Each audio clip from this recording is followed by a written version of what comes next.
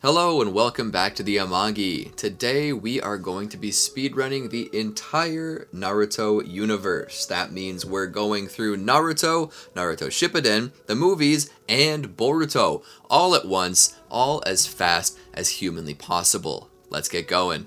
3, 2, 1, go. Prologue, Land of Waves. 12 years ago, there was once an evil monster known as the Nine-Tailed Demon Fox. One night it attacked the village of Konoha and killed many innocent people that night. None of the ninja of Konoha could stop it, so the village leader, the Fourth Hokage, cast a jutsu on the Nine-Tails that sealed it into a newborn boy and cost the Fourth Hokage's life. 12 years after the Nine-Tails attack at the Ninja Academy, Naruto Uzumaki's reputation as a delinquent and a troublemaker had earned him much infamy among the teachers and students. Iruka Umino, and to a lesser extent, the Third Hokage, were the only two positive influences on him. Despite this, Naruto continued to fail the graduation exam, which required students to demonstrate how much they had learned by performing the clone technique. While Naruto was decently skilled in most of the basic techniques taught at the academy, for some reason he had never been able to perform this one correctly, causing him to fail the final exam for graduation. Mizuki, another academy examiner, used Naruto's depression after his most recent failure to trick Naruto into stealing the Scroll of Seals, a collection of forbidden techniques housed within the Hokage's study that could be dangerous in the wrong hands, claiming that Naruto could be automatically passed by simply learning a technique from the scroll and performing it successfully. Not one to pass up such an opportunity, Naruto immediately did so, using his sexy technique to distract the Third Hokage long enough to escape with the scroll. Once he had fled to the neighboring woods, Naruto began his efforts in learning a technique from the scroll, the first of which happened to be the multiple shadow clone technique, something he wasn't happy about given his former failures with the ordinary clone technique. As search parties were sent out to find Naruto and retrieve the scroll, Iruka got to him first and found him to have been training the entire time. Ignorant of what he had done, Naruto simply repeated to Iruka what Mizuki had told him earlier, causing Iruka to realize that Mizuki was just trying to use Naruto to help him steal the scroll and later steal for himself. Just as Iruka realized this, Mizuki showed up to attack them both. After he injured Iruka, who had pushed Naruto out of the way of an attack, Mizuki tried to get Naruto to give him the scroll while Iruka tried to convince Naruto to keep it. Their argument led to Mizuki to tell Naruto the truth everyone had been keeping from him, that he was the container of the Nine-Tailed Demon Fox. Startled, Naruto ran off, leaving Iruka and Mizuki to fight each other. Naruto watched from a distance, eventually learning what Mizuki was after, as well as the true level of Iruka's devotion to Naruto. Just before Mizuki could kill Iruka, Naruto attacked Mizuki, threatening to kill him if he should ever touch his sensei again. Confident in his superiority, Mizuki claimed that he could beat Naruto with one attack, only for the exact opposite to happen. Using his newly learned multiple shadow clone technique, Naruto beat Mizuki to a bloody pulp. Impressed that Naruto could master such a difficult technique, Iruka let Naruto graduate, ironically fulfilling Mizuki's original promise. Upon graduating, Naruto was required to have his picture taken for identification purposes. Rather than having a standard picture, Naruto decided to paint his face and point at the camera in a menacing way. When the Third Hokage learned of this, he told Naruto to retake the picture. To express his disagreement on this matter, Naruto used his sexy technique in an attempt to convince the Third otherwise. Meanwhile, a young boy was watching the discussion, and he used the opportunity to attempt an attack on the Hokage, only to fall flat upon his face. His sensei, Ebisu, pursued the boy into the room and caught a glimpse of Naruto, whom he recognized as the container of the Demon Fox. The boy accused Naruto of setting a trap for him, and Naruto responded by grabbing hold of the boy. Ebisu ordered Naruto to let the boy go, informing Naruto that the boy is none other than the Third Hokage's grandson. The boy, certain that Naruto, fearing the Hokage's wrath, will do no harm to him, taunted Naruto, who whacked the boy in the head due to his lack of fear towards the boy's relatives. Ebisu ran to the boy's side, informing him that if he wanted to be Hokage someday, he should avoid people like Naruto. Later on, Naruto found the boy to be following him and at the same time doing a bad job of disguising himself. The boy, his cover blown, introduced himself as Konohamaru and expressed his desire to be taught the sexy technique due to his prior success at defeating the Third Hokage in the hopes that using it will make him Hokage. Naruto agreed and took Konohamaru on as his disciple. To learn the technique, Naruto tried to improve Konohamaru's transformation technique by showing him naked women via pornographic magazines and taking him to women's bathhouses. Eventually they arrived in the woods for the refinement of the technique, where Konohamaru explained that the people of the village didn't recognize him by his name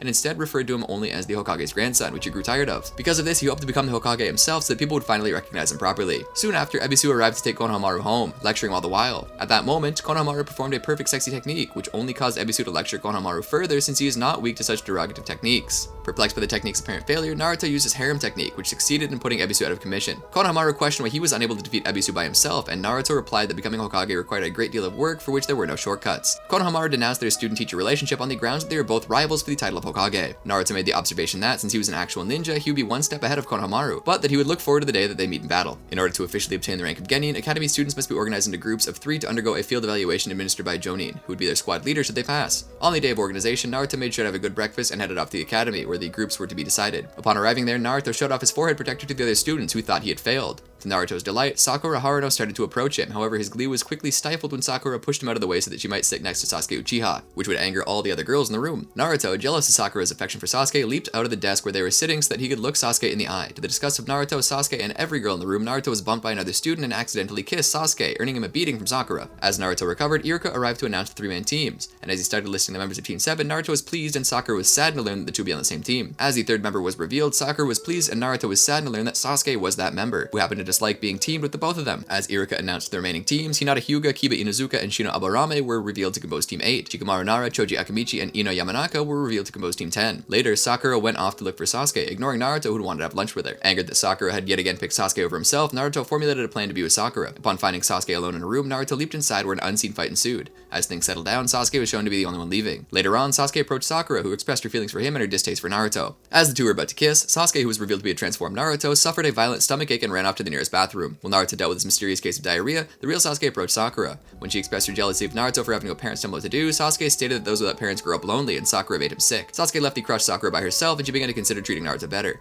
As Naruto finally exited the bathroom, he ran into Sasuke, and it seemed as though revenge on Sasuke's part was imminent. Elsewhere, the third Hokage took Kakashi Hatake, Team 7's reluctant Jonin leader, on a tour of Naruto's home, and the latter noted that the milk Naruto seemed to have had for breakfast was expired, causing him to frequently head for the bathroom. Soon afterwards, the members of Team 7, after a long wait, finally met their Jonin sensei, who used the meeting as an opportunity for them to get to know one another. Kakashi went first and said he didn't feel like telling him anything about himself. Naruto proclaimed that he wanted to become Hokage one day and that he loved ramen. Sakura implied that she loved Sasuke and stated that she hated Naruto. Lastly, Sasuke asserted that he hated a lot of things, didn't like anything, and that he would someday kill a certain man that wronged him long ago. Kakashi ended the meeting by telling the others to be at the training grounds the next day with their ninja gear and advised them not to have breakfast. The next day, Kakashi arrived at the training ground last 4 hours later than they planned. Kakashi then explained how the evaluation would work. It would be a survival battle in which the aim was to get each of the prospective students to take one of the 2 bells from Kakashi. It would be a survival battle in which the aim was for each of the prospective students to take one of the 2 bells from Kakashi. Anyone who didn't get a bell before noon would receive no lunch, which, as the others realized, was why he told them not to have breakfast. He then explained that because there were only 2 bells, at least one person would fail and return to the academy. He did, however, allow the others to use shuriken if they would like, and informed them that they would fail if they attempted the mission with anything less than the intent to kill him. Naruto laughed at the suggestion, saying that Kakashi had no talent. Kakashi rebutted this, stating that class clowns were often the weakest link and that they didn't normally pose a threat, causing Naruto to attack Kakashi before the test had officially begun. Kakashi easily countered the attack and noted that he was starting to like the team due to Naruto's attack having the intent to kill. He then set off Team 7 to begin the test. As the test got underway, Sasuke and Sakura applied stealth methods, staying hidden from Kakashi.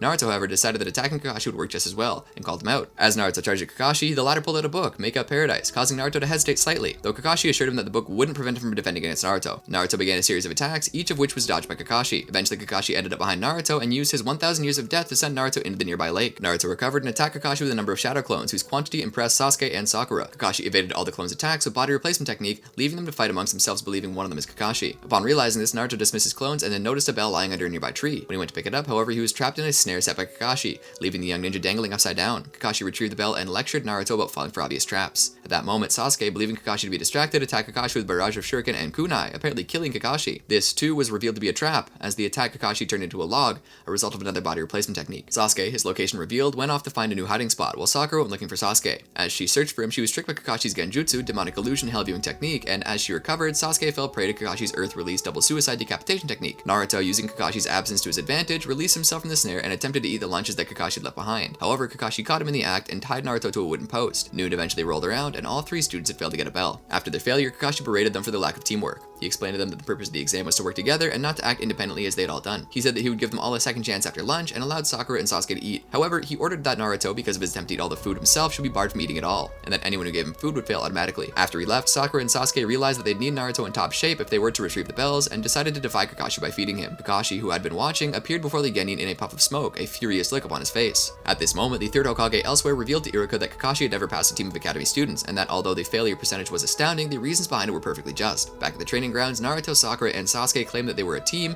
and that therefore if one of them failed, then they all failed. Quickly changing his attitude, Kakashi informed them that they had passed, reciting the exact message he was trying to get across as his reason. In the ninja world, those who don't follow the rules are scum, but those who abandon their friends are worse than scum. While Genin were normally assigned D-rank missions, Naruto insisted on doing something more exciting, and the third Hokage agreed to send them on a C-rank mission to escort Tsunade, a master bridge builder, back to the Land of Waves. During their mission, the team was attacked by 2 Chūnin, enemies at a level that wasn't supposed to be encountered on a C-rank mission. Naruto, surprised by the Chūnin's appearance, panicked and was struck by one of the Chūnin's poisonous metal gauntlets. Sasuke, in Naruto's absence, dealt with the attackers quite efficiently, and rubbed it in by one-upping Naruto and calling him a scaredy cat. Once the attackers had been restrained, Naruto bled out the poison he'd received by stabbing his wound with a kunai, swearing upon the pain in his hand to never freeze up and leave his friends to fend for themselves ever again. Kakashi, his suspicions raised by the attack, asked Tsunade for the truth about the circumstances of the mission. Tsunade explained that the Land of Waves had been taken over by a shipping magnate called Gato, who'd effectively bankrupted all the people in the country, and that the only way to revitalize the economy was by building a bridge to the mainland that could render moot Gato's shipping monopoly. However, Gato did not want that to happen and used Shinobi gangs to assert his control. Team 7's actual mission was to support support and protect the bridge-building efforts that had been thwarted thus far. Upon arrival at the Land of Waves and on the way to Tsunade's home, Naruto, bent on outdoing Sasuke, threw a kunai at a bush, surprising the other ninja and putting them on guard. Once it was clear that it was nothing, Sakura yelled at him for his apparent mistake, but Naruto threw another kunai in a bush in the other direction. Sakura hit him on the head this time, though Naruto swore he had sensed something. As it turned out, he had sensed a snow rabbit, which was now scared out of its mind with the kunai only an inch from its head. Naruto apologized to it and sympathized profusely with the rabbit, picking it up and hugging it to an extreme. While the others dismissed these antics as Naruto's usual idiocy, Kakashi noticed something strange about this rabbit. Its fur was white. Snow rabbits are only white during winter, meaning that this rabbit had been raised indoors and therefore belonged to somebody nearby. Kakashi suddenly told everyone to duck as a giant sword spun past him, nearly killing them all. The sword embedded itself in a tree, and Zabuza Momochi, the missing nin from Kirigakure, jumped onto its handle, intent on killing Tazuna. Kakashi, recognizing Zabuza as a formidable opponent, revealed his Sharingan, saying that he will need to use it. Zabuza, honored by Kakashi's willingness to go all out for their battle, stated that he would consider it a testament to his own skill if he were to kill Kakashi. Zabuza ended the conversation with his hiding a mist technique, summoning a thick veil of mist from the nearby lake in order to hide himself from the Sharingan. Kakashi ordered Team 7 to protect Tazuna, though Zabuza asserted that such protection was useless, instantly appearing at the center of their formation. As Zabuza was about to make an attack with a sword, Kakashi raced towards him and stabbed Zabuza in the stomach with his kunai just before his stroke could fall. Water poured out of Zabuza's body and it collapsed into a puddle as the real Zabuza appeared behind Kakashi, revealing that Zabuza had used his water clone technique to fool Kakashi. Zabuza proceeded to slice Kakashi in half, but Kakashi's body too dissolved into water, surprising Zabuza as he realized that Kakashi's Sharingan must have copied his water clone technique as Zabuza charged towards him. Kakashi appeared behind Zabuza, mocking him by saying that it was over. To everyone's surprise, a second Zabuza appeared behind Kakashi and grabbed him, and the first Zabuza reverted to a pool of water. Kakashi attempted to break free of Zabuza's grasp, but was instead thrown into the nearby lake. As he emerged, Zabuza trapped him within his water prison technique, leaving Naruto, Sasuke, and Sakura to defend against another of Zabuza's clones. Kakashi told the Genin to run, but Naruto remembered the oath that he had made to himself, and entered the fight so they could save Kakashi and keep Tazuna alive. Naruto created a number of shadow clones that proceeded to completely surround Zabuza's water clone. Zabuza's clone swung his sword, and the shadow clones scattered and disappeared, forcing the only remaining Naruto to reach into his backpack and pull out a Fuma Shuriken, which he gave to Sasuke. Sasuke, sensing Naruto's plan, hurled the Fuma Shuriken at Zabuza, who easily grabbed it from the air. To his surprise, a second Shuriken was hiding in the shadow of the first due to Sasuke's Shadow Shuriken technique, and Zabuza was forced to leap over it to avoid being damaged. Once past Zabuza, the second Shuriken turned into Naruto, who had transformed himself. Naruto threw a kunai at Zabuza, who, unable to dodge it while maintaining the water prison technique, was forced to release Kakashi from his prison in order to avoid the attack. With Kakashi free, Zabuza was forced to commence their battle, and the two used multiple water release techniques against each other. Due to his Sharingan, Kakashi was able to take the upper hand and defeat Zabuza with Zabuza's own attack. Just as Kakashi was about to make the final blow, a masked ninja, later revealed to be named Haku, appeared to kill Zabuza by impaling Zabuza's neck with several senbon. After revealing himself to be a hunter nin sent to kill Zabuza, he disappeared with Zabuza's body. Kakashi, momentarily satisfied with this turn of events, decided that it was time to continue escorting Tazuna home, only to collapse due to chakra exhaustion seconds later as a result of overuse of his Sharingan. Kakashi is later seen bedridden, with a crutch as a result of his battle. Kakashi was taken to Tazuna's home for recovery, and as he rested he made the observation that Zabuza's apparent death was odd. When the hunter nin killed their target, they usually destroyed on the spot. On the other hand, the ninja who they met had taken Zabuza's body elsewhere instead of operating immediately. This, coupled with the fact that Zabuza had been killed with senbon, weapons that were rarely fatal and also useful to knocking people out, led Kakashi to believe that Zabuza was still alive and that he'd be back to finish Tazuna's assassination. Elsewhere, Zabuza was revived by Haku, and although he would need time to recover, he promised to crush Kakashi when they next met. With Zabuza's return a likely outcome, Kakashi took Team 7 to the nearby woods for chakra training, and told them that the training would require them to learn to climb trees without using their hands. Naruto made the observation that this is impossible, but Kakashi, in crutches, manages to climb a tree with ease, and explained that the way they do it was focusing chakra on the soles of the feet. The three Genin all made an attempt. Naruto, not using enough chakra, took only one step before falling back into the ground. Sasuke was able to make it a good distance up the trunk, though he damaged it as a result of using too much chakra, and Sakura, having perfect control over her chakra, made it to a high branch on her first attempt, finishing her training. For the boys, however, the training continues, and Naruto, still unable to make it far up the tree, asked Sakura for advice. Sakura complied, and Kakashi made the observation that Naruto was finally getting a good grasp on teamwork. Sakura was left in charge of protecting Tazuna while Naruto and Sasuke continued their training. As Naruto began to catch up to Sasuke, Sasuke casually asked to know what advice Sakura had given Naruto, but Naruto, determined to beat Sasuke, refused to give it away. During dinner one night, Sakura asked about a torn picture that Inari, Tazuna's grandson, had been looking at. Tazuna explains that the man in the missing portion of the picture was Kaiza, Inari's father, whom Inari had idolized and thought of as his biological parent, though Kaiza had adopted him. One day, years prior, a flood had threatened to destroy the village, and Kaiza had single-handedly managed to close the floodgates, earning him the title of hero amongst the villagers. Once Gato came to the country, however, Kaiza's heroic deeds angered Gato, and therefore Gato had him executed in front of the villagers, including Inari. From that day forth, the villagers lost hope and Inari was crushed, disbelieving the possible existence of a hero. Naruto, determined to prove to Inari that there was such thing as a hero, rushed off to continue his training. As Naruto rested in the woods one day, he encountered Haku, though he was unaware of Haku's identity and thought of him to just be a pretty girl. The two discussed their dreams. Naruto wished to become the Kage of his village, while Haku wanted to protect the person most precious to him, explaining that, when he was protecting a precious person,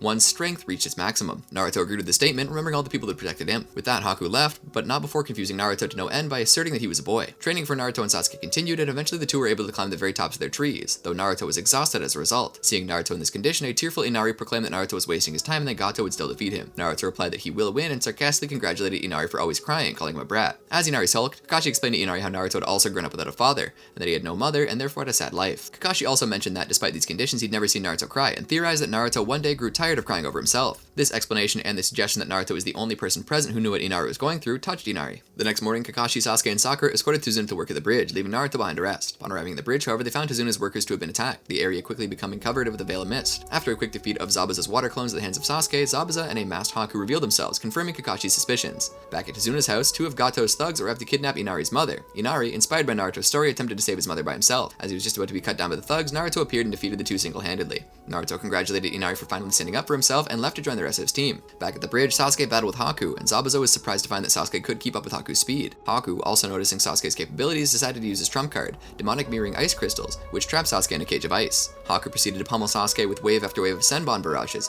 which were made effectively undodgeable as a result of Haku's technique. Eventually, Naruto arrived and managed a sneak attack on Haku. Just as Zabuza was about to attack Naruto, Haku asked to be the one to fight him, to which Zabuza agreed. Sasuke began to formulate a plan, thinking that it would be easier to defeat Haku with Naruto attacking from the outside. To his dismay, Naruto entered the cage of ice to see how Sasuke was doing, and he too became a prisoner of Haku's technique. Naruto and Sasuke both attempted to destroy the ice mirrors, but were unsuccessful. This turn of events led Kakashi to believe that Haku was using a Kekkei Genkai, and that Naruto and Sasuke had no chance of winning. Because of this, he once again revealed his Sharingan, expressing his desire to finish the battle quickly. Zabuza explained that he had learned how to defeat the Sharingan and disappeared into the mist. As Kakashi instructed Sakura to guard Tazuna, Zabuza struck, revealing to Kakashi that Zabuza was now attacking with his eyes closed, making the Sharingan's ocular genjutsu useless. Zabuza, explaining that his specialty is killing people based on purely sound, attempted to finish off Tazuna, but Kakashi made himself into a human shield at the last second. Heavily injured, Kakashi resorted to using an attack that he himself had created. Meanwhile, the fight between Haku and Naruto and Sasuke continued, with the 2 Genin having sustained heavy wounds. Sasuke, however, was starting to dodge Haku's attacks. Haku, noticing this, attempted to attack an exhausted Naruto instead, but Sasuke managed to pull Naruto out of the way. A shocked Haku noticed Sasuke's eyes, and it was revealed that as a member of the Uchiha clan, Sasuke had finally awoken his own Kekkei Genkai, the Sharingan, which allowed him to see Haku's movements with ease. Haku, fearing for his success at winning the battle, goes for a finishing blow upon Naruto, but Sasuke rushes to Naruto's side to stop the attack with his own body. When Naruto woke up, he found a severely wounded Sasuke standing over him. When Naruto asked Sasuke why he had saved him, he replied that it was merely instinct and fell into Naruto's arms. After admitting that he had promised not to die before killing his brother, Sasuke fell unconscious, and Haku asked Naruto whether it was the first time he had witnessed death. Naruto, enraged by the apparent loss of Sasuke, began to emit a visible chakra, and Haku noted that it was pure evil. As the chakra poured out, Naruto's wounds began to heal, and he acquired claws, fangs, and slitted pupils. Zabuza and Kakashi both sensed this new chakra, and each initially wondered whether it belonged to the other Jonin, but Zabuza noted that the chakra was far too powerful to belong to Kakashi, and Kakashi was able to recognize it as that of the nine-tailed fox. Kakashi, worried about the seal keeping the nine-tailed fox within Naruto would break soon, decided to pull out all the stops, and drew a scroll, smeared his blood on it, and told Zabuza that they should now end the battle. The transformed Naruto began to attack Haku, who attempted to counter with a barrage of needles, which were easily repelled by Naruto's roar.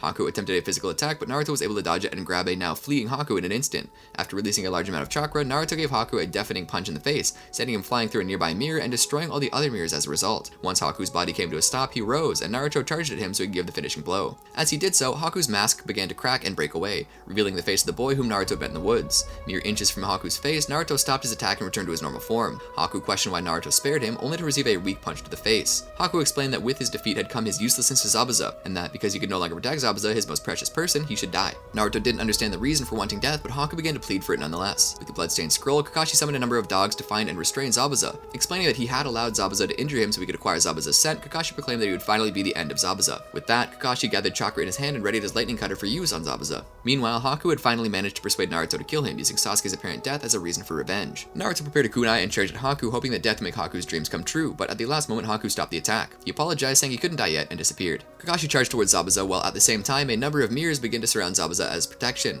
As lightning cutter made contact with flesh, needles struck the bloody scroll, and the dogs holding Zabuza in place disappeared. To Kakashi's surprise, he impaled Haku, who had used the last of his strength to grab hold of Kakashi. Elsewhere, Inari was going door to door in an attempt to rally support for taking down Gato and his men. The villagers, not wanting to fight back anymore, refused, to which Inari replied that he would protect those that he loved, as crying wouldn't save anyone. Once he got home, Inari's mother pleaded for him not to go, but Inari insisted that as Kaisa's son, he must. As he left the house, Inari was startled to find many shadowy figures surrounding his door. Naruto, confused by Haku's disappearance, rushed towards the figures he could see in the now fading mist. Upon his arrival, he found the gruesome scene of Haku's death, and Zabuza preparing to make good use of the opportunity Haku had given him. As Zabuza was about to finish the swing of his sword, Kakashi jumped out of the way, taking Haku's body with him. After removing his hand from Haku's body and laying the body down, Kakashi ordered Naruto to stay out of the fight. Sakura, now noticing Naruto, asked where Sasuke was. When Naruto looked away and didn't reply, she guessed at what had happened and quickly escorted Tsunade to Sasuke's body, where she broke the shinobi rules and cried. Zabuza, meanwhile, was unable to touch Kakashi, and every attempt to strike him down, he was now thrown backwards. With one such parry, one of Zabuza's arms was made useless, and with another attack by Kakashi, the other arm was put out of commission. As Zabuza's defenselessness was made apparent, Gato and his forces arrived to take the assassination of Tsunade into their own hands. As Zabuza and Kakashi decided that they no longer have a reason to fight each other, Gato noticed Haku's body and defiled it as vengeance for an injury Haku had earlier given him. This, coupled with Zabuza's indifference, infuriated Naruto, leading him to decide that Zabuza was still his enemy. Naruto explained how Haku had felt about Zabuza and how Haku would have done anything within his power to serve Zabuza. As Naruto decried how Haku had died as a tool and then never achieved his dreams, Zabuza broke into tears, admitting defeat to Naruto. As he began to reflect on the pureness of Haku's heart and the devotion that Haku had held towards him, Zabuza tore away the cloth covering his mouth and borrowed a kunai from Naruto. Catching the kunai in his mouth, Zabuza charged through Gato's forces, slaying anyone who got in his way while even being stabbed many times. Upon reaching Gato, Zabuza proclaimed that he would not be able to go to the same resting place as Haku, and that he would be taking Gato with him to hell. With that, Zabuza ended Gato's life. Using the last of his energy, he thanked Haku for everything and apologized, falling to the ground with exhaustion. As Zabuza's life began to fade, Sasuke awakened, overjoying Sakura to no end. After asking Sakura to release him, Sasuke asked of Haku's fate. Learning that he died, Sasuke realized that Haku had never meant to kill him or Naruto. Sakura called out to Naruto that Sasuke was alright, and Naruto was overwhelmed by the good news. Gato's men, meanwhile, were now without a paycheck and decided to loot the town as their payment for coming. As Naruto and Kakashi, both exhausted, tried to figure out what to do, an arrow fell to the ground in front of the opposing forces. Everyone's attention was drawn to its source. Inari and the entirety of the town's population would come to start protecting themselves. To contribute to the already intimidating forces, Naruto and Kakashi use what little chakra they have left to create what appears to be a large number of shadow clones, causing the mercenary to flee to the boat that they used to get to the bridge. Kakashi approached Zabuza, who asked to see Haku one last time. Kakashi complied and laid Zabuza's broken body alongside Haku's. As snow began to fall, Zabuza asked Haku whether he was crying, and asserted that, just as Haku had always been by his side in life, he was now by Haku's side in death. With his last breath, he expressed his desire to go to the same afterlife as Haku, if he only could. Kakashi remarked that Zabuza would be able to be with Haku in death, as they would go to the afterlife together. Haku and Zabuza were buried side by side, and Naruto, having witnessed the fate of the shinobi, decided to live his life his own way, not letting others tell him how. The bridge was completed, and Team 7 prepared to leave. As they bade farewell to Tsunade and his family, Naruto told Inari that it was okay to cry. Inari, saying that he didn't want to, said the same thing to Naruto, who also said that he didn't want to. As Naruto walked away, both broke into tears, causing Sakura to call them both idiots. As they all disappeared in the distance, Tsunade proclaimed that the bridge would be called the Great Naruto Bridge to signify the strength that Naruto gave Inari, who in turn spread it to the whole town. Chūnin Exams. Team 7 returned to Konoha to continue with their lives as regular Genin. One day, whilst playing with Konohamaru, Udon, and Moegi, Naruto met 3 Genin from Sunagakure, Gaara, Kankuro, and Temari, and learned that they were in Konoha to participate in the Chūnin selection exams. Meanwhile, Kakashi, Asuma, and Kurenai all volunteered their teams to the exam as well. Naruto was thrilled at the possibility of becoming a Chūnin. The first part of the exam, proctored by Ibiki Marino, was written, but it was not a test of knowledge as much as a test of information gathering and willpower. The first 9 questions were supposed to be obtained by cheating, where the Genin must use any techniques to find out the correct answer without being caught. Naruto, who did not realize this, went into a traumatic state in which he felt that he would cause his entire team to be eliminated, as he did not know the answer to any of the questions. Sasuke realized that he too did not know the answers, but immediately activated his Sharingan to copy someone else's answers. Sakura, as a testament to her incredible intellect, answered all the questions quickly, a feat that the examiner later said could not be accomplished at Genin level. The last question was a do or die question. If one didn't answer, one's entire team failed the Chūnin exams, but if one answered incorrectly, one would remain a Genin forever. Naruto showed that he was not a quitter when he exclaimed that he didn't care if he stayed a Genin forever, and that, even if it came to pass, he would still become Hokage. The Genin who chose to answer the first question all passed the first part of the Chūnin exams, including Naruto, who didn't answer a single question on the written part of the exam. The second part of the exam, proctored by Anko Midarashi, was a survival exam in the 44th training ground, also known as the Forest of Death. During this part, Naruto found himself in a desperate situation against Orochimaru, an S-rank missing nin from Konoha, so powerful that the third Hokage later mentioned there was nobody in Konoha that could fight him equally. It turned out that Orochimaru used to be one of the third Hokage's pupils, also known as the Sannin. Naruto and Sasuke's reactions to the situation were a complete reversal of what happened in the Land of Waves mission. Sasuke was frozen with fear, while Naruto fought on fearlessly, at one point stopping Orochimaru's huge summoned snake in its tracks on his own, with the help of some demon fox chakra, and muttering to Sasuke in a moment of glorious retribution that marked another milestone of the rivalry, "You're not hurt, are you, scaredy cat?" Naruto eventually snapped Sasuke out of his panic. However, Orochimaru used the 5-element seal on Naruto, disrupting the flow of the demon fox's chakra, as well as Naruto's own. However, Orochimaru was too much for Sasuke as well. In the end, Orochimaru put a cursed seal of heaven onto Sasuke's neck, saying that Sasuke would eventually come to him for the power he needed to kill his brother, Itachi Uchiha. Orochimaru then left, sending his 3 Genin, Team Dosu from Otogakure, to go after Sasuke.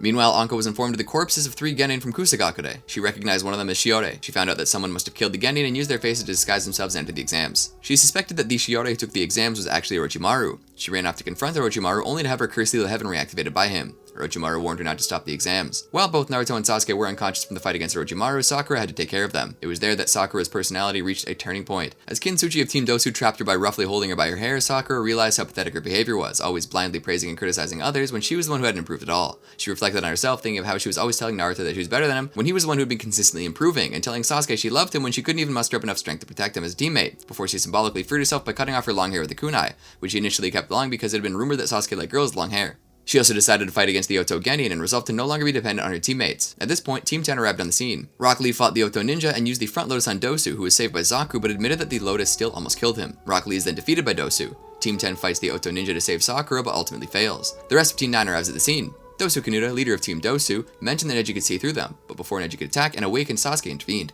The curse seal on Sasuke had by now started to take effect, and in a state of insanity and murderous intent, Sasuke defeated Zaku Abumi of Team Dosu, going as far as to dislocate his shoulders for no other reason to cause him pain. Before he could do any more damage to anyone else, however, Sakura hugged Sasuke, crying and begging him to stop, allowing Sasuke to regain control of the seal. Dosu left with his teammates, wondering why Orochimaru had sent him to kill Sasuke if he had known that Sasuke would have the cursed seal. Team 7 still managed to make it past the second stage by defeating Team Oboro of Amagakure, with a little help from Kabuto Yakashi, a fellow ninja from Konoha. 7 teams managed to pass, which was more than twice as many as had been expected. To cut down the prevailing Genin from the second exam, a preliminary round was staged before the third and final stage of the Chūnin Exams. The 21 people, or 20 after Kabuto withdrew, were to be matched up with each other in a fight that lasted until somebody gave in or was unable to continue fighting. The proctor of the third exam, Hayate Gecko, did reserve the right to step in and stop the fight when he felt that there was a clear winner. Sakura at first attempted to tell the examiners that the cursed seal that Orochimaru placed on Sasuke was seriously debilitating him, but Sasuke stopped her and told her to mind her business. At that point, Naruto stepped in to stand up for Sakura, but was swiftly silenced by Sasuke, who acknowledged Naruto by declaring that he was one of the people he wanted to fight. Later on, Naruto would return the sentiment. The first matchup was Sasuke Uchiha against a member of Kabuto's team, Yorai Okado. Before the fight started, Kakashi warned Sasuke that if his cursed seal got out of control, he would have to intervene and stop the match to control the seal. This barred Sasuke from using any technique, as the seal responds to flows of chakra. The match started with Yorai stealing Sasuke's chakra with his chakra absorption. The match seemed hopeless for Sasuke until he heard Naruto's taunts.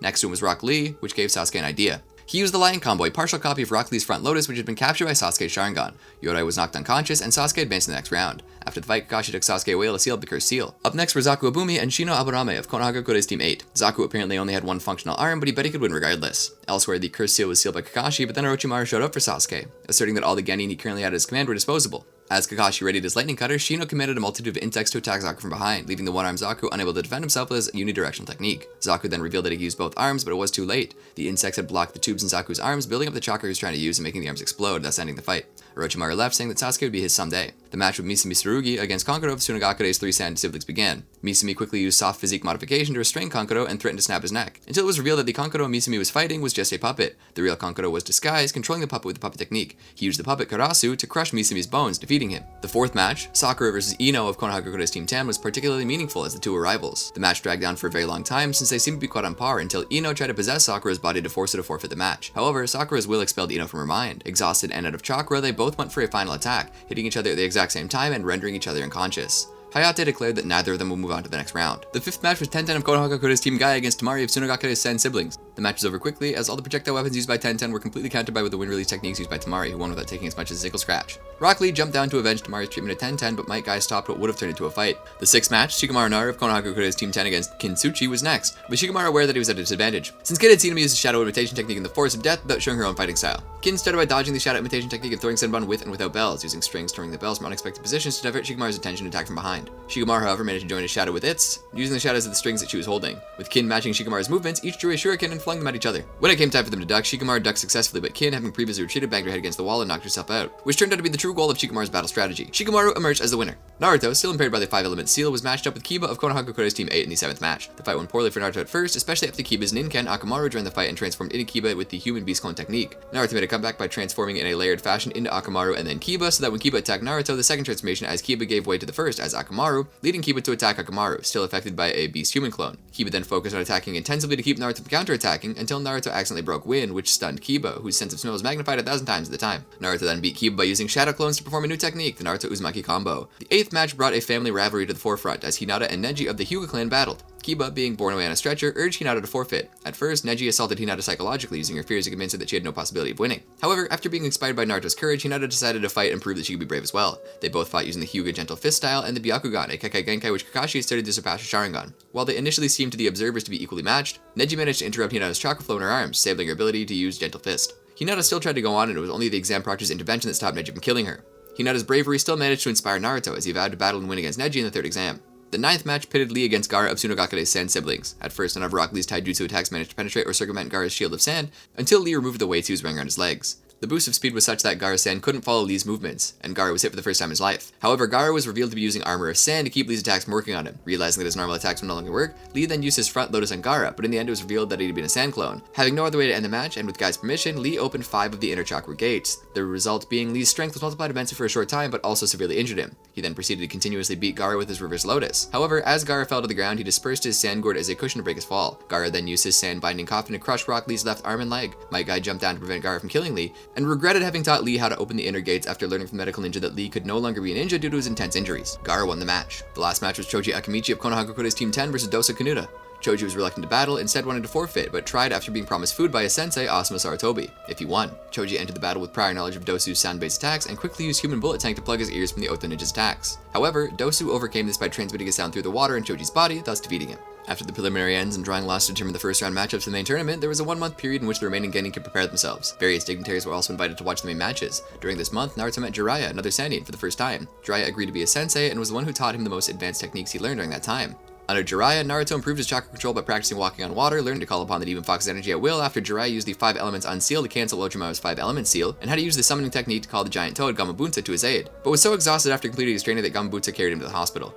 Also during the month of training, Dosu, who was trying to sneak up on and kill Gaara, was ripped to shreds by him. Hayate was murdered by Baki, the Jonin of the Sen siblings, after he overheard Baki talking with Kabuto at their plans to invade Konoha. Gaara also attempted to assassinate Lee in the hospital on the day before the finals, but was stopped by Naruto and Shikamaru. Gaara revealed his past, which led to Naruto's realizing that they had similar histories of prejudice, before Guy stepped in and forced Gaara to leave. Due to the fact that Hayate Gecko was murdered during the 1-month break, Genma Shiranui became the new proctor for the final exam. The first match was Naruto against Neji. Naruto's fight with Neji in the first match of the finals was a very dramatic one. During that fight, Neji lectured Naruto as he had done with Hinata during the preliminaries, telling Naruto that failures remained failures and that this could not change. Naruto eventually won the battle through a combination of the Demon Fox's power sealed within him and sheer belief in victory. In the process, he changed Neji's outlook on life and inspired him to create his own fate, thus forming another important bond. Naruto was able to make Neji understand that destiny could be changed, and they became very good friends from that point on. The second match, which featured Sasuke vs Gaara, was moved to be the last, as Sasuke hadn't arrived yet. Normally he would have been disqualified on the spot, but his match had been highly anticipated. In fact, some of the crowd commented that they mostly came to just see him fight, forcing the third Hokage to give in to the Kazekage's request to postpone the match. The third match, which featured Shino vs Kankuro, was given to Shino on default since Kankuro forfeited to keep his techniques secret before the invasion was launched. The fourth match was Temari vs Shikamaru, as both Temari and Shikamaru were excellent strategists, but Shikamaru was better. Although it appeared throughout the match that Shikamaru was using pointless attacks, he was actually 5 steps ahead, and managed to skillfully manipulate Temari into a position where he could attack from behind, using the tunnel which Naruto had dug during his match with Neji to stealthily extend his shadow imitation technique. This took control over Temari's body and forced her to imitate every one of Shikamaru's movements. Although Shikamaru could have won, he quit instead, saying that he's too low on chakra. His real reason for quitting, however, seems to be because he's incredibly lazy and saw no point in winning, which would have only led to having to fight in further matches. He also didn't want to hurt a girl. Gaara vs Sasuke came around again. This is the battle that the crowd had been looking forward to. Sasuke arrived right in time, and the match was about to begin. Sasuke demonstrated that his speed had vastly increased to the point where the sand guarding Gaara could not keep up. Sasuke also demonstrated Chidori, a technique that he had learned from Kakashi and Kakashi's only original technique to injure Gaara. Before the match could finish, however, a smoke bomb was set off in the Kage's box. Kabuto, who was actually working for Orochimaru, used Genjutsu to put almost everyone in the crowd to sleep, and the Konoha Crush commenced. Konoha Crush. With the invasion of Konoha's start, Suna and Oto Ninja pour into Konoha using giant snakes to topple the village's protective wall. As it goes on, the fourth Kazekage holds a kunai to the third Hokage's neck, holding him hostage and allowing them both to get to the roof of their sitting area without confrontation. As Anbu members try to come to the third's rescue, the Kazekage's minions erect the 4 violet flames formation, preventing anyone from getting in or out. As the Kazekage begins to mock the third for getting so old, even going so far as to call him sensei, the third realizes that the Kazekage is actually Orochimaru in disguise, who sheds his disguise so that he can face his former master face to face. The third Hokage, knowing that Orochimaru has come to kill him, removes his Hokage outfit, revealing his fighting gear underneath. Orochimaru comments that the third came prepared for their battle, and the two stare each other down. When one of the tiles on the roof cracks, they begin their battle. The third starts by sending hundreds of shuriken at Orochimaru, who blocks them by summoning 3 coffins to shield himself. The third, recognizing the coffins, deduces what Orochimaru is trying to do and attempts to stop the coffin summonings. However, only 2 coffins open, and the reanimated corpses of the first and second Hokage step out. The 2 deceased Hokages greet the third and comment on the impressiveness of Orochimaru being able to summon them. In response, the third states that he regrets having to see the 2 again as opponents and tells them to prepare for defeat. Orochimaru prepares the 2 Hokages for battle, removing the effects that death has had on their bodies and erasing their personality. Angered by Orochimaru's use of his former teachers, the third attacks the group, though his efforts are neutralized and he's thrown back and restrained by the first Hokage's ability to summon trees. Realizing he's outnumbered, the third summons Enma to help him in battle, who transforms into a large staff to give the third a weapon. With Enma in hand, the third tries to attack Orochimaru, though he's repelled by the other 2 Hokages. Using this failure as an opportunity, the third plants explosive tags in the 2 Hokages, taking away each of their legs. The legs, however, regenerate, showing the third that conventional attacks are useless. Out of options, the third prepares to use the only jutsu that will work, though Orochimaru first decides to show him something. Removing the mask he had been wearing, Orochimaru reveals his true face, that of a young woman whose body Orochimaru had stolen and begun to occupy. Recognizing this as Orochimaru's success in finally achieving a path to immortality, the search for which he had been expelled from Konoha for, the third begins to understand why Orochimaru had come to Konoha, to take the body of Sasuke Uchiha. Determined not to let this happen and to rectify his mistake of allowing Orochimaru to escape years earlier, the third creates 2 shadow clones. All the thirds prepare to use Dead Demon Consuming Seal, a technique that the third claims Orochimaru, despite his extensive knowledge of jutsus, has never seen before. As the demon called forth by the seal, only able to be seen by the third, readies itself, the third is forced to endure the other two Hokage's blows, weakening his old body even more. As soon as the seal is ready for use, the third's shadow clones each grab hold of a Hokage, and the demon plunges his hands into each. Momentarily regaining their senses, the Hokages all apologize to each other, the first and second for the trouble they've caused the third, and the third for the fate he sentenced them to. The demon pulls the souls of the first and second from their body and seals them within the bodies of the third shadow clones, causing the clones to disappear in a puff of smoke. No longer inhabited, the first and second's bodies dissolve, revealing themselves to be in actuality the bodies of Zaku Abumi and Kintsuchi, two Genin Orochimaru had entered the Chūnin Exams and now sacrificed for his means. Angered by Orochimaru's careless use of his subordinates, the third grabs Enma and exchanges blows with Orochimaru and his Kusanagi sword. Throwing the Kusanagi and Enma aside, the third grabs onto Orochimaru and the demon of the seal plunges his hand into Orochimaru. Sensing that his soul is being removed from his body, Orochimaru calls his Kusanagi to him, stabbing the third in the back. This chain of events forces the third to halt the removal of Orochimaru's soul, the latter of which questions why he didn't block the attack. The third explains that in exchange for using the sealing technique, the user is sentenced to death, as was demonstrated by its use by the fourth Hokage of the Demon Fox years earlier. Due to the large amount of his soul that has been removed, Orochimaru is now able to see the demon of the seal, just in time to witness the consumption of the Hokage's soul affected by it. Once eaten by the demon, the souls are trapped in its belly, forever to spend eternity in a constant battle of hate with one another. This revelation brings fear to Orochimaru's eyes, who tries to ensure the third dies before he can be given that same future. As the Hokage battle goes on, the Jonin in the audience that managed to repel out Kabuto's genjutsu begin to confront the invading ninja, determined to protect the audience from stray attacks. Meanwhile, Baki informs Kankuro and Temari to take Gaara elsewhere, his injury making him useless for the planned invasion. Sasuke, confused about what's going on, follows the three, wanting to finish his fight with Gaara. Kakashi watches Sasuke go off, unable to leave his current duty protection. He does, however, notice that Sakura too has managed to shake the genjutsu, and tells her to wake Naruto and Shikamaru so they can follow Sasuke. She does so, though she finds that Shikamaru was also unaffected by the genjutsu, choosing to pretend that he had been so he could avoid being drawn into battle. To help in their pursuit of Sasuke, Kakashi summons Pakun to guide them, and the four set off. As the group leaves the stadium and enters the forest, Pakun senses they're being followed by 9 Oto ninja. To act as a distraction and buy the others some time, Shikamaru stays behind to slow down the ninja. After altering his surroundings to give the impression that the group went in a different direction, Shikamaru lies in wait for the following invaders. Once they catch up and take notice of the apparent change in course, Shikamaru traps the group with a shadow imitation technique. Shikamaru notices, however, that he's only managed to catch 8 of 9, indicating that one ninja had been following behind to protect the others. Running low on chakra, and therefore running out of time where he can restrain the ninja with, Shikamaru throws shuriken at the group so he can find out the location of the 9th. The shuriken are all stopped by the free ninja's needles, and Shikamaru tries to extend his shadow to the ninja's location, but he doesn't have enough shadows to work with. After keeping the 8 at bay for a while longer, Shikamaru's chakra runs out, and he's forced to release the group. Freed, the group encourages the 9th ninja to be the one to kill their captive, and in response, a ninja appears behind Shikamaru. The ninja, however, catches everyone by surprise, as it's revealed to be Asuma Saratobi with the 9th ninja in tow. In a flash, Asuma takes out the other 8 and tells Shikamaru to take a rest. Sasuke eventually manages to catch up with Gaara, Kankuro, and Temari. As Kankuro prepares to fight Sasuke in hopes of giving Temari and Gaara time to escape, Shino Albarama arrives to fight Kankuro in Sasuke's stead, wanting to have the fight he'd been denied during the finals. As Sasuke goes off to continue his pursuit of Gaara, Kankuro unveils his puppet, Karasu, and Shino readies his bugs for battle. Kankuro uses Karasu's new arsenal of weapons to try and poison Shino, though Shino's bugs allow him to make a number of otherwise impossible evasions. As Kankuro continues to direct Karasu, Shino is able to navigate his bugs in secret to Kankuro's location, which consume his chakra and prevent him from moving. With Kankuro no longer able to move, Shino collapses, Karasu's one successful strike finally taking effect. As Kankuro and Shino's fight draws to a close, Sasuke again manages to catch up with Gaara, who, having sensed Sasuke's arrival, swipes Temari out of the way. As Gaara's contemplations of killing Sasuke increase, his transformation begins with his sand-forming new monstrous arm. With the arm, Gaara is given increased speed and strength, forcing Sasuke to begin his assault with another Chidori, a technique he's only capable of using twice a day. As Gaara charges at Sasuke, Sasuke unleashes his jutsu, slicing Gaara's arm in two. Though the technique is successful in injuring Gaara, it does nothing but increase his desire to fight, causing him to sprout a tail of the same nature as the arm. As Gaara charges again, his speed once again increased, Sasuke is forced to use Chidori a third time, pushing him to his limits and forcing him to activate the curse seal given to him by Orochimaru. Though Sasuke's attack once again slices Gaara's arm in two, Sasuke's use of the curse mark drains the remaining energy and causes him to collapse. As Gaara makes the finishing blow, Naruto arrives and kicks Gaara away. As Sakura and Pakun start to tend to Sasuke, Naruto attempts to figure out who Gaara is, his face now partially transformed as well. Upon learning that the beast is Gaara and remembering Gaara's vow to kill to prove its existence, Naruto yells at the others to run away. Gaara, however, has already made his move and charges at the downed Sasuke. Sakura, her willingness to help others strengthen during the Chūnin Exams, shields Sasuke and prepares to attack Gaara if necessary. Due to the look in Sakura's eyes, Gaara is unable to bring himself to harm her, instead using his arm to pin her to a nearby tree. To save Sakura, Naruto charges at Gaara, although only manages to get himself swatted aside. To help him in his battle, Naruto attempts to summon Gamabunta, although is only able to summon Gamakichi, a considerably smaller toad that does nothing but taunt Naruto. Unimpressed by Naruto's attempt at a summon, Gaara gives the battle a stipulation. Using his sand to keep Sakura pinned to the tree, Gaara causes the sand to slowly form a tighter hold on her, forcing Naruto to defeat him before Sakura suffocates. With the new incentive for battle made, Gaara hurls sand shuriken at Naruto, who grabs Gamakichi to shield him from the attack. This onslaught allows Gaara to find another chance to further his transformation, now having two beastly arms and his face being that of his final transformation. His attack's ineffective against his new form, Naruto decides that to save Sakura and Sasuke, he will battle with his life, and pulls out all the stops for the battle. After creating a number of shadow clones, Naruto uses the clones to launch himself at Gaara. Though Gaara swats him aside once again, Naruto manages to plant an explosive kunai under Gaara's tail, something that just so happens to be Gaara's weak spot. Before Naruto can collide with the surrounding trees, Sasuke catches him and tells him to save Sakura and run.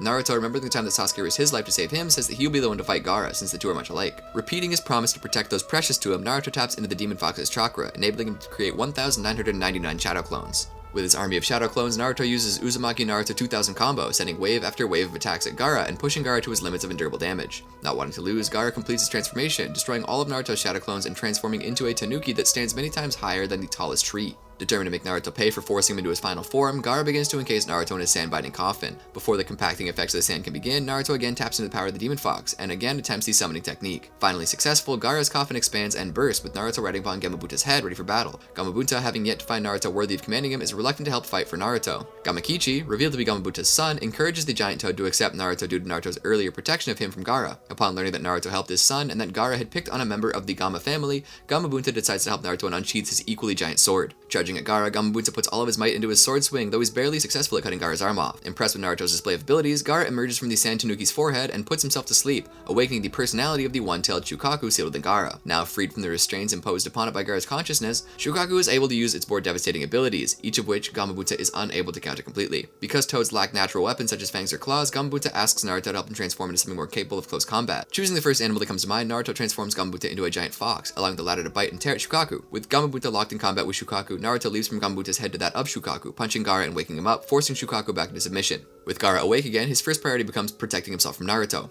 As Gaara's sand tries again to encase Naruto, a now untransformed Gamabunta uses his tongue to shield Naruto. Naruto, determined to now defeat Gaara and save Sakura, who's running out of time, taps into the Demon Fox's power for one more attack. With chakra radiating from him, Naruto breaks free of Gaara's shackles and charges at Gaara, who manages to use his sand to restrain Naruto's hands and legs. Using the only weapon he has left, Naruto puts all of his energy into a headbutt. Naruto's last desperate attack being right on the mark, Gaara's strength is sapped and the giant Tanuki disintegrates. Gamabunta, worn out by battle, returns home like Gamakichi, though not before complimenting Naruto's outstanding fighting abilities. As the two Genin fall through the air, each manages to land on neighboring treetops, and each prepares for what will be their last exchange of blows. Once each is ready, the two leap at one another, their destinies about to be decided. Back at the stadium, the Jonin of Konoha observe the field of victory, the bodies of Oto and Suna ninja strewn across the arena. The battle between the Third Hokage and Orochimaru has over the past hour not changed, as each is still locked in place. The Kusanagi in the Third's back and the soul partially removed from Orochimaru's body. The Third, wise as he is, has used his time to come to the conclusion that he no longer has the strength needed to completely remove Orochimaru's soul, and decides to instead make this Orochimaru's last battle. Having the demon of the seal turn its attention to Orochimaru's arms, the Third prepares to complete the only seal he can now make. Hoping to break the Third's will to go on, Orochimaru reminds his former master of the casualties Konoha has suffered at the hands of his invasion, saying that Konoha will crumble. Disheartened that Orochimaru would so quickly forget the abilities of Konoha's ninja, the Third reminds the former student of the Konoha ninja's desire to protect their village. All throughout the village, battles between Konoha's elite and the invading forces rage on, and despite the overwhelming forces united against them, the fighting few of the village utterly defeat the enemy. Determined to prove his point and finally prove to Orochimaru that power does not lie within the knowledge of techniques, the Third seals Orochimaru's arms, taking away his ability forevermore of using jutsu. As Orochimaru's arms fall useless to his sides, the Third bids his final farewells, in unison with Naruto's defeat of Gaara. Naruto and Gaara fall to the earth, and the Third Hokage falls over dead with a grin on his face. Enraged that, even in death, the old man could manage to smile, Orochimaru calls for assistance, and Enma, now free, honors his old friend by removing the blade from his back before disappearing. As Orochimaru's subordinates gather their leader and flee, the Jonin in the stadium confront the only two remaining invaders. With Kakashi's encouragement, Kabuto removes his Anbu disguise and whispers to Baki that they should retreat. As the two disappear, other battles conclude. Temari picks up a defeated Kankuro, Sakura is free from Gaara's sand, and Naruto approaches a defeated Gaara. Fearing that Naruto means to do him more harm, Gaara beckons him to stay away. Upon getting close enough, instead of harming Gaara, Naruto displays pity, stating that he too knows the pain of being alone. Naruto, however, was able to find people to nurture his pain and bring him hope, and states that if Gaara ever tries to hurt these people who have brought him happiness, he will again be forced to take action. Gaara, in disbelief, realizes that Naruto's strength comes not from his desire to help himself, but to help those who are dear to him, which begins to change Gaara's outlook on life. Sasuke gathers up Naruto, extremely impressed and jealous of Naruto's display of strength. Likewise, Temari and Kankuro retrieve a beaten Gaara, who, for the first time ever, apologizes to them. As the last of the invading Oto and Suna nin flee the village, the elite of Konoha gather upon the resting spot of their Hokage's body. During the Hokage's funeral a few days later, the ninja of Konoha vow to remember his sacrifice forever. Search for Tsunade. After their failed invasion of Konohagakure, the ninja of Tsunagakure look for their now missing Fourth Hokage. After finding the Katsukage's body and the body of his assistants in the neighboring desert, the people of Tsuna realize that Orochimaru, the man who originally proposed the invasion of the village, killed and impersonated the Katsukage to give the impression of support for the invasion. This revelation, coupled with Tsuna's devastating losses at the hands of Konoha ninja, forces the village to surrender unconditionally, which Konoha accepts. Konohagakure, through having managed to repel the invading forces, was also heavily affected by the invasion as well, losing many of its ninja forces and its Third Hokage. Because the village is now without a leader, the village elders approach Jiraiya, one of the Third Hokage's former pupils, and ask him to become the Fifth Hokage. Jiraiya declines the offer, saying that another one of the Third's pupils would be better suited for the job, Tsunade. Because Tsunade's whereabouts are unknown, Jiraiya offers to help go find her with the stipulation that he'd be allowed to bring Naruto Uzumaki. The elders agree, and after Jiraiya's promise of teaching him a new jutsu, so does Naruto, and the two head out to find Tsunade. Meanwhile, two outsiders have entered the village and caught the attentions of Asuma Sarutobi and Kurama Yuhi. Once confronted about their presence in Konoha, the two reveal themselves to be Kisame Hoshigaki, a renegade ninja from Kirigakure, and Itachi Uchiha, the man who single-handedly murdered the entire Uchiha clan. Because the two are wanted criminals, Asuma and Kurenai tried to apprehend them through battle, but quickly found themselves outclassed by their enemies. Just as the two Konoha ninja are about to be defeated, Kakashi Hatake arrives to save them both, his Sharingan making it easier for him to battle Kisame, so Itachi asks Kisame to step down to let him personally take on Kakashi. Despite Kakashi's own formidable abilities and advanced proficiency with the Sharingan, Itachi quickly proves to be the superior ninja, displaying his far greater speed and superior Sharingan abilities, and Kakashi is only barely able to block his attacks.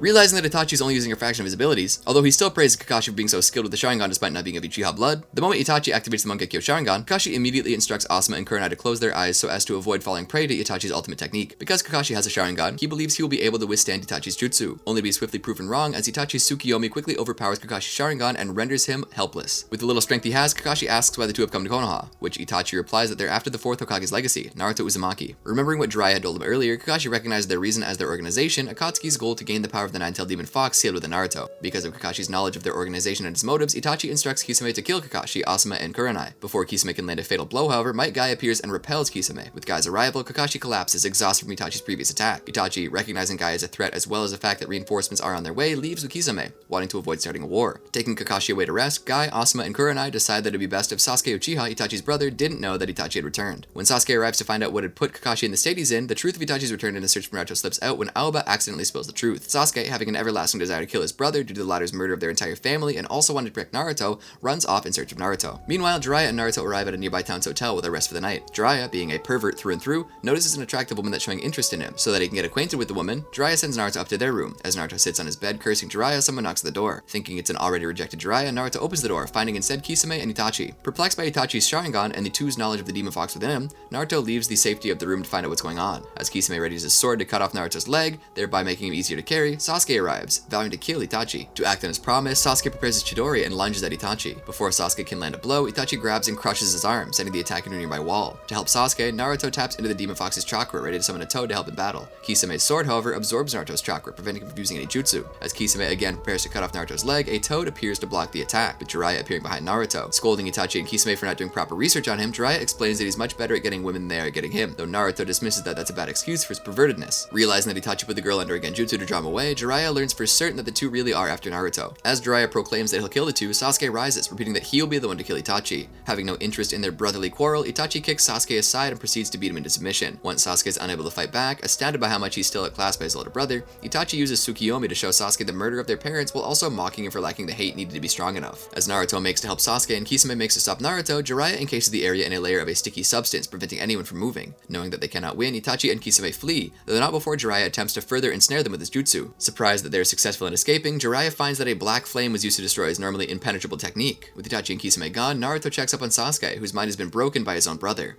At that moment, Guy arrives and kicks Jiraiya in the face, having mistaken him for an enemy. After Guy apologizes, he informs Jiraiya that Kakashi is in the same state as Sasuke, and that nothing can be done to help him recover. As Guy takes Sasuke back to Konoha to rest, Jiraiya realizes that only Tsunade can help Kakashi and Sasuke, strengthening his resolve to find her. Because Akatsuki will henceforth be after Naruto, Jiraiya decides to start teaching Naruto the technique that is supposedly stronger than Sasuke's Chidori, the Rasengan, the jutsu that took the Fourth Hokage 3 years to master. As the pair goes from place to place in search of Tsunade, Naruto rapidly progresses through the Rasengan's learning steps, coming up with a number of shortcuts along the way. Just as Naruto gets to the final stages of learning the jutsu, Jiraiya learns of Tsunade's location, and the two go out to meet her. Meanwhile, Orochimaru is suffering from his last encounter with the Third Hokage, his arms unable to perform jutsu and constantly bringing him pain at the same time. Knowing that his assistant, Kabuto Yakashi's medicine, will do nothing to help him, Orochimaru concludes that the only person who can restore his arms is Tsunade. Knowing where Tsunade is currently located, he and Kabuto go to find her. Elsewhere, Tsunade, an avid and very unlucky gambler, hits a winning streak, indicating to her that something bad is about to happen, and as such, she tries to flee the city. Her assistant, Shizune, asks Tsunade if they can go and see the local landmarks first, to which Tsunade reluctantly agrees. As Shizune admires an ancient castle, with Tsunade repeatedly asking her to hurry up, the castle collapses, and from the rubble emerges Orochimaru and Kabuto riding a giant snake. Unhappy to see her old teammate, Tsunade refuses to heal Orochimaru, deducing what his ailment is from his appearance alone.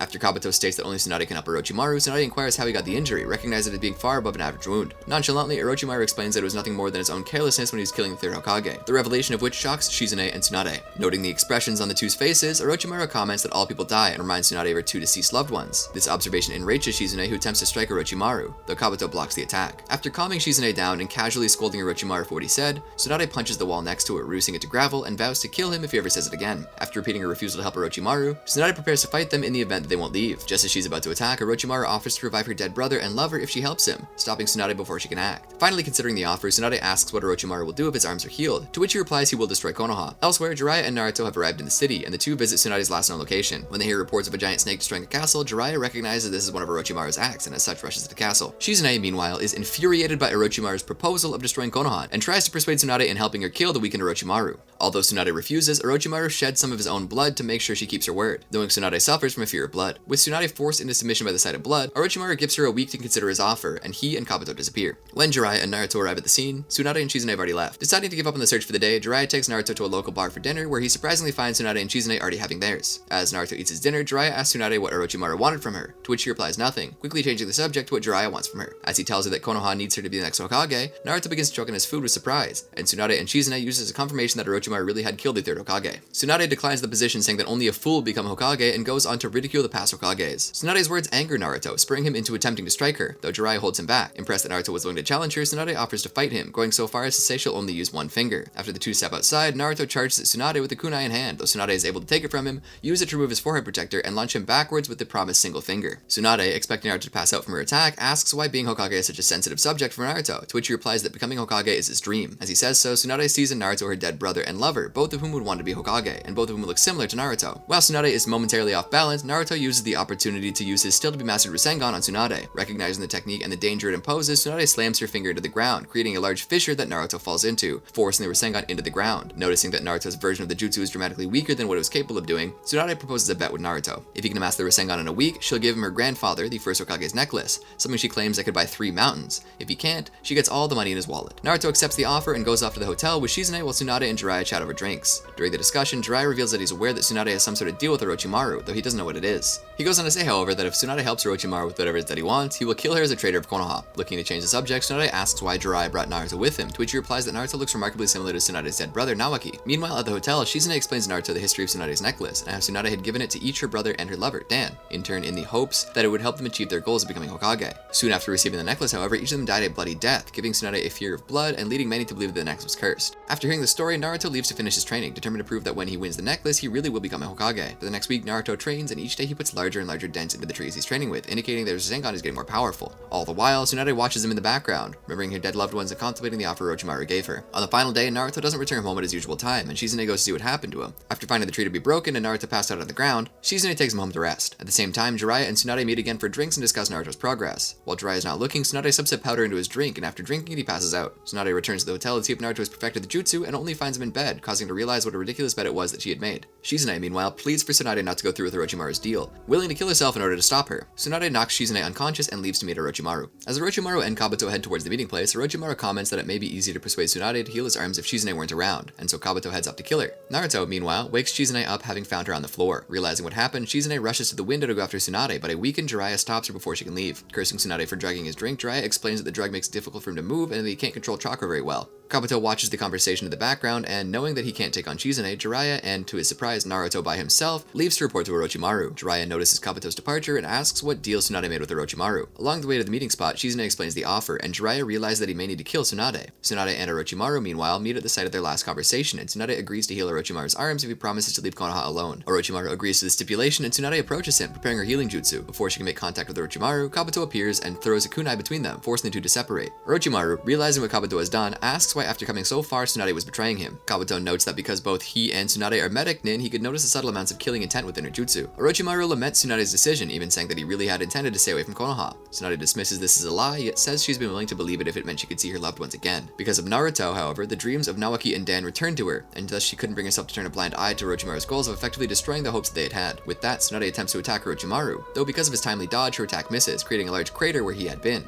As Orochimaru prepares to fight Tsunade, he comments that he never battled her before, although Kabuto quickly questions this observation since he would actually be the one who will fight her. As Kabuto informs Orochimaru of Jiraiya's presence, they lead Tsunade away, not wanting to fight in the city in case Jiraiya shows up. After retreating to an empty field, Kabuto and Tsunade begin their fight. Because Kabuto isn't very good at taijutsu, Tsunade's specialty, he resorts to using his mystical palm technique to give his attacks an extra boost in strength. Although Tsunade is initially able to avoid many of his attacks, her old age causes her to tire quickly, allowing Kabuto to catch her off guard and strike. Because of the nature of his mystical palm technique, Kabuto is able to sever some of Tsunade's muscles upon contact, preventing her from moving. Using this to his advantage, Kabuto punches her in the chest, which also allows him to sever some of her respiratory muscles, making it difficult for her to breathe. Thinking this should be enough to force Tsunade into submission, Kabuto begins to gloat at his success. Tsunade, her large breasts having weakened Kabuto's attack, uses his cockiness to her advantage by striking him in the neck, forcing him to the ground. As he attempts to get up, Kabuto discovers that Tsunade's attack disrupted the electric currents of his nervous system, causing his hand to move when he tries to stand up. With Kabuto unable to move, Tsunade heals her injuries. As she does so, Kabuto begins to compensate for Tsunade's last attack, learning what actions lead to what outcomes. After regaining the ability to move 80% of his body, Kabuto gets up, surprising Tsunade due to his rapid ability to adapt. Just as Kabuto is about to attack a still healing Tsunade, Naruto, Jiraiya, and Shizune appear before him, blocking the way. Tsunade is unappreciative of the group's arrival and pushes Jiraiya to the ground so she can charge at Kabuto. Before she can commence an attack on Kabuto, however, Kabuto slits his wrists, covering Tsunade with blood and causing her to become paralyzed with fear. With Tsunade incapacitated, Kabuto punches her away, leaving Shizune to catch Tsunade and take her aside to recover. Naruto, meanwhile, tries to understand why Kabuto, a person he had befriended during the Chūnin Exams and had believed to be a ninja of Konoha, is fighting against Tsunade with an Otogakure forehead protector on. To help Naruto out, Kabuto explains he was a spy for Orochimaru, who entered the Chūnin Exams to gather information on Sasuke Uchiha, a person he claims is far more talented than Naruto. Enraged by Kabuto's treachery, Naruto creates a number of shadow clones to help him attack Kabuto from the side of his injured hand. As Naruto closes in, however, Kabuto uses the blood seeping from his wrist to blind the Narutos, allowing him to easily defeat them all. Shizune, using Kabuto's distraction to her advantage, launches a poisonous needle at Kabuto, although Kabuto is able to block it in time by having the needle deflect off his forehead protector. Returning to Orochimaru's side, Kabuto takes a pill to stop his bleeding. As he does so, Jiraiya hands out assignments. He will fight Orochimaru, Shizune will fight Kabuto,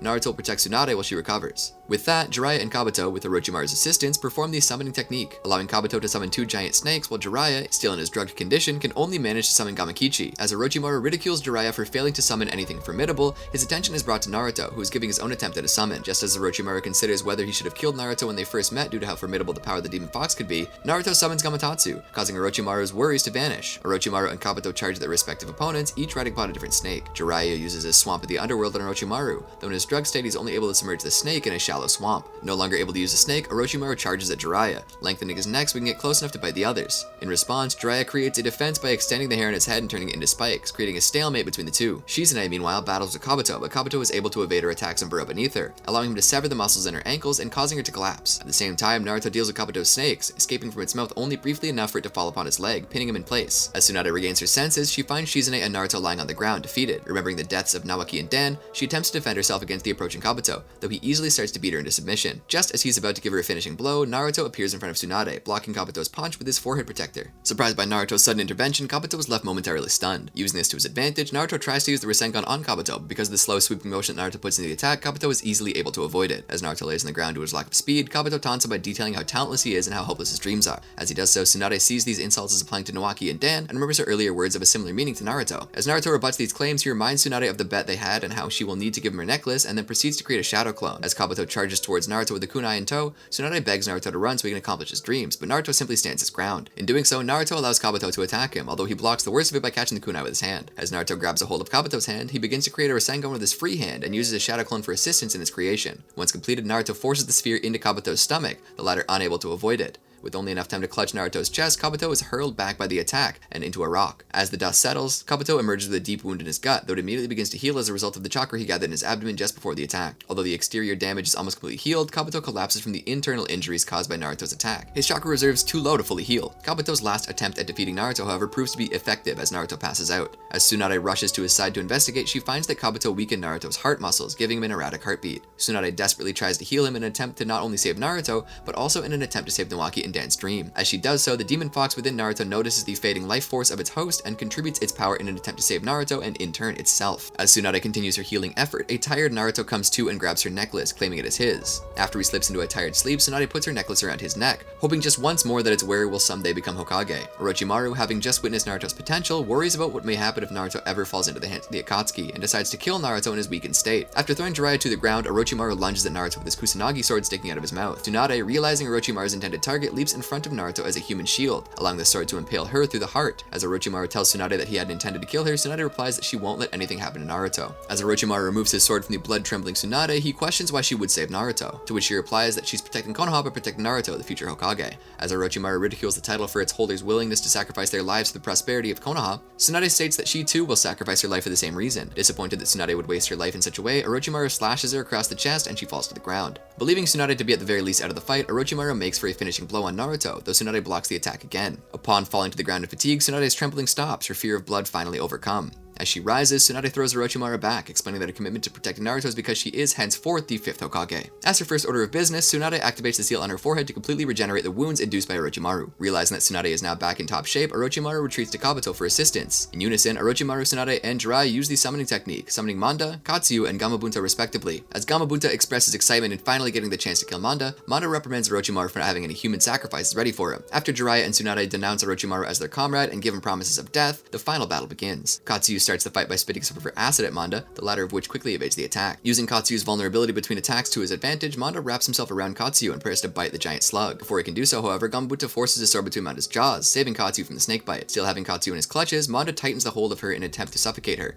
but she breaks apart into a number of smaller slugs in order to escape the attack. As she regenerates, Manda throws Gamabunta around, allowing the toad to, with the help of Jiraiya, engulf Manda in an enormous cloud of fire. When smoke clears, Manda's shed skin is all that can be found, the real snake in the process of burrowing underneath Gamabunta. Although Gamabunta is able to catch Manda's tail, Manda is able to get behind the giant toad and prepares to bite the latter. Before he can do so, however, Tsunade appears at Gamabunta's sword in tow and forces it through Manda's mouth to keep it shut. Orochimaru, hoping to even the playing field, extends his tongue towards Tsunade in an attempt to break her neck, but Tsunade uses the tongue to her advantage by using it to bring Orochimaru to her. After connecting her fist with Orochimaru's jaw, Tsunade allows the defeated Orochimaru to crash to the ground. Manda, disgusted with Orochimaru for losing, promises that if he could open his mouth, he'd eat him, and disappears after promising to do so next time they meet. As Manda departs, Orochimaru frees his tongue from Tsunade's grasp and returns to Kabuto's side, where he says there's still one way to get his arms back, the mask covering the face of the body he had stolen peeling away. With a promise to destroy Konoha, Orochimaru disappears with Kabuto. After returning to the city and Naruto's recovery, Jiraiya, Tsunade, Shizune, and Naruto have lunch at the same bar they met at only a week earlier. After learning that Tsunade had taken the title of Fifth Hokage, Naruto begins to find her inadequate for the position, listing all the ways that the Third Hokage was better than her. Angered by his words, Tsunade tells Naruto to step outside so the two can fight,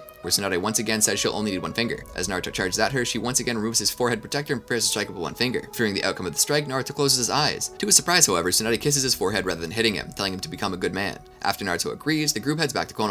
Upon their return, Naruto heard that the village of Konoha must continue their missions as normal. Iruka explained to Naruto over a bowl of ramen, of course, that they must not show other villages that they were currently weak. So they must do as many missions as they had done before Orochimaru's invasion, even though their strength had been cut in half. Tsunade was well known as a great medical nin, so she healed Sasuke and Kakashi of their ailments received during the fight with Itachi. She visited Lee, who was badly injured from his fight with Gaara in the Chūnin Exam preliminary round, after persistent nagging from many characters, and told him that he should give up on being a ninja. There were fragments of bone in his spine, and the one operation that could be done, and could only be done by her, had a 50% chance of either curing or killing him. Naruto and Konohamaru were walking down the street when they overheard Shizune talking to Tsunade. They heard the Fifth Hokage state her concern and her motivation to help Lee. This convinced Konohamaru that Tsunade really was a good replacement for his grandfather. Just minutes before Tsunade was inaugurated as the Fifth Hokage in front of the villagers, Shizune stumbled upon an open book on Tsunade's desk. It showed a series of mathematical equations surrounded by a chart of a body. 50% was written and crossed out, followed by an arrow pointing to a circle which contained 58%, and Shizune could only smile. Naruto the movie, Ninja Clash and Land of Snow.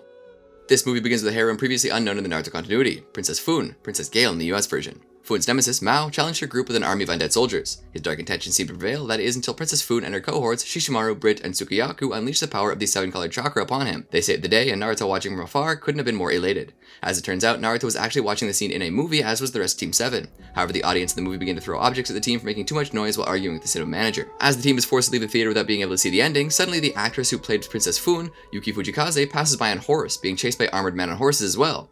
As Naruto, Sakura, and Sasuke managed to easily defeat the attackers, it turns out they were actually stuntmen disguised as bodyguards led by Yuki's manager, Sandayu Asama. As Kakashi comes in to inform them of the misunderstanding, he reveals that he had sent them to watch it as preparation for the next mission, to escort Yuki while the crew made the next movie in the Land of Snow. As it turns out, Yuki was actually the princess of the Land of Snow, Koyuki Kazahana. The land had been taken over by her uncle, Doto Kazahana, and his three-man team of rogue ninja when she was a child.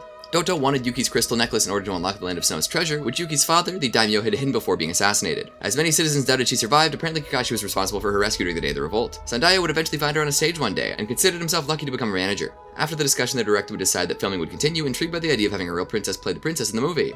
Eventually, Doto would arrive with his team and some ninja subordinates by train after melting the ice that covered the track's tunneled railway system. As Sandayu, who leads a group of 50 samurai, attempt to charge after them, the mortar-mounted compartments releases huge waves of kunai, massacring the entire brigade. Sandayu, clinging onto life, passes away after telling Yuki not to cry for him. Suddenly, Doto's blimp manages to capture Yuki and flies away, but not before Naruto manages to cling on with a kunai attached to a rope. As the two are taken to his mansion, Kakashi, Sasuke, and Sakura eventually regroup with them. After various battles between Team 7 and the Rogue Ninja, resulting in the death of all the latter and Nadare, Doto succeeded in obtaining Yuki's crystal necklace, only to discover that the treasure of the Land of Snow is a generator designed to melt the snow and thus bring spring to the snow country. After a confrontation with Sasuke and Naruto, Doto was then killed by Naruto with his Rasengan in a manner reminiscent of Princess Fun's defeat of Mao involving Rainbow Chakra. With the Rogue Ninja all gone, Yuki decided to resume her position as the Princess of the Land of Snow, which would eventually become the Land of Spring after the technology behind the generator was perfected. Despite being a princess, Yuki intended to continue her role as an actress. At the very end of the movie, Naruto, who had desperately wanted an autograph from the actress, was given an envelope from Sasuke afterwards, who received shocked looks from the other members of Team 7, including Naruto himself. Inside the envelope was a signed photograph from Yuki. The picture was of a bandaged up and apparently unconscious Naruto in the hospital, who was receiving a tender kiss on the cheek from the actress. At the end of the credits, the crew that had made the Princess Foon movie said cut and all cheered in unison.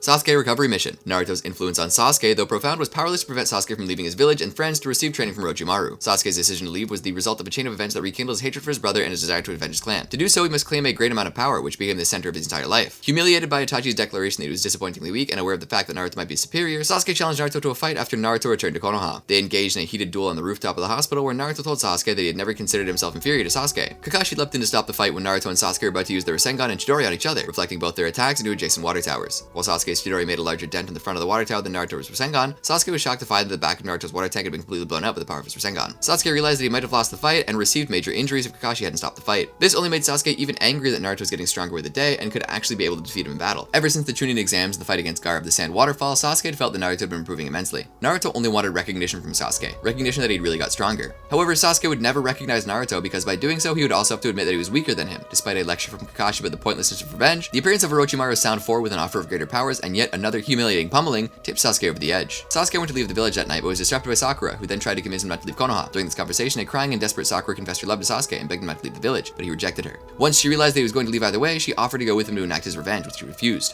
After a long resort, Sasuke threatened to scream and alert the village guards if Sasuke left, and finally, having hit a nerve, Sasuke moved from several feet in front of Sakura to directly behind her in a flash of speed. He sincerely thanks her for everything she has done for him thus far before knocking her unconscious and laying her on a nearby bench, then leaving the village. A 5-man squad was gathered by Shikamaru, including himself, Kiba, Naruto, Choji, and Neji. Naruto also recommends Shino, however Shino was on a special mission with his father at the time. Sakura arrives just before they're leaving and explains while crying that she failed to stop Sasuke, and asks Naruto, who she believes to be the only one capable of doing so, to do it as a once-in-a-lifetime request. Naruto makes a lifetime promise to her to bring Sasuke back to the village. They easily caught up to the Sound 4, who were escorting Sasuke to Orochimaru. Strategies were not used, rather the team split up. The same happening on the part of the Sound 4, they dropped people one by one, and Choji ended up fighting Jiroba by himself. Using 2 of these secret pills of the Akamichi clan, Choji was able to increase his chakra enough to keep from being defeated. In the end, he had to consume the red pepper pill, which increased his chakra 100-fold but left him in an extremely critical condition, usually resulting in death. Taking the pin slimmed down his body as the excess calories were converted into butterfly wings of chakra. After getting his revenge on Jirobo for eating the last chip and calling him fat, Choji put all of his chakra and power into his fist and killed Jirobo for insulting his best friend, Shikamaru. Next, Neji ended up fighting Kitamaru. Kitamaru had trouble at short range since Neji's Byakuya Gang and gentle fist were too powerful to penetrate. Kitamaru ended up fighting from long range, but the battle was locked in a stalemate until Kitamaru discovered a weakness of the Byakugan. It has a blind spot behind Neji's first thoracic vertebrae. Knowing that he would be hit in the area, Neji intentionally allowed Kitamaru to hit him with a powerful arrow, to which Kitamaru had affixed a chakra string to ensure accuracy. However, Neji used the chakra string to use his gentle fist to damage Kitamaru's internal organs. Neji then caught up with Kitamaru, used his 8 trigrams to close Kitamaru's Tenketsu, chakra points. Kitamaru died shortly after.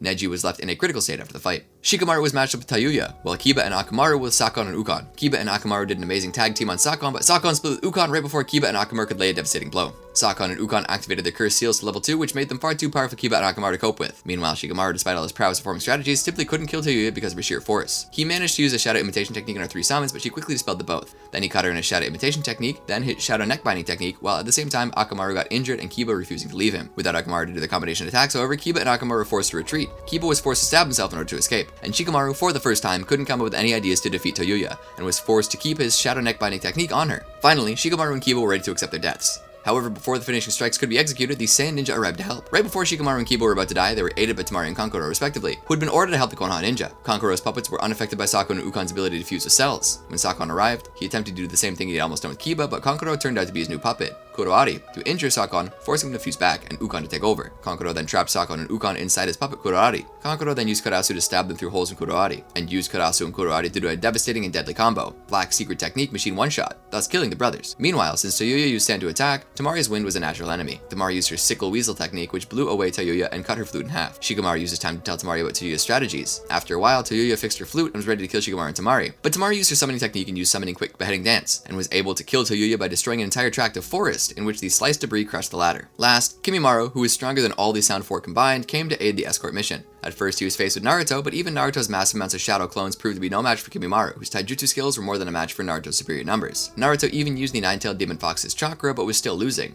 During the fight, Sasuke emerged from the coffin, which caused Naruto to return to normal and begin wondering why Sasuke was with the Sound 4. Naruto began urging Sasuke to return home with him, stating how everyone was worried about Sasuke. Unfortunately, Sasuke, who had fallen deeper into darkness, responded by cackling madly before fleeing with Naruto, calling Sasuke's name. Kimimaro Kimimaro attempted to kill Naruto but was stopped by Rock Lee, allowing Naruto to chase after Sasuke while Lee fought Kimimaro. Both Lee and Kimimaro were taijutsu experts, but since Lee had only recently recovered from his surgery, he was not in top shape. Lee drank some sake that he thought was medicine and became intoxicated, and began fighting with the drunken fist style. With this added unpredictability, Lee gained an upper hand against Kimimaro. However, he clearly had no idea what he was doing, who he was fighting, and why he felt so drunk. After a while, Kimimaro was forced to do his dance of the Camellia, but Rock Lee then appeared to be virtually invincible and laid a devastating blow to Kimimaro. Seeing that there was no chance of him defeating Lee in his present state, Kimimaro uses Curse Seal level 1 and overpowered Lee, manifesting his horrific ability to manipulate all his bones at will. Not only this, but Lee began to sober up. Lee would have been killed if Gaara had not arrived in time and used his sand to protect him. For obvious reasons, Kimimaro was at a disadvantage, since Gaara was capable of blocking all physical attacks, and Kimimaro could only use physical attacks. However, like the Sound 4, Kimimaro was able to get past Gaara's defense and offense by sheer force. Kimimaro's bones were so tough they simply forced their way through Gaara's sand. Even Sand Waterfall Funeral and other crushing forces couldn't bring him down, as he created a film of bone beneath his skin to protect himself. Kimimaro would have defeated and killed Gaara with his last attack, but before Kimimaro could finish Gaara, his terminal illness ended his life. Naruto caught up with Sasuke and they began battling. Sasuke's Cursed Seal of Heaven, which had been powered up by a pill given to him by the Sound 4, this is why he was in the coffin, gave Sasuke inhuman strength, which he used to reduce Naruto to almost ragdoll levels. Meanwhile, Sasuke recalled his experience with Itachi and his parents up to the point of the Uchiha clan downfall. It was in these moments that the Mangekyo Sharingan and how Itachi obtained it by killing his best friend Shisui Uchiha was revealed. It was also revealed that Itachi had encouraged Sasuke to gain the Mangekyo Sharingan, which he claimed to be the only way to exact revenge on Itachi by any means necessary, and this became Sasuke's motivation for killing Naruto, who he claimed to be his best friend. Back in Konoha, Kakashi Hatake, brought up to speed on the situation, summoned his Ninken, including Paku, to track down Naruto and Sasuke. Meanwhile, Naruto and Sasuke unleashed their Rasengan and Chidori respectively, causing each other to fly backwards. Activating his Cursed Seal, Sasuke uses his enhanced speed and strength to overcome Naruto and strike him with the Chidori. Naruto managed to block the attack, but Sasuke, still intent on killing Naruto, tried to strangle Naruto, only to have himself thrown aside by a Nine-Tails powered opponent. With his enhanced abilities, Naruto was able to easily overwhelm Sasuke, all the while trying to reason with him, only to have Sasuke ultimately reject his efforts. Despite this, Sasuke finally admitted that they were fighting as equals. In this moment, Sasuke's Sharingan finally matured, enabling him to predict Naruto's movements and once again turn the tables. Upset by Naruto's persistence, Sasuke knocked him unconscious with Peregrine Falcon Drop. The Nine-Tails, probably to save itself, gave Naruto even more of its chakra, creating for the first time Naruto's one-tailed transformation, complete with the Demon Fox cloak that surrounds him. With one arm of the cloak, Naruto unleashed powerful short and long-range attacks, which Sasuke, even with the Sharingan, was unable to keep up with. Feeling he had no choice, Sasuke increased his Cursed Seal of Heaven to level 2, once again evening the playing field. Both Sasuke and Naruto realized the cost of their respective abilities at that point, but both decided they had no other choice. Sasuke revealed the location of their fight was the Valley of the End, and determined to end the battle, forced the use of a third Chidori. Naruto created, using one hand and the Demon Fox cloak's chakra as a shell, the Demon Fox Rasengan. Sasuke's Chidori, after a moment, warped into the Flapping Chidori. The two ninjas collided their attacks. Sasuke, planning to punch Naruto in the heart, deliberately missed and targeted the gut instead, while Naruto, referring to one of Sasuke's insults, scratched his forehead protector. A black dome of energy formed around them, which eventually dissipated, revealing the two ninjas as their current forms, and then as their younger selves, who held hands and smiled at each other. When the dust settled, Sasuke was revealed to be victorious. Sasuke pondered whether or not to kill an unconscious Naruto, but decided to leave in the end. Kakashi took Naruto back to Konoha. At the same time, Sasuke decided to gain the power to kill Itachi in his own way, through Orochimaru, as he walked off to Otogakure. It was then revealed that Akatsuki member Zetsu had been watching the fight the whole time. As Kakashi took Naruto back to Konoha, several medical men appeared to update him on the situation, and to take care of Naruto and Sasuke, which Kakashi deemed unnecessary for obvious reasons in both cases. Neji and Choji both underwent intensive medical treatment. Both were successfully healed thanks to the Nara clan's medical tome, Tsunade's medical prowess, and Shizune and a team of medical nin. Kiba and Akamaru were also healed of their moderate injuries under the care of Hana Inuzuka, his elder sister. Shikamaru, with only his finger injured, decided to end his ninja career as he put his team's life in danger and the mission failed regardless. But Shikaku convinced him to persevere. Sasuke was shown walking with Orochimaru and Kabuto in one of Orochimaru's lairs. Shikamaru paid Naruto a visit in his room, while Sakura decided to visit Naruto and Sasuke,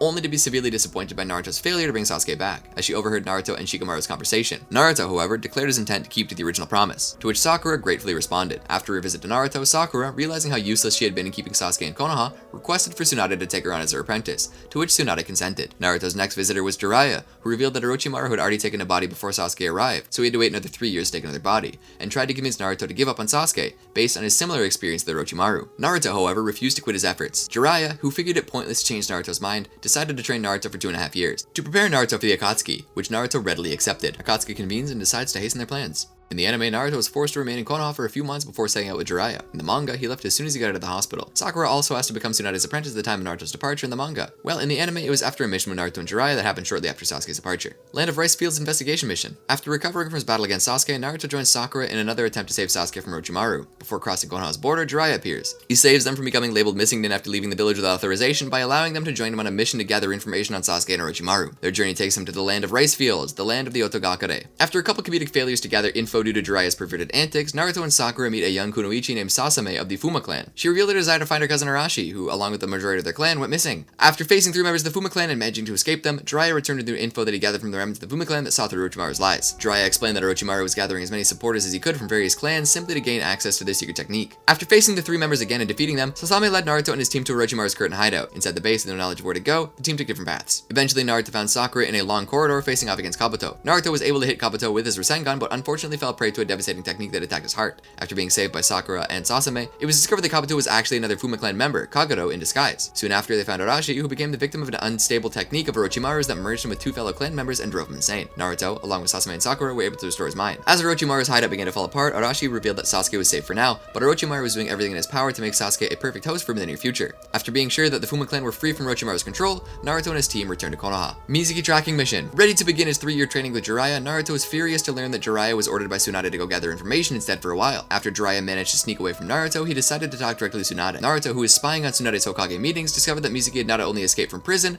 but had a connection to Orochimaru. Seeing this as another chance to find Sasuke, Naruto went off to look for Mizuki and met up with Iruka. Eventually, Naruto found Mizuki and was horrified at how much stronger Mizuki looked now. Iruka had Naruto fight against the legendary Stupid Brothers, while Iruka faced off against Mizuki. After being completely overpowered by the 2 brothers' insane raw strength, Naruto was saved by Team 10, who took over the battle so Naruto could aid Iruka. Along the way, Naruto met Mizuki's former lover, Tsubaki. With her help, Naruto and Iruka found Mizuki's hideout, where it was discovered that Mizuki was given instructions for a special performance-enhancing drug. Meanwhile, Team 10 is almost defeated since the 2 brothers are too powerful, but Tsunade comes to their aid and convinces them that Mizuki tricked them and that they should head back to the prison. After consuming the drug, Mizuki became a behemoth of his former self and completely overpowered Naruto and Iruka. After discovering that Mizuki's speed was rapidly declining from pouring more chakra into his raw power, Naruto and Iruka were able to defeat Mizuki with a well-timed maneuver that ended with a Rasengan. After Mizuki was interrogated, it was discovered that he unfortunately had no knowledge of Orochimaru's whereabouts. Kurosuki family removal mission. With Jiraiya still gone and no idea of when he would return, Naruto decided to train any way he could in the village. While training in the woods, he came across 3 weak and injured men from the village of Karabami Gold Mine. Naruto brought them back to Konoha. After they recovered and explained to Tsunade that they came to Konoha for help in ridding the village of a terrible gang, Tsunade decided to assign Naruto on the mission with Team Guy to keep him preoccupied from his obsessions of finding either Sasuke or Jiraiya. Before leaving, Naruto learned from Lee, who was told by Guy that the leader of the gang is Raiga Kurosuki, a former member of the 7 Ninja Swordsmen of the Mist.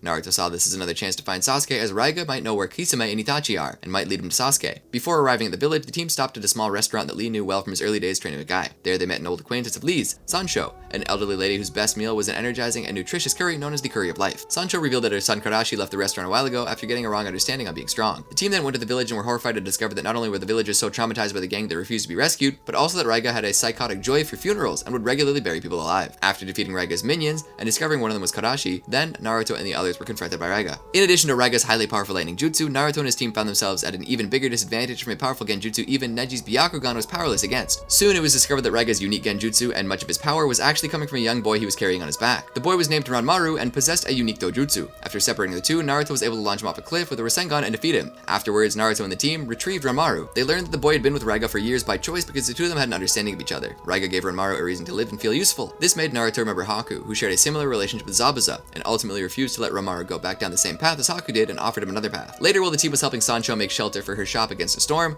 Ranmaru had Kakashi bring him to Raiga's burial. Ranmaru was able to tell despite Raiga's fatal wounds from Naruto, Raiga was still barely alive. Ranmaru without hesitation transferred almost all of his energy into Raiga to save him. Infuriated by the sight of a seemingly dead Ranmaru, Raiga took his rage out on Naruto and his team. While no longer having Ranmaru's eyes to aid him in battle, Raiga instead gathered natural energy from a lightning storm of power and enhanced his lightning release technique. After Ranmaru was saved and recovered by Tenten, he began to understand what Naruto was talking about at night, trying to find value in life besides killing others. Ranmaru helped Sancho and Kakashi revive the unconscious Naruto, Neji, and Lee with the Curry of Life. Ranmaru then tried to convince Raiga to stop the meaningless battle, but Raiga only viewed this as betrayal. After seeing that Ranmaru had made up his mind and Naruto managed to overpower him, Raiga decided to give himself a funeral by electrocuting himself to death. After the mission was completed, with Ranmaru not being an apprentice to Sancho, Naruto and his team returned to the village. Gosunkugi capture mission. When word that a notorious thief known as Gosunkugi of the Land of Stone was making his way towards the Land of Fire reached Konoha, Tsunade assigned Naruto, Kiba, and Hinata to capture the man. Along their way, they met a bounty hunter by the name of Sazanami who was also after Gosunkugi. After quickly dispatching Naruto and his friends, Sazanami managed to find Gosunkugi but was quickly defeated. He was saved by Konoha Shinobi. It was later, when treating the man's wounds, that Naruto and his team found the man was actually another wanted man by the name of Tokichi. Tokichi explained that he was framed for murdering a family that Gosunkugi actually killed. Deciding to help Tokichi clear his name, they worked together to track down Gosunkugi again. Gosunkugi and Tokichi himself were captured by another bounty hunter and handed over to the authorities. The bounty hunter was an honorable man and helped clear Tokichi's name. For Naruto and the others, this meant they failed their mission as someone else captured Gosunkugi. Naruto the movie, Legend of the Stone of Gelel. The movie revolves mostly around a special mineral called the Gelel Stone, which has a strong mysterious power. There was once a clan that could control the stone's powers, but they were destroyed because of the wars for the stone. A battle was taking place at night on a desolate seaside between the Tsunade ninja and soldiers wearing bulky suits of armor. Despite their best efforts, the sand ninja are slowly overwhelmed by the sheer strength of the mysterious opponents. The timely arrival of reinforcements, led by Kankuro and Gaara, turned the tide of the battle, with Kankuro slicing apart a suit of armor with his puppet, and Gaara dispatching a large number of enemies with his signature sand waterfall Imperial Funeral. However, when Gaara orders the sand ninja to shine a flare at the retreating enemies, a large warship is revealed, with its own arsenal of heavy weapons, much to the sand shinobi's shock and curiosity of its appearance. The ship then opens fires with its guns, and Gaara's sand armor barely manages to protect its comrades as its artillery shells relentlessly pound the beach. Naruto, Uzumaki, Shikamaru, Nara, and Sakura Haruno are on a mission to capture a lost pet ferret and deliver it to its village. Naruto comically refers to the creature as a cat for the remainder of the movie. While they're on the way to return the animal, they are attacked by a mysterious man clothed in knight armor. He too is accompanied by the strange armored soldiers from before. The three fight him but get separated when Naruto, the knight, and the pet ferret all fall off a cliff. Shikamaru and Sakura realize afterwards what has happened and immediately go to look for them. Before they can, what appears to be an earthquake stops them in their tracks until they realize it isn't an earthquake at all, but the movement of a giant mechanical moving structure. Sakura and Shikamaru split up to search for Naruto. Naruto wakes up and finds himself bandaged, as well as right next to an equally wounded man. They've been taken in by a very peaceful caravan of nomads that own a number of foreign animals, including ostriches and rhino. The old man goes on to inform Naruto that they are in fact the village that hired the leaf ninja to return the pet ferret, named Nerogui. The ferret also seems to have a great interest on the unknown man, much to the despair of the elder. While healing, the man seems to have a flashback to a dream that depicts what happened to him as a child. His home was invaded and destroyed while he hid, seemingly the only one alive. He is almost found, but in the last moment he is spared and manages to live. Kahiko and his granddaughter Emina go into explaining to Naruto how their clan once originally had a country, but was destroyed a very long time ago by some kind of disaster, and that Nerogui is proof of it. They also tell him that Nerogui is in fact older than the clan elder, having been looked after by the clan for generations. As Naruto looks for an explanation from Temujin, the knight only asks Naruto about a strange power that is actually his chakra. Temujin appears to not know what chakra is, even if he can wield a similar power. Temujin simply tells him that he's there to build a utopia and then goes on to invite Naruto to join him. Naruto promptly refuses, only for the ostrich he's riding to run away on its own. Still looking for an explanation from Temujin, Naruto follows him as he sneaks away from the caravan. After risking his injuries to save one of the caravan's children from falling out of a tree, Temujin claims that his debt has been repaid and continues to leave. Meanwhile, Shikamaru infiltrates the mechanical structure and finds what appears to be a lab with children in capsules. They are overlooked by a pair of women, Kamira and Ranke, with similar armor to what Temujin had been wearing, whom operate a machine that makes the bulky soldiers from before. The two discuss the Gelel stone, something that Shikamaru has never heard of. He is almost caught, but manages to flee at the last moment. Naruto discovers that Temujin has gone missing and goes to head after him when Kahiko comes to visit him, saying how Nerogui has disappeared again. As his mission was to deliver the pet to the village the group was headed to, he still to complete it. The clan elder even goes as far as saying as he should have hired Sand Ninja instead.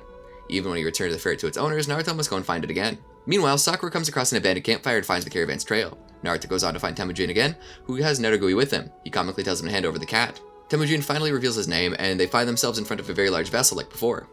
They go inside, revealing the structure to be very advanced in technology, sort of like a European cathedral on the inside. There, Temujin introduces Naruto to his master, Haido. Dressed in what appears to be a bishop's robe, Haido goes on in detail about their goals, and again extends the invitation to join them. Naruto claims that he can't join them because he's going to be Hokage, but offers to spread the peace that they wish for. Nerogui appears on Temujin's shoulder, instantly showing a dislike for Haido. Haido starts thinking when they mention a caravan. They move out when an overhead announcement tells them that the fleet that was sent to the Land of Wind has been annihilated. Temujin and Naruto head on to find the ship that attacked the Sand Ninja, beached with all kinds of metal parts in the sand. Once they investigate the vessel, Naruto discovers Kankuro among a room filled with unconscious children amongst all the rubble. Kankuro immediately attacks Temujin, explaining how the ship had been wiping out the Land of Wind villages. Naruto demands an explanation, but all Temujin can say is that noble sacrifices for the greater good. Before they battle, they're interrupted by Kamina and Ranka, who Kankuro and Gaara take on. Kamina uses a kind of mind control that seems to be like genjutsu. Meanwhile, Ranka transforms herself, causing her to have gorilla-like traits as well as a large lightning attack. After a hefty battle, Gaara manages to distinguish Ranka's lightning and kill her, but Kamina manages to flee by growing bat-like features, wings included. During the commotion, Naruto is separated from Temujin. The movie shifts to the caravan being attacked by one of Haido's followers known as Fugai. After destroying most of the wagons and killing most of the livestock, she questions Kahiko about where the Gelel stone is. Thankfully, who should step in but Shikamaru and Sakura, who claim to have seen her flare. They already managed to take out the soldiers. Fugai goes on to take on wolf-like traits and manages to escape. Shikamaru questions the elder about the Gelel stones, but he doesn't want to talk. They start to leave, saying that they need to find a friend. When Kahiko asks if their friend was Naruto, they find that Naruto was with him. The elder goes on to ask the two for help. Through a series of flashbacks, we discover how Temujin met Haido after his village was destroyed. We also discover that Temujin actually has a Gelel stone inside of him, causing his eyes to appear the red color that they are. After getting word that the caravan from before has information, Temujin returns to what is left of it, only to be captured by Shikamaru. Naruto has managed to find Shikamaru and Sakura, and the three stay with the caravan people who have managed to escape and are currently hiding in a cave. There, they question Temujin to find out what Haido wants with the Gelel stone. Kahiko claims that the stones only cause harm, but Temujin reveals he has a stone inside of him. The elder goes on to question Temujin about a book and about their clan, confusing him. He tells them that only members of the royal family and their clan could buy the stones within their bodies. He then tells them that the royal family had crossed the ocean, taking the Book of Gelel with them. Temujin hadn't come to the new land, in fact he'd returned home. Kahiko tells them that they don't know the stone's origin, but they do know it was a mineral that their clan was able to refine and use as they pleased. It was very powerful, so much so that an entire civilization was wiped out over a battle for it. Afterward, the few remaining clan members sealed it away in an attempt to keep it from happening again. The only reason they didn't destroy it was because the only ones who could were those of royal blood. Determined after the tale, Temujin tells him that he wants to achieve his own kind of utopia. He manages to escape, he was free the whole time, and kidnaps Kahiko to make him lead him to the Gelel mines. They don't know where the mines are, but Nerogui manages to lead them to it. Temujin and the Elder find the ruins and journey deep into them to find the entrance to the mines. The Leaf Ninja try to save Kahiko, only for Haido and his entourage to appear.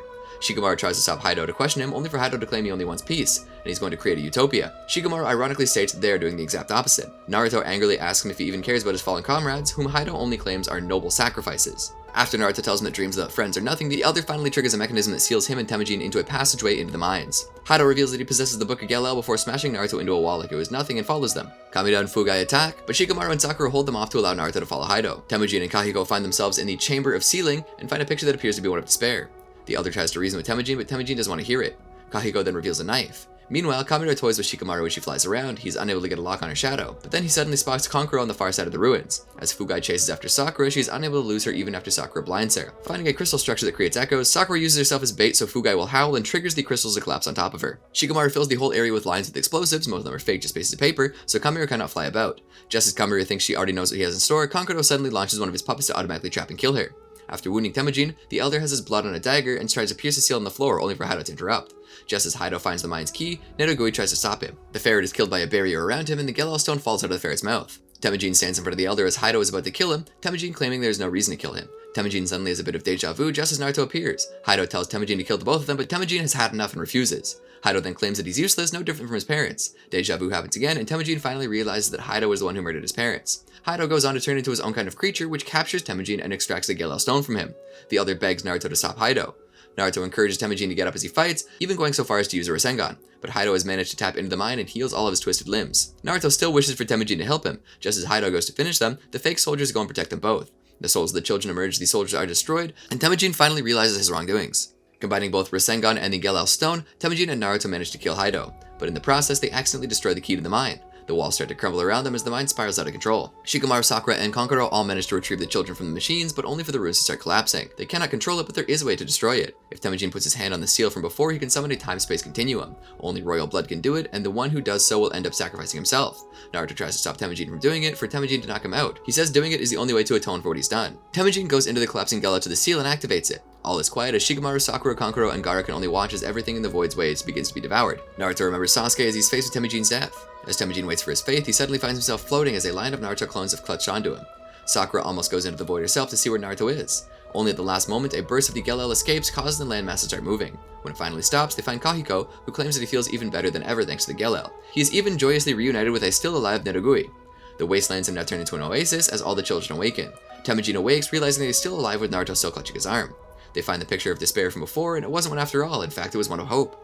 Later, they all gather at the ocean, where Temujin and the others are gathered to prepare themselves to leave, back to the land where they came from. They're aware that it's one with lots of conflict, but Temujin wishes to help where he can. Temujin's eyes have now turned back to their original bright green, and much to the others' disappointment again, Nerogui has chosen to go with him as well. As they leave, Naruto stands up on a cliff and shares a sign with Temujin, promising each other to never give up. Cursed Warrior Extermination Mission. While eating ramen after doing his daily training in preparation for Jiraiya's return, Naruto met a young man named Chishima. He is told about the troubles going on in the land of birds and wishes to help. He then joins Neji and Tenten in solving the mystery of the Cursed Warrior's ghost. Upon arriving in the land of birds, they meet one of the daimyo's advisors, Moso, who explains the situation. After searching the kingdom at night, Naruto and his team find the ghost and face off against it, only to find that not only was the armor empty, but according to Neji's Byakugan, it had no living presence. Koumei believed later that it was one of Moso's devices. The following day, Moso explains that it's believed that the whole situation is a scheme set up by the daimyo's head strategist Koumei to take over the land of birds. They go to meet the daimyo, Sagi, who turns out to be a young teen and childhood friend of Chishima. However, since becoming daimyo and losing his twin sister Toki, he has become quite cold to all his duties as daimyo. After saving him from an attempted assassination, it's discovered that the weapons are owned by Koumei's soldiers.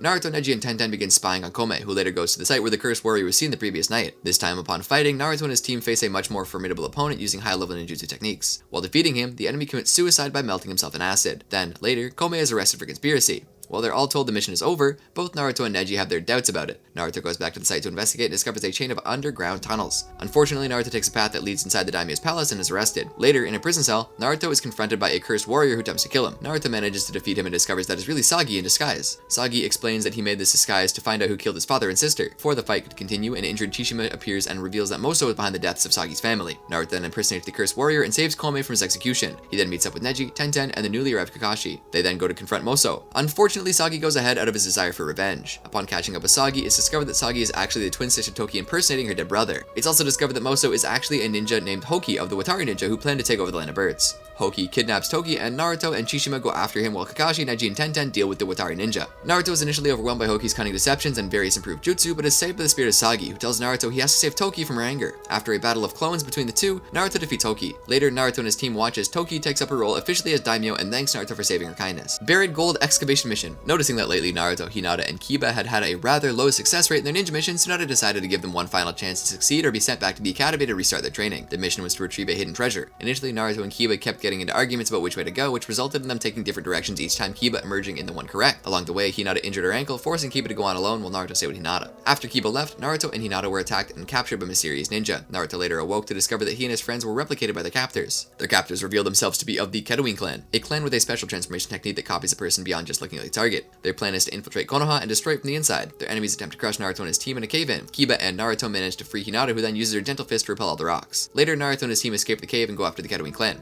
To Naruto's fury, his double goes all around the village, building up a huge bill from various restaurants and even eats all of Naruto's saved food at home. After finding the doubles, it's discovered that they can't replicate the original's physical prowess and are easily able to capture them. Later, it's revealed from Tsunade that she actually hired the clan to test Naruto and the others on how well they could actually handle such a situation. Starguard mission. While having a snack with Sakura, Naruto learns that Neji, Lee, and Tenten were sent on a mission to aid Hoshigakure to protect their precious chakra-emitting star, which was actually a meteorite, from Thebes. Suspecting that Orochimaru might be behind these attempted thefts, Naruto convinced Tsunade to add into the team. After Naruto and the team arrived at the base of the Hoshigakure, they met a young Hoshi Genin named Sumaru, who escorted them safely through the deadly gases surrounding the village. They were then introduced to the acting leader, or Hoshikage, of the village, Akahoshi, who explained the situation. It was revealed that the special star enhances the chakra of whoever trains under it long enough and enables them to manipulate their raw chakra in very unique ways, forming ninjutsu known as the mysterious peacock method. Later, the star was stolen by a masked ninja who possessed the same star-enhanced techniques as the Hoshigakure, only more powerful and refined. While Naruto began making friends with several of the Hoshi Genin, he learned that Sumaru lost his parents when he was young and dreams of becoming Kage of his village. Later, after Sumaru was kidnapped by Akahoshi, disguised as the masked ninja,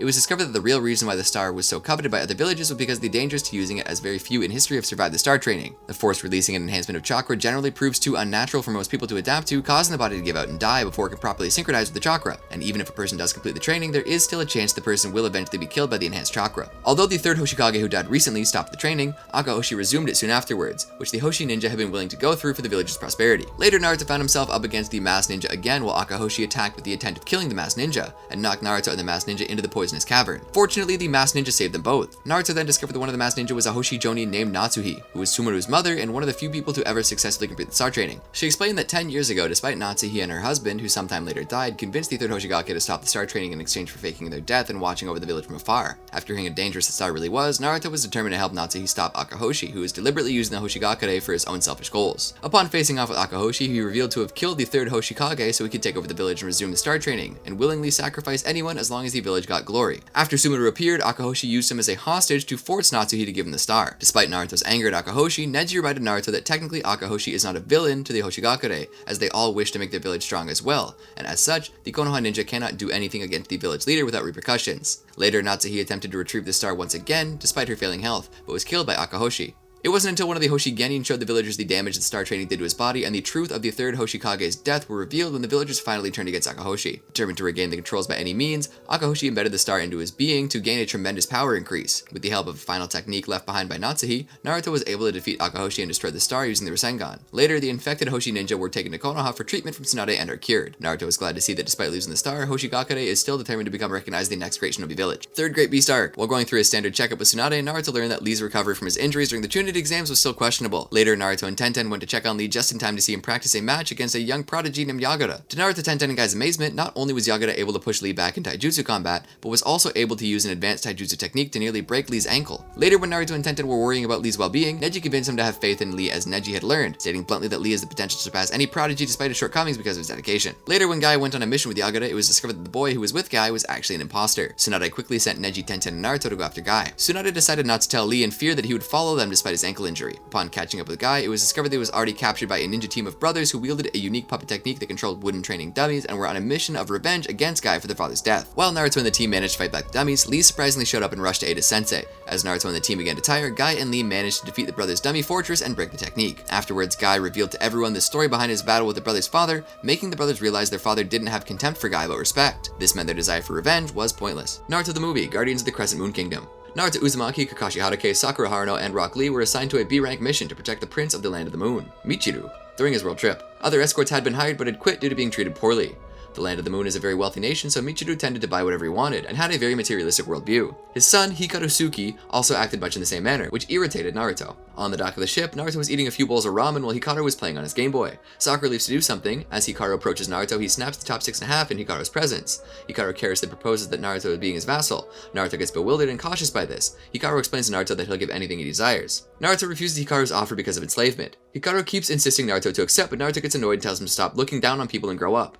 He gets disappointed in this and shoots a Tor arrow at the back of his headband, causing Naruto to turn red and become terrifyingly enraged, nearly entering one-tailed mode in the process. Naruto, in a rage, snaps his suction cup arrow in half. Hikaru becomes frightened and attempts to flee, but Naruto with amazing speed grabs him and is fed up with his attitude. Naruto explains he doesn't care if he caused an injury. He says it'll be worth it and punches Hikaru's head, causing him to cry. Naruto informs Hikaru that he can't do things as freely as he thinks he can. Sakura then runs up to Naruto for hitting a kid. Naruto is punched into the water. During the trip, the caravan stopped at a circus. When Hikaru took a liking to a rare saber-toothed tiger, Chamu, which was featured there, Michiru ended up purchasing not only it, but the rest of the circus as well, placing it under the team's protection. Hikaru attempted to befriend the tiger, but found that it disliked humans. He lost interest in the circus, and thus being a sea voyage, when a storm hit, he appeared unconcerned about the animal's well-being, causing Naruto to become disgusted at his lack of value for them. Upset by Naruto's view of him, Hikaru went out to help Chamu get to safety. Naruto saved both of them after they were washed overboard. The next day, Naruto, Sakura, and Lee became friends with Hikaru. After returning to the Land of the Moon, the team found that the country had been taken over by Shabadaba, one of the nobles and a former friend of Michiru. Having hired 3 powerful ninja to assist him, Shabadaba had disposed of the king and planned to do the same with Michiru and Hikaru, the remaining heirs to the throne. He ordered the military forces to kill them all, but the team was able to escape with the help of some soldiers still loyal to the king. Escaping to a hidden cave, Michiru found that his father was still alive, but Sakura, although able to heal his petrified arm, was only able to keep him alive for a little while. The king revealed that he suspected that something like this would happen, and arranged for the journey to keep Michiru out of harm's ways. Before dying, the king told Michiru and Hikaru that people are truly important in life, not material goods. During an attempt to escape the country by boat, the 3 ninja hired by the Shabadaba attacked, disabling Naruto, Kakashi, Sakura, and Lee with reaction-dulling poison that slowed their reactions. The prince was captured, but the emergence of Naruto's fox chakra allowed him to repel the attacking ninja before the prince's son could be taken.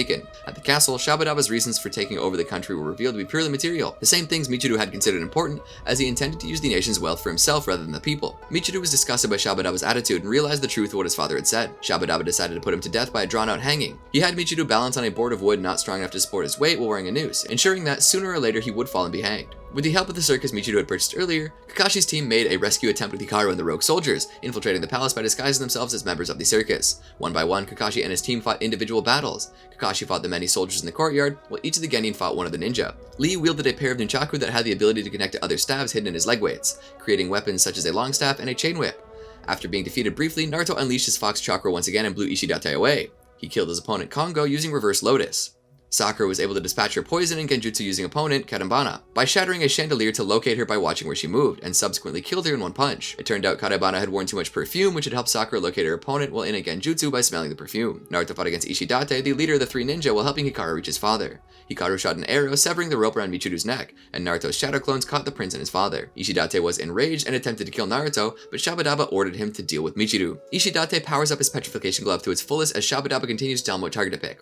Enraged by his constant bickering, Ishidate accidentally petrifies Shabadaba. In the penultimate scene, Naruto, his leg disabled by his opponent's strange petrification technique, rode on Michiru's shoulders to attack with his Rasengan, which then reflected the light of the moon in such a manner that it grew and took on a crescent shape, creating the Crescent Moon Rasengan. He hit Ishidate with this attack, sending him flying and destroying Shabadaba's stone remains, killing them both. After Ishidate's death, Michiru took the throne of the country and promised rule as his father had done while starting on a diet, beginning weight training, and once the country settles down, he was going to pick Hikaru's mama, Amayo.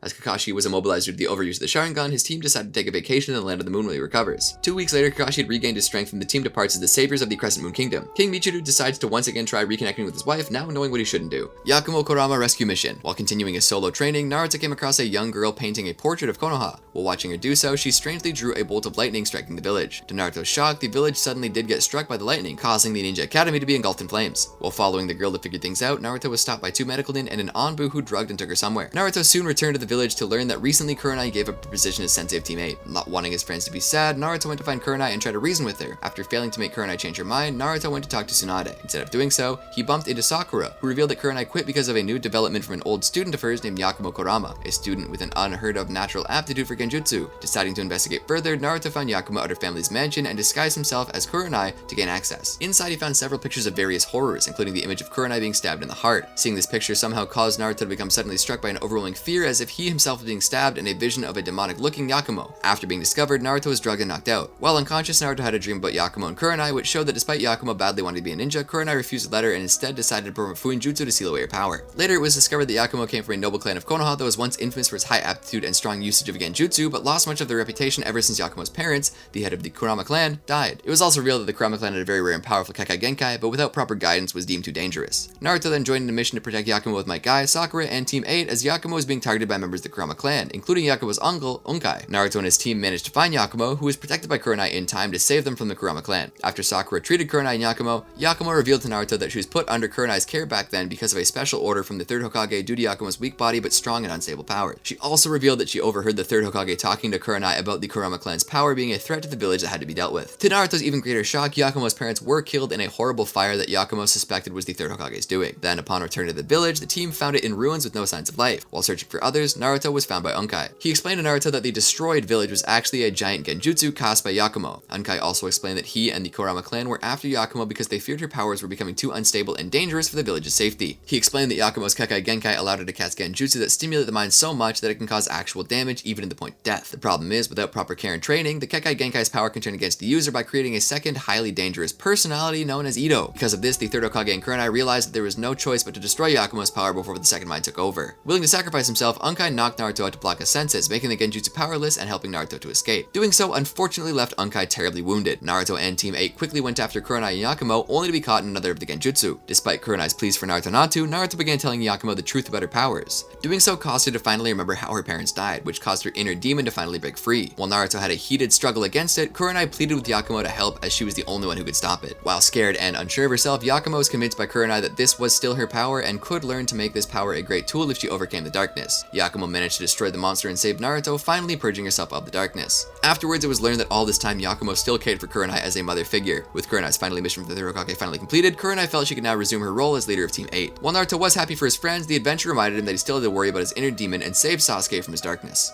Menma Memory Search Mission. While searching for a special bamboo ingredient for his next ramen meal, Naruto came across a young man floating in the river. Quickly, he took him to the village hospital. It was then he discovered that the young man had no memory of who he was. There were no clues to who he was beyond an ocarina the boy was carrying. Later the following night, lightning struck the hospital, causing it to burst into flames. The young man, who was still being cared for in the hospital, quickly acted by saving an infant with the aid of a strange technique performed with his ocarina. To thank him, Tsunade decided to let the boy stay in the village for the time being, as long as he stayed with Naruto. Naruto then decided to name him Menma, a name he came up with from the bamboo he found. As time went on, Menma showed himself to be very considerate and giving, as he began doing all kinds of chores around the village without even being asked. While cleaning up the Hokage monument, an unknown man attacked Naruto. At first, Naruto was forced on the defense, until Menma played another melody on his ocarina, which somehow gave Naruto a tremendous surge of chakra to overwhelm the man. This forced the man to retreat, and Naruto to wonder who Menma really was. After telling Tsunade about the incident, Tsunade theorized Menma might be from the land of rice fields that was known for music-based techniques. After begging her, Naruto and Menma were allowed to go, along with Neji and Tenten. They were sent along as Tsunade feared Menma might be affiliated with Orochimaru as one of his subordinates. Toyuya used a similar technique style. On their journey, they came across a small village in ruins. The sight of the destruction seemed to horrify Menma for some reason. Soon after, Naruto and the others were attacked by the villagers.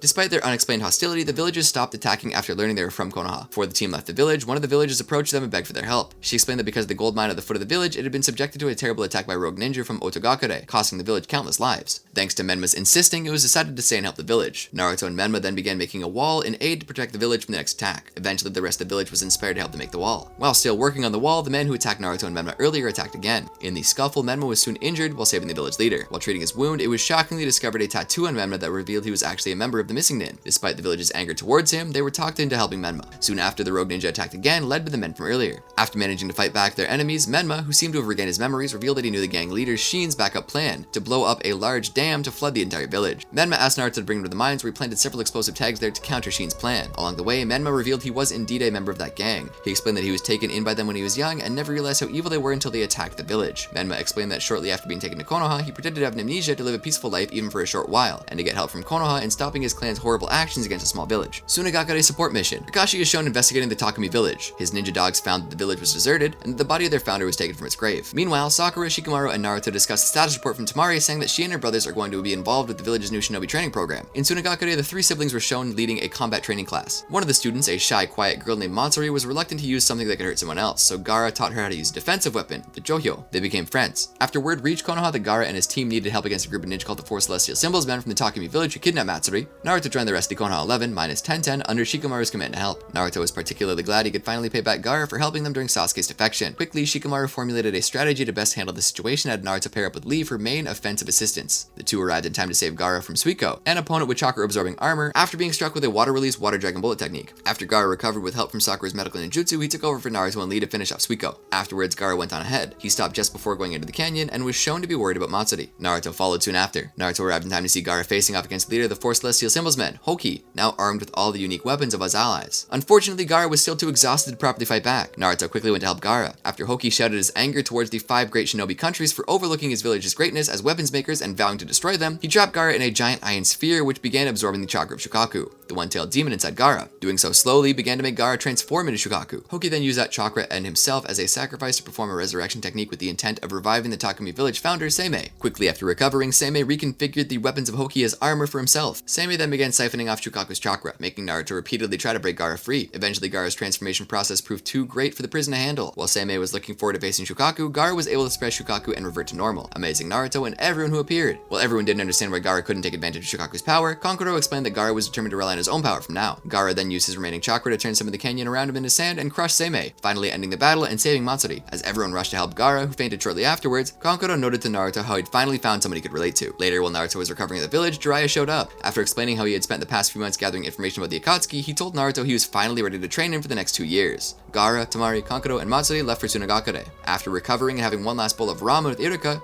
Naruto finally set off with Jiraiya to begin his training, vowing to become strong enough to free Sasuke from Orochimaru when he returned. Kazekage Rescue Mission. To prepare for the eventual confrontation with both Akatsuki and Orochimaru, Naruto left the village and underwent intensive training under Jiraiya. At the same time, Sakura became Tsunade's apprentice and Sasuke trained under Orochimaru. Thus, the 3 members of the original Team 7 were now training individually under each of the legendary Sannin. When Naruto returned to the village 2.5 years later, he was reacquainted with his friends who had all risen in rank in his absence. Most of his comrades had since become Chūnin, Kankuro and Temari became Jonin, as well as Neji. Gaara had even become the 5th Kazekage. Meanwhile, Naruto is the only Genin left aside from Sasuke, who never became a Chūnin because of his leaving the village and becoming a missing nin. Jiraiya left Naruto with Kakashi Hatake, and along with Sakura, the 3 of them became a new team. To commemorate the event, they conducted another bell test, with Naruto and Sakura succeeding by attempting to reveal the ending of Icha tactics, forcing Kakashi to close his eyes because his Sharingan could read Naruto's lips and block his ears. When he opened his eyes, he realized that Naruto and Sakura were holding the bells. In Tsunagakure, the Akatsuki duo of Deidara and Sasori made their way to the village in search of Gaara.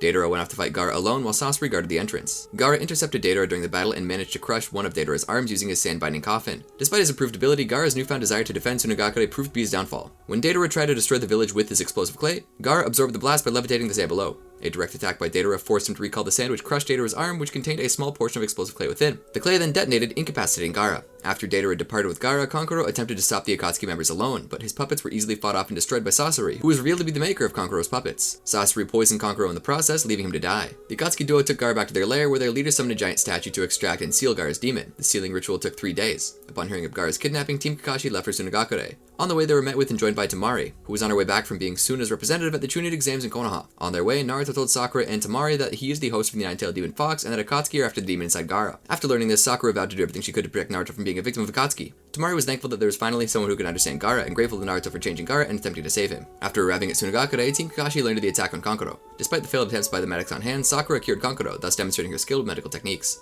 Sakura also developed several portable antidotes rather quickly. Using a piece of Sasori's clothing found on one of Kankuro's destroyed puppets, Team Kakashi was able to track him, thus leading him to Gaara.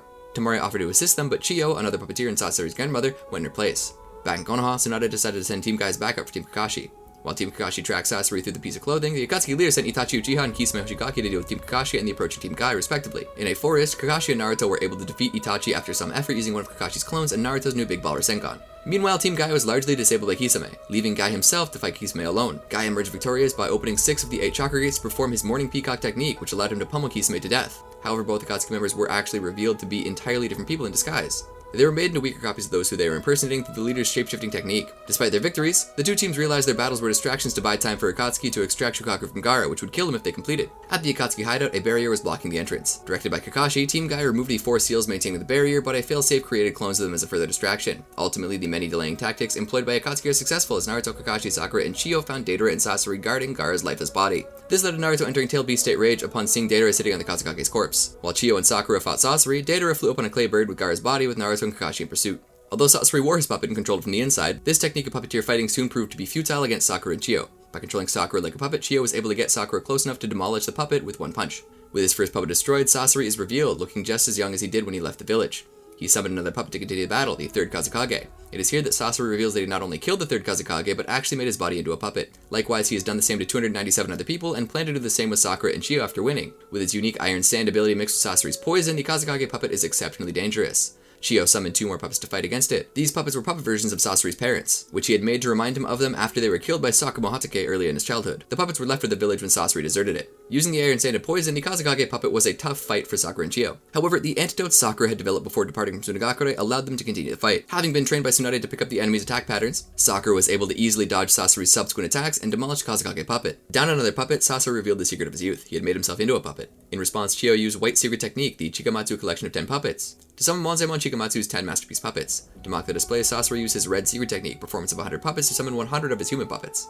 During the fight between these puppets, Sakura used a chakra-sealing orb on Sasori. Though it appeared successful at first, Sasori revealed another ability he had. As a puppet, Sasori did not only have numerous weapons to fight with, he could also reassemble himself when destroyed, making him seem impossible to defeat. However, it was revealed that the only part of him that remained alive, and thus able to use chakra, was his heart, which contained a talisman labeled Sasori, literally meaning scorpion. When trapped in a seal performed before of Chikamatsu's puppets, Chiyo used the mother and father puppets to stab through his heart.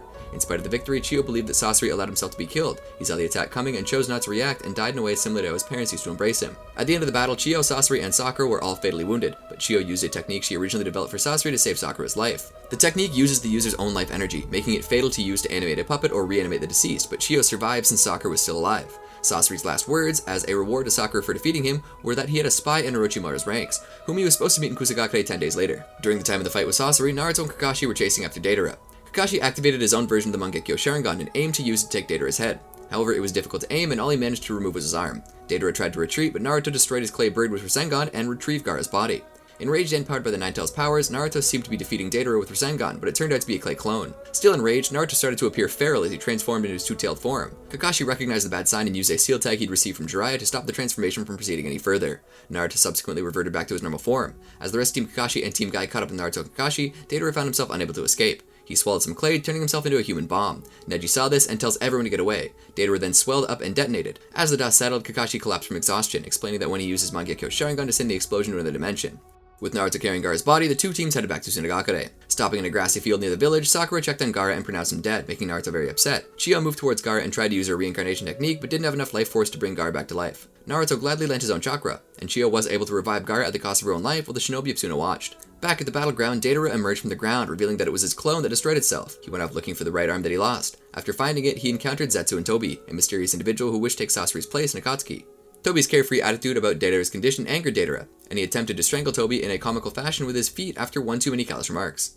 After paying their respects to Chiyo and bidding Gaara and his siblings farewell, the Konoha shinobi returned home. Naruto stated that these situations were always a bit awkward right before Gaara extends his hand to him in gratitude. Not too sure how to react, a small trail of sand wraps itself around Naruto's hand and brings it to Gaara's. As the Konoha nin prepared to leave, Kakashi was still exhausted from his overuse of the Mangekyo Sharingan and had to be carried by Guy. Guy does so piggyback style as he found it easier to carry him for an extended period of time, disturbing everyone present except Lee, who remarked that Guy was training. Lee then proceeded to offer to carry Neji, who bluntly refused. Naruto Shippuden the movie. The opening scene of the movie showed Naruto fighting a monster only to be killed by it. The setting then went back to a few days previous where a man named Yomi attacked a shrine to reveal the spirit of Moryo, a demon who attempted to destroy the world and create the 1,000-year kingdom. Since he was lacking a body, Yomi offered his as a temporary substitute and they could retrieve Moryo's original one sealed away in a different shrine. The only threat to Moryo's plan was a priestess known as Shion, who could seal his spirit away once more. He raised a stone army from their slumber to attack the rest of the world, but his 4 subordinates went to murder Shion. They were given special chakra creatures to enhance their strength. To deal with the threat, Konoha sent out many advanced teams to assault the stone army. Naruto Uzumaki, Sakura Haruno, and Neji Hyuga and Rock Lee were sent to guard Shion and deliver her to the shrine where Moryo's body was sealed. They fended off her 4 would-be assassins who exhausted themselves in a failed attempt to kill Naruto. Shion told Naruto of his upcoming death. While initially skeptical, her assistant, Taruho, explained that Shion could see the future and all the events happening in her visions were 100% true. As they headed to the shrine, the group was ambushed once again by Yomi's 4 subordinates and split into 2 teams. Lee killed his opponent by eating an alcoholic candy to get him into drunken fist, while Naruto was kept busy by his. Neji told Sakura to escape with Shion, unaware that his 2 opponents were actually just one man and a puppet to distract him and let the remaining ninja catch up to Sakura and Shion. Sakura was then shot with an anesthetic jutsu by the remaining ninja and Shion was killed. This turned out to be a ruse. The dead Shion was actually Taruho, who transformed himself into a copy of Shion to trick them into thinking that he had killed the real one. Shion explained that her power worked by allowing her spirit to jump back in time in the moment of her death, thereby allowing her to avoid it by having someone die in her place. Naruto insisted that he would not die, and likewise would keep Shion safe. Thanks to Lee, Neji realized that the remaining 3 ninja must be replenishing their chakra to battle effectively. Naruto was sent on ahead with Shion, while Sakura and Lee tricked their opponents into wasting their chakra on futile attacks. When they ran out of chakra and had to replenish it, Neji disabled the final ninja, who was providing the chakra, leaving the other 2 powerless against Lee and Sakura. At the mountain temple where Moryo's body was kept, Naruto and Shion found a stone army waiting. On their first step to get past the army, both Naruto and Shion fell off a cliff. Afterwards, Naruto came up with a plan and promised Shion that he would protect her. Naruto then held the army back using shadow clones while Shion headed back inside the temple to begin the sealing ritual. Yomi was already inside. He had terracotta soldiers attack her before her light slash and killed them. Yomi tricked Shion into beginning the technique with him inside the barrier, allowing Morio's spirit to reunite with his body. Eventually, Kakashi, Temari, and the others came into the fight and destroyed the remaining army. After Naruto came to rescue her, she broke into tears, saying that all the people who sacrificed their lives were a waste. Moria then burst free from Yomi's body into the air, and Naruto started fighting him. Yomi died and his body fell into the lava. Swallowing down Morio's words about her mother's actions and Shion's powers not letting him fuse into her, and about to see the prediction of his death come true, she used her power to shield Naruto from being stabbed, changing Naruto's fate.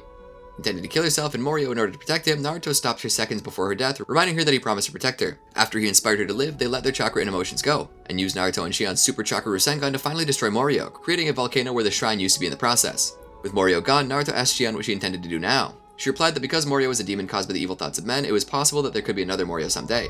Because of this, she would pass her power on to another priestess that would suppress demons like Morio. Indirectly asking Naruto to father her child, she asked if Naruto would help her, much to everyone's shock. Misunderstanding what she said, Naruto happily agreed. Tenchi Bridge Reconnaissance Mission. Upon arriving at Konoha, Kakashi was confined to the hospital, making him unable to lead the team for a while. While reporting to Tsunade, they informed about the meeting with Sasori's spy in 10 days. In order to be able to go, Naruto needed to find a replacement for Sasuke. While searching, Naruto was attacked by his third man before actually learning who he was. The ninja, later introduced as Sai, had attacked to test Naruto's powers, since he had been sent by Danzo to replace Sasuke. Sai is a member of the now defunct independent subdivision of Anbu called the Root. It is also discovered that some of the village elders were worried about the possibility of Naruto being captured by Akatsuki. Tsunade convinced him to let him go by summoning Yamato, an Anbu captain, as the temporary leader of Team Kakashi, under the codename Yamato. They were to travel to the Tenchi Bridge in Kusagakure to meet Sasori's spy. Team Kakashi took on their new mission, and a great amount of tension began to build in the team, especially between Naruto and Sai. Naruto disliked Sai since their interactions were similar to those between himself and Sasuke in the beginning of the series. Making matters worse, Sai nonchalantly mentioned Sasuke's treachery, greatly irritating both of his teammates to the point that Sakura punched him in the face. Yamato, disguised as Sasori, went to meet the spy. The spy was revealed to be Kabuto Yakashi, but the technique binding him to Sasori had been dispelled long ago. Orochimaru appeared and Kabuto attacked Yamato, destroying the disguise. Orochimaru revealed that he had performed experiments on Yamato and 59 other children, giving him the first Hokage's DNA in an attempt to replicate his wood-released Kake Genkai. Yamato was the only survivor. Orochimaru then called out the rest of Yamato's team and taunted Naruto by speculating who was now stronger, Naruto or Sasuke. Naruto, provoked by the mere mention of Sasuke's name, transformed first into his three-tailed fox state and then into the four-tailed state shortly thereafter. It is then revealed that during the time skip while training with Jiraiya, Naruto entered a four-tailed state due to his frustration. The berserk Naruto went on a rampage, destroying everything in sight while Jiraiya was nearly killed by it before managing to stop it. The Nine-Tails chakra becomes so intense that it simultaneously burns Naruto's skin and rapidly heals the burnt tissue. This speeds up cell division dramatically, decreasing Naruto's overall lifespan. In his four-tailed state, Naruto fought Orochimaru to a draw. In the end, Orochimaru was only able to throw Naruto back to the bridge. Naruto was unable to distinguish friend from foe and attacked Sakura, which tried to calm him down. Yamato finally got close enough to use the Hokage-style 60-year-old technique, Cock 1 entering society with Bliss-bringing hands technique, to revert Naruto back to human form. With Naruto's transformation reversed, Sakura used her medical skills to heal Naruto's severe injuries, still suffering herself from previous injury. Meanwhile, Sai revealed to Orochimaru that he was a messenger from Danzo. Sai, Orochimaru, and Kabuto left to a secret hideout. Yamato watched the encounter with a wood clone and pursued Sai. Yamato wasn't fooled when he found a decoy disguised as Sai's corpse. Naruto woke up to find Sakura injured and the surrounding landscape destroyed. Yamato stepped in to inform Naruto about the real cause of the destruction when Sakura hesitated to tell Naruto the real cause of her injury. In addition, Yamato told Naruto that the only way to save Sasuke and protect the village was to rely on his own chakra, not that of the Nine-Tails. Meanwhile, Sakura went through Sai's belongings and found his art book. The sketchbook contained drawings of Sai and what the team assumed was his older brother growing up and going through a gauntlet of enemies. On each subsequent page, Sai took the weapons and armor of his previous opponent, as did his presumed brother from the other side of the book. The center pages where the two brothers were supposed to meet were unfinished. Sai's face was incomplete and his brother's picture was missing. At Orochimaru's hideout, Yamato revealed that he was able to track Sai through a special plant seed he had hidden in his meal the night before, which responded to an increase in chakra, leading Yamato to him. He gave Naruto and Sakura similar seeds to make sure he could find them if they were separated while infiltrating Orochimaru's base. Once inside, Yamato led the team to a room where Sai was being kept hostage. Sai tried to lie about his mission, but an accidental smile allowed Naruto to call his bluff. Sai then stated that his mission was a failure and confirmed that Danzo was indeed planning another strike at Konoha. However, he was also acting as a spy for Danzo, since Danzo knew that as soon as Konoha was destroyed, Orochimaru would turn on him. Team Kakashi captured him and bound him outside of the base with Yamato's wood release technique. Sai questioned why Naruto was willing to go so far as to rescue Sasuke, saying that Sasuke didn't see Naruto as a brother and that Orochimaru was too powerful for them. Naruto replied that he and Sasuke had a special bond and that he would fight Orochimaru with everything he had to get Sasuke back, even if it meant sacrificing his own life. At this point, Kabuto showed up and freed Sai, but Sai shocked everyone by helping Yamato immobilize Kabuto. Kabuto was forthcoming, providing information about the interior of the lair, but not about Sasuke's actual location. Team Kakashi split up to search for Sasuke, with Naruto teaming with Sai and Sakura with Yamato. Naruto, still tired from his injuries, collapsed, and Sai suggested taking a rest. Naruto was notably less hostile towards Sai at this point. Sai began to talk about his brother, who had resembled Naruto. The short chat soon ended as Orochimaru appeared. Naruto told Sai to find Sasuke while he held out for Orochimaru. As Yamato and Sakura arrived to back Naruto up, Orochimaru again mentioned that he did not wish to kill them since both parties opposed Akatsuki. Orochimaru then left in order to locate Sai. Yamato found a bingo book, a list of people who were marked for assassination, in Sai's bag, with Sasuke's name in it. Naruto and Sakura realized that another part of Sai's mission was to kill Sasuke, who had been listed as an enemy of Konoha by Danzo. Naruto was speechless, realizing that Sai had duped him with his fake smiling act. Sai managed to find Sasuke in his room and woke him up. Sasuke, angry at Sai's mention of bonds, blew up the room. Sakura spotted Sai in the hallway and ran to him. Although she meant to attack Sai, Sasuke quietly said Sakura's name, stopping her in her tracks. Naruto, in his weakened state, finally caught up, coming face to face with Sasuke again. As Sasuke observed the new Team Kakashi, Sai explained to Naruto and Sakura that his desire to protect the bond between Naruto and Sasuke had overridden his mission that Danzo had given to him. Sasuke replied that he had broken his bond of friendship with Naruto and that the only bond he had left was a bond of hatred with his brother. As both Sai and Yamato moved to try and protect Naruto, Sasuke used his Chidori Current, which projected electricity around his body and his new Kusanagi to repel them. He managed to stun Naruto and Sai and then wounded Yamato. As Sasuke fought Yamato, Naruto underwent a partial initial Jinchuriki transformation. In Naruto's mind, the imprisoned Ninetales implored him to release his seal. When Naruto refused, the demon scoffed, saying that Naruto would always come to it in times of need, and that Naruto was worthless without its power. Suddenly, Sasuke appeared in front of the Ninetales, stunning them both. Sasuke marveled at the source of Naruto's power. As Sasuke began to push the Ninetales back into his cage, the Ninetales then remembered his past history with the Uchiha clan. It stated that Sasuke possesses chakra even more evil than its own, and that he's just like Madara Uchiha. The Ninetales also warned Sasuke not to kill Naruto, stating he would regret it. Outside of Naruto's mind, Yamato pushed the sword out of his wound and tried to trap Sasuke in a wooden prison. Sasuke blew a hole through the roof of the prison just to escape. Naruto yelled out to Sasuke that Orochimaru just wanted to use him as the next container for his soul, but Sasuke replied that he didn't care as long as they helped to kill Itachi. Yamato then told Naruto and Sakura that he didn't want to hurt Sasuke in front of them, but he had no choice and would finish the confrontation. Sasuke planned to do the same, but Orochimaru returned just in time to stop Sasuke from performing a certain technique. Kabuto told Sasuke to leave the Konoha Shinobi alive so they might continue to oppose Akatsuki. Sasuke told Kabuto that was a poor excuse not to kill Naruto, but left them anyway. Naruto was upset by the meeting and by how weak he was in comparison to Sasuke, but Sakura and Sai both assured him that they helped bring Sasuke back. The team reported back to Konoha, during which Naruto told Tsunade they had not given up and that they would continue. Pleased by this response, Tsunade assigned the team a new mission. Sai reported to Danzo, who was displeased that Sai had failed his mission. Sai asked to remain with Team Kakashi, and Danzo warned Sai that developing emotions would only lead to hatred and conflicts, giving Sasuke as an example. Sai had flashbacks of recent events, pondered his own feelings, and realized that now he had friends. He headed off with Naruto, Sakura, and Yamato to begin their mission. In the end, Naruto looks at the old picture of Team 7 and remembers how the picture was taken. Sakura and Kakashi smiling, him and Sasuke arguing. 12 Guardian Ninja. Naruto's been having nightmares about the release of the Nine-Tailed Demon Fox's power. Meanwhile, Sai reads a book at the Konoha library until Sakura sees him and comments to herself about him having a human side. She invites Sai to come with her and Naruto to meet Kakashi. Before leaving, he talks to Sakura and Naruto about friendship, and he nicknames Sakura Ugly, causing her to pummel the two. Afterward, Kakashi informs Naruto that he has special training that will make him very strong quickly. They're cut off by Team 10 who have come to visit. Sai lunches with them and try to make friends. He angers Sakura by calling Ino beautiful after concluding that women do not like to hear how they really are, and it would be best to say the opposite of what he truly thought. Kakashi was released from the hospital and promptly began Naruto's training program. Naruto learned that he has wind-style chakra. Yamato helped by setting up the training field with a special technique. Naruto also learned that he can use his multiple shadow clone technique to speed up his training, since whatever the clones learn, the original user learns upon the clone's dispersal. Naruto and his massive clones each took a leaf and attempted to slice it in half with wind chakra. As the first step to creating his new technique, Naruto and his clones continue to work on chakra nature manipulation by slicing leaves. After some struggling, Naruto approaches Asuma, who is also a wind type, for advice, after which Naruto is subsequently able to slice a leaf in half. Asuma and Yamato then head out with their teams on new missions. It is revealed that Asuma is the third Hokage's son and that he's in a relationship with Kurenai. Meanwhile, on a hill overlooking a burnt village, 4 cloaked figures discuss the awakening of the land of fire by eliminating Konoha. Naruto, Sakura, Sai, and Yamato head for a new mission near the Fire Temple. When the other party fails to show up at the rendezvous point, the team gets separated and Naruto stumbles upon one of the 4 hidden tombs they'd come to protect. Due to a misunderstanding, he fights one of the monks in training from the Fire Temple, Sora, who uses wind chakra-based techniques. After the confusion, the monks and Team Kakashi travel to the Fire Temple, and Naruto recognizes it from his nightmare. The temple monks explain that the tombs hold the loyal bodyguards of the Fire Daimyo. Naruto observes Sora sparring with other monks and becomes offended upon realizing he's holding back. Naruto challenges Sora, but just as the matter is about to get serious, another monk stops him. Naruto realizes Sora is despised by the other monks as he was himself and wishes to befriend him. Naruto visits Sora again and observes him practicing his wind technique in earnest, hoping to get strong enough to avenge his father. They later return to the temple to receive news that another tomb has been robbed. Tsunade suspected that Danzo was plotting something and ordered an investigation of him. Team Kakashi, Chidiku, and Sora noticed the coffins moving on their own but failed to intercept them. The coffins emerged on a cliff where the leader of the enemy ninja ordered his subordinates to deal with their foes. The ninjas turned the area into a maze of rocky canyons and pits full of deadly traps. The team members were separated from each other and began facing off against the enemy separately. Yamato speculated that the ninja might have orchestrated the theft in order to target someone on the team. Team Kakashi begins facing off against the enemy Shinobi. Yamato eludes his opponent, Fudo, by faking his death. Sora, unwilling to look for Naruto, goes off on his own. Back in Konoha, Danzo reveals that he is aware that he's being watched by Tsunade's Anbu. Naruto fights Fuka, whose kiss is fatal, and shows her ability to use earth, water, fire, and lightning techniques. Sai manages to escape from his attacker, Fuon, and later saves Sakura from an enormous spider, becoming injured in the process. Sora then hits upon the enemy leader, Furudo, and it's revealed that he is the group's target. Furudo taunts Sora until he unleashes his true powers, before informing Sora that he's planning to use the 4 corpses to save the land of fire.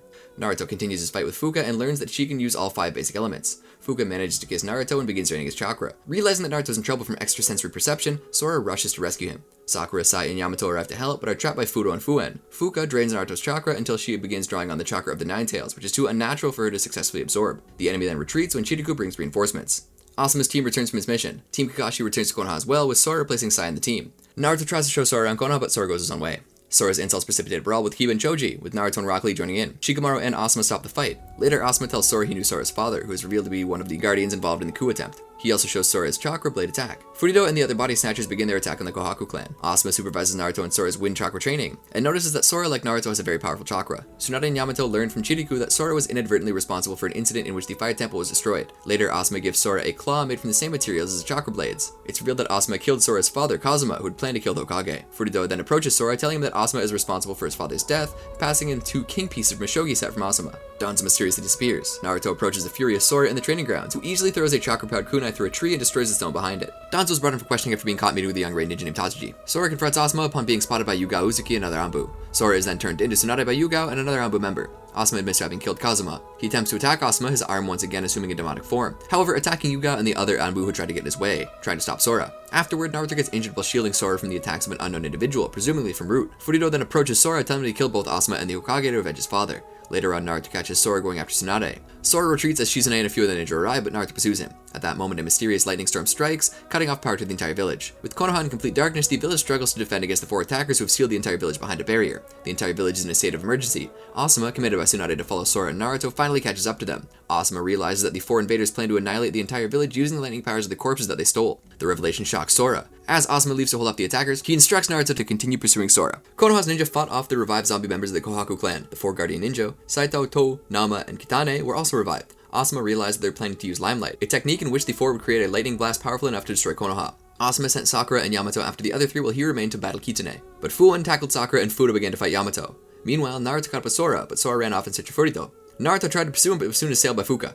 Soon after, Sora reached Furuto, who admitted that he had planned to destroy Konoha all along. Naruto deduces that Fuka's secret consists of switching bodies to use each corresponding element and that her hair preserves her youth and body. Naruto damages her hair as it takes a life of its own, dispensing the body, but Naruto finally kills it with her Sengon. Meanwhile, Asuma manages to break free of the electric barrier, catches up with Kitane, and defeats him in a short fight. Realizing that Kitane is no more and his other 3 companions were killed, Furuto causes the other 3 ninja guardians to disappear, but Furuto has a backup plan. Sora. He releases Sora's seals and tells him the truth. Sora is a pseudo Jinchuriki. The chakra that leaked from the 9-tailed fox when it attacked Konoha 15.5 years ago was harvested and planted into Sora. Just then, Asuma arrives at the scene with Naruto. Asuma recognizes Furuto and realizes that it's Kazuma, Sora's father. Yamato, Sakura, Kiba, Lee, Ino, Choji, and Shikamaru also show up. Enraged, Sora wants to destroy everything and turns into a 3-tailed form of the demon fox. However, Yamato is unable to restrain him because he doesn't have the first necklace on him. The chakra of the 9 tails rages out of control within Sora, preventing Naruto and the others from subduing him. Asuma and Kazuma resume their old battle. Naruto is repeatedly knocked down in his attempts to restrain Sora, but the chakra seeps into him and transforms him as well. Yamato was unable to suppress the 9 tails chakra in both Jinchuriki, being prevented by an unknown outside force. Sora's 4th tail emerges, causing the 9 tails cloak to envelop his body. He temporarily gains his own consciousness when he witnesses Naruto stab himself in the leg and successfully prevent the original 9 tails cloak from emerging. The struggle between Naruto and Sora continues. Asuma and Kazuma fight. Sai arrives, having Sekka to the hospital, and binds Kazuma with an ink snake. Kazuma breaks out of Sai's technique and charges Asuma but is killed. Naruto eventually reaches Sora, who manages to release the 9 tails chakra. However, the 9 tails chakra that is released begins to become in miniature 9 tails. This provokes Tsunade to head out and engage the beast. It soon becomes clear that the miniature 9 tails could not form without a human host, so it dissipated.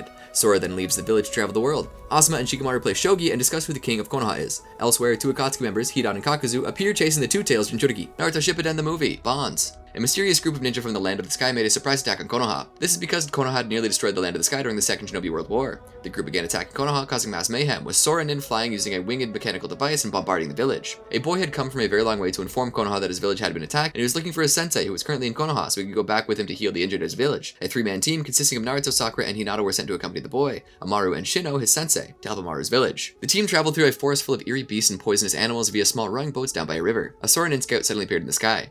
Sakura, Hinata, and Shino hid by the riverside with Naruto and Amaru hiding underwater until the Sora Nin had passed. While underwater, Amaru dropped his scalpel, a present from his beloved sensei, and swam down to get it. As he tried to resurface, he became caught in the reeds. After freeing Amaru from the reeds and helping him back to the boat, Naruto noticed that Amaru was in fact a she, due to her breast and corset. Naruto blushed before a poisonous piranha-like fish bit him and he fainted. Later on, Naruto woke up still blushing, partly because Amaru was sucking the poisonous blood out of the wound on his thigh, thus saving Naruto. Naruto asks if she was a she, and suggests that Amaru had feelings for his sensei, which he was slapped for. Meanwhile, at Konoha, the Sora Nin retreated because they were out of chakra to continue flying, so Konoha sent another special team to search for their base. Sai approached the ships they were using as a base near a beach on one of his ink birds to attract their attention and gauge their abilities, while Shikamaru and Kakashi hid behind some rocks near the shore, waiting for the 4th man of the team, Shino, to infiltrate and damage their base. At Orochimaru's lair, Orochimaru had become even more ill because the body transfer technique he used was close to its desperation. Kabuto was attending to him and told Sasuke that the Sora Nin were attacking Konoha, to which Sasuke replied that he didn't care. Orochimaru ordered Sasuke to capture and bring back to him a man who would be able to help him perfect his reincarnation technique. Naruto and company finally reached Amaru's village, and they found the village had been badly attacked, with some parts now in ruins with the inhabitants nowhere to be seen. Amaru ran around trying to find some of the villagers before she unknowingly triggered a trap which sent a volley of kunai flying towards her.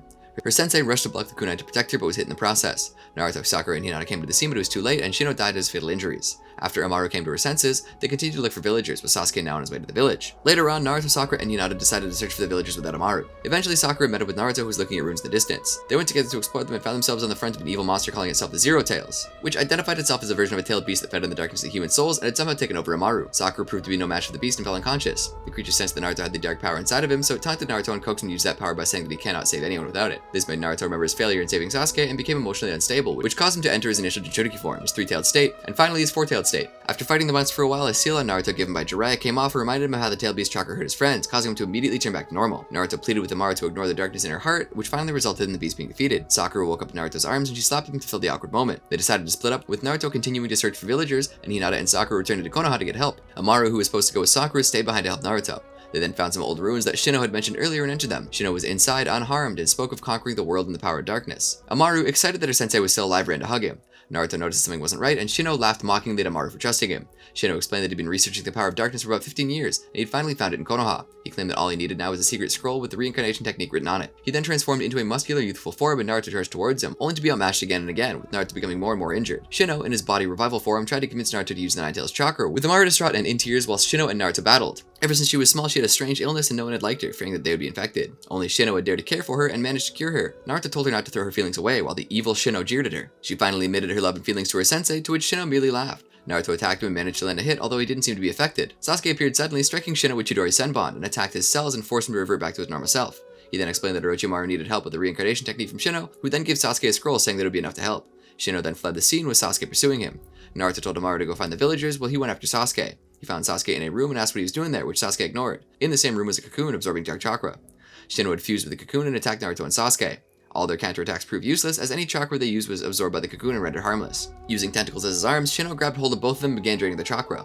Sasuke activated the first level of his cursed seal, releasing its evil chakra, and Naruto, who understood Sasuke's plan, turned into his initial Jinchuriki form and sent a large amount of chakra into the Zero Tails, and managed to break free using his shadow clones before using Tornado Rasengan. After escaping himself, Sasuke ascended to the second level of the cursed seal, before using Chidori Katana to cut off the beast's power. The creature began rampaging after regaining control of itself, having now completely absorbed Shino. Amaru found Hinata and the villagers in a cell and managed to free them all before finding them a flying lifeboat for them to escape in. Naruto rushed out of the ruins and ordered Amaru to go. She refused, but Sasuke threw her into the boat by force. Naruto also forced Sasuke onto the lifeboat using a Rasengan, mouthing a few words to Sasuke as he fell before flying away using the wings from his cursed seal form. Remembering how Jiraiya once said that Naruto had the willpower to never give up, he created a large amount of shadow clones and began destroying the ruins using the Guts Rasengan.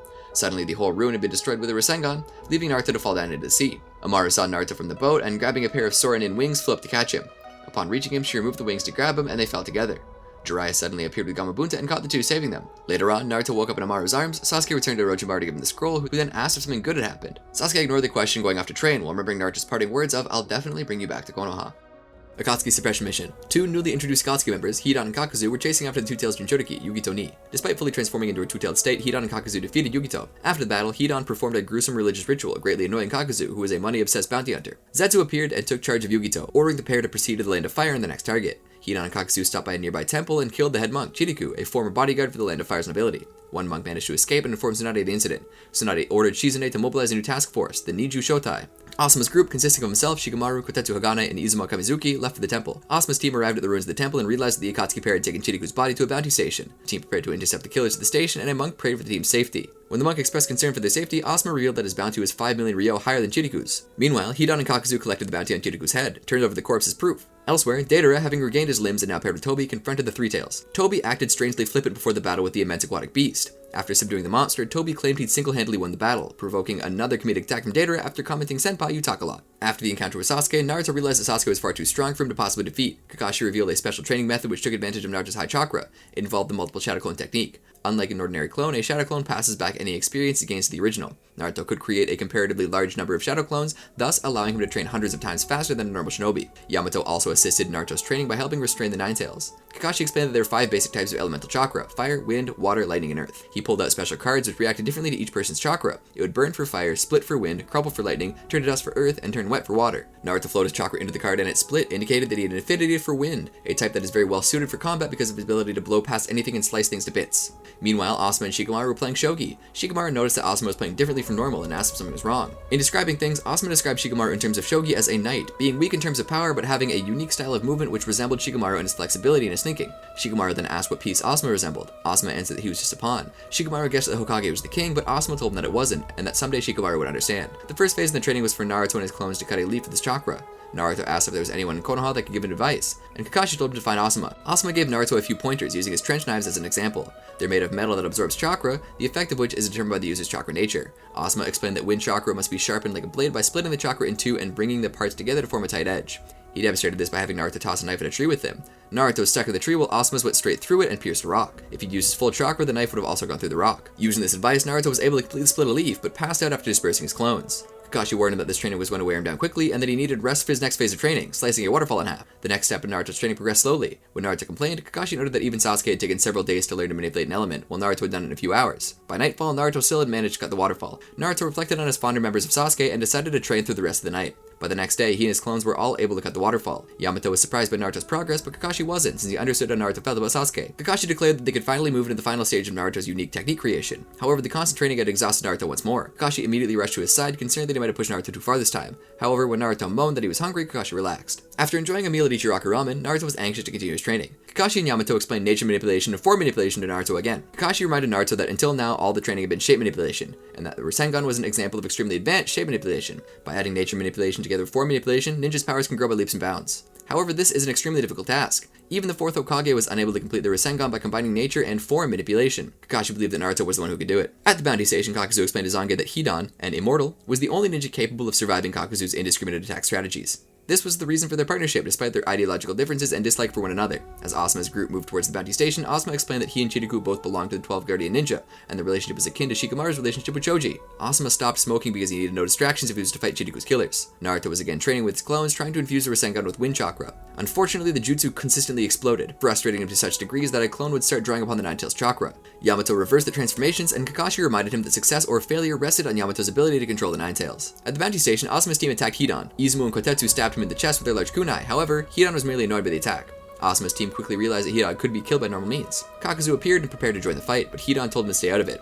Asuma proceeded to fight Hidan alone. Hidan managed to cut Asuma's cheek and lick the blood off his scythe as the latter used a fire jutsu. Hidan drew a seal behind him just as the technique hit. It burnt Hidan's robe, but he emerged unscathed. Instead, Asuma's right arm was badly burned. The damage meant for Hidan had somehow been turned back upon himself. Hidan had also physically transformed. His skin was black with white accents, giving him the appearance of a Grim Reaper. Hidan told Asuma that any pain he felt was transferred to Asuma. Since he was immortal, Hidan needed only to inflict a fatal wound on himself to kill Asuma. Luckily, Shikamaru caught Hidan in another shadow bind before he could do so. Kakuzu offered to help, but Hidan waved him off, claiming he could beat all four by himself. Going over every motion Hidan made to start the ritual, Shikamaru figured out his ability. He first needed to consume his opponent's blood and then stand within a ceremonial circle. Shikamaru explained that in order to save Asuma, that all he needed to do was move Hidan out of his circle. After Shikamaru tested this theory, he trapped Hidan with shadow sewing. Hidan asked Kakuzu to help him, but Kakuzu nonchalantly replied that he told Hidan to be careful. Asuma sliced Hidan's head off with his chakra blades, and it fell next to Kakuzu. Rather than killing Hidan as expected, the head started talking, scolding Kakuzu for allowing him to be decapitated.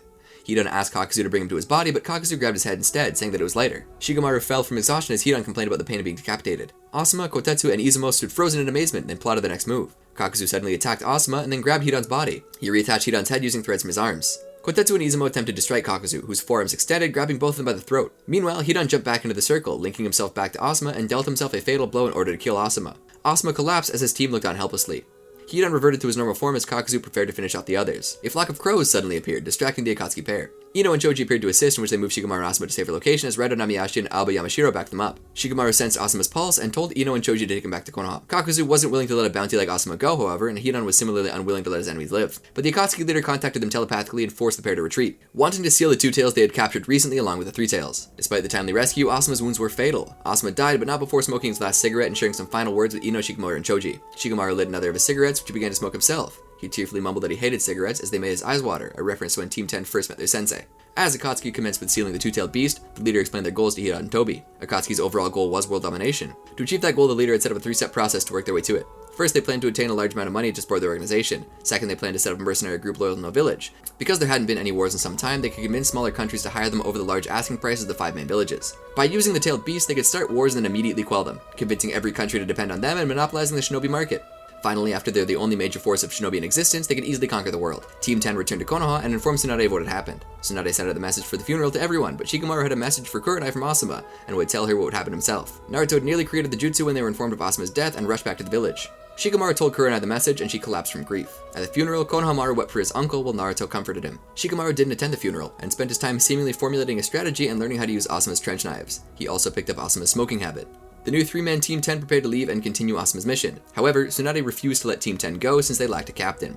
Kakashi volunteered to temporarily fill the gap. The 4-man team headed off. Later in the woods, Shikamaru devised a new attack strategy that included Kakashi. About 3 days later, Sakura volunteered her team to back up Team 10. Tsunade told Yamato that Naruto had 24 more hours to complete his new jutsu or she would send another team as backup. After Akatsuki finished sealing Sanbi and Nibi, Kakuzu and Hidan were allowed to leave. Realizing the likeliness of an ambush, Hidan and Kakuzu took another route. Ino used her mind-body switch technique on a crow in order to find the two. Team 10 then went to ambush the Akatsuki. Shikamaru snuck his shadow near Hidan and Kakuzu, who both managed to jump out of the way. Shikamaru then threw 2 explosive kunai, followed by Asuma's chakra blades. Shikamaru poured his own chakra into the blades, allowing him to trap the 2 Akatsuki members with them. Shikamaru then used his shadow imitation to make Hidan attack Kakuzu. However, Kakuzu thought a step ahead and detached his arm, setting it underground. Just before Hidan's attack landed, Kakuzu freed himself with a detached arm.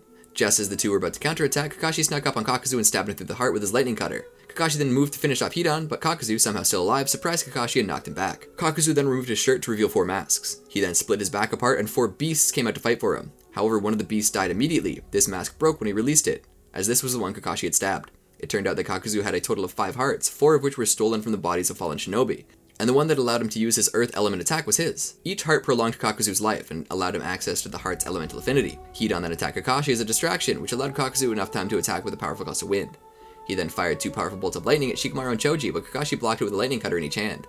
He then attacked with fire, which was dodged by Team 10 and Kakashi. Shikamaru then decided to separate Hidan and Kakuzu from each other. Once again capturing Hidan with the shadow imitation technique, Shikamaru dragged Hidan to an isolated location rigged with booby traps. However, Shikamaru's chakra ran out, which freed Hidan from the technique. Hidan successfully attacked him and began the voodoo ritual. Kakuzu revealed that the first Konoha ninja he'd ever fought was the first Hokage. As Kakashi was about to be killed, Kakuzu grabbed his chest in pain. This was due to Hidan stabbing himself as part of his curse ritual. The blood he consumed was actually Kakuzu's. Hidan did not immediately realize what had happened, but Shikamaru attacked him to illustrate the point. However, Shikamaru was weakened from the extended use of his shadow technique and couldn't hold down Hidan for long. He watched Hidan advance to strike the final blow. Kakuzu continued battling Kakashi. However, as Kakuzu prepared to strike with his fire and wind combo attack, Naruto and Yamato intervened. Combining both Naruto's wind release Rasengan and Yamato's water release Tearing Torrent, they formed the Typhoon Water Vortex technique to block the attack. Kakashi, Ino, and Choji were relieved at Team Kakashi's arrival under Yamato's leadership. Yamato ordered Sai and Sakura to back up Shikamaru while Kakashi summoned Pakun to lead them. Naruto resolved to defeat Kakuzu on his own. Hidan failed to kill Shikamaru as the latter ensnared him with a shadow once more. Having prepared the area in advance, Shikamaru used his shadows to pull the explosive tags onto Hidan and then opened a deep pit beneath him. Hidan insisted that he would survive the attempt, even if only his head remained intact, and he would kill Shikamaru in turn. Shikamaru calmly explained that they were in his clan's land and that his clan would keep Hidan buried for eternity. Lighting a cigarette, Shikamaru saw a vision of Asuma, who congratulated him before disappearing. Saying his last goodbye, Shikamaru tossed a lit cigarette at Hidan, igniting the explosive tags and causing a massive explosion. Hidan survived the explosion and insisted that he would bite Shikamaru to death, all while proclaiming that his god, Jashin, would punish Shikamaru. Shikamaru ignored the threats and tossed a kunai with explosive tags into the hole. The explosion caused the hole to cave in, burying Hidan in rubble. Meanwhile, Naruto began preparing an extremely powerful technique. Kakashi realized through a flashback that Naruto might indeed surpass the Fourth Hokage. Naruto then used his wind release Rasen Shuriken. Kakuzu was visibly concerned by the new technique. Kakuzu jumped into the air, but Naruto leapt behind him. Kakuzu was forced to sacrifice 2 of his hearts, and through that, he was able to shield himself against the attack using his earth element shield. However, this left him unable to move. Kakashi realized that Naruto had surpassed him and went to finish Kakuzu by stabbing the last heart. Team Kakashi and Team 10 returned, triumphant to Konoha. Shikamaru visited Asuma's grave with Kurenai, who had been revealed to be pregnant with Asuma's child. Later, while playing shogi with his father, Shikamaru commented that the identity of the King Piece was the next generation of Konoha ninja. Despite this revelation, he lost the game to his father. Three Tails appearance. Orochimaru instructed Kabuto Yakushi along with Team Goran to take a young boy named Yukimaru to a lake. After they arrived, Kabuto forced Yukimaru to release all of his chakra, which caused the Three Tails to begin to surface from the lake. With Goran's help, the beast was completely revealed, and they attempted to capture it. Their attempts proved insufficient, however, and the beast created a large tidal wave to wash its attackers away. Tsunade finds the location of Orochimaru's hideout and sends Kakashi as a temporary leader of teammates to locate it. They engage a battle with Goran, and Shino sends back one of his crystallized bugs. Then Tsunade sends Yamato, Sai, and Sakura to help along with Naruto, who meets them along the way. Team Kakashi and Kurenai follow Goran and discover the thing they were after was Three Tails. Shizune, Ino, Tenten, and Lee are assembled to help with the hunt for the Three Tails. They all meet up and split into 3 groups to seal the tail beast in its own dimension and get Yukimaru. The sealing group consists of Shizune, Hinata, Sakura, Ino, and the guarding group is Yamato, Tenten, Kiba, and Lee, and the fighting group is Naruto, Kakashi, Sai, and Shino. Team 3 tried to use the 4-corner sealing barrier to permanently trap the beast in his own dimension. Just as the sealing began to work, the Konoha ninja were interrupted by Goran, who prompted the beast to attack them all. Yukimaru was able to calm the beast down temporarily, but after became tired and the Three Tails turned into attention to him. Goran and Naruto came to his defense, but were swallowed in the process. With the help of their allies on the outside, they were able to escape, and the Konoha ninja tried once again to seal the beast. Just when the sealing was almost complete, Yukimaru, angered by the apparent death of Goran, empowered the beast to break free its restraints. The Three Tails went on a rampage, attacking everyone nearby and crushing Noari, Kagiri, and Kiho. Its attempts to attack Yukimaru, however, had no effect. It was only through the use of wind-released Toad Oil Flame Bullet that the beast was driven away. The sealing attempt was left to Anbu members, and the remaining Konoha ninja returned home. Deidara and Tobi of Akatsuki soon found these Anbu members and disposed of them. The beast's captures took place much earlier in the manga at the start of the Akatsuki suppression mission, but played out in much of the same ways in the anime. Tobi and Deidara confronted the beast, to which it responded by beginning to chase Tobi. With the three tails distracted, Deidara molded an explosive clay fish in an attempt to devour it. It was unclear if this marked the end of the battle, as the remainder of the battle went unseen. As the two towed the three tails to Akatsuki's lair after the battle, Tobi gloated at bringing the three tails down with a special jutsu. But Deidara thought otherwise. It was later sealed in the sealing statue. Itachi pursuit mission. At Orochimaru's lair, a sicker Orochimaru was confined to his bed. As Kabuto exited to get more medicine, a blade made a lightning chakra shot towards Orochimaru through the door. Orochimaru quickly blocked it with his arms and thought to himself that he did not recognize the shape manipulation, although the chakra itself seemed familiar. The blade belonged to Sasuke, who had stopped by to finish Orochimaru off before he left to take on Itachi. He claimed that he had nothing more to learn from Orochimaru and then continued by mocking him for wasting his power and time, which angered Orochimaru. Sasuke finished by expressing his utter disgust at Orochimaru for his horrific experiments, all just to become all powerful, as it reminded him of Itachi's hunger for power before attacking him directly. After pinning Orochimaru's arms to the wall, Sasuke attempted to deliver a finishing blow, forcing Orochimaru to abandon his body and reveal his true form, a composite serpent-like entity made up of small white snakes. Sasuke activated his Curse Seal level 2 and began to fight Orochimaru. He compared Orochimaru's ambitions to how a snake dreams of flying and told him how he'd only get that chance to the talons of a hawk, as he sprouted his Curse Seal wings. After he severed Orochimaru's head from his body, Sasuke believed he'd won. However, Orochimaru's poison paralyzed Sasuke, and the former then lunged at him, swallowing him whole. Sasuke found himself inside Orochimaru, the place where the body transfer technique took place. Orochimaru relived the flashback when he confronted Itachi while in Akatsuki. He found Sasuke's eyes to be similar to those of Itachi's on that day and anticipated taking possession of those eyes. However, Sasuke took over the dimension with his Sharingan and Curse Seal and proceeded to turn the technique against Orochimaru. After the fight, Kabuto returned with the medicines, but viewed a scene consisting of Sasuke standing over Orochimaru. Kabuto asked Sasuke to which one he was, to which Sasuke replied by showing Kabuto what had just happened. Sasuke stated he had merely taken over and left triumphantly. After defeating his mentor, Sasuke freed Suigetsu, whom Orochimaru had imprisoned in a glass tank filled with water. Sasuke led Suigetsu to the Land of Waves to retrieve Zabuza Momochi's sword from his grave. Upon their arrival, Sasuke noticed the bridge that was being built during his time there as a Konoha Genin, which was now named the Great Naruto Bridge.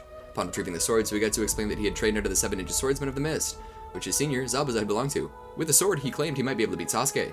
After picking it up, they headed for the next target. In the anime, it turned out that the sword was not beside Zabuza's grave, and that a man named Tenzin had claimed it for herself. Sasuke and Suigetsu asked the residents of the village where they could find him. Eventually, they discovered that he resided in a castle southeast of the village. Overnight, Sasuke intruded the castle and threatened Tenzin to prepare an army of over 1,000 men. The next day, Sasuke and Suigetsu prepared to invade the castle. Sasuke offered a wager with Suigetsu to whoever could retrieve the sword first. Suigetsu later suggested that this had merely been a chance for Sasuke to witness Suigetsu's abilities, which Sasuke neither confirmed or denied. After a successful attempt of retrieving the sword, they both departed the next target, Karin. After arriving at the base, Sasuke and Suigetsu met Karin, who sensed their arrival. Sasuke told Karin to join him, which surprised her. Sasuke replied that since Orochimaru was now gone, there was no need for her to continue to keep watch of the prisoners that she was currently guarding, and told an annoyed Suigetsu to free them. Karin relented, but still refused to go. Sasuke decided that he'd have to find someone else. However, Karin had a quick change of personality and agreed to go if he really wanted her to. Suigetsu advised that they leave, since Karin clearly didn't want to go. When Sasuke said she had changed her mind, Karin put her glasses on after attempting to flirt with Sasuke, and denied this in a rather embarrassed manner, saying that she was coincidentally going the same way they were, at least for the moment. As the three made their way to the northern hideout, Karin explained that Sasuke's next target, Jūgo, was the means behind Orochimaru's development of the Cursed Seals. When the group got there, prisoners infected with the Cursed Seal surrounded Sasuke's group. When Karin informed them that Jūgo was not among the prisoners, Sasuke and Suigetsu disposed of them without killing them, as instructed by Sasuke. Having found the keys to Jūgo's cell, Karin used her tracking ability to find him, misleading Suigetsu in the wrong direction while at it. At Jūgo's cell, Karin unlocked the door and Sasuke went in first. Jūgo, who had decided that if the first person to open the door was a male, he would kill him, seemed delighted to see Sasuke and rushed in for the kill. Sasuke failed in his attempts to reason with Jūgo. Jūgo and Sasuke had a quick Cursed Seal battle before it was interrupted by the arrival of Suigetsu. Suigetsu then appeared to take over the fight, explaining that beating Jūgo to a pulp was the only way to calm him. Jūgo morphed his piston arm into a massive forearm blade to deal with Suigetsu. After they ignored Sasuke's request to stop, Sasuke wrapped the two in summoned snakes and exuded an enormous amount of killing intent. Jūgo's transformation receded, and he suddenly rushed back to his cell, demanding that they lock it. Karin explained that while the rage-driven Jūgo might be violent and bloodthirsty, Jūgo himself had no desire to harm anyone. Jūgo finally agreed to go with Sasuke after hearing that Kimimaro, who was consistently able to stop Jūgo's rage-driven rampages, had died to bring Sasuke to Orochimaru. With his team gathered and dubbed Hebi by Sasuke, Sasuke revealed their goal, to kill his brother Itachi. Suigetsu, who wanted to take Kisame's sword for himself, was willing to participate, as Kisame was currently partnered with Itachi. Karin, being enamored with Sasuke, also agreed to help, although she was unwilling to admit that her admiration was the reason. Suigetsu teased her about it, saying that he knew about something Karin did to Sasuke a while before. However, Karin punched Suigetsu in the face before he could reveal her secret. Finally, Jūgo acquiesced to see how strong Sasuke was, believing that he was Kimimara's reincarnation. Sakura arrived at Naruto's home to tell him to wash up and get ready. They met up with Tsunade and Jiraiya, and Tsunade informed them of Orochimaru's death at Sasuke's hands, which Jiraiya's most trusted source had confirmed. Both Naruto and Sakura seemed very happy to hear that news, expecting that, now that Orochimaru was dead, Sasuke would finally return to Konoha. However, Jiraiya told them that was not exactly the case. In Konoha, Naruto and Sakura came to the same conclusion as Sasuke, reasoning that his desire for revenge would drive him to kill Itachi. Therefore, they decided that the simplest path to Sasuke was to find Itachi. As both teams resolved to find Itachi, both he and Kisame waited for the leader to contact them after capturing Roshi, the host of the Four Tails. Once they got into contact with their leader, Akatsuki went over the current deaths of Hidan, Kakuzu, and Orochimaru, and Sasuke's new team. Knowing that Sasuke would potentially disrupt their plans, the leader warned everyone to be careful, especially Itachi and Kisame. In Konoha, Kakashi discussed the overall plan to find Itachi and Kisame. Since simply killing Itachi first would make finding Sasuke impossible, they needed to capture him. And for that purpose, Team Kakashi was joined by Team 8. Meanwhile, Sasuke took his team to an old Uchiha outpost run by allies of the Uchiha clan in order to stock up on supplies. After Akatsuki finished stealing the Four Tails, Deidara and Tobi decided to either track down Kakashi and Naruto or go after Sasuke. As Deidara and Tobi searched for either of their two targets, the two teams split up. The Konoha ninja split into groups of 3, one ninja and 2 of Kakashi's ninken. Naruto was accompanied by Hinata and Yamato due to Akatsuki's pursuit of him. Meanwhile, Sasuke's group split up to gather information on Akatsuki. As they searched, the ninken accompanying Sakura caught Sasuke's scent. Her search led her into a city, but she was unable to find Sasuke. As she walked through a crowd, the ninken commented on how the scent was moving away, just as Karin was walking past her.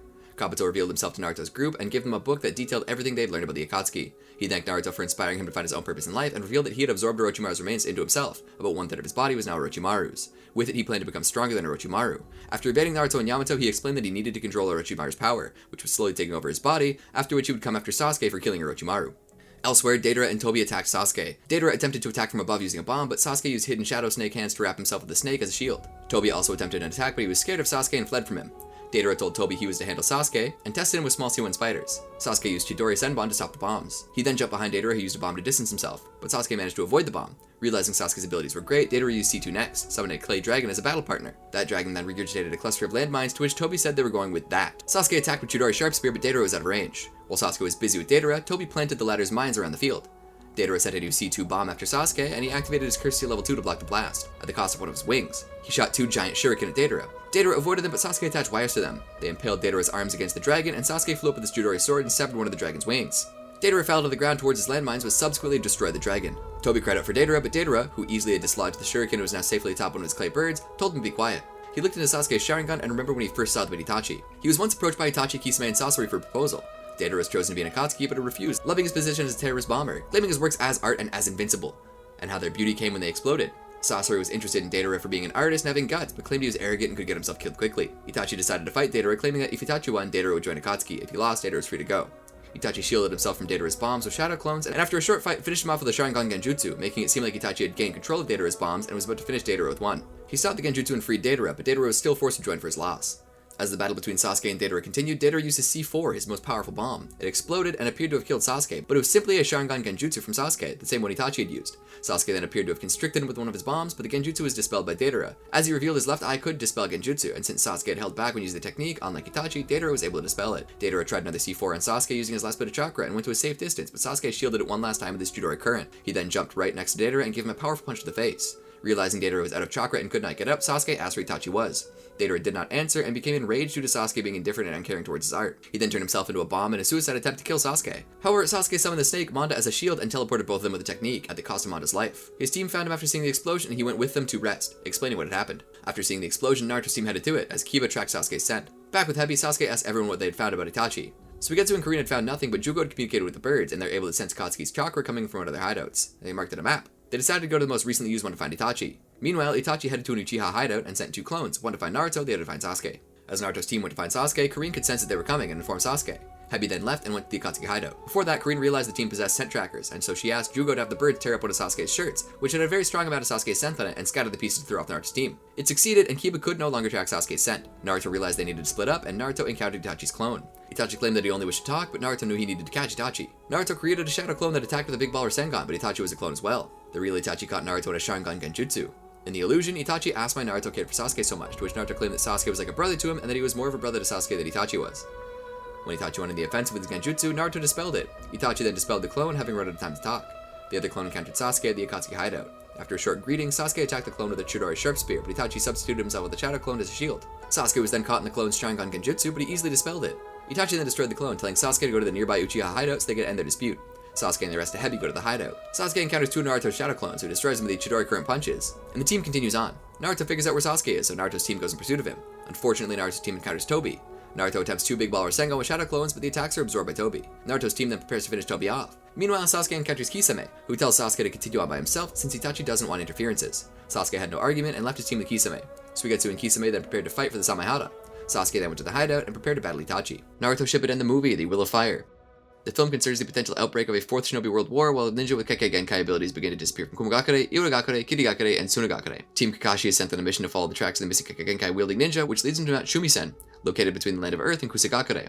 Sai, who was flying on his ink bird, is attacked by a bird which attacks with explosive tag-like feathers. Naruto, disobeying Kakashi's orders to continue the mission, runs towards where Sai fell, saying he will not abandon him. There, chimera-like creatures attack them, which they quickly defeat, although Naruto is injured in the process.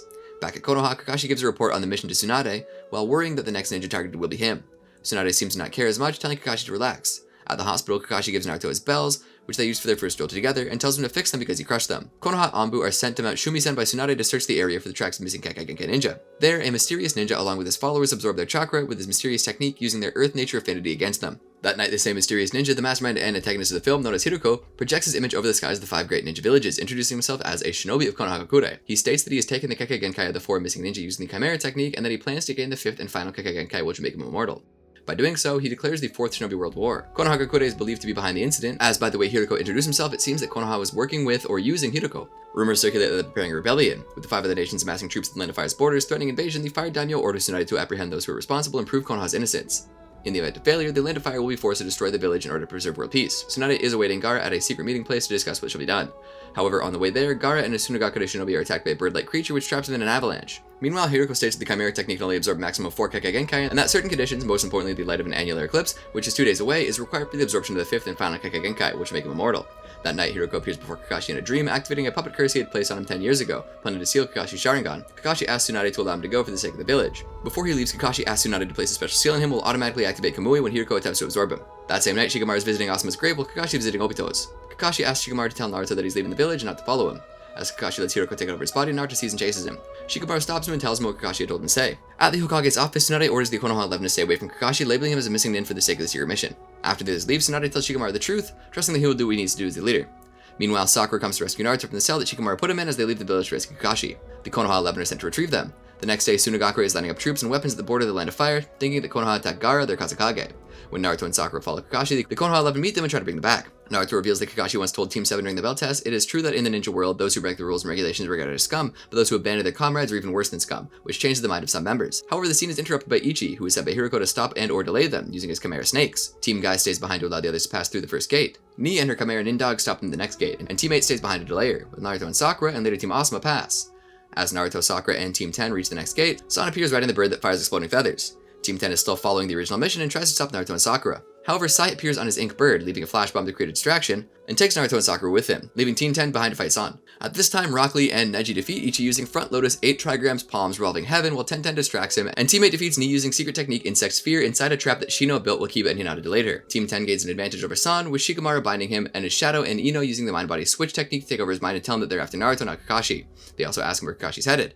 However, San breaks out of the mind-body switch technique. He then summons Ichi and Ni and uses the Chimera technique on them and himself, and the 3 become a huge Chimera, which seems to be a combination of all their respective Chimera beasts, possessing all their abilities. Meanwhile, Gaara is thinking of what Jiraiya said while aiding in the recovery of Gaara and the Tsunade. He has told Gaara that he believes Kakashi or even Naruto will defeat Hiroko, and it's up to Gaara depending on whether he believes in Naruto's strength or not. As the war between Konoha and Suna is about to begin with ground combat troops and heavy artillery from both sides facing each other, Jiraiya appears above Gamabunta and gives to Suna the proof that Gaara is still alive. At that moment, Gaara moves to where Naruto, Sakura, and Sai are headed and stops them. He says that Naruto's will is not what Kakashi wants, and Naruto begins to fight Gaara. Gaara says that Naruto is too idealistic and that he doesn't have the power to make his goals become true. However, Naruto strongly says by the belief that as a fellow comrade, he cannot allow Kakashi to sacrifice himself. Naruto breaks through Gaara's shield of sand and punches him. The rest of the members of the Konoha 11 arrive to aid Team 10, and they bind the Chimera Beast with the help of 10-10 by sending their chakra to the chains that were holding the beast. They ask Shikamaru to go and stop Naruto, Sai, and Sakura. Shikamaru greets Gaara, who tells him that he felt what Naruto feels in the battle. Shikamaru continues on. Meanwhile, Naruto reaches the final gate and realizes that this is the place they came to on their past mission.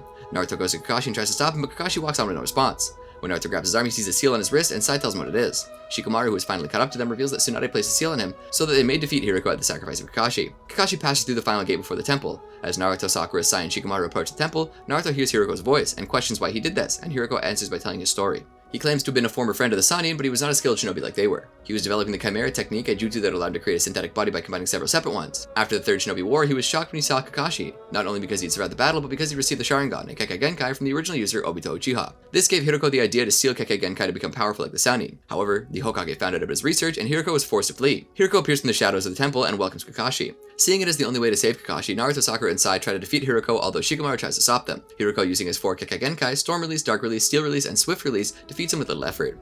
He then steps into the temple with Kakashi. Naruto stands up, deciding that he cannot give up. Shikamaru tries to stop him, saying that he must protect the unborn children of Konoha, the king. Naruto states that he'll protect them too, and that he loves Konoha for its shinobi, who will sacrifice themselves to save another. However, deciding who will be sacrificed from the start is what Naruto wants, and Naruto believes that there is no future for the children if Konoha becomes a place like this. As Naruto walks away, Shikamaru sees Asuma in him and protects him from surrounding barrier tags with his shadow sewing technique. He states that Naruto has inherited the will of fire, trusting the future of Konoha to him. Naruto enters the temple where Hiriko begins the absorption at the beginning of the eclipse. Suddenly, Kakashi's Mangekyo Sharingan activates, and the space inside the slime created by the Chimera technique begins to distort. Naruto, trying to save Kakashi, creates shadow clones and breaks into the slime with multiple Rasengans and pulls him out. Kakashi wakes up and asks Naruto why he's here with him, and then sighs that the plan failed. Hiriko is still alive, and he states that the eclipse hasn't ended yet, and releases a large amount of chakra, reducing the surrounding area to rubble. When Hiriko summons the Chimera beast that the Konoha 11 were keeping restrained, Shikamaru, Sakura, and Sai fight the beast while Naruto and Kakashi face Hiriko. Shikamaru notes that Hiriko's weak spot is his chest, which is still hollow as it is the space that Hiriko wants to assimilate Kakashi into.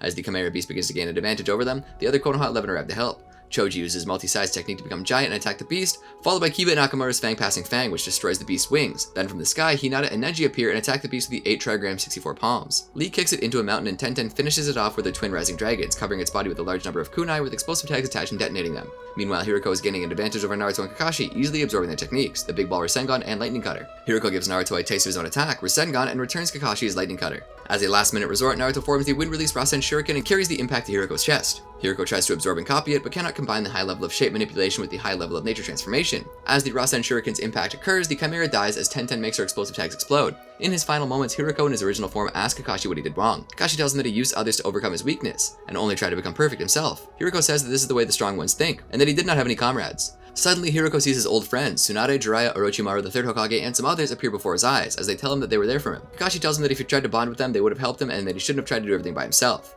Hiriko then tells Kakashi that that's what Kakashi tried to do this time, abandoning his comrades. Kakashi said that he and Hiriko made the same mistake as they were both lost. Hiriko asks him if he has finally made a connection and dies. Kakashi looks over to see most of the gang cheering for him. He then says that Naruto had long surpassed him. Gaara appears before the Tsunade army and tells them that everything has been solved, and to withdraw. Tsunade and Jiraiya talk about how they have been saved, and the kids are completely different than they were at that age. They end the conversation with the conclusion that they are getting old, and a decision to leave the future in the hands of a young generation which they can freely put their faith into. The movie ends at Mount Shumisen when Kakashi is thinking about Obito. He smiles at Naruto after seeing the similarities between the two. Naruto takes a smile as something creepy and random. The Konoha 11 surround them on various parts of the rocky ledge, each giving their input on Kakashi's sexual orientation upon seeing this. Kakashi hurriedly denies their assumptions, but not before Naruto panics and flees from him. Kakashi then chases after the fleeing Naruto by trying to explain that it's a misunderstanding. The Tale of Jiraiya the Gallant. Jiraiya told Tsunade that he was going to personally gather information regarding the Akatsuki in the most probable place, Amagakure. Seconds after Jiraiya successfully entered the village, he was detected by Pain. Wandering around the village, Jiraiya speaks with the inhabitants about their leader, Pain. Unsuccessful in gathering information, he captures 2 ninja of the village who tell him about their mysterious new leader Pain, who single-handedly defeated Hanzo, the former leader of Ame. Before acting further, Jiraiya summoned Garatora and instructed him to destroy himself and Naruto should anything happen to him, speculating that Madara Uchiha was responsible for the Nine-Tails attack on Konoha in the past. Meanwhile, Pain, knowing that an intruder has infiltrated the village, orders Konan to search for the intruder. She then transforms into multiple origami papers to seek the intruder out. She locates Jiraiya and informs Pain, who then changes bodies in a secret chamber. Konan then went ahead and attacked Jiraiya, who fought evenly matched with her for a short while. Jiraiya then spoke with his history with Yahiko and Nagato. When Pain arrives, they discuss Pain's personal ideology and Akatsuki's goals. Pain, who is convinced Jiraiya is to die anyways, reveals the reasoning behind his collecting the tailed beast, which was to create a kinjutsu which could wipe away entire nations, so that the world could mature and develop aversion from war. Finishing their talk, Pain summons a crustacean to attack Jiraiya, who defeats it and summons Gamaken. Having no choice left, Jiraiya and Gamaken begin their battle against Pain.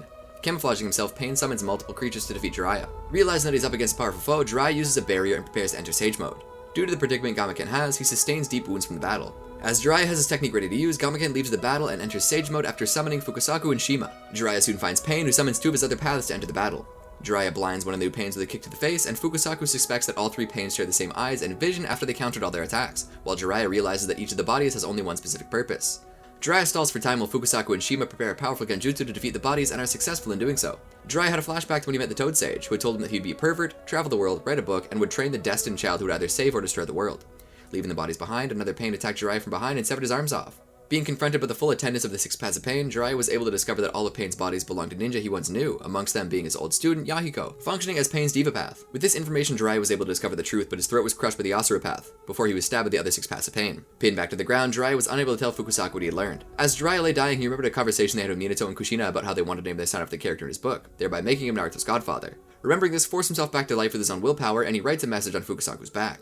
Thinking to himself, he decides that Naruto was the child of prophecy and that it was up to him to decide his future. The Asura path then shot his fist at Jiraiya, and Fukusaku destroyed the slab of concrete that Jiraiya was lying on. Jiraiya then drifted into the water to his death while thinking about what he'd name his next book. He then decided to name it The Tale of Naruto Uzumaki, and said it had a nice ring to it. Meanwhile, Pain deduced that Jiraiya was dead, but Fukusaku had gotten away. Fated battle between brothers. Sasuke arrived at the Uchiha hideout and confronted Itachi. The battle began with both of them seemingly using taijutsu, soon ending with Sasuke cornering Itachi and deciding to ask him one last question before killing him off. Sasuke asked, "Who is he?" Sasuke recalled when Itachi had said that 3 of the Uchiha clan would have the ability to use a Mangekyo Sharingan, including himself, if Sasuke would be able to awaken his. Itachi explained that the person who had assisted him when he murdered the entire clan was none other than Madara Uchiha, one of the founders of Konoha, and revealed that one of the purposes of the Mangekyo Sharingan was to control the nine-tailed demon fox, which he had done 16 years ago when it attacked Konoha. He also revealed that once the Mangekyo Sharingan was activated, it would progressively lead to blindness. Itachi referred to Madara as the founder of Akatsuki and his mentor. It turned out that Sasuke and Itachi's battle so far had been pure genjutsu. Itachi finally activated his Mangekyo Sharingan and revealed that the only way to stop the blindness was to take the eyes of another Sharingan user. He stated this was the reason that he had left Sasuke alive, and why he had pushed him to become stronger. After a flashback of his childhood, Sasuke stated, "Finally, it all ends here." During their talk, Zetsu watched hidden from the ceiling and his halves began to comment in the battle. After securing him in place with a shadow clone, Itachi then proceeded to rip out Sasuke's eyes. It was revealed that the whole fight so far had been a genjutsu, namely Itachi's Tsukiyomi, which Sasuke had overcome. Sasuke shortly lectured Itachi about the tools of a ninja and how a tool is only as powerful as the ninja who used it. Itachi told Sasuke he would make his dream of ripping out his eyes a reality and readied the Amaterasu. Itachi and Sasuke both used the Great Fireball technique, and Sasuke held a slight advantage until Itachi used Amaterasu, which burnt out Sasuke's fireball immediately and melted through his remaining cursed seal level 2 wing, as well as scorching his body. Itachi prepared to rip the eyes out of the half-burned Sasuke, but the corpse was shown to be an empty shell left behind, and the real Sasuke had dropped into the floor below. He used a new ninjutsu named Fire Release Great Dragon Fire Technique from down below. Itachi dodged, but it still burned his arm. Soon it began to rain, and Sasuke said that his new technique was unavoidable. Zetsu continued watching the fight, narrating their movements and adding background to mysterious moves. Sasuke charged his final technique, Kirin. A huge creature made of lightning appeared, fueled by the Great Dragon Fire technique, which had dumped a huge amount of residual heat into the upper atmosphere, and Sasuke's chakra remained suspended in a usable form, changing with the atmosphere from a simple fire chakra into a bolt of lightning characterized in the same form as the earlier Great Dragon Fire technique, but cast instead from lightning. Sasuke hit Itachi, who appeared to be dead. Itachi was then shown to be alive somehow, and revealed a third Mangekyo technique, Susanoo, which pulled out the legendary sword of Tatsuka. Giant snakes suddenly appeared at Sasuke. One of them revealed Orochimaru inside of his mouth. Sasuke, having used up nearly all of his chakra in fighting Itachi, could no longer suppress Orochimaru, who had been inside of Sasuke since his failed attempt at taking over his body. The snakes were all killed, and Orochimaru was stabbed by the sword of Tatsuka, sealing him in an eternal dream state, and the remains were subsequently sucked into the sake jar that the sword of Tatsuka was sheathed in. Itachi then asked Sasuke if that was all he had. Sasuke then proceeded to attack Itachi, again ending in a futile attempt as all his attacks were reflected by another effect of Susanoo, the Yada Mirror, which reflected all attacks directed at Itachi. Sasuke was knocked back down by his own attacks and laid on the ground. Itachi seemed to be invincible when Susanoo began to fade. Itachi walked towards his brother, seeking his eyes. When Itachi reached Sasuke, he poked Sasuke's forehead, saying, "I'm sorry, Sasuke, there won't be a next time," a reference to his constant unfulfilled promises to train Sasuke in their youth. Itachi then died of exhaustion. Zetsu figured that Itachi must have been injured before the battle started, also noting that Itachi was unable to dodge attacks he normally would have been able to. Sasuke then smiled and closed his eyes before collapsing himself, as Itachi's Amaterasu continued to burn around them. Meanwhile, Naruto and the other members of the 8-man squad continued to fight Tobi. Shino attacked with his bugs and even managed to completely swarm Tobi with them. Tobi escaped from the swarm unharmed, however. Zetsu arrived to tell him that Sasuke had won the battle and that Itachi was dead. This was no surprise to Tobi. Zetsu said that Sasuke was probably dying as well. Just before Tobi and Zetsu left, Kakashi noticed Tobi's Sharingan. Kakashi commented on this while Tobi and Zetsu fled to the battle site. Hinata saw storm clouds and the flames of Amaterasu with their Byakugan. Naruto and their group pursued them. Meanwhile, Tobi and Zetsu reached Sasuke. Tobi told Zetsu to take Itachi's corpse. Naruto's team reached the flames, and Yamato used Earth Release, Earth Flow Divide to create a path through it. Naruto became angry when he realized that they were too late. Sasuke woke up in a large room. Tobi appeared from the shadows and said that he would tell Sasuke the truth about Itachi. He then began to take off his mask. As Tobi's, whose true identity is none other than Madara, Sharingan was shown, Sasuke's Sharingan was turned into a Mangekyo Sharingan. His eyes bled, and Amaterasu appeared around Tobi. Tobi said that Itachi had implanted his abilities into Sasuke and that they activated as soon as Tobi's Sharingan was shown. Tobi then said that Itachi had done this to kill Tobi, to protect Sasuke. Sasuke didn't believe him and yelled at Tobi to go away. Tobi then began to tell Sasuke the secret about how Itachi had tried to protect the village as well as Sasuke, but for things to make sense he would have to go back before the founding of Konoha. At the time, there were many clans that existed, and the Uchiha clan was one of the strongest, only rivaled by the Senju clan with whom they constantly battled. Madara was noticed as the leader of the Uchiha clan because of his powerful chakra, but as Itachi said before, Madara plucked out his brother Izuna's eyes so he could gain an eternal Mangekyo Sharingan. In order to end their fighting, Hashirama Senju, the leader of the Senju clan, decided to make a peace offering with the Uchiha, which ended up forming the village of Konoha. Madara became infuriated when Hashirama became the first Hokage because he feared that the Uchiha clan would be put down. But the Uchiha did not believe their leader's warning, so Madara decided to abandon his own clan and defect from Konoha. Madara used the power of his eternal Mangekyo Sharingan to take control of the Nine Tails to take his revenge, and battled Hashirama, which tore up the landscape, and this land would eventually be called the Valley of the End, the same place where Sasuke battled Naruto before he left Konoha. At the end of the battle, Madara lost control of the Nine Tails, and everyone, even the Uchiha and Hashirama, believed that Madara had died. Afterwards, little by little, the Uchiha clan began losing their power as the village recognized the Senju clan more, and everything Madara had warned his clan about was beginning to come true, when the final straw occurred. 16 years ago, the Nine Tails attacked Konoha, and due to the Uchiha's reputation back when Madara controlled the Nine Tails against his fight against Hashirama, the leaders of Konoha believed that the Uchiha were responsible. Itachi was ordered by the elders of Konoha to annihilate the Uchiha because they were planning a coup d'etat against Konoha, and Itachi had done this because he detested war and wanted to maintain Konoha's stability. When Itachi was not even 4 years old, he had seen the bloodshed of the Third Shinobi War, which had caused him to develop a pacifist nature. Coincidentally, Tobi was attempting to destroy Konoha when he encountered Itachi, so Itachi made a deal. If he were to help Itachi wipe out their clan, Madara must leave Konoha alone, which Madara accepted. Sasuke began to believe that Tobi was the real bad guy because Itachi said that Madara was controlling the Nine Tails' every move. But Madara denies his involvement, and Itachi only said that because he did not want Sasuke to trust Madara. This triggered a flashback to moments before Itachi's death, revealing that he was not seeking his brother's eyes, but in his final stance with Sasuke had poked him on the forehead, as he did in Sasuke's childhood, and smiled at him. After this, Sasuke joined back up with Hebi and his new Mangekyo Sharingan. He told the group that they would be called Taka from now on, and that their goal was the complete and utter destruction of Konoha. After the failed mission to find Sasuke or Itachi, Naruto remembered his encounter with Itachi. Itachi asked Naruto why he insisted on saving Sasuke, who didn't want to be saved, and Naruto replied that he was more of a brother to him than he ever was. Satisfied with his answer, Itachi departs, but not before performing a technique on Naruto, to prepare him for the chance that Sasuke attacks Konoha. Soon after, Naruto is called to the Hokage office where he's told by Fukusaku that Jiraiya was killed in Amagakure by pain. Naruto, devastated, left to mourn, while Tsunade, who was equally hurt, had the decoders decode Jiraiya's dying message on Fukusaku's back. Devastated and unable to focus even after encouraging words from Irika Umino, Naruto was taken by Shikamaru Naru to the hospital to see a pregnant Kurenai Yuhi, whose child Shikamaru will instruct. Shikamaru reminded Naruto that there will come a time where all their masters will be gone and they'll be the new masters of the new students. With this in mind, Naruto opts to help the decoders decode the message, and saw that the message was written in Jiraiya's unique, if somewhat sloppy, katakana script. With this knowledge, they discovered Pain's secrets is that the real one isn't there. After deciphering the code, Fukusaku asked that Naruto come with him to learn Senjutsu like Jiraiya. After a reverse summon sent Naruto and Fukusaku to Mount Myoboku, the two began the difficult Senjutsu training. The training required Naruto to first be completely still as to allow himself to mold the natural chakra surrounding him. To speed up the process, a special frog oil was smeared on Naruto that would allow him to use natural chakra, but at a higher risk of turning into a toad statue. After several days to weeks, Naruto successfully learned how to remain perfectly still in order to mold enough natural chakra to enter Sage mode, and even trained himself in secret to master his wind release Rasen Shuriken. However, when it came to learn Sage Art Amphibian Technique to allow Shima and Fukusaku to gather the natural chakra while in combat, the nine-tailed demon fox prevented the fusion, requiring Naruto to come up with an alternative method of entering Sage mode in battle. Meanwhile, Sasuke decided not to take Itachi's eyes to awaken his internal Mangekyo Sharingan, opting to restore their clan his own way. Tobi ordered Taka to find the Jinchuriki of the Eight Tails, Killer Bee of Kumagakure. They find him at the Valley of Clouds and Lightning and begin a battle. Taka proves to be a challenge to Bee, and he proceeds to go all out. Naruto Shippuden the movie, The Lost Tower. Yamato, Naruto Uzumaki, Sakura Haruno, and Sai are assigned on a mission to capture Mukade and Missing Nin. They all have chakra blades which are used to attack. They set up for the once glorious historic ruins of Roran, a city that once had thousands of towers and is located in the middle of the desert. After bypassing the puppets, they corner the Missing Nin. Mukade's goal is revealed to be to travel to the past and take over the 5 great shinobi countries with the power of the Ryumyaku, an ancient chakra flow hidden deep underground in Roran. He unleashes the power of the Ryumyaku, which is seen to have been sealed by Minato's flying thunder god Kunai. A light envelops Naruto and Yamato, who are trying to stop Mukade.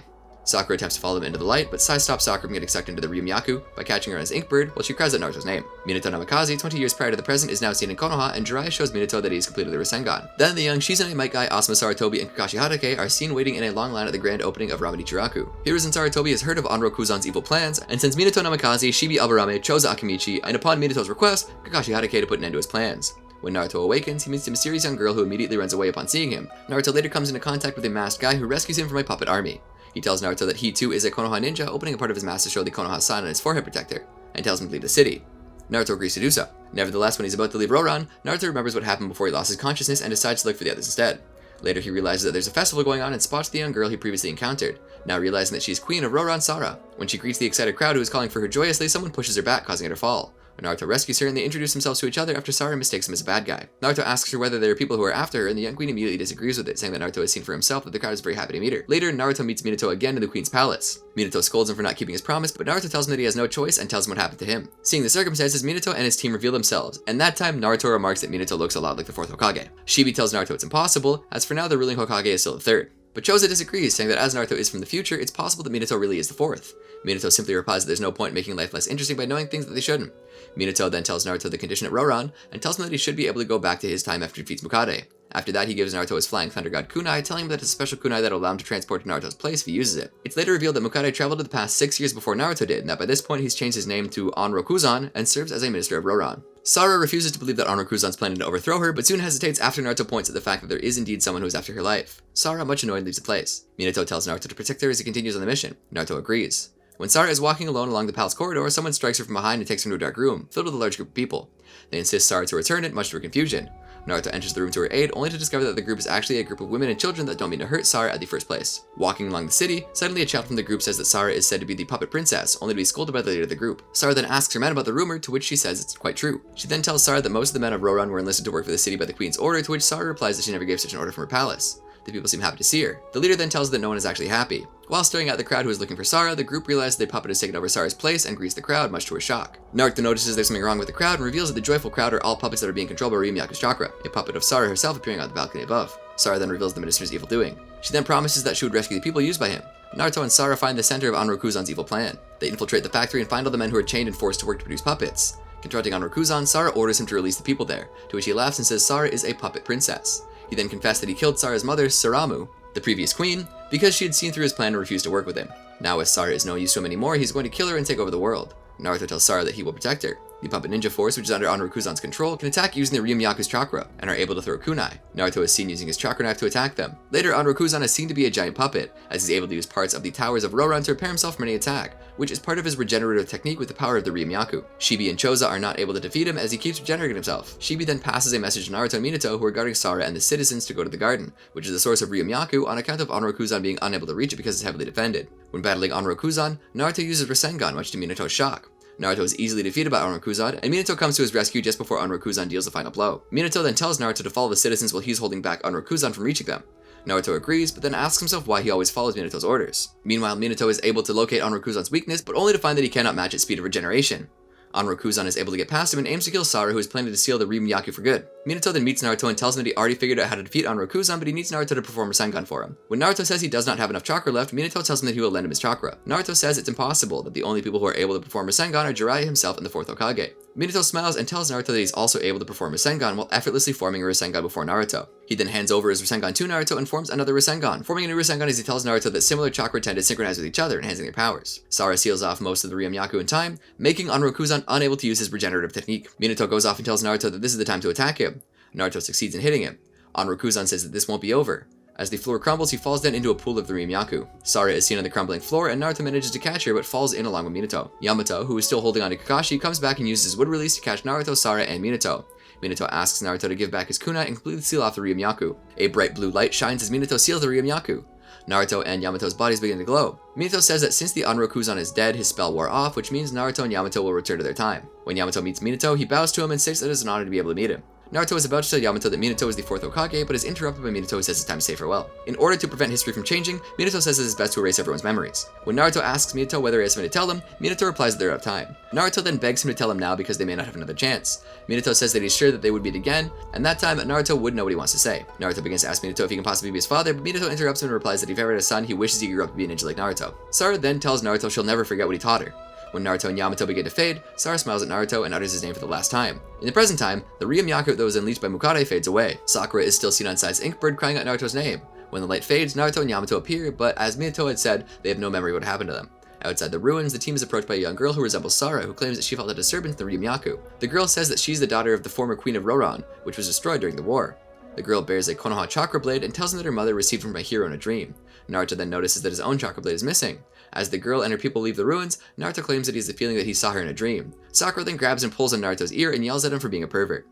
Six Tails Unleashed. When Hotaru and her guardian Tonbi are being attacked at their mountaintop fort, she and Utakata escape with En no Gyoja's secret genjutsu, while Tonbi tries to hold off the attackers, but was easily defeated, and the attackers, the Magaki group, go after them. Team Yamato are assigned by Tsunade to go and protect Hotaru on her way to the Tsuchigumo village. When the team finds the fort, they saw Tonbi, who has been viciously attacked by the four-man bandits. Sakura stays and heals Tonbi, while Naruto, Sai, and Yamato follow Utakata and Hotaru. Naruto catches up to Utakata and Hotaru, and Utakata attacks Naruto with some of his soap bubble ninjutsu.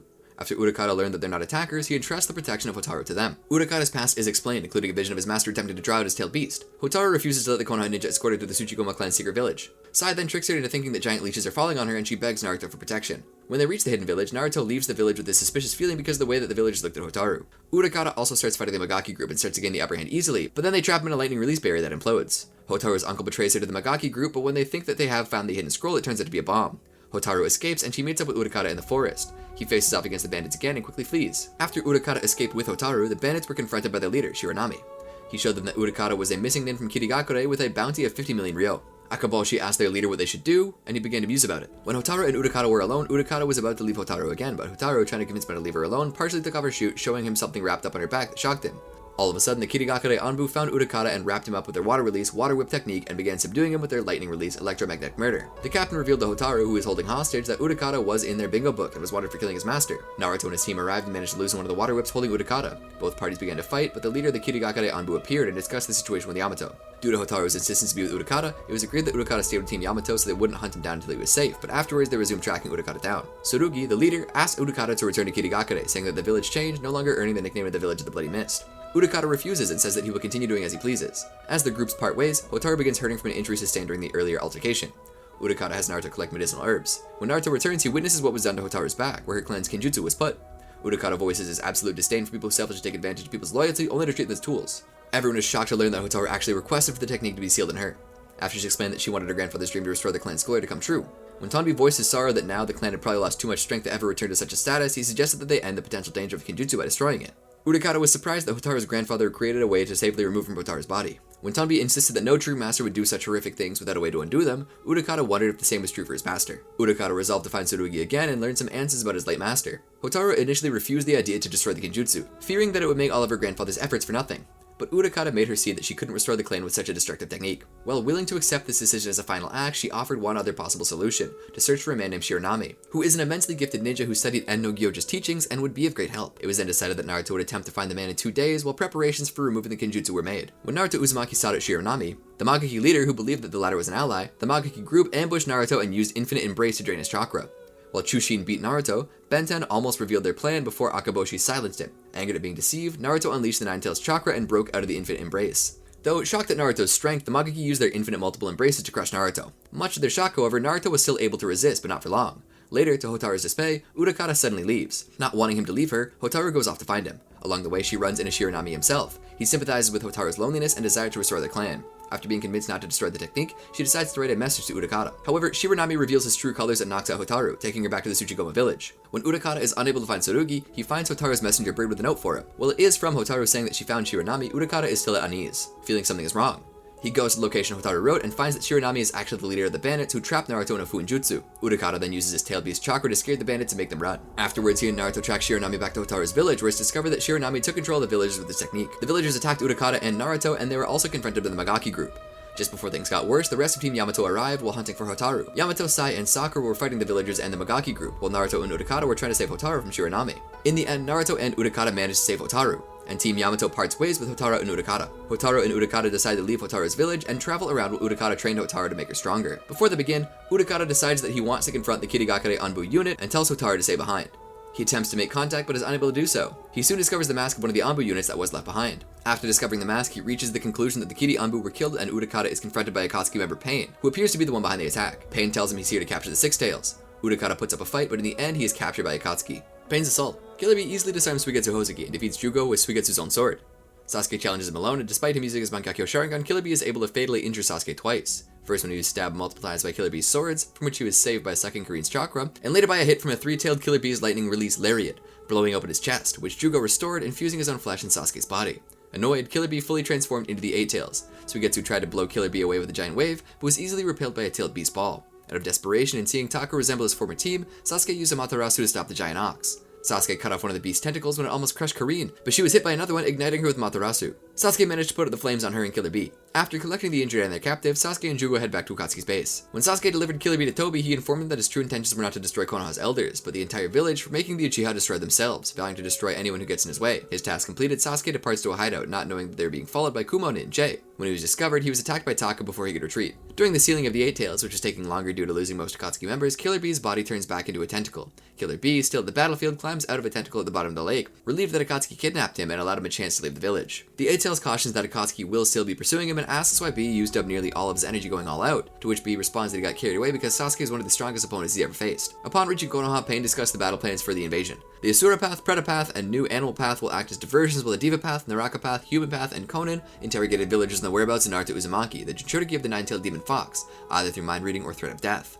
Once preparations were complete, the Asura path threw the animal path into the village where it summoned the other 6 paths of pain, and the invasion began. Because Konoha only expected one invader, multiple points of attack made it difficult for Konoha to react. The 5th Hokage called for Naruto to return to the village to aid its defense, but the messenger told Kosuke was killed by Danzo before he could leave, to prevent Akatsuki a chance of capturing the Nine Tails, as well as in the hope that Tsunade would lose her position in the attack. Meanwhile, Tsunade arranged at the Ninja Academy to summon and use Katsuyu to heal any villager who was injured during the attack. Kakashi Hatake engaged with the Diva path, who was quickly backed up by the Asura path. Choza and his team of Shinobi, along with his son Choji Akamichi, came to Kakashi's aid, and discovered that the Diva path's unique gravity manipulation had a 5-second window. Despite discovering the secret and the Asura path defeated, Choza along with his team were critically wounded and Kakashi incapacitated, leaving only Choji to deliver the information to Tsunade. Konohamaru Sarutobi engaged and defeated the Naraka path, while Sume and Kiba Inuzuka engaged the Preta path. As the invasion continued, Konan interrogated several Konoha shinobi on Naruto's whereabouts. However, by this time, Naruto had earned the respect of every single Konoha shinobi to the point that not one shinobi is willing to give away Naruto's location and would rather be killed. One such shinobi told Konan to go to hell with a smile on his face, despite the hopeless situation he was in.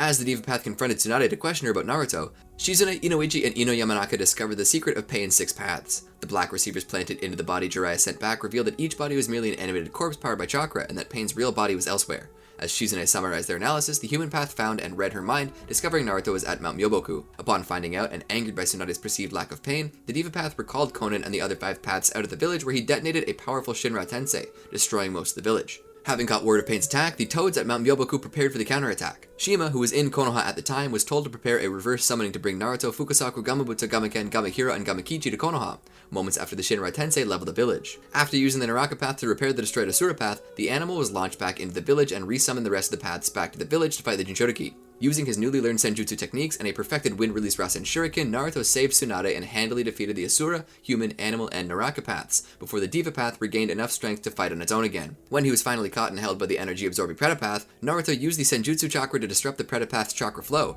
turning it into a frog statue before finally facing the Diva path. Pain's last and most often used body. Pain quickly dispatched the other Toads and gained the upper hand, killing Fukusaku in the process. Using another gravity manipulation technique to grab and immobilize Naruto, Pain then pinned him to the ground with his chakra disruption blades in order to take him away.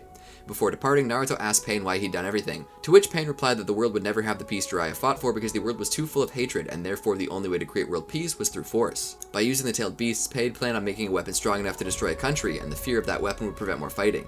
Shikamaru Nara, having survived the destruction of Konoha, met with the Yamanaka group carrying Shizune's body. When they were told what information she knew, Shikamaru concluded that Pain's real body was somewhere close to the village, at a high enough place where he could send his chakra across a large enough distance to control the 6 paths with no difficulty. As Pain was describing his quest for world peace, his true body, Nagato, emaciated and with several chakra blades sticking out of his back, was shown in his and Konan's hiding place, a makeshift tree on a high mountain close to the village. Hinata Hyuga came to his rescue after confessing her love for Naruto, but was quickly struck down and critically wounded. Believing that Pain had killed her, Naruto lost control of his anger and slipped into his 6 tails transformation. The first Hokage's necklace reacted to this and tried to suppress Naruto's 9-tailed chakra, but was removed and destroyed. With the 9 tails that controlled Naruto's body, it fought and overwhelmed Pain, causing him to retreat from the village in order to get close enough to Naruto to use Jubaku Tensei. With the 9 tails controlling Naruto and Pain out of the village, Sakura Haruna ordered all those who could help to tend to the wounded and for a team including herself to help the critically wounded Hinata. Team Guy, who was returning from a mission, passed the injured Gamabunta, who informed them that Konoha was in danger. Elsewhere, Yamato, who was with Sai and Anko Midarashi on a mission hunting Kabuto Yakashi, sensed that Naruto had released 6 of the 9 tails and headed back to stop Naruto. While still being pursued by the 9 tails, Pain, through the great strain of Nagato, used the Jubaku Tensei to create a giant miniature moon in an attempt to capture the 9 tails. During this time, Naruto, locked in his own subconscious and lost in despair, called up for help to a response of Pain's visions of peace. In the end, while the apparently evil Pain had a plan to deal with the hatred of the world, Naruto did not. Taking advantage of his pain, the 9 tails convinced Naruto to destroy everything in the world by releasing the seal. This caused the seal to distort. Despite the strength of the miniature moon, the distorted seal allowed the 8th tail to grow, partially breaking free of the sphere. In his mind, just as he was about to remove the seal and release the 9th tail, Minato Namikaze, the 4th Hokage, appeared and spoke with Naruto. Minato revealed to Naruto that he was his father, and he sealed the 9 tails into him because he too felt the 9 tails was forced to come to Konoha, and believed a masked being within Akatsuki was behind the attack. After easing Naruto's fears that he couldn't change the world, Minato repaired the seal and sent Naruto back to finish his battle with Pain. With the 9 tails chakra suppressed, Naruto and Pain resumed their battle, with Naruto tricking Pain into using a Shinra Tensei on dozens of shadow clones, giving Naruto enough time to strike him with a Rasengan during the 5-second window. The last body of Pain was defeated, and Naruto used its black receivers to track down and confront Nagato himself. Having reached the makeshift tree, Naruto asked Nagato why he hated Konoha, and what had made him the way he was. Nagato, still wanting to know Naruto's reply to his question, answered with 2 stories. The first was how his parents were killed during the Second Shinobi World War, which led to the activation of his Rinnegan. The second he began with how he met his friends, Konan and Yahiko, the boy whose body would later become the Diva path. Yahiko had revealed appealed to the small makeshift family that he wanted to rule the world to stop the world's wars. After their dog Chibi was killed by an explosive tag as collateral damage from the Sanin's battle with Salamander Hanzo, Yahiko declared he wouldn't just rule the world but would become a god, a dream that sparked the same desire in Nagato. Nagato then revealed how Yahiko approached Jiraiya to ask him to train himself, Nagato, and Konan to be ninja. During the training, Nagato would use the Rinnegan to save Yahiko. Seeing this, Jiraiya told Nagato about the time of never-ending wars, when a messiah, the Sage of Six Paths, appeared and spread his religion across the world, which came to be the ninja techniques that the shinobi use today. Jiraiya thought the sage had been reborn as Nagato and entrusted him to find the answer and spread peace in the world before leaving the three orphans. Years later, the three formed a gang in Amagakure led by Yahiko to abolish wars and bring peace to the world. Their fame captured the attention of Hanzo, who approached Yahiko to join hands and work together to bring peace among the war-torn countries of Earth, Wind, and Fire. But this association turned out to be a trap laid by Hanzo, as he feared that Yahiko's group would take over the leadership of Amagakure. He lured Yahiko and Nagato to an area which was surrounded by many Konoha Anbu root shinobi, with Danzo leading them. Hanzo had kidnapped Konan, and then proposed for Yahiko to die to save Konan's life. He threw a kunai in Nagato's direction and ordered him to kill Yahiko. Yahiko agreed to die, but Nagato refused to kill him. Seeing this, Yahiko forcibly held Nagato's hand with the kunai and slit his own throat with it. A dying Yahiko told Nagato that he had to live, and that he was the Messiah. Nagato told Naruto that Yahiko's death was the second great source of pain for him. This incident led Nagato to go berserk, as he used his Rinnegan's abilities to subdue and backfire all attacks on him by Hanzo's men. But in the midst of this, Nagato's legs were horribly burnt by Hanzo's fire release technique while he was saving Konan. He ultimately summoned a large animated statue for battle, which imbued several chakra rods from its body into Nagato's back in order to use the latter's chakra. The statue then released a soul-removing dragon which killed many of Hanzo's men, but as Nagato was about to target Hanzo himself, he fled the scene with the body flicker technique. Nagato told Naruto that he had become the leader of their gang and carried on Yahiko's agenda to bring peace to the world. After hearing Nagato's story, Naruto reflected on everything that he had heard. Naruto agreed that some of the things that Nagato mentioned were true, but he also said that Jiraiya had believed in him, and that he would believe in what Jiraiya had believed in, and that was why he would not kill Nagato. Nagato questioned this, and Naruto pulled out the book that Jiraiya had written. He began reading from it and told Nagato the main character's name was Naruto. Naruto then said that he would become Hokage, and he promised peace for Amagakure as well. Nagato then stated that Naruto was like him when he was younger. He said that he would believe in Naruto and prepared to use the technique. Upon using the technique, Nagato used his outer path to release all the souls that had been captured, and used it to also revive those who had died, including Kakashi, Fukusaku, and Shizune. At Mount Myoboku, the Great Toad Sage was shown telling Gamabunta that everyone had been revived, and that he found it surprising that it was two of Jiraiya's pupils that would bring about the revolution of the ninja world. Nagato then entrusted his will to Naruto and passed away. Konan decided to leave the Akatsuki and took both Nagato and Yahiko's bodies, telling Naruto that she would believe in him. She then used her paper to create a bouquet of flowers as a sign of peace and gave them to Naruto. Naruto erected a shrine in the forest in honor of his sensei and started to make his way back to the ruins of Konoha. He almost succumbed with exhaustion, but was caught by a newly revived Kakashi, who carried Naruto on his back to the border of the village. Awaiting them were his friends and companions. As the villagers congratulated Naruto, Ebisu and Iruka thought about how their opinion of Naruto has undergone an immense change over the years. He was once considered a nuisance and a demon, but as his deeds were recognized, he became a true hero through the eyes of many. Naruto's ultimate dream of acknowledgement had come true at last. In the anime, this takes place during this arc, but in the manga, it takes place during the 5 Kage Summit. Tsunade was left in a comatose state after using all of her chakra to protect the villagers. Meanwhile, during the council meeting after the invasion, Danzo was able to persuade the Fire Daimyo to make him the acting 6th Hokage. Having finally acquired the title, he labeled Sasuke Uchiha a missing nin and ordered his assassination. Team Samui of Kumagakure arrived in Konoha with news that Sasuke's team had kidnapped Killer B, and was looking for whatever information Konoha had on Sasuke. Meanwhile, on their way to Konoha, Taka, having abandoned Akatsuki after capturing the Eight Tails, was stopped by Tobi. Tobi, angered that Taka had failed to actually capture the Eight Tails, assigned Taka a new mission, to kill Danzo, the new Hokage, at the summit. Zetsu's white half led to lead the way. Tobi told Black Zetsu that Pain's defeat was a major hindrance to his plans, and that Sasuke would be of no use to him if he could be controlled properly. Tobi decided to finally step into the shadows and commence his Eye of the Moon plan. Past arc, the locus of Konoha. After Naruto defeated Pain, Iruka, along with Suzume and Daikoku Fueno, approached the ruins of the academy to salvage things for the class. They split up and Iruka sees the destroyed academy, remembering when he first began as a teacher and the day Hiruzen Sarutobi assigned Naruto Uzumaki to his class. Though he refused at first due to Naruto being the Jinchuriki of the Nine Tails, Iruka accepts. The next day, Naruto pulls a prank on him, but instead of scolding him, Iruka tells Naruto to sit in his seat, remembering the advice given to him from Daikoku. When seeing Naruto being bullied by the other students because of his failed attempts to be better than Sasuke, Iruka tells him not to bother with a kid like him. The next day, Naruto learns that Sasuke is the only surviving member of the Uchiha clan. After class, Naruto wants to join Hibachi and his friends in their test of courage, though Hibachi tells him not to follow them. Naruto pranks them later in the night by dressing up as a fox demon. Hearing them say they saw a fox demon, Iruka runs to the Konoha gravesite and learns it's Naruto. Recognizing Iruka's glare is the same one as everyone else in the village gives him, Naruto runs off with the intent not to return to the academy again. The next day, with Naruto absent from class and denied to be seen with the third Hokage, Iruka sits in the park where he meets Kakashi Hatake and discusses his issues of being Naruto's teacher. Kakashi remembers when after his mission with him, Iruka decides to become instructor at the academy and passes Wheel of Fire to the next generation. Hibachi and his friends decided to let Naruto in the group if he would do their test of courage. Hibachi was told by his father that in the hills there are corpses left by enemy ninja. Naruto agrees to go get an item from a corpse in the hills. Hibachi tells his friends that there's still enemy ninja in the hills after Naruto left. When Iruka sees that Naruto is absent in class, Hibachi says he hasn't seen him, but Shikamaru Nara, having heard of this trick, tells Iruka, who runs out of the classroom to find Naruto. Remembering Suzume telling him of the enemy ninja, Iruka tries to find Naruto before the enemy ninja find him. Elsewhere, Kakashi hears from Shikamaru and Choji that Iruka went to look for Naruto in the hills. Iruka finds Naruto and tries to get him back to the academy, but Naruto refuses and tells him that he doesn't understand him.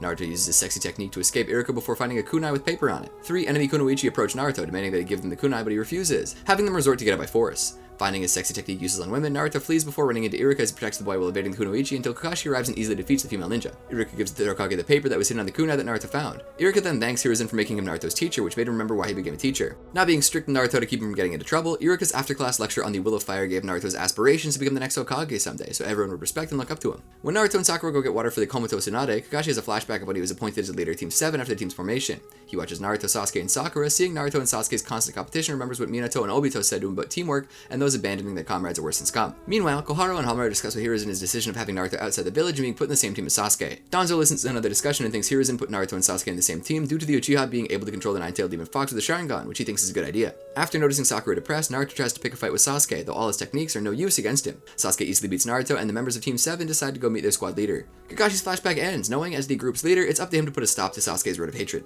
Naruto and Sakura meet up with Tsunade and Inari, who come to help rebuild the village. Naruto had a flashback that takes place after Team 7 finished their mission in the Land of Waves. Naruto remembers he had forgotten a Ramen Ichiraku coupon at Inari's house and runs back to go get it. Tsunade finds the coupon and Inari decides to give it to Naruto. On his way, Inari runs into Akane and his friends who try to pick on him with Team 7 gone. Zori and Waraji hear of this and kidnap the kids. Sakura and Sasuke, who was ordered by Kakashi to bring back Naruto, learn from Tsunade that Inari went to meet up with them. Meanwhile, the remnants of Gato's thugs decide to take Gato's place and hold Inari and the others for ransom. Naruto finds his coupon and also traces of a struggle. Sasuke also notices cuts in the trees from his sword, which Naruto remembers it was from one of Gato's bodyguards. At the thugs' hideout, Inari and the others escape from the thugs. Inari decides to distract them while Akane and his friends escape. Inari is chased into a dead end by the thugs, but jumps into the water. While swimming away, Naruto and Sasuke find Inari and pull him out of the water. The thugs find him and fight Naruto and Sasuke, who are no match against them. When the thugs are about to flee, the villagers surround them, force them to give up. Akane and his friends apologize to Inari for bullying him, and they all become friends. Then Inari tells Naruto he left his coupon at his house, and Naruto checks his pocket and wonders why it's missing. Sasuke then tells Naruto that it probably drifted when he was in the river pulling out Inari, much to his dismay. The flashback ends as Inari decides to make it up for Naruto by building a new, better Ichiraku ramen for him.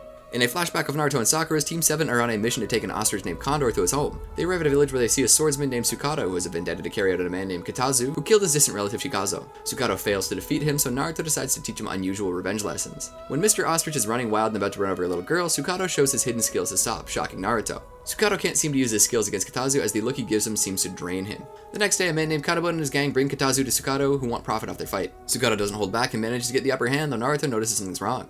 Naruto suddenly stops the fight, saying Katazu couldn't have killed Shikazo, as his sword isn't sharpened and from the look of his eyes. Katazu reveals that his twin brother Kageki accidentally killed Shikazo. Kageki loaned him some money, and after his child's birth he needed money and asked him if he could be repaid. Shikazo refused and they began fighting, resulting in Shikazo falling and hitting his head hard on a stone, killing him. Katazu then took his brother's identity and attacked Shikazo's pursuers, while Kageki and his family went into hiding. Sukato decides not to kill him and ends their years of fighting, though Kanabun wants them to keep fighting. The Swordsman Team 7 and Mr. Ostrich chase the Kanabun gang out of town. While going back home, Naruto wonders if it ended alright, and Kakashi says it depends on them, and then the flashback ends. At Tsunagakure, Gaara, Kankuro, and Temari learn of Akatsuki's invasion on Konoha. Kankuro wonders if they'll be able to rebuild, though Gaara knows they will since they have Naruto and has a flashback. Team 7 is sent on a mission to stop a group of bandits located between Konoha and Suna, resulting in the two villages working together for the first time since Suna's invasion, though Naruto is reluctant about it. They meet with a team from Suna who are led by Gaara, shocking Team 7. Gaara introduces his subordinates, Yaoki and Korobi, who are scared of Gaara's sand abilities. Kakashi notices a change in Gaara, noticing he's mellower than he was before and no longer has his bloodthirsty lust. Both Gaara and Kakashi decide to split up so they can simultaneously attack the bandit base from different sides located on a mountain. But before they do so, Gaara secretly informs Kakashi that he's being followed by another group from Suna, and hopes he won't be a burden. Though Kakashi is completely fine with it, as the more they overcome, the stronger both their villages' bonds will be. Hiding in the trees are a group of Suna ninja who plan on killing Gaara. When Gaara's team are headed to their direction, Gaara is ambushed by the group of ninja who use techniques that prevent Gaara from using his sand. Gaara tells Yaoki and Korobi to flee, as the ninja are only after him. Team 7 notice another group of Suna ninja who are watching him. When realizing they aim to kill Gaara, Naruto runs off to find Gaara while the rest of Team 7 fight the Assassination Squad. Naruto finds Yaoki and Korobi and learns Gaara is in danger. He asks them why they abandoned their friend, which leaves Yaoki and Korobi wondering if Gaara is their friend. Naruto rescues Gaara from the Assassination Squad with multiple shadow clones who fight them off with the help of Yaoki and Korobi, who tell Gaara they're his friends. Gaara then easily takes out the rest of the ninja. Team 7 and Gaara's team continue and finish their mission and then bid each other farewell. After Team 7 leaves, Gaara asks Yaoki and Korobi what they said to him and they happily say that they're his friends, which brings a smile to Gaara. The flashback ends and Gaara thanks Naruto for helping him form his first bond with Konoha. Choji and Naruto bring lunch to Sakura and Shizune, with Naruto leaving to assist rebuilding Ichiraku afterwards. Upon hearing Choji quote the saying, "Fools never catch a cold," Sakura gets a flashback of catching Naruto's cold. Sakura sees Tsunade at her office, where she collapses. Tsunade then speculates the case to be the chakra virus. The illness, which turns chakra into a terrible flu, was found long ago in another village where Naruto had recently gone for a mission. Tsunade, not wanting to contaminate the village, orders Shizune and a team of medical ninja to capture Naruto. The medical ninja try to capture Naruto, who thinks they're after him for overeating ramen, but fail as he escapes from them every time. The next morning, Naruto finds the village deserted and gets shot at from a distance from one of the medical ninja. Naruto finds the ninja and learns that the villagers were evacuated to a safe shelter and that Tsunade had ordered Naruto's capture without explaining the reason. Shizune and a team of medical ninja then arrive and chase after Naruto, who tries to locate Tsunade. Naruto finds Tsunade, who tries to corner him with tall walls. Choji, Kiba, and Tenten, who are also ordered to capture Naruto, each stand on different sides. Though they defeat many groups of shadow clones, they are unable to capture the real Naruto. The real Naruto flees to Konoha Hospital, distracting Shino with another shadow clone as he hides in one of the rooms. Naruto then discovers the room that Sasuke was recuperating in after the mission from the Land of Tea. Learning Naruto was the source of a ruckus occurring outside, Sasuke kicks Naruto out of his room, allowing the medical ninja to grab him. After getting results from Naruto, Shizune tells Tsunade that he doesn't have chakra virus but had sneezed due to the pepperoni in his pocket, and Sakura just having an allergic reaction from said sneeze. After his release, Naruto demands an apology from Tsunade for her mistake, however she covers it up by claiming the entire event was an emergency drill. Tenten and Neji arrive at a Konoha tool research lab for more tools due to the weakened military power after Pain's invasion. In a flashback, Might Guy as Naruto joined Team Guy on a mission with Rock Lee in the hospital. For the mission, Guy assigns Tenten as captain of the team. Team Tenten arrives at the lab and asks the toolmaker, Ayo, for tools. He shows them some of his latest tools, although all of them are completely useless. The impatient Tenten then demands for the tools they need from him. The team checks on Ayo's progress, but he is missing. Neji uses the Byakugan and finds Ayo hidden deeper into the lab. They get past all the traps placed with Tenten's help and find a stash of Ayo's tools. Ayo is impressed with Tenten's skills and decides to test her with his latest invention when suddenly one of the traps outside is triggered. They all run outside to see two ninja named Gamaru and Kusune, who demand more tools from Ayo, who refuses. Naruto and Neji decide to fight them and they summon two prototype tools of Ayo's, Dako and Surukame. Ayo's apprentice, Shoseki, confesses that he sold them the tools. With Naruto and Neji struggling with the two ninja, Ayo's Tenten uses latest invention, Jidanda. Tenten uses explosive tags to lift the giant iron ball in the air with the recoils of the explosions and throws Jidanda at Gamaru and Kusune. But the attack was blocked by Surukame. The Jidanda reveals explosive tags inside and explodes on Gamaru and Kusune. After the fight, Ayo takes Jidanda back from Tenten, who was hoping to keep it to make more adjustments to it. Naruto and Neji cheer her up with complimenting on how great she was in the fight. The flashback ends and Tenten hopes that Ayo finished the adjustments to Jidanda. In the ruins of Konoha, Mr. Ostrich decides to tell the story of his rivalry with Naruto to his young and how Naruto would interfere with his freedom. Tsunade assigns Naruto to capture Mr. Ostrich, who escaped again into Training Ground Zero. Unlike last time, Mr. Ostrich trained himself into becoming an Indacho. Tsunade has Kotetsu Hagane captain the team of Naruto, Shino, and Lee. Izumo Kamizuki learns of Kotetsu's mission and whines about not being with Kotetsu, which annoys Tsunade. Kotetsu has Shino locate Mr. Ostrich with his Kikaichu. The team manages to find him, who laughs at Naruto. Shino has Naruto try to distract him while he would surprise him with his bugs. Naruto makes an insult about Mr. Ostrich's father, but makes a fool of himself instead. Shino's bugs get eaten by fly traps and the ostrich makes an escape. Lee runs after him but runs into a boxing kangaroo. Mr. Ostrich runs to Naruto and surprises him with his ability to speak. Naruto, Kotetsu, and Lee all struggle in fighting against the powerful animals and decide to retreat. Kotetsu decides for the team to no longer hold back against them when suddenly Mr. Ostrich and the kangaroo find them. Mr. Ostrich, who now names himself Condor, is tired of humans domesticating animals and formed a team of ninja animals. Shino tries to sneak his bugs to Condor, but again they're eaten yet again by an anteater who's part of the Condor's team. The team battles against the animals, who prove to be a handful for them. Kotetsu decides to use his conch shell mace to fight Condor, who is knocked down by his powerful kicks. Izumo arrives and yells at Kotetsu to run from Condor's attack. Izumo uses his water-release starch syrup capturing field to capture Condor, and Kotetsu manages to strike down Condor. The rest of the team defeats the other animals they were fighting. Izumo arrived to help out Kotetsu, but this resulted in leaving a stack of Tsunade's paperwork unfinished. Kotetsu decided to make it up for him for finishing the work for him.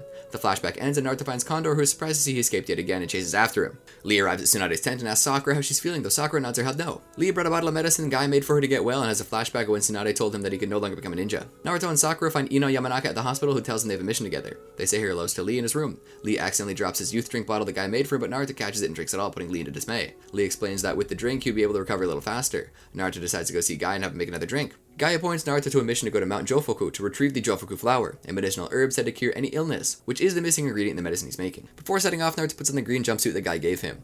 Naruto meets Sakura and Ino at the village gate, who are waiting to leave Naruto on their mission. Naruto tells them of his mission at Mount Jofuku, which is also the place of his team's mission. The team takes a break at a small tea shop where the old lady warns them of Jofuku Forest that has ghosts of dead ninja wandering about. The team is heading to the forest when they find a large sign blocking the path. Naruto decides to go through it with Sakura and Ino following him, having no choice. Naruto finds the flowers, but upon pulling them, finds some sand appearing that forms in a Gaara after the mention of him from Ino. The team is shocked to see Gaara and decide to retreat, but suddenly the Gaara imposter starts attacking Naruto, having the same abilities as the real Gaara. Ino tries her mind-body switch technique on the imposter, but cannot sense a consciousness in it. Naruto destroys the Gaara imposter with a Naruto Uzumaki combo and a Rasengan. Suddenly they're approached by an old medical ninja from Konoha named Furofuki, who is doing research in the forest. Sakura asks Furofuki who or what is the Gaara imposter. They are then answered that it was a Jofuku flower, which assumes the form of the nemesis of whoever pulls it. They give Furofuki the letter that they were assigned to do and are given another mission by her to take loads of Jofuku flowers back to Konoha. With the final ingredient at hand, Guy is able to finish the medicine and makes a bowl full of medicine balls for Lee. Lee is shocked to hear that Sakura and his team did this and decides to recover as soon as possible. While Lee starts devouring the horribly tasting medicine balls, Guy does 1,000 push-ups, not wanting Lee to be the only one to suffer, and the flashback ends. After leaving for his 2-year training with Jiraiya, Naruto begins training to prepare to counter Genjutsu and meet Sasuke again.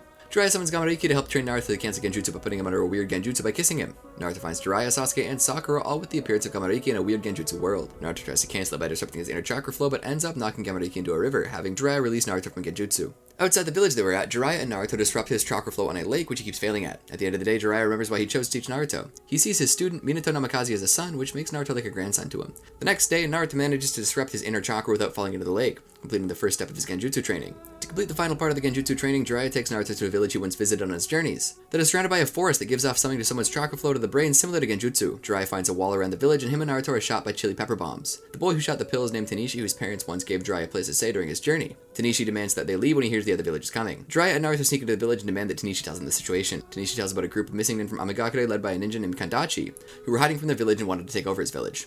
He threatened to kill the women and children if word comes out about their presence in the village. Tanishi's father Sukune stood up against the ninja by freeing them from their Genjutsu and shooting a chili pepper bomb at them. Kandachi brutally murdered Sukune. To that day, Tanishi thought of his father as a fool for getting himself killed. Jiraiya knocks out Tanishi after being told to leave the village. Jiraiya, pretending to be caught by Naruto, disguises Tanishi, takes him to Kandachi, who remembers Jiraiya. Jiraiya wonders why the right man of Hanzo ran from his village, which Kandachi states no longer has a leader and is no longer their village. The real Tanishi arrives, exposing Naruto and Jiraiya's plan. Keeping his promise, Kandachi summons the Conch King and decides to have the hostage villagers killed. Tanishi begs Kandachi to spare the villagers, but he does not hear him out. While Jiraiya saves the villagers, Naruto decides to take on Kandachi and the Conch King, but his Rasengan does no damage to the creature. The two beat Naruto down constantly, and Tanishi wonders why Naruto is being such a fool that doesn't give up. Naruto tells Tanishi to take the villagers to safety while he fights Kandachi and the Conch King. With the help of a fellow villager and Jiraiya, Tanishi takes the villagers to safety. Jiraiya joins Naruto to fight Kandachi while the two are put under the water-release Genjutsu, mythic fog prison by the Conch King.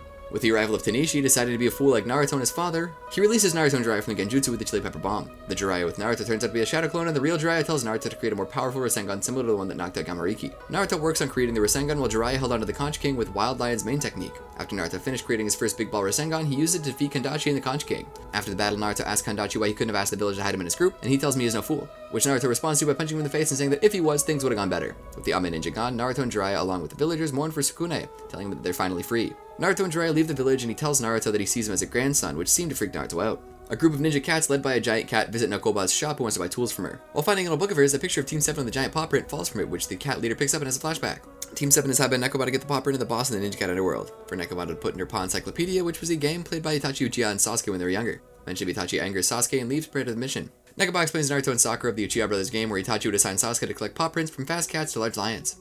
Sometimes Sasuke stopped playing the game and 2 paw prints remained. Nekoba collected one of the 2 paw prints from Yugito Ni, the Jinchuriki of the Two Tails, and asked Team 7 to collect the last one from Nekomata, who has hidden himself in a fortress. Outside the shop, Sasuke prepares for the mission, hoping to pass the boundary of his brother set. Nekoba gives Team 7 cat ears to infiltrate the Nekomata's fortress.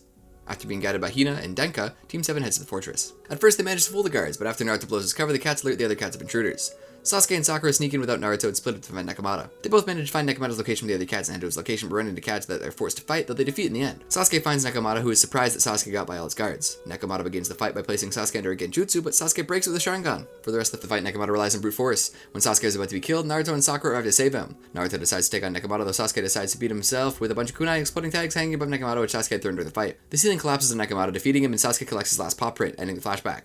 Nekomata remembers 7 years before his fight with Sasuke that he fought and lost to Itachi, who told him that Sasuke will fight him in 7 years and not to hold back on him. Nekomata states that it's unfortunate that the 2 brothers who loved each other eventually began to have hatred towards each other. An elderly ninja named Kosuke Maraboshi has a flashback on a mission that he had with Naruto years before Konoha's destruction. Kosuke is a ninja of Konoha who'd been a Genin for 50 years. Naruto is tasked with patrolling areas near the village after the invasion, so countries won't try invading them, and is surprised to learn that Kosuke is a ninja who's on the same team as his for the mission, and also about the famous Konoha ninja he served under. Naruto and the other members come to enjoy his presence, finding him very useful to have around. During the mission, Kosuke shares a bit of his history, including missions under the 2nd and 3rd Hokage. When Iwanin start to attack, the Jonin of the group stay behind to allow Naruto and Kosuke to alert the village. The Iwanin eventually reach them, but they're able to shrug them off. Naruto questions Kosuke about a high-level technique he used. The Kunoichi captain of the Iwanin reaches them and gets angry when she learns that so many of her Genin troops are defeated by a few Genin. Kosuke tells Naruto to go on without him and starts fighting her, using techniques he learned from the previous Hokage. Naruto comes back and Kosuke defeats the Kunoichi. At the present, Kosuke sees Naruto from afar and remembers serving under the 4th Hokage and muses to himself that the 4th left behind a fine son, meaning he's one of the few people who is aware of Naruto's lineage. After seeing a traveling musician visiting Konoha while citizens are rebuilding, Kakashi Hatake remembers he and Team 7's incident with Hanare of the Jome village. Kakashi has no memory of Hanare, and Inoichi suggests he spend time with her, hoping he can use the Sharingan to learn more about her. Kakashi and Hanare walk around the village. Ino lets Sakura know Kakashi's with someone and rushes to see for herself, meeting Naruto and Sasuke along the way who already know and are also interested. Hanare tells Kakashi how she met him years ago when she was lost, and how he helped her find her way back. They try to eavesdrop on the two but end up falling on top of them, knocking Kakashi directly on top of Hanare, uncovering a Sharingan. The 3 cover up by saying they approve of Kakashi and Hanare's supposed relationship. Konoha learns that Hanare's village has a Konoha Jonin in custody and agree for a hostage exchange. Kakashi objects to the trade. During the trade, Kakashi explodes the bridge on which the trade occurred, intending to take Hanare back. The Jome village head tells her to rush back to the village with the information she collected. When Team 7 corners him, the village head commits suicide to prevent information leaking. Hanare reaches a cliff and Kakashi reaches her. He tells her that he knows about her special information gathering technique, which allows her to look inside her own mind and read the mind of those probing her mind, because she accidentally copied with the Sharingan when he was knocked on top of her. Hanare tells him that she's erased all the information she had on Konoha because for the first time she felt like she was home, belonged somewhere when Naruto, Sasuke, and Sakura accepted her, having never known her parents and being raised out of a village. By the time the others reach him, Kakashi is alone, claiming that she jumped off the cliff when she was cornered. She lived and is seen walking where she met Kakashi as a kid. Konohamaru, Udon, and Moegi asked to interview Neji about Naruto for a report they're doing for Academy students who want to know more about Naruto. Neji hesitates but agrees to talk with them. He tells them about what happened after he lost his fight with Naruto in the Chūnin Exams. After Hiyashi revealed the circumstances of Hisashi's death, Tenten spoke with Neji. They're interrupted by the invasion, with fights breaking out throughout Konoha. Neji finds his grandfather, a Hyuga clan elder, defeated. He learns that two Kumo spectators took the invasion as a chance and kidnapped Hinata to take her Byakugan. The elder urges him to rescue Hinata no matter what. They find Kiba and Akamaru and set out to rescue Hinata. On the way, they run into a trap, but Tenten stays behind to take care of it unless the others go ahead. They close in on the two Kumonen, who knows that the trap has been triggered, and they begin to leave. Hinata, having awakened, strikes one of her captors. Kiba charges in. Smoke bombs explode and he leaves with Hinata. One of the captors tries to attack Kiba, who strikes back with a gentle fist maneuver, defeating the Kumonen. Neji disguised himself as Kiba and fled the smoke bomb site, leaving Kiba and the real Hinata behind. The reigning kidnapper begins fighting using long-range earth-release techniques and almost defeats Neji, but Hiyashi appears and defeats him when he tries to escape. Neji asks why Hiyashi would leave Konoha during the invasion, learning that Hiyashi cares about his daughter and that Hiyashi sees Neji as a memento from his younger brother, Hisashi. Konohamaru complains that the story has nothing to do with Naruto, and Neji tells him that Naruto is the most important thing about the story. Without him, it might not have even happened. He remembers how Hinata apologized for the trouble she caused Neji, but he told her he did it because he wanted to. His battle with Naruto having changed him. When Naruto was asked by Shikamaru and Shiho to see if he recognized anybody in the photos they were able to recover, Naruto grabs one and leaves. He then thinks back to how he met the man in the photo. He remembers a time where he found a tag with the name Kisuke written on it. We then see Naruto sitting on his bed. He sees a man sitting on the other side, and after realizing that he's a ghost, he starts screaming. Naruto asks him who he is, but the man does not remember. After the man sees a tulip in Konoha, he suddenly remembers who he is and how he became a ghost. His name is Kisuke Mabaroshi, an Anbu operative investigating infiltration of spies into Konoha. When he was alive, he was investigating a suspect named Sabiru. After following him around, he was discovered and the two clashed. The battle ended with Sabiru sealing away Kisuke's soul. Naruto, disguised as Kisuke, breaks into a meeting involving Konoha's security system and accuses Sabiru of being a spy. When Sabiru says the real Kisuke is dead, Naruto escapes with Kakashi and Sabiru on his trail. At some point in the chase, Kakashi caught Naruto and gave Naruto a chance to prove Sabiru guilty of the murders of Kisuke and his wife. When Sabiru confessed to Naruto that he did kill the two, Kakashi appeared ready to arrest him, but Sabiru was promptly taken out by Kabuto Yakashi, who was hidden in the trees. Near the end of the day, Kisuke's soul is ready to depart and says goodbye to Naruto. Back in the present, Naruto places a bouquet of tulips on the gravestone of Kisuke, just as he promised he would do whenever he remembers him. When Kiba Inuzuka and Akamaru were delivering some items, Sakura Haruno and Naruto Uzumaki were watching. Sakura commented on how Naruto and Sasuke were inseparable those days, and Naruto to flashback to a mission where Team Kakashi had to retrieve a golden statue, which was stolen by a band of thieves from a feudal princess. As Naruto and Sasuke retrieve the statue, Sakura gets taken hostage. At first, Sasuke insists on continuing the mission, but Naruto tells him that those who abandoned their friends are worse than scum. When they finally find Sakura and the bandits, it was at first hard for them because their hands got stuck together.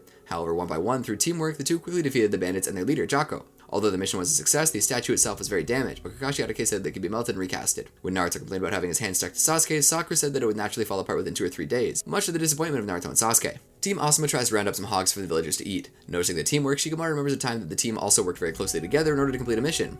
After a village headman's granddaughter was kidnapped by Baji, he hired Konoha Gakure's Team 7 and Team 10 for assistance. When the teams accepted the mission to stop Baji and rescue the girl, an ex-bandit named Tofu acted as their guide. Shikamaru then instructed Asuma and Kakashi to find an alternate route to the Baji's fortress. Tofu later gets captured and is revealed to be a double agent working for the gang leader. When the 6th Genin infiltrated the fortress, Shikamaru agreed to a hostage exchange between him and Tofu in order to find out the location of the headman's granddaughter. Ino and Choji managed to find the tower where the hostages were hid and later helped defeat Baji. The mission ended with a success, and the bandit group was captured, and the headman's granddaughter was rescued. The scene then shifts back to the present time, where Ino and Shikamaru leave Choji the arduous task of carrying the hogs all the way back to the village. Well on the way to Konoha, Taka briefly stops at a construct that Sasuke recognizes. He thinks back to when he first came across it. During a trading session near the location, Sasuke remembers how he's falling behind Naruto after he defeated Gaara. He punches a tree and uses Chidori to take some of them out. A girl named Naho almost falls from a cliff nearby and Sasuke saves her. Later, Sasuke and Kakashi had been sent to investigate national wanted list criminals, and Naruto and Sakura had been sent to escort Naho, a relative of the Fire Daimyo, to Shizune village. Naho wants Sasuke to escort her, but he was with Kakashi on another mission. Naruto disguises himself as Sasuke, so Naho agrees to go with him. After Sasuke and Kakashi noted the fortress was empty, Naho's group was intercepted by Sadai and his associates. Naruto, Sakura, and Naho come across the criminal and his associates. Naruto defeats the associates but can't take down their leader. They're all captured. Kakashi uses a ninken to track the criminal. Sasuke appears and the leader mocks him, mentioning he alone in his clan wasn't worth killing, mirroring Itachi's words. Sasuke takes on the leader, who reveals an Earth Release armor, the reason he's been able to take so many attacks. Sasuke defeats Mochidori and proceeds to keep punching him. Kakashi stops him and Sasuke goes back to Konoha by himself. Naho comments that Sasuke is scary, but Naruto assures her that Sasuke just has a lot going on with him at the moment and promises to take her to see him once he's better. Naruto the movie, Blood Prison. A discusses a box of Omoi, Karui, Samuri, and Mabui, and suddenly gas covers the room, knocking everyone asleep. Then a hooded figure leaps out, attacking the sleeping Raikage, only for the figure to stop right before killing A. When A is seen above the figure dodges and is able to equally fight with A. In the battle, A is able to destroy the hood, revealing the hooded figure as Naruto Uzumaki. Taking advantage of A's shock, Naruto escapes. The team Samui and Mabui wake up. A tells him to summon Killer B. In Konoha Crush, Tsunade states that Naruto is wanted for attempting to assassinate the leader of Kumogakure, the Raikage, and killing Jonin from Kumogakure and Iwagakure, showing wanted posters of Naruto from Iwagakure and Kirigakure to Team Kakashi.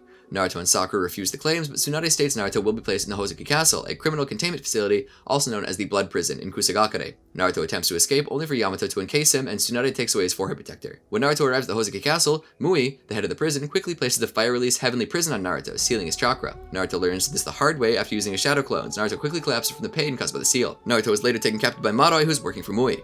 When Naruto is brought to a lab, Mui realizes that the Naruto taken was a clone. While the real Naruto was hiding, he used the chance to escape, but the pain from the seal made him pass out. After being caught, he was taken into solitary confinement. While in solitary confinement, he hears a mysterious voice say that if he can't defeat Mui, then the seal will disappear. Naruto then, after being released, attacks Mui, but the seal causes Naruto to collapse and he's taken back into solitary confinement. Mui questions Naruto's devotion to his home, wondering why he bothered being loyal. When Naruto is released, he's looked up to by the rest of the prisoners. Naruto later attempts to escape again by knocking out one of the guards and taking his clothes, when his shadow clone fools everyone. As he is able to get to the edge of the island where Ryuzetsu tells him to stop, Naruto refuses to listen as he jumps into the whirlpool. He nearly drowns, but Ryuzetsu saves him. Naruto thought she was a boy, but later sees that she's a girl, and that her mission is to kill Mui and stop the Box of Ultimate Bliss. She reveals that Mui even sacrificed his son, Muku, to the box, and that Mui set Naruto up. She asks for Naruto's help to destroy the box. Naruto agreed. And the next day, Naruto challenges Mui again, but is defeated and taken to solitary confinement. When Naruto is confined, Ryuzetsu attempts to stab Mui, only to reveal that she attacked Maroi. Maroi forms an alliance with her, saying that he's not really on Mui's side, but that he's just on the side that benefits him the most. When Naruto is asked to leave the punishment room, he uses a clone to gather the supernatural energy because he intends on using Sage Mode.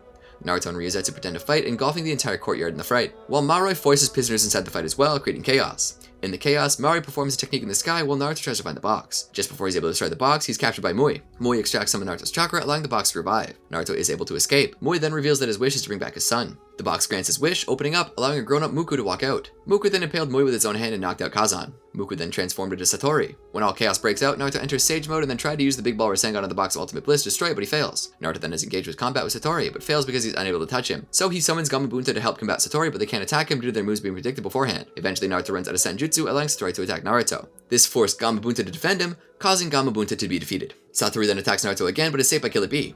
Naruto is amazed that Killer B and all his friends have gathered there. As Naruto wonders why this is happening, Tsunade reveals that it was Naruto's mission to destroy the box and that no one believed that Naruto really committed any of the crimes. It was also revealed that Maroi was a friend of Killer B's and that he was a mysterious voice. Naruto decides to attain Sage Mode once again and tells Killer B and the others to distract Satori when he does this. Naruto is able to realize that Satori cannot read the minds of people, but he can read their fears, allowing Naruto to fight Satori evenly in Sage Mode. Naruto attempted to end the battle by creating a larger Sengon with two clones. However, Satori impales him with Ryuzetsu in the way. Naruto is able to wake Mui up and uses his shadow clones to hold Satori's wings, pushing Satori back and therefore allowing Mui to weaken it. Naruto uses this time to free him and Ryuzetsu, and defeats Satori by firing a wind-release Rasen Shuriken, returning Satori back to normal. Muko kills both his father and himself, and apologizes to Ryuzetsu for not keeping his promise. The prisoners attempt to escape, but are stopped by Naruto's friends. After capturing all the prisoners, Sakura tries to heal a dying Naruto, but has no success, until Ryuzetsu revives Naruto by using her Kekkai Genkai with the cost of her life. In the aftermath, Mui and Ryuzetsu were shown to be buried next to each other. Naruto then ties Ryuzetsu's bandana around her gravestone, promising to cherish the life she returned to him, and re-quoting what she had said about being a guiding light by protecting the things people cherish. 5 Kage Summit. When Karui revealed her intention of killing Sasuke to avenge her fallen master Killer B, Naruto offered to be beaten in order to relieve Karui of her pain. She brutally beat Naruto until Sai stepped in to protect his teammate.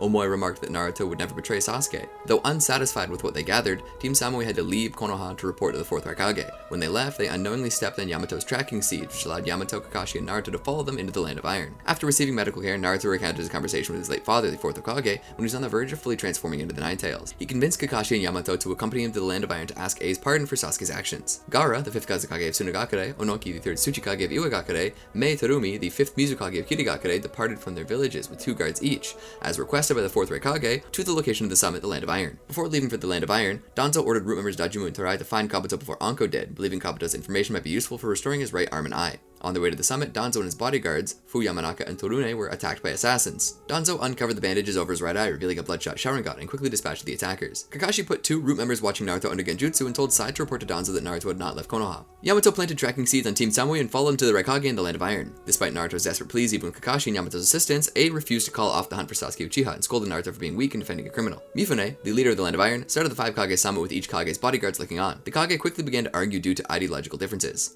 Danzo mentioned Killer B, sending sending A into a rage, and prompting all the Kage's bodyguards to assume a ready stance. A claimed that each of the other Kage was in some way responsible for the Akatsuki's rise to power. The fourth Kazekage may have used Akatsuki to facilitate the Konoha Crush, the Tsuchikage hired Akatsuki to avoid sending an inexperienced ninja of his village into battle, and the fourth Mizukage, Yagara Karatachi, was probably manipulated by Akatsuki. When Danzo stated that Akatsuki's leader is almost certainly Madara Uchiha, Mifune proposed that the 5 countries unite to eliminate Akatsuki, and that Danzo lead the alliance. Ao, Terumi's bodyguard, with his Byakugan discovered Danzo's secret use of Shisui Uchiha's Sharingan to manipulate Mifune's decision. Suddenly, White Zetsu appeared before the Kage, announcing that Sasuke Uchiha was near. In Konoha, the Konoha 11 discussed the turn of events and came to the conclusion that they had to hunt down Sasuke before his actions or death from other ninjas sparked an all-out war between countries. Shikamaru asked Team 7 for consent. Sakura, left guilt-ridden and distraught after being talked to by Sai and Shikamaru, decided to find Naruto in the Land of Iron and talk to him herself. She left Konoha with Kiba, Lee, and Sai. While resting at an inn after speaking to A, Naruto was greeted by Tobi, who proceeded to tell the Konoha nin about how Itachi Uchiha had sacrificed for Konoha and for his little brother Sasuke. Tobi stated that while Naruto inherited the Senju clan's will of fire, Sasuke had embraced the Uchiha clan's hatred, and the battle between the two would be inevitable. Enraged, A choked Zetsu, snapping his neck when he failed to answer his inquiries about Sasuke before storming out of the meeting room with his guards. Outside, Sasuke had defeated all the Land of Iron's guards. However, the Kage proved to be stronger than Sasuke imagined. A's immense physical strength allowed him to snap Suigetsu's sword in half and fend off a fully transformed Jūgo. Against A's superior lightning-based technique, which is capable of nullifying even the Chidori, Sasuke activated his Mangekyo Sharingan and used an incomplete Susanoo wrapped in the inextinguishable flames of Amaterasu to defend himself. A smashed through Sasuke's defense at the cost of an arm. Before A could injure himself further, Gaara the Kazekage intervened, wishing to talk to Sasuke. Gaara tried to persuade Sasuke to abandon the path in darkness, but failed. Using Susanoo, Sasuke stood immune to simultaneous attacks from Gaara, Kankuro, Tamari, and Darui, A's bodyguard. After collapsing the structures outside the meeting room, forcing his opponents to recede, Sasuke ordered Kirin to lead him to Danzo, abandoning Suigetsu and Jūgo to their fate. Upon seeing Sasuke, Danzo escaped with his bodyguards, with Ao, Terumi's bodyguard, in pursuit. Sasuke was about to give chase when Terumi sealed off the exit with their lava release. Even though Zetsu's spore technique transferred the chakra of everyone in the building to Sasuke, he suffered from Terumi's acidic mist and would have been pulverized by Onoki the Tsuchikage had it not been for the timely arrival of Tobi. After teleporting Sasuke and Kirin to safety, Tobi said he sent Sasuke to the summit to train the Mangekyo Sharingan and to weaken the Kage for easy capture, but admitted he was pushing his luck. According to Tobi, the Sage of the Six Paths was worshipped as a god throughout the old ninja world because he managed to subdue the Ten Tails, sealing within his own body and becoming the very first Jinchuriki. The Sage knew once he died, the Ten Tails would be unleashed and once again lay waste to the world, so in his final moments he split his chakra into 9 parts, which would become the Nine-Tailed Beasts, and seal its empty body in a massive Chibaku Tensei, which would become the moon. Tobi's plan was to use the combined power of the Nine-Tailed Beast to reawaken the Ten Tails and seal it within himself, attaining godlike power. With that power, he would project an infinite Tsukiyomi onto the moon, effectively conquering the planet. Tobi forces the Kage to make a choice between handing over Killer Bee and Naruto, the hosts of the 8 Tails and the 9-Tailed Demon Fox respectively, or facing war with Akatsuki and their 7-Tailed Beasts. When they refused, Tobi declared the Fourth Shinobi World War and departed. As the threat of Akatsuki had become too great for any one nation to handle, the Kage and the leader of the Land of Iron for the first time in ninja history agreed to form a 5-country alliance. Because Danzo fled the summit earlier, Gaara offered to relay the information to Konoha through Kakashi Hatake instead. The Kage decided it would be best to hide the 2 remaining hosts from the front line as both are unpredictable on the battlefield and Tobi would expect them to turn up. With his composure regained, A was voted the leader of the alliance. Killer Bee, having faked his capture at the hands of Taka, takes the opportunity to escape his duty as guardian of his village. At an unknown location, while he was practicing singing with the leader of the Enka ninja Sabu, Kisame Hoshigaki arrived. After quickly dispatching Sabu's companion Ponta, a tanuki, Kisame went to battle both Killer Bee and Sabu, feeding his sword Samehara with enough of Bee's chakra to reveal its true form. Killer Bee was at a great disadvantage because even though he was low on chakra, he was unwilling to fully release the 8 Tails out of fear for Sabu and Ponta's safety. The longer the battle went on, the more exhausted Bee became. The more likely Kisame won, as with the help of his chakra-stealing sword Samehara, Kisame could heal himself and stay at his peak condition. Having trapped his opponents in a giant dome of water that moved along with him, Kisame absorbed Samehara into his own body, taking on an even more shark-like form. Bee stalled Kisame at the cost of his 8 Tails chakra cloak, allowing Sabu and Ponta the chance to escape the water dome before drowning. Deprived of chakra and suffocated, Bee was rendered unconscious. Kisame released the technique and was about to cut off Bee's legs when Samehara turned on him and attempted to heal Bee, having grown attached to Bee's chakra. Kisame got rid of the rebellious blade, picked one of Bee's swords and prepared to deal the finishing blow. Fortunately, Bee was saved by the timely arrival of the Raikage and his guards. Bee and A performed the lightning release double lariat, decapitating Kisame in the blink of an eye. After the summit, the Kage left the Land of Iron to return to their respective villages. As A and his guards went to aid Killer Bee, Ao of Kirigakure followed Danzo and his guards, only to be trapped by Fu. Fu, sensing Mei and Chojuro coming, and unable to seal the Byakugan due to his protective seal, attempted to trick Mei into dispelling the seal for him. However, because his mannerisms were so different from the real Ao, Mei saw through the trick and forced Fu to dispel the technique himself. Meanwhile, Kakashi advised that Naruto and Yamato not mention what Tobi had said about the Uchiha clan and Sasuke until they knew more, as they did not know if what he was saying was true. While Naruto contemplated Tobi's words, he attempted to find Sasuke via Sage Mode, but was interrupted by the arrival of Sakura Haruno's group. Sakura gave a false confession of love to Naruto and asked him to give up his search for Sasuke, telling him he was a criminal and that with her love he would not have to burden himself with his promise. Naruto questioned the confession, got into an argument with Sakura over how he hated people who lied to themselves and how he knows all too well that she's still in love with Sasuke, and stating that how chasing after Sasuke was still something he must do for himself, without being able to explain why or what he had learned earlier. Failing to convince Naruto to give up, an angered Sakura left with Sai, Kiba Inuzuka, and Rock Lee to find Sasuke on their own. As they left, Sai, feeling responsible for inadvertently sending Sakura on a suicide mission, left a clone behind to tell Naruto what Sakura could not. Sai revealed that the rest of the Konoha 11 had decided that they themselves must kill Sasuke to avoid an even greater conflict. They concluded that Sasuke, being allied with Akatsuki and almost causing an international incident in Taka's attempted abduction of Killer Bee, is not worth saving if it causes the world to go to war. Because of this and what Sai had talked to her about, he believed that Sasuke and Naruto's promise to her is causing him nothing but pain. Sakura has decided to kill Sasuke herself because she still loves him so much that she would rather end him than allow him to follow his path to darkness and risk Naruto in the process. Naruto, realizing that his dream of bringing Sasuke back to Konoha was ruined, began to silently grieve as the Kazekage, Kankuro, and Temari arrived. They updated the Konoha Nin at the results of the summit, about foundation of the allied shinobi forces, the declaration of war, and their decision to promote Kakashi as Hokage after Danzo's deceitful actions at the summit, and his subsequent flight after Sasuke's attack. Seeing no other choice, Kakashi stated that it would be best to return to Konoha and relay the news of the war. Gaara, knowing Naruto's reluctance in having to fight Sasuke, reminded him that his dream is to be Hokage, and as Hokage he must do what needs to be done. Naruto stays silent, shoving Gaara's hand off his shoulder, yet despite the circumstances, Gaara tells him that he considers Naruto a friend, and asks him to contemplate the meaning of the word in his own way, and to do what he thinks was the best thing for Sasuke for himself, before leaving with Temari and Kankuro. Reflecting upon all that's happened, and unable to process his thoughts, Naruto started hyperventilating before passing out. Tobi appeared before Danzo and prepared to engage him in battle, but Danzo ordered his men to back him up as he prepared to release a seal on Shisui's arm. Despite their strength, Tobi eventually captures Fu Yamanaka and Todone just before teleporting him into his pocket dimension to retrieve Kuririn and Sasuke. When they return, Danzo finishes releasing his arm, which is revealed to have 10 Sharingan eyes implanted in it. Sasuke then attacked Danzo using Susanoo and demanded to know if he forced Itachi into killing his clan. Danzo confirmed this and insulted Itachi's honor, resulting in Sasuke forcing his incomplete Susanoo into completion. With the upper hand, Sasuke attacked and almost killed Danzo, but the attack was redirected by a tree Danzo sprouted using his wood release, the result of an experiment to allow him to use the forbidden Uchiha technique Izanagi. However, using the 60-second time limit to his advantage, Sasuke managed to trick Danzo into believing that he hadn't used all of his Sharingan eyes to severely injure him. Desperate, Danzo attempted to use Kuririn as a hostage, but Sasuke merely stabbed through her to pierce Danzo's heart. Just before death, Danzo tried to seal Sasuke and Tobi into his own body, and sequentially crushed Shisui's eye, preventing Tobi from using it to his advantage. With Danzo dead, Tobi claimed his body and told Sasuke to kill Kuririn if he had no use for her before leaving. Sasuke moved to finish her off as Sakura Haruno arrived after knocking out the group and declared that she would defect from Konoha to follow him. Back at the inn, Naruto awakened and was told by Yamato that they were to return to Konoha while Kakashi handles Sakura. Naruto, however, tricked the fatigued Yamato into letting him rest, while he sneaked through the floor to follow Kakashi using Sage Mode. Kakashi found Kiba and the others after finding out where Sakura went, and he rushed towards her. As Sakura tried to join Sasuke, he asked her if she would really betray Konoha. Sasuke then ordered her to kill Kuririn to take her place in his group, as evidence of her loyalty to him. But a moment of hesitation in her told him she was lying, so he attempted to kill her. Kakashi suddenly arrived to stop Sasuke's attack and prepared to fight his former student after seeing how far he had fallen and feeling responsible for all it had led to. Fourth Shinobi World War Countdown. As Sasuke and Kakashi fight, the former's vision starts to fade away from overuse of the Mangekyo Sharingan. Sakura takes the chance to try to kill Sasuke, but is unable to bring herself to do it. Sasuke then tried to kill her once again, but Naruto appeared and saved her. Naruto attempted to reason with Sasuke, who declared his way of reviving his clan by destroying every possible link to it, thus regaining their honor. Seeing Sasuke as a lost cause, Kakashi tried to send Sakura and Naruto away, but Naruto charged Sasuke, both attacking with their signature techniques.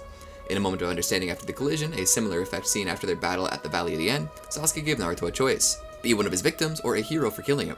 Naruto told him he would do neither. The blast sends Naruto and Sasuke backwards. Kakashi catches Naruto while Sasuke is caught by Zetsu. Tobi teleports to Sasuke while White Zetsu makes clones of himself to capture Naruto. Tobi tells Zetsu not to battle him and to go find Kisame. Naruto announces that he saw into Sasuke's heart and that they would both die if they fight again and be rid of the Uchiha and the Nine-Tailed Fox. After hearing Naruto's choice, Sasuke merely says that he will not go back on the path he walks and he will kill Naruto first. Naruto answers back by saying that Sasuke still hasn't accepted him as an equal, and Sasuke tells Tobi that they must talk. Tobi and Sasuke teleport back to Akatsuki's hideout, where Sasuke asks Tobi for Itachi's eyes to be transplanted into him. Meanwhile, back at the bridge, Naruto, Sakura, and Kakashi get ready to leave after retrieving Kuririn, but Naruto passes out from the poison from Sakura's kunai that he got cut with from saving Sakura from Sasuke. Sakura gives Naruto the antidote, and they set off back to Konoha. Meanwhile, it's revealed that the Kisame who was killed during the fight with Killer Bee was actually a clone of Zetsu, and that the real Kisame was alive and well. Back in Kumogakure, Killer Bee and Team Samui return. Killer Bee has taken Samehara with Kisame inside the sword, planning on infiltrating Kumogakure to retrieve the Eight Tails. And in an unspecified location, Kabuto is shown using Orochimaru's snake abilities to subdue a couple of ninjas, saying that he's getting used to his new powers, and that it's time to get things moving. Returning to Kiba, Lee, Akamaru, and Sai, Sakura and Naruto all go back to the village along with Kakashi with a weakened Kuririn. Upon return, the others tell Naruto that they want to fight Sasuke too and that he can't fight him alone. Naruto disagrees and says that he's the only one able to fight Sasuke and the only one that will. The others question him on what happened when he confronted Sasuke. Naruto says he will tell them when the time is right and walks off the Ramen Ichiraku. With Danzo dead, the village leaders have to decide on a new 6th Hokage and vote Kakashi for the position, saying that they think that Tsunagakure will agree as well. The Fire Daimyo says, Kakashi Haruke, I will now appoint you as, but is cut off by an unknown shinobi, Guy in the anime, running into the room and telling the Fire Daimyo that he has urgent news. Shizune then breaks out in tears as she sees Tsunade has survived and hugs her, thus removing the need for a sixth Hokage. At the same time, in their hideout, Sasuke is shown regaining consciousness again after the operation in which Itachi's eyes were implanted in him. Sasuke states that he can feel Itachi's power flowing into him. Tsunade, who has regained consciousness, is eating a tremendous amount of food to rebuild her chakra reserves. She's then greeted by Kakashi, who's relieved that she is alright, as it would have meant him becoming Hokage, and he feels he isn't cut out for it. Tsunade orders a meeting to make preparations for the coming war. Elsewhere, at the makeshift headquarters for the interrogation unit, Ibiki Marina prepares to interrogate Karin on the information about Sasuke and Kabuto. While on Mount Myoboku, the Great Toad Sage Garatora, Shima, and Fukusaku are having a meeting about whether or not Jiraiya's request that Garatora store himself within Naruto can be honored. The Great Sage says he has had a vision of Naruto's future and requests to see him before he decides whether or not he should receive the key to his seal. Naruto is enjoying some ramen when Sakura informs him of Tsunade's recovery. This leads to his next meal being declared on the house. As he's about to eat, he's reverse summoned to Mount Myoboku to receive the premonition. The sage sees an animal island paradise, octopus tentacles, and tells Naruto that he would meet a young man with powerful eyes. Naruto listens to what he has to say and ultimately accepts whatever lies ahead for him. Anko and her team have located a number of bodies, evidently victims of Kabuto. The fact that he just left them there and made no attempt to hide them leads the team to suspect a trap. Meanwhile, Kabuto has located Tobi, briefly shows off his new abilities, reincarnating Itachi, Deidara, Kakazu, Sasori, and Nagato, and offers an alliance to Tobi. Kabuto asks for Sasuke to test out his ninjutsu. Tobi asks if he refuses, and Kabuto summons another casket with an unseen body that shocks Tobi.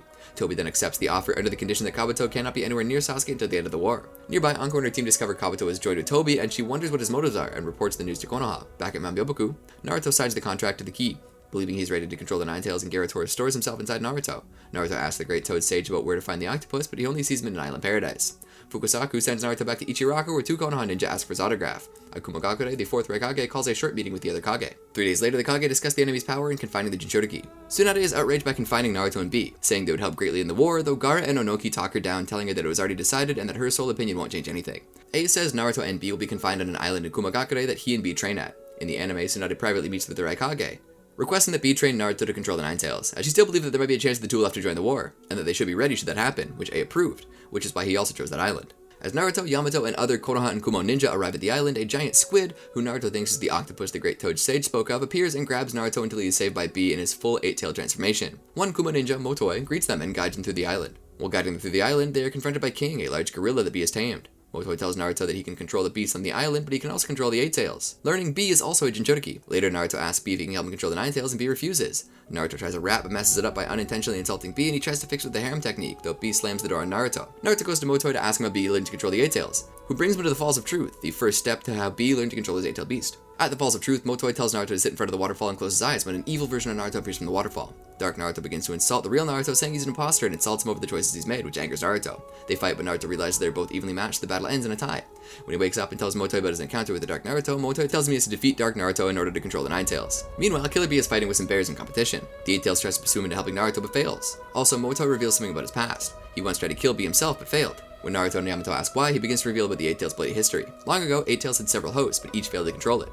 After each host lost control, the 8-tails rampaged through Kumagakure several times. Each time it rampaged, the third Raikage and other elite shinobi came to stop it and sealed it inside a sealing jar. Each time the beast was resealed, many shinobi would lose their lives. One of those was Motoi's father. Almost immediately after Killer Bee was chosen to be the new host, Motoi thought it was pointless and the beast would go on a rampage again. Because of his father's death, the hate of the 8-tails grew out of control and Motoi attempted to kill Killer Bee. He was quickly dispatched and Killer Bee stuck out his hand for his customary fist bump, after which Motoi ran away, not speaking to Killer Bee again. After Motoi's story, Naruto goes off to think if all the villagers and his friends trust him. Suddenly, Naruto hears Motoi being attacked by the giant squid, which he mistakes for Bee again. Naruto and Yamato begin to assault the squid until Bee arrives, this time punching a hole through the squid. After being saved by Bee, Motoi tells Bee that he tried to kill him years ago and Bee easily forgives him, which brings tears to Motoi's eyes as they bump fists, which cause Naruto to smile. Later on, Bee thanks Naruto for helping Motoi and they become friends. Bee then becomes willing to teach Naruto how to control the 9-tails. They return to the Falls of Truth, where Dark Naruto surfaces again, noticing a change in Naruto. Naruto states he has faith in himself and hugs Dark Naruto, which causes him to disappear into Naruto. With the darkness eliminated inside of him, Bee takes Naruto to a sacred place behind the waterfall, where he will fight the 9-tails. They approach an entry box where Naruto activates a switch and opens a door to a large empty room. Naruto approaches the 9-tails within his subconscious and removes the seal, thus releasing the beast. Naruto tries to use his chakra with the help of Bee to pull the 9-tails chakra, but it slices the 8-tails tentacles and pulled away. It then realizes Naruto is trying to take control of it.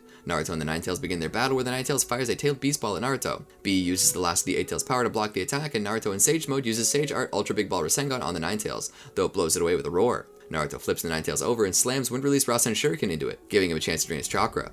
While taking its chakra, some of Ninetales' hatred is pulled in, causing Dark Naruto to re-emerge. B notices the Ninetales' hatred is larger than he expected, and Yamato tries to tame Naruto from the outside. The Ninetales tells Naruto to disappear, and suddenly Kushina appears and tells him that he belongs here, with her hand on her chest. Kushina has Naruto guess who she is, and Naruto claiming her to be the Ninetales' true form, which causes Kushina to clobber him on the head. She apologizes to Naruto and he realizes she's his mother and hugs her, causing Dark Naruto to disappear again. Outside Naruto, the transformation stops, which surprises B and Yamato. Before Naruto begins asking his mother about her, Kushina chains up the Ninetales where it notices it's Kushina's chakra. Naruto asks how she and Minato fell in love, which embarrasses her, though she tells him anyway. When she first met Minato, she thought he looked like a wimp and wanted to be the first female Hokage. Other kids laughed at her because of this, and also her face and hair features with the kids calling her Tomato. She eventually got back at the kids, giving the nickname the Red Hot-Blooded Habanero. Kushina had a special chakra and was once kidnapped by Kumagakure because of this. Kushina left a trail of her hair that only Minato noticed. Naruto compliments Kushina's hair, which she states is the second time someone has complimented her hair, the first time being Minato. Being the son of Konoha's Yellow Flash and the Red Hot-Blooded Habanero, Naruto gives himself the nickname Konoha's Orange Hokage. Hearing his mother saying she loves him, Naruto releases himself from the Ninetales' hatred and resumes his battle, which Kushina holding the Ninetales with their adamantine sealing chains. Naruto attacks the Ninetales with his ultra many spiraling cereal spheres, and Sage Art many ultra big ball spiraling cereal spheres and slams it once again with a Rasen Shuriken, where it successfully pulls out the Ninetales' chakra. Once the chakra was pulled away by Naruto, the Ninetales gathers chakra from one last attack, but is stopped by Naruto, whose seal, the Ninetale noted, reminded it of the Sage of Six Paths. As Naruto resealed the Ninetales into a new seal, the Ninetales warned Naruto that it would not forget this. After the Ninetales' defeat, Kushina says to Naruto that she can see Minato again. Before going, she decides to tell Naruto the truth about the Ninetale Demon Fox's attack 16 years ago, how on the day of Naruto's birth, she and Minato gave their lives to make Naruto the Ninetales Jinchuriki in order to stop the masked man. After the story, Kushina apologizes to Naruto for forcing him to be the host of the Ninetales and not being there to love him. Naruto expresses no bitterness, accepting the apology and saying that he never blamed either of them, now finally understanding the love of a parent towards their child, and is glad that he's their son. Kushina starts fading away, but before that hugs Naruto and thanks him for allowing her to be his mother, and for allowing Minato to be his father. With that, Naruto promises to eat, sleep, and bathe well, and that he will be cooler and stronger than his parents. As Naruto returns to the outside, B and Yamato learn of his success, and Naruto demonstrates his new power to them. Naruto's new form gives him the ability to sense an evil presence around him, which blows Kisame's cover. B is shocked to see Kisame alive, and he explains how he survived. With Kisame outnumbered, he attempts to flee, but is suddenly hit by a high-speed punch from Naruto, who gets himself stuck into the wall with the process. While Yamato helps Naruto, B chases after Kisame. At B's house, Guy, having heard of Naruto's training, decided to cheer him on, along with Motoi and Aoba Yamashiro. They arrive at the Falls of Truth, and Guy confronts his darkness, due to a bet by Aoba saying Guy is scared of his true self, which mocks him. Suddenly, Kisame bursts from the waterfall, and Guy mistakes him for being an insect and his true self. Guy then elbows Kisame into the side of the waterfall. Guy and Aoba mistake Kisame for a blowfish, but B tells him that he's from Akatsuki. Samehada separates from Kisame, who's in weak condition, and runs to B. It bites onto B, which restores Kisame's strength. Kisame continues to escape, and Guy uses the 8 gates and opens the 6th gate to pursue Kisame. B does a partial transformation with his arm to launch Guy towards Kisame's direction, though becomes tired afterwards. Guy summons Ningame in midair while losing momentum after being thrown by B, and uses his shell as a platform to jump towards Kisame. After, Kisame summons a shark, and he puts a scroll containing the information he gathered in its mouth. Kisame hides the summoned shark by creating a wave of sharks that confuses Guy. Guy uses Morning Peacock on the wave of sharks, but gets wiped out. Guy then opens the 7th gate and uses Daytime Tiger against Kisame's water release, Great Shark Bullet technique. Instead of the tiger being absorbed by the shark, it bursts through and creates a huge explosion. Guy approaches the beaten Kisame with the scroll and explains to him why his technique wasn't absorbed. Daytime Tiger is a taijutsu technique made of air pressure concentrated on a single point instead of chakra. Guy tells Kisame not to move. However, Kisame moves a single finger, prompting Guy to knock him unconscious with a punch to the stomach. Guy returns to the others with Kisame, where Alba decides to extract intel from him. In a flashback of Kisame's, he's sent on a mission where he must protect the intelligence squad, but must importantly protect Kitagakure's secret code from Konoha Ninja. Kisame and his group are attacked by a group of Konoha Ninja led by Ibiki. Kisame kills his comrades, knowing they would reveal the code to the enemy. Kisame returns to his village and kills his master, who is communicating with the enemy, and claims Samehada. Yagara Itachi, the 4th Mizukage, as well as the Jinchuriki of the Three Tails, approaches Kisame, noticing his loyalty to the village. For killing fellow Kirinin, Kisame thinks his life is nothing but lies. From the shadows appears Tobi, who is shown controlling Yagara. Tobi introduces himself and explains his Eye of the Moon plan to Kisame, where he wants to make a world of truth. Not wanting Alba to get any information from him, Kisame wakes himself up by biting his tongue and breaks free of his restraints. Kisame puts himself inside the water prison technique and summons 3 sharks. Remembering the first time he partnered with Itachi and what he said to him, Kisame makes the sharks eat him, and he knows that he is at the time of his death. The others are shocked to see Kisame surprising suicide. Despite being the enemy, Guy says he lived and died as a ninja and promises to never forget him. Guy opens Kisame's scroll, which activates a booby trap, trapping everyone in a dome of water with sharks, while a shark with the scroll swims to the ocean. Road to Ninja, Naruto the movie. The movie starts with a flashback to the Nine-Tailed Demon Fox's attack, which then flashes forward to the present timeline where the 8 members of Akatsuki, who are meant to be dead, are actually alive and battling the Konoha Shinobi, and this in turn unsettles Sakura. Shikamaru states that there's no point wondering why the dead are back alive, and quickly comes up with a counterplan, but Naruto quickly attacks Akatsuki head-on, forcing the rest of the Konoha 11 plus Sai, Kakashi, and Guy to attack. The battle continues until Naruto is caught by Kakuzu. Sai frees Naruto by cutting off part of Kakuzu's arm, causing the Akatsuki to retreat. Naruto and his friends return to the village, where most of Naruto's peers are congratulated by their families, all of whom promise to write a recommendation letter for the promotion of being Jonin, although Sakura has a little fight with her family who embarrass her in front of the others. As Naruto returns home, he passes many families, making him reminisce about his father and mother, causing him to feel lonely. Later, while eating at the Ichiraku Ramen, he meets Iruka. He then asks Iruka for a letter of recommendation of his own, but Iruka refuses as Naruto is only a Genin and must become a Chūnin to rise through the ranks just as Minato and all the other Jonin did. Naruto is saddened by his lonely lifestyle and so storms off saying that no one seems to understand him, and also he doesn't feel like the extra menma on his ramen, which adds to his present state of mind and causes him to feel lonely. He meets Sakura, who had an argument with their family, who also stormed out, grabbing Naruto's hand and telling him to go on a date with her. When Sakura complains about her family, Tobi appears in front of them and after a small scuffle, he activates a limited Tsukiyomi. Naruto and Sakura are absorbed in a flash of light and later find themselves in the same park they were in before with no signs of a fight or Tobi himself. They run into their friends, including Sasuke, which surprises both Sakura and Naruto, but with different personalities. And to add to the confusion, no one knows who Tobi is. They realize they're in another world where Sakura's father was the Fourth Hokage, who saved the village instead of Minato, and in this world Naruto is named Menma instead. As Naruto and Sakura return home, Sakura is happy with the new freedom she has, while Naruto hurries home to his apartment hoping to see his parents, only to find that he does not live there. Meanwhile, in the present, Tobi reveals that the dead Akatsuki members in the beginning were only Zetsu clones. In the Genjutsu world, a man in a mask meets Tobi and they agree to work together. Elsewhere, as Sakura is looking through her dresser, she sees the Fourth Hokage coat that Naruto's father wore in the present, causing her to once again realize that in this world, it was her father who was the Hokage. She then meets Sasuke, who gives her a flower and flirts with her. Naruto and Sakura meet in the morning to try to gather more information about the current world, although Sakura enjoys this world as she has more freedom and is well loved by the village thanks to her father's actions. Naruto, on the other hand, wants to return home as fast as possible. Naruto and Sakura meet Tsunade and Shizune, who tell them that a masked man attacked Kumagakure and killed their Jinchuriki, which Naruto and Sakura believe to have been Tobi. They then meet Naruto's parents, who are alive in this world. Minato says that Jiraiya died finding the Red Moon Scroll, and it was said to save the world. Tsunade lets Naruto and Sakura join Minato and Kushina on their mission while Kakashi and Guy return. Sakura is shocked at finding out who Naruto's parents are, while Naruto is angry that Tobi would dare make copies of his dead parents and swears to break the Genjutsu. While Sakura is still enjoying her life, she wonders how Naruto is doing. While Naruto attempts to ignore his parents, he sees an album showing how his life would have been if his parents had been alive. In the morning, Sakura notices that this world's Kakashi and Guy have switched personalities, with Kakashi showing more excitement and displaying a positive attitude, and Guy complaining about having to do 2 missions back to back with a tired, uninterested attitude, while Naruto isolates himself from his parents at every turn. They soon locate where Jiraiya hid the scroll, but the group stops the rest. Naruto charges ahead until he's confronted by the appearance of Gamabunta, Gamahiro, and Gamaken.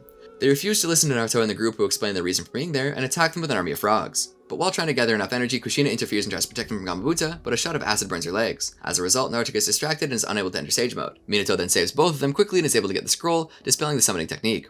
As Sakura heals Kushina, Naruto still attempts to brush off his parents, causing Minato to say no matter what Naruto does, they will always try to save him, as that's what they naturally tend to do as parents. Kushina then awakes and hugs Naruto, causing him to break down in tears and finally accept them as parents. They return to Konoha, where Tsunade locks the scroll in the village is safe, until the night where a red moon will appear, when they can use the scroll to fulfill the said prophecy. As Naruto and Sakura walk home together, Naruto quickly runs home saying that he has something to do, leaving Sakura alone. Sakura finds her home too lonely and wonders if Naruto always felt this way. As she walks to town, she sees happy families, only making her more sad. She then realizes that this world Sasuke is just a flirt as she sees him flirting with a group of girls, and decides that Naruto was right on his decision to quickly break the Genjutsu they're trapped in and wishes to return to their own world. As she walks to Naruto's home to try to find a way to break the Genjutsu, she sees how happy Naruto is and wonders if they should really leave. Sakura later meets Naruto and asks if he wants to stay. Although he denies it, he later thinks to himself that he truly does not want to leave. At that moment, an explosion occurs at the Hokage's office where the masked man from earlier asks for the scroll they brought back. He overpowers Minato, Kushina, and Tsunade, and then Naruto and Sakura arrive. They realize that this is the man Tsunade was talking about, and he knows Tobi. He overpowers Naruto and Sakura and kidnaps Sakura in exchange for the scroll. He then uses Great Spiraling Ring, destroying a large part of Konoha, and leaves. As Naruto decides to save Sakura, but Minato and Kushina try to prevent him in fear of him dying, showing that the parents in this world are different from Naruto's real parents. He takes one of Minato's kunai and the scroll, leaving with Sakura's father's Hokage coat. Sakura is tied up and meets Tobi, who is a ghost, saying they're in an old training ground that Minato and Jiraiya used. Naruto arrives but is attacked by the other masked man asking for the scroll. Naruto is unable to fight properly as his stomach acts up, and the masked man then takes the time to summon the 9 masked beasts, and about to kill Naruto when the Akatsuki arrives and saves him. The Akatsuki was hired by Tsunade to help Naruto, and they deal with the masked beast, and then Naruto attacks the masked man. Itachi saves Sakura, and Tobi decides to escape instead. The Akatsuki defeats the masked beast, which then turn into 9 fox kits, while Naruto chases the masked man into the training grounds. They then fight. Naruto uses Sage Mode, and then uses the Wind Release Rasen Shuriken to counter the masked man's Great Spiraling Ring. It ends in a draw, but the attacks destroy the masked man's mask, showing that he is Menma, this world's Naruto. Menma informs Naruto that the pulsating inside his stomach must be Kurama's reaction to the Black Nine Tails within Menma. Menma then calls back to the defeated masked beasts, and summons Kurama's counterpart, the Black Nine Tails. Naruto was unable to attack while the Akatsuki retreat, taking Sakura with them. Not wanting to be manipulated by the Sharingan again, Kurama makes a truce with Naruto to work together, allowing him to summon Kurama out of his body. In the battle, Naruto is barely able to win, but Tobi reveals that this was his plan, to have Naruto and Menma fight, as doing so would cause the 2 foxes to fight and weaken Kurama. As he possessed Menma, Kurama warned Naruto if he took Menma's Sharingan, it would all be over, for Tobi planned to extract Kurama out of Naruto the exact same way he extracted from Kushina 16 years ago. As Menma overpowers Naruto, the latter tries to use the scroll, when he realizes the moon has turned red, but Menma cuts the scroll, causing Naruto to look into Menma's eyes. Naruto's memories are erased, but Sakura rescues him before Kurama is extracted from him. Naruto, in an amnesiac stupor, stares at the destroyed Red Moon scroll, which brings back memories of his training to learn the Rasengan with Jiraiya, and how his father was the one who invented the technique. Naruto is able to break free of the Genjutsu just in time to save Sakura, and then defeats Tobi the same way his father did, breaking breaking the limited Tsukiyomi. Toby, using his ghost body, attacks again until Minato and Kushina arrive. Toby decides to give up and exits the Genjutsu world just as Naruto and Sakura are enveloped in a bright light, preparing to return to their world as well. But beforehand, Naruto thanks Minato and Kushina, who quickly go to assist Menma, who is returning to his original state as their son. Naruto and Sakura return to their world, where Naruto's Hokage coat breaks down since it was only part of the Genjutsu world, not real. Naruto and Sakura tell Tsunade and Kakashi what happened and sets out more guard patrols since Toby was easily able to enter the village further than they imagined. Shizune also brings up the topic of the letter's recommendation from the beginning of the movie, to which Tsunade replies that she has no intention of promoting any of Naruto's friends to Jonin. As they both return home, Naruto watches Sakura as she meets her parents, happily hugging them. He approaches her, asking her out on a date, but Sakura tells him that they just came back from the longest date ever, much to Naruto's shock. As Naruto goes home, he sees Iruka in his house, waiting to apologize to him. Afterwards, Naruto happily jumps roof to rooftop through the village while quoting that the road of the ninja is one who endures. After the credits, the sign in Ichiraku Ramen where it says Menma is changed. Elsewhere in Amagakure, Toby confronts Konan, looking for Nagato's body to obtain his Rinnegan. Konan states she's been waiting for a chance to kill him, and Toby says that he won't go easy on a former Akatsuki member. Toby asks why she decided to betray Akatsuki despite still wearing the uniform. Konan states that Akatsuki was created by Yahiko, and that his justice is not his, nor is Nagato's Rinnegan. Toby simply mocks Konan, stating that she is wrong as he inspired Yahiko to create Akatsuki, and that he gave Nagato the Rinnegan. Konan turns in a paper and rushes at Toby. Toby then attempts to absorb her, but he realizes that in her paper many explosive tags are mixed in, creating a large explosion. Toby survives but loses his right arm and part of his mask. Konan, realizing her suicide plan did not work, quickly calls on the massive amount of paper around the battlefield for another attack. Konan uses her ultimate technique, the Paper Person of God technique, to create an abyss, and attempts to kill Toby by placing 600 billion explosive tags in it, which will continue to detonate for 10 minutes. Since Toby can only remain immaterial for 5 minutes, she believes that this would be enough to affect him. Using Izanagi, however, Toby is able to survive the blast and impales Konan from behind with a pipe. He explains how he survived, and Konan frees herself from the pipe. Amagakure's endless rain stops and produces a rainbow, which shocks Toby to see the endless rains of the village stop and spurs Konan on, who believes it to be a sign of Nagato and Yahiko's will. Though Konan tries again to attack with her paper, Toby, having become fed up with the delay in retrieving the Rinnegan, grabs her by the throat. He then places her under a genjutsu in an attempt to learn the whereabouts of the Rinnegan, stating that when the illusion ended, so would her life. Afterwards, Toby arrives at the gravesite of Yahiko and Nagato, the latter of whom is teleported into Toby's separate dimension. Meanwhile, Konan's body lays in the water. The following flashback demonstrates a system Jiraiya used to verify the presence of the intruders in the house where he lived with Nagato, Yahiko, and Konan. By flipping a card on the wall, a person could indicate whether or not they were at home. The red side indicates that the person is there, and the white side with the frog head states the person is away. Even after Jiraiya left, the three kept up with the hop-in card system. Eventually, their group becomes too large and they prepare to leave the house for good. Konan flips her card to the away side, but before Yahiko and Nagato get the opportunity to do so, they're ambushed by a group of enemy ninja and forced to flee through a secret escape route. Presently, the house is overgrown with vines and flowers on the inside. With the exception of Konan, all the other frog cards, including Jiraiya's, which growing vines had flipped, are still flipped to the red side, saying that they are at home. As a bloodied sheet of paper flies off Konan's corpse, it lands on her hop-in card and covers it red. Toby appears before Kabuto, his arm restored, wearing a new mask resembling the Eye of the Ten Tails, his old Uchiha robes, replacing his Akatsuki uniform, and wielding a war fan. Kabuto mentions that Toby went through a lot of trouble to obtain his new eye, to which Toby replies that they were his to begin with. Zetsu informs him that Kisame succeeded in delivering the information that he obtained. After hearing this, Toby slams his war fan on the ground and states that it's time to go after the Nine Tails. Kabuto decides to get Naruto and B instead in order to gain Toby's trust, and that Yamato is in the interest of his experiments. Kabuto says he also knows Zetsu's secrets and says that he can make him stronger. Toby says that he'll give him one Zetsu if he captures the Nine Tails. He then takes Kabuto to the chamber that holds the demonic statue of the Other Path and shows him a mindless copy of Hashirama that Toby created from his cells. He then shows him his army that is made of roughly 100,000 white Zetsu, though at the cost of using the collected Tails Beast chakra. Back on the island, B was unable to chase after Kisame's shark and returns to the others. Motoe summons an owl to notify the Red Kage that Akatsuki knows of the location. All the Kage receive the information and decide to send back up to the island, which is actually a giant tortoise, which Onoki volunteers to be the backup. Kabuto leaves along with the undead Datara on his clay owl to get the remaining Jinchuriki. Onoki, Akatsuki, and Kurotsuchi fly off to be the island's reinforcements, while Kabuto sets off to the island as well. Kabuto inserts a tag in Datara's head, which gives him most of his free will back. Kabuto is suddenly punched by Onoki, which turns out to be a clay clone made by Datara. The real Kabuto and Datara are hiding in the clouds, and Datara sets off an explosion. On the island, Naruto lines up all the animals in a cave for his ecology survey mission to still unaware of the war. The Onoki that Datara blew up was actually a rock clone made by Akatsuki. They're surprised that Datara is still alive, with Onoki being ashamed that Datara is causing trouble even in death and that he lost to Sasuke. Datara responds to this saying he killed Sasuke, unaware that he survived the suicide explosion. In the ocean, a giant snake of Kabuto's, this clone of Manda, which he calls Manda 2, bites the island turtle's tail, which reveals its location with its screams of pain. Kabuto and Datara head to the island with Onoki on their tail. Manda 2 flips over the island turtle, which Naruto thinks is an earthquake, and Kabuto and Datara land on the turtle. Kabuto leaves Datara to handle Onoki while he finds Naruto and B. Onoki arrives, enraged and preparing a dust-release detachment of the primitive world technique. He is however stopped by Akatsuki, who states the power of the technique can blow up the island turtle. Datara suddenly sends a clay bird towards them and sets it off, but Akatsuki protects him and Onoki with his rock golem. Kabuto learns from Manda 2 of Naruto's location and asks where inside the turtle. Naruto decides to check what's causing the earthquakes, but Yamato tells him that only he can complete his mission, which Naruto believes. Kurotsuchi notices Kabuto controlling Manda 2 and tries to stop him with lava release, quick lime congealing technique, which Kabuto dodges. Yamato, Moto, and Alba arrive to see the situation outside, and both Yamato and Alba are shocked to see Kabuto and how much he's changed.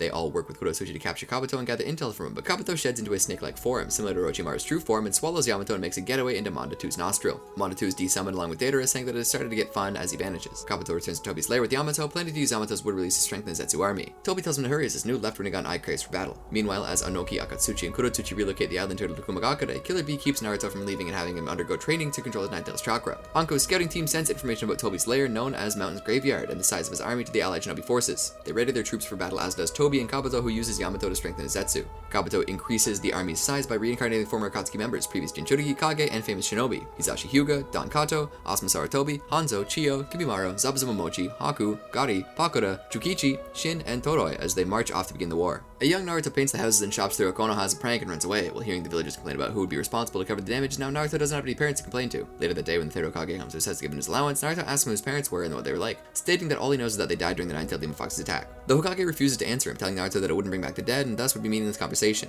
A few years later, while in the academy, Naruto meets Sasuke Uchiha and is continuously defeated by him. During one spar, Naruto realizes that Sasuke's eyes are filled with hatred, albeit not for him. Shortly after that, he finds out that Sasuke is the only survivor of the Uchiha clan downfall. After graduating, Naruto and Sasuke are placed on Team 7 along with Sakura Haruno, where Sasuke proclaims that his goal is to destroy someone in order to restore the Uchiha clan, while Naruto shares his dream about becoming the Hokage. The three manage to pass Kakashi's bell test and officially become Genin. As they head to the Land of Waves for their first mission, they are attacked by two enemies, with Kakashi seemingly being killed, leading Sasuke to fight the two and save Naruto's life. Dismayed that he was scared and weak, whereas Sasuke handled the conflict coolly, Naruto stabs his own hand with his kunai, proclaiming an oath on his wound that he would never be so weak as to let someone save him ever again. As Team 7 returns to Konoha following the completion of their mission in the Land of Waves, Naruto lashes out against Sasuke for thinking he's better than everyone else. Sasuke smugly replies that he doesn't think he's better than everybody. Naruto becomes irked at Sasuke's comment, although Sasuke merely tells him to become stronger than him if he really wishes to settle their score. Sometime after, Team 7, along with other ninja teams that passed the first round of the Chūnin Exams, are brought to the Forest of Death for the second stage. Their proctor, Anko Bitarashi, debriefs them on their task. Each team will be given either a Heaven Scroll or an Earth Scroll, and must survive 5 days in the forest while trying to retrieve the other scroll. There are 3 rules. All 3 members must arrive at the tower before 5 days, with both scrolls.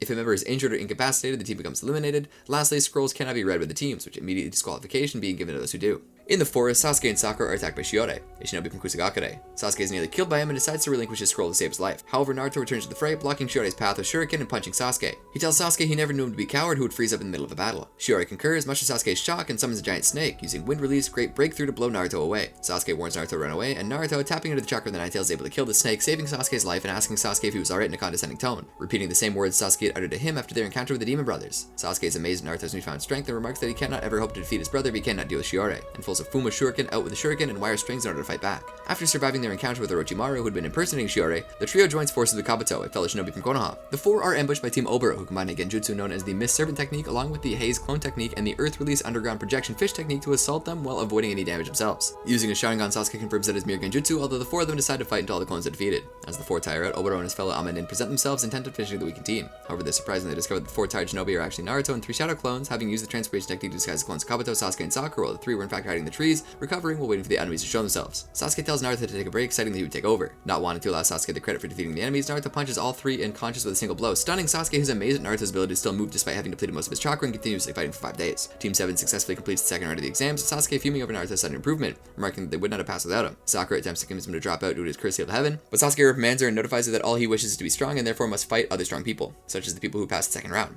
Naruto is angered at Sasuke's reaction towards Sakura's concern, but is speechless when Sasuke quickly responds that Naruto is one of those strong people that he wishes to fight the most. Sometime after Kakashi is undergoing the cliff climbing practice when he's confronted by Sasuke, who asks Kakashi to train him so that he can take the power necessary to surpass Naruto and achieve his goal. Kakashi states that members of the Uchiha clan are known for their fire release techniques, but believes that Sasuke is like him and may possess lightning release. Using litmus paper, Kakashi's suspicion is confirmed and he declares that he would finally be able to pass down his own unique technique to someone. The final rounds of the exams begin, with Sasuke and Kakashi arriving just mere moments before Sasuke could be eliminated. Kakashi apologizes for the tardiness, while Naruto warns Sasuke not to lose. Sasuke inquires as to how Naruto's match went, with Naruto proudly declaring that he won, and thus would like to fight Sasuke in the last round. Grinning, Sasuke reaffirms that he wishes to fight Naruto as well. Sasuke trains by himself, attacking a huge boulder with his Chidori while remembering his battle with Gaara. After he struck Gaara's partially transformed arm, the latter merely regenerated one with his sand, while Sasuke was rendered unable to move due to his reliance on the curse seal of heaven. However, he was spared from death by the timely arrival of Naruto, who proceeded to kick Gaara in the face. Gaara restrained Sakura, who attempted to shield Sasuke from any harm. In anger, as well as an overwhelming desire to protect his comrade, Naruto faced off against Gaara, attacking the Jinchuriki in his all-direction shuriken and his new extemporaneous technique, the Naruto Uzumaki 2000 combo. Pushed to his limit, Gaara unleashed Shukaku, his tailed beast, while Naruto summoned Gamabunta in order to match his foe's strength. His ability to use the summoning technique despite using most of his chakra for his multiple shadow clone techniques stuns both Pakun and Sasuke,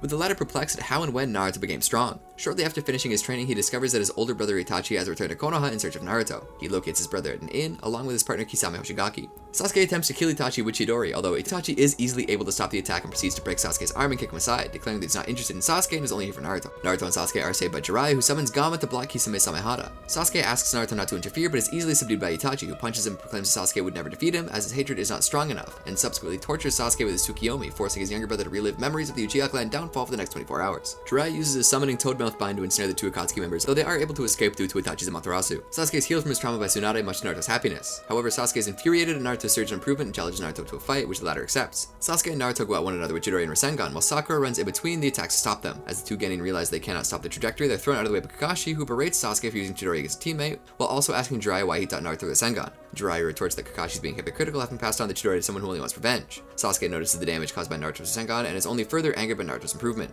Later that night, as Sasuke considers his future, he's attacked by the Sound 4, Orochimaru's bodyguards, who taunt him by calling him weak and defeat him without difficulty.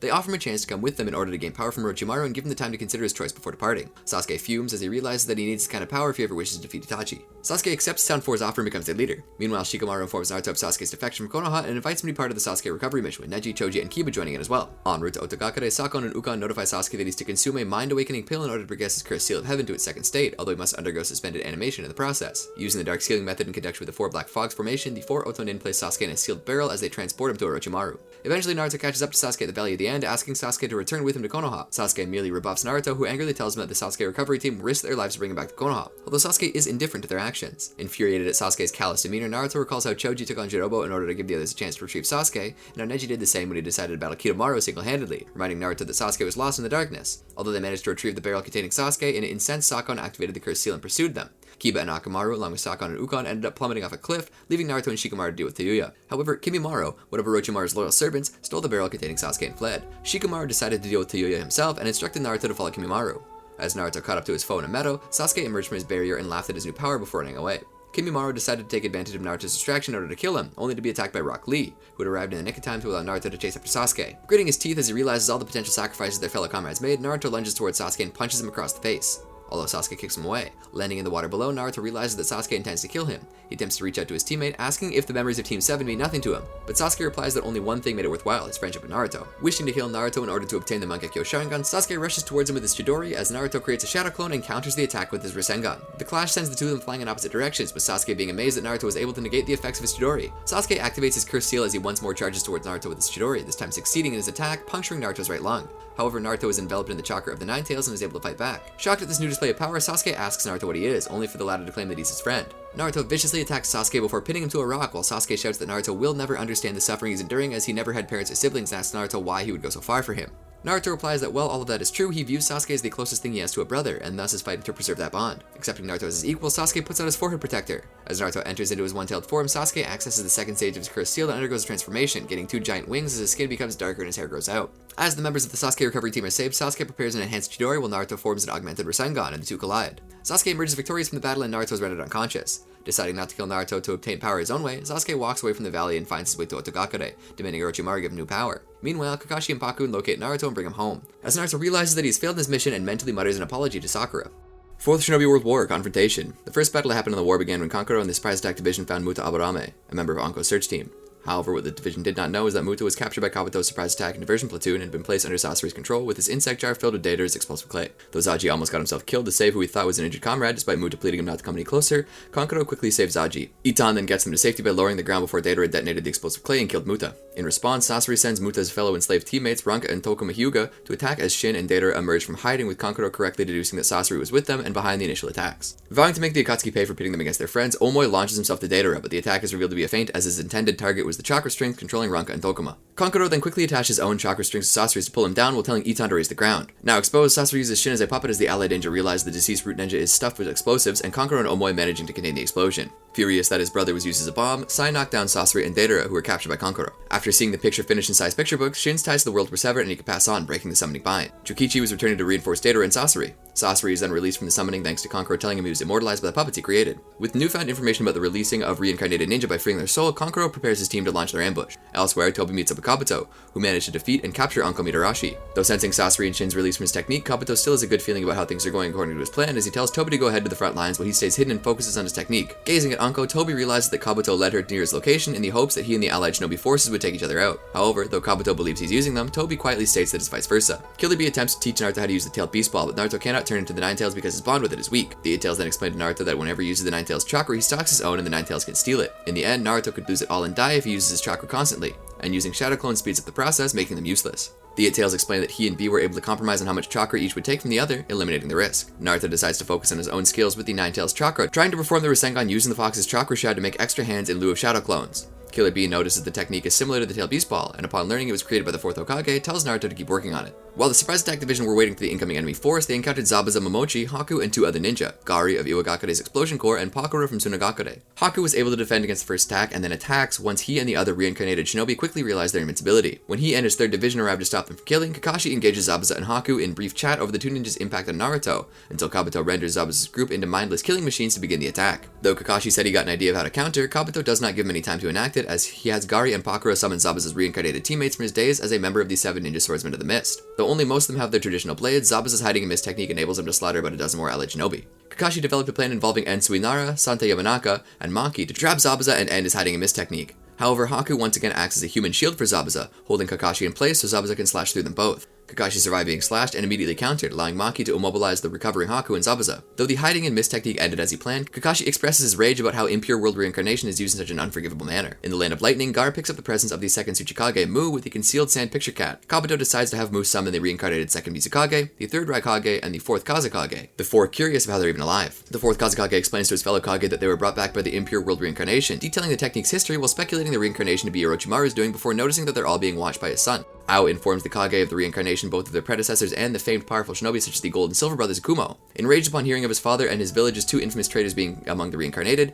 A decides to enter the battlefield, but Tsunade keeps him from doing so. Shikaku Nara formulates battle plans with portions of the 2nd, 4th, and 5th divisions to assist the 1st division, which the Raikage approves. Elsewhere, arriving to what appears to be the hideaway of the country's daimyo, Black Zetsu makes his move to take them, but ends up alerting the guarding shinobi with the daimyo revealed to be hidden elsewhere. Black Zetsu escapes from the guards and continues his objective. Mei Terumi and Chojo accompany the Frost daimyo while he's escorted to the safe house, while putting him at ease that the repeated moving of the daimyo from one safe house to another is going to hinder the enemy's search for them. At the Land of Lightning's coast, Choza Akamichi confronts Dan and Asuma Saratobi while Hiyashi Hyuga confronts his reincarnated brother, Hisashi Hyuga. Darui reluctantly decides to take on Kinkaku and Ginkaku, the treacherous Gold and Silver brothers who betrayed Kumogakure in life, with Samui and her brother Atsui aiding him. However, the brothers unveil the treasured tools of the Sage of Six Paths. A informs Tsunade that Kinkaku and Ginkaku are able to use these Sage of Six Paths tools as they ingested some Nine Tails chakra during a failed attempt to capture the unsealed tailed beast long ago. When Kinkaku tackles Atsui and Samui with the Kokinjo, Ginkaku severs their pulled word souls with a Shichisaiken and places them inside the Benihisugo. The siblings try to keep themselves quiet so as to not use their most spoken word to get sucked into the Benihisugo, but Atsui gets sealed when tricked into saying hot by Kinkaku, creating a wave of fire with the Bashosen.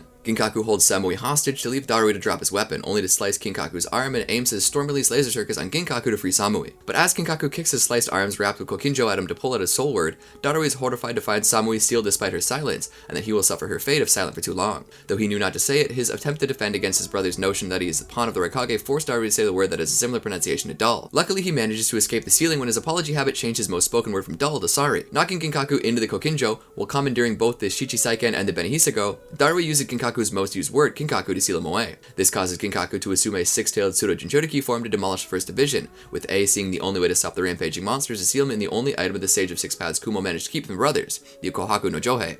Mabui uses her heavenly transfer technique to send Darui the sealing pot, while receiving aid from Shikamaru Nara, Choji Akamichi, and Ino Yamanaka as they use their formation Ino Shikacho to restrain Kinkaku long enough for Darui to seal him in the Kohaku no Johei. At the Land of Hot Water, Chukichi receives backup from a team consisting of Hanzo, Chiyo, and Kimimaro to fight the surprise attack division. Hearing their arrival, with Theodora demanding his allies save him, Kankuro's team attempts to fall back when Hanzo summons his salamander Ibuse to paralyze surprise attack division. Hanzo stopped from killing Kankuro by the arrival of his old enemy, Mifune, and his division.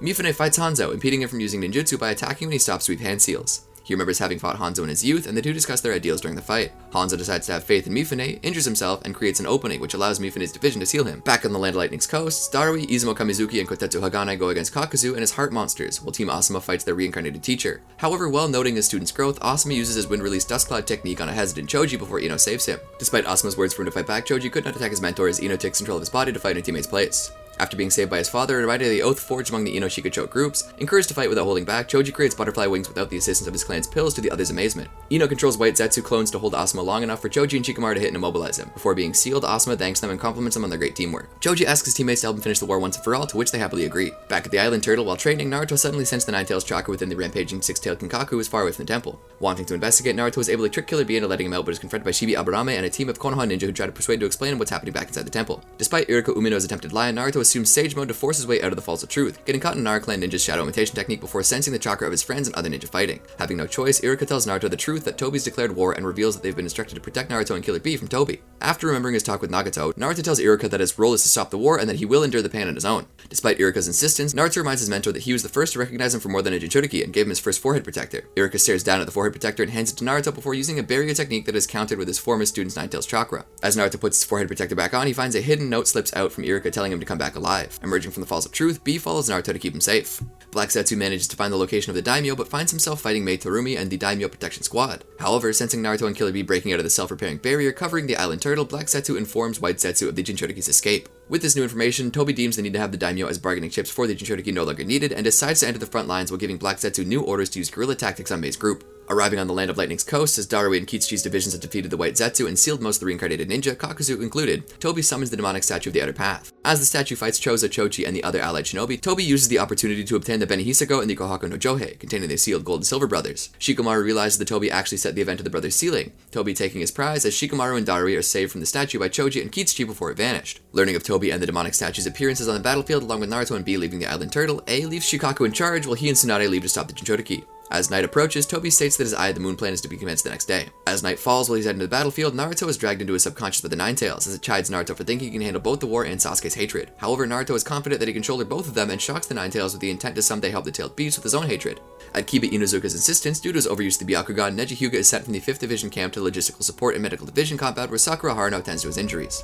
At this time, word is spread that ninja are being killed off in the compound despite the sensors not detecting enemy presence, and everyone reaches the conclusion that there's a spy among them. Sakura exposes the real spy as a White Zetsu posing as Neji. Interrogating the White Zetsu about how he is able to copy Neji right down to his chakra, Sakura realizes the clones can siphon a person's chakra and assume their form, with no one able to tell a real ninja from a White Zetsu. As other ninja arrive to assist Sakura while she reports the information to headquarters, the real Neji is revealed to have never left the 5th Division camp. At HQ, Shikaku receives the information and out informs him of chakras disappearing all over the divisions. Shikaku then begins to formulate a countermeasure against this imminent threat to find the imposters. By that time, A and Tsunade appear before the Jinchuriki, with the former having no intention to let Naruto go any further and resolving to kill him if they need to delay Tobi's plans. However, B halts his brother's attack as he reminds him how they formed the AB combo and everything they'd been through, including their time with their cousin and their confrontation with Naruto's father, Minato Namikaze. Though Tsunade decides that Naruto can enter the war, A refuses to allow it before being taken down by B's lightning release lariat defeats his brother. B tells A that his and Naruto's powers don't come from him being Jinchuriki, and that his brother's words, saying that he's important to him, has made B surpass him. B also tells him that as long as he has people he cares about, he can overcome the tailed beast within him. B calls A as his son, the person he cares about, and Naruto calls his parents his sons. Naruto tells A how he met both Minato and Kushina, and that they believed that he could control the Nine-Tails. Tsunade states that she will fight A if he continues his attempt to kill Naruto, but A charges towards Naruto, who manages to successfully dodge A's top speed punch, saying he will not fail. A reveals he was just testing Naruto to see if he could avoid his punch, and tells Naruto to get going. Back at HQ, Shikaku learns that the only way to discover who are the White Zetsu clones is to have Naruto scatter his shadow clones at the locations, as Nine-Tails chakra can sense malice. But, knowing A will disapprove, Mabui doubts that it'll happen. A Katsuyu clone informs them of A letting Naruto enter the war.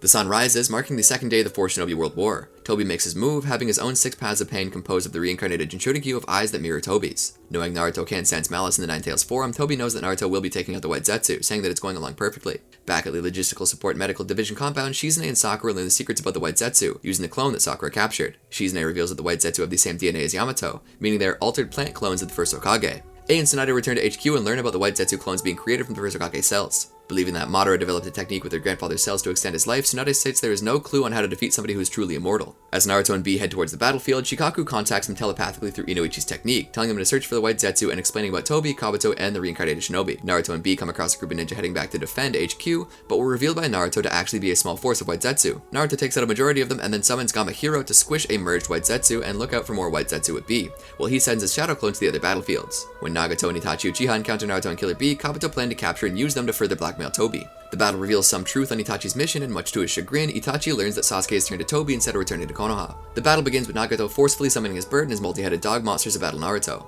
Joining in the fight, Itachi eventually activates his Mangekyo Sharingan. This causes the crow Itachi to place inside Naruto to come out using Kodoha Matsukami on Itachi, freeing him from Kabuto's control as he uses Amaterasu and Nagato and his summons. However, Kabuto responds by removing Nagato's personality to make him a more ideal weapon. When B enters his version 2 form to attack with Lightning Release Lariat, Nagato uses the Predapath's ability to absorb B's chakra. Regaining his vibrant appearance, Nagato grabs Naruto and begins to remove his soul. Naruto tries to escape by attacking Nagato with a Rasengan, but he absorbs it. B tries to cut Nagato to save Naruto, but he stops him using the Asurapath ability, and almost succeeds in removing Naruto's soul and destroying B until Itachi intercepts with his Susanoo and attacks the summoning's eyes, making them disappear. Nagato proceeds to use Chibaku Tensei to trap the three, but is stopped by the combined effort of Itachi's Yasuka Magatama, B's Tailed Beast Ball, and Naruto's Wind Release Rasen Shuriken to destroy the sphere at the center of the attack. As the smoke clears, Nagato finds himself impaled by Susanoo's Sword of Tatsuka, and his personality returns. Itachi then seals him, but not before Nagato gives his last words to Naruto, telling him that he was part of a trilogy that included Jiraiya and himself, and to correct the wrongs he had done during his lifetime. Once done sealing Nagato, Itachi then takes his leave to find Kabuto in order to undo the impure world reincarnation. Seeing the youth weaken from his use of the Nine Tails chakra mode, Itachi advises him not to overburden himself like he did himself, and to remember those that are helping him, as B tells the youth of the promise he made to Iruka. Itachi then incinerates the crow, as Shisui's eye cannot be used for another decade, and to ensure that it would not fall into enemy hands. And then Itachi departs. Frustrated by losing Nagato and Itachi, Kabuto considers bringing out his trump card to compensate for the turn of events. Using the dustless, bewildering cover, Mu was able to infiltrate the Land of Lightning undetected until Gaara was able to locate him on the first day. Mu then summoned the second Mizukage, the third Raikage, and the fourth Kazekage, with the fourth division drawing the reincarnated Kage further into the Land of Lightning, while part of the division under Shikamaru broke off to aid Darui in his fight against Kinkaku in the Land of Lightning's coast. Once the battle on the Land of Lightning's coast was won, with the first division boxing their opponents from the rear, Gaara and Onoki engaged the Kage with their attacks countered by their respective predecessors. As Gaara comes into sight, his father is shocked to see that Gaara is no longer a Jinchuriki, as the two engage with their attacks, cancelling each other out. However, by attempting to protect two of the other Kage from an aerial barrage, Gaara restrains his father, and his counters continue to fail in the face of Gaara's shield of sand. After Gaara learns the truth about his mother, seals his father, turning his attention to third Raikage and second Mizukage with a new determination as the new Kage engage him and divulge their abilities. Meanwhile, Onoki follows Mu, who has become invisible, and states that Onoki is going to die if he doesn't call Gaara over. Onoki tells Mu not to underestimate him as he makes several clones. As the Mizukage overwhelms their forces with his Clam's Mirage, Gaara spots Mu as he's attacking Onoki from behind before noticing a Rasengan behind the reincarnated Tsuchikage. Naruto's planetary Rasengan misses at first, but then manages to hit Mu with a second attack thanks to Gaara. Just as he's sealed by Gaara, Mu utters a warning yet is silenced once the seal is complete. After learning of Naruto's resolve to fight with them, Gaara and Onoki part ways with the youth as he goes to where Tamara uses Wind Release Castnet technique to seemingly incapacitate the Raikage, offering his assistance as Wind Chakra uses are effective against their opponent. After two missed Rasen Shuriken, Naruto finally manages to hit the Raikage with the technique, but the Raikage recovers fast as the allied shinobi prepare multiple earth walls, supported by Dodai's lava release rubber wall, to defend against the Raikage's strongest ninjutsu, Hell Stab. But seeing him break through all the defenses, Dodai explains that Third was very resilient and was only injured when he fought the Eight Tails. Despite attempting the Tail Beast Rasengan, Naruto fails to fully form it and is forced out of the Nine Tails chakra mode. Naruto tells Dodai that he needs to contact B and the Eight Tails. Kabuto focuses all the third Raikage's attacks on Naruto, but Dodai forms a rubber ball as a decoy to buy Naruto some time. Naruto then asks the Eight Tails how he defeated the third Raikage, when he learned that both fought each other to a standstill and the third Raikage had only been injured after he fell. Suspecting what had happened, he entered Sage mode and created a Rasengan. He plans on using Frog Kata to sense the Raikage's attack faster. The Raikage attacks with a one-finger Nukite, but Naruto dodges and hit the Raikage's arm with a Rasengan, knocking the attack into his own chest. The sealing team immediately seals the Raikage. Elsewhere, Gaara faces the second Mizukage alone and notices how his opponent's oil is nullifying his sand as he uses a concealed sand picture cat to find the giant clam. After locating it, Onoki uses Earth Release Rock Fist technique combined with Earth Release Super Added Weight Rock technique to destroy it, revealing the Mizukage's real body. Onoki throws out his back, rendering him immobile, as the Mizukage uses Water Gun technique to shoot out what he learns was a sand clone as he envelops him. The second starts to wash away the sand with oil, but Gaara layers the sand into his desert-layered Imperial Funeral before it explodes. As hail begins to fall, Onoki explains to Gaara that this is the second steaming danger tyranny as his clone reconstitutes. The explosive clone wreaks havoc, with Gaara protecting his division before fighting the clone and managing to incapacitate it with a sand clone with his father's gold dust mist into it. With the sand clone along with the clone's heat to fuse the gold to his body. The clone then finds the real Gaara and attacks him only to be stopped by Gaara's sand and stop him exploding. Greatly impressed by this feat, the second Mizukage beams at Gaara before being sealed. Earlier at the mountain's graveyard, Sasuke recovers from his surgery but is told by White Zetsu to keep the bandages on for the time being. However, as Naruto and Gaara fought the third Raikage and the second Mizukage, Sasuke attacks White Zetsu with his Susanoo and sets him ablaze with Amaterasu. Saying that his eyes could see just fine in the dark and he should try them outside, Sasuke removes his bandages to see with his newly evolved Eternal Mangekyo Sharingan. In the rubble of a smashed pillar, a damaged Mu stands up. He reveals that he split his body in two and that only half of him was sealed. He tries to remove the tags from his other half, but the seal is too strong in his weakened state. Mu then, eventually due to his weakened state, performs a summoning of the reincarnated ninja who is Kabuto's ultimate weapon. The figure, whose power is so intense that the coffin's lid burst open, is revealed to be Madara Uchiha. Fourth Shinobi World War, Climax. After emerging from his coffin, Madara believed he'd been brought back by Nagato using Outer Path Samsara of Heavenly Life technique until Mu reveals the technique to be impure world reincarnation. When Madara questions Mu about the user of the technique's identity, Kabuto takes full control of the Tsuchikage to explain to the reincarnated Uchiha that he brought him back and has made enhancements that will give him greater power than he ever had in the prime of his life. News of this turn of events reaches the 4th Division's location, with Gaara leading the attack as Madara counters with a widespread fire technique, which is countered by the combined usage of water formation wall by several shinobi. Moving on to general melee attacks, given free rein by Kabuto, Madara wreaks havoc on the 4th Division, prompting Onoki to raise the ground below him to force him into Naruto's Ultra Big Ball Rasengan. Madara responds by activating his Eternal Mangekyo Sharingan and blocking the attack with a Susanoo, and goes on to continue decimating the division's forces. As Naruto enters Sage Mode and creates his attack, Onoki lightens Gaara's sand, allowing him to manipulate it easier, which he uses to pull Madara out of Susanoo into the path of Naruto's Sage Mode Enhanced Rasen Shuriken. Claiming the attack to be too much, Madara surprisingly activates his Rinnegan and uses the Predapath's Chakra Absorption technique to dispel the technique, to which Kabuto rejoices that the hypothesis he came up with based on the data gathered by he and Orochimaru was validated, as he improved Madara's body beyond what it was in his prime. Madara reveals that his power is not of Kabuto's creation but his own, using his twin-bodied Susanoo to weave 2 seals at once in conjunction with his own, pulling a giant asteroid earthbound towards the 4th Division, stunning everyone, leading Gaara to question whether this was the power of a god. As the giant meteorite descends, Onoki tells the allied shinobi not to give up before even trying. He flies towards the meteorite intending to lighten it. Gaara orders everyone to retreat as he stays behind to help Onoki. Kabuto, speaking through Mu, surmises that Madara intends to destroy everything with the meteor, and Madara states that he's correct as he will simply regenerate. Onoki successfully lightens the meteorite as Gaara catches it with his sand. Madara asks what they will do about the second one as it collides with the first. At the allied HQ, discussing their masked foe's reason for calling himself Madara Uchiha with A and Shikaku, Tsunade believes that it was to play on their fear the name itself presents and how their opponent used Madara's name to get the world's attention and drag it into war. The shock from the second meteorite's impact reaches HQ. They receive intel about what happened, and they determine that it must be Madara's attack. Tsunade states that she will be heading to the front. Back at the battlefield, there are barely any survivors left. Dodai protected Naruto's clone due to him being a valuable asset. Onoki was severely injured by the attack. Madara and Mu regenerate, and they speak about Madara's plans. They notice survivors, and Madara attempts to summon the Nine Tails, but fails due to it being sealed. Kabuto points out that the Jinchuriki is Naruto Uzumaki. Madara uses Hashirama's wood-release secret technique, Nativity of the World of Trees, to attack the remaining allied forces. The Nine Tails gives Naruto some of its chakra without any of its will, preferring to help Naruto over being controlled by Madara. Naruto rushes towards the approaching forest and creates many shadow clones. The clones create multiple Big Ball Rasengan and destroy the advancing forest. Naruto says that he used up all the Nine Tails chakra and that he feels like he could disappear at any moment. Onoki tells Naruto to rest while they finish the battle. He proclaims that it's finally time to pick himself up off the ground and that there's no opponent more worthy than Madara Uchiha. Onoki decides to take on both Madara and Mu with the assistance of the remaining 4th Division. Tsunade and A decide to head to Madara's location through Mabui's Heavenly Transfer technique, a technique that only transports objects, as transporting a living being would surely rip them apart. However, Tsunade decides to take the gamble using her Yin Seal release. Shikaku telepathically communicates to Genma to have him, Raito, and other Konoha shinobi perform the Flying Thunder God technique to transport Mei to Madara's location as well, after Chojuro incapacitates Black Zetsu with a single slash. The 3 Kage arrive on the battlefield and prepare to fight Madara. Mei and A battle Madara while Tsunade heals Gaara and Onoki. Gaara and Onoki protect the group when Madara goes on the offensive. The 5 Kage tell Naruto's clone that he isn't needed on the battlefield anymore and urge him to beat the other Madara. The clone disperses. Naruto and B encounter Tobi, and Naruto headbutts him head on, sending them both reeling. Tobi's mask doesn't even get a scratch on it. B catches Naruto and advises him to calm down. Naruto comments on Tobi's new mask's appearance and strength, which Tobi replies is due to the mask being made of materials suitable for war.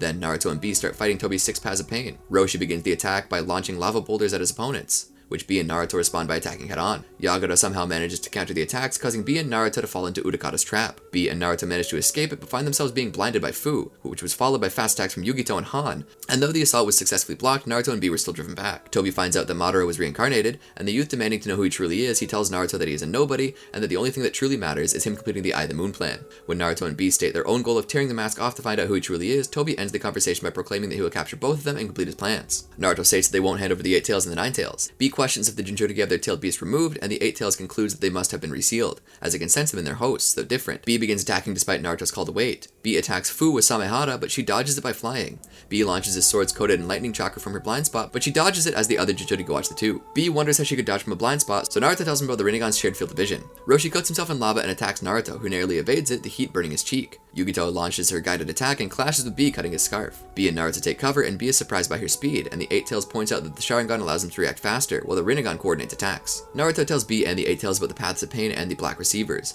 B points out one in Yugito's chest from a hit he landed earlier. Naruto goes in the open and tries destroying the receiver and Roshi while being attacked, but is stopped by Han. The 8 Tails says the forest will hinder their field of vision, so B transforms into the 8 Tails to level the forest. B devastates the forest, also knocking down the other Jinchuriki. At the allied Shinobi HQ, Ao detects that B is transformed into the 8 Tails. Inoichi receives updates on the Kage holding Madara back. Shikaku requests the other division's statuses and learns that the 1st and 2nd divisions are almost done with their enemies. The 3rd is only one more reincarnated shinobi to seal, and the 5th has the advantage in their fight. Shikaku orders that as soon as they're done, they go to back up B and Naruto, and asks their coordinates. Naruto knows that the Jinchuriki are down, and the 8 Tails urges B to seal them. B spits out ink clones, which proceed to lock them down in place. Before the clones finish sealing them, Tobi appears from underground. The Jinchuriki advance their transformations and resume attacking. Fu and Yugito tag team on Naruto, followed by Yagura, who impairs Naruto's movements. Meanwhile, Utakata frees himself from B's hold and Roshi attacks. The 8 Tails is concerned and thinks they should retreat, but B is rammed by Han, who is fully transformed into the 5 Tails. Tobi moves in to warp Naruto away, stating that 6 against 2 puts the odds in his favor.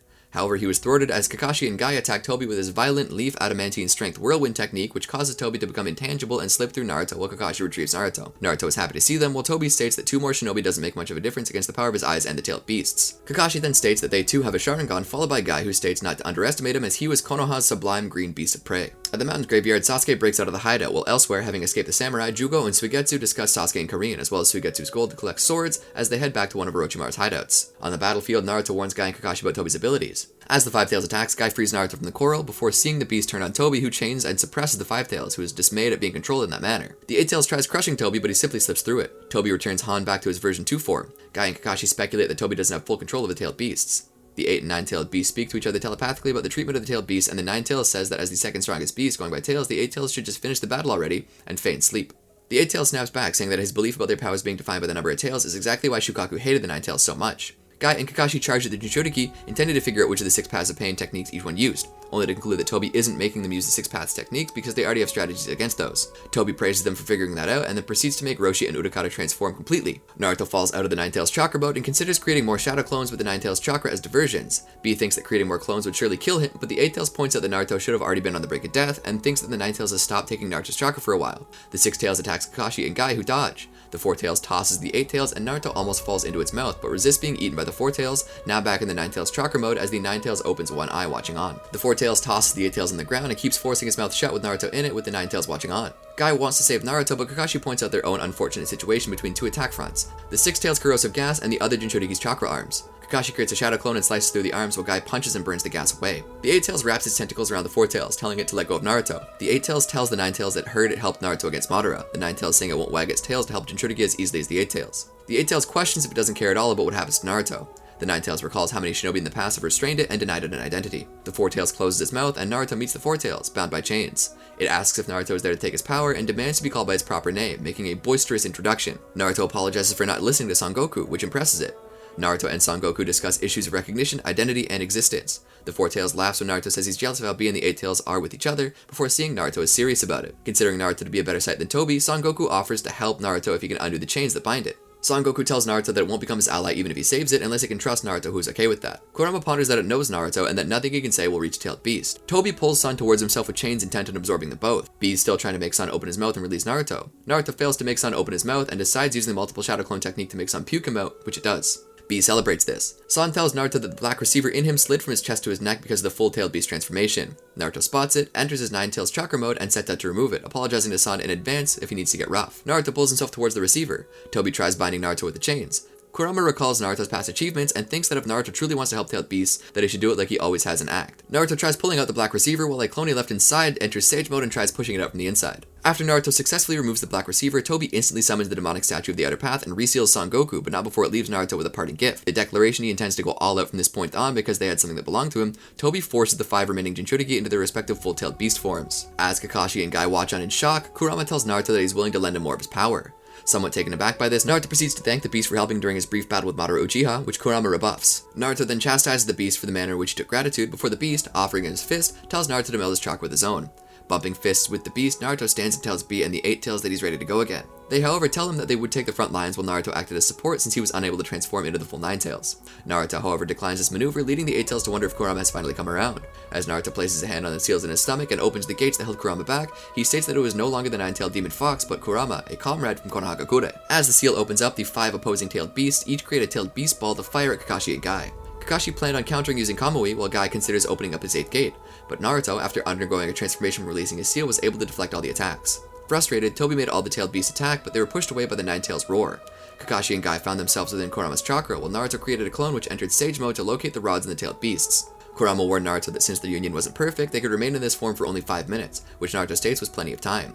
Using the chakra, Naruto grabbed the 7-tails, planning on pile driving it into the 3-tails, but the giant turtle managed to curl up and roll away. Intending on finishing off the 7-tails, Kurama raised its fist, but was swallowed by the 6-tails, trapping them while the 3-tails rolled straight at them. Just before it could reach the giant fox, the 8-tails managed to grab the turtle with his tentacles. The 5-tails then tried to ram into the bull again, but B managed to knock it away. The 2-tails then attempted to pounce on Kurama, but Naruto swung the 6-tails in its path, sending them both flying. Naruto's Sage Mode clone managed to figure out the location of the black receivers, while Kakashi and Guy watch on in disbelief. Toby, realizing he wouldn't be able to defeat the 2 Jinchuriki unless he aimed to kill them, made his tailed beast regroup to form one massive tailed beast ball, which Naruto responded by firing his own. As Naruto's tailed beast ball collides with those of the opposing tailed beast, both attacks fly upwards and explode. Using the opportunity to grab the beast by the throat, Naruto sends clones of himself all in the initial Nine Tails chakra mode to grab hold of the black receivers. As they do so, the original enters the consciousness of the tailed beasts who had all been waiting there with their respective Jinchuriki and is greeted by Yukito, who is pleased that he had made it to this level. Welcoming him, Naruto and Yagara, whom the former starts pitying, believing the former Mizukage to be a child who looked even weaker than Naruto did, have a brief conversation. After learning of Son Goku and Roshi's fate from Fu, he is summoned before the tailed beast and told to stretch out his hand. After Utakata and Han thank Naruto, one by one, tailed beast and Jinchuriki alike introduce themselves to Naruto and then bump fists with him. Here, Kurama remembers the parting words of the Sage of Six Paths, and then as these stakes are removed, asks his fellow tailed beasts if they too believed, as Son did, that Naruto was the one that the sage had spoken of so long ago. They all affirm them as a shocked Toby reseals them into the demonic statue they had path. Though stating that nothing had changed because of his worn out condition after the tailed beast ball had ended, Naruto refused Toby's claim, stating that he had just learned a bunch of difficult names all at once. Toby's confused by Naruto's claim of learning difficult names, which Naruto teases him for. Guy remarks how Naruto's progress is making him feel old, to which Kakashi tries to make him feel better, only to fail. Toby feels a moisture on his wrist, at first thinking it was sweat, but eventually convinces himself that it's rain starting to fall. Toby has a strange feeling about Naruto and perceives an aura about him. However, he snaps out of his shaken state and asserts that the war will make everything irrelevant, including Naruto. At the Allied Shinobi HQ, Naruto's use of Kurama's chakra was felt, though they also feel something else. Al relays the events to Shikaku, who wants to use it to raise the army's morale all at once. Despite the strain it would cause him, Naruto's friends from Konoha all rush towards his direction with the intent on supporting him. Elsewhere, Sasuke also walks towards the battlefield as a thunderstorm ensues. In the Konoha Gakure Intelligence Division, Karine feigns mental instability to lessen her guard's attention to her and begins plotting her escape with a lockpit set hidden in her glasses under a portrait of Sasuke she made. Jūgo and Suigetsu learn about the war near one of Orochimaru's hideouts. Jūgo questions Suigetsu's reasons to be part of Taka, and while the two argue, Jūgo's killing intent kicks in, and he attacks Suigetsu. Suigetsu simply reforms and begins drowning Jūgo to subdue him. He notices that the attack revealed a secret room caused by Jūgo's attack, where Suigetsu discovers a scroll detailing secrets to winning the war. Sasuke runs into a small platoon of White Zetsu army, who question his presence outside and realize he's killed the original White Zetsu before attacking. Sasuke uses Susanoo and incinerates several of them. He interrogates one of the White Zetsu using Genjutsu and learns about the war and its purpose. Sasuke finishes the White Zetsu and decides to go kill Naruto Uzumaki. Sasuke is pleased with Itachi's eyes and reminisces about him. Elsewhere, Itachi's on the move. Onoki attacks Madara Uchiha with a giant rock golem, which Madara destroys, creating several flowers. Tsunade recognizes the technique as her grandfather's. Gaara suspends the Kage above the attack, Onoki levitating A. The flowers begin releasing a toxic pollen. Kabuto Yakashi muses on how people who heard of Hashirama Senju's strength considered it a myth, just like the Sage of Six Paths, and how he'll show everyone that it's real. Dodai, Genma, and Raido give chase to Mu. Having steered the Kage's attention towards the flowers, Madara uses Susanoo to knock them down from behind, throwing them at the flowers, and proceeds to set the forest ablaze. Mei tries putting out the fire but collapses due to the pollen, as do the other Kage. Onoki thinks back to his youth, talking to the first Tsuchikage about the strong will of Iwa Shinobi. Onoki musters enough strength to destroy the flowers and injure Madara. The other Kage regain consciousness just in time to see the face formed from the DNA of the first Hokage in Madara's chest. Kabuto gushes on how Orochimaru's creation allowed him to create the ultimate trump card. Elsewhere, Sasuke Uchiha detects someone in the woods nearby. Taking out his sword, he goes to investigate, only to be shocked at seeing Itachi Uchiha. After Sasuke spots Itachi, he chases his brother down. Itachi refuses to be swayed from his mission, so Sasuke attempts to use Susanoo to stop him, but Itachi counters with his own. As Sasuke chases his brother, the two have a conversation. Elsewhere, a regenerating Madara decides to target Tsunade after realizing she was a Senju. Deeming her a weak woman who had seemingly inherited nothing from Hashirama, who claimed he was even more skilled in medical ninjutsu than she was, he goes on to say that even more than a weak person, he detested a weak Senju. Tsunade, however, rebuffs him, telling him that even though she had not inherited the wood-release Kakai Genkai her grandfather possessed, and that he may have been even more skilled than her with medical ninjutsu, since he did not require the use of hand seals to use it, Madara made two mistakes. One was assuming that she was a weak woman, and the other was that she inherited nothing from her ancestor. She states that she inherited something more than simple power, the will of fire, something Madara should not take so lightly. Madara doubts Tsunade can defeat him with will of fire, stating power has nothing to do with will. Tsunade disagrees, saying that the will she inherited made her strong, crediting it for her revolution of medical ninjutsu, building an entire system, and making its 3 rules, which she lists to him as she releases her seal. She then reveals her other rule, that only those who have mastered the ninja art creation rebirth, strength of 100 technique are allowed to break the other 3 rules. The other Kage are stunned to learn about this, while Madara is unfazed, having never heard of the technique. Tsunade explains that it's a kinjutsu that only she knows how to use. Madara says that getting rid of the pollen and adding a medical nin won't help with their odds. Tsunade says that all of them will go at it at once if it comes down to it, and that she's not just a medical nin. Madara covers himself with Susanoo's ribcage, which Tsunade cracks with her attack. Madara notes it to be slower than the Raikage, but stronger than him. Madara tries immolating Tsunade, but is stopped by Mei, who also attacks. A and Onoki deal a heavy blow just as Tsunade lands a powerful kick, sending Madara crashing down. Madara concedes that Tsunade isn't as weak as he thought. Madara reminds her that she'll get herself killed if she simply rushes into battle, the Kage's source of treatment and recovery. Madara wonders what Hashirama left them, saying they're nothing compared to Hashirama, and that if he only know how weak they be, he would have taught Hashirama how to rise from the dead. He says the only power Hashirama left is clinging to him, and that his own brother left him only his eyes and their power. Tsunade asks if he heard nothing of what she said. Madara says the only thing that could have been passed to them is hatred. At the same time, Dan, Kato, and Choza Akimichi have a conversation where Choza informs them Madara had been reincarnated and that Tsunade as Hokage and the other Kage were battling him, which shocks Dan. Despite Choza's confidence in Tsunade, Dan tells him that he should be using his time finding the caster of the technique instead of guarding the barrier that held him, as Madara was not to be taken lightly, expressing his belief that only Hashirama could possibly defeat Madara. Back at the battle with Madara, Tsunade manages to land a devastating blow on him as he regenerates, Gaara binds and seals him. This is is, however, revealed to be nothing more than a wood clone, as Tsunade is impaled by a Susanoo sword, and Madara emerges from a root, telling him that when he fought Hashirama in the past, only his dojutsu could see through the clone. To keep Sasuke from following him, Itachi summons a flock of crows, which stall Sasuke.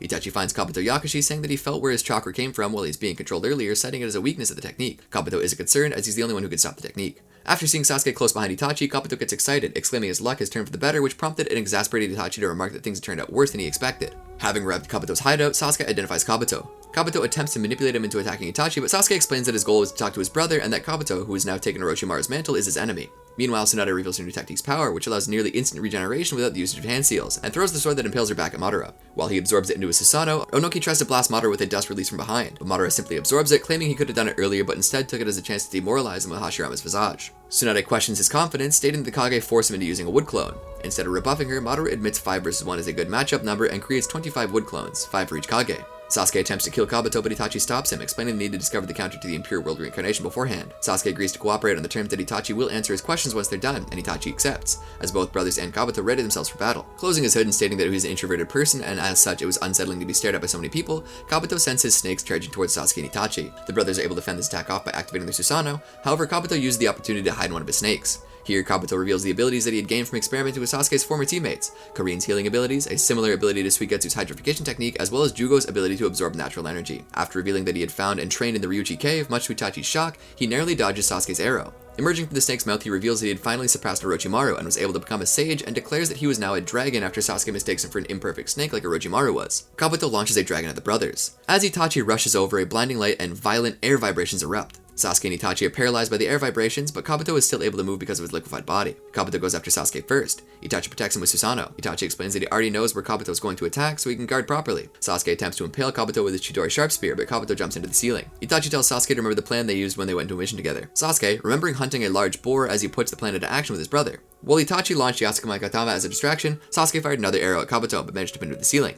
Sasuke thinks he has Kabuto, but then is shocked to see Kabuto off to the side stabbing Itachi. Itachi's body is revealed to be a crow clone, and the real Itachi counterattacks, cutting off a piece of Kabuto's horn. Itachi and Sasuke remember their time together and prepare to catch the snake. Amused at the fact that though Sasuke should hate Itachi, the two seem to be getting along well, Kabuto states that he understands that something might have happened during the brothers' battle, could not understand what Sasuke could want from a dead person. After hearing Sasuke declare that he wanted to know the truth, Kabuto surmises that Sasuke was suspicious of his brother, having already heard the truth and as such never returned to Konoha Crush because of his intent to destroy it for making his brother suffer. Calling Itachi a liar and stating he went as far as to eradicate his entire clan to protect his village, he asks Sasuke whether or not what he was doing was more akin to his own goals of wanting to continue what Orochimaru started and destroy Konoha. Attempting to inveigle him to his side once more, Sasuke has a flashback of a conversation he overheard with a group of Konoha and bad-mouthing Itachi, after which he declares he was nothing like Kabuto and that crushing Konoha was his own ambition. Recalling his life in Konoha, Kabuto begins to renounce the village and tells Sasuke that he would be his new brother. Telling his brother not to listen to Kabuto, Itachi commences a plan of action, telling his brother he would use one of their clan's ultimate dojutsu. Believing it to be Izanagi, Sasuke questions his brother on this. Itachi, however, corrects his brother as he clashes with Kabuto while wielding Sasuke's sword, telling him that it's another technique, able to decide destiny, Izanami. Kabuto attacks the Uchiha brothers with his Sage Art Inorganic Reincarnation, causing the cave formations to attack them.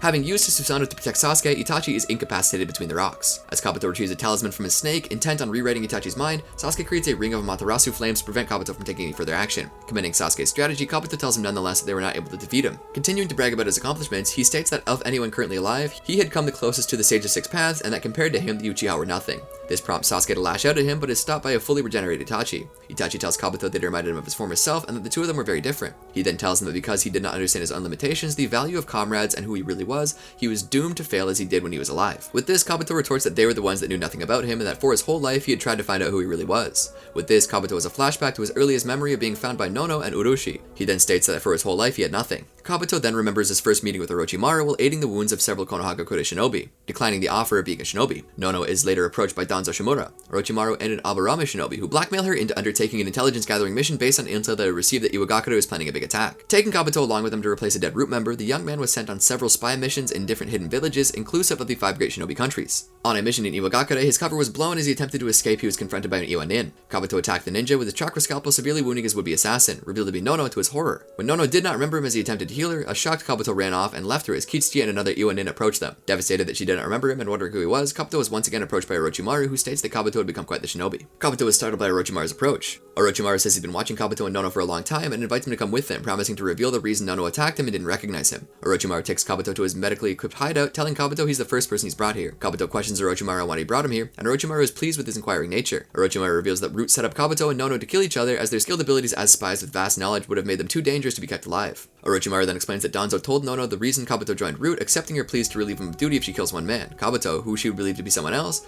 having been given photos of a different child over the years. Kabuto figures Orochimaru was sent to kill whoever survived, Orochimaru confirming the fact to a mortified Kabuto while telling him that they're no different. He explains to Kabuto that he has found value in Kabuto's skill and wants his services within the newly created Otogakure with the promise of a new identity. Accepting the offer, Kabuto becomes Orochimaru's spy, pretending to be a spy for Sasori in order to learn about Akatsuki, and aids his new employer in his experiments throughout the years. After Orochimaru's defeat at Sasuke's hands, Kabuto injects himself with blood from the remains of Orochimaru's true form to achieve an identity of his own making. Having finished reminiscing about his childhood, Kabuto tells the brothers that he has assimilated more than just Orochimaru's DNA, and that his pawns were a show of his own power and refuses to have Itachi oppose him any longer. Even though Itachi rejects what Kabuto says, Kabuto presses on with his attack. A construct of Sakon emerges from the base of his navel snake, and Kabuto uses his attack of the Twin Demons technique as he has the construct transform into Jirobo, who then uses Earth Release, Earth Shore Return technique to part the circle of flames that the Uchiha brother created around themselves. Giving them no time to react, he brings forth Kidomaru next, and has him use the spiderweb unrolling technique to trap the brothers, who use Amaterasu to incinerate the uncuttable web. Moving behind the brothers and producing Kimimaro next, he has him use the dance of the seedling Ferd technique to block the area behind them while also creating another web in front of them, effectively caging the brothers in. After they manage to escape, Kabuto uses Tayuya and her demonic flute Phantom Sound Chains technique to attack the siblings with an auditory genjutsu, effectively incapacitating them.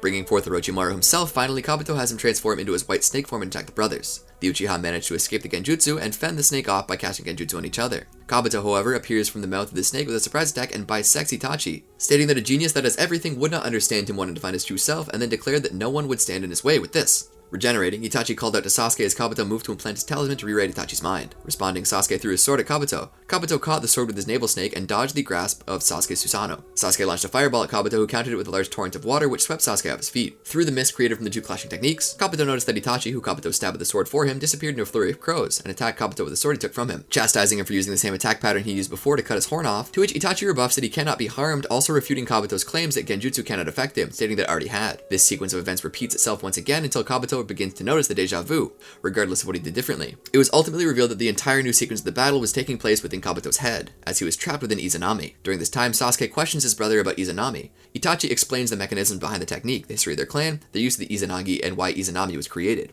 He then tells his brother that Kabuto would be freed from Izanami once he accepted his fate. Somewhat angered that Itachi would use a technique that the victim could escape, Sasuke questions his brother, who tells him that he wanted to give Kabuto the opportunity to accept his fate, something he himself could not do during his lifetime. This explanation only served to make Sasuke more irate, who believed his brother to be perfect, but Itachi refutes his claim. All throughout this, Kabuto continues the battle in his own mind, refusing to give up. Elsewhere on the battlefield, a grown-up Urushi tells one of his comrades about his home and hopes that by the time he got back, his brother Kabuto would be there. Meanwhile at the cave, Itachi prepares to end the summoning Impure World Reincarnation. As Kabuto remains incapacitated by Izanami, Sasuke questions whether undoing the Impure World Reincarnation would not mean that Itachi would disappear as well.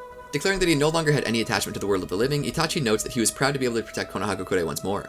Enraged to hear Itachi's motives, Sasuke states that while he could forgive his brother, he would never forgive the village for what they've done. This leads Itachi to tell his little brother that he won't be the one to change him, and that he was doing this to aid Naruto Uzumaki, whom he had entrusted the task to. Itachi then proceeds to raise the brill over Kabuto's eyes and uses genjutsu to order Kabuto to teach him the hand seals needed to stop the Impure World Reincarnation. Meanwhile, the five Kage struggle to hold their own against Madara's 25 Susanoo-clad wood clones. Amidst all the struggles, Onoki rallies them to fight on, having been entrusted with a great task which they could not fail. Madara notes that he needed to break Onoki's will as it was the most troublesome of all. Rallying to each other's side, Tsunade transfers chakra to Onoki, uses a large-scale dust-release detachment of the primitive world technique, which succeeds in obliterating the 25 wood clones and a part of the real Madara, in one fell swoop. Splitting the clone down the middle, Meitorumi unleashes a water-release water dragon bullet technique which A charges with lightning. This makes contact Madara, effectively slowing down his response time. As Madara prepares to counter it, it's revealed that sand was also concealed in the dragon, which Gaara uses to bind Madara's movements further in order to create an opening for Onoki to use another dust release, thus giving him time to seal him due to the regeneration process. As they declare that this is the power of the five Kage, Madara compliments them, stating he would respond with his full power as well. He then unleashes the complete version of his Susanoo, stating that it would help them realize just how futile their efforts have been, regardless of being Kage. The five Kage look on in shock as Madara unleashes his Susanoo. After stabilizing the construct, Tsunade questions whether her grandfather really fought against someone who is so much stronger than the five Kage put together.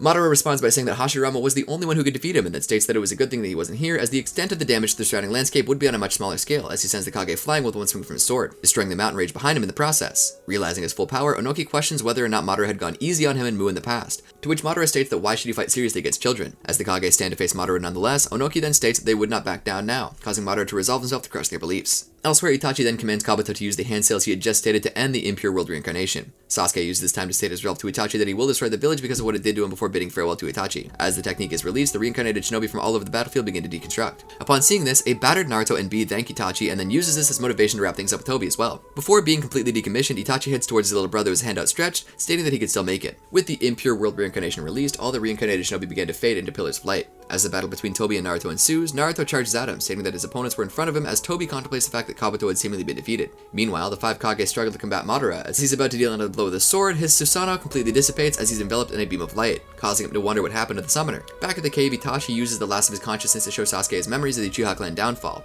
showing him when he came into possession of Shisui Uchiha's Sharingan, Konoha leadership's decision to move against the Uchiha clan's coup d'etat, his meeting with Tobi, and ending with Fugaku and Mikoto's last word to Itachi. With the full truth about the massacre revealed, Itachi told Sasuke even if Sasuke never forgave him, and no matter what he decided to do from that point on, he would always love him.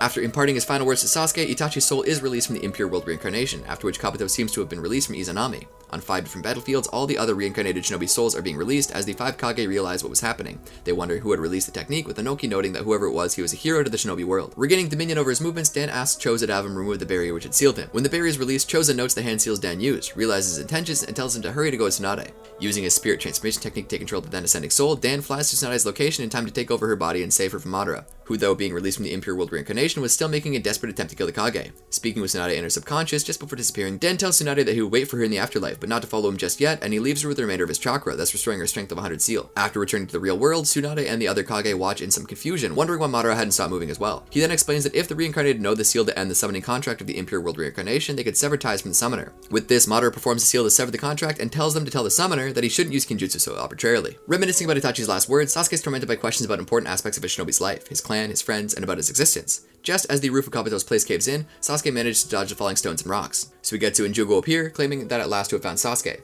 Meanwhile, on the battlefield, as the 5 Kage are amazed to find Madara among themselves even after the Impure World reincarnation had been released, Madara exclaims that after fighting him, they might have realized that he was not the type of shinobi to be under someone else's control, and that it would be a disgrace to again summon his complete Susanoo when it is said that anyone who has seen it has died. Onoki exclaims that they must fight and defeat Madara themselves when Mei gives up. Meanwhile, when Naruto and Killer Bee are still fighting Tobi and his demonic statue the other path, Naruto provokes Tobi to show his real face. Angered by Naruto's provocations, Tobi decides to revive the demonic statue to its full form as he starts weaving hand signs. At Kabuto's place, Jūgo declares Anko Midarashi to still be alive and exclaims that Madara is still in the living world, surprising Sasuke.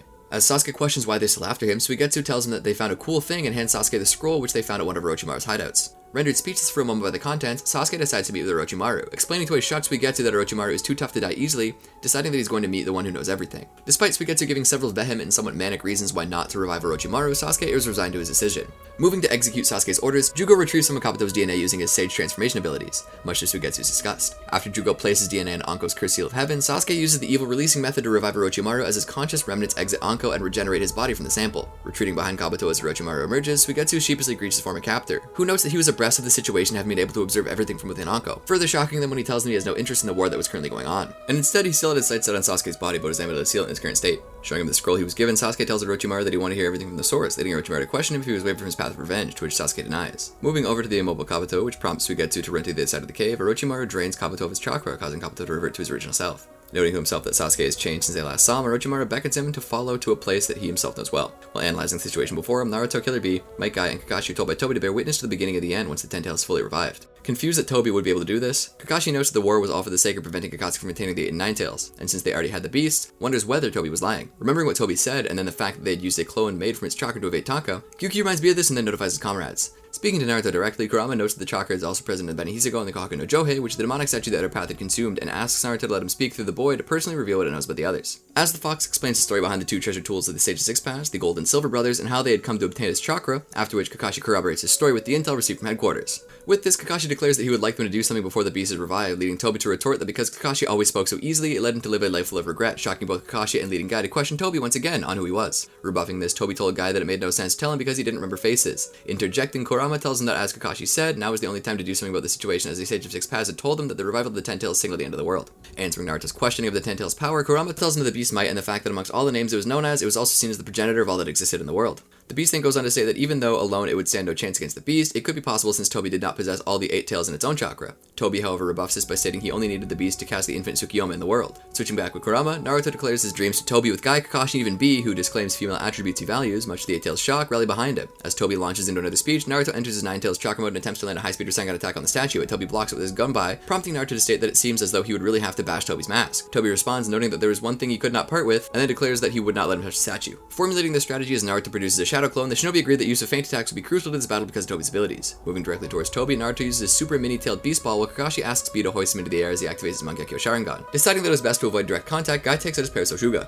Tobi, wielding his gunbai, is able to stave off Naruto's attacks, but ultimately has a harder time at things when Guy joins the fray. Using his nunchaku to counter Tobi's gunbai, Guy is able to send the masked man throttling towards Naruto in his super mini-tailed beast ball. Using that opportunity, Kakashi activates Kamui with the intention of ripping the demonic statue the Outer Palace neck off. However, the statue, which at this time was bleeding from the eyes metamorphosizing, is seemingly able to nullify the attack, which confused Kakashi greatly. As Naruto's attack is about to make contact, Tobi teleports, prompting Naruto to sense his intent and anticipate Tobi emerging from the ground in a surprise attack. Dodging the initial attack, Naruto, now separated from the others, has a harder time blocking Tobi's gunbai. Kakashi imbues a kunai with the lightning release and once again calls out to B. Launching him across the battlefield, Kakashi easily cuts through a rock that separated him from Naruto and then launches the kunai at Tobi. Forced to become intangible but not one to give up so easily, Tobi changed the trajectory of the kunai and sends it hurtling towards Naruto. Telling him to ignore the kunai, Kakashi uses Kamui once again to warp the kunai away. Regrouping as the last attack seemingly fails to land, the Shinobi wonder how they're going to defeat Tobi. Just then, a tiny crack appears on Tobi's mask. Noticing a slight crack on Tobi's mask, Guy and Naruto think that Naruto's last attack had actually hit the mask. However, Kakashi disagrees, knowing that the type of crack was a sharper object that he remembers the kunai he warped away with Kamui. As Kakashi came up with a hypothesis on Tobi's ability, Tobi erects a barrier to thwart B's chance to strike the demonic statue the other path in the midst of his transformation into the Ten-Tails. Once figuring out a possible way to attack Tobi, Kakashi details his plans with the others. With B launching them directly at Tobi, Guy starts off unleashing his Soshuga only for Tobi to avoid it using his dematerialization ability, predicting Guy's moves with a Sharingan. As a result, Guy loses the Soshuga and steps away from Tobi's front.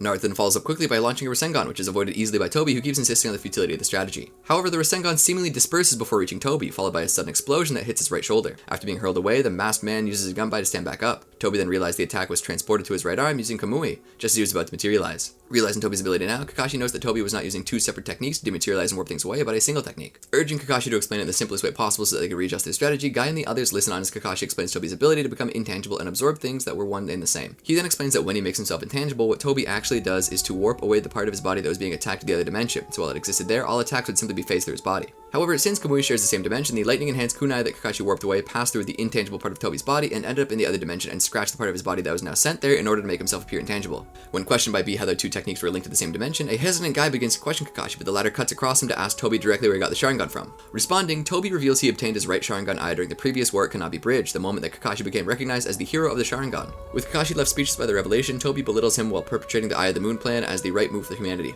However, Naruto still refuses to accept Tobi's goal with the intent of not giving up on his dreams. Having its Jinchuriki let it speak through him to chastise their opponent as well, Kurama tells Tobi that it was entrusted to Naruto who had befriended him for the express reason to stop Tobi. Spurred onwards, Naruto enters his tailed beast mode and charges at Tobi. Charging forward, Naruto attacks Tobi using giant chakra arms, which Tobi simply phases through, chiding the boy of thinking he could defeat him on his own. As Guy tries to snap Kakashi out of the shock brought on from Tobi's revelation, they see the masked man send three giant shuriken hurtling towards Naruto from the other dimension. Catching two of them on his tentacles, one of B and Gyuki's tentacles is cut by the third, but is stopped by Naruto, who retorts Tobi's earlier remark by saying he's actually never truly alone as he has Kurama and the others supporting him. Now motivated by Guy to act, Kakashi notes that he had to time the next use of his Kamui perfectly, despite Tobi chastising his borrowed power and stated intentions of showing him Kamui's true potential. Acting immediately, Tobi jumps into the air and sends out a number of black receivers which pierce B and Gyuki. Warning Naruto not to let them touch him as it sealed off the tailed beast's power, Naruto creates a shadow clone being protected by Gyuki. While the clone charged forward with the Rasengan, the original prepared the tailed beast ball. As the clone prepares to attack, Kakashi seemingly warps away the Rasengan again, while Tobi, seeing the same attack pattern, decides to attack the clone with one of its stakes rather than having to go through him. When the clone is seemingly dispelled, Tobi phases through the tailed beast ball and fully enters the other dimension. There, Tobi is shocked to see Naruto and realizes that Kakashi has warped the clone there to wait for him. Declaring he has nowhere to run, Naruto slams the Rasengan into Tobi's face, shattering the mask, with Naruto asking the enemy who he is. With memories of their old friends from their days at the academy to Chūnin Exams and later to the former's promotion to Jonin, Kakashi and Guy recognize the face of the unmasked ninja to be that of their old comrade, Obito Uchiha. Shocked by this revelation, Kakashi and Guy started asking the masked man whether he truly was Obito, but upon seeing his Mangekyo Sharingan, Kakashi noted that there was no doubt about it. However, Obito reiterated his point that it was insignificant what they called him, as all that mattered to him was his Eye of the Moon plan. Kakashi had a flashback to the time when Obito died, and then asked whether he survived the cave-in.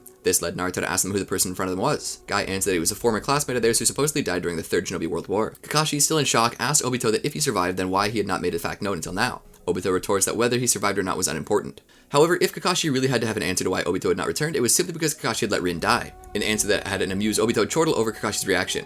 Even more devastated by this response, Kakashi asked him if he was going to blame him for it. Obito answered that he did not see any point in blaming this useless reality which would disappear soon enough. Naruto tried to rally his sensei, telling him that right now Obito's plans needed to be stopped and that he would listen to the story later. Obito used the fire release blast wave wild dance technique, sending a giant vortex of flames towards his opponents. Kakashi, unable to register what was happening, simply stood there despite Guy calling out to him. Naruto, however, intercepted the attacks with Kurama's tails. Before any side could act further, they were interrupted by Madora's appearance on the battlefield. Standing beside the younger Uchiha, the legendary shinobi remarked that Obito seemed to be having fun, much to the onlookers' surprise as they wonder what happened to the Kage. Madara casually replies that the Kage are not doing so well, each having been critically wounded in their attempts to stop him. Obito returns the gun by to Madara, which he uses to block a volley of black receivers Naruto sends flying at them and repels Naruto's super mini tail beast ball. All the while he lectures Obito both for initiating the 10 Tails revival before capturing the 8 and 9 Tails and for reincarnating him through the impure world reincarnation instead of using Nagato's outer path samsara of heavenly life technique as planned. He decides to make the best of the situation and moves to capture the 8 and 9 Tails and hopes to seal them in the demonic statue of the outer path with the time they have left, leaving Guy and Kakashi to Obito. Kakashi takes his opportunity to question Obito about what happened to him. Obito has a flashback of being found and rescued by an aging Madara after the events of the Kanabi Bridge. Madara attended to his injuries, and though he had to amputate Obito's arm, he restored it with the damaged half of his body with parts from his Zetsu. Obito was grateful for Madara's help, but was adamant about returning to his teammates, Kakashi and Rin.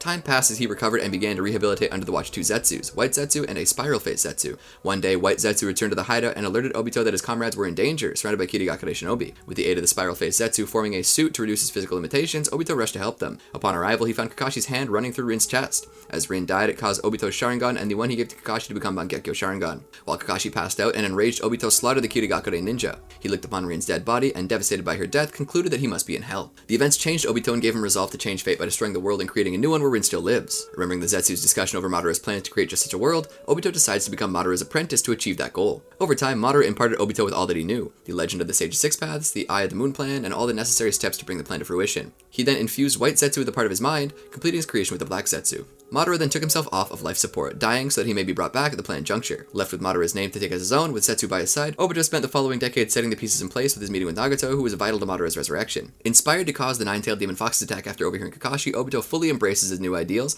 and then he confronted his former mentor, Minato Namikaze. In present time, when Madara attempts to have him see things his way, Naruto declares that he is Minato's son and he would not be persuaded by him. Noting that he was being lenient because Naruto was a true Jinchuriki, declares he would no longer hold back. Creating an enormous wooden dragon, he notes that it has been used by Hashirama Senju in the past to bind the Nine Tails, which prompts Naruto to manifest Kurama's body in tailed beast mode to fight it. Asking Obito why he chose to follow someone like Madara, the Uchiha notes that all it was left for him and Kakashi was to have their final battle and he had nothing left to say. Obito and Kakashi continue their battle, with the former unleashing a barrage of shuriken only to be stopped by Kakashi's wall of earth. As Obito slips through the wall, Kakashi continues to ask him why and ask him if it's related to Rin, which Obito tells him to shut up. Obito then warps Kakashi to the other dimension, but his victory is short-lived as Kakashi returns using Kamui. In the meantime, Madara's wood dragon begins absorbing Kurama's chakra, causing Naruto's tailed beast mode to falter. Obito begins to overwhelm Kakashi, bringing him to his knees. Madara uses wood release to bind Killer Bee and Might Guy and then begins to activate his Susanoo to finish things with the battlefield. Resolved, Naruto notes that the Uchiha's ideals annoyed him to no end, and creating a shadow clone, he's able to stop both Obito's shuriken and Madara's Susanoo sword from making killing blows on Kakashi and Guy. Hearing Naruto's words that he could protect his friends, Kakashi and Guy both spring into action, with the former using Lightning Cutter to destroy Obito's other shuriken, and Guy using Daytime Tiger to attack Madara. Turning to his former friend, Kakashi tells Obito that he still remembered what he had taught him in the past, and what he could do now was protect Naruto. As Obito questions Kakashi's resolve, the copy ninja's sentiments are echoed by Guy, who is severely weakened. Seeing this, Gyuki notes that all Konoha nin like to act tough, before taking advantage of the loosened grip of its wooden restraints and warning Naruto that the wood release binding could suppress a tailed beast's power. Obito uses his own wood technique to attempt to restrain Naruto while he attacked Kakashi, but he's sent reeling by Naruto's intercepting headbutt. Gyuki then decides to attack the demonic statue of their path before his transformation into the 10 Tails is complete, leaving Obito to Naruto. Naruto declares that he can see Obito's suffering face, though Obito counters by saying it's Kakashi who's truly suffering. As Naruto knows that he has to do something for Kakashi, who is worn out, Kurama switches place with Naruto and throws the copy ninja at Obito. He warps Kakashi to the other dimension. Obito learns too late that Kurama revitalized Kakashi with his chakra, so he can attack Obito in the other dimension whenever he uses Kamui to dodge Naruto's attacks. With Obito wounded as Kakashi returns to the real world, Naruto joins Killer Bee in combining their tailed beast balls to create a massive sphere to fire on the barrier containing the demonic statue. After the explosion, they note that the statue's chakra vanishes, causing Kakashi to question whether this is the end. However, the revived 10 Tails appears from the clearing smoke, prompting Obito to declare that it is indeed the end of the world. Elsewhere, though disappointed that the 8 and 9 Tails were not captured in time, a recovered Madara notes that they should begin their plan. Shocked to see the 10 Tails before them, Naruto surmises that they must have been tricked as he was unable to sense the demonic statue that had Path's malevolent chakra. However, Kurama tells Naruto that it was impossible to sense the beast in the tailed beast mode, as the beast has neither feelings nor ideals and was akin to natural energy, and that using Sage Mode to sense how powerful it was would be a different matter. Meanwhile, Obito and Madara relocate atop the beast as it attaches its tendrils into them. Obito notes that he would like to commence the plan immediately, but Madara is more in favor of testing out the beast's power. As Naruto's attempt to gauge the 10 Tails power in Sage Mode ends in Naruto realizing that it was indeed truly immeasurable, Kurama asks Gyuki to hand him Might Guy and Kakashi so he could restore their chakra. Taking command, Kurama devises a battle strategy to face the beast, launching a continuous stream of tailed beast balls, which culminates with Gyuki seemingly being decimated by the 10 Tails tailed beast ball, but it was later revealed that Kakashi had warped it away while it was being launched by Naruto along with the latter's clone overhead the 10 Tails, where Kakashi released Gyuki to aim a tailed beast ball, but the attack was flicked back at him, leaving Naruto's shadow clone and Kakashi open for an attack. After the clone successfully pushes Kakashi out of the way, Obito reflects on how much Naruto was like himself before the 10 Tails attack disperses the shadow clone and sends Gyuki flying. At their limits, Kurama and Gyuki tell Naruto and B to buy them some time while they generate more chakra for use. As the opposition notices this, he and his teammates already somewhat incapacitated, Naruto prepares to create more shadow clones, which Madara chides him for, calling him incompetent. Kakashi also echoes these sentiments, and Obito goes on to explain Naruto that numbers will not change anything, as he laments that all shinobi like the youth are powerless and would eventually become like him one day. This causes Naruto to lash out at Obito, once again stating his dream to become a Hokage, which leads Obito to tell him that he would make him a Hokage inside the infinite Tsukiyomi, as he has the Ten Tails prepare to fire a tailed beast ball to obliterate Naruto and his allies in one blow. However, when the Ten Tails fires his tailed beast ball at them, the shinobi are shocked to realize that the beast is missed. Just then, from above, Ino, Hinata, Hiyashi, and a few others arrive, and it's revealed that Ino was able to shift the blast after taking control of Obito for a split second. Immediately, the Aburame use the insect jamming technique, and the Kirigakure nin shroud the battlefield in mist to stop them from being sensed. Shortly after this, the entire allied shinobi forces arrive at the battlefield, causing the sensing water sphere to distort, and Naruto announces that they were no longer a disorderly crowd before announcing a new technique, the Ninja Alliance technique, which is the strongest technique that ever existed in the shinobi world, and it could win against the infinite Tsukiyomi. Despite the swell in the number of opponents, Madara and Obito note that their efforts were still futile, and that even after this war, history would only repeat itself, and they would end up in the very same predicament. Naruto chastises them both, noting that when there was a difference between a group, the majority vote beats all. Accepting this premise, Obito simply notes that they would make the decision after exterminating the majority, the alliance itself. Using this time, Shikaku, through Inoichi's telepathic abilities, is able to relay the strategy he'd formulated with the entire alliance. With this, the alliance launched their strategy. The first attempt to slow down their targets by blinding them, which was executed by the Kumonin, with C and a few others using the lightning illusion flash of lightning pillar technique, followed by Darui and the other storm release bearers using the storm release laser circus technique. Secondly, the Tsunade used the wind release air current wild dance to manipulate the dust from the previous attack to obscure the opponent's vision once again, adding to it what remains of the insect jamming technique and heading and miss technique from earlier to completely impair the opponent's sensory skills. Following this, Kitsuchi and a group of Iwanin sink the beast in a hole, allowing his daughter and the other lava release bearers to cover the beast in quick lime, which is mixed with water with the Kirinin. Finishing off, members of the Konoha Sarutobi clan harden the mixture using fire release. This leads Madara to state how surprised he is that shinobi from different countries were able to pull off such a perfect combination. Shikaku informs them that they have to defeat Madara and Obito while the Ten Tails was still restrained, recommending the logistical support and medical division to coordinate with Naruto to exploit Obito's weakness, and telling all shinobi who are skilled in taijutsu to deal with Madara. As various shinobi as well as techniques bear down on the two Uchiha, Madara realizes that they're being targeted this time. He notes, however, that in order to do that, the alliance would have to have something to stop the Ten Tails first. With this, a powerful blast sends the incoming shinobi flying away as the fully matured Ten Tails emerges from the pit. While the medical teams move out to tend to the injured, Shikaku, Inoichi, Ao, and the others discuss what was happening on the battlefield. Now finding it even harder to control the beast, Obito and Madara use Hashirama's cells in order to fortify their control over the beast, as the former agrees with the legendary Uchiha that it was time they showed the allied shinobi forces true despair. As the beast fires off a tailed beast ball, Kitsuchi is able to deflect its course using earth release underfoot the beast.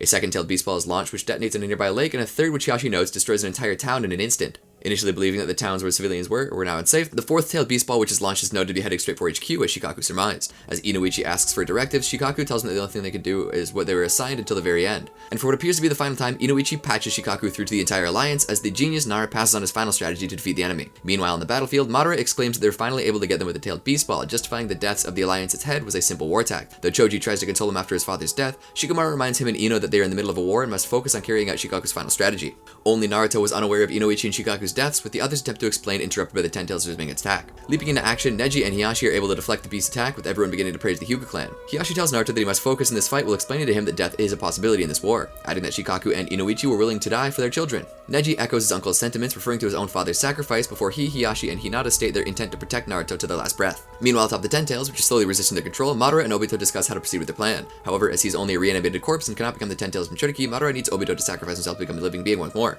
Taking advantage of his ancestor's dilemma and wanting to put the allied shinobi forces in further despair, Obito has the Ten Tails attack again. As the attacks are being deflected by the Hyuga, Kitsuchi builds his chakra in preparation to use his signature technique. With the beast's hand itself bearing down on the group, Hiyashi uses the 8 trigrams vacuum wall palm to deflect it. The beast then uses a pinpoint attack, which Hiyashi realizes they could not deflect in time. As Tsunade throws out her arms to protect Naruto, Neji actually intercepts the attack. Naruto calls for medics, Neji notes that it was already too late and that he will die within minutes. As Hiyashi looks on in horror and Hinata cries openly, Naruto questions why a genius from the Hyuga clan would throw away his life for him. And Neji, who notes that he finally understood his father's feelings, states that it was for the exact reason that he did it, because Naruto called him a genius and that he chose to die for those he cares for. With this, the Byakugan sealing Junjutsu on Neji's forehead disappears, confirming his death. Taking delight in Naruto being shocked, Obito attempts to shatter Naruto's self-confidence and drag him into his way of thinking. However, Hinata snaps Naruto out of it while telling him that his life is connected with everyone who shared his beliefs and are willingly sacrificing themselves for him. He should not give in to despair and have Neji die in vain. By that time, as Killer Bee manages to cripple the Ten Tails by lodging his tailed beast ball into his mouth and is about to fire, Naruto thanks Hinata for staying by his side and takes her hand while entering tailed beast mode. Infusing some of Kurama's chakra into Hinata's body, Naruto creates shadow clones to do the same with the rest of their allies. Empowered by Kurama's chakra with their attack strengthened, the allied shinobi fight back, with the Akamichi clan members restraining some of the Ten Tails' tails. Remembering their father's final words, Ino takes over Obito's body to veer his attempted wood release technique off course before Shikamaru leads his Nara clan kinsmen in restraining the Ten Tails. By that time, Team Guy made their way to the deceased Neji with Rock Lee mourning his friend's death. Despite Obito mocking Guy's words of comfort, keeping those in your heart as a curse, Kakashi and Naruto rebuff this notion, the latter telling Obito that ninja are meant to endure such pain and will keep Neji in his heart even if it becomes an actual curse. As Naruto infuses Lee with some of his chakra, Kurama ponders his Jinchuriki's ability to match his own chakra with that of different different shinobi and considers the youth to have surpassed his parents. Though Madara decides to help Obito in breaking the Nara clan's restraints, they are respectively severed from the Ten Tails tendrils by Lee and Naruto before the Uchiha are forced to the ground. Elsewhere in Konoha, though sensing Naruto's chakra as it was being given, Sasuke instructs Suigetsu and Jūgo to press onwards with Orochimaru before they arrive to the Uzumaki clan's mask storage temple. Though it was actually a detour, Orochimaru took one of the masks with Suigetsu unnerved by Orochimaru's choosing. After Sasuke breaks away from the group to serve at the village from a high point, he and his group arrive to the destination, the remains of the ruined Naka shrine. There, Orochimaru dons the mask, which invokes the Shinigami as it binds itself to him. While explaining his actions, Orochimaru slashes the Shinigami's stomach open to release the souls of those it had consumed. Though the act mortally wounded him, Orochimaru regained his hand so he can now use impure world reincarnation, as he has Jūgo to use his natural energy to activate the 6 Setsu spores Obito had planted on Sasuke to monitor him. With the two held down by Jūgo and Suigetsu, before transferring his being into the latter's restrained white Zetsu, Orochimaru uses the remaining 4 as sacrifices to reincarnate the ones Sasuke needs his answers from: Hashirama Senju, Tobirama Senju, Hiruzen Sarutobi, and Minato Namikaze. Tsunade serving as the current Hokage, they and Hiruzen believe they were all brought back by Orochimaru in another scheme to destroy Konoha before he clarifies his reason for bringing them back to life. Shocked of Orochimaru's reason and that Sasuke knows the full story of the Uchiha clan downfall, Hiruzen reveals that everything the youth has learned up to this moment is true.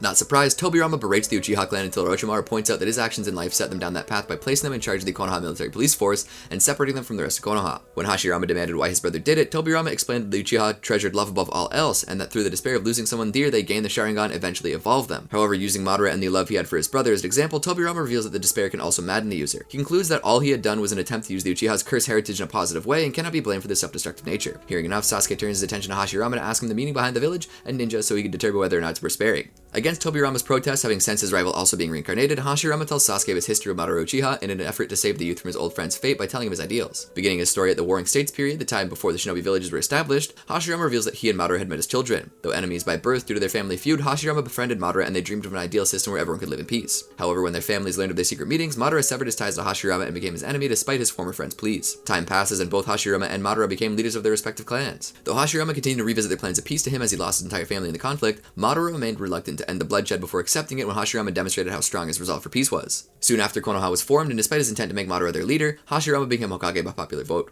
Madara feared that a day would come where Konoha would be led by people like Tobirama, who distrusted the Uchiha. Therefore, leaving Konoha, Madara created what he considered a true method of achieving peace. However, this required Madara to capture Kurama and use his power to wipe out Konoha. This resulted in the epic battle between Hashirama and Madara that created the Valley of the End and was thought to be where Madara died. Although he regretted killing Madara, his friend for so many years, Hashirama concludes by stating his notion of a ninja as one who strives for their dreams, yet he may become an entirely different person in the process. With his story done, Hashirama asks Sasuke if he would accept his ideals or continue embracing Madara's views of the world. Sasuke responds that his brother Itachi shared Hashirama's dreams for a unified Konoha and died protecting it. Because Madara's plan means the complete abandonment of this, Sasuke decides to fight to save what meant so much to Itachi. Orochimaru decides to join him out of curiosity, as does Korean, who tracks Sasuke down and immediately forgives his previous attempt to kill her. The Hokage, though earlier restrained by Orochimaru so they would not run off to join the war, are now given freedom to do so. Each standing upon their own face of the Hokage rock, the Hokage voiced their eagerness to get things started. Minato in particular delighted that he would finally get to meet his son, and promises to make up for not being there with a huge surprise. Having been disconnected from the Ten Tails, Madara and Obito begin attacking. Naruto manipulates the chakra cloaks he gave the Alliance, protects them as he engages Obito in a fight while debating whose values truly matter. As Madara shivers with delight upon sensing reincarnated Hashirama's chakra, the Ten Tails breaks free from Kitsuchi's earth restraints and begins to act on its destructive impulses. Kakashi tries to warp it away but is pulled into a fight with Obito as both are sucked into the other dimension, while the Ten Tails' power creates multiple natural disasters all over the battlefield. As the Nine Tails' chakra shrouds disappear after protecting the Shinobi Alliance from the worst of the Ten Tails' attack, the monster reacts to the sight of Naruto with the tailed beasts and the Sage of Six Paths silhouette around him. The Shinobi form a defensive line to give Sakura time to heal Naruto. Madara notes his growing disinterest in the battlefield and then another awaits him. Within the other dimension, Kakashi and Obito continue their battle, with Kakashi stopping just short of driving his lightning cutter through Obito's heart. Obito is surprised to find Kakashi hesitating and asks if he is racked with guilt for not keeping his promise. Still wanting to save Obito, realizing his friend's malice towards Naruto is based on not wanting to be rejected by the boy he once was, Kakashi explains to him that he can still be that person again, but Obito laughed and phased through Kakashi's technique, effectively recreating the scene how Kakashi had impaled Rin. Obito reveals that he knows why Rin died and notes that he did not wage a war just because of her death and Kakashi's inability to keep his promise to protect her, but because of the hell that the villagers and their shinobi put him through that made him empty and devoid of almost all feeling. When offered a place in the Eye of the Moon plane, Kakashi questions Obito if the delusion would truly fill the hole in his heart, stating from experience of his intent of not letting Obito's discarded ideals go to waste. Back in the real world, having seen the tailed beast inside Naruto, the Ten Tails has violently reacted to their present by transforming once again while charging its attack. As it charges a devastating tailed beast ball, Shikamaru comes up with a plan of using all the remaining members of the Alliance to create a lot of weaker earthen walls to redirect the attack with Yuki's assistance. After consulting with Kitsuchi and having Ino pass the info around, Shikamaru has Killer Bee take point. As Sakura rallies their forces while healing Naruto, the Shinobi Alliance carries out their plan to hinder the Ten Tails' attack. However, despite Bee's support, the Ten Tails' tailed beast ball was about to breach until it was sent to the sea by the recently reincarnated Minato just as he arrived. Once explaining himself, Minato muses over Sakura's similarity to Kushina, and the other Hokage arrive. Madara gets giddy at the sight of Hashirama, as the first Hokage states he will deal with the Ten Tails first, as he and the successors use 4 red red yang formation technique to trap the beast, with Hashirama adding an additional seal pinning down the beast's tails. By then, Sasuke arrives with Jūgo, and the remaining members of the Konoha 11 surround Naruto. However, not caring what they think of him, Sasuke explains that he no longer wishes to destroy Konoha, but to make changes to it. Stating that becoming Hokage is the only way to achieve that new goal, Sasuke gets into a minor dispute with Naruto over it before Hashirama reminds the two of their current situation. Though told the rest as they're about to join the Hokage, Sakura explains to Naruto and Sasuke that she is no longer the weak girl from a few years ago, and she trained under a Sannin just like they were. This prompts Naruto to note that Team 7 is back, and they and the reformed Rookie 9 charge into battle once the Hokage's barrier is complete, with the Ten Tails unable to escape. After adding one more seal, Hashirama creates 5 wood clones, 4 to make an opening for the allied ninjas, and 1 to confront Madara, who decides to stand down until the original's ready.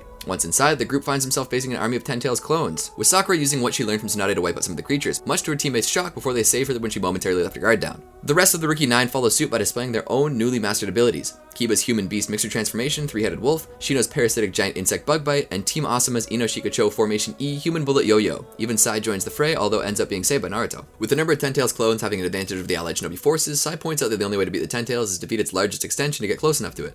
Though the attempt is risky and could be fatal, Naruto has a solution, and he summons Gamabunta but finds a large Gamakichi aiding him instead. Sasuke and Sakura have a similar conclusion and follow suit by summoning Aura in place of the deceased Manda and Katsuyu respectively. As Sakura has Katsuyu provide aid to the Shinobi Alliance's wounded, Naruto and Sasuke use their summons to fight through the Ten Tails. Once there, glad to have Sasuke as an ally again, Naruto combines his Ultra Big Ball Rasen Shuriken with Sasuke's Blaze Release Susanoo Kagutsuchi to land a blow on the Ten Tails. When Naruto and Kurama were intent to extract the tailed beast from inside the Ten Tails, Sasuke is intent to incinerate the monster in its entirety before it severed the burning piece of its body with no intention of going peacefully. Elsewhere, Orochimaru arrives with Suigetsu and Karin to where Tsunade and the other Kage are being tended to by Katsuyu. Though the slug is wary at first, it eventually agrees to them assisting because of Tsunade's dire condition. While Suigetsu aids in putting Tsunade's bifurcated halves back together, Karin has Tsunade bite her so that she can recover, which in turn allows Katsuyu to heal her injuries. After a brief conversation about Orochimaru's change of heart, Orochimaru and his companions leave for the battlefield. While Tsunade and the other healed Kage are briefed on battle by Katsuyu, they make preparations to head back to the battlefield. Back on the battlefield, Sai continues to question Sasuke's true motives, and while Sakura notes that she has faith in Sasuke, Sai noted that her eyes did not reflect this. Back in the other dimension, the conflict between Kakashi and Obito rages on as both think back to their childhood days as Minato's students. With Kakashi intent to protect both Naruto and the old Obito from the latter's current incarnation,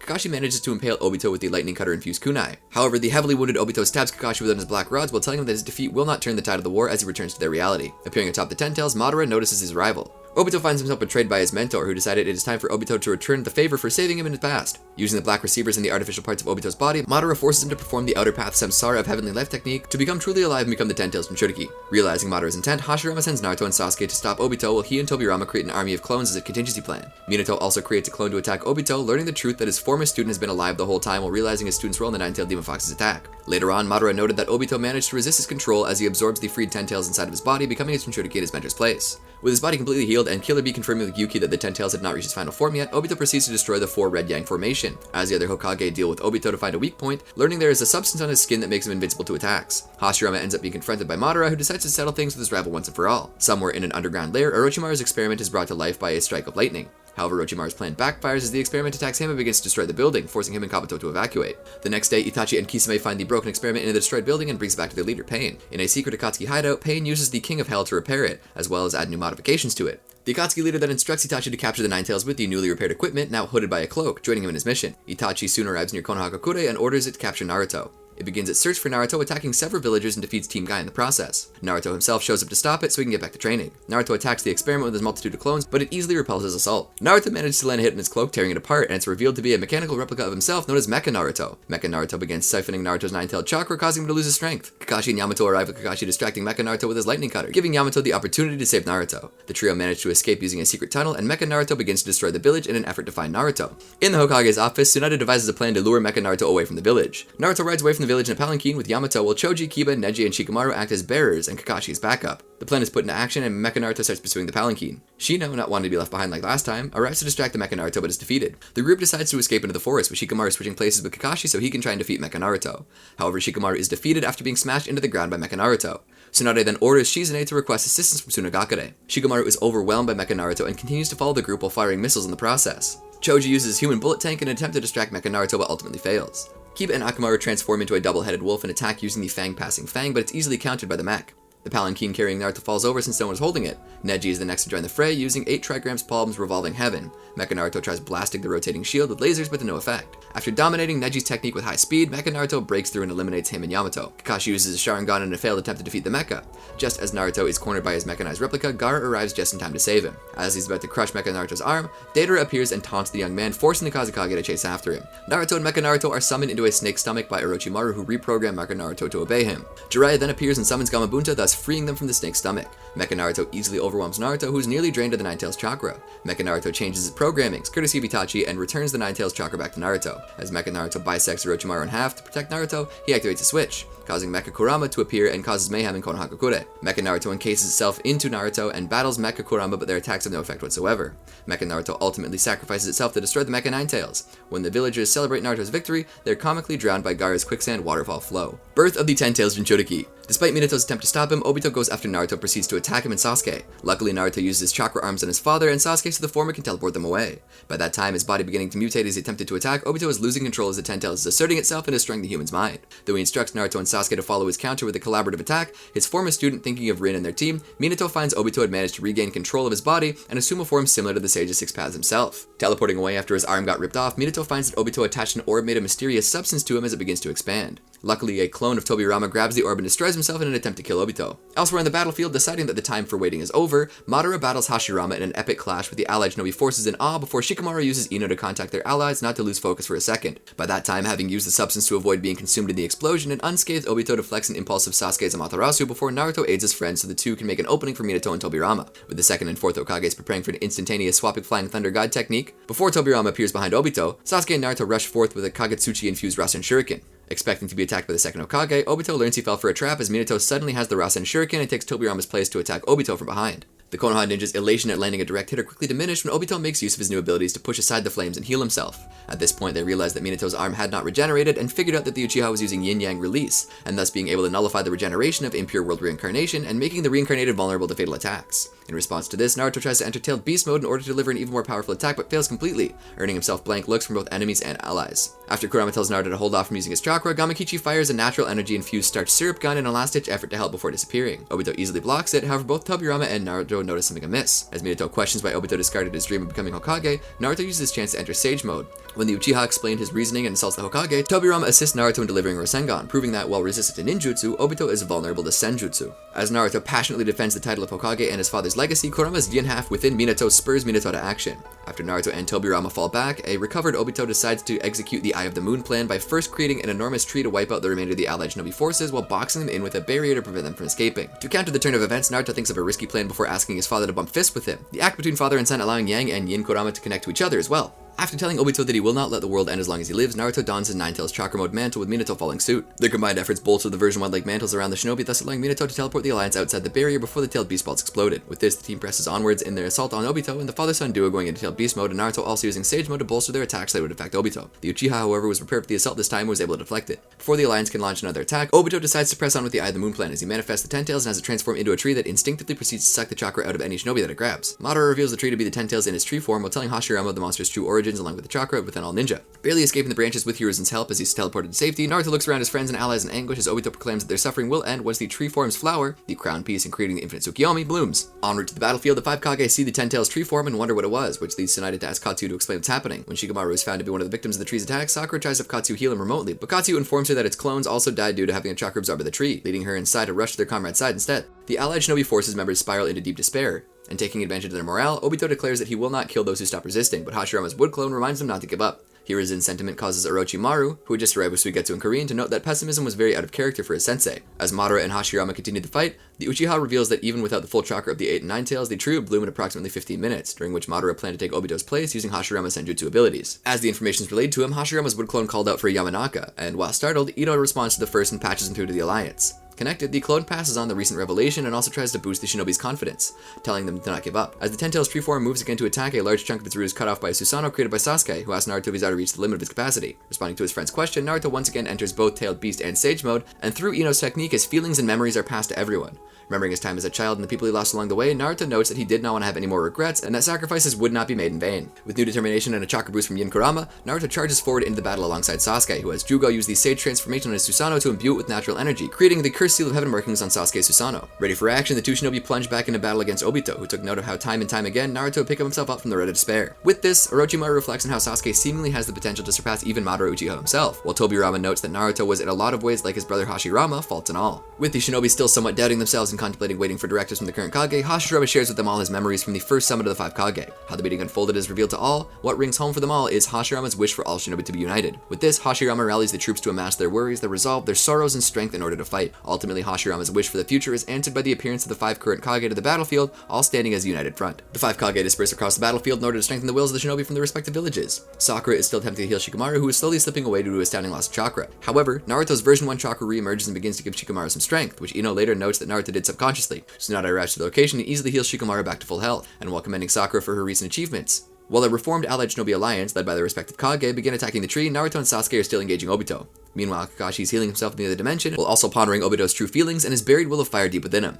Just as Naruto and Sasuke believe they have found an opening, Obito deflects their attacks and manages to force Naruto out of his Senjutsu Enhanced Tailed Beast mode and Sasuke out of his Susanoo. As Obito asks Naruto why he would want to save a world that would ultimately only hurt him in the long run, Naruto replies that he would never go back on his world because it's his Nindo. Naruto and Sasuke agree to put an end to the battle once and for all as Sasuke Susanoo encases Naruto's Tailed Beast mode. With Kurama now in Susanoo armor, Naruto and Sasuke prepare to attack Obito once more. Realizing their strength, Obito manifests a giant yin-yang shield and the Sage of Six Paths legendary sword of Nunoboko to counter them. As the two young shinobi rush in, Naruto creates 9 Rasengan within the tails of his Susanoo Enhanced Tailed Beast mode. Naruto then uses Ino's mind-body transmission technique to contact the Konoha 11, excluding Neji, who died, Sakura, and Sai to enter the fray. As they join the battle, the Tailed Beast mode mantles envelop them, and Naruto instructs them to use the Rasengan to break Obito's shield. After the Konoha 11 and Sai destroy the shield, Sasuke's Susanoo sword breaks the sword of Nunoboku and manages to slice through Obito. From there, Naruto proceeds to siphon out the other Tailed Beast, while Gaara attempts to reclaim Shukaku and Killer Bee retrieves the fragment of Gyuki. Knowing that the tree would become a lifeless husk again if he allows the Jinchuriki to succeed, Obito wrestles with him for the chakra. However, the rest of the allied shinobi forces and Sasuke's allies join in, helping Naruto in grabbing hold of the chakra through Minato's Nine Tails chakra mode. Within his subconscious, having begun to imagine what his life would have been like if he returned to the village instead of Madara after Rin's death, Obito sees himself alone against the entire alliance as he begins to contemplate and grapples to come to terms with what he starts to view as to be regret. However, using their link to reach them, an empathetic Naruto tells Obito that despite his declaration of being no one, he was in fact someone with dreams. Telling Obito he was and still is Obito Uchiha, Naruto vows to destroy the metaphysical mask he created for himself. Even despite attempting to strangle the youth, insisting he regrets nothing in the choices he made, Obito struggles with his inner turmoil, when Naruto pointed out that Rin could never accept the man he is now. As Naruto grabs Obito's hand, the allied shinobi forces succeed in freeing the tailed beasts. Utterly defeated, gazing at the moon while lamenting that he could never feel the void in his heart, Obito did not notice Sasuke running at him with the intent to cut him down. However, as the alliance were about to join in before Tsunade tells him to stand down, Kakashi manages to return from the other dimension. Stopping Sasuke, Kakashi informs his former student that killing Obito is his burden to bear, yet is stopped by Minato. From there, the three members of Team Minato speak of their ordeals and what they each became since Rin's death. Kakashi then tells a doubtful Obito that Naruto would not have ended up like him because he had many friends to help him along the way. By that time, after the tailed beast thanked him freeing them from the Ten Tails body, Naruto focuses his attention away from Obito to find Madara with the intention of stopping the Uchiha for good. A defeated Obito watches as Naruto attacks and immobilizes Madara from atop the tree that Hashirama managed to subdue besides being himself pinned down. The allied shinobi forces notices the direction of Naruto's attack and begins rushing to the location. Shukaku agrees to assist Gaara with stopping Madara, while the other tailed beast following suit. Sai flies to the top of the tree to collect Naruto, while Madara recovers from Naruto's attack. Meanwhile, Obito, who is incapacitated due to the extraction of the tailed beast, resolves to use the Outer Path Samsara of Heavenly Life technique to revive those who have been killed during the war, stating that he finally understands Nagato's actions. Before he could do so, however, Black Zetsu emerges and takes over his body, forcing him to use the same technique to revive Madara instead. Much to the shock of Naruto and the others, and his own satisfaction, Madara is revived in the flesh. As Madara's eyes crumble, having bestowed them to Nagato prior to his death, he is suddenly struck ablaze by Amaterasu, courtesy of Sasuke. The legend is unfazed though, simply absorbing the technique. As his armor falls away, Madara reminds Hashirama about the conversation they had under the Naka Shrine, stating that he believes the unity stated refers to the combination of both Uchiha and Senju, revealing the face of Hashirama on his chest. Stating that the face was due to Kabuto, Madara quickly bypasses Naruto and Sai so as to grab onto his old enemy and drain him of all his Senjutsu chakra, turning the face on his chest into Sage mode. Sasuke then goes on the attack, intent on killing Madara now that he's just been fully revived. However, the older Uchiha manages to grab the younger's blade, planning on taking Sasuke's eyes until he gets his originals back. Meanwhile, Obito, Kakashi, and Minato learn about Madara's revival. Just as Black Zetsu attempts to take the Rinnegan, the former Hokage and his pupil simultaneously attempt to attack the creature, who quickly attaches itself to Obito before they can reach it. Explaining that he is Madara's will, he recalls how it escaped. Though Chocho managed to pin the upper half down after bisecting Black Zetsu, the lower half was also sentient and escaped to help his master later. Back with Madara, the Uchiha attempts to persuade Sasuke into joining his side, but the younger adamantly refuses. Both Sai and Naruto attempt to attack Madara in a pincer attack, but he manages to push them both back while escaping Sasuke's blade. As he instantly starts healing, Madara then turns his attention to the incoming tailed beasts. Seeing that they're between the beast and Madara, the allied shinobi forces quickly get out of their way with Killer Bee and Gyuki's help. Gaara, together with Shukaku, launches a massive sand projectiles at Madara. Gaara then manipulates the sand in the Uchiha's blood to temporarily immobilize him, as he's ricocheted between Maratabi, Isobu, Sangoku, Koku, and Chome before landing in a sticky field courtesy of Saiken. Gaara and Shukaku then act quickly, attempting to seal the Uchiha before he could recover. Though they manage to do so, so, Madara still manages to break out using Susanoo, but is quickly knocked down by Naruto and Kurama. They are then joined by Bee and Gyuki, and together the beasts use their tails to rain down a barrage of hits, stripping away the Susanoo to get to the man within. Though the attack cost Madara his right arm, he manages to escape. A white Zetsu then emerges from the ground, which carried Madara's Rinnegan, taking the eye and the clone's right arm as he attaches both, claiming that now the real fun begins. Though temporarily overjoyed at being alive and able to feel the fight, Madara quickly returns his attention to the battle. As the Uchiha prepares the summoning, Kurama shudders as he recalls how Madara had used to summon it, which receives a chastening from Shukaku, who in return gets a warning about the mere human. As the demonic statue of the outer path is summoned, the object in question suddenly emerges from Obito. Kakashi attempts to warp it away, but only manages to take an arm. As the tailed beasts wonder how Madara is capable of summoning the statue, Naruto quickly manages to figure it out himself. Back with Obito, Black Zetsu again attempts to take the Rinnegan from its weakened host, but through pure willpower, Obito manages to prevent it. When Zetsu states that the Rinnegan is to be returned to Madara, Obito claims that he has hidden the right eye and Kakashi will crush the left. However, Black Zetsu mocks his host's ignorance, stating that White Zetsu has already found and returned the right eye, and Obito would be dead if it wasn't attached to him. It goes on to say that the only reason that it's still attached to the dying man is because he knows that Kakashi and Minato would have already killed him otherwise. Madara soon recovers from the damage he received earlier, claiming to White Zetsu that he has gotten careless considering that he now possesses Hashirama's recovery power. He then resolves to be more careful and will instead use the Rinnegan's ability to its fullest. Madara then uses Limbo, Border Jail, and while at first it doesn't seem to do anything, one by one each of the beasts are blown back. He then launches chains from the statue which attach to the tailed beasts and start pulling them towards it. Madara declares he will extract the 8 and 9 tails from their Jinchuriki. Naruto tries to exit tailed beast mode but finds it futile, as Madara has Kurama's chakra trapped within the chains. The clone of White Zetsu informs Madara that it would be best to recapture the beasts in numerical order, starting with Shukaku. Madara, with a readjusted strategy, attempts to capture Shukaku with the chains first. However, Gaara manages to stop this transaction with 2 enormous sand hands. Shukaku, shocked at Gaara's actions, remember the words of his previous Jinchuriki, realizing that the time has come where humans and tailed beasts can be comrades. Madara quickly equips his Susanoo and hurls one of his swords at Gaara, though Shukaku intercepts it. Madara sends another sword across the battlefield and manages to connect the chains once again, as well as knocking Gaara down. As the beasts are dragged into the statue once more, Beast severs one of his tentacles, while Kurama asks Gaara for a favor. As Naruto is ejected from tailed beast mode and sent hurtling towards the ground, Gaara calls out to a shocked Naruto. As Naruto begins to fall to the ground, unconscious due to Kurama's extraction, Gaara uses his sand to cushion his comrade's fall. Meanwhile, Madara reseals all the tailed beasts, including Gyuki and Kurama, back into the demonic statue of the outer path. Tobirama suddenly attacks Madara, and the two engage in a brief battle, with Madara gaining the upper hand. Madara pins down Tobirama with his chakra rods, and the two exchange harsh words. As Sasuke travels to the battlefield from atop Garuda,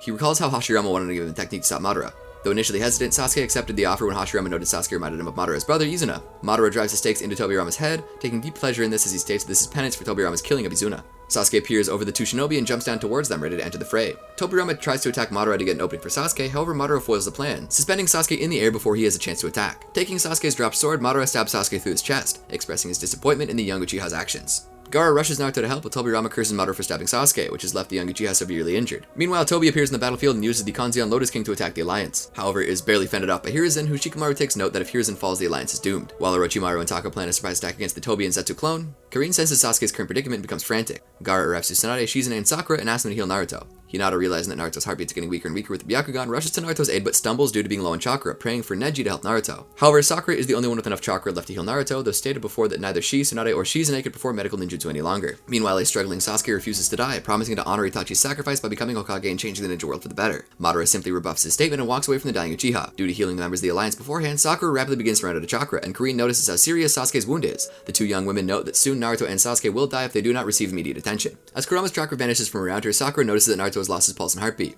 Confused as to why her medical ninjutsu isn't working, Gaara explains that the Nine Tails has been extracted from Naruto. He then explains Kurama's plan to bring Naruto to his father in order to replace the yin half of Kurama from within him, which would allow him to be saved. Realizing Naruto may not make it, Sakura cuts open Naruto's side and begins personally pumping his heart while performing mouth-to-mouth resuscitation on him. Elsewhere, Tobirama notices he can no longer sense Sasuke's chakra. Additionally, he has lost complete movement, being even unable to use the Flying Fender God technique. Meanwhile, Karin commences an assault on Tobi using chains to fight the immense wooden structure. Her attack allows Orochimaru the opening to bite the Zetsu clone's neck, producing a curse seal that binds his movements. As their assault ends, Karin heals by biting herself. She notes that she can no longer sense Sasuke. At this point, Madara summons the once again revived Ten Tails and proceeds to seal it inside of it, becoming its new Jinchuriki. He then launches himself in the direction of Obito in order to retrieve the missing Rinnegan. As Sasuke's situation seems hopeless, he's approached by an unknown barefooted individual. As Orochimaru's group presses forward towards Sasuke, both Karin and Tobirama note that they do not recognize either person or their chakra signature. Believing that this person may intend to harm Sasuke, Karin races towards Sasuke's location. Meanwhile, Guy, Rock Lee, and Tenten begin making their way across the battlefield. However, they see Gaara, Sakura, and Naruto fly overhead towards Kakashi's location and decide to turn around and head there as well. As Madara flies to the same destination, he spits out the Kohaku no Johei and the Benihisago, noting that they're waiting him down. Two weapons land on top of Guy and Lee's heads, while Tenten is shocked at the weapon's reappearance. On the other battlefield, Kakashi and Minato continue to battle Black Zetsu until the Kazekage's group arrives at the scene. Gaara explains what happened to Minato and urges him to give Naruto the other half of Kurama's chakra. As Minato begins the transference, Black Zetsu suddenly intercepts and absorbs Yin Kurama, becoming his Jinchuriki. With no hope left, Madara arrives in the battlefield, chastising Black Zetsu for taking too long. Black Zetsu tells Madara that he has successfully taken half of the Nine Tails chakra, and Madara tells him to give it to him immediately. Black Zetsu tries, but Obito regains control of himself. Minato, Kakashi, and Gaara try to interfere, but are countered by Madara. Minato has his remaining arm cut off. Madara and Obito discuss Obito's identity, and Obito shoves his hand into Madara's chest, manifesting the same Shakujo he wielded when he was the Ten Tails Jinchuriki.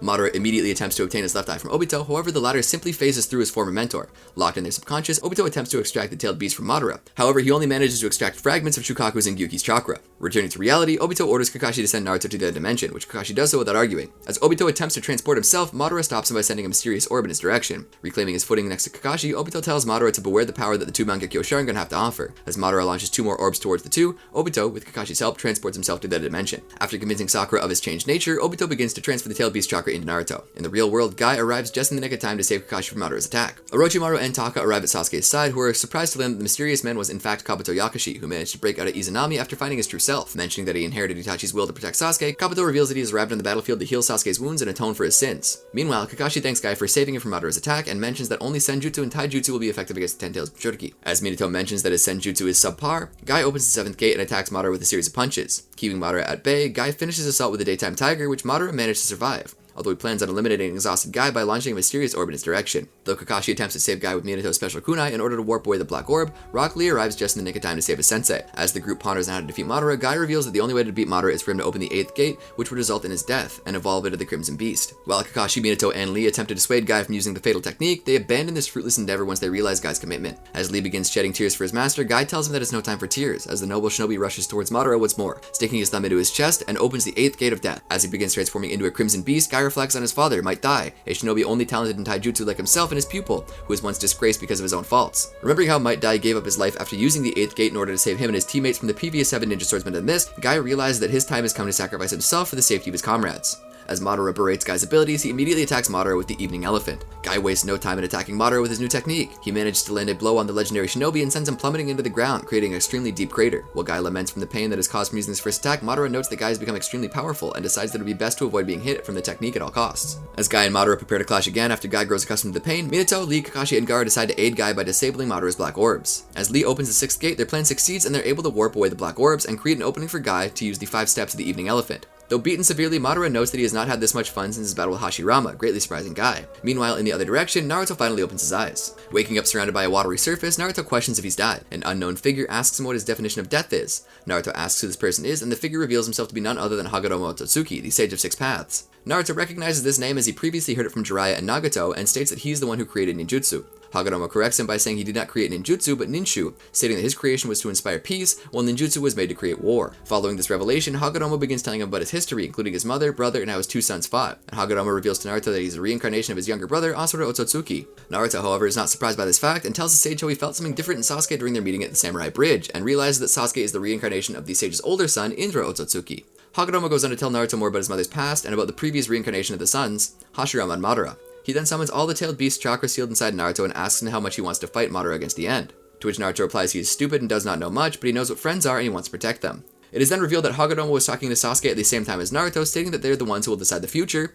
and proceeds to pass on his power to both of them. Returning to the battlefield as Guy prepares his technique, Night Guy, Madara notices Guy's rapidly decreasing chakra levels and notes that this will be the legendary beast's final attack. Meanwhile, Naruto, with a light circle mark on his right hand and Sasuke with a dark crescent moon mark on his left hand, finally awaken, and prepare to head to the battlefield with their respective surrounding groups of people. As Kakashi, Lee, and Gaara watch the gruesome battle continue, Kakashi realizes the first time he met Guy and realizes that Guy is no longer the talentless loser he once was. As Guy finishes preparing his attack, he rushes towards Madara, as the latter notices that Guy is managing to distort space, resulting in his inability to counterattack. Guy lands a devastatingly powerful kick on Madara, which manages to decimate the complete left side of the Uchiha's upper body on almost killing him. As Guy's body begins to deteriorate, Madara sends one final black orb to annihilate his enemy. Naruto arrives in the battlefield and kicks it back to him. Naruto manages to restore Guy's life force slowly as he reveals his new mysterious eyes, commenting that he can change the world with his new power. Madara is confused as to why Guy did not perish after using the 8th gate of death and questions what Naruto did to stop the shinobi's death. Without any time to react, Naruto leaps towards Madara, while the latter forms his Shakujo from his remaining true-seeking ball to defend against Naruto's punch. As Madara ponders Naruto's new powers once again, Naruto mentally requests Son Goku's power.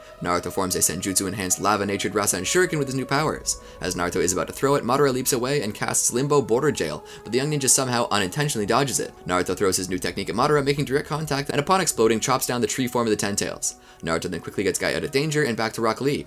As the tree collapses towards Madara, a voice tells him to absorb the tree. Following the advice, Madara recovers completely from his wounds and even altering his form slightly. Meanwhile, Sasuke has pulled out the stakes which pinned down Tobirama, who wonders how the young Uchiha is capable of doing so without being affected, until he gets a good look at Sasuke's face and understands. Sasuke then asks Tobirama to teleport him to the main battlefield, which the Hokage agrees, but warns that in his current condition he'll only be able to transport one person. The Uchiha responds stating that's fine, claiming that he'll be fine by himself. Back in the other dimension, Sakura reluctantly thanks Obito for saving Naruto, while the half-dead man asks for a favor in return. After Gaara wishes Naruto good luck, the young Konoha shinobi ponders on how different he feels when he confronts Madara. The elder Uchiha then boasts how he was immortal and can't be defeated, to which Naruto responds that together they will defeat Madara, just as Sasuke appears. After Naruto transforms into a new-tailed beast mode, Madara realizes that Sasuke possesses the Rinnegan, while the Uzumaki has the Senjutsu of the Six Paths. Well, he himself has both of them. Responding to the two younger ninjas' challenge, Madara announces this to be their final battle as he prepares to use a technique. Madara begins his counterattack, which Naruto blocks by throwing one of his staves at it, while Sasuke seemingly teleports out of harm's way, shocking Madara. Naruto attacks Madara with the staff, but is blocked by a seemingly invisible wall. Meanwhile, Sasuke notices an invisible clone of Madara in between Naruto and the real Madara with his Rinnegan, so he throws his sword towards the clone, but the attack fails.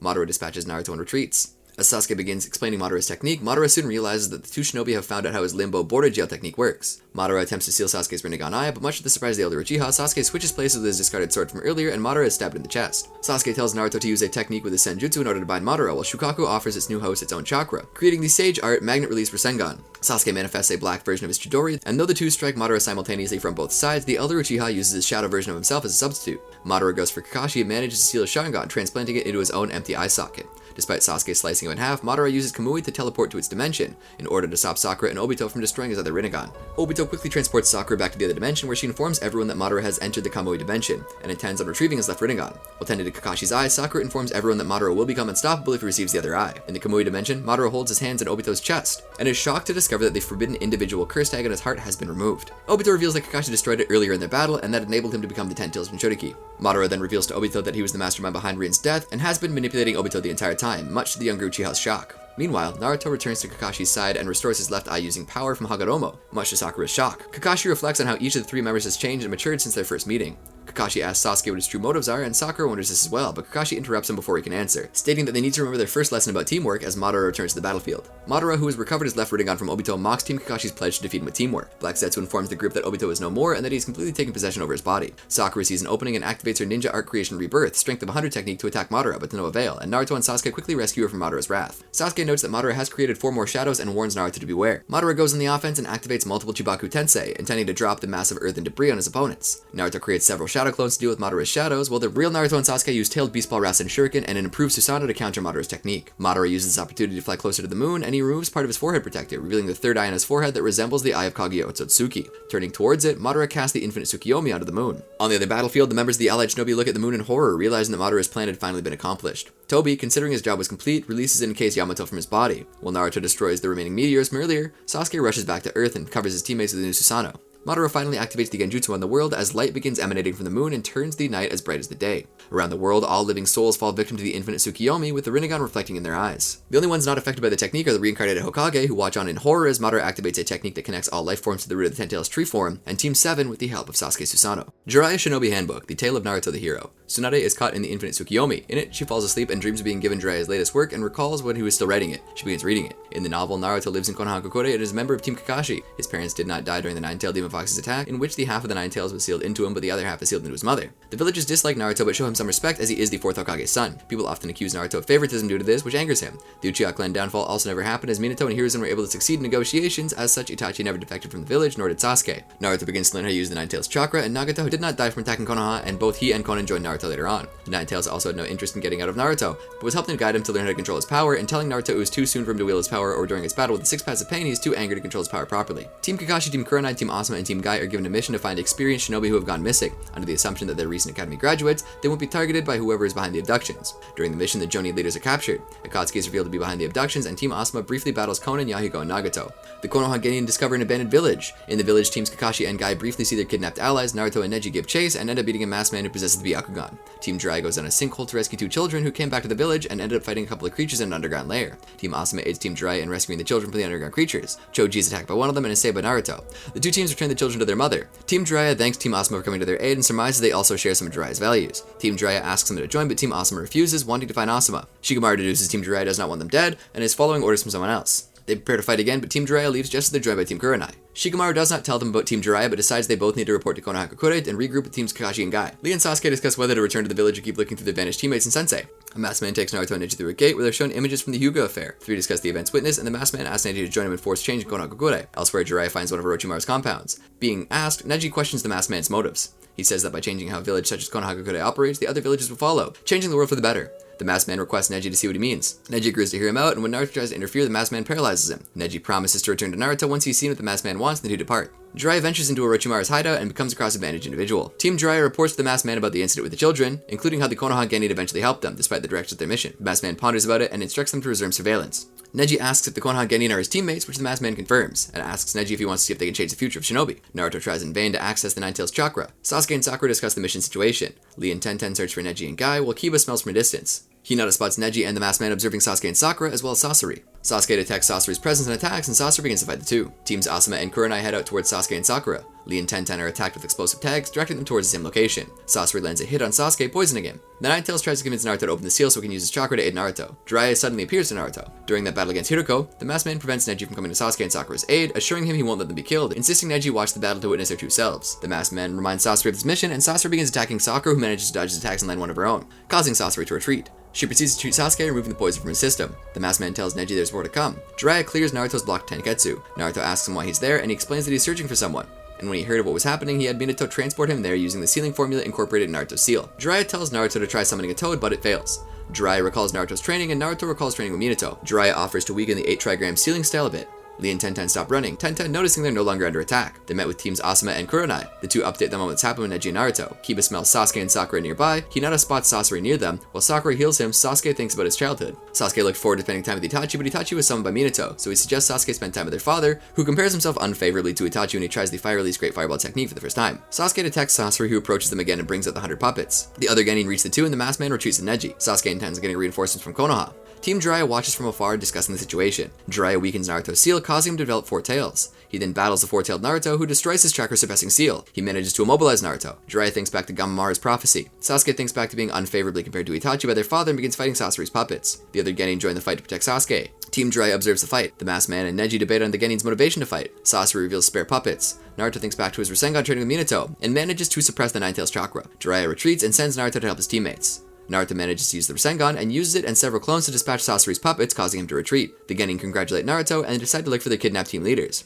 Neji asks the masked man if his tests yield the results he expected, and surprises him by calling him father. Neji asks about the kidnapped Shinobi, and the masked man tells him Team Jiraiya will take him there. The masked man leaves Neji to reunite with his comrades. The Konoha Genin join as one team and discuss how to find the kidnapped Shinobi. They're joined by Neji. The masked man appears to Team Jiraiya. Hidan, Kakuzu, and Sasori telling him that the test is over. Hidan, Kakuzu, and Sasori leave while ordering Team Jiraiya to take the evacuated villagers back to their homes, as well as one other thing. Neji finishes explaining the nature of the experiment they participated in. Conan creates paper butterflies to lead the Genin to the captured Shinobi, but leaves with their team. The Genin find the captured Shinobi and release them. Kurenai asks about the recent events, and the masked man arrives, offering to explain it himself. He removes his mask and bandages, revealing himself as the reincarnated Hisashi Hyuga. Neji explains the Hyuga affair, and Hisashi explains how he was reincarnated by a bandaged man and orchestrated the incident to ascertain if his death had effects on how Konoha Crush handles its affairs. Hisashi and Neji discuss Neji's motivations and how they were changed after fighting Naruto. Neji's words allow Hisashi to let go of his attachments, and his soul is released. Yahiko sets off to the village to return Komichi's teddy bear Kenta. An explosion suddenly wipes out the village, and Nagato spots Kenta damage and grows furious, believing Yahiko to have been killed. After retrieving the team leaders, the Genin teams return to the village, and Minato decides not to punish them for disobeying orders because their actions resulted in the mission's success.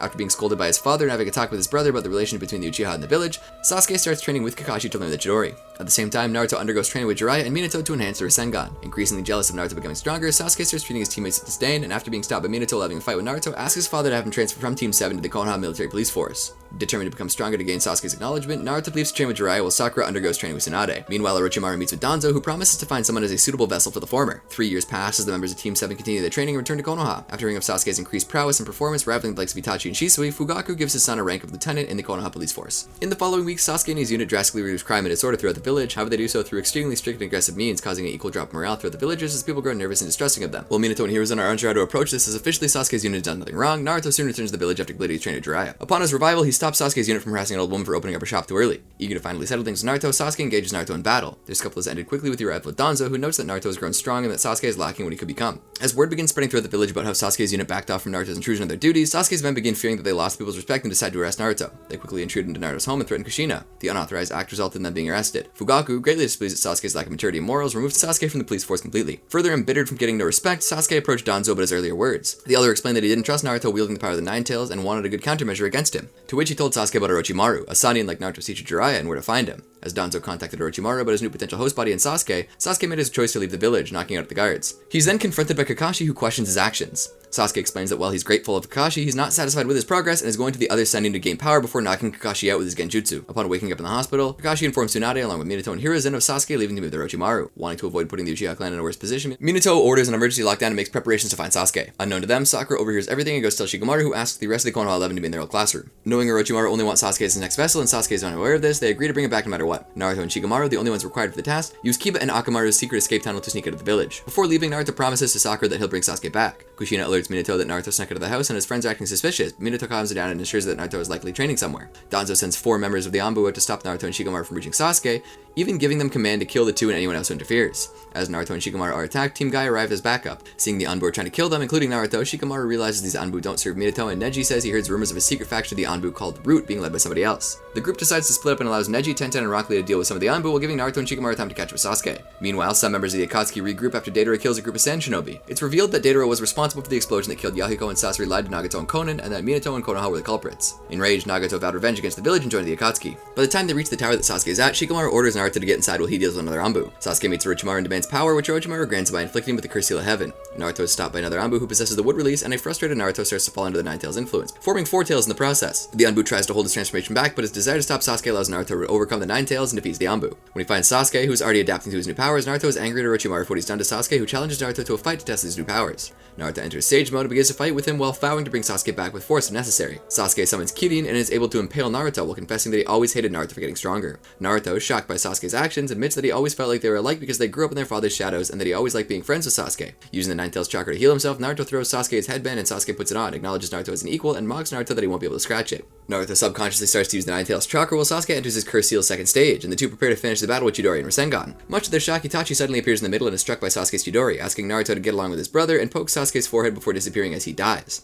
Their attacks collide and Sasuke emerges as the winner as Naruto lays unconscious on the ground. Orochimaru picks up Sasuke's headband and comments how entertained he is, and Sasuke leaves with Orochimaru while remembering his brother and awakening the Mangekyo Sharingan. Naruto is later found by his friends and learns that Sasuke got away. He, however, reaffirms his promise to Sakura and learns from Shikamaru that the Anbu retreated once Sasuke escaped, which makes him suspect that their mission was to make sure that Sasuke got to Orochimaru. Back in Konoha, Tsunade informs Minato that Kakashi will be supervising during the night. Shizune alerts them that somebody has entered the village and that they're confronted by Pain, whom Tsunade realizes looks like Yahiko. When asked what he wanted, Pain declares his intent to make the village suffer for the pain it put him through by destroying the village that killed Yahiko, but Minato, Tsunade, and Shizune don't know what he's talking about. He uses true Chibaku Tensei to encase the entire village in a satellite. By morning, Naruto and the others return to find the village has disappeared. They meet with Sakura, who explains she was on a mission and doesn't know what happened. Neji uses Byakugan and says the villagers are alive in the satellite. Naruto wants to rescue them, but Sakura insists that he needs to recover from his injuries and heals him. They're confronted by the 6 paths of pain and fight Naruto, who enters Sage Mode. When normal jutsu doesn't work, Minato comes to the plan for him, Kushina, Hiruzen, and Tsunade to use the 4 red yang formation to prevent the walls from crushing them and buy them time. Naruto is able to take down all but one of the pains until he is pinned down by Diva Path when the limit for Sage Mode runs out. Hinata enters the battlefield and declares she's not afraid to die protecting Naruto. However, she is easily defeated and impaled by Pain. Enraged by this, Naruto transforms into the 6-tailed stage and goes on a rampage against Pain, who tries to trap him in another Chibaku Tensei. Sensing that the Nine Tails chakra is unstable, Kushina and the others believe something is wrong with Naruto. Ino contacts Shikamaru and he informs him of Naruto's situation. Kushina decides to meet with her son in his subconscious and transfer her half of the Nine Tails into him, even though Minato warns her that it will kill her. Naruto vents his anger for Pain for what he's done and asks the Nine Tails for more chakra, but the beast points out Naruto is not able to properly control his powers. Naruto is surprised that Kushina is able to meet him and she explains how. When the Nine Tails attacked the village, Minato sealed half of it into her and the other half into him because they had faith that Naruto could control his powers. After explaining her decision to transfer half the Nine Tails power into him to help him gain control of both Nine Tails, Naruto initially protests because she will die, but then decides to have faith in his mother. Before doing so, the 2 Nine Tails halves note that giving only half of Yun Kurama's chakra to Naruto will be more than enough to aid Naruto without sacrificing Kushina's life. Agreeing to these terms, mother and son bump fists, transferring the extra chakra into Naruto. Naruto then proceeds to enter an incomplete tailed beast mode to break free of the Chibaku Tensei before entering into Nine Tails chakra mode and charges at Pain. Rather than killing him, Naruto uses one of Pain's black receivers to locate Nagato's hideout. When they meet, Nagato justifies his actions as part of seeking to avenge Yahiko from Konoha, but Naruto insists Konoha already believed that it was Nagato and his comrades who destroyed the village Yahiko died in. Nagato says he no longer cares who is responsible because it won't bring back Yahiko. Naruto says he understands the pain of losing a comrade because Sasuke is in danger of becoming Orochimaru's vessel, but he truly believes they can reach an understanding because they're friends. Naruto asks Nagato to let him join Team Jiraiya not only because he's a student of Jiraiya, but because he wants to cooperate with all the shinobi. Nagato is shocked at how similar Naruto's words are to those Yahiko once spoke and releases the true Chibaku Tensei. The village is restored and everyone is unharmed, and Nagato and Konan disappear. Minato thanks Fugaku for his service in protecting the village, but says there are no leads on Itachi and Sasuke's whereabouts. Fugaku feels guilty for neglecting Sasuke in favor of Itachi, but Minato assures him they're likely still getting along. At Orochimaru's hideout, Sasuke attacks Orochimaru and kills him before collapsing and passing out from poison. When he wakes up, he recognizes Sasori, who asks Sasuke why he killed his brother, and Sasuke looks at him sadly. Sasori goes on to say that those who deserve to die didn't, and Sasuke decides it should have been Naruto who died rather than Itachi. As Sasori offers to have the Akatsuki help him, Sasuke announces his goal to destroy Konoha in order to get revenge of the village for controlling the Uchiha clan. At Konoha, Tsunade informs Konoha 11 that Sasuke killed Orochimaru and is allying with the Akatsuki, as well as that the organization has been attacking the other hidden villages and kidnapping several high-profile shinobi. With the intel Jiraiya has gathered, Naruto and his friends set out to the Akatsuki hideout. Sasori brings Hidan, Deidara, Kakuzu, Zetsu, and Sasuke to show him this puppet army which he says he amassed to rule the world. Sasuke seems doubtful of his decision when Sasori confronts him. Sasuke explains he doesn't want to destroy Konoha, but he simply wants to change the ninja system. He also says he never agreed to join the Akatsuki. Sasori and the others learn the Konoha 11 have reached the area and go out to confront them. Sasuke is shocked when he sees Itachi appear in front of him. Itachi says he actually survived from his injuries and he came back to make Sasuke realize the wrong path he was following before disappearing. Sasori, Deidara, Hidan, Kakuzu, and Zetsu face off against the Konoha 11.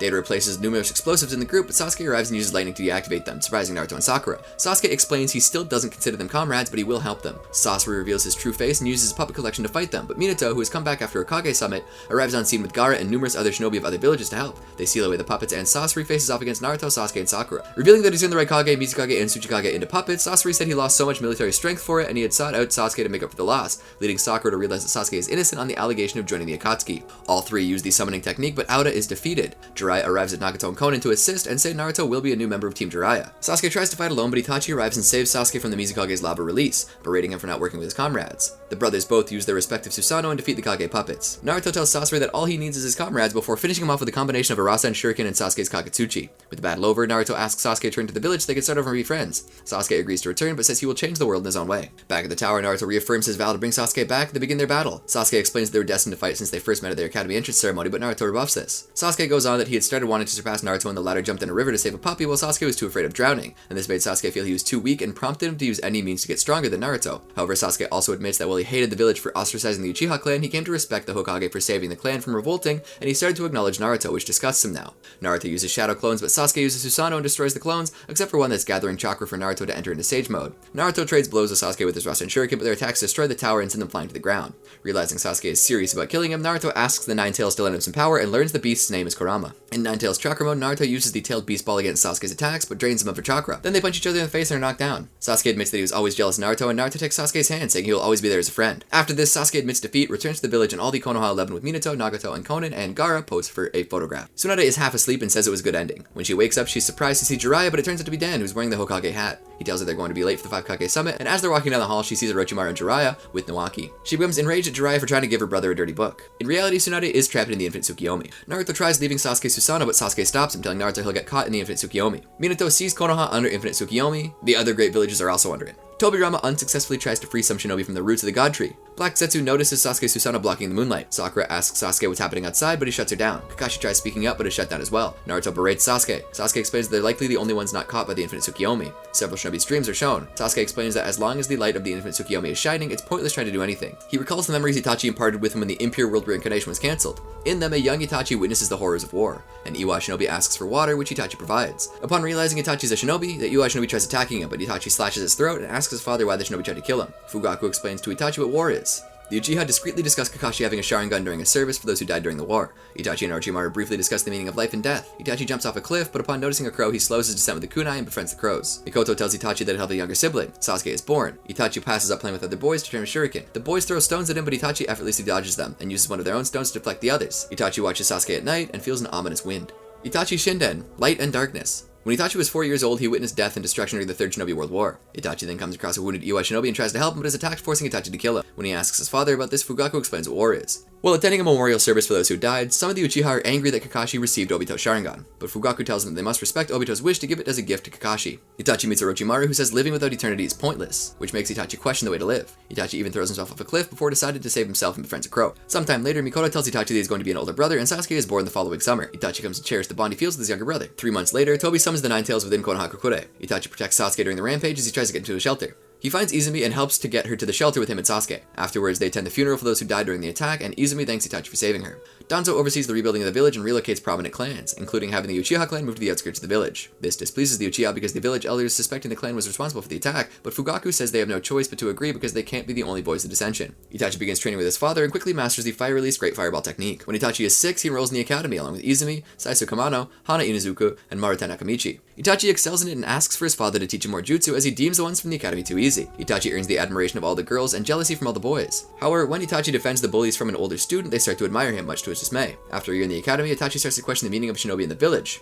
He sends a shadow clone to the academy that is shuriken jutsu training, during which he meets Shisui, whom he bonds with during their mutual desire to stop war and violence. When the teachers discover Itachi mastered the shadow clone technique, he's offered an early graduation. Itachi accepts with his parents' consent and becomes the youngest student to graduate from the academy at age 7. Itachi is assigned to Team 2 with Tenma Izumo and Shinko Inari. 3 years pass as Itachi becomes aware of the rift between the Uchiha and the village, but points out to his father that Fugaku is a proud, respected leader of the Uchiha. After a mission, he meets with Izumi, who offers to share dumplings with him. Itachi declines but is unable to resist as it is his favorite food, and Izumi is amused watching Itachi's weakness for sweets. She then apologizes for not getting him a graduation present, and he tells her not to worry about it. Itachi and his teammates are assigned by Nekoba to find Eneneko. Tenma is the most invested in the mission because the cat's whiskers are the main ingredient for the medicine needed for his father's illness. As his teammates are incapacitated, Itachi saves Tenma, who cuts off the whiskers. After completing the mission, Itachi apologizes for the whiskers getting cut off, and Nekoba accepts their apology. On the way back to the village, Shinko scolds Tenma for not thanking Itachi for saving him, and Itachi for not considering them as friends and acting as if they were only on a mission. Itachi becomes surprised when Tenma says he owes Itachi. As he recalls this moment, Itachi remembers when Tenma was killed by a masked man, and in this painful memory activates his Sharingan. When he shows it to Sasuke, his brother responds by hugging him, and Itachi wonders if Sasuke will awaken his. Tenma's death weighs heavily on Itachi, who's angry that his father cares more about the latter awakening his Sharingan than witnessing his friend's death. Itachi and Shisui go on a 3-part training exercise in the 44th training ground. They find 3 members of Root attacking a Konoha Anbu for information on a traitor. Itachi sets up a trap for the Root members, who reveal that Anbu is a water clone, and that they already poisoned the real one. Itachi sets up a trap for Root, but is injured when his Sharingan fails to respond quickly.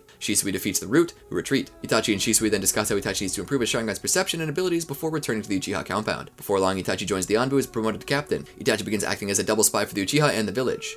As the tension between the two escalates, the clan begins plotting to revolt to overthrow the elders. When Shisui fails to stop the clan from changing their mind about revolting against the village, Shisui entrusts his remaining left eye to Itachi and commits suicide by jumping off a cliff. Witnessing this causes Itachi to awaken the Mangekyo Sharingan. Most of the clan suspects Itachi murdered Shisui and warns him to never betray the clan, which causes Itachi to lash out at them for caring more about the clan than the village. After his promotion, Itachi meets Danzo and is given a series of assassination missions, as well as being involved in spying for the clan. Fugaku takes Itachi to the stone tablet and reveals he awakened his own Mangekyo Sharingan during the war. Fugaku explains he kept it a secret because it would lead to the villagers suspecting he controlled the Nine Tails, and he intends to lead a bloodless revolt, and reveals through Genjutsu that he could have used drastic measures to revolt by kidnapping Naruto and releasing the Nine Tails. Itachi informs the elders of what he's learned, and heroes and ops to make peaceful negotiations with the Uchiha. However, Danzo tells Itachi to either go along with the revolt and die with his family, or slaughter the entire clan but spare his brother. Itachi chooses the latter and finds the masked man hiding in the shadows and asks for his assistance. On the night of the massacre, Itachi kills everyone within the Uchiha compound, while the masked man kills everyone at the Konoha Military Police Force headquarters. Izumi tries to fight the masked man, but she's easily defeated and cries out for Itachi to save her before she's killed. Itachi encounters Fugaku's shadow clone, who questions his actions. Itachi expects to fight his father, but finds both of his parents waiting for him to accept his decision to side with the village. Although they don't hesitate to stop him, they tell him that they're proud of him and ask him to take care of Sasuke before Itachi sadly kills them. Afterwards, he and the masked man part ways, and Itachi reports to Hiruzen, who is saddened for what happened and appreciates Itachi for saving the village. Itachi leaves with the masked man, who is going by the name Tobi, to join the Akatsuki and finds out that Orochimaru is also a member. After accepting the ring and cloak, Itachi is partnered with Juzo Biwa, a former member of the 7 Ninja Swordsmen of the Mist. Although Juzo says he's not interested in Itachi's reasons for joining the Akatsuki, they talk about their specialties. They carry out assassination missions, and Pain informs the Akatsuki about the plan to collect the tailed beasts. Juzo and Itachi are assigned to go to the Land of Water, much to the former's dismay, as it is his homeland. On the way there, Juzo tells Itachi to kill him if he's captured. When they arrive, they're confronted by the Mizukage and his bodyguards. Itachi kills Juzo, but it's revealed that Juzo switched places with a water clone and attacks Yagura, who transforms into version 2 and attacks Juzo with a tailed beast ball. Juzo blocks it with his Kubi Kiribocho, but is impaled as the blade breaks in half. Itachi subconsciously defends himself by using a Matarasu on Yagura, who is left seriously injured. As Juzo dies, he orders Itachi to flee to escape from capture. At the Akatsuki hideout, Itachi is assigned a new partner, Kisame Hoshigaki. Sasori, Itachi, and Kisame pay a visit to Deidara to recruit him on Pain's orders. Deidara is recruited into Akatsuki, partnered with Sasori, and the two are ordered to kill Orochimaru, who escaped into the Land of Wind. Itachi and Kisame are given a mission in Kusagakure. Kakuzu asks about a replacement partner, and Pain tells him to wait. Sasori collects intel on Orochimaru left to him by Kabuto Yakushi. As they approach Orochimaru's hideout, Orochimaru's snakes detect them and inform Orochimaru. Sasori orders Deidara to keep an eye from the sky so Orochimaru can't get away. Sasori brings out his third Kazekage puppet, while Orochimaru reveals a reincarnated third Kazekage in his possession. The two fight. One of the attacks from the reincarnated third Kazekage damages Deidara's clay bird, causing him to retaliate. The third Kazekage manages to free himself from Orochimaru's control, returning to the Pure Land. Sasori seizes the opportunity to attack, but Orochimaru retreats to his hideout. Deidara explodes it. On a gathering, Sasori informs Pain that Orochimaru is likely alive, as they were unable to find his corpse. Itachi fills them in about the impure reincarnation technique. Akatsuki receives a mission from the land of hot water to kill an apparent immortal. Kakuzu, Itachi, and Konan are sent on a mission. Konan goes in as a decoy, and Hidan prepares to attack her. And as Hidan prepares to attack her, Itachi and Kakuzu reveal themselves. Hidan and Kakuzu fight. Kakuzu is impressed by Hidan's immortality, and Hidan manages to destroy one of Kakuzu's hearts. Hidan is recruited into Akatsuki and partnered with Kakuzu. Akatsuki learns about the recently found Otogakure and plans to check it out, suspecting Orochimaru's involvement in it. They also learn of the joint effort with Tsunagakure to destroy Konoha Crush and the third Hokage's death. Itachi volunteers to evaluate the situation, covertly wondering about Sasuke's safety. Itachi and Kisame sneak into Konoha, and Itachi is surprised of how much Sasuke's grown. As they attempt to kidnap Naruto, Sasuke confronts Itachi and orders everyone to stay away, as he's the only person who will kill Itachi. Itachi tells Kisame that Sasuke is his younger brother, much to Kisame's surprise. However, when Sasuke tries attacking him with Chidori, Itachi easily disarms him, breaking his wrist and brutally beating him. Despite feeling guilty for what he's done to Sasuke, Itachi used Tsukiyomi on Sasuke to make him relive their parents' murder for 24 hours in order to make the latter's hatred increase before fleeing. Years later, Itachi encounters Naruto, to whom he asks why he's obsessed with saving Sasuke. Naruto replies that he considers Sasuke to be a brother, surprising Itachi, and then asks him what he would do if Sasuke attacked the village, and Naruto says he'll protect the village and stop Sasuke without killing him. This convinces Itachi to put his trust into Naruto. When Itachi and Sasuke had their final battle, Itachi succumbed to his illness and poked Sasuke in the forehead one last time before dying. After being reanimated and stopping Kabuto with Sasuke's help, Itachi told Sasuke he didn't need forgiveness, and he would always love Sasuke no matter what path he took before Itachi's soul returned to the afterlife. Kaguya Otsutsuki strikes. Immediately after the Infinite Tsukiyomi technique is cast, Sakura asks Sasuke what's happening, and he simply berates her and Kakashi, informing them that they're somewhat useless in their current predicament. Much to Naruto's dismay, Sasuke is elected the leader of Team 7 for the time being, as it seems that only his Rinnegan will be able to counter the Infinite Tsukiyomi. Meanwhile, everyone in the allied shinobi forces witness their truest desires coming true within the infinite dream as the light shining down from the moon slowly fades away. The reincarnated Hokage are immune to the genjutsu but are helpless to stop it. With the threat of them being caught in the Infinite Tsukiyomi gone, Team 7 emerges from Sasuke's Susanoo as Madara returns to Earth. Madara states that he's the savior of the world and he will eliminate Team 7 before they can destroy everyone's personal peace, but before Madara can do anything, he is suddenly stabbed through the chest by Black Zetsu, who is using Obito's body, with Black Zetsu also declaring that Madara isn't the savior and that it isn't over. As Madara tries to come to terms with this betrayal while claiming that Black Zetsu is his will, Black Zetsu reveals to Madara that he has harbored the will of Kaguya Otsutsuki ever since its creation. He berates Madara for thinking he was something more than a pawn like Obito was, as the legendary Uchiha begins to morph. As Madara screams out in pain, Naruto and Sasuke notice that his 4 shadows are disappearing. After possessing Madara, Black Zetsu reveals that an Infinite Tsukiyomi will eventually turn every human on the planet into a white Zetsu for Kaguya's army. Naruto and Sasuke are prevented from interfering as Black Zetsu, using Madara as a medium, turns the Uchiha into Kaguya, resulting in Princess Kaguya Otsutsuki being reborn into the modern ninja world. The resurrected Kaguya deduces that Naruto and Sasuke have been given powers by Hagoromo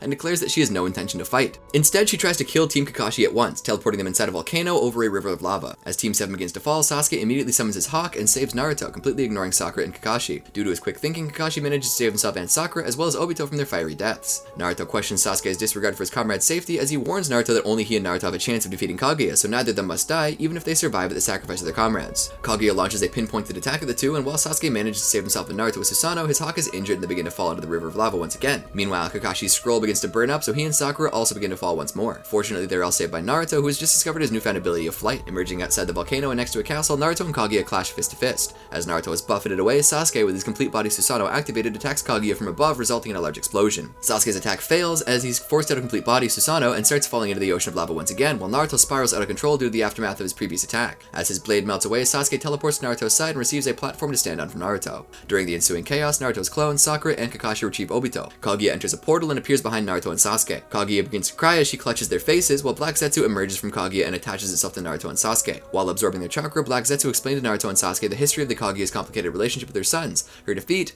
Black Zetsu's creation, and his mission to revive his creator, Kaguya, with Black Zetsu calling her its mother, and Black Zetsu referring to itself as her child. Enraged by Kaguya's actions, Naruto manages to free himself and Sasuke from Black Zetsu, and the duo prepare to go on the offensive once more. Naruto explains to Sasuke's plan to attack Kaguya, planning to use a new technique that he's practiced more than Rasengan. Elsewhere, Kakashi wonders about the mechanics of Kaguya's technique as Naruto's Shadow Clone revives Obito. With a plan formulated, Sasuke distracts Kaguya while Naruto uses his new technique to surprise her, and much to everyone's surprise, Naruto manages to land a punch on Kaguya. Sasuke teleports the two to Kaguya's location as they're about to seal her. Kaguya traps the three of them in a giant block of ice while also transforming the lava wasteland into a frozen mountainside. Kaguya escapes the block of ice while Sasuke manages to free himself and Naruto from the icy prison with Blaze release Kagutsuchi. Black Zetsu recommends that Kaguya battle Naruto and Sasuke separately, so Kaguya grabs Sasuke and throws him into an isolated desert dimension. Naruto tries to pry open the portal with his brute strength, but it's futile, and he is separated from Sasuke. Meanwhile, the 4 Hokage convene at the location where Kaguya was revived and find nothing but Madara's lower half. Minato explains that he tried to free those trapped within the Infinite Tsukiyomi, but despite all his efforts, they would not wake up. Agreeing that Madara is likely dead, Tobirama suggests that Madara should be revived in order to figure out what's happened. However, before anyone can act, Hagoromo manifests himself before the 4 Hokage. In Kaguya's icy dimension, Naruto continues to battle her alone, and due to Naruto's elusive nature, begins using the world to attack Naruto.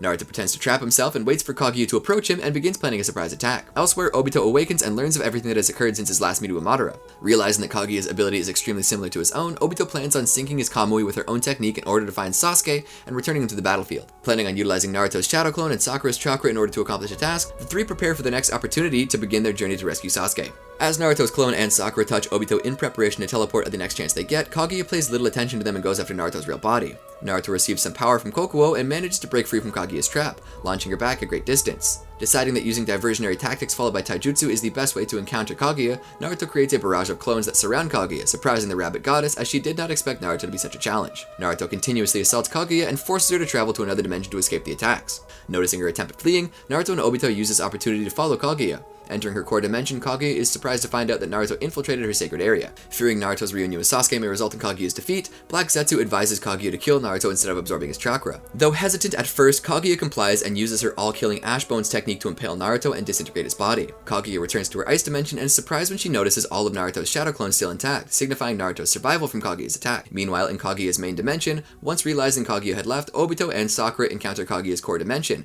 intent on fighting Sasuke and returning him to Naruto's location. With Sakura and Obito in Kaguya's core dimension, Naruto's disintegrated Shadow Clone disperses, and the real Naruto learns everything his Shadow Clone did. Naruto becomes determined to distract Kaguya, while Sakura and Obito search for Sasuke, so he begins to attack the rabbit goddess. Sakura transfers her strength of 100 seal chakra into Obito, who begins using the Kamui to search for the desert dimension that Sasuke is stranded within. While searching for Sasuke, they open a portal to a sea of acid, and Sakura manages to shield herself and Obito from the heavy damage, and discards the right sleeve of her flak jacket in the process. Meanwhile, in the desert dimension, Sasuke goes to the area where he was able to sense Naruto's chakra moments before. Finally, Obito and Sakura find the desert dimension and call it to Sasuke, who immediately begins dashing towards the duo. They begin to lose control of the portal, and it ultimately closes. Believing they had failed, Sakura and Obito are surprised when they find out that Sasuke uses Ameno Tajikara to switch places with Sakura's discarded flak jacket. Thanking the two for saving him, Sasuke and his group prepare to return to the ice dimension to help Naruto engage Kaguya. Meanwhile, Hagoromo explains to the Hokage that he managed to appear before them by combining the Ten Tails, Indra's, and Asura's chakras together. After recapping the Hokage on the events that have transpired, Minato asks about the technique that he told them about, but Hagoromo notes that he can no longer use this as he's given his power to Naruto and Sasuke.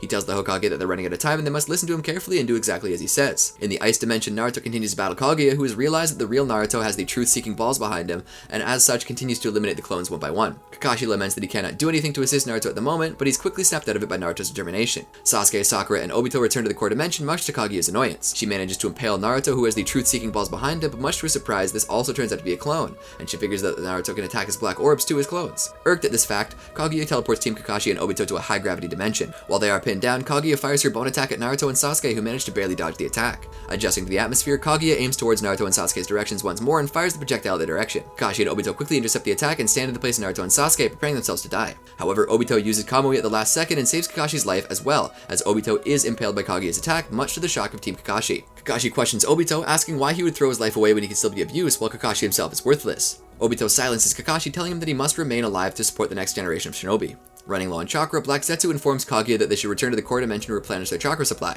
Naruto attempts to save Obito once more, but his efforts are futile. Black Zetsu notices this and goes on a tirade about Obito's useless life, angering Naruto, while Obito agrees with Black Zetsu's claims. With his Rinnegan's power restored, Sasuke immediately teleports to Kaguya once more and attempts to impale her with Chidori, but fails, as Kaguya shifts to the core dimension and flees Sasuke's attack. Sasuke manifests his complete body Susanoo, and after telling Naruto that healing Obito is useless, flies towards Kaguya and engages her in battle. Obito begins his final goodbyes to Naruto and Kakashi. He thanks Naruto for helping him find the right path once more. After commanding Naruto to become the Hokage, Obito crumbles into a pile of ash and perishes. Noticing his death, Black Zetsu continues berating Obito once more, angering Naruto even more. Noting that he was an awesome man for believing in the same dream as himself, Naruto flies up to Kaguya with instant speed and severs Kaguya's left arm with Black Zetsu still attached to it. Meanwhile, a younger Obito meets his former teammate Rin Nohara once again after so long. She informs him that she has been watching over Obito this entire time, and while taking Obito's hand, the two prepare to depart for the afterlife. Before they manage to leave, Obito asks Rin to wait a little while longer as he wants to help Kakashi continue with the ongoing battle. Promising to return soon, Obito uses Kamui to teleport to the core dimension. As he manifests as chakra, Obito inhabits Kakashi and the two enter Kakashi's consciousness. Appearing as the younger versions of themselves, Obito explains that he believes Kakashi will still become the 6th Hokage and plans on giving him another present to celebrate Kakashi's impressive future feat. Returning to the real world, Kakashi opens his eyes and reveals his two Mangekyo Sharingan eyes, Kakashi living up to his nickname Kakashi of the Sharingan once more. Meanwhile, Naruto and Sasuke continue to battle Kaguya. As Sasuke's attack is countered by Kaguya's chakra arms, Naruto uses the powers of the nine-tailed beast to attack the rabbit goddess, which results in massive misshaped chakra monster forming as a result of Kaguya's inability to control the separate-tailed beasts. As the massive chakra monster sprouts arms to absorb everything around it, including Naruto's Naruto's shadow clone, one of the arms prepares to eliminate Sakura. Just before Sasuke can use his Rinnegan powers to save her, Kakashi, donning a complete body Susanoo, flies in and jumps up to protect her from the attacking Master Chakra, stating that he and Obito will protect everyone. Leaping into action against Kaguya, Kakashi is able to deflect her incoming attack with his Kamui Shuriken. Kaguya soon regains control of her power and manifests a humongous truth-seeking ball intent on erasing everything within her core dimension. Realizing he cannot teleport the tremendous orb away, Kakashi formulates a plan, telling his teammates that this will be their final mission. As Naruto distracts Kaguya with shadow clones, Kakashi renders Kaguya's right arm useless with Kamui Lightning Cutter. Sasuke switches place with one of Naruto's clones and appears next to Kaguya as well. Though she tries to escape, Kaguya is knocked down by Sakura, with the punch also knocking off one of Kaguya's horns in the process, allowing Naruto and Sasuke to touch her with their sun and moon markings, preparing to seal away the rabbit goddess once again. Immediately, Naruto and Sasuke begin the ultimate Fuinjutsu they obtained from Hagoromo, the 6 paths Chibaku Tensei. As Kaguya questions how she, the ancestor of all chakra, could be defeated by mere fragments that were once part of herself, her third eye is obscured by the moon and then followed by the sun. As the sun and moon tattoos disappear from the palms of Naruto and Sasuke's hands, they reappear in Hagoromo's hands, symbolizing that the technique was a success. As Kaguya reverts back to the demonic statue of the other path, the tailed beasts get out of her, while the remainder of Kaguya's chakra ejects Madara Uchiha before being encased within a giant satellite produced by the Chibaku Tensei. Though he intends to revive her again, albeit at some time in the future, Black Zetsu is found by Naruto, who chastises him for his false beliefs that he was the one who created the shinobi world, calling him a spoiled brat who is too afraid to leave the nest, and proceeds to throw him into the satellite, sealing away both enemies. Joining up with his comrades, Naruto and Team 7 suddenly realize they're trapped within Kaguya's dimension with no other way to return. Suddenly, Team 7, the Tailed Beasts, and Madara are all summoned back to Earth by Hagoromo, the Fourth Hokage, and all the previous Kage, whom Hagoromo managed to recall from the pure world. He faces Team 7 and thanks them for saving the world. Hagoromo commends Kakashi for commanding Team 7 during the battle with Kaguya. However, Kakashi admits he didn't do much, as it was only thanks to Obito that he could contribute at all. Within Kakashi's mind, he meets Obito one last time. The two exchange their final words to each other as Obito returns to the afterlife with Rin and Kakashi loses his Sharingan forever. Sasuke notices that Madara is still alive and dashes towards his fallen enemy, only to be stopped by Hagoromo, who tells Sasuke to listen to Madara and Hashirama's final words to each other. The two discuss their dreams of the past, and Madara admits that while his dream has failed, Hashirama's lives on. Hashirama offers Madara the chance to be comrades once more, but Madara exhales his last breath before he gives his response. The Kages begin returning to the Pure Land as Naruto rushes towards Minato as the sun rises over the horizon. Minato wishes his son a happy birthday, and the two exchange their final words to each other as Minato and the other reincarnated Hokage return to the Pure Land once more. Free to roam once more, the Tailed Beasts decide to return to their homes, though Gyuki decides to stay with Killer Bee, and Kurama is elected to stay with Naruto by Hagoromo in order to preside over any meetings the Tailed Beasts have with their small portions of chakra within Naruto. Hagoromo tells them that the next order of business is to dispel the Infinite Tsukiyomi using Naruto's Tailed Beast chakra and Sasuke's Rinnegan. Sasuke, however, revealed his plan to execute the 5 sitting Kage and start a revolution, beginning by taking control of all the Tailed Beasts, and then by trapping them inside satellites, revealing that he had been evolving his Rinnegan's ability during the battle against Madara and Kaguya. His time running out, Hagoromo places his trust in Naruto, who resolves to finally end the brothers' feud. Sasuke explains that he intends to kill Naruto since he's the Jinchuriki host of all 9 Tailed Beasts, and also plans to keep the ones he has trapped alive in order to end the Infinite Tsukiyomi. Sasuke tells Naruto to follow him as he wants to move to another location to have their final battle. As he begins to leave, Sakura calls out to him, professing her love once more and begging Sasuke to stop. Sasuke rebuffs Sakura's pleas, calling her annoying once more. Sasuke puts her under his genjutsu in order to prevent her from interfering with his battle with Naruto. Naruto criticizes Sasuke's attitude, though to no avail. As Sasuke dashes away with Naruto in pursuit, Hagoromo explains the cycle of hatred that has occurred ever since his generation to Kakashi, lamenting on all his past failures and entrusting Naruto as the one who will end it all. Meanwhile, Naruto and Sasuke arrive at the Valley of the End once again, standing atop the heads of the statues of Hashirama and Madara. Naruto tries to use Itachi's words to sway Sasuke, but to no avail, as Sasuke proceeds to tell Naruto what he means when he says Hokage. Sasuke explains Itachi's sacrifice to Naruto, stating that Itachi was the true definition of Hokage, and deserved to be honored as one. Resolved that he's leaving Itachi, his clan, and everything else in the past, Sasuke explains to Naruto that he will take on the shinobi world's hatred by himself and become darkness itself, so that the shinobi world can shine bright once more. Naruto tries to convince Sasuke of the error in his ways, but fails as Sasuke notes that Naruto's death will be the beginning of a clean slate for the shinobi world. Meanwhile, as Hagoromo disappears, he recalls his conversation with Sasuke, in which the young Uchiha noted that he will kill Naruto and become Hokage because Naruto is the closest thing to a friend he's ever had. With no more words to say to each other, Naruto and Sasuke begin their final fight, as the clash of their fists begin cracking Hashirama's statue. Repelling off each other, Sasuke immediately shoots a grand fireball at Naruto, but Naruto manages to defend himself. However, Sasuke shifts behind Naruto and uses Chidori to knock Naruto into the water, finishing his combination attack by shooting 3 arrows from his Susanoo at Naruto,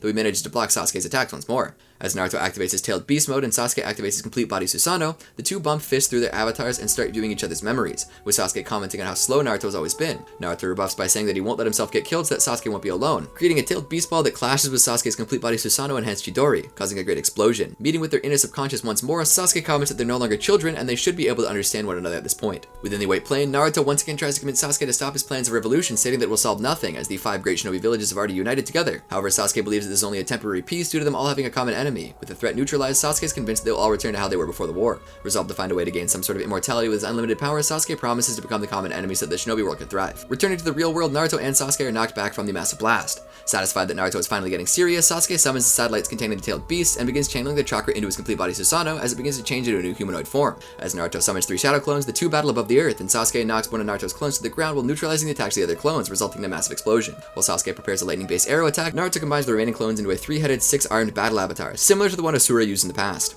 All the while, the clone Naruto had dispatched earlier begins gathering natural energy, which it then supplies to the real Naruto. When Naruto tells Sasuke that this is not how he wanted to be his former comrade, he throws 2 Rasen Shuriken while Sasuke fires Indra's arrow. Naruto and Sasuke's attacks collide, causing a massive explosion that devastates the landscape and decapitates the statues of Hashirama and Madara. Drained from the last attack, Naruto and Sasuke fall back to the earth, landing on the valley once more. Shocked that Naruto survived the last encounter, Sasuke tries to burn Naruto with the Matarasu, though Naruto manages to defend against the attack by utilizing Kurama's chakra. With no power left, Naruto and Sasuke engage in a fierce taijutsu battle that lasts almost an entire day. Elsewhere, Sakura awakes from being trapped in Sasuke's genjutsu, shocked that night has already fallen once more. She asks Kakashi where her comrades have gone, and he explains that they're settling their issues with one last fight. Returning to the valley at the end, Naruto and Sasuke are badly injured and nearly out of stamina as they continue to fight with only pure willpower. Kurama recharges his chakra and prepares to give it to Naruto, only for Sasuke to use his Rinnegan's Predapath ability to absorb Naruto's chakra. Using the chakra he has stolen, Sasuke activates his Chidori and prepares to kill a completely depleted Naruto, stating that he'll finally be alone once his only best friend is gone. However, Naruto manages to stand up and land an uppercut on Sasuke before one final clash between Rasengan and Kagutsuchi enhanced Chidori that destroys the other's dominant arm. The blast costing Naruto his right arm and Sasuke his left. After passing out, Sasuke awakens lying on the ground beside Naruto, who once again explains his reasoning for persistently chasing after the Uchiha. Both fall asleep while Sasuke further reflects upon his bond with Naruto and comes to the realization that he feels the same way in many regards. After waking up the following morning, Sasuke finally acknowledges Naruto, both as a comrade and as the winner of their long-lasting battle. As they both lie defeated on the statue's hands, forming a seal of reconciliation, Sakura and Kakashi arrive to witness Naruto and Sasuke both hurt. Sakura begins to heal both of them, and Sasuke apologizes to a teary-eyed Sakura for what he's done to her. The two are both rejuvenated, and they release everyone from the infant Tsukiyomi, and Tobi also dies after being released from it. The tailed beasts are then freed from Sasuke's Jubaku Tensei. At Konoha Crush, funerals are held, including a memorial service for Neji, and Sasuke is sent to prison for his crimes. Kakashi succeeds Tsunade as the 6th Hokage, and his face is carved on Hokage Rock. Naruto becomes an international celebrity, and Tsunade begins crafting artificial arms that Hashirama sells for him and Sasuke. With his contributions in the war and Naruto's appeals, Sasuke is granted a pardon. Sasuke leaves the village to seek redemption, telling Sakura he will return for her and pokes her on the forehead. He meets Naruto, who hands him his forehead protector, which he discarded during their battle many years ago, and Sasuke credits Naruto for teaching him what being a ninja really means. Naruto and Hinata. A young Naruto walks through Konoha and is ostracized by the villagers. Naruto is hungry but doesn't have enough money to go to Ichiraku Ramen, so he runs home. On his way, he passes by Sasuke, who overhears adults talking about Naruto's involvement in the Fourth Hokage's death. Naruto sulks by himself at home and leaves to train in the forest. Still hungry, Naruto collects several mushrooms and catches fish in a nearby stream. As he eats them by a fire, he is joined by Hiruzen, unaware that he's the Third Hokage. Naruto offers him fish. The two talk over the fire about the world. The next day, Naruto thinks about what Hiruzen told him about the world being much bigger than any one person. Neji trades in taijutsu with his father. Hizashi calls it a day despite Neji's insistence to continue training. Neji asks him about his cousin, and Hizashi tells him it's a girl 1 year younger than Neji. Hizashi begins telling Neji about his role as a Hyuga. Neji spars with Hinata. Hinata confides in Neji she dislikes training in taijutsu, and he tells her she has an important role as the heiress of the Hyuga. At Hizashi's funeral, Hinata feels for Neji. Hinata wanders off and ends up meeting Naruto, who walks her home. After Naruto leaves, Hiyashi arrives and begins teaching Hinata about the clan. Sasuke and Sakura. A young Sasuke asks Itachi to teach him Shuriken Jutsu. Itachi tells him that he's busy and suggests he ask their father. Sasuke takes Itachi's constant claims of busyness as proof he dislikes him. Itachi denies it, pokes him in the forehead, and tells Sasuke the next time their parents are off, he might have time to spend with Sasuke. At dinner, Sasuke asks them about it, and they confirm they'll be off visiting Mikoto's family. They offer to take Sasuke, who are surprised to learn Itachi said he'd teach Sasuke. The next day, Itachi trains Sasuke in throwing kunai. That night, Itachi makes them dinner. The two sleep outside. Fugaku and Mikoto arrive the next day and find Sasuke sleeping outside alone, Itachi having left to do something. A young Sakura runs to the forest. She reaches a hideout of sorts where she keeps flowers and several hangings. She looks at herself in a mirror and thinks about her hair. That night at dinner, her father suggests she have her bangs cut. Her mother says Sakura probably has reasons to keep her bangs. The next day, while picking flowers, she's approached by Ino. Ino gives her a ribbon to tie her hair with. Sakura is concerned about exposing her forehead, but Ino tells her people only tease her because she tries hiding it. Sakura tells her parents that she's made a friend. Sakura takes Ino to her hideout, where Ino rearranges her flowers. Sakura tells her about her crush on Sasuke and the rumor that he likes girls with long hair. Ino leaves abruptly. While speaking with other girls, Ino denies being Sakura's friend. Sakura tries talking to Sasuke, but is dismissed. Sakura begins training while Naruto watches her. Gaara and Shikamaru. A baby Gaara dreams of his mother and cries about her absence. As children, Gaara and his siblings play on the sandbox, Gaara using his control over the sand to create complex and detailed structures. At Kankuro's request, Gaara makes sculptures of food, exasperating Tamari. Their father calls Kankuro and Tamari away. Villagers watching from afar are afraid of Gaara and throw a stone at him, which is blocked by the sand. Under Rasa's watch, Gaara is attacked with kunai, but to no effect. At night, Gaara asks his uncle why they feel hungry. Yashimaru tells him that maybe it's so they can have good food. While playing in the sandbox, Gaara asks him why the sky is blue, and Yashimaru tells him it's so they can look up at it. Gaara agrees that looking at the sky eases his pain. Gaara asks why he doesn't get sleepy and why he doesn't have a mother. Yashimaru evades answering. Kankuro and Tamari want to play with Gaara, but their father keeps them from doing so. Yashimaru arrives with lunch, and Gaara notices how he resembles his mother. At the academy, Shikamaru pays no attention to class and throws a pencil at a sleeping Choji, startling him. Iruka chastises him for sleeping. Knowing it was Shikamaru who woke him up, Choji throws books at him. Naruto complains about the noise as he's trying to sleep. Iruka sends the three of them into the hallway. Choji offers them snacks, and when Iruka comes to see them, they're standing asleep. Iruka scares them awake. Later, Choji asks Shikamaru for money to buy more snacks. In a later class, Naruto stands up to bullies bothering Hinata. Shikamaru thinks Naruto is stupid for intruding on other people's problems instead of minding his own business.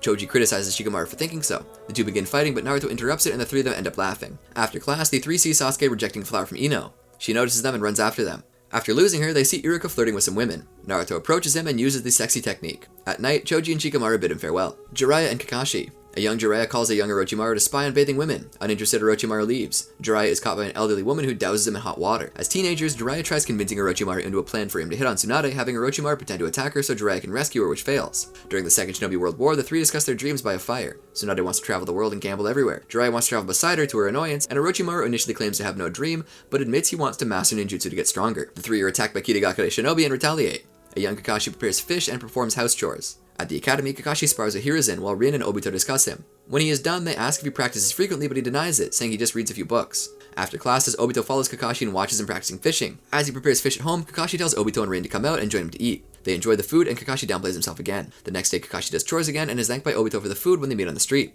At the academy, Guy tries fighting him and is impressed by Kakashi. The next day, Kakashi visits his father's grave at the cemetery and tells him about his friends. At the academy, Guy challenges Kakashi again and lasts longer. Obito and Rin cheer on Kakashi. Sasuke Shinden, Book of Sunrise. 2 years after the Fourth Great Shinobi War, a former Konoha Anbu named Tadaichi is traveling when he's confronted by two mysterious people and placed under genjutsu by one of them with red eyes. In Konoha, Kakashi tells Naruto and Sakura about recent disappearances of Konoha Shinobi. An explosion at the village's gates erupts, and the guard unit is struggling against 5 people who are unresponsive to their commands. Naruto and Sakura, along with Shikamaru, Ino, and Choji, suspect the attackers are under genjutsu, and Ino recognizes one of them as Tadaichi, whom she says would never betray Konoha. Tadaichi is injured and explodes, and Naruto realizes they're exploding humans. Hinata doubts genjutsu is responsible because there's no one around. To avoid more destruction, Naruto and Shikamaru restrain the humans, and Hinata uses Gentle Fist to knock them out. Kakashi suspects someone of an unheard of Kekai Genkai is responsible and decides to bring Sasuke Uchiha back to the village. In a forest, Sasuke feeds some stray cats before he sees Sai's Inkbird with a message for him to return. An explosion in a bamboo village catches his attention, and an elderly villager, Ayo, is fighting exploding humans. Sasuke asks what is happening, but is attacked by Chino and Nawaki before they decline to fight him further because of how strong he is. Sasuke uses his Sharingan to save the humans, making Chino realize he is an Uchiha. Ayo goes to check on his daughter, but she's an exploding human and kills herself, and Ayo vows to never forgive Fushin. Sasuke sees through the memories of one of the humans and realizes that the culprit has a Kekai Genkai. Sasuke sends a message of the events to Kakashi, and after the funerals for the victims, heads to Orochimaru's hideout to get more information on Fushin. Chino and Nawaki offer to come with him to help. At the hideout's entrance, Sasuke meets with Yamato, who lets him proceed after Sasuke confirms he's gathering information for Konoha. Sasuke demands information on Fushin and the Lightning Group, but Orochimaru muses over Sasuke gathering information for others. Orochimaru says Sasuke needs to speak with En Oyashiro, who's a trades dealer and is more skilled at hiding than Orochimaru is. When Sasuke persists, Orochimaru is satisfied and goes to make arrangements. Karin, Suigetsu, and Jūgo greet Sasuke, but Karin gets into a fight with Chino for clinging to Sasuke. Orochimaru takes Sasuke, Chino, and Nawaki to travel through the ocean, with Yamato behind them. Suigetsu wonders why Sasuke is working for Konoha if he hasn't returned to the village. Karin says Sasuke is avoiding the village because his Sharingan and Rinnegan earn him enemies who likely won't attack Konoha if he isn't there. Sasuke states his amazement that Orochimaru is allowed to be free despite his horrific crimes. Orochimaru retorts Sasuke and Kabuto are no different but are less likely to turn evil again, and he's technically not free because Yamato is constantly watching him. They're at the Colosseum, which Orochimaru explains is where wealthy business people use their shinobi to compete in battles and the winners get to keep the lost competitors.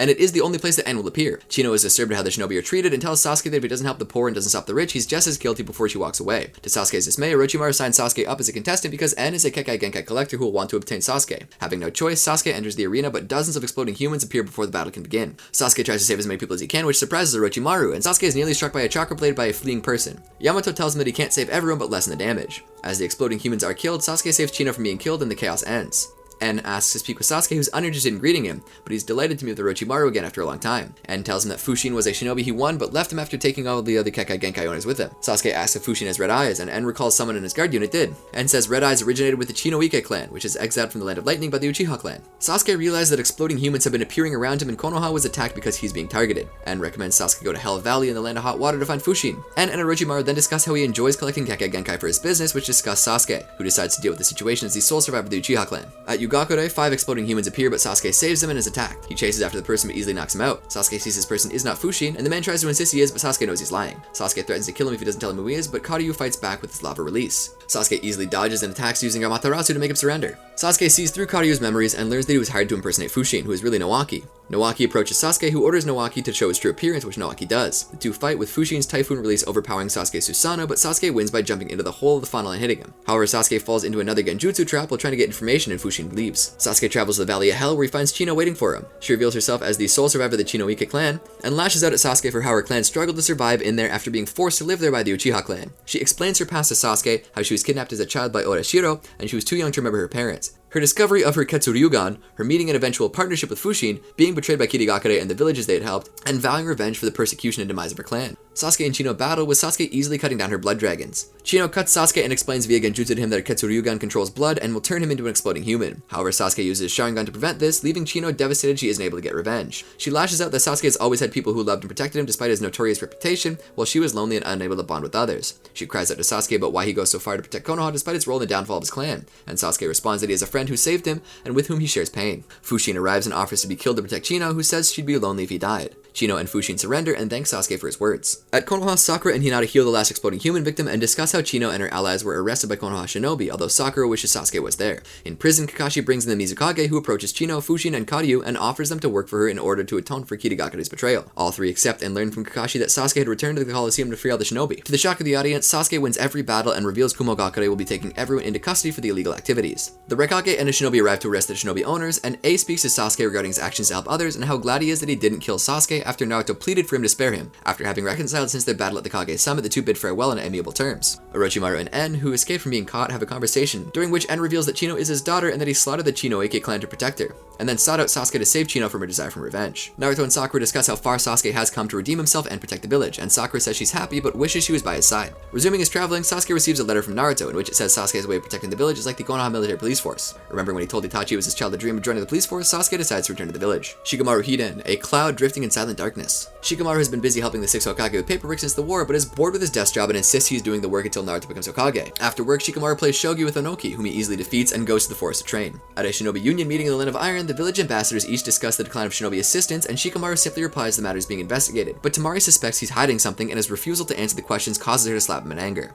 After returning to Konoha, Shikamaru and Kakashi discuss their suspicions of how the leader of the Land of Silence, Gengo, recruiting missing nin and how Konoha had been slowly investigating. However, Sai's team had been killed and they're concerned for Sai's well-being. Kakashi asks Shikamaru to go to the Land of Silence to capture or assassinate Gengo with the company of two Anbu, Hinoko and Ro, as teammates. Shikamaru visits the graves of his father and Asuma, where he's greeted by Kurenai and Mirai, who have come to visit Asuma's grave. He later meets with Ino and Choji for dinner, and the three discuss how much their lives have changed since their Genin days. The next morning, he leaves to meet his comrades at the village gates. Shikamaru runs into Naruto, who is on his way to eat ramen for breakfast, and advises him to stay the way he is because he will become Hokage one day. Once they arrive at the Land of Silence, Shikamaru decides that disguising themselves will help them get past the checkpoint to the village, Tobari. However, Hinoko believes that killing Shinobi is easier and uses her chakra needle to kill two that were tailing them. They track Sai's last known location, which is an inn near the checkpoint. Shikamaru plays shogi with the villager to gain information on Gengo, and the man's remarks about Shinobi being disposable tools for citizens angers Hinoko, who fears Shinobi will be eradicated during peaceful times. Hinoko desires to prove her worth, and the inn is suddenly raided by Shinobi, her earlier killing of the partners exposing them. Shikamaru, Hinoko, and Ro are saved by a busboy named Komori who claims to hate Tobari. Hinoko contemplates defecting from Konoha to prove herself, which strains her from Shikamaru and Ro, who warn her about the consequences of betraying her village. Later that night, she goes to the checkpoint and asks to join the Land of Silence. The guards doubt her trustworthiness, but Komori reveals himself to be a follower of Tobari, and he had spied on her to see her abilities for herself and wants to help her prove her loyalty. Hinoko easily defeats the two guards before Shikamaru and Ro arrive to stop her. Shikamaru abruptly accuses Ro of betraying him as well, but are both seemingly killed by Hinoko. Satisfied, Komori takes her to the village, but she knocks him out and returns to let Shikamaru and Ro, who had been placed under temporary death state as part of her plan to gain entry. Shikamaru wakes up from nightmares of the death of Asuma and the times his comrades were injured. Ro asks him about the nightmares. Shikamaru notices the lack of wind in Tobari. Hinoko feigns being killed by her own jutsu during initiation and is taken to a room full of corpses. Shikamaru shows Ro the little intel they have on Gengo, a single blurry photo. Hinoko reunites with Ro and Shikamaru, informing them how no one seems to know anything about Gengo or the Fushu Castle. The three go around Tobari gathering information, seeing people from all over, learning Gengo arrived 10 years prior and that Tobari is better now than it was then. They spot a former Konoha Anbu, Minoichi, who went missing during the last war, after killing his unit. The three corner Minoichi and interrogate him, learning more of Gengo's ideology. Minoichi recognizes Ro and puts him in a chokehold, hinting at his past, but Hinoko incapacitates him with a chakra needle. Ro wakes up after having nightmares about his past as a Genin, when he survived the slaughter of his unit by burying himself in the corpses of his comrades and suppressing his chakra to appear dead. That night, Gengo appears for a public speech. Shikamaru wants to move closer to the stage so his jutsu can reach reach him, and Hinoko goes to a tower where she has a clear view of the entire crowd. During his speech, Gengo reveals a restrained Sai, and the crowd asks for his death. Gengo's words begin to affect the three of them. Shikamaru and Ro create a diversion with explosive tags, and Shikamaru tries saving Sai, but he retaliates, having been entranced by Gengo. Gengo's words affected Ro and Hinoko, who are restrained. Gengo tries converting Shikamaru after Sai binds him, but Shikamaru begins strangling himself with a shadow. Shikamaru struggles against Sai's ink beasts. Shikamaru wakes up shackled in a cell and thinks shogi movements to pass the time. Sai arrives with food and compliments him for resisting for so long. Shikamaru asks for his lighter, and Sai says it'll be returned once Shikamaru follows Gengo. The two discuss Sai's current condition, why Shikamaru came instead of someone from Team 7. A while later, Ro is tossed in a cell near Shikamaru, who asks if he's okay, and if Hinoko is with him. Gengo uses jutsu on Hinoko. Shikamaru is taken to talk with Gengo, who has looked him up. Gengo tells Shikamaru how he perceives the current shinobi world and how peace as it exists is forced by the other great nations. Gengo shows him a flower that grows in the land of silence that dies if taken out of its environment and compares it to shinobi, who stop developing their skills in times of peace. Shikamaru notices the flower's scent stirs up unpleasant memories, which Gengo uses to turn shinobi to its side. Shikamaru asks for Ro and Hinoko, who are revealed to be the guards that brought in the flowers. Having been converted by Gengo, Shikamaru escapes the room. Shikamaru returns to Gengo's room and fights Ro and Hinoko. He has Hinoko attack him with the chakra needles, and positions himself so they hit his ears, impairing his hearing so Gengo's voice can't affect him. Shikamaru almost reaches Gengo, but is stopped by Sai's ink lion. Gengo escapes, and Shikamaru is hit with a chakra needle in his head. Ino and Choji arrive to save him, though Shikamaru believes he's dreaming. Shikamaru is convinced that he isn't dreaming when Tamari slaps him for lying to her in the Shinobi Union meeting. Ino and Choji prepare to fight Ro and Hinoko. Tamari tosses him Asuma's chakra blades, which Shikamaru uses to open up the way to Gengo. Shikamaru pursues Gengo through the Fushu Castle. Ino, Choji, and Tamari fight Sai, Ro, and Hinoko. Gengo's hold over them weakening as the fight drags on. Gengo lures Shikamaru in a dark room, both so he can't use shadows and for his hearing to become more sensitive and more vulnerable to Gengo's jutsu. Gengo tells Shikamaru about his past with Zabuza and how it shaped his ideology. Ino then enters Sai's mind to break Gengo's hold on him. He asks about Shikamaru and tells him that they have to warn Shikamaru not to turn around when Gengo is trying to convert him. Gengo tells Shikamaru he had his followers infiltrate the hidden villages, and with a signal he can make them cause incidents all over. Gengo's jutsu manifests the darkness to Shikamaru, but thinking of Naruto, Shikamaru isn't affected by it, to Gengo's surprise. Shikamaru surmises Gengo's comrades are all dead, having been used by him. Tamari and the others reach the location, and Shikamaru calls on Ro and Hinoko to finish their mission. Hinoko uses her chakra needles to open holes in the wall to let sunlight in. Gengo summons a great sword and tries cutting Shikamaru down with it. Shikamaru manages to pin him down, allowing Hinoko to hit his tongue with the chakra needle, rendering his jutsu useless. Konoha Anbu arrives to take Gengo into custody. Shikamaru asks Tamari to a date, as does Sai to Ino. The last, Naruto the movie.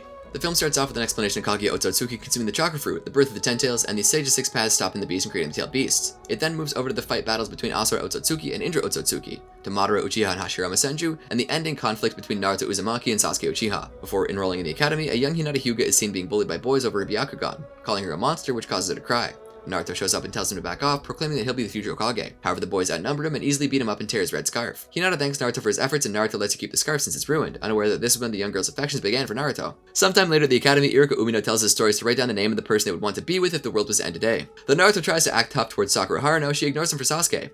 While Hinata is unsure whose name to write, she sees Naruto making a paper plane with his paper, which leads him to be scolded by Iruka.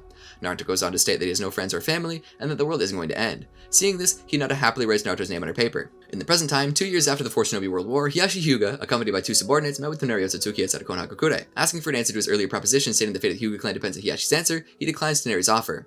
Engaging in combat, Hiyashi is overwhelmed by his puppet army and trapped in a cave. In Konoha, Naruto is invited to teach academy students taijutsu, much to the joy of the young boys. The lesson, however, is interrupted by a crowd of young girls that greatly admire Naruto, much to his confusion. Ino, Choji, and Shikamaru spot this, noting how popular he's gotten since the war. He has since then received various gifts from Konoha villagers and abroad from young women spin with him as the hero of the world. Later, Konohamaru meets up with Naruto and wishes to take him to his late grandfather's old storage shed, claiming that there's something for him. Elsewhere in Konoha, Hinata knits a red scarf in remembrance of the one Naruto used to wear back in the academy, so she can give it to Naruto at the Rinne festival, as a personal gift of love when she confesses her love for him. She is later found by Sakura, who encourages her to give it to him and win his heart. Meanwhile, the 5 Kage, the 6th Hokage, Kakashi Hatake, the 5th Kazekage, Gaara, 5th Mizukage, Meitorumi, 4th Raikage, A, and 3rd Tsuchikage, Onoki, have an emergency meeting in regards to the threat of the moon, which is revealed to be falling out of orbit, not to the Earth. They deduce that if nothing is done soon, then the moon will break apart and crash into the Earth and kill all life on the planet. At night, Hinata finishes her gift for Naruto and attempts to give it to him, but her shyness stops her from doing so. Hanabi Hyuga playfully encourages her to give it to him, while warning her sister that there are various girls after him now as well. She meets Naruto, Sakura, Ino, and Choji at Ramen Ichiraku. Just as she sits down to eat, 3 Konoichi show up and start being affectionate towards Naruto. After seeing this, Hinata decides to leave, to which Sakura tells Naruto to walk her home. However, he doesn't understand why he has to, given her powerful abilities. Sakura catches up to Hinata, telling her Naruto is very dense about love due to not having anyone in his life to express it for him, and assures Hinata she'll be able to win him over if she's confident enough. Meanwhile, various puppets secretly invade Konoha and raid the Hyuga estate, kidnapping Hanabi in the process. On the outskirts of the village, Sai paints a portrait, and spots one of Hanabi's captors flying overhead and falls behind. However, after a quick chase, Sai was taken down by a blast. Back in Konoha in front of Naruto's home, Hinata practices her confession, but is interrupted by Naruto's arrival. After noticing a scarf around Naruto's neck, Hinata's stomach growls. This notions Naruto to invite her to eat ramen in his apartment, but runs off embarrassed, much to his confusion. As Hinata sits on a park swing, she begins to cry, saying she's happy for him and thinking that she lost her chance to be with him. Just there, Toneri appears before Hinata, claiming that he came for her. She's rendered unconscious by Toneri, who affirms the strength of her chakra of Hamada as Naruto shows up and gives chase. Naruto is able to save her from her kidnapper, but the scarf she knitted is ripped as a result of her chakra being distorted. Toneri leaves a message that the end of mankind is approaching and he will return for Hinata. As he leaves, Naruto and Hinata witness a meteor crash outside the village. With Hanabi captured by Toneri, Naruto, Hinata, Sakura, Sai, and Shikamaru are deployed by Kakashi to go and rescue her. To accommodate for the mission, Shikamaru is given a special clock only held by the 5 Kage, which apparently counts down the time till doomsday. As the group follow Toneri's tail, courtesy of Sai, Hinata finds Hanabi's kunai and puts it in her bag where Naruto sees the rift scarf. They eventually find a cave with a secret path towards Toneri's location. Hinata is unable to use her Byakugan due to a lake distorting her vision for an unknown reason. Naruto proceeds to make sure his scarf is not wet, proclaiming it to be special to him, leading Sakura to state that it can't be that important, and Hinata feels upset. Sai realizes that the water is incapable of making them wet. They then dive into the lake only to discover it is a genjutsu set by Toneri. They're all trapped in their own memories from the past as Naruto recalls his fight with Kiba Inuzuka in the Chūnin Exams. Hinata's scarf begins to wrap around Naruto and her memories flood into his, causing him to remember her fight with Pain, her confession of love to him, her writing his name on their paper in the academy, and Hinata and Sakura's talk about giving him her scarf. Naruto is left utterly bewildered by how she's loved him for so long. Before it can sink in, Sakura dispels the genjutsu placed on everyone. As they descend further, Hinata is found by Toneri, who calls her the Byakugan princess and announces his desire for them to be married. Hinata refuses, demanding the safe return of his sister. Toneri then reveals he has taken her sister's Byakugan, and if Hinata agrees to his proposal, he will spare both Hinata and Hanabi's lives, and eventually return Hanabi's Byakugan. While Sakura, Sai, and Shikamaru fight against the gatekeeper of the spring, Naruto comes back to protect Hinata and fights Toneri, only for the two to realize Toneri is a puppet. The Toneri puppet explains he will return in person to hear Hinata's answer. Now knowing Toneri is targeting Hinata, Naruto proclaims he will not let Hinata out of his sight, having realized his own romantic feelings for her as well.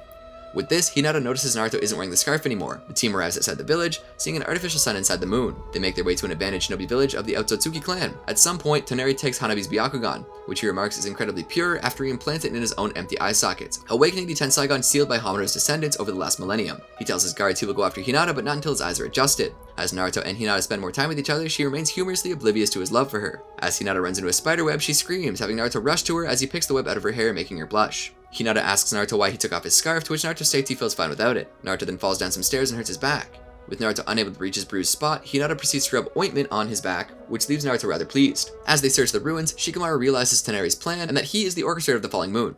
With Hinata's arrival, a monument of the clan awakens for her, revealing a puppet, which calls her the Byakugan princess and shows her a vision of Hamura.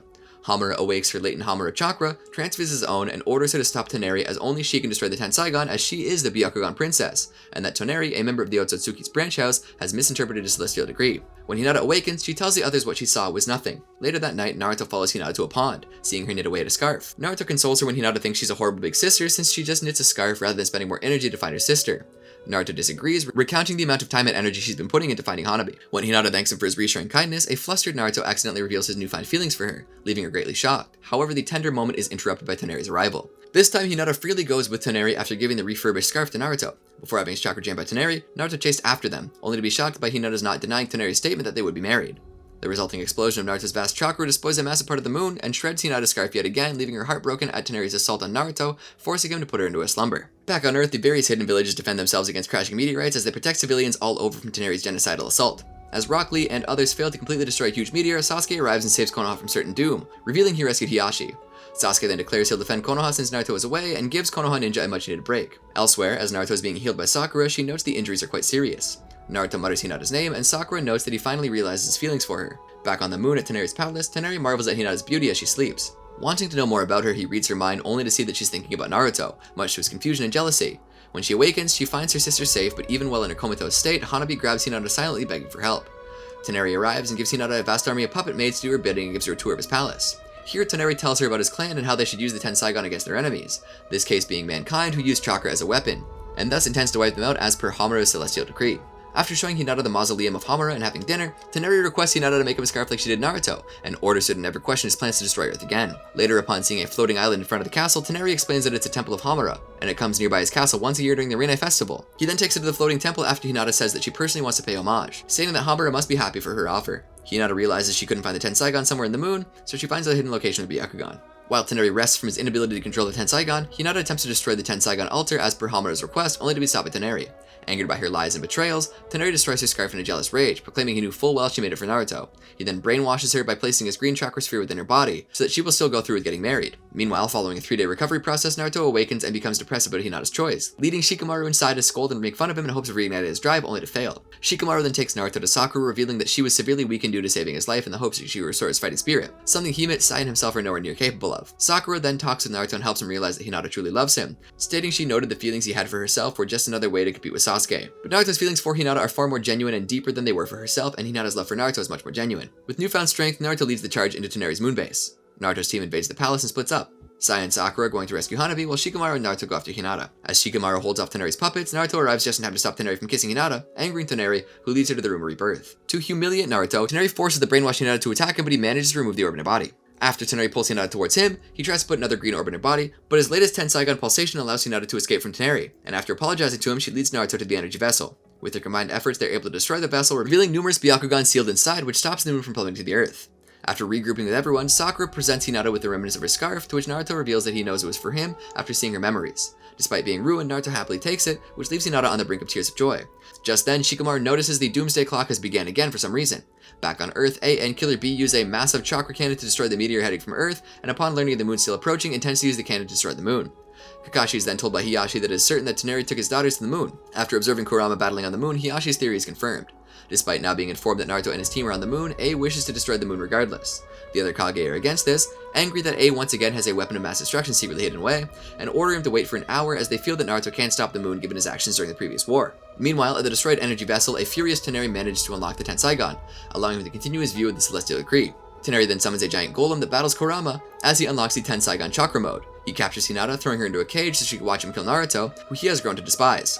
A huge duel ensues, Toneri revealing his newfound power to slice the moon in half. Near the end of the fight, Naruto grasps the last remaining shred of the scarf Hinata made for him, and seemingly redirects and channels his chakra shroud into the scrap in his right fist and delivers a devastating punch, which is enough to depower Toneri and pin him against a wall. With his defeat, Kurama uses this chance to destroy the golem with a tailed beast ball and allows Hinata to retrieve Hanabi's Byakugan. Despite his defeat, Toneri refuses to give up and summons all the Byakugan eyes around him to grant him the power to kill Naruto by draining his chakra, but Hinata stops him from absorbing his chakra anymore. With Toneri unable to maintain his form and is about to burn in the sun, Naruto saves him. With the hour up, A prepares to fire the cannon, but B refuses to kill Naruto and the others, much to A's frustration. Luckily, Kurama writes on the moon mission complete symbol, much to the Fox's annoyance as he admits his penmanship is terrible, signifying everyone is safe and the disaster is averted. As a global declaration is made that Naruto, Hinata, Shikamaru, Sakura, and Sai have saved the planet from extinction, it is revealed that before returning to Earth and saving Toneri, that Hinata took Toneri to the site of Hamura's soul and the truth is revealed to him. Seeing this, Toneri apologizes for his actions and chooses to stay on the moon to atone for his sins and promises that the moon will never approach Earth ever again, despite Hinata and Naruto offering him a place on Earth. Later, Hinata asks Naruto about a scarf he was using earlier, to which he reveals it was knitted by his late mother before he was born, which is why he's so protective of it, leaving Hinata relieved and embarrassed by her actions. As they all head home on Hanabi's request, Naruto proclaims Hinata he wants to spend the rest of his life with her, which moves her to tears. As they leave through the portal, a glimpse of their future lives together is shown, and is followed by them seeing past versions of themselves and Naruto's past selves wearing the red scarf she knitted, all while running out of the cave hand in hand as the portals fall apart. Hinata falls but is called by Naruto, who tells Hinata to let go, to which she happily states she never wants to, and then they fly out of the cave, leaving the others behind at the exit. While floating in the sky with the moon behind them, they lean in and share their first kiss. The movie ends with a series of flash forwards of Naruto and Hinata's wedding. It further flash forwards to them having a peaceful morning with their 2 children, Boruto Uzumaki and Himawari Uzumaki, who playfully order their father to play with them, instigating the happy family into a snowball fight.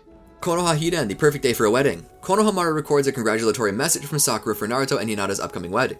Sai isn't sure he can express himself in such a manner, but Sakura forces him to record a message as well. Sai struggles, coming off too stiff or too forced. Lee delivers a high-spirited message getting too close to the camera, Tenten finding it doesn't quite come across as congratulatory. Guy thinks there should be something symbolic on screen and suggests recording the message during the sunrise. Ino begins recording her messages but gets angry with Choji and Shikamaru's comments. Akamaru suddenly topples her and Kiba takes over the recording, sparking an argument with Ino. Konohamaru is bothered he can't seem to find someone to record a proper message. He tries Iruka, who is very nervous, and asks to postpone it so he can think of something to say. Next day, while trying to come up with something, Iruka finds Satoru, a new academy instructor, distressed by vandalism for students. He easily spots the perpetrators when they try claiming they were just playing hide and seek, and he tricks one of them into admitting to the vandalism, impressing Satoru. Iruka comments that compared to Naruto that was nothing. Satoru is impressed, but the vandals think he's making it up, so Iruka adds to their punishment. Iruka reflects on how the village sees Naruto. Iruka is invited to take an exam for being the vice principal at the academy. Kakashi looks over the schedule for missions, seeing that if all of Naruto's friends go to the reception, there will be unfulfilled missions on the day. Konohamaru tries recording a message from Orochimaru, but Yamato covertly and emphatically tells him not to do it. Shizune tells Kakashi that Tsunade made a rule to determine which shinobi get to attend shinobi weddings based on their gifts, much to his dislike. Konohamaru and Ebisu find Iruka at Ichiraku, and Ebisu gets self-conscious upon learning of Iruka's offer. Kakashi asks what's up, having been there for a while without being noticed. When they tell him about Iruka's possible promotion, he says it would be difficult. As he leaves, the others discuss what he meant. Iruka decides to take on the exam for vice principal, and his efforts are visible to all in Konoha. Sukune, one of the vandals, steals the Scroll of Seals after learning Naruto did that. Kakashi almost explains what he meant in Ichiraku about Iruka, but Shizune tells him about the scroll's theft. Iruka finds Sancho and Mibuna, some of the vandals, who confirm his suspicion. He finds the vandal and the scroll at the Hokage Rock and apologizes for always comparing his students to previous students, realizing he just wanted attention. The vandal promises to try harder. Kakashi shows Iruka the scroll just as an Icha volume, as if he'd leave the scroll where someone could steal it so easily. He then explains what he meant about the exam being difficult is that it's on the same day as Naruto's wedding and considers moving the exam to another day, but Iruka decides not to take it, noting his failure to notice his current students. Kakashi decides to make getting a wedding gift for Naruto and Hinata a mission, so he can determine who should go to the wedding and who should be on mission duty that day. The Konoha 11 wonder what to gift Naruto and Hinata. Lee tries Naruto's favorite ramen to get into his shoes and figures something he'd like. He asks Iruka about Naruto, but Iruka barely sees Naruto nowadays. Lee leaves to find a gift. Konohamaru once again asks Iruka to record a message from Naruto, and Iruka postpones it again. Lee considers giving them dumbbells, but decides against it. Tenten thinks about giving them a cute kunai, but realizes that giving them a weapon might reflect poorly on her. Lee arrives asking for help, and the two spend the day trying to figure out a gift. Lee always coming up with a weapon, and a ludicrous rationale for it being a useful one.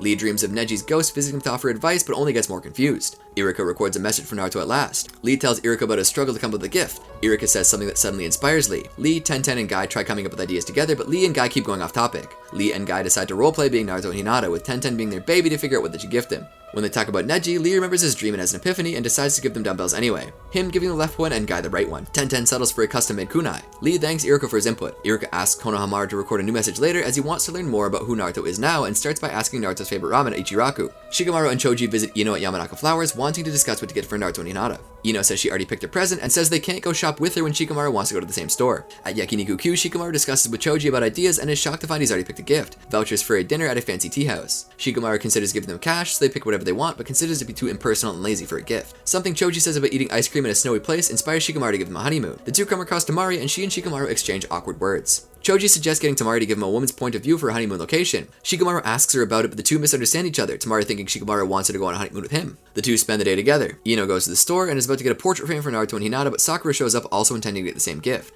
Ino and Sakura try psyching each other out of buying the frame, but end up being kicked out of the store for upsetting other customers. The two begin arguing who is more feminine and ask a passing Choji for his opinion. Choji says he thinks women who can cook are very feminine, and the two decide to make food pills. Both use ninjutsu skills to make the pills. Choji tries them both and is overwhelmed by how good they are, and since they eat them both together, doesn't know which is which. Choji passes out while trying to figure out what happened. Ino and Sakura try each other's food pills, really enjoying them. Choji wakes up figuring all the ice cream he ate earlier made his blood sugar go too high. Sakura and Ino decide to go find gifts together. Shikamaru and Tamari almost go to a hot spring inn together when they finally understand what the other meant, only Tamari beats him up. Choji, Ino, and Shikamaru discuss their progress at Ichiraku Ramen. Gaara, Tamari, and Kankuro arrive in Konoha, where they're greeted by Kakashi and Shizune. Kakashi confirms the arrival of the Hokage, while the Mizukage is still to arrive due to bad weather. Onoki asks Kakashi about Naruto's wedding, intending to give him a gift on Iwa's behalf. Also intends to send a gift on Kumo's behalf. Gaara learns of Naruto's wedding. Later, Kankuro asks Tamari why they didn't know that, considering she just visited Konoha. Tamari angrily says she forgot, scaring Kankuro. Kankuro suggests something extravagant. Lee and Tenten arrive on duty to show them around the village. Gaara asks to see places Naruto likes. Tamari wants to stay in and avoid running into Shikamaru. At Ramen Ichiraku, Ayame notices Iruka has been coming there a lot lately. Teuchi notices that shinobi around the village are all trying to figure out what to give Naruto, and despite not being a shinobi, he has also come up with a gift, a free ramen pass. However, they don't know for how long the pass should be worth, worried about Naruto going through all their ramen. Gaara asks Lee if he's gotten Naruto a gift already, which Lee confirms. Gaara ponders that this is the first time he's had to give a wedding gift. Tenten is apprehensive when Lee begins getting overactive over telling Gaara about his gift and how he decided on it.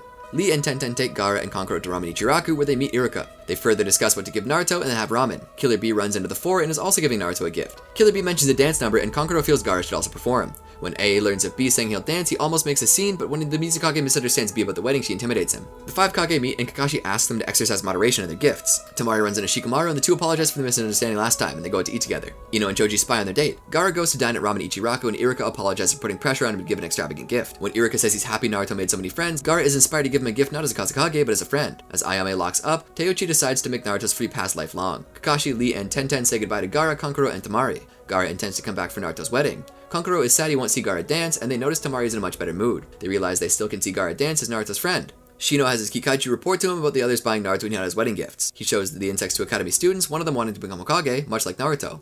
Iruka watches them from afar. Shino encourages them to follow their dreams. Shino meets up with Kiba, who complains he's late. Shino tells him all their friends have already gotten a gift. Kiba is taking buying the wedding gift as a very serious mission, as it's the last mission they'll have as Team 8. The two ask Kurenai for advice. Kurenai tells him about a rare honey wine that the Senju clan would gift in certain occasions. The two leave for Soraku, where a beekeeper who supposedly makes the wine lives. They come across a Neneko, Momo, who refuses to share information with them, antagonizing them over Akamaru and their dog and insect sense. They try baiting him with catnip and pursue it, but Tamaki protects him and apologizes for his behavior. Kiba flirts with Tamaki. Tamaki gives them directions to find the beekeeper. When looking around for him, Shino ends up being lost in thought and loses track of Kiba. Shino is attacked by the beekeeper but manages to deceive him. The beekeeper assumes Shino wants to kill him but just gives him the honey wine when he asks for it. Shino asks for directions to leave but is told there's something like a barrier keeping those who come in wandering around. The fog has a component that stirs doubt in those in it. Kiba manages to leave the area with no problem, while Shino recalls his earlier conversation with the Academy students, Kiba and Kurenai, which lead him to question how to live as a shinobi after Team 8. The beekeeper tries to keep Shino enslaved to his doubt, but his resolve to find a new path allows him to leave. Shino meets up with Kiba and the two leave with the honey wine. Shino speaks with the Academy students again, further motivating them.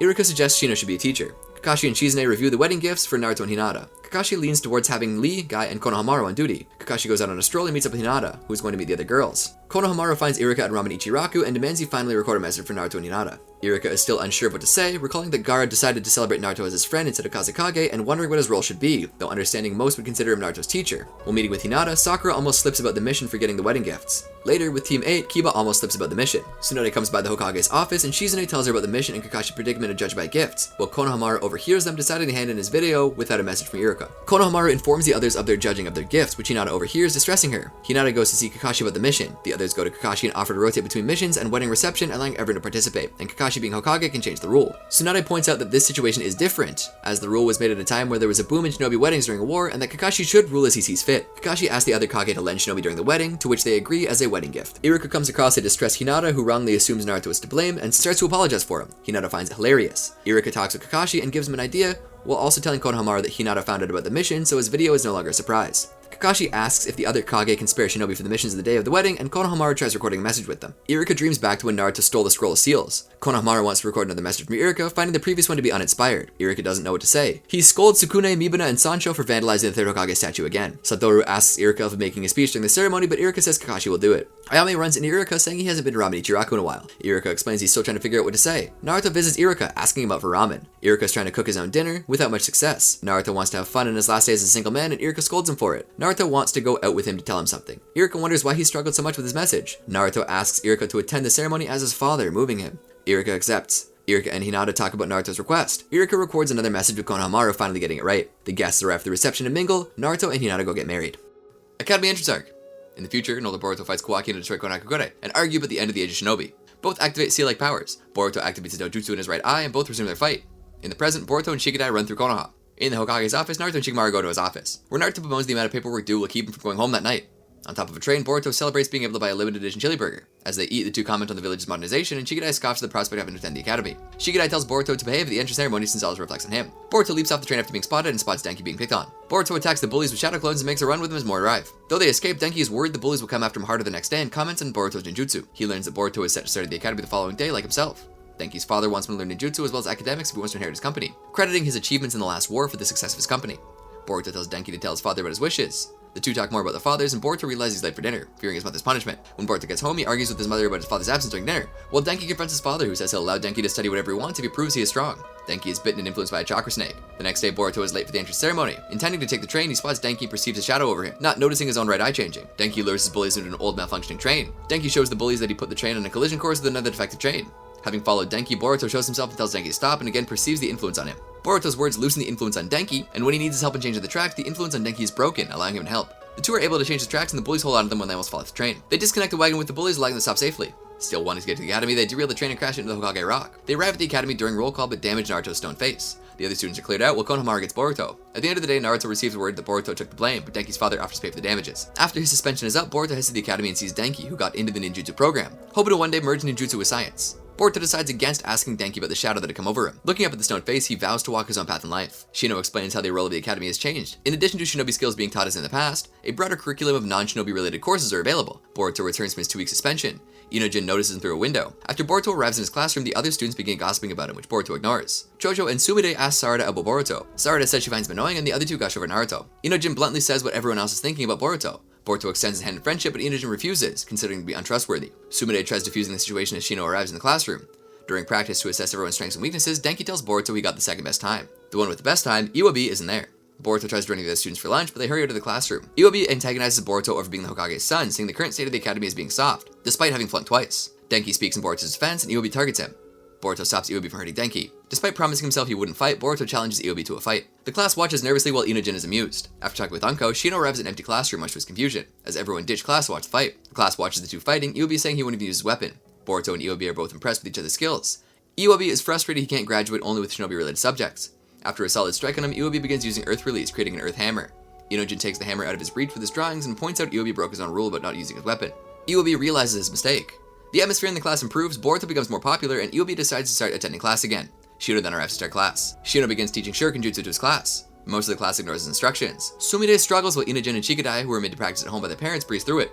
Metal Lee practices with ease at first, but when Inojin and Shikadai notice him, he becomes self-conscious, his performance suffering. Boruto throws a Fuma Shuriken at a target. Lee thinks he can deflect it, but with eyes on him he falters, instead getting his foot stuck in the Shuriken and getting dragged by it. Shikadai asks Boruto where he got a Fuma Shuriken, as they're not supposed to be using that yet. Boruto says he got it in a locker, which turned out to be Iwabi's. Shino calls everyone involved to his office, where he commands the ones involved to do voluntary work. They're assigned to help repair Naruto's face with the Hokage rock, which Boruto damaged. After a break, they notice only Lee's part is missing, and getting anxious, he messes up his carving, causing more damage to Naruto's face. At the end of the day, Shikadai points out to Lee it's obvious he makes mistakes when nervous, and that sometimes it makes things worse for others.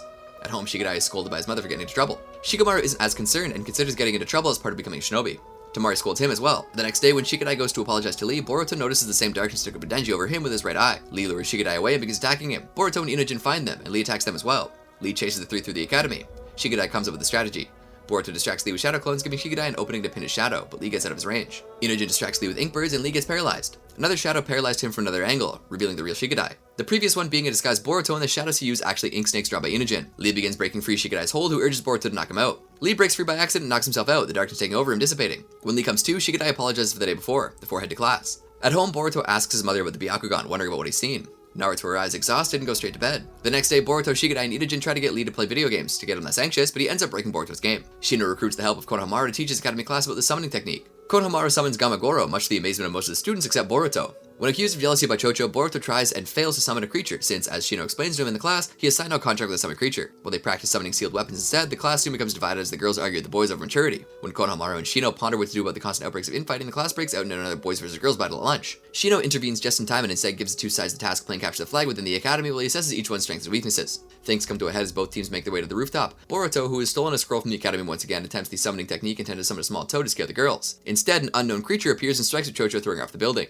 Boruto and Inojin and Shikadai are able to catch her, but the beast sets its sights on them while they help us dangle from the roof. Konohamaru arrives in time to defeat the beast with his Rasengan, and Sumide silently seals the flag, winning the match for the girls. Later, Boruto apologizes for putting Chocho's life in danger, prompting the girls to put a rain check and collect in their favor. While they prepare to head home, Shino advises them that they first need to clean up the now crumbling academy building. While Konohamaru wonders how Boruto was able to summon such a large creature in the first place. While all this is taking place, a mysterious newcomer looms over them all. An expelled academy student causes a commotion in revenge. Boruto perceives the same dark aura in the student as he did in the others before. Iwabi covers Boruto up from the student's attack, allowing a hit to land. Being outnumbered, the student kicks up some dust for cover to escape. Boruto gives chase and finds the student knocked out by a young man who notes Konoha to be rather rowdy. Later, Shino introduces the class to Mitsuki, the new student from Otogakure. The students discuss their new classmate among themselves. The boys about his skills and the girls about his looks. Sumide asks the students not to talk about Shino. Mitsuki insists by Boruto, striking up a conversation. During class, Boruto solves the problem on the board with ease, surprising Iwabi. Shino tells Boruto to solve the problem as instructed, but Boruto prefers doing it his way, and mockingly asks for something more advanced. Shino gives him a much tougher problem to solve, and Boruto accuses him of being a sore loser. Mitsuki solves the problem, impressing the others. He and Shino briefly discuss if students should help each other or learn to solve problems by themselves. During sparring, Iwabi and Boruto are paired off, and Iwabi manages to best him. Afterwards, Mitsuki asks to fight Iwabi. As they spar, Mitsuki gets carried away, seriously choking him despite Shino telling him to stop. Boruto manages to stamp him out of it, berating him for going too far. Mitsuki apologizes to Iwabi. At night, Shino eats with Kurenai, airing his struggles as a teacher. Kurenai advises him to do things his way. Mitsuki talks to someone through a white snake. The next day, Shino throws a welcome party for Mitsuki. Sumide asks Shino about his efforts, and he explains his own difficulties having friends in the past. Shino's insects act up, ruining the party. Denki asks to get rid of them, and Mitsuki obliges, using wind release to clear the insects, but ends up damaging the academy even more. The students talk about Shino, unimpressed by him, which he overhears, getting him in a sullen mood. After first period, Shino asks for time off. A ruckus starts happening at the academy as one of the repairmen starts rampaging, destroying what's left of the academy under the influence of the Dark Spectre. Mitsuki comments on Boruto's ability to see it, piquing Shikadai's interest, who speculates that Mitsuki is the reason people are acting out. Sarada distracts the repairman, allowing Shikadai to pin him down for Iwabi to strike. However, he doesn't go down, so Boruto tackles him and the two fall over a balcony. Mitsuki cushions their fall with his wind release, and the Dark Spectre leaves the repairman. Boruto thanks Mitsuki for saving his life. Later, Shino gets frustrated over his students' disrespect, and the Dark Spectre takes him over. The next day, Shino asks Boruto, Shikadai, and Mitsuki for an extracurricular lesson. As they ponder why they were specifically called, Mitsuki notes Shino's arrival. Boruto moves to greet him, but the boys notice something is off with their teacher. Shino declares that he will give them their final lesson. Boruto finds Shino to be odd. Shikadai scolds Boruto and apologizes for whatever they did to get out of trouble. Still angry, Shino attacks them with his insects. Mitsuki is impressed when the insects block his kunai with webs. Boruto sees the shadow specter possessing Shino. Shino's insects begin devouring their surroundings. Shikadai tries to pin them down with his shadow, but there are too many and begin overtaking Boruto, draining his chakra. Mitsuki blows them away with his wind release and stretches his arms to retrieve Boruto. They flee using a smoke bomb to cover their escape. Hidden, the three discuss their options, Shikadai noting Shino's skill in killing intent. Boruto suggests getting help from another teacher, but Mitsuki points out the insects have spread throughout the forest and will find them before they're able to leave. Shikadai asks Boruto about the shadow only he can see, getting Mitsuki's attention. At the academy, Yuriko wonders about Shino, and Anko tells him not to worry about him. Shino catches up with Boruto and Shikadai, who try to use an exploding tag to deal with the insects, but to no avail. Mitsuki watches from afar. As they escape again, Shikadai notices the insects avoid water when he runs through a stream. Mitsuki regroups with them, claiming to have gotten lost. He asks Boruto about the other people who went berserk after being possessed by the shadow that only he can see. Shikadai grows suspicious of Mitsuki. Mitsuki says they should kill Shino, as he wants to do the same to them. Shikadai points out Shino's been unconcerned with using chakra, saying that he can use that to their advantage, but it'll require some being bait. Shikadai wants it to be Mitsuki because he doesn't trust him and to expose other abilities he might have. Boruto wants to make up for driving Shino to snap in the first place and argues that he can still create shadow clones despite having had his chakra drained earlier. Boruto tries to get to Shino with shadow clones and makes use of the webs to place an exploding tag near him. Shino manages to avoid all of his attacks and immobilizes Boruto and Shikadai. Shino then tells him he realized their plan to get the water and get rid of his insects and notices Mitsuki in the distance. When Shikadai points out he's used most of his insects, and Mitsuki extends his arms underwater, dragging Shino down. Shino releases aquatic insects, and Mitsuki employs lightning release to stop them, forcing the shadow specter out of Shino. Mitsuki puts Shino on land and begins drowning, having used too much chakra. Boruto dives after Mitsuki, and he begins drowning as well. Despite having depleted most of his chakra, Shino dives in after the two and manages to get them out by summoning a giant insect. Later, Shino apologizes for attacking them, and the students apologize for ridiculing him, acknowledging his strength. Shino reports the incident to Naruto. He and Shikamaru both agree that the matter needs to be investigated and ask Shino to help them. Boruto eats with Shikadai and sketches what the possessing specter looked like to him. The two speculate why it's possessing people, its purpose, and why only Boruto can see it. Sarada complains about the boys to Chocho and Tsunade, but the conversation is cut short when Tsunade gets a feeling that someone is spying on them. The three share the concerns of the other girls. The boys overhear them but don't think it's related to the Shadow Spectre. The girls take an alley after Chocho buys chips and manage to capture the stalker. The boys hear screaming and they rush there. Chocho recognizes their stalker as Magare Kakure Mino from another class. Shikadai checks Boruto if he's possessed and Boruto confirms he's not. They question why he's following Chocho, but he reveals that Tsunade is following because he has a crush on her. Chocho encourages Magare to confess his feelings to Tsunade. He does, but Tsunade rejects him, and he leaves him hurt. During class, someone leaves a message to Tsunade on the blackboard. Mitsuki asks around and finds out Magare didn't go to class that day. Several notes for Tsunade fall over the group, prompting them to watch over her. The boys and girls are separated by a metal wall in the academy. The girls hide in a storage room, but someone knocks over smoke bombs. Tsunade opens the door to clear the smoke and gets separated from Chocho and Sarada. Denki arrives, asking if she's okay, and gets knocked up with Magare. The boys reach them and all of them get to Tsunade and Magare on the roof. Boruto notices the shadow possessing Magare. Magare disguises himself and starts attacking. Chocho admonishes his way of getting attention from Tsunade and tells him to better himself. She offers him chips. As he accepts them, the shadow leaves Magare, who breaks down crying. Magare gets gaunt and faints. The boys talk over food, speculating Magare got weaker due to chakra exhaustion. Shikamaru delivers Naruto a report suggesting the same. At night, Mitsuki communicates with someone about Boruto's findings. From the moon, a shadowy figure observes the stars, noting a constellation as a sign of a coming harvest. Boruto, Denki, Shikadai, and Ioi watch a movie about Kagemasa. The four discuss the movie at dinner and compare it to actual life as a shinobi. Riding the train, Boruto and Shikadai discuss the specter only Boruto can see. At home, Boruto creates a few shadow clones to overview the event so far. Boruto still doesn't want to tell Naruto about it. Boruto goes out to eat and meets Shikadai, who suggests maybe he's awakening the Byakugan. Mitsuki reveals himself, agreeing that Boruto should find out more about his Byakugan. That night, Boruto has a dream, where the stargazing figure tells him his eye will be important, with promises of an awesome fate. When he wakes up, remembering the dream, Boruto notices his sight is different, and manages to catch a glimpse of his eye in the mirror.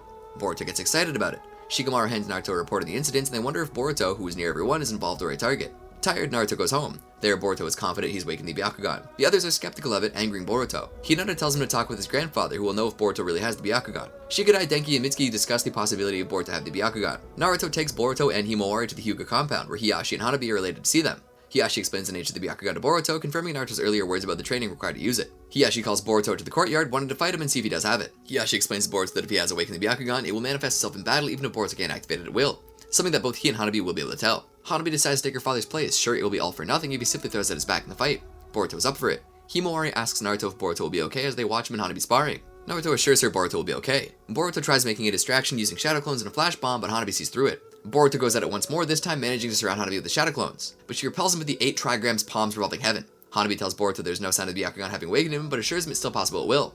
Boruto tries disguising his disappointment. Hiyashi invites him to spend the night. During dinner, Hanabi plays with Boruto and Himawari. Hiyashi telling Naruto not to mind them as it's a special day. By themselves, Naruto and Hiyashi discuss Boruto. Naruto isn't disappointed in Boruto for not awakening the Byakugan, happy that despite it not happening, Boruto tried so hard to prove it did. Hiyashi tells him about Himawari, Naruto telling him that she hasn't manifested the Byakugan since it first awakened. Hiyashi asks Naruto to keep him updated and to bring her again if anything else happens. Hanabi talks to Boruto, sure something has happened, otherwise he wouldn't have claimed to have awakened the Byakugan, nor sparred so seriously to prove it. Boruto bumps into Sarada at night and the two briefly discuss Kagemasa from the movies. Boruto catches the glimpse of someone possessed by the Spectre and follows him to the academy. He recognizes him as the actor who plays Kagemasa, who has put on some weight. He attacks Boruto over his comments on his physique. When he has Boruto pinned down, Sarada deflects one of his attacks. Hidden, Boruto explains the actor has been possessed by a shadow that only can see. Boruto and Sarada defeat the actor using lines from the movie and a diversion with Boruto transformed into a Fuma Shuriken. Boruto watches the shadow dissipate. The next day, Boruto updates Mitsuki and Shikadai in his eye, saying that he doesn't care if it's not the Byakuya Gang, but he just as proof he has it. Boruto looks at the crowd trying to trigger his eye while accompanied by Shikadai and Mitsuki. They discuss how the incidents are not happening beyond the academy. Shikadai points out that their fathers have been investigating as well, making Boruto more determined to solve the issue before Naruto. The day ends without any progress. Boruto and Shikadai are confident they'll be able to continue investigating, Mitsuki having turned in their leave of absence in the academy. At home, Hinata questions Boruto about skipping classes, having been called by the academy. At the academy, Boruto insists to Hinata and Shino that he has an important duty. Hinata thinks Boruto's trying to get Naruto's attention. Shino advises him to tell Naruto what's going on. Shino's next lesson involves workplace experience, allowing Boruto, Shikadai, and Mitsuki to go around the village working at the postal service. The three are put under Tayori's service, who takes them all around the village, making and receiving deliveries. Boruto notices Naruto at an opening ceremony. Naruto notices Boruto as well and approaches him. They talk briefly about what they're doing. After Naruto leaves, Boruto has the group split up to finish their duties faster. Upon regrouping, Mitsuki informs that he heard there was an incident at Senju Park. At the park, Sai investigates the scene and collects witness statements. By the time the three arrive at the park, the scene has already been processed. Sai reports Naruto and Shikamaru that he's found evidence of someone using research on Hashirama's cells based on trace evidence of wood release used at the park, believing to be former root members. He believes they're harvesting chakra for military purposes. Sai and Shikamaru decide to go through Root's records for clues on who it might be. Naruto goes home for a change of clothes and talks to Hinata about seeing Boruto at the village. Naruto confesses that growing up without a father, he's unsure how to interact with Boruto. At the post office, there have been complaints about deliveries. Tayori's superior Komame assigning them inventory duty while Tayori fixes their mistakes from previous days. They hear on TV about another incident at the water purification plant where their classmates were working and rush there. The academy students visit Tsunade at the hospital. Wasabi and Namida thank for saving them, but Tsunade credits Hokage for being nearby. Shino feels guilty as the work experience classes were his idea, though Chocho just tells him to learn from it. Iwabi points out the frequency of the attack, and Denki and Lee sharing their experience of how it felt. Boruto arrives and apologizes profusely to Tsunade, feeling responsible for the situation. Shikadai tries talking to Boruto, who insists that if they had delivered the mail properly, they would have had the entire day to patrol, and might have seen something at the water purification plant.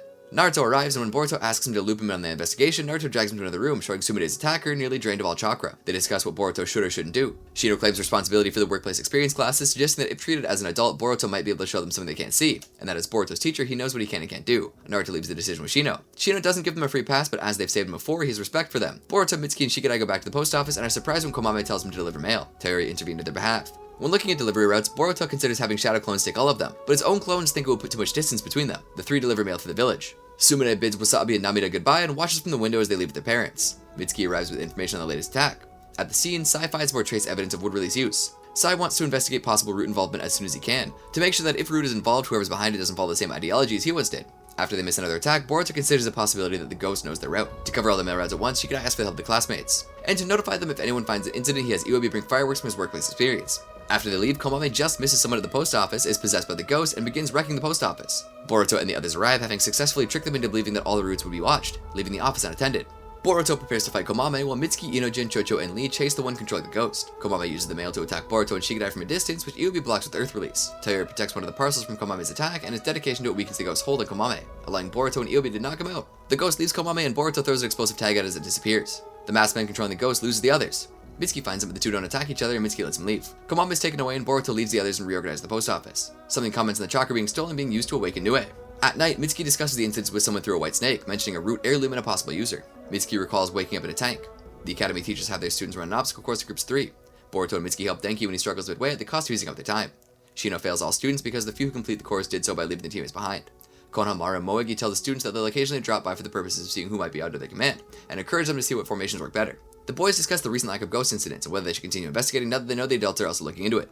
Mitsuki asks Shikadai why he helped Denki, and Shikadai suggests Boruto got him into it. Shino discusses the students with Moegi and Konoha Maru. Moegi expresses interest in Iwabi and Boruto. Mitsuki notices Boruto helping Iwabi with arithmetic problems. Mitsuki asks him if he feels more included because of Boruto. After class, Inojin notes to Mitsuki he's been paying a lot of attention to Boruto. Inojin explains the lengths Boruto goes to not to be seen as just Hokage's son. Mitsuki visits Tsunade alone. He asks her how she feels about Boruto, and she echoes Inojin's statement of finding him fun. She asks if Mitsuki has a family. Tsunade explains that all of her family is dead, and that her panicked behavior stems from her not being as skilled as her father was. Mitsuki questions her feelings about whoever injured her, and she just wants it to be over. Boruto has Mitsuki come to his home for dinner. In Boruto's bedroom, Mitsuki questions the exact nature of how Boruto feels about Naruto, but Hinata calls him to dinner before he can answer. Naruto and Mitsuki are introduced to one another. At the Hokage's office, Shikamaru informs Naruto's clone that a chakra signature linked to the incidents has been detected, and that Sai has been dispatched to investigate. Naruto's clone disperses, and Naruto leaves dinner, causing Boruto to storm out. Naruto and Mitsuki exchange words. Boruto resents Naruto because ever since becoming Hokage, he feels Naruto has neglected his family. Boruto explains that he's determined to never abandon those closest to him as he perceives Naruto to have done, doing something he couldn't do. This sparks a memory in Mitsuki hearing his parents say something similar. Understanding Boruto better, Mitsuki confesses he knows who's behind the ghost incidents. Sai investigates the hideout of Tanuki Shigaraki, a missing former root researcher who is an avid follower of Danzo, and in charge of developing a weapon based on Hashirama's cells codenamed Gozu Tenno. Despite not finding him, Sai finds a picture of him with a little girl and realizes who the culprit is. Mitsuki reveals to Boruto that Tsunade is the one behind the incidents. Shikamaru informs Naruto of Sai's discovery and the current search for Tsunade. He also informs Naruto complaints are being filed that the attacks continue to happen because the police force performed insufficient vetting of those involved. Kakashi arrives at the Hokage's office claiming responsibility for himself and Tsunade, having both decided not to expose the identities of everyone involved in root. Despite Mitsuki's explanation of Tsunade having interacted with each victim, Boruto was not convinced of her guilt. As Mitsuki explains the goal of the attacks was to absorb chakra from his victims, a rumble comes from Senju Park. Naruto, Shikamaru, and Kakashi discuss how to proceed and how things would have happened if they'd acted differently. Kakashi says that his investigation led to the discovery that the Gozu Tenno had been embedded into Tsunade's body. As Sai and company track Tsunade down, he resolves not to let the incident be blamed on people attached to root. Knowing that she's been discovered, Tsunade thinks back to her father's words of getting revenge for Danzo and prepares to launch her last attack. Before she can, Sai apprehends her at the park, but she summons Nue before he can restrain her. As Boruto and Mitsuki spot Nue from afar, Boruto decides to hear the truth from Tsunade herself. After he leaves, Mitsuki's contacted through the White Snake and is tasked with eliminating Tsunade. Kakashi arrives and severs a portion of Nue's snake tail. Sai distracts Nue with an ink bird, allowing Kakashi and other shinobi to raise walls around it. From its severed tail, several others sprout, chasing the Konoha shinobi, draining the chakra of those it can catch. Mitsuki tells Boruto that Nue will drain everyone in the village and that it will only stop if the jutsu user dies. Boruto is determined to save both the village and Tsunade. Mitsuki acknowledges that it's an answer he would never give and expresses interest in learning more about the differences. Mitsuki covertly creates a snake clone to restrain Boruto and leaves to kill Tsunade. Boruto manages to create a clone himself and knocks out Mitsuki's clone. Boruto's eye activates, allowing him to track Tsunade through a chakra trail. The shinobi further limit Nue's movements with a barrier and wires. Naruto arrives intending to finish Nue in one blow, but Kakashi warns him it'll just absorb Naruto's chakra and possibly detonate, as Nue was designed to be a suicide strategy. Mitsuki tracks Tsunade, having put a white snake on her at the hospital. Though he manages to pin her, Boruto's rival lets her get out of Mitsuki's hole before he can enter. Tsunade admits to being the culprit, having lived solely to carry out her father's revenge. Boruto stops Tsunade and Mitsuki when they attack each other, and his eye lets off sparks. Nue transports itself out of the barrier to Tsunade and absorbs her to take her chakra. As it vanishes, Boruto jumps after it. Kakashi determines Nue isn't summoned like other animals. Naruto tries sensing it with Sage Mode, but to no avail. Naruto, Sai, and Kakashi discuss finding the Jutsu caster, who must be in another dimension as well. Denki, Shikadai, and Inojin look for Boruto. Shikadai notices something strange in the sky. In Nue's home dimension, Boruto follows a strand of dark chakra into a stump tree where Nue attacks him. Boruto strikes back, managing to stab Nue in the face. Boruto can suddenly see Nue's chakra network, a spot at the base of its tail standing out. Nue attacks while Boruto is confused by what he sees, but Mitsuki saves him and tells him that Nue is attacking on Tsunade's orders. Boruto has Mitsuki stall Nue and prepares many explosive tag kunai. He stabs Nue at the base of its tail and sets up the explosive tags, causing thick ropes above to fall on Nue. Mitsuki strikes the down Nue with lightning release, but Tsunade blocks it with her water release. Boruto and Mitsuki ask her if there's any chance she'll back down willingly. Tsunade is baffled at them and she explains that despite her father serving the village after the war, he was deemed a criminal for being involved with root. All of the fear and anxiety of living and hiding made her mother die of illness. Tsunade exchanges attacks with Mitsuki. Boruto puts himself between the two, telling him to stop, and is injured. He's unconvinced that Tsunade fully faked all of her concern for her classmates since meeting her. Mitsuki is surprised by Boruto and adds Tsunade did mention wanting to end things quickly while in the hospital. Boruto sees the dark chakras hold they're dissipating. Boruto deduces the reason why the ghost affected those who were troubled was because Tsunade herself was troubled, making it easier to infect the like-minded people. Tsunade orders Nue to extract what's left of her chakra and blow itself up. Nue simply nudges her gently, Boruto concluding that despite being raised by Tsunade to be a weapon, it sees her as his parent. Boruto tells her that she doesn't have to use Nue as a weapon like her father used her. The Gozu Tenno on her back shatters, causing accumulated chakra to become unstable, and the place starts to cave in. The three rush to leave, and Nue protects them from the unstable chakra. Boruto manages to see where a rift is, and the three escape the dimension. Sai arrives with Konoha Shinobi. He sympathizes with Tsunade and offers to help her. She accepts. Boruto sees there's still a connection between her and Nue. The five of them jump on the incoming train as they leave the academy. In the weeks following the end of the ghost incidents, Boruto wonders why his eyes stopped activating. Naruto, Sai, and Shikamaru stroll through the village, glad to see everything's back to normal. Sai informs of the role the academy students had in stopping Tsunade. Shikamaru posits that letting Tsunade stay in the academy might lead to problems. Shino informs his students they'll be assembled into 3-person teams to see how well they fit after graduation. Sarada questions Tsunade's prolonged absence. Mitsuki insists on partnering with Boruto again, but they lack a third member, as Iubi and Denki are already partners, as are Shikadai, Chocho, and Inojin. Iubi already asked Sarada to be on his team. Boruto considers asking Lee if Mitsuki wishes Tsunade could be on theirs. Boruto shushes him as others won't know about Tsunade's involvement in the incidents. Shino asks Iruka what will happen with Tsunade and insists he will watch over her if she returns. Boruto is surprised to see Naruto home early. They discuss Tsunade. Shino visits Tsunade and offers to set up a place outside the village where she can figure herself out. Inojin tells Shikadai and Denki his father got files in the other village's academies and figures Tsunade is being transferred. Shino has the students catch a flag again. He saps out when he receives word about Tsunade. With Mitsuki's help, Boruto is able to get the flag. Tsunade returns and is moved by everyone's reaction. Naruto sends a shadow clone to meet up with Sasuke and hands him a scroll about the Gozu Tenno, which Sasuke attributes to Kaguya and believes will make it easier to reach a dimension. When Naruto asks him to come to the village for a while, Sasuke asks Naruto to tell Sakura he's sorry and leaves. To narrate divines about the coming of gods. Kinshiki informs Momoshiki about abnormalities in Kaguya's world, and Momoshiki decides to prepare for departure. At the academy, Denki fails in an exercise for walking on vertical surfaces. His friends offer him advice. Denki is distressed as this is the first time he has been able to pass a test and fears repeating the academy like Iubi, leading to awkwardness when Iubi hears him. Denki keeps trying to climb the wall later and is approached by Metal, who offers to help him train. Metal takes him rock climbing. Denki loses his footing, but Rock Lee catches him when he falls. Iwabi struggles with arithmetic, despite having help from Boruto. Inojin and Shikadai conclude Denki would be a better teacher, but find it unlikely Iwabi would consider learning from him after his earlier comment. Denki spends the day failing a climb with Metal and Rock Lee. Iwabi receives a low test score and notices Denki still trying to climb the wall. Iwabi offers some advice on how to climb the wall, and Denki improves. Later, Denki asks why Iwabi helped him despite his earlier comment. Iwabi lost all his friends when they graduated without him, and he doesn't wish that on others. Denki offers to tutor him, but Iwabi claims to be studying as well. Denki sees his low test score, and Iwabi confesses he doesn't want Denki to tutor him if it'll interfere with Denki's own training. Denki reveals that meeting Boruto has changed his opinion on ninjutsu, now wanting to be shinobi just like them, and with Iwabi as well. The two decide to help each other out. When Iwabi struggles with studying, Denki decides to have him study while infusing chakra to stick to the ceiling, as his concentration improves when doing that. On the day of the test, Denki and Iwabi come by a building on fire. Iwabi goes in when he hears a woman despairing about her children being in the building.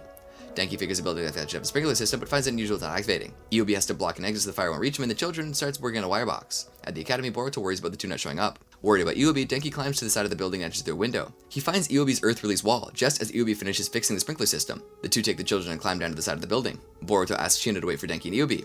The two arrive late. At Shino's office, they explain why they were late. Shino decides they won't take the test, as tests are used to make sure they have the skills and knowledge for when something real happens, which they just did, prioritizing human lives over a test. Shino passes the two, their friends congratulate them. Shino teaches the students how to walk on water, even stirring the water to simulate river and ocean currents. Later, Sarada walks home with groceries and spots Boruto, Inojin, Shikadai, and Denki jumping off a train. They invite her to go with them to teach Denki fishing. She declines having to prepare dinner, and chides them for riding the top of the train. At home, Sarada prepares soup as Sakura arrives. The following day, Sarada hands Sakura her vacation trip schedule as she finishes packing. Sakura asks if Sarada wants to bring anything, but Sarada tells her not to waste her money. Sakura notices a teddy bear that was supposed to have been picked up by one of her patients is still there. As she has no time to deliver it, Sarada offers to take it. At the train, Sarada gets distracted reading a note from her mother and forgets the teddy bear on the train when she gets off. Though she's desperate to catch the train, Sarada is mortified at the top of jumping across the roofs like Boruto. She's nice pauser and the two exchange words, and Sarada leaves. Meanwhile, the boys are unsuccessful catching any fish, and Boruto resolves to find a better fishing spot. Sarada rushes to the next station but has to help an old lady buy a ticket and misses it. Sarada jumps on top of the train before it gets away and is surprised that she enjoys it. Shikadai spots her for a moment, and she hides. Curious, Shikadai informs the other what he thinks he saw. Sarada hides from the boys, but they find her footprints. Sarada narrowly avoids them and jumps off the train. Chocho sees her and Sarada begs her not to tell anyone. Chocho takes her to the Lost and Found where she collects a package, but they discover it's not the same package despite similar wrappings, and that the other package has already been claimed. Chocho takes her to a marketplace where they sell products from other villages, and as a shopkeeper identify the doll they have as a Takigakure doll, which they send down the river in a ceremony for their ancestors. As payment, Chocho gives up the rare flavored chips from her personal stash. As part of their trip, Ino takes Sakura to where she had her first date with Sasuke. Chocho and Sarada arrive at where the ceremony takes place, but the package is already put in the river. They return the package they collected, and Sarada shakily walks on the river to retrieve hers. The boys arrive to try fishing in the river, distracting Sarada, who tosses the package to Chocho before falling in the river. She emerges where the boys are fishing and claims to have gone for a swim, intimidating them. Sarada delivers a teddy bear and goes to eat with Chocho. When Sakura gets home, Sarada offers her soup, but having learned from her misadventure, tells her mother that she deviated from her usual recipe. Boruto looks after a bedridden Himawari while Hinata goes out to pick up her medicine. Boruto recalls a previous occasion Himawari had a rough time and recalls when Naruto became Hokage. Naruto had arrived drunk late from celebrating with his friends the night before his inauguration. The next morning, Boruto jumps on him to wake him up when Himawari is unable to do it. Hinata leaves to pick up Naruto's formal wear, as the seamstress, who made the formal attire of every previous Hokage, still isn't done with it. At the inauguration venue, Kakashi expresses relief at passing on the mantle of Hokage. Hinata arrives, but Naruto hasn't, so she goes back to check on him. At home, Boruto and Himawari fight over a teddy bear and end up tearing it apart. Himawari, angered beyond reason, awakens her Byakugan and moves in to attack Boruto. Seeing a terrified Boruto, Naruto puts himself between them, getting himself knocked out. At the inauguration, Kakashi and Shikamaru have Konohamaru transform into Naruto to get the event underway. Down in the crowd, only Iruka sees through the ruse. Hinata finds Naruto unconscious at home with his Tenketsu clothes and wonders who might have done it. Upstairs, Himawari finds Boruto hidden in a closet.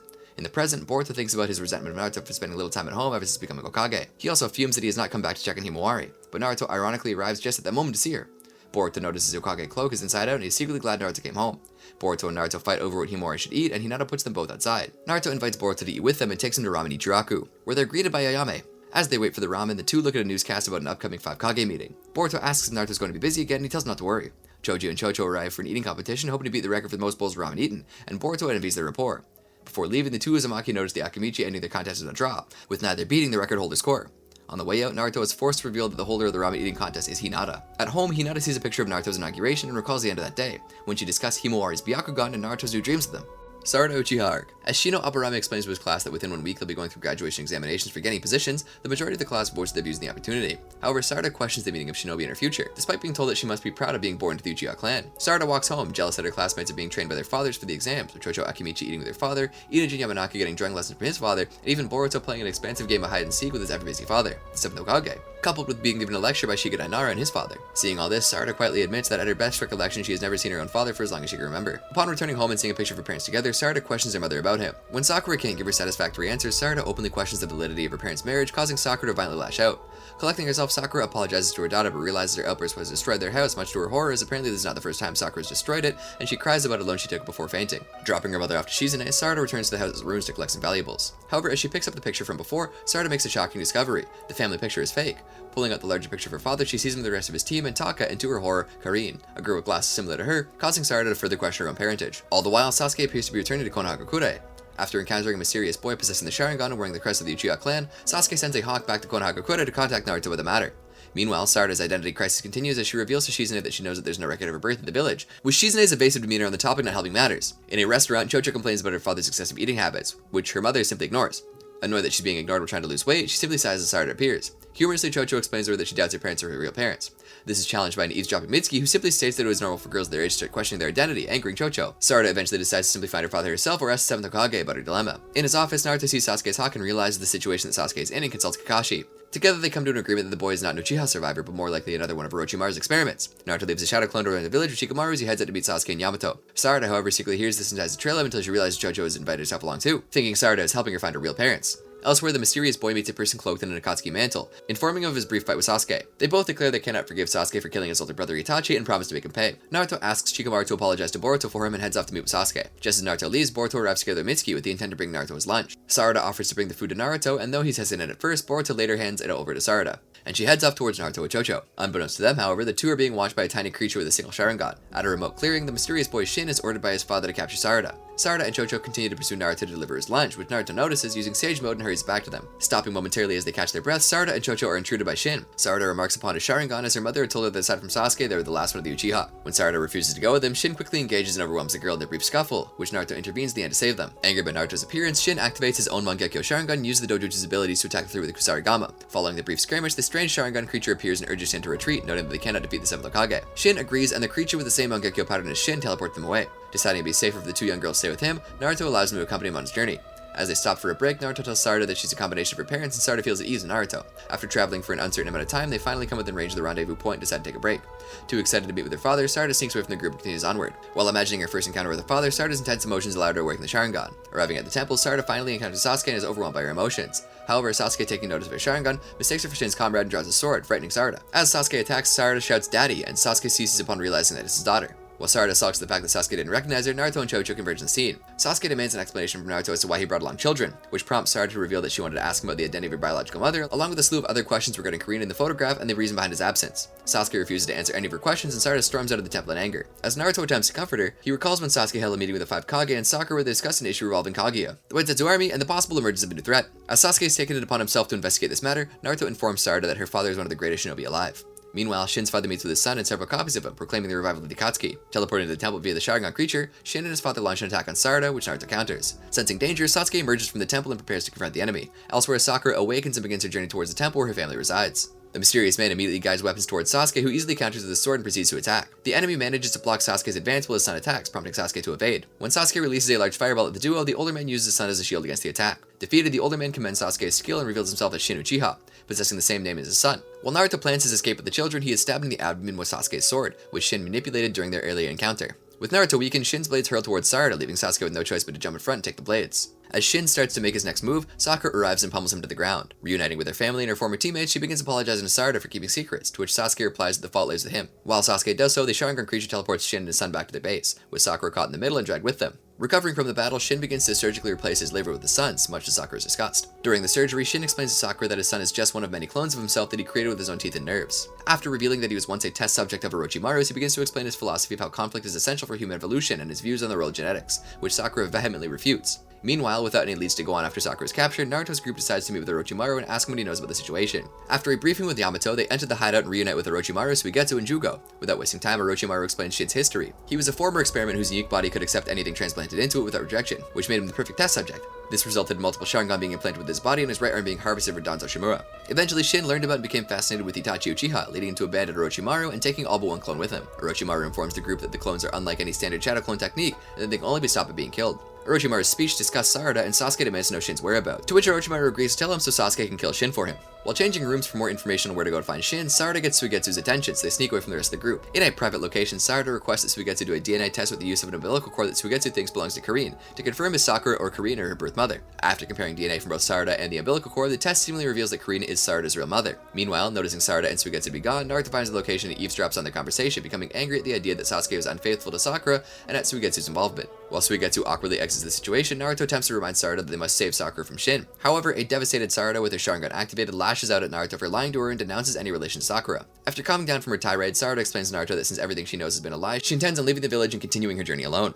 Naruto stops her and asks her to remember her memories of Sakura. In deep thought, Sarada remembers when her parents taught her how to walk and how Sakura loved her and comforted her as she missed her father. After reminiscing about their past, Sarada realizes that she does care about Sakura and decides to help in the mission to save her. Returning to the others, Sasuke reveals that he has learned the location of Shin's hideout. Activating his Tomoe Rinnegan and Mangekyo Sharingan, which was previously weakened due to him traveling through Kaguya's dimensions, Sasuke manifests a Susanoo to transport everyone to Shin's location. Meanwhile, Shin has completed a surgery and notes that it is his job to eliminate peace lovers who are a menace to human evolution. Refuting his statement, Sakura prepares to take him on in combat, revealing she kept Shin alive this long so she can get information for Sasuke. When Naruto detects Sakura, Shin and his clones attack her, injuring her right arm. Sasuke and Naruto arrive in time to save her mid-battle. As Sasuke cares for Sakura's injuries, Sarada watches, realizing there is love between her parents. Later, Sasuke uses Susanoo to fight a giant Shin clone to protect everyone while Naruto takes on a herd of Shin clones. Sakura is about to join in the fight when Sarada decimates the area and several Shin clones, shocking everyone. With everything now under control, Sakura checks on Sarada and declares that she really is her biological mother. Sarada believes her and says that she's learned what's most important is the connection that they share. She asks her father if he believes this, to which he confirms, with him reasoning that he and Sakura have her as their daughter, moving Sarada to tears. Sasuke asks Naruto what they should do with the Shin clones, and Naruto decides to place them in a new orphanage in Konoha. After returning to the village, Chocho is relieved to know that she's not an adopted child after all. Sarada and her parents have their first family dinner before Sasuke returns to his traveling the next day. Before departing, he notices that Sarada is sad and comforts her by hugging her and poking her on the forehead, assuring her that he will come home soon. When Sakura attempts to receive affection from him, Sasuke teases her by walking away and bidding them farewell, much to her disappointment. The Shin clones are dropped off at the orphanage that is operated by Kabuto Yakushi and Urushi, and Kabuto tells the clones that he will be giving them their own names and he will be their new father. At the academy, Boruto thanks her for delivering the lunch to his father. However, she refutes him and thanks him instead because he helped her realize that it is her dream to be Hokage, which he brushes off. At Orochimaru's hideout, Karin yells at Suigetsu for his actions. The umbilical cord he used for the DNA test was between Sarada and Sakura. Karin reveals that Sakura traveled with Sasuke on his journey while she was pregnant and that it was Karin who helped with Sakura's delivery in the hideout. Even though she still has feelings for Sasuke, Karin says that all that matters to her is that Sasuke is happy and that she is friends with Sakura. Karin then orders Suigetsu to apologize to Sarada and give her a new pair of glasses. In the final scene, Sarada smiles at the family photo of her parents and herself. School trip arc. On Konoha TV, Ikkyu Madoka addresses the state of affairs of the Land of Waves, which Anko Mitarashi and Iruka Umino watch at the Konoha Gakure Academy. In Iruka's office, Naruto Uzumaki informs him that the academy field trips will be fancier from now onwards, starting with a visit to the Land of Water. The meeting is interrupted when Boruto Uzumaki attempts to pull a prank on Iruka. The next day, in Shino Aburami's classroom, Boruto is punished for his earlier prank and is tied up while suspending from the ceiling.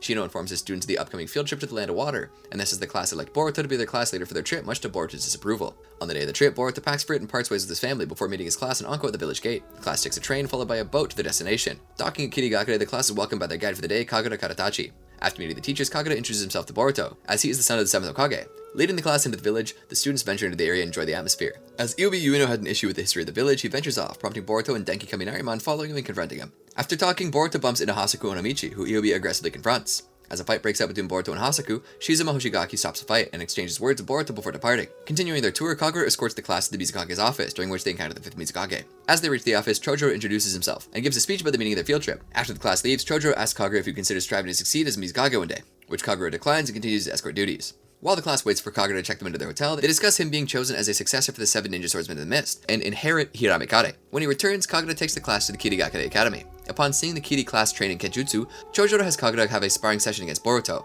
During the match, Kagura swiftly defeats Boruto, but afterwards exhibits anxiety from Lily Sword. Kagura later takes the class to the shore to take a break, and afterwards pay their respect to the Memorial Park. Iiwabi reveals to his peers that the 4th Mizukage killed his grandfather, to which Kagura apologizes for. Tsurushi Hachi approaches the group and attacks Boruto, but fails and retreats.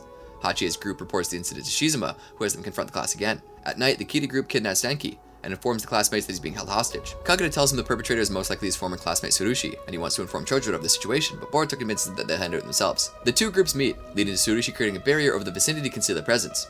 As fighting breaks out, Tsurushi dares Kagura to draw a sword, and reveals to Boruto that Kagura is the grandson of the 4th Mizukage, who killed his classmates at the academy. The Konoha students manage to defeat the Kiri Shinobi, as well as Kagura defeating Tsurushi. Hachi's group retreats, and Boruto frees Denki Kaminarimon. Later at the hotel, Kagura discusses with the group about being Kagura's grandson, and the struggle he's faced since accidentally killing his fellow academy classmates. Off Kiri's shore, Mei dines with Shino and Anko, while discussing a treaty between the Land of Fire, Water, Waves, and the Sea. Mei explains that Kirigakure wants the Land of Water to sign the treaty. However, the land itself is opposed, counting on the instability to amass influence, and fearful that the continued expansion of the neighboring nations will endanger them. If conflict ensues, the Land of Fire will also have to get involved. At the hotel, Boruto invites Kagura to play Shinobi bout with his friends, which he accepts. Kagura voices his struggles with his past and sins before winning the card game. Sarada comes in afterwards and tells him he has to do roll call. The next day, Kagura meets with Chojuro, while Tsurushi reports to Shizuma and in return is attacked. Kagura asks to take the candidacy test for Hiramikare, which Chojuro is glad to hear and hands him the key to the vault the 7 ninja swordsmen of the Mistblades are kept. Upon entering the vault and taking Hiramikare, Suigetsu Hozuki watches from afar. Afterwards, Kagura practices using it in the academy and has Boruto pay him a visit. When he arrives, Kagura thanks him for helping him make up his mind. Their conversation is interrupted when Shizuma catches the two in his water prison technique. Planning to end Kiri's time of peace, Shizuma intends to start a war by killing Hokage's son. Claiming Chojuro and Mei are eliminating villagers who don't agree with their policies, Shizuma attempts to bring Kagura over to his side by bringing up his past, leading to Kagura recounting his time in the academy and being shunned. Continuing to deny Shizuma, he claims Kagura belongs with him, and shows Kagura the scar he gave him. Boruto begins to attack Shizuma. Dodging his attacks, Shizuma has Bontan Kurosuki intercept Boruto's attack, followed by the rest of his allies. Using Boruto's stream, he attempts to attack Shizuma again but is repelled. Coming to his aid, Kagura helps Boruto up, before learning that Shizuma wants him to become a member of the new 7 ninja swordsmen. Drawing Hiradakame, Kagura questions Shizuma and explains that he intends to make a just future. Shizuma tells Boruto to inform his father that war has begun. The group leaves Kagura before Boruto passes out. The group uses Kagura's key to enter the vault containing the rest of the 7 ninja swordsmen swords. As they each pick and equip their sword, it triggers the activation of several puppets, leading to the group swiftly defeating the puppets with their swords. When Kagura brings up the topic of being able to pull off a revolution, Shizuma explains that he has backers in connection with the Land of Water's daimyo, who would likely disagree with Chojoro's administration. He goes on saying that he plans on installing Kagura as Mizukage, so Yagura's blood would continue ruling Kiri and the village would accept Kagura. When Mei and Chojuro discover the vault has been emptied, Chojuro suspects Shizuma coaxed Kagura into giving them the key. Resolving to have him execute if they attack villagers, Boruto and Sarada approach the pair. Boruto explains that Kagura only went along with Shizuma as doing so would spare his life, though it doesn't change Chojoro's mindset as he believes Shinobi should know the consequences for breaking the rules. Boruto suggests they downplay the crisis and incident between two kids who don't know any better. While Mei disagrees with the solution, Boruto threatens to use the injury he received from Shizuma to stir a diplomatic incident between the two villages, leading to Chojuro agreeing on Boruto's suggestion only on the condition that he accompanies the pair of students and resolving the situation within a time limit. While Shizuma and Buntan discuss the upcoming conflict, Kagura dreads what he might have to do should Boruto interfere. Iwabi goes for a walk as he and Denki notice Boruto's absence during the day. Boruto and Sarada ask Denki to come up with an excuse that they'd be absent during roll call. Finding the matter sketchy, Shikida Nara and Inoji Yamanaka decide not to ignore the matter. Iwabi overhears Tsurushi talking to himself about Boruto and Kagura, leading to Iwabi's pressing him for information. Noticing Suigetsu's presence, he approaches the student and tells him Orochimaru wants Mitsuki not to get involved. Picking up that Suigetsu isn't fond of the delinquent swordsman, Mitsuki inquires about his presence in the village and decides to do as he pleases. Shikida and Inojin watch the exchange from a rooftop where they're discovered by Suigetsu. The situation gives Mitsuki an idea on how to deal with Shizuma, and Suigetsu hands him a scroll. As the 7 swordsmen attempt to destroy the village's memorial stone, they're interrupted by Boruto and Sarada, who are accompanied by Chojuro. Wanting to kill the Mizukage, Shizuma erects a barrier around them all. Hibichiko halts Chojoro's movements with wire, followed by Ichiro to Oneyuzu decimating the ground below Sarada with Shibuki, resulting in her falling into a cavern below. Hasaku, Onemichi, and Hibichiko voice their grievances to Chojuro, who accepts some of their criticism but also discusses Kagura. The two and Kyoho Fuifuki attack him, during which Ichiroto becomes concerned that others will play for too long, allowing reinforcements to arrive. Boruto sees Kagura approaching him, Hiramikare in hand. Buntan attacks Sarada with lightning from Kiba. Sarada blocks her attack and activates Sharingan. Buntan continues throwing lightning balls at Sarada, who dodges them. Buntan comments on getting the face of Sharingan and lures Sarada into a trap. Kyoho misses his attack. Chojuro goads Hasaku into attacking him, using the attack to cut some of the wires holding him in place, allowing him to grab his own sword and cut the rest. Ichiroto watches and comments from afar. Sarada blocks another one of Buntan's attacks and causes her to retreat to avoid genjutsu. Buntan remotely controls Kiba to attack Sarada. As she dodges the sword, Sarada notices water around. Creating a lightning fish, Buntan limits Sarada's mobility to small rocks in the water, and continues attacking from a distance so Sarada can't read her hand seals. Boruto tries talking Kagura down from fighting. Chojuro fights Hasaku, Kyoho, and Hebichigo. Buntan finally manages to cause Sarada to fall prey to her lightning fish, but it turns out only to be a shadow clone. Buntan tells Sarada how her father died by Naruto's hand without knowing of her existence. Sarada charges ahead with Buntan in sight, starts countering her with her own copied lightning release. Buntan uses Kiba to cover herself in lightning release and throws Sarada into the water in the path of the lightning fish. Shizuma moves in to kill Boruto himself, but Kagura steps forward to do it. Buntan and Sarada clash, and Buntan recalls her unhappy childhood. Chojuro defeats Habichigo and Hasaku, causing Kyoho to surrender. Ichirota prepares to attack Chojuro from afar, but is interrupted by Iwabi, who manages to cut him down. Ichirota explodes Shibuki trying to take him down. Sarada notices Buntan's fish causes bubbles as it swims. Buntan decapitates Sarada only for it to be genjutsu, which Sarada used since she got close enough to copy her jutsu. Sarada also points out that during all of her fight, her fish has been electrolyzing the water, building up hydrogen gas in the area. Sarada detonates it with an explosive tag, defeating Buntan before passing out from exhaustion. Kagura continues attacking Boruto, claiming how they grew up was completely different. Kagura tells Boruto he's never understood his upbringing and attacks. He seemingly bisects Boruto, but it's only a shadow clone. Kagura continues to attack Boruto with Shizua's approval, who tells him to use more of Hiramikare's power. Boruto reminds Kagura what he said about being the only one who decides how he lives, and Kagura responds that he's there because Shizuma acknowledged him. Boruto is unconvinced due to Kagura's expression. Boruto feints with 3 clones and attacks Kagura using his jacket, landing a hit.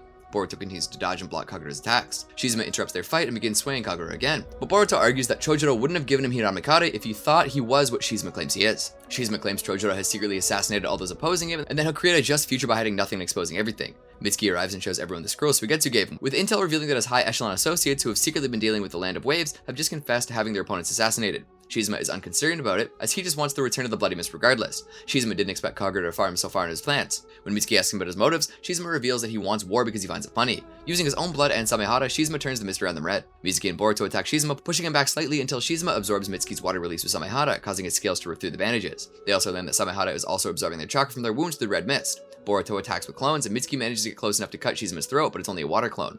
This deception lets the real Shizuma pin Mitsuki down with water spikes, but Mitsuki manages to avoid a fatal hit with wind release. Though alive, Mitsuki is exhausted, so Shizuma turns his attention to Boruto. Shizuma finds it a waste that Kagura won't kill Boruto. Mitsuki draws Samehada's attention with a shadow clone, while Boruto and his own clones propel him forward with wind release, landing a powerful hit and disarming him in the process. Shizuma comes at Boruto with a water sword, but Kagura blocks it, asking Shizuma to stop. Shizuma reconnects with Samehada, which begins turning him into a shark-like monster. Chojo arrives after evacuating the others and explains Samehada's nature, saying it claims Shizuma because of his experience. Chojo wants to finish him with Hirame Kare, but Kagura convinces him to let him use it. Kagura engages Shizuma, but is weakened after having chakra drained. Boruto comes to his aid and takes half the weapon. Together they manage to separate Shizuma from Samehada, ending the fight. Iwabi arrives with Tsurushi, who is carrying Sarada, who warns Boruto to be late for roll call. Iwabi carries Boruto, and the Konoha students depart as the red mist dissipates. Boruto's class bids Kirigakure farewell. Chocho arrives late, having bought numerous souvenirs. Boruto notices Kagura's absence, unaware that he's watching the ship depart from afar. Boruto returns home and is confused by Himawari's sullen attitude as he recounts their excursion. At the academy, Boruto, Sarada, and Iwabi are called to Iruka's office. Boruto conjures a cover story, but it turns out that Chojo sent the academy a notice praising the three for their actions, and three give him detention. So we get to report the events of Kirigakure to Orochimaru. Orochimaru implies to have facilitated the conflicts in order to make moving around easier. So we get to report Shizuma and his accomplices have been silently arrested and put into rehabilitation facilities. Orochimaru comments on how Boruto managed to acquire evidence against Shizuma to Suigetsu's discomfort. Later, Kagura tries overcoming his fear of wielding swords. Boruto asks Hinata about Himawari's attitude, and is shocked when she reminds him he promised her souvenirs from his trip. Boruto tries confessing to Himawari that he forgot it, but he can't bring himself to do so he lies and said he got her sweets that were already mixed up in a friend's luggage. Boruto tries getting some from his classmates, but they've already eaten theirs. Mitsuki and Sarada find Boruto after he's asked everyone, and Sarada tells him about the store Chocho showed her. Boruto finds a store, and sees that it has the sweets. However, the shopkeeper refuses to sell them to him. When he sees the shopkeeper play Shinobi bout, they bet on it. Mitsuki points out to Boruto that he can see the shopkeeper's cards on reflection. Instead of cheating, he points it out to the shopkeeper who asks to reshuffle. The shopkeeper asks them to leave and gives Boruto the sweets for free. On his way home, Boruto comes across Teori, who delivers a message from Kagura, where he apologizes to Boruto. Boruto gets home, gives Himawari his sweets, and confesses to having forgotten to buy them in the trip. In preparation for the academy graduation exams, Inojin decides to start making photocopies of his drawings in advance, instead of drawing them in battle, much to Seth's concern. Chocho and Shikadai spar against Choji. Inojin tries using the copies made in advance, but they crumble before landing an attack. Inojin tries using his own drawing, but it crumbles in the same way, leaving him concerned that he's no longer able to use the jutsu. At the end of the day, Sai explains to him the jutsu failed because of the copies, but refuses to elaborate further, and suggests Inojin enter an art competition. Inojin deduces Sai knows why the jutsu is failing, but Sai is certain that just telling Inojin the reason won't fix it. Inojin is shocked when Himawari wins the contest, with a drawing Inojin deems inferior. He thinks she won because she's the Hokage's daughter. Sai is concerned Inojin won't be able to use Super Beast imitating drawing anymore, and suggests that he look at how Inojin and Himawari's drawings differ. Inojin tries, but is unable to come up with anything that will explain why his jutsu is failing. Sai goes to the academy as a guest lecturer, as during missions Shinobi are likely to need drawing maps and sketching persons of interest. Sai has the students sketch Chocho. Inojin is perplexed why Sai considers Boruto might be able to use Super Beast imitating drawing based on his drawing, which Inojin deems awful. Inojin tries performing the jutsu, but his drawings collapse quickly and even struggle to leave the paper. Chocho comments how unusual it is for Inojin to get worked up like that, but Inojin shrugs it off, saying he'll just focus on his mother's jutsu from now on instead. At the training hall, Shino has Inojin, Chocho, and Shikadai face against Metal Lee, Denki, and Iwabi. Inojin takes over Iwabi's body briefly, but his lack of practice allows Iwabi to break free, allowing his team to counterattack. Chocho hands Inojin his drawing supplies, but his hesitation leaves him open to Lee's attack. Shino declares Team Iwabi the leader. Sai and Ino discuss Inojin. Sai as Himawari teaches art lesson. She gets interested when she learns of Inojin's jutsu, but Inojin does nothing. At home, Inojin begins gathering his drawing supplies to throw them away. Ino questions his decision, and he finds one of his first drawings from when he was little. Inojin asks Himawari to teach him, but she has no idea what to do. When Inojin's jutsu fails again, it blows Himawari's drawing away. They chase after it, but it flies above the water. Inojin realizes that the difference between his recent drawings and Himawari's is that hers have motion put into it. Inojin is able to animate his drawing and saves Himawari's. At her request, Inojin animates her drawing. Inojin shows his parents his recovery, and Sai shows him his favorite drawing from Inojin, their family together. The next day, Inojin is sorry that Himawari's drawings disappeared from the paper after his jutsu, but she is unconcerned, deciding she'll just draw another and make her father even happier.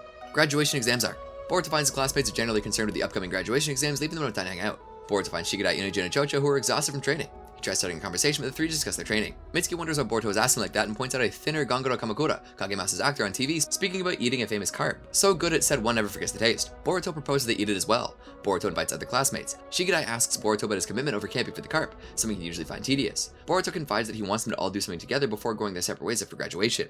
At home, Sakura notices Sarada's lack of excitement over going camping, and her complaints over Boruto remind her to her recalled amusement of her own complaints about Naruto during their academy days. Sarada finds the idea of treating the Hokage like that unimaginable, but her mom points out that to her, he's always just been Naruto. While they weren't that close at the academy, he's now a dear friend that's closer than family. She doesn't know if friendship is forever, but the friends she made are still her friends today. Boruto and his classmates set up at the camping site. They go fishing for the carp, but fail to catch anything. One of the caretakers says the rains have caused the carp to hide in the rocks, making them that much harder to catch. Boruto almost fishes one, but reels in too hard, causing the line to break. At night, they eat curry. Boruto goes fishing again. Sarada and Tsunade follow him. Boruto and Sarada end up arguing. Tsunade finds it amusing and thanks Boruto for helping her change. The carp catches on Boruto's line and starts pulling him in. Sarada helps Boruto pull the carp and Tsunade summons Nue using his chakra to strengthen the line so it won't break. Their classmates arrive and each use their ninjutsu to help reel the carp in. They all eat the carp and Tsunade points out the starry sky above them. At the moon, Toneri struggles to smooth over space-time distortions. During a parent-teacher conference, Shino informs Hinata that despite the occasional lack of commitment with classes, Boruto's performance is exceptional. When asked what type of shinobi he wants to be, he concerns with the lack of interest in anything particular, and confident that he'll figure out something by graduation. Shino shares his concerns about Boruto with Anko. Boruto and his friends discuss their parent-teacher conferences. Despite the examples his friends gave him, Boruto still hasn't found a compelling reason to become a shinobi. They discuss the structure of the graduation exams, proctors, and past exams. After class, Boruto is approached by Sukiya, who is writing a story about graduating students. Boruto takes Sukiya to interview his classmates. After interviewing them, Sukiya asks Boruto why he joined the academy, and Boruto mentions trying to be better than his father. At home, Boruto asks Hinata why she became a shinobi, and she tells him about how as a Hyuga, at the time it was simply expected of her and her late cousin Neji, and surprises Boruto by telling him how strict his grandfather was. Hinata is confident that both she and Naruto will support Boruto when he becomes a shinobi or not, though Boruto wonders if Naruto would really feel that way, noticing his absence once more. The next day, Boruto notices Namida and Wasabi discussing, and Sarada tells him that Namida decided not to be a shinobi. Sukiya tells Boruto that with declining demand for shinobi, skills developed in the academy become valuable in non-shinobi fields. Boruto tries to get Mitsuki to be interviewed by Sukiya, but he is late for his own parent-teacher conference.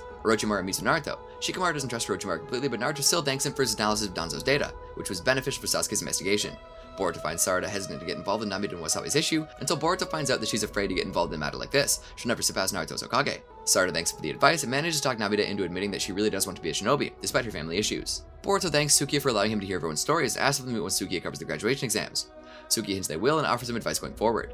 Going home, Boruto asks Mitsuki about his conference, and Mitsuki says he wants to remain a shinobi in Konoha because of Boruto, pointing out how he changed those around him, like Denki, Iobi, Tsunade, and Mitsuki himself. Boruto just wants to remain together and is fine with becoming a shinobi first and figuring it out from there. Talking to Iruka, Kakashi removes his Sukiya disguise. Iruka is glad Kakashi volunteered to proctor the graduation exams and asks him not to go too hard on them. Kakashi clarifies that even in peaceful times, they can't allow students with contemptuous attitudes to become shinobi, and that his graduation exam will be a bit challenging, wondering how many will succeed. Boruto's class take the written exam. Denki and Iobi celebrate successfully stealing the questions from the teacher's lounge. Boruto considers it cheating, but Sarada points out Shino telling them to check their questions to make a strategy beforehand, implying the test was their intelligence gathering skills. They wait for their practical exam. Shino grades the written exams and Boruto gets a perfect score. Kakashi notes this and finds Boruto to be a bit too confident. The next day, the class is greeted by Shino, Anko, and Konohamaru at a forest. They explain the rules for the exam, giving each student a white bandana and pointing out targets on themselves. If a student has their bandana taken, they fail, but if a teacher has the target destroyed, they can no longer fight the students. The exam lasts a day. Boruto is unconcerned and Kakashi arrives, revealing himself to be the exam's proctor, intending not to let any troublemaker become a shinobi. Kakashi has a single bell that the students have to take from him, implying only one of them will graduate.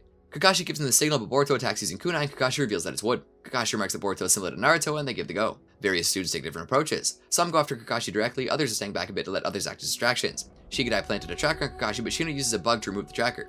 Anko uses Genjutsu to make a couple teams go around in circles and prepares to fight Shigadai, Inujin, and Chocho. Konohamaru knocks out Renga, Suru, and Hako along with Namida and Wasabi. Boruto doesn't want to waste time on Konohamaru, and Sarada allows him to go straight for Kakashi, believing there's a reason to go after Konohamaru first. Boruto and Mitsuki are blocked by Shino, who Mitsuki decides to deal with. Boruto searches for Kakashi from a giant tree, baits him with a shadow clone. Anko uses snakes against Shigadai, Inujin, and Chocho, but the students she had caught in Genjutsu toe up haven't broken free. Mitsuki prepares to go all out against Shino. Sarada and Tsunade use the Sharingan and Nue against Konohamaru. Boruto uses shadow clones against Kakashi. Mitsuki defeats Shino, who tells him to go ahead. Kakashi considers Boruto to be a cut above the rest, but still unsuitable to be a shinobi for lacking one decisive trait. Boruto baits Kakashi with a Boruto stream while coming from the ground below, but Kakashi considers Boruto to have Chūnin level skills and pins him down after sneaking behind him with a Genjutsu, considering this to be the end of the line for Boruto. Kakashi has Boruto pinned down in a way that would require Boruto to break his own arm to break free. He admonishes Boruto's lack of resolve and motivation to change, and reveals his Sukiya disguise. Kakashi believes Boruto's influence on his classmates have made them unsuitable to become shinobi. Mitsuki and Iobi attack Kakashi, forcing him to let go of Boruto to defend himself and counterattack, allowing Boruto to escape with Iobi's help. At night, several of the students gather, Wasabi healing Boruto, and Boruto wishing she'd look after Mitsuki, who was injured by Kakashi. Boruto tells him of Kakashi's assessment of their class and Boruto's influence and apologizes. Iobi aggressively tells Boruto that he's made this far because of Boruto, something he intends on telling Kakashi. Denki and Tsunade share Iobi's opinion. Mitsuki also tells Boruto that by watching him, he learned to do things for other people by his own volition. The group takes notice of the 24-hour time limit, and they still have their bandanas despite some of them being knocked out unconscious before, and that while injured, the teachers might get in pursuit. Boruto determines the exam to be a test of their resolve. The targets, bandanas, and the bell all hide the real test, namely how they choose to tackle the problem. Kakashi, Anko, and Konohamaru discuss the exams watching over the captured students, saying the class will fail if they don't come to rescue them. Boruto formulates a strategy. As the fastest in the class, Metal and Wasabi will distract Anko, while Tsunade has Nue under the cover of several smoke bombs stealthily equip the captured students with earplugs as Namida also sneaks in. The Anko they fight turns out to be a clone, but the real one gets knocked out by a frightened Namida with a sonic scream. They finish freeing the captive students. Boruto distracts Konohamaru, allowing Denki, Iobi, and Mitsuki to lock them in place with Fuinjutsu, almost suffering a heavy hit from Sarada. Konohamaru stops a punch from Denki at his target, but he gets hit anyway. Sarada and Boruto had transformed into one another, allowing Sarada to get close enough to cast Sharingan Genjutsu on him not to notice Denki's kunai in his fist. Suru arrives. telling them only Kakashi remains. At sunrise, Boruto attacks Kakashi with shadow clones. His classmates are disguised as Boruto clones. Kakashi knocks him down as well, but when Boruto gets close enough and signals it, they all hold Kakashi down with Fuinjutsu as they do with Konohamaru. When Boruto gets too close to the bell, Kakashi uses lightning release against them, but they don't fall back. Boruto only manages to ring the bell before the 24 hours are up. Kakashi passes them all. They're all confused as they didn't get the bell. Kakashi explains that they wouldn't have been able to acquire the bell at all. He explains that in the shinobi world, those who break the rules are called scum, but those who don't value their comrades are worse, and when they all came together as a team, that's when they passed. Shino congratulates them and releases the transformation on their bandanas, which are forehead protectors all along. The students celebrate. Iruka scolds Kakashi for being too rough on the students. Boruto leaves home after breakfast with it wearing his forehead protector, putting it on only after being out of his parents' line of sight. Shikamaru drops by Naruto's house to inform him of his various duties for the day. At the academy, the Genin discuss and wonder how they'll be put into teams. When Namida warns everyone Shino's arriving, Iyobi's sudden movement causes him to bump into Boruto, knocking him to Sarada, almost kissing her by accident, but she blocks him with her foot. Shino arrives after a brief explanation on 3-man teams. Shino begins informing the Genin of the teams. Denki, Metal, and Iyobi are Team 5. Wasabi, Sumide, and Namida are Team 15. Hoki, Hako, and Renga are Team 25. Enko, Doshu, and Suru are Team 40. Inujin, Chocho, and Shikida are Team 10, much like their parents were, leaving Boruto, Sarada, and Mitsuki as Team 3. Sarada questions being on the same team as Boruto, as while she acknowledges his skill, she doesn't feel they're compatible, putting their team's teamwork into question. Sarada feels she can't afford to take detours from her goal of becoming Hokage. Konohamaru informs her that she can appeal her decision to the Hokage. After the Genin leave, Konohamaru and Shino discuss how requests for changing teams have never been approved. Boruto and Sarada arrive at the Hokage's office, but Shikamaru informs that Naruto is out on business, and he can't disclose his location. In the interest of finding Naruto, Boruto and Sarada call a truce. Mitsuki arrives with a copy of Naruto's schedule, having taken a look while Shikamaru is distracted with Boruto and Sarada. Elsewhere, Naruto tests some Shinobi's ability to protect the village by having them restrain him with a barrier, which he easily overcomes. Shikamaru checks who the Hokage's escort is for the day to inform them of Boruto and Sarada, and is amused to learn who it is. Mirai is notified about Boruto and Sarada. She refuses to let the three through. Mirai cuts the support ropes for the bridge they're crossing, but Mitsuki uses snakes to secure it. While Boruto fights Mirai, Sarada observes her with a Sharingan, looking for a vulnerability. Mirai notices Sarada's Sharingan and traps her in Genjutsu, requiring Boruto to snap her out of it. Mirai successfully repels them. Boruto and Sarada argue. Konohamaru arrives and comments on Mirai's strength. Mitsuki tells Boruto and Sarada they're trying too hard to be compatible, and in doing so are not making the most of their individual skills. Boruto is too concerned with what Sarada will do, and Sarada is over-relying on a Sharingan. Boruto goes at Mirai with shadow clones, but keeps them hidden under the bridge. Sarada uses Shuriken to distract Mirai and notices the damage done by Mirai's chakra blades on the deflected Shuriken. She uses Shuriken to distract Mirai, allowing Boruto to knock her off balance in a section of the bridge she damaged, where a hidden shadow clone pulls her off the bridge. Konohamaru compliments them after pointing out the value of hard-earned cooperation, and asks Sarada if she'd still like to request another team. Sarada changes her mind about the team, but would like to request Naruto something else. Naruto informs the shinobi he's training that they must be prepared to protect Konoha from attacks at any moment. The Genin and Konohamaru arrive, and Sarada requests that they have the teams have a designation, which Naruto grants. Sarada complains to Mitsuki about Boruto's lateness interfering with her achieving her goals. She asks Mitsuki about what missions he likes to do. He tells her he's happy doing whatever Boruto is doing, prompting her to ask if he does something of his own free will. He explains he chose that of his own will and thinks back to the past. He remembers waking up under Orochimaru's care and dropping a cup of medicine while taking it. Orochimaru instructs Suigetsu to escort him while he's fully awake. Mitsuki has no memory of who he was. Orochimaru comments to a hooded individual that this is the 6th time that something has happened.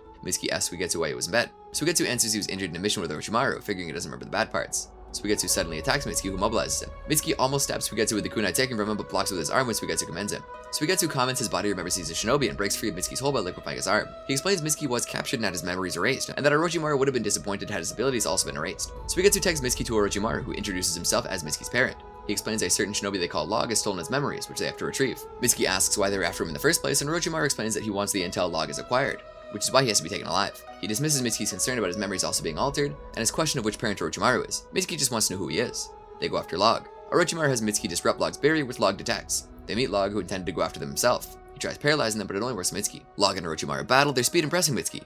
Orochimaru attempts to use snakes to poison him, but his armor blocks their fangs. Log uses a jutsu to have his armor cover Orochimaru and hold him in place. Orochimaru tells Mitsuki he can use Senjutsu. Log moves in to strike Mitsuki, but has paralyzed himself with the venom of a small snake. Orochimaru manages to slip through the gaps in his armor. Orochimaru tasks Mitsuki with watching over Log while he goes in search of something. Log asks Mitsuki to take off his mask and tells him Orochimaru is deceiving him. Mitsuki removes Log's mask, revealing him to be an older version of Mitsuki. Log explains they're both synthetic humans created by Orochimaru. He goes on to say the thing Orochimaru is after is the original source from which they were both cultured, and that he is stolen but couldn't destroy, as Orochimaru held the key to open his container. Log wanted to destroy it as it was created by Orochimaru's narcissism and greed, saying that when he escaped Orochimaru, he just created another. Log wants to destroy Orochimaru. Orochimaru returns and says the manner of their creation is irrelevant, and that he loves him the same. Orochimaru and Log each press their opinion on Mitsuki, causing him to snap and activate a stage transformation, saying that as a child he is not interested in what they, the adults, think. He takes the container and the key and leaves. Orochimaru comments on Mitsuki's achievement with Log, revealed to be the hooded individual Orochimaru talked to earlier.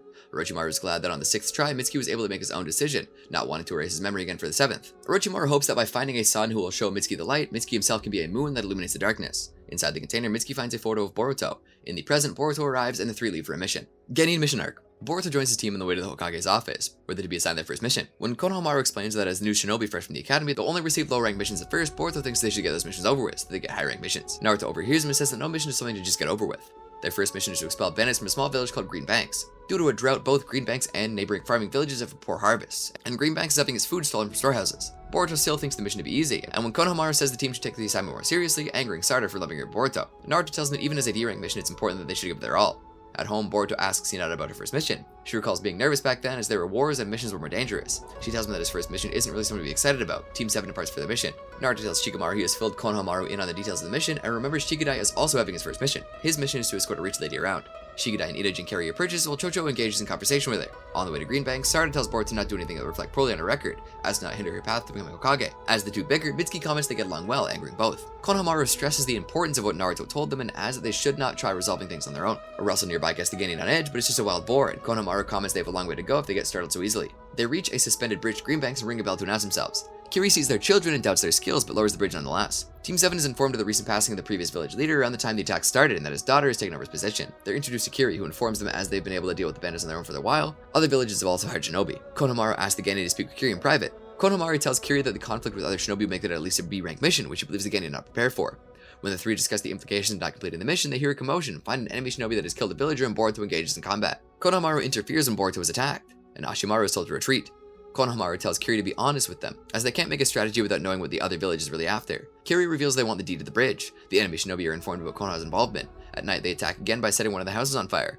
Boruto saves a villager from being attacked, and other villagers start attacking them. Konohamaru determines they're being controlled by Genjutsu. The villager Boruto saved holds Kiri hostage. Sarada tries locating the Genjutsu user with his Sharingan, but fails. Mitsuki uses his wind release to knock down the controlled villagers, figuring anyone strong enough to resist it should be the enemy Shinobi. All the villagers are knocked down, and Boruto notices Kiri has been taken, determining that the one who got her must be working with the enemy. Konohamaru scolds Boruto for acting on his own without warning. Sarada attends to Boruto's injury. Konohamaru confirms the involvement of Pale Blue Valley hired Shinobi when a ransom note demands the bridge's deed in exchange for Kiri's life. With Kiri in captivity, Aoi confesses to be working with the Pale Blue Valley, having done so since killing her father. He was offered a lot of money for the bridge deed and counted on Kiri to fail by trying to resolve the issue all by herself, but didn't count on her hiring Konoha Shinobi. The Green Banks villagers offer Konohamaru the deed and ask the team to save Kiri. Team Konohamaru plans on how to rescue her. Aoi delivers Kiri to Hidari and is killed by Ashimaru, telling him that they're former Shinobi. Hidari proposes trading Kiri for the deed to Konohamaru.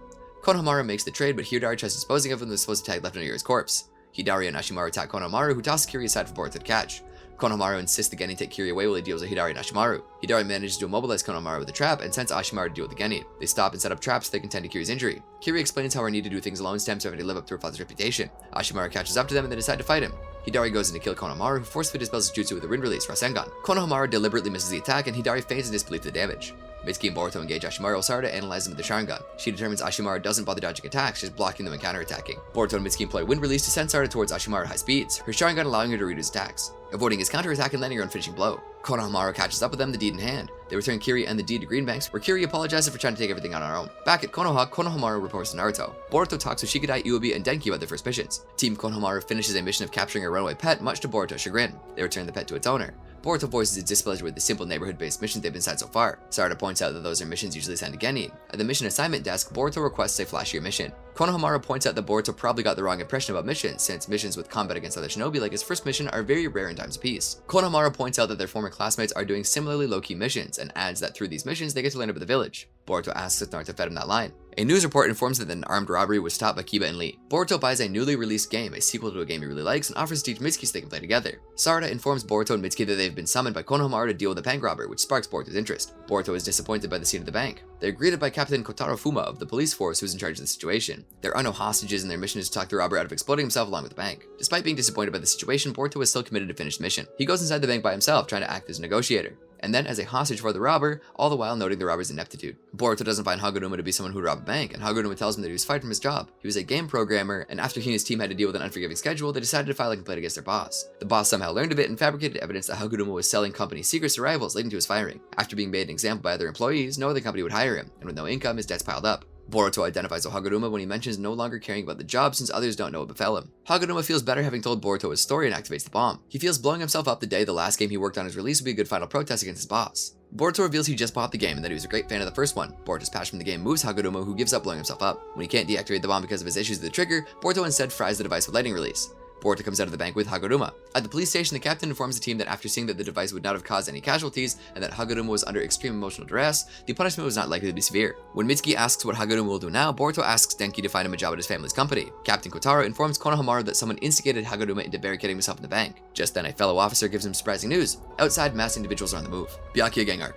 Kotaro and Konohamaru inform Boruto, Sarada, and Mitsuki that the hostage situation was just a distraction, allowing noble thieves called the Byakuya Gang to steal jewels from the vault. Boruto insists on going in the vault with them, feeling cold from the security system. Considering the security measures in place, Kotaro suspects an inside job. Outside the vault, Sarada finds a frozen flower. 5 days go by without any new developments. Denki explains to Boruto that noble thieves steal from the rich and give to the poor. Boruto asks Shikadai his opinion on it, and is surprised to learn Shikadai answers that they must have their reasons, as there is more to what they know than they learned in the academy. Their talk is keeping Shikadai from understanding a shogi strategy studying. Sarada makes a breakthrough in the case and informs Boruto and Mitsuki on her theory on an ice release user, who would have brought their body temperature down not to trigger the thermal sensors. At Boruto's suggestion, they don't report their findings so as to be kept in the loop on the investigation. Boruto takes him to Katasuke to find out more about ice release without alerting the investigation. Shikadai saves a child from injuring himself too seriously when playing with explosive tags, and a bystander picks up a shogi piece he drops. Katasuke confirms their ice release theory and shows them a more clandestine side of Konoha where they might find the Byakuya Gang. They find a posting about selling the stolen jewels. Shikadai still struggles with the shogi strategy, and the bystander returns the shogi piece. The two talk and play shogi for hours. Shikadai offers him the set, having more at home, hoping to play against him again the next day. Shikadai asks his father to teach him new tactics, and Shikamaru gets carried away, angering Tamari when he ignores her call for dinner. Boruto, Sarada, and Mitsuki meet with the thief, pretending to be a buyer. The thief they're meeting is a decoy rigged with explosive tags. The real thief questions their allegiance to the rich, considering them to be thieves themselves. He uses the jewel for a distraction to flee, but leaves them a trail of frozen footprints to follow. They follow the footprints to the water system by a mountainside and up the mountainside to an impoverished village. The thief traps them with ice and reveals the jewel was already sold as profit used to fix the water system for the village. Boruto doesn't pursue the thief when he frees them and is later conflicted about the case. The thief reports to a partner who says another plan is already set up. The thief leaves for guard duty. Shikadai waits for his shogi partner. As usual, search procedures yielded no results. Kotaro drafts the recently graduated Genin into the search for the Byakuya Gang, instructing them to report anything unusual as they go about their regular missions, and not to engage them in battle. The Genin discuss what to do if they're attacked, and Iwabi is surprised by Boruto's reluctance to battle. The Byakuya Gang commits a robbery near where Team 5 is aiding a construction company. Iwabi pursues them as they flee, and blocks their escape with earth walls. However, they easily break free, and Metal is injured when protecting Denki from an icicle. At the hospital, Uran lectures Iwabi and tells him to stay home, as they watch news reports on the Byakuya Gang and see that they're well received by poorer populations. At home, Himawari asks Hinata about the gang, and while Boruto agrees with helping those in need, he disagrees with hurting others to do so, and considers Naruto responsible, seeing these social inequities in question to be due to his ineffectiveness. Later, the Genin discuss the gang, their merits and methods. The Byakuya Gang prepares the robbery of a pawn shop. Ryogi decides to go ahead, claiming he wants to memorize the area. The others are concerned that Ryogi will betray them, but Gekko doesn't share their opinion. Boruto goes to Katasuke for more games. Spotting Shikadai in the park, Tamari tells him that she'll be busy because every Chūnin and above is going on missions because of the Byakuya Gang. Shikadai and Ryogi play shogi. They discuss the village and recent attacks until Boruto arrives and shows Shikadai the limited edition games he got from Katasuke. Shikadai introduces Boruto and Ryogi to one another. Boruto finds Ryogi to be familiar. A cold wind blows when Ryogi leaves. At the pawn shop, Ryogi arrives late and warns him not to flee towards the park to avoid coming across Genin. Sumire and Wasabi notice them robbing the pawn shop, but as they leave, the gang spots them and attacks. Tamari attacks the gang, Namida arriving with her. 3 of them escape, while Tamari chases the other back to the park, passing by Boruto and Shikadai. Tamari asks them for diversions, but he manages to escape. Tamari, having picked up on Shikadai's hesitation, tells him that it's okay to take risks sometimes, otherwise all the great things will pass him by. Ryogi regroups with the rest of the gang, and Gekko receives words of support from the other villages and decides to go ahead with the next phase of his plan. A protest against the Kaminarimon company is held over supposed exploitative practices. The Byakuya Gang is pleased with the growing turmoil in Konoha. Ryogi confirms to Gekko that this is all ultimately for justice. Sai and Shikamaru report to Naruto the latest developments, and they speculate possible reasons and outcomes. Boruto goes to check on the situation with his friends. Shikadai acts detached from the situation when asked about it, confusing the others. Ryogi thinks back to how he became part of the Byakuya Gang. One day his father returned home fatally injured from a mission. When Ryogi's mother tried to help, she was also killed in front of him. The assailant tried attacking Ryogi, who tapped into his ice release abilities to stop him before passing out. When he woke up, Gekko told him he killed the man who attacked him, and then the funeral for his parents was over. Gekko offered to teach Ryogi, who accepted the offer. Gekko introduced Ryogi to the Byakuya Gang, claiming to be the real job he and his father did, besides shinobi work. Gekko claimed that he and Ryogi's father began questioning their role as shinobi, tasked with only fulfilling missions as ordered by those above him, acting as pawns. Thinking back to his mother's words about his father helping people, Ryogi decided to join the Byakuya Gang. Gekko finds Ryogi reminiscing about the past and notices the shogi piece in his hand. Ryogi says it from a friend, and while Gekko outwardly encourages him, once out of earshot says it soon won't matter anyway. Ryogi meets with Shikadai to play shogi, and they play until after dusk, with Shikadai beating him. Shikadai asks Ryogi if he's with the Byakuya Gang, noting he knew the reputation of Katasuke's lab despite claiming to be a recent arrival, concluding that he had known that from casing the village. Ryogi tries deflecting, but Shikadai points out the lamp Ryogi brought with him to play after dark is on the list of stolen goods. Ryogi reacts to the claim and notices Shikadai tricked him into confirming his suspicion. Shikadai doesn't intend to turn him in, but wants him to stop. When Shikadai says he'll end up being someone else's pawn, Ryogi gets angry. He says Shikadai doesn't understand him at all, and accuses Shikadai of not bothering trying to surpass him in anything he does, not even trying to stop him from fleeing. Ryogi leaves and meets up with the rest of the Byakuya Gang. Gekko says it's time to implement the final part of the plan. After Ryogi leaves Shikadai, Chocho and Inojin arrive, telling him they've been requested due to the protests against the Kaminarimon Company. Gekko and Ryogi watch as protesters march against the Kaminarimon Company. Gekko praising Ryogi's strategy. One of the leading protesters has a mark on his neck. Ryogi mulls over what Shikadai might do. At the police station, the Genin are shown flyers that have been distributed inciting violence among the Kaminarimon Company. As the protesters are only ordinary citizens instead of shinobi, there's only so much a shinobi can do against them without using excessive force. Boruto feels conflicted having to go against citizens. Kotaro distributes the assignments. Team Moegi is assigned a spot near the company headquarters. At the hospital, Iobi is frustrated having to stay put, but Lee tells him that orders are absolute. Shikadai studies the distribution of protesters and security forces, recognizing it from somewhere. Chocho recognizes the patterns as shogi pieces, causing Shikadai to recognize the decoy strategy Ryogi used against him. Shikadai asks Inojin what the building located in the opening is, and Inojin explains it's Katasuki's lab. Realizing the Byakuya Gang's plan, Shikadai feels torn between obeying his orders and taking action to foil their plan. Shikadai leaves his post, followed by his teammates. Team Konohamaru spots Team Moegi moving, and Boruto goes to check it out. Mitsuki tells Sarada to trust Boruto. The Byakuya Gang invades the lab, going straight for the ninjutsu data with Katasuki. The protesters arrive at the Kaminarimon Company headquarters, and the police refrains from using ninjutsu against them. On the way to the lab, Shikadai explains to Boruto that the lab is the target. Inojin and Chocho find it uncharacteristic for Shikadai to act without proof, but support him nonetheless. Having analyzed their movements, Denki informs Sarada the protesters' actions don't match against what normal people would do. Using her Sharingan, Sarada spots a leading protester with a mark on his neck. At the research lab, they find downed personnel, and Shikadai and Boruto find Katasuki, who informs them of the stolen work. Katasuki planted a tracker on Gekko, and gives Boruto a terminal to follow the signal. Despite being suspended, Denki goes to the police and reports the cursed seal placed on many of the protesters, raising the possibility they're under genjutsu. Denki's father is proud of him. Gekko explains to the gang the nature of what they stole, and assages Ryogi when he asks if they'll help people. Chocho, Shikadai, Boruto, and Inojin catch up with them, and Shikadai notices Ryogi. The Byakuya Gang splits up so Gekko can get away with the stolen data. Shikadai and Boruto go after him while the others hold the rest of the gang back. At the protest, Konoha Shinobi begin breaking the genjutsu on the protesters. Chocho and Inojin make short work of most of the gang, but struggle against Oko. They're saved by Shikamaru. Naruto addresses the village to television and shadow clones, exposing the captured Byakuya Gang as the ones who place him under genjutsu, and asks the villagers to help keep improving Konoha. Gekko and Ryogi hop onto a passing train. Boruto and Shikadai hop on as well and confront them. Shikadai asks Ryogi to snap out of it and accuses Gekko of manipulating him, who retorts that reality isn't simple and accuses Shikadai of being naive in return. Boruto is unimpressed with Gekko's reason and strikes him with a kunai, which Ryogi blocks, breaking his mask. Shikadai asks Ryogi why he protects Gekko, and Ryogi tells him of how Gekko saved him. Shikadai says that's no reason to become a thief, and Ryogi criticizes his belief of how life works, attributing it to living in a prosperous village. Shikadai says he's trying too hard to fit into a too tight mold, and asks if their shogi plan was a lie. Ryogi answers it was an act to get closer to him. Ryogi's head hurt, and Gekko orders him to trap Shikadai and Boruto with ice release. Shikadai warns Boruto it is ordinary ice release, but Boruto seems to be in a trance. As they move through the train, Ryogi's head still hurts and his memories begin changing. Gekko shows Ryogi's reflection, restoring the cursed seal. Boruto sees Shikadai as a Byakuya Gang member and attacks him. Shikadai notices that Boruto was put in a genjutsu by the ice mirrors and cracks him with kunai. Gekko notices the shogi pieces Shikadai gave Ryogi, who insists they mean nothing. Gekko tosses the pieces out of the train and orders Ryogi to prove it by finishing Shikadai. Under the guise of checking his wound, Gekko activates his jutsu. Shikadai manages to free Boruto from the genjutsu, crediting his own experience with it to being experimented on by Mirai. At the front of the train, Gekko kills one of his own gang members. Shikadai shares his suspicion that Ryogi is under a genjutsu with Boruto and warns him not to look at any mirrors. The two break through the ice and move ahead through the train. They try circumventing Ryogi by going out of the train to get to Gekko, but Ryogi blocks them. Boruto goes ahead to Gekko while Shikadai pins Ryogi with a shadow. Boruto stops Gekko from disconnecting his wagon from the rest of the train. Shikadai tries talking Ryogi out of serving Gekko in vain. The cursed seal on Ryogi activates and he attacks. The cursed seal spreads through Ryogi, who sees Shikadai as the one who killed his parents. Gekko fails to turn Boruto by offering to split the profits of selling ninjutsu data with him, and moves aside to show Boruto his reflection in the window, forcing him to close his eyes and give Gekko an opening. Ryogi closes in on Shikadai and Boruto while Gekko separates the wagon and admits to having tampered with Ryogi's memories. Shikadai tries getting through to Ryogi but can't get close to him. Boruto and his shadow clones propel Shikadai forward with wind release, allowing him to make physical contact with Ryogi and break him out of the genjutsu, who recalls that Gekko was the one who killed his parents. Shikadai sympathizes with him. The three are bummed that Gekko escaped when someone rushes past them. Naruto catches up to Gekko and defeats him. Later, Gekko is interrogated by the police, and Boruto returns to Katasuki's research, who is excited that scientific ninja tools are being considered valuable enough to steal. Ryogi is in prison but remains happy.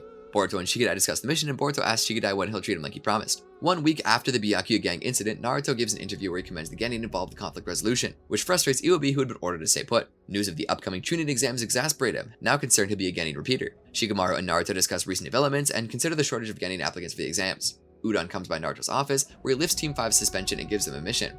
Iwabi discusses the exams with Lee and Denki, all determined not to be left behind. Team 7 receives a delivery mission as Team 5 arrives. Team 5 is to participate in a documentary, a PR attempt to increase the dwindling academy enrollments. As they begin filming, they all struggle with coming across naturally on camera. The director takes Udon aside and asks him if there's another team who can film, and Udon informs them that the Hokage personally picked that team. The director tells Udon he used to want to be a shinobi. He wants Team 5 to show him flashy ninjutsu, so Iwabi raises the ground, Lee attacks it, and throws shuriken at Denki, who substitutes out of their way.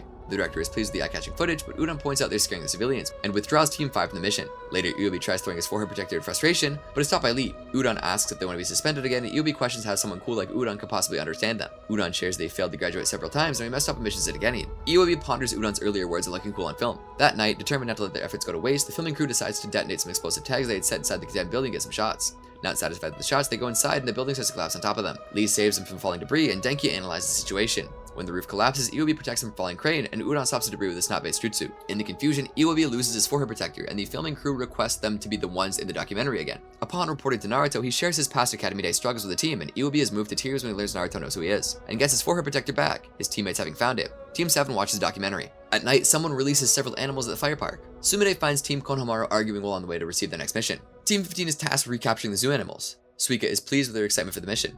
Hanabi thinks girls can perform the mission alone, as she determines there are no dangerous animals on the escaped animals list. Sai checks in with Hanabi about Sumide. They discuss Sumide and the fact Wasabi and Namida still don't know the whole story about Sumide and Nue. Sumide ponders telling Wasabi and Namida about it. The next day, Sumide provides their team with clothes to mask their scent, making it harder for animals to smell their approach. They capture several animals, but an argument begins after a miscommunication between Wasabi and Namida. A monkey that they were supposed to retrieve steals their lunch and also has the keys to the animal enclosures. Wasabi chases it with her cat covering, but tires herself out before catching up with the monkey. Wasabi wants to try again and puts Namida's suggestion to come up with a strategy to get her down, causing her to cry. Hanabi makes her way to the team, having been made aware of another list of missing animals. Namida manages to catch the monkey on her own, but comes across a giant wolf. Sumide and Wasabi hear Namida scream, but only Sumide goes to help. Sumide protects Namida and tries having Nue absorb the wolf's chakra with little effect. Wasabi arrives and tells Namida she'll lure it so Namida can hit it with a jutsu. Wasabi plants explosive tags on the wolf, which are triggered by Namida's sonic jutsu, knocking the wolf out. Wasabi and Namida make up, and Sumide comes clean about Nue. They say they already knew and were just waiting for Sumide to tell them herself. Hanabi approaches them and congratulates them on their teamwork. Later, the three of them eat together and discuss the upcoming Chūnin Exams. Boruto and Mitsuki have heard of their mission. The monkey steals their food again, much to the girl's shock. Konohamaru delivers a mission report to Shikamaru, who is dealing with Naruto's paperwork while Naruto's away meeting with the daimyo. Konohamaru notices papers regarding the upcoming Chūnin Exams, and Shikamaru tells him to think about his Genin. Konohamaru discusses the subject with Moegi, Udon, and Shino, pointing out Shino's students who have caused their share of trouble will be participating. They go over all the incidents caused by that class and analyze their students' growth. They go out for drinks, and Konohamaru is unsure if he'll recommend Boruto to take the exam, worried that Boruto has relied too much on luck so far, and that failure in the exam will crush him. The others disagree. Hanabi joins them and gets drunk with Konohamaru. Hanabi accidentally gets Shino drunk, causing him to lose control over his insects. Naruto is called to resolve the situation. Versus Momoshiki Arc. Upon being tasked with capturing train robbers and finding out that all but one of them were killed in the abandoned mine, Team 7 ventures inside. Konohamaru is surprised to witness a white Zetsu, being under the impression that they were all killed in the Fourth Shinobi World War. As it uses attacks with elemental natures, Konohamaru struggles as well as the Genin. Boruto uses the scientific ninja tool he received earlier from Katasuki and the Zetsu, giving Konohamaru the opportunity to strike and forcing him to retreat. While Mitsuki tends to Konohamaru's injuries, Konohamaru informs him of what they're actually up against. Mitsuki discovers a room with a dead blossom and determines to be previously used to cultivate white Zetsu. As the flower is without a chakra supply, it can't incubate any more Zetsu before revealing that his parent taught him about the topic. While Konohamaru agrees with Boruto that they should destroy the location, he decides to handle the situation alone, while the three Genin report back to Konohagakure. Against the idea, Sarada argues that doing that would leave them vulnerable, leading to Konohamaru allowing him to assist him. After Konohamaru devises a strategy, the team locates the white Zetsu, and Sarada uses her Sharingan to analyze its attack patterns. As Mitsuki, Boruto, and Konohamaru cancel out its elemental attacks with their own, the Zetsu switches to Taijutsu, leading the Boruto clones engaging it as a distraction. Seeing an opportunity, Boruto stops following the strategy and attempts to attack it, which results in Zetsu pinning Boruto down until Mitsuki pulls him off. Then Konohamaru destroys it with his Rasengan. Investigating further, they find a cavern full of decomposed Zetsu cocoons. When they find another portion of the Otsutsuki clan ruins, they discover a deceased white Zetsu being incinerated by black flames, followed by dozens more in the same situation. Konohamaru explains that Sasuke was responsible and informs the Genin of his mission involving Kaguya. Learning that Sasuke's strength rivals Naruto's, Boruto becomes intrigued. Afterwards, the team contacts Konoha, leading to Naruto's shadow clone coming out with a shinobi. Meanwhile, as Sasuke arrives in Kaguya's ice dimension, he is watched from above by Momoshiki and Kinshiki. Discovering Toneiri's location, Urashiki crashed into the moon. Urashiki told him that the Otsutsuki clan's main family observed everything over the millennium, including the humiliating incident. Noting Toneri betrayed the clan for his service to the earth, he revealed he knew Toneri did something to the son of the Byakuya Gang princess. Aggravated, Toneri charged towards Urashiki but was immobilized by his chakra rod, leading to the latter petrifying him, though he didn't have the authority to kill a fellow clan member before setting his eyes on earth and departing. On Konoha TV, Naruto was interviewed and notes the importance of teaching the current generation of shinobi how the era of peace was achieved due to the Fourth Shinobi World War. Elsewhere, Moegi hands Chūnin Exams application to her team. After Naruto denies the use of the Kote in the upcoming exams, Katasuki is approached by a hooded figure at the Ninjutsu Research Center. At Lightning Burger, Boruto, Inojin, and Shikadai play their electronic games together, during which they disapprove of Boruto cheating. Approached by Mitsuki and Sarada, they attempt to prompt Boruto into participating in the exams as a team, though Boruto was uninterested until Sarada convinces him that passing will show everyone how strong he is. Arriving home for Himori's birthday, Boruto finds Naruto there to his surprise. As the celebration begins, Naruto disappears, revealing to his family that he was just a shadow clone, which infuriates Boruto. With the party being over, Boruto goes upstairs where he finds Naruto's old battered jacket, leading him to throwing it out the window. As someone rings the doorbell, Boruto runs over and prepares to punch Naruto, but discovers it's Sasuke who blocks his attack. Sasuke asks Hinata if Naruto's around, to which she informs that her husband's still at the office. Having met Sasuke thrills Boruto. Attempting to leave to confront his father, Boruto was stopped by Sasuke. On Sasuke's way to meeting Naruto, he discovered the jacket Boruto threw away. At the Hokage office, Shikamaru discovers Naruto exhausted, followed by Sasuke arriving with the scroll he obtained earlier, and recounts his encounter with Kinshiki and Momoshiki Otsutsuki. Leaving, Sasuke notices Boruto arriving and decides to block his path. Impressed, Boruto asks to become Sasuke's student. Asking if he can perform the Rasengan yet, Boruto says he'll learn it in order for Sasuke to accept him. Later, Boruto approaches Konohamaru at the Sarutobi clan compound, and asks him to be taught the Rasengan, which he agrees to. While struggling to grasp the first step to perform the Rasengan, Boruto gets hints from cooking with Himawari, leading him to going to the next step, the jutsu. After managing to perform the Rasengan and demonstrating it to Sasuke, the Uchiha notes that it's small, leading to Boruto throwing his Rasengan away in frustration before leaving. Sarada approaches her father, who says he's being too strict, leading to Sasuke correcting the pair's assumptions, which he revealed he was going to accept Boruto as a student. Bending to Katasuke, the scientist offers a kote to Boruto. Elsewhere, Mitsuki speaks with Orochimaru, who advises the Genin not to reveal his true strength during the exams.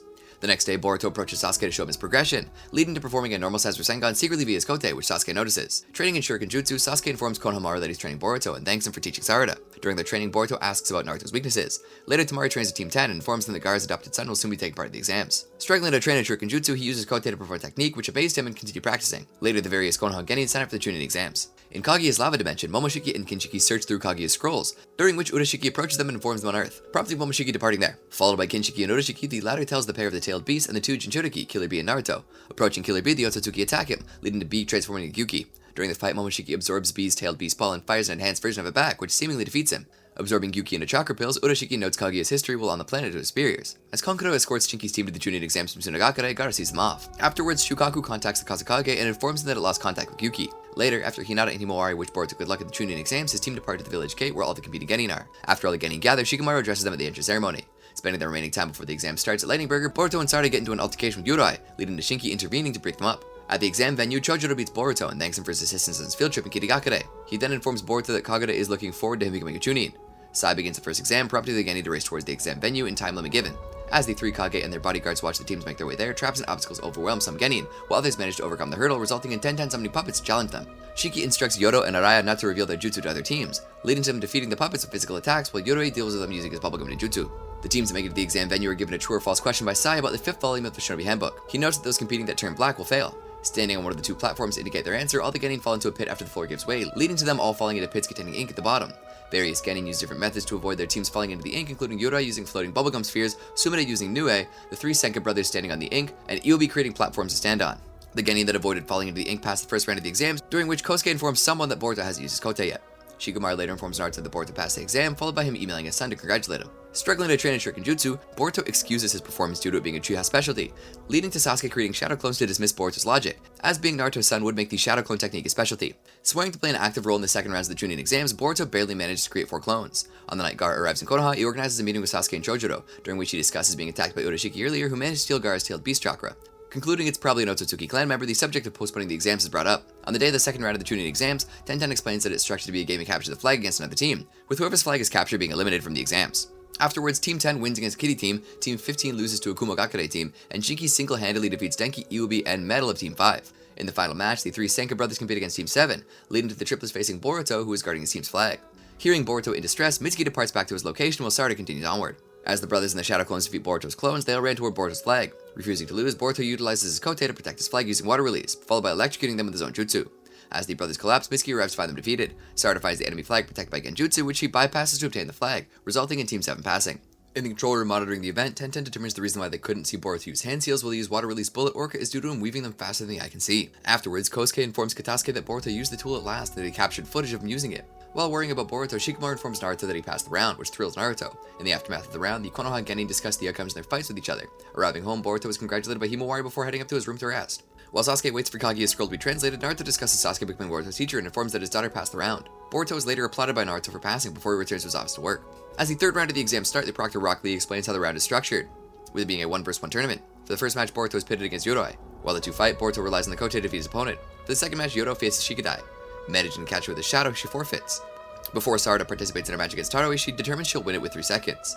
As the match between the two Kunoichi begins, Sarada dodges Tarui's lariat, leading to her punching the Kumo girl in the arena's wall within 3 seconds of the match beginning, which results in Sarada winning the match. The fourth match, Inojin uses his super piece imitating drawing to attack Araya. Unfazed by the attacks, Araya manages to defeat Inojin. For the fifth match, Mitsuki and Toroi are pitted against each other.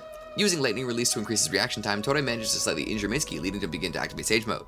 Remembering Orochimaru didn't want him to reveal his true power publicly, Mitsuki stops activating it and resorts to attacking Toroi with his snakes while pinning him down, leading to his opponent surrendering. For the final match of the first rounds, Chocho and Shinki face each other. Before the match begins, Shinki apologizes in advance for not holding back. While Chocho's team watches the match from the waiting room alongside Boruto and Sarada, they overhear Choji cheering on from the crowd beside Karui. As the match begins, Shinki talks down to his opponent while Moegi discusses Chocho's potential with Konohamaru and Udon. Provoking Chocho, she attacks him while using her partial multi-size technique. Blocking her enlarged fist with an iron sand hand, he overpowers Chocho with his own two hands. Listening to her father's suggestion, she puts distance between herself and Shinki, during which she changes tactics and attacks him from a distance by launching debris at him. Blocking the attack using his iron sand, Kurosuki comments on him being skilled and asks Gaara where he found the boy, prompting him to recall his first meeting with Shinki. Overpowered by his iron sand fists, Chocho results to using the multi-size technique which he hates using, leading to performing the human bullet tank. Blocking her assault with his jutsu hands, Shinki is briefly pushed back until he lunges his arms with more iron sand. The attack drains Chocho, resulting in her falling down in defeat, and Shinki progressing to the finals.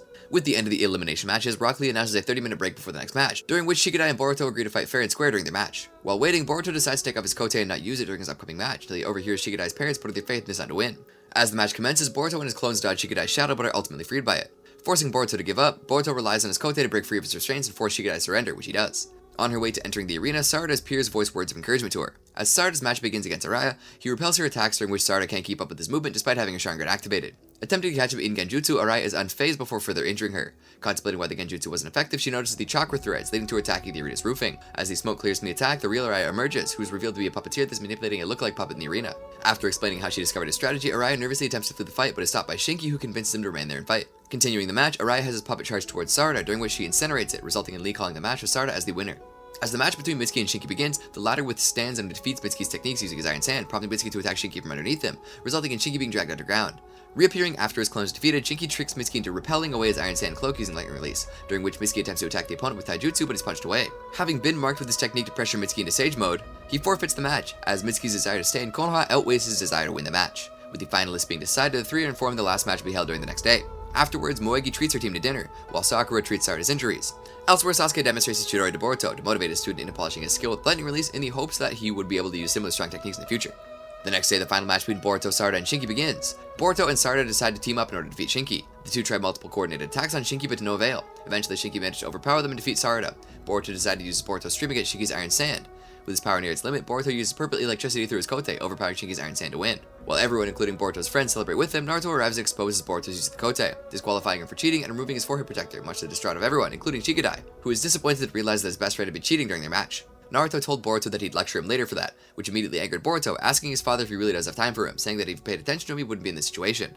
Katasuke arrives and tries to make an announcement about his scientific ninja attack, calling Boruto his tester, which led the latter to realize that he had been used. Suddenly, they're interrupted by the arrival of Momoshiki and Kinshiki, the latter which assaults the arena.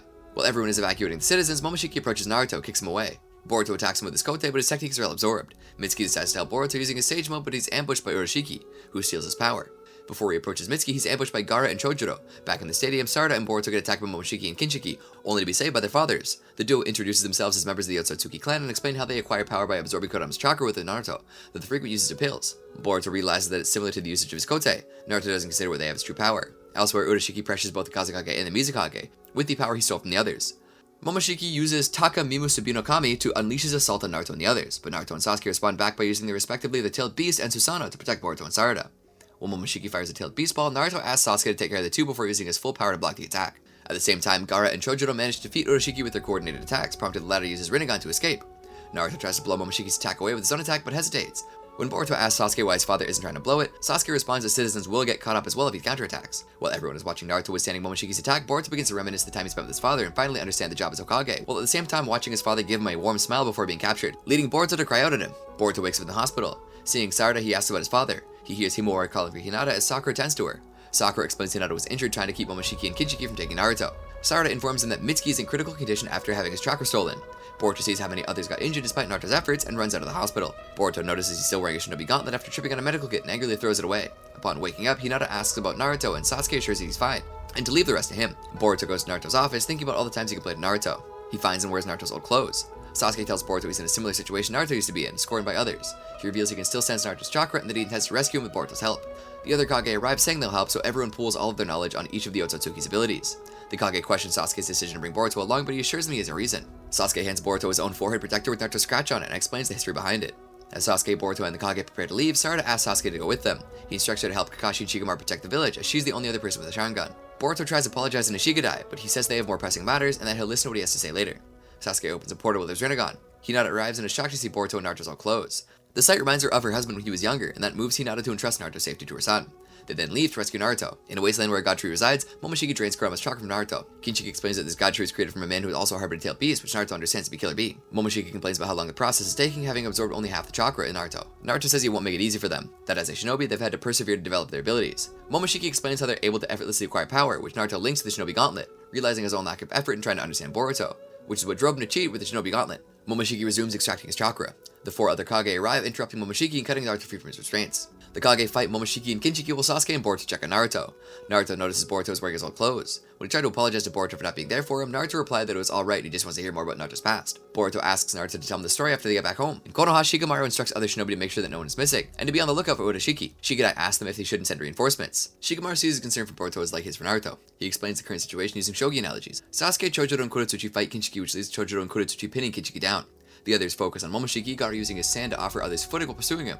Boruto warns Naruto of Momoshiki's ability to absorb and amplify any ninjutsu used against him. Momoshiki notices Kinshiki has been incapacitated, and upon checking Boruto with his Byakuya, notices that Naruto is unable to pass on his power to him, and offers to show him how his clan does it. He converts Kinshiki into a chakra edible and consumes it. Sasuke attempts to strike him but fails. Momoshiki's appearance changes, including manifesting a 3rd Rinnegan on his forehead, and tells Naruto he's next. The shinobi are horrified by Momoshiki's consuming of Kinshiki for power, who replies it was the former's wish and the law within their clan. Momoshiki releases a pulse of energy that cuts clean through the god tree and pushes everyone back. Momoshiki proceeds to knock out Chojuro, Darui, Gaara, and Kurosuchi. Momoshiki targets Naruto, and the two engage with taijutsu, and the latter gains the upper hand when he strikes Naruto's Sengetsu. Sasuke attacks Momoshiki, who evades his attack, counterattacks, and rams both Naruto and Sasuke under the ground, throwing them against the remains of the god tree. Naruto and Sasuke go on the offensive, activating their chakra mode and dojutsu respectively, and Momoshiki manifests a weapon to counter them, leading to the trio to brawl. Eventually, Naruto manifests Kurama. Momoshiki coalesces the rocks around into a monkey in retaliation. Sasuke armors Naruto with Susanoo, and they cut through Momoshiki's monkey. Boruto watches the fight in awe. Naruto and Sasuke power down, and the other Kage ask if they're done. Katasuke arrives at Kosuke, and against the others' warnings, fires several ninjutsu at Momoshiki with the shinobi gauntlet. Momoshiki absorbs them, regains strength, and uses the absorbed jutsu against them. Gaara protects the group with the sand, but before they can strike back, Momoshiki paralyzes them with an absorbed Narashada ninjutsu, and for extra measure, pins Naruto down with the black receivers. Boruto remembers Sasuke's words from before, and on Sasuke's command throws his Rasengan. Naruto wonders when Boruto learned it, while Momoshiki thinks he should have stayed out of sight. He prepares to absorb it, but it vanishes before reaching him, so he turns his attention back to the shinobi. Boruto's attack connects, breaking Momoshiki's hold on the others. Sasuke explains to Naruto how he trained Boruto on the condition that he learned the Rasengan. Momoshiki consumes more chakra pills to power up for a decisive attack. Naruto tells Boruto to make another Rasengan and adds his chakra to enlarge it. Sasuke distracts Momoshiki, throwing his sword and switching places with it to get close. Sasuke's sword is a transformed Boruto who throws a kunai. Momoshiki catches it, and Sasuke switches it with his Chidori, so Momoshiki strikes his own arm, while Sasuke uses the kunai to stab the Rinnegan on his hand, preventing him from using it to absorb jutsu. Boruto uses clones to distract Momoshiki, allowing his real self to attack with the Naruto-powered Rasengan. Momoshiki counters with a similar attack, but Boruto prevails. As his body is destroyed, Momoshiki's spirit talks to Boruto, recognizing that he strongly inherited Otsutsuki powers. He gives Boruto cryptic information about his future and warns him that his victory means he can't stay an ordinary human, grabbing his arm before disappearing. Katasuke is confused about recent events, unsure of what happened. Momoshiki's chakra receivers vanish. Sasuke and Naruto talk about their previous conversation about the nature of shinobi. The 5 Kage, Sasuke, and Boruto return to Konoha. Hinata and Himawari embrace Naruto and Boruto, and Sakura and Sarada embrace Sasuke. The extensive damage caused by the attacks results in the Chūnin Exams being cancelled. Naruto continues to have a massive paperwork load, and Boruto's injured arm is bandaged. Boruto apologizes for his actions to Team Shinki. Naruto, Sasuke, and Shikamaru discuss how they still targets the Otsutsuki, as Urashiki escaped and they still don't know the true extent of his powers. Sasuke says he'll leave to track Urashiki. Naruto and Shikamaru discuss how they got to see the skills of the participants, requiring meeting with the other villagers to discuss the outcome.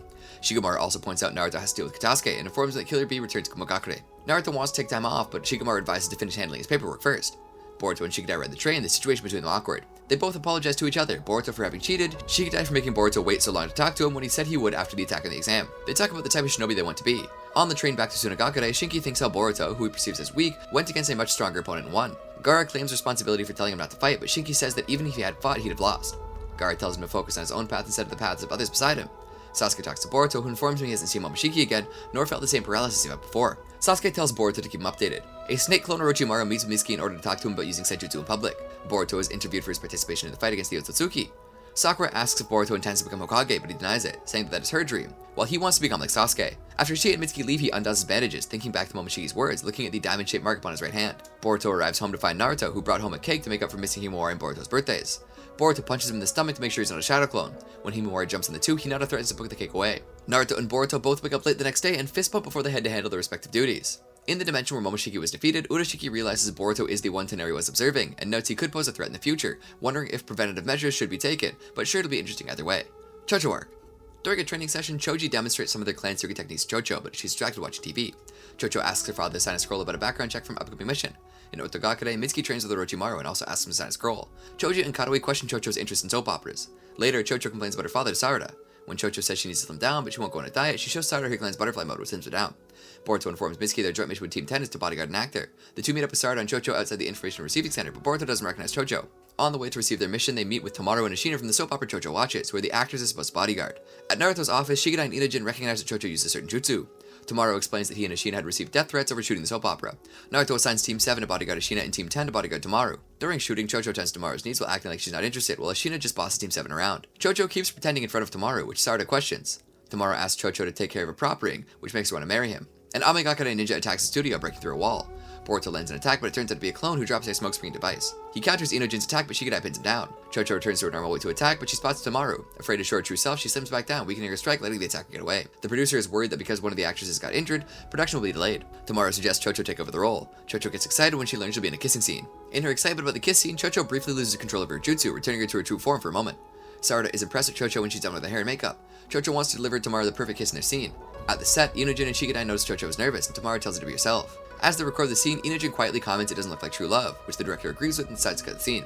Meanwhile, Konohamaru and Moegi investigate the scene of the first attack and find footprints. Sarada suggests Ashina they should postpone protection, but she refuses. Between takes, Ashina makes suggestions for how Tomaro should deliver his lines, and it's revealed that the episode they're shooting will be her last. Boruto and Sarada comment on the strange atmosphere of the studio. Chocho gets flustered when Tomaro likes the food they're eating. Based on the escape route they found, Konohamaru and Moegi determine the attacker either studied the studio very carefully to find the least guarded routes, or they were given inside information. Tomaro's fans break through the studio gate, so Chocho takes him away while Shigeta and Inojin hold the fans off. Chocho hides with Tomaro in a locker, and they almost kiss before Sarada finds them. Sarada questions Chocho's focus on the mission. Tomaro asks Chocho for the ring he gave her and asks her to read a scene with him. They almost kiss again, but are interrupted when Mitsuki comes asking for a dress for Ashina, upsetting Chocho enough that she attacks him. Ashina asks why Chocho is wearing a dress. Tomaro takes Ashina aside to explain the situation when they criticize each other based on how different they are from their characters. Chocho continues attacking Mitsuki, and Shigeta has to stop her with a shadow. In her frustration, Chocho reverts to her usual weight, ripping Ashina's dress just as she comes for it. Ashina and Tomaro don't recognize Chocho, and Tomaro is rude to Chocho based on her weight. Sarada tries to tell Tomaro off, but Chocho stops her. Sarada later apologizes to Ashina for causing trouble, but she's still upset and reminds Sarada that the protection is very important to her. The Amegakure assailant contacts someone from the studio with the radio, confirming Tomaro and Ashina's position. As shooting continues, Chocho is still hurt by Tomaro's words, and discusses her self-image with Sarada. Tomaro and the director look through photos of Ashina's potential successors. Ashina refuses to have her mended dress back when Chocho offers it to her. On the set, Ashina wants her character to have a meaningful death scene, but Tomaro and the director dismiss her suggestions. Ashina orders Chocho to get her some water. The Amegakure assailant drops a flash bomb and kidnaps Tomaro. Konohamaru chases him, but is stalled by one of his shadow clones. The assailant escapes through a route Chocho should have been covering, but wasn't because of Ashina's demand. Shigeta and Boruto find it strange the assailant mentioned a ransom when he previously issued a death threat. Konohamaru goes to report to the Hokage. The ransom note for the protection specifies Ashina is to deliver the money. Chocho offers to disguise herself as Ashina with the transformation technique, but Ashina refuses, determined to help save her co-star. The shinobi agreed to it on the condition that Ashina follow Moegi's instructions with the Genin coverer. The press discovers the kidnapping, but Ashina handles them, impressing the crew with the dedication to production. The other Genin try to convince Chocho to return to her normal weight, arguing that she needs to be at full power for what's ahead, but she angrily refuses. Ashina takes the money to the exchange location. The Genin watch her, and Mitsuki makes a potato chip analogy for Chocho. The kidnapper arrives with Tomaro. Ashina comments on the irony of her saving him when she's supposed to die in the production. The kidnapper releases Tomaro, who Ashina instructs to leave. The kidnapper offers Ashina the money, who tells him it would be suspicious. Ashina says she'll be in the spotlight again, and the kidnapper takes off his mask, revealing himself as Konohamaru, who explains her partner has been captured. He was forced to put on the ruse because her partner wouldn't reveal who was working with him. Ashina was frustrated with Tomaro monopolizing the production because of his good looks, when she thinks he can't act. Ashina plans to kill herself with explosive tags, but Konohamaru knocks him off her hand, causing them to go off and cause rock slides. Tomaro falls and hurts his back. Moegi and the Genin protect the crew. Thinking about Mitsuki's potato chip lecture, Chocho exposes her chubby self to Tomaro and she protects him from falling rocks. Ashina is arrested and Tomaro becomes attracted to Chocho. She offers him chips but refuses his ring, saying that she wants to remain free and that he'll have plenty of other rivals to fight over her. Chocho gives Mitsuki a bag of chips, who later eats them with Orochimaru. Mitsuki tells him to disregard his earlier question about being his father or mother. Chocho eats with her parents. Suika Kanonji informs Team 5 of the next mission, transporting a plate that's considered a national treasure. Metal Lee is uncharacteristically confident, which he attributes to an anti-anxiety necklace he's wearing. Not long after receiving the plate, Team 5 breaks it, resulting in a failed mission. Team 7 says the necklace doesn't work at all and asks Lee where he got it. They're incredulous when Lee says he bought it online for upcoming training, during which he can't get nervous. Later, Rock Lee demonstrates the power of the first of the 8th gates to his son and explains the concept and consequences of using it. When he asks Metal about the necklace, Metal answers him and he postpones the training. Elsewhere, Metal wonders about his father's words and is approached by Mike Guy. Metal explains his situation and Guy invites him to tag along with him for the day. Metal takes Guy to his speaking session on the academy. On the way, Metal carries Guy in his wheelchair up several sets of stairs and gets nervous when others see him. He wonders if he should get another necklace. At the academy, Iwabi is excited to hear Guy speak. Denki is interested because of his own lack of skill with taijutsu. Guy speaks to the students about using taijutsu during the war, but forgets the names of those he fought. He speaks about having no regrets and facing the truth instead of worrying about it. He offers to demonstrate his taijutsu and picks Iwabi and Metal to participate in a sparring match, where he quickly defeats them both. Later, Metal is depressed because he can't even deal with his anxiety when Guy was able to fight on one leg. Guy tells him to think about what he learned that day. Metal practices at night, still relying on the necklace. Rock Lee watches from afar and talks about it with Guy. The next day, Team 5 has another mission where they fail to capture a thief because Lee, now with 3 necklaces, made too much noise. Rock Lee challenges his son to a match and invites people to watch, saying that if he can't face that, he has no chance of learning the 8 gates. Guy questions Metal about his anxiety, finding that to be his true self. The next day, Metal shows up to the challenge and removes the necklaces, having learned from Guy to accept that he's anxious. Metal fights, and despite receiving several hits and being nervous from having an audience, he continues fighting. As his nervousness increases, Metal's movements become more erratic, making them harder for Rock Lee to read. Metal opens the first gate unconsciously, surprising his father, and lands a hit on him, meeting the victory condition Roxette. Guy declares Metal the winner, and they explain to Metal that he managed to open the first gate. Team 5 meets with Team 7 when they receive another mission. They ask about the necklace, and Lee owns up to his anxiety. They're tasked with transporting a valuable vase. However, when Suika warns Metal not to break it, he begins to feel nervous, and his friends try to stop him breaking the vase.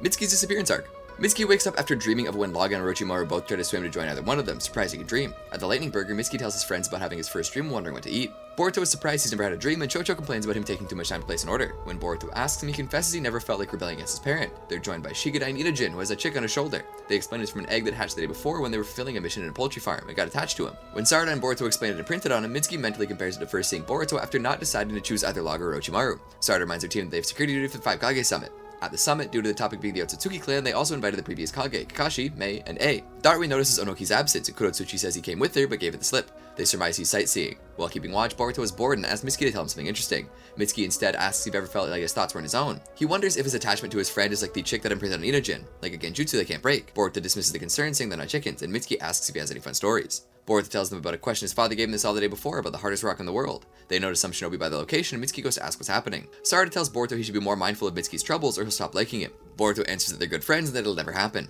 Mitsuki informs them the shinobi are looking for Onoki, exciting Boruto, who is sure that as Tsuchikage he's bound to know the answer to the question.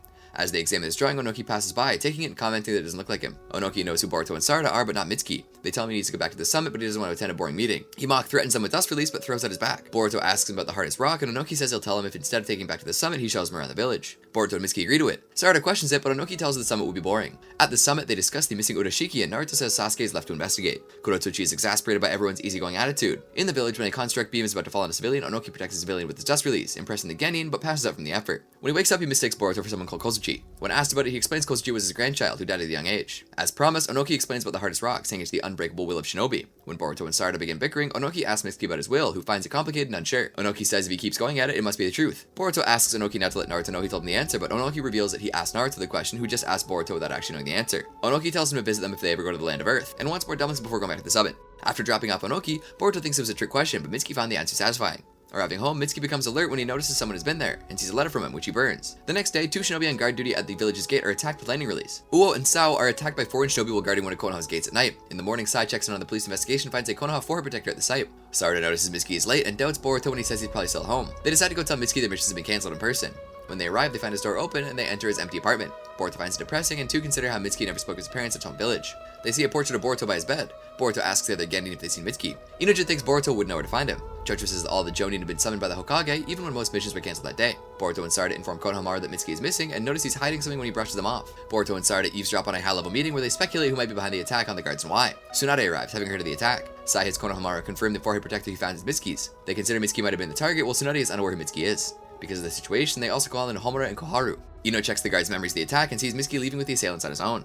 Boruto and Sarada don't know what to make of it. Konohamaru considers Mitsuki might have an ulterior motive and suggests contacting Mitsuki's guardian. Naruto reveals to those who don't know that Mitsuki is Orochimaru's son. Tsunade is angry and the advisors consider Mitsuki to be as dangerous as Orochimaru. Naruto says he's accepted Mitsuki as a shinobi, and Shikamaru adds that Orochimaru's research will be important when finding the Akatsuki. Boruto and Sarada discuss Mitsuki's loyalty and how there's still much they don't know about him. Sarada says that as a shinobi they must consider every possibility. Boruto wonders if the Hokage Sarada wants to be just has amazing skills. He then admonishes her for not giving Mitsuki the benefit of the doubt before leaving. Shigedai informs Boruto the village is under increased security alert that a tracking team is being assembled to look for Mitsuki and warns Boruto not to do anything stupid. Near the attack site, Boruto finds one of Mitsuki's snakes being attacked by a remnant of one of the attackers. Boruto defeats the remnant, and the snake relays a recorded message to Boruto that is Mitsuki's will. At night, Boruto prepares to leave to find Mitsuki and confirm his message. Despite the danger, Sarada joins him and wants to take the snake to Orochimaru to get more information about it. While on the way to Orochimaru's lab, Sarada warns Boruto that it's guarded by Jonin, so they have to be careful not to get caught. Yamato informs Orochimaru of Mitsuki's escape and tells Orochimaru to inform Mitsuki makes contact. At Konoha, the leadership discusses the merits of Naruto's decision to allow Mitsuki into the village and to proceed. Udon informs them that Boruto and Sarada have gone missing. As Shigedai is likely to know how Boruto will act, Shikamaru considers having his team go after them.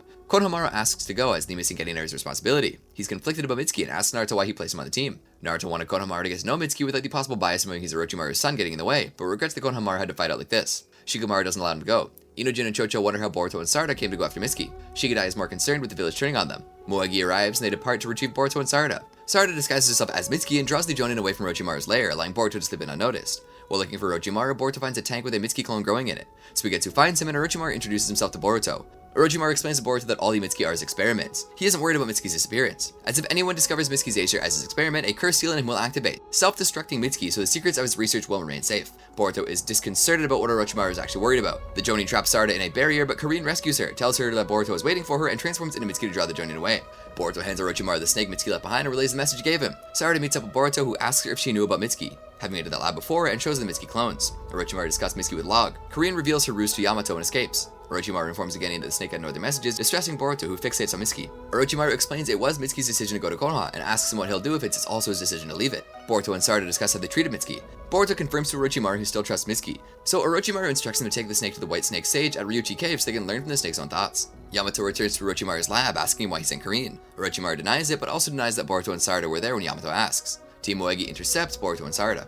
Boruto and Sarada question Team Nen's presence. They explain they've been sent to bring Boruto and Sarada back to the village or else they'll be considered missing Nen. They try arguing with the two but are unable to convince him to return, so they attack. Despite not fighting to kill, Team 10 manages to pressure the two. Inojin tries sealing Boruto while Chocho holds Sarada in place. Boruto destroys Inojin's sealing scroll with a vanishing Rasengan and Sarada frees herself with a flash bomb. Though they escape, Shikadai is confident he's discerned the pattern of their actions. In Konoha, Tamari takes lunch to Shikamaru at work and questions why Team 10 was assigned to retrieve Boruto and Sarada. Shikamaru says Shikadai has learned from the Byakuya Gang incident, so he'll act even if they're his friends. While Inojin does aerial reconnaissance, Moegi, Shikadai, and Chocho discuss Mitsuki and how Boruto and Sarada going after him reflects on everyone else. Shikadai ponders why Sarada, who's so level-headed, would also go after Mitsuki. Inojin reports that there are two sets of Boruto and Sarada. They split up and go after both sets. Moegi defeats the decoys, and the Genin catch up to them, having flown with Inojin's drawn beasts. Shikadai is able to predict their strategy, and through a ruse, the Inojin is able to pin down Boruto and Sarada. Shikadai noticed Mitsuki's snake with them. Shikamaru elaborates to Tamari that he thinks that there's more to Mitsuki's disappearance, and that Boruto and Sarada may have found a clue, so he's counting on Shikadai to discover what it is and to make a decision based on it. Learning the contents of Mitsuki's message and the circumstances of its discovery, Shikadai decides to join Boruto and Sarada, to everyone else's surprise.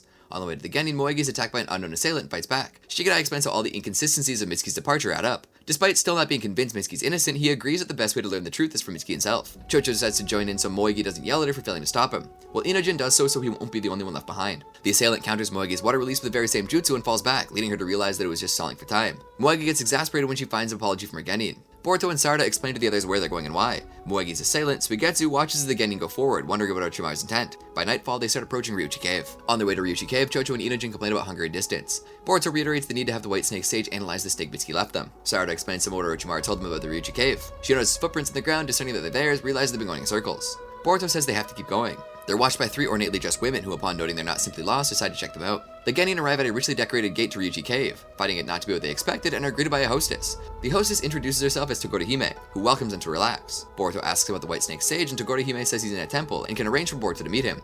Inojin and Chocho begin to eat, despite Boruto's warnings about what kind of place Ryuchi Cave is supposed to be. Though not as eager, Sarada and Shikadai accept Toguro Hime's hospitality, while Boruto remains suspicious. When Toguro Hime mentions Mitsuki, Boruto notices they didn't mention his name to her, and alerts the others. Toguro Hime's face distorts to that of a snake and says they should have just eaten the food. The facade of their location dissolves. Toguro Hime laments missing out on eating the chakra of the children, and a voice in the fog speaks to her, reminding her that they didn't fail the test to weed out those searching for Ryuchi Cave. Toguro Hime retreats into the fog, telling them not to assume they'll survive until the end. They venture deeper into the fog towards the source of the light. They get separated in the fog, and Boruto follows another figure into the cave. A door closes behind him, and he notices that the door has grooves where stone bits in the room fit. Ichikishima Hime congratulates him.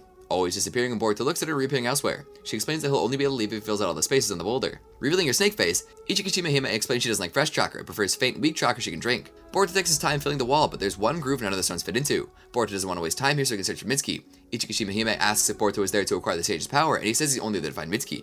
Boruto breaks a stone by accident and thinks to break other stones to make them fit into the last groove. Boruto passes the trial and is bitten by another snake woman, Tagitsu Hime, who says she'll test his heart. Boruto begins to see visions of his friends berating her for being inconsiderate of others and endangering them. Boruto is resolute in finding Mitsuki and passes the trial. Tagitsu Hime says he has earned the right to meet the White Snake Sage and that his friends are up ahead. He finds them unconscious but unharmed and wakes them up. They meet up with the White Snake Sage and explain to Orochimaru pointed them in the direction.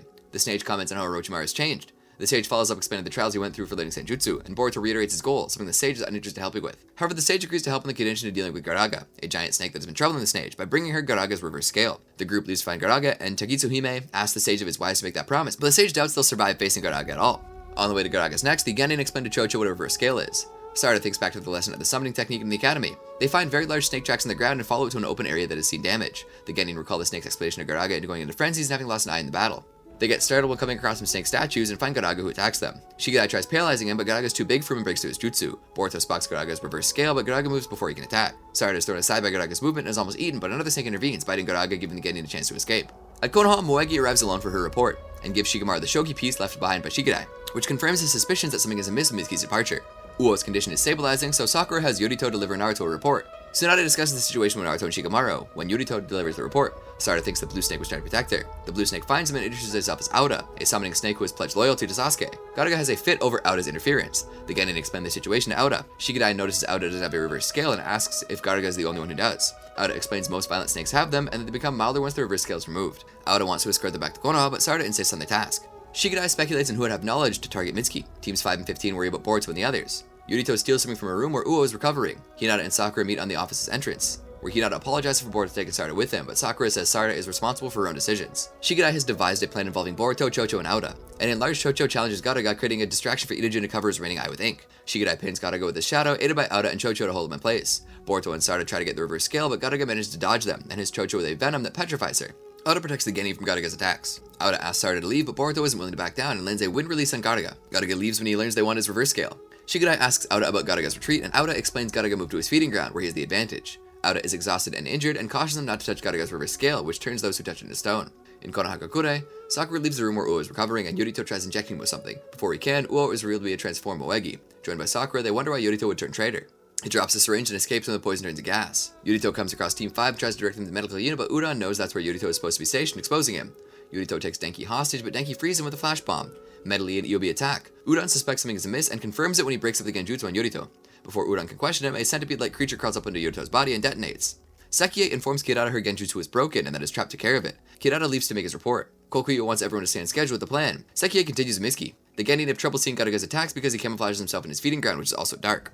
Inojin tries scouting it with one of his drawings, but is attacked and retreats. He saved Boruto from another attack, who thanks him for his quick drawing. Inojin points out he didn't draw that fast, but used the drawing he was riding when he was attacked, which Gaaraga didn't destroy. This gives Shigedai an idea of how to counter Gaaraga. Shigedai deduces Gaaraga is tracking them through heat, which Inojin's drawings don't emit. Using shadow clones to throw Gaaraga off, Boruto was able to land a vanishing Rasengan on Gaaraga's reverse scale, giving the others an opportunity to use explosive tags to collapse the ceiling on top of him. Gaaraga emerges from the rubble, so Shigedai tries holding him with his shadow while Boruto propels himself to get the scale. Gaaraga opens his blind eye. Boruto enters Gaaraga's mind and learns how Gaaraga lost his eye when he acted as a summoning snake from Shinobi. His summoner wanted to retreat during a battle, but he wanted to keep fighting, so his summoner used lightning release against him, costing him his eye. Boruto explains why they need his scale, and the two argue about betrayal. Gaaraga wanting to see how Mitsuki's betrayal will lead to Boruto's death. Boruto decides not to take Gaaraga's scale by force, but decides to enter a summoning contract with him, so he'll be able to see if Boruto fails to bring Mitsuki back. Gaaraga agrees, adding that he'll eat Boruto if he fails. They return to the White Snake stage, Chocho restored, and when she asks him about the scale, Boruto summons Gaaraga. The White Snake sage reveals her true form and shows them Mitsuki Snake's thoughts. Mitsuki had these snakes stop the hearts of the guards to convince the assailants they were dead. They told him he could find answers to his questions if he went with him to the Land of Earth. Boruto was glad Mitsuki saved the guard, but Shikadai points out he still went with the enemy. As the Genin leave the cave for the Land of Earth, the White Snake sage mulls over Boruto's strange and inescapable destiny. The Genin leave the foggy limits of the cave. Chocho feels tired and claims to have spotty memory on what happened. Boruto is relieved that Mitsuki isn't a traitor. Naruto and Shikamaru visit Uo at the medical unit, where Sakura says he can't speak for long. Uo tells him that the assailants were Iwagakure shinobi who asked if Mitsuki wanted to go with them to the Land of Earth, and that one of them was puppet-like. Shikadai is still open to the possibility that Mitsuki's a traitor. Boruto points out Mitsuki wants to know the answer they spoke about. Shikadai wants Chocho and Inojin to return to Konoha to alert them of the discoveries. Yurito is alive but in critical condition, and Shikamaru blames himself for not noticing it sooner. Sai informs Naruto and Shikamaru that the jutsu that injured Yurito was explosive clay. Kokuyo, Sekiei, and Mitsuki approach the border of the Land of Earth. Sekiei points out that once Mitsuki enters the Land of Earth, he'll have betrayed Konoha and asks what betrayal feels like. At Iwagakure, Kirada discusses the situation with Kako, who says Ku will pass judgment. Ku says they still have time, and he and a doctor enter the area with several of the puppet-like creatures. On the way back, Chocho and Inojin find paralyzed Jonin. Kokuyo kills one of the puppet-like creatures, struggling to keep up with them. Sekiei explains to Mitsuki that they're Akuta, created with Kinjutsu by Ku, so they can't live long like humans. Kokuyo tells Sekiei to stop telling Mitsuki things. Sekiei is taking a liking to Mitsuki. Shikadai, Boruto, and Sarada are catching up with them. Mirai tells Konohamaru she has learned about Mitsuki being Orochimaru's son, but Konohamaru assures her he doesn't hate Mitsuki. Naruto calls Kurotsuchi, informs her of the situation, and requests permission for his tracker to enter Iwagakure. He tells her Boruto and Sarada are tracking the assailants. Kurotsuchi denies permission for trackers to enter Iwagakure, at least until she's conducted her own investigation to make sure the targets are indeed Iwagakure shinobi. Konoha shinobi are attacked by Akuta. Boruto's group arrives at the destroyed Akuta, which Boruto recognizes. Kokuyo detects they're being pursued, and instructs Sekiei to go on ahead with Mitsuki while he and the remaining Akuta deal with the pursuers. Kokuyo deals with several Konoha trackers, the battle catching the attention of Boruto's group. They arrive to see Kokuyo victorious, and asks if they're also trackers. Kokuyo introduces himself to Boruto, Sarada, and Shikadai, who notice he defeated several shinobi. Despite the danger he poses, the Genin want to defeat him to get to Mitsuki. Kokuyo and his Akuta attack, surprising the Genin with their speed. Boruto uses shadow clones to distract Kokuyo from Shikadai's jutsu, but he dodges it regardless. He uses his Tonfa as a ranged weapon to finish off Boruto's remaining clone.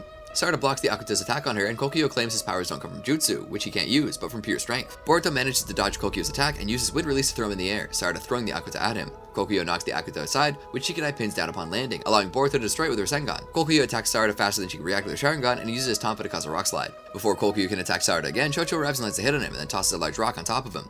Joined by Inojin, they explain they turned back when they found defeated Konoha Shinobi. Shikadai tells Boruto and Sarada to go on ahead while he, Chocho, and Inojin deal with Kokyo. Sekiei notices Kokyo is taking time to catch up and simply states he's strong when Mitsuki asks if he trusts Kokyo. A couple of Akuta manifest from the ground and update Sekiei on the situation.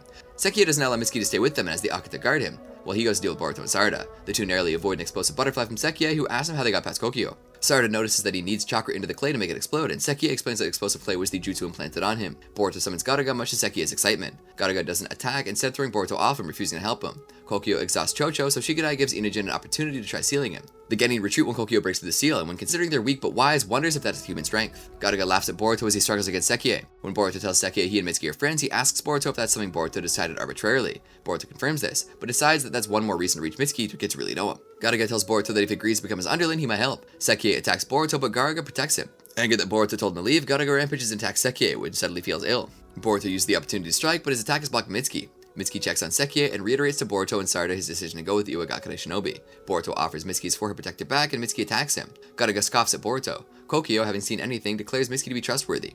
Deciding that Boruto isn't worth killing in his current state, he and Mitsuki leave with Sekiei. Boruto calls it to Mitsuki but passes out. When Mitsuki leaves Konoha, he meets with Sekiei, Kokyo, and Kirara.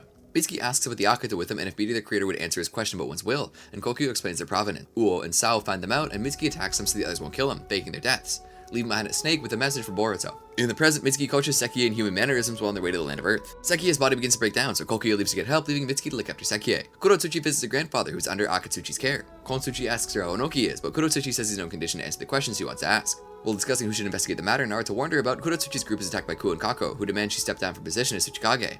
As she attacks him, Kurotsuchi seemingly recognizes Ku and is shocked. As Sekiei's health deteriorates, Mitsuki gives him flowers to cheer him up. Mitsuki explains eating and brushing one's teeth to Sekiei, and the two end up talking about the creators, Orochimaru and Ku. They also discuss death, wondering what it would take for Mitsuki to cry. Sekiei ambushes Mitsuki, putting an explosive centipede around his neck, and questions him about faking the death of the Konoha Shinobi and the snake he left behind. Mitsuki explains it was a message telling Boruto he left by his own volition and not to look for him. Sekiei asks more about Boruto, who still believed Mitsuki was his friend, and how Mitsuki feels about him. Mitsuki explains how Boruto is his son, how close friends share secrets, and how he's unsure whether his feeling is genuine or created by somebody else. Mitsuki helps Sekiei, and Kokyo returns with Kako and Kirara, who injects Sekiei with something that stabilizes him. They find it suspicious that Sekiei's health failed around Mitsuki and want to knock him unconscious before continuing. Mitsuki says he agreed to go with them, but not with being captured. Sekiei wakes up and vouches for Mitsuki, comparing his loneliness to theirs, and secretly telling Mitsuki they share a secret now, making them close friends. In Iwagakure, Kurotsuchi is being held captive while Ku creates more Akuta. The Konoha Genin look over an unconscious Boruto. Sarada watches in disbelief as Mitsuki attacks Boruto. Boruto loses consciousness and dreams of Team 7. Sarada updates Shikadai on what happened, while Inojin and Chocho look around for enemies, concerned about the enemy's strength. One of the defeated Akuta managed to reform itself. Sarada thinks they should return to Konoha despite the punishment for leaving so they can report what they know. However, Shikadai wants to continue to the land of Earth, because the situation with the Akuta is something he believes will threaten the peace. The reformed Akuta takes a liking to Inojin, so Shikadai thinks to join them for the moment, as it's evidence of what has been happening, and it's not being aggressive towards them. Since it likes Inojin, he's picked to keep an eye on the Akuta. Boruto continues to dream of his friends, but Gaaraga intrudes on it to remind him of the agreement between them regarding Mitsuki. Gaaraga chases Boruto, who is taken away by Mitsuki. Inojin tries bonding with the Akuta, drawing birds for it to chase, but it has to intervene when it tries attacking a rabbit. In his dream, Boruto feels the pain where Mitsuki attacked him, and Mitsuki's words encouraging him to keep running away and make him realize he's dreaming. In his dream, Gaaraga berates Boruto for clinging to his friends and running away from betrayal without learning anything. Boruto realizes something, thanking Gaaraga for making him realize it, and wakes up. Shikadai asks for his opinion on the next step. Boruto still wants to go after Mitsuki. Boruto plans on asking Onoki for help, recalling his invitation to visit him if he's ever in the land of Earth. They continue on their way to the land of Earth. The Genin decide Inojin should stay behind because taking the Akuta with him would attract too much attention. If anything happens to the others, Inojin is to return to Konohagakure with the Akuta as evidence. They hope Onoki can help him find out more about the ones Mitsuki left with. Naruto, Sai, and Shikamaru discuss sending men to Iwagakure, since they can no longer contact Kurotsuchi, despite the risk of igniting a conflict. Konohamaru arrives and requests to be assigned to the mission, even after Naruto stresses the diplomatic implications. Konohamaru disguises himself as an Anbu and departs. Boruto, Sarada, Shikadai, and Chocho notice no extra security on the main entrance, but decide to follow the water mains on the sides. In the cave where they were left, Inojin makes a grave for a dead animal that the Akuta finds. From the normal appearance of things in Iwagakure, Shikadai surmises that Kokyo is no ordinary shinobi and is likely affiliated with a clandestine group with no formal ties to Iwagakure. While discussing the next step, Chocho's stomach growls loudly, drawing attention from the crowd, including Akatsuki. They draw the attention of a diner owner, and they get him to eat so Chocho will stop drawing attention. Their knowledge of Onoki impresses the diner owner, and they get him to tell them where Onoki lives. Akatsuki follows him from a distance. Inojin has the Akuta pick a new name for itself, and it picks Akun. The Genin arrive at Onoki's residence and are met by Akatsuki, who informs them the Hokage told them they show up and that Kurosuki has disappeared while a cover story was released. He tells them Onoki is probably in the old part of Iwagakure and that he'll be happy to see somebody invited. Akatsuki takes him to see Onoki, who is happy to see them but denies being able to help them. After he leaves, the Genin and Akatsuki are attacked by a group of Akuta. Ku arrives and addresses Onoki as his father and superior, telling him that the test subject is ready, shocking everyone. Boruto asks Onoki for an explanation, but he gives none. Boruto begins to walk towards him, but Ku immobilizes him. The Genin are surprised by the turn of events. Onoki apologizes and tells Akatsuki to stay out of it. Onoki claims for the sake of peace. Naruto calls Kurosuchi's office and Kontsuchi picks up, informing him that she still doesn't return and it might be a while before she does, and that there are no new developments that require immediate attention. Kontsuchi is being controlled by Kidara through Genjutsu. Naruto and Shikamaru suspect something is up and hope to hear from Konohamaru. On his way to Iwagakure, Konohamaru finds paralyzed Konoha Shinobi. Akatsuki demands explanations from Onoki. Onoki orders Ku to release Boruto, who asks what he meant by for the sake of peace.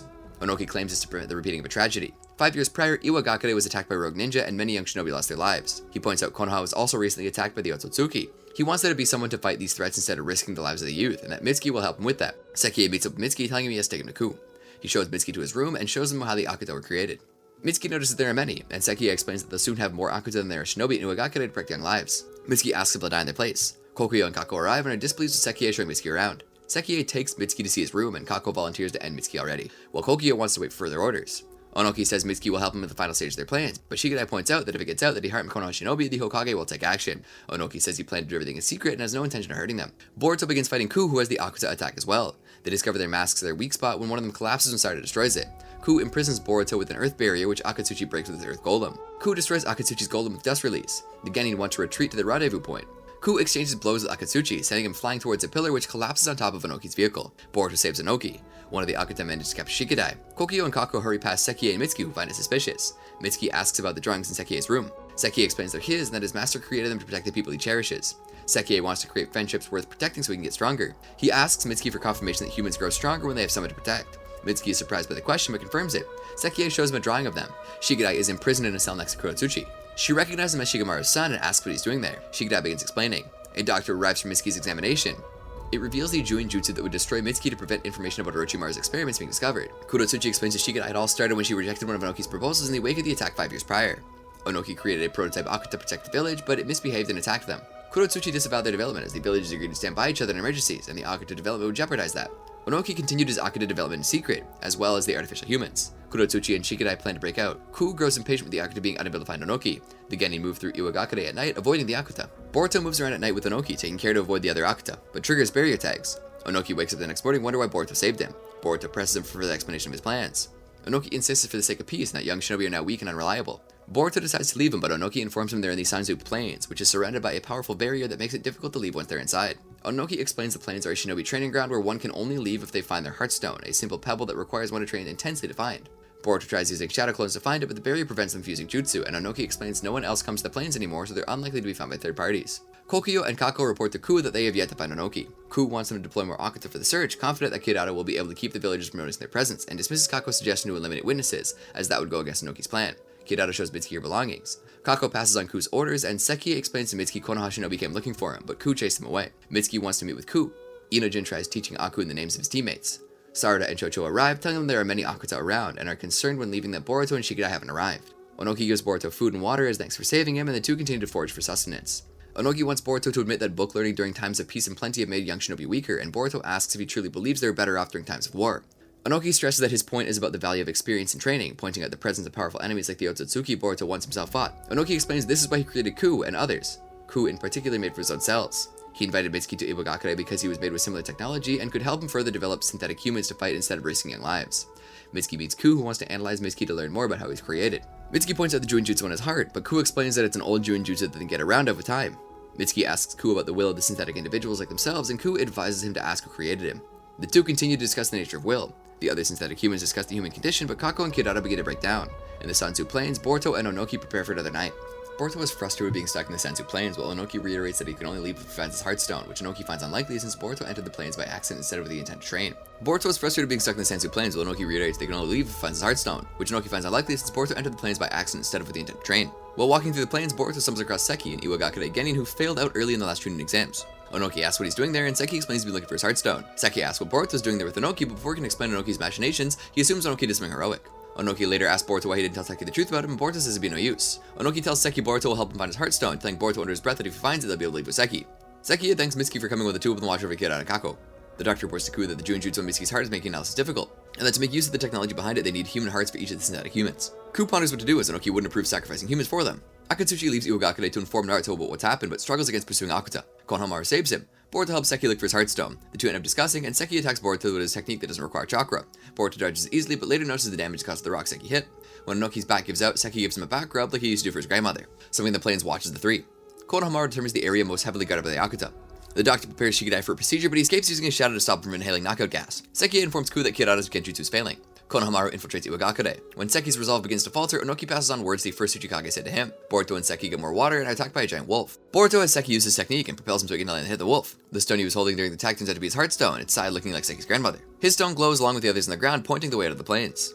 Seki reports to Ku that Konosuchi is regaining consciousness, and Ku decides to take control of Iwagakure. Onoki stands by his plan to Boruto and says he has more to show him. Ku looks at his hand, which is beginning to crack down. Boruto asks Onoki where he's taking him. Onoki says it's a place that he'll make him understand the motivation behind his plan. They arrive at a location, and Onoki explains that this is where his grandson Kozuchi died. Konosuchi is informed what transpired when he was under Genjutsu and moves to notify the other villages. But Ku and the other synthetic humans have already taken control of Iwagakure with the Akuta. Ku is disappointed by Iwagakure's situation under Kurosuki and leaves the Akuta under Kokyo's command. Kokyo informs him Shikadai's escape, but Ku is more concerned with finding Onoki. Onoki explains how after the Fourth Shinobi World War, the villages suffered a massive loss of life, but Iwagakure managed to rebuild. Kozuchi was excited to become a Genin and wanted Onoki to live long and see him become Tsuchikage. Onoki told him one who is Tsuchikage must never run away and face every adversity. One day, when some shinobi tried to steal village secrets, Kozuchi tried to stop them and was fatally injured. When Kurosuki explained Kozuchi tried to stop them himself and reinforcements arrived, Onoki realized his words were the cause of that attitude and blamed himself for his death. Wanting to actualize Kozuchi's will, Onoki developed the Akuta to fight instead of risking the lives of young shinobi. One day, Onoki was approached by a doctor who shared his opinion and made a discovery that was a breakthrough for his plan. They created Ku and the other fabrications to lead the Akuta. Onoki explained he never intended there to be fighting, and will release the Konoha Genin after his plan is completed. Boruto asks him what the sample was, and the doctor showed him. Onoki reveals it was a white zetsu. Boruto was incredulous that Onoki risked using something so dangerous, and Onoki agrees there's much they don't know, and that's why they needed Mizuki to stabilize them. Onoki assures him that Mizuki will be free to do as he pleases after they stabilize the synthetic humans. Ku is taking control of Iwagakure and imprison those who would try to interfere. 5 of the captured shinobi are to be used as sources for hearts for them if Onoki approves. Boruto understands Onoki's benevolent intentions, but points out that when he fought the synthetic humans that they had personalities and wonders if they're really different from humans. Onoki is confident that what Boruto sees as will is the fabrications are merely functions. Boruto asks if he truly believes that, pointing out how strongly Onoki's belief in will is, recalling their conversation in Konoha. Onoki is taken aback, but assures him he doesn't know about the fabrications. Boruto counters that he knows Mizuki and saw how they interacted, and knows Mizuki has a will, pointing out Onoki has no real proof the fabrications lack a will of their own. He also asks how different it is from sacrificing real shinobi. The two can't reconcile their beliefs, and Kako arrives for Onoki. Kako informs Onoki their plan is at a standstill, requesting him to return immediately and asking if he can take Boruto into custody. Onoki agrees, not wanting Boruto to alert Konoha of his plans. Kako tries capturing Boruto, but Onoki stresses he must not be injured. Boruto attacks with a shuriken and a shadow clone. Kako is delighted to witness human fighting instinct. Inojin, Sarada, and Chocho are concerned by Boruto and Shikadai's continued absence and leave to look for them. They find an injured Akatsuki and inform him of the situation. Boruto continues to fight Kako, using clones to attack him with wired and electrified kunai and taijutsu. Kako destroys his clones with dust release. Keeping his distance, Boruto throws an explosive tag kunai. Its explosion attracting the attention of the Konoha Genin. Inojin takes Akatsuki back to the cave, while Sarada and Chocho go to the explosion site. Boruto creates more clones to fight Kako, who finds the feeling exhilarating. Boruto manages to stab Kako, but it turns out to be a rock clone. Sarada and Chocho arrive just in time to prevent Kako from using dust release. Kako is excited to have more opponents. Ku commands the Akuta looking for Shikadai. Shikadai destroys an Akuta when approaching the Tsuchikage's office and is spotted by another and manages to make a call to the Hokage's office where Shikamaru picks up the phone. The two talk and Shikadai manages to escape before Ku arrives at Akuta. Boruto, Sarada, and Chocho struggle against Kako, having to keep the distance to avoid his dust release. Boruto notices he has an opportunity to attack them with it and he didn't, and wonders about why. Kirada finds Akun by the cave where the Genin are staying, uses her genjutsu against Inojin when he attempts to steal her. Shikamaru informs Naruto, Kakashi, and Tsunade of what Shikadai told them. Naruto and Shikamaru want Kakashi and Tsunade as former Hokage to explain the situation to other villages, while Naruto deals with the daimyo in getting permission to interfere with Iwagakure's affairs. Sarada analyzes Kako while Boruto and Chocho attack him. She determines that after using dust release, there's a window of 20 seconds where Kako can't use ninjutsu, and he uses the opportunity to attack him with fire release. Kako tries forcing more dust release attacks during the window, and the strain causes his body to begin to break down. Onoki watches from afar. Kako manages to corner Boruto, but the strain of a big dust release attack is too much for his body to handle and he dies. Boruto thanks Sarada and Chocho for their help. Onoki asks why Kako didn't obey him, and Boruto reiterates the fabrication have a will of their own. Inojin arrives and holds Boruto hostage, being under Kirada's genjutsu. She wants to take everyone to see Ku. Onoki escorts the captured Konoha Genin and Akatsuki, keeping them from interfering with his plans. They arrive at Iwagakure when Onoki is shocked to see remnants of battles all over the village. He asks Kirada about what happened and she instructs him to go to Ku directly.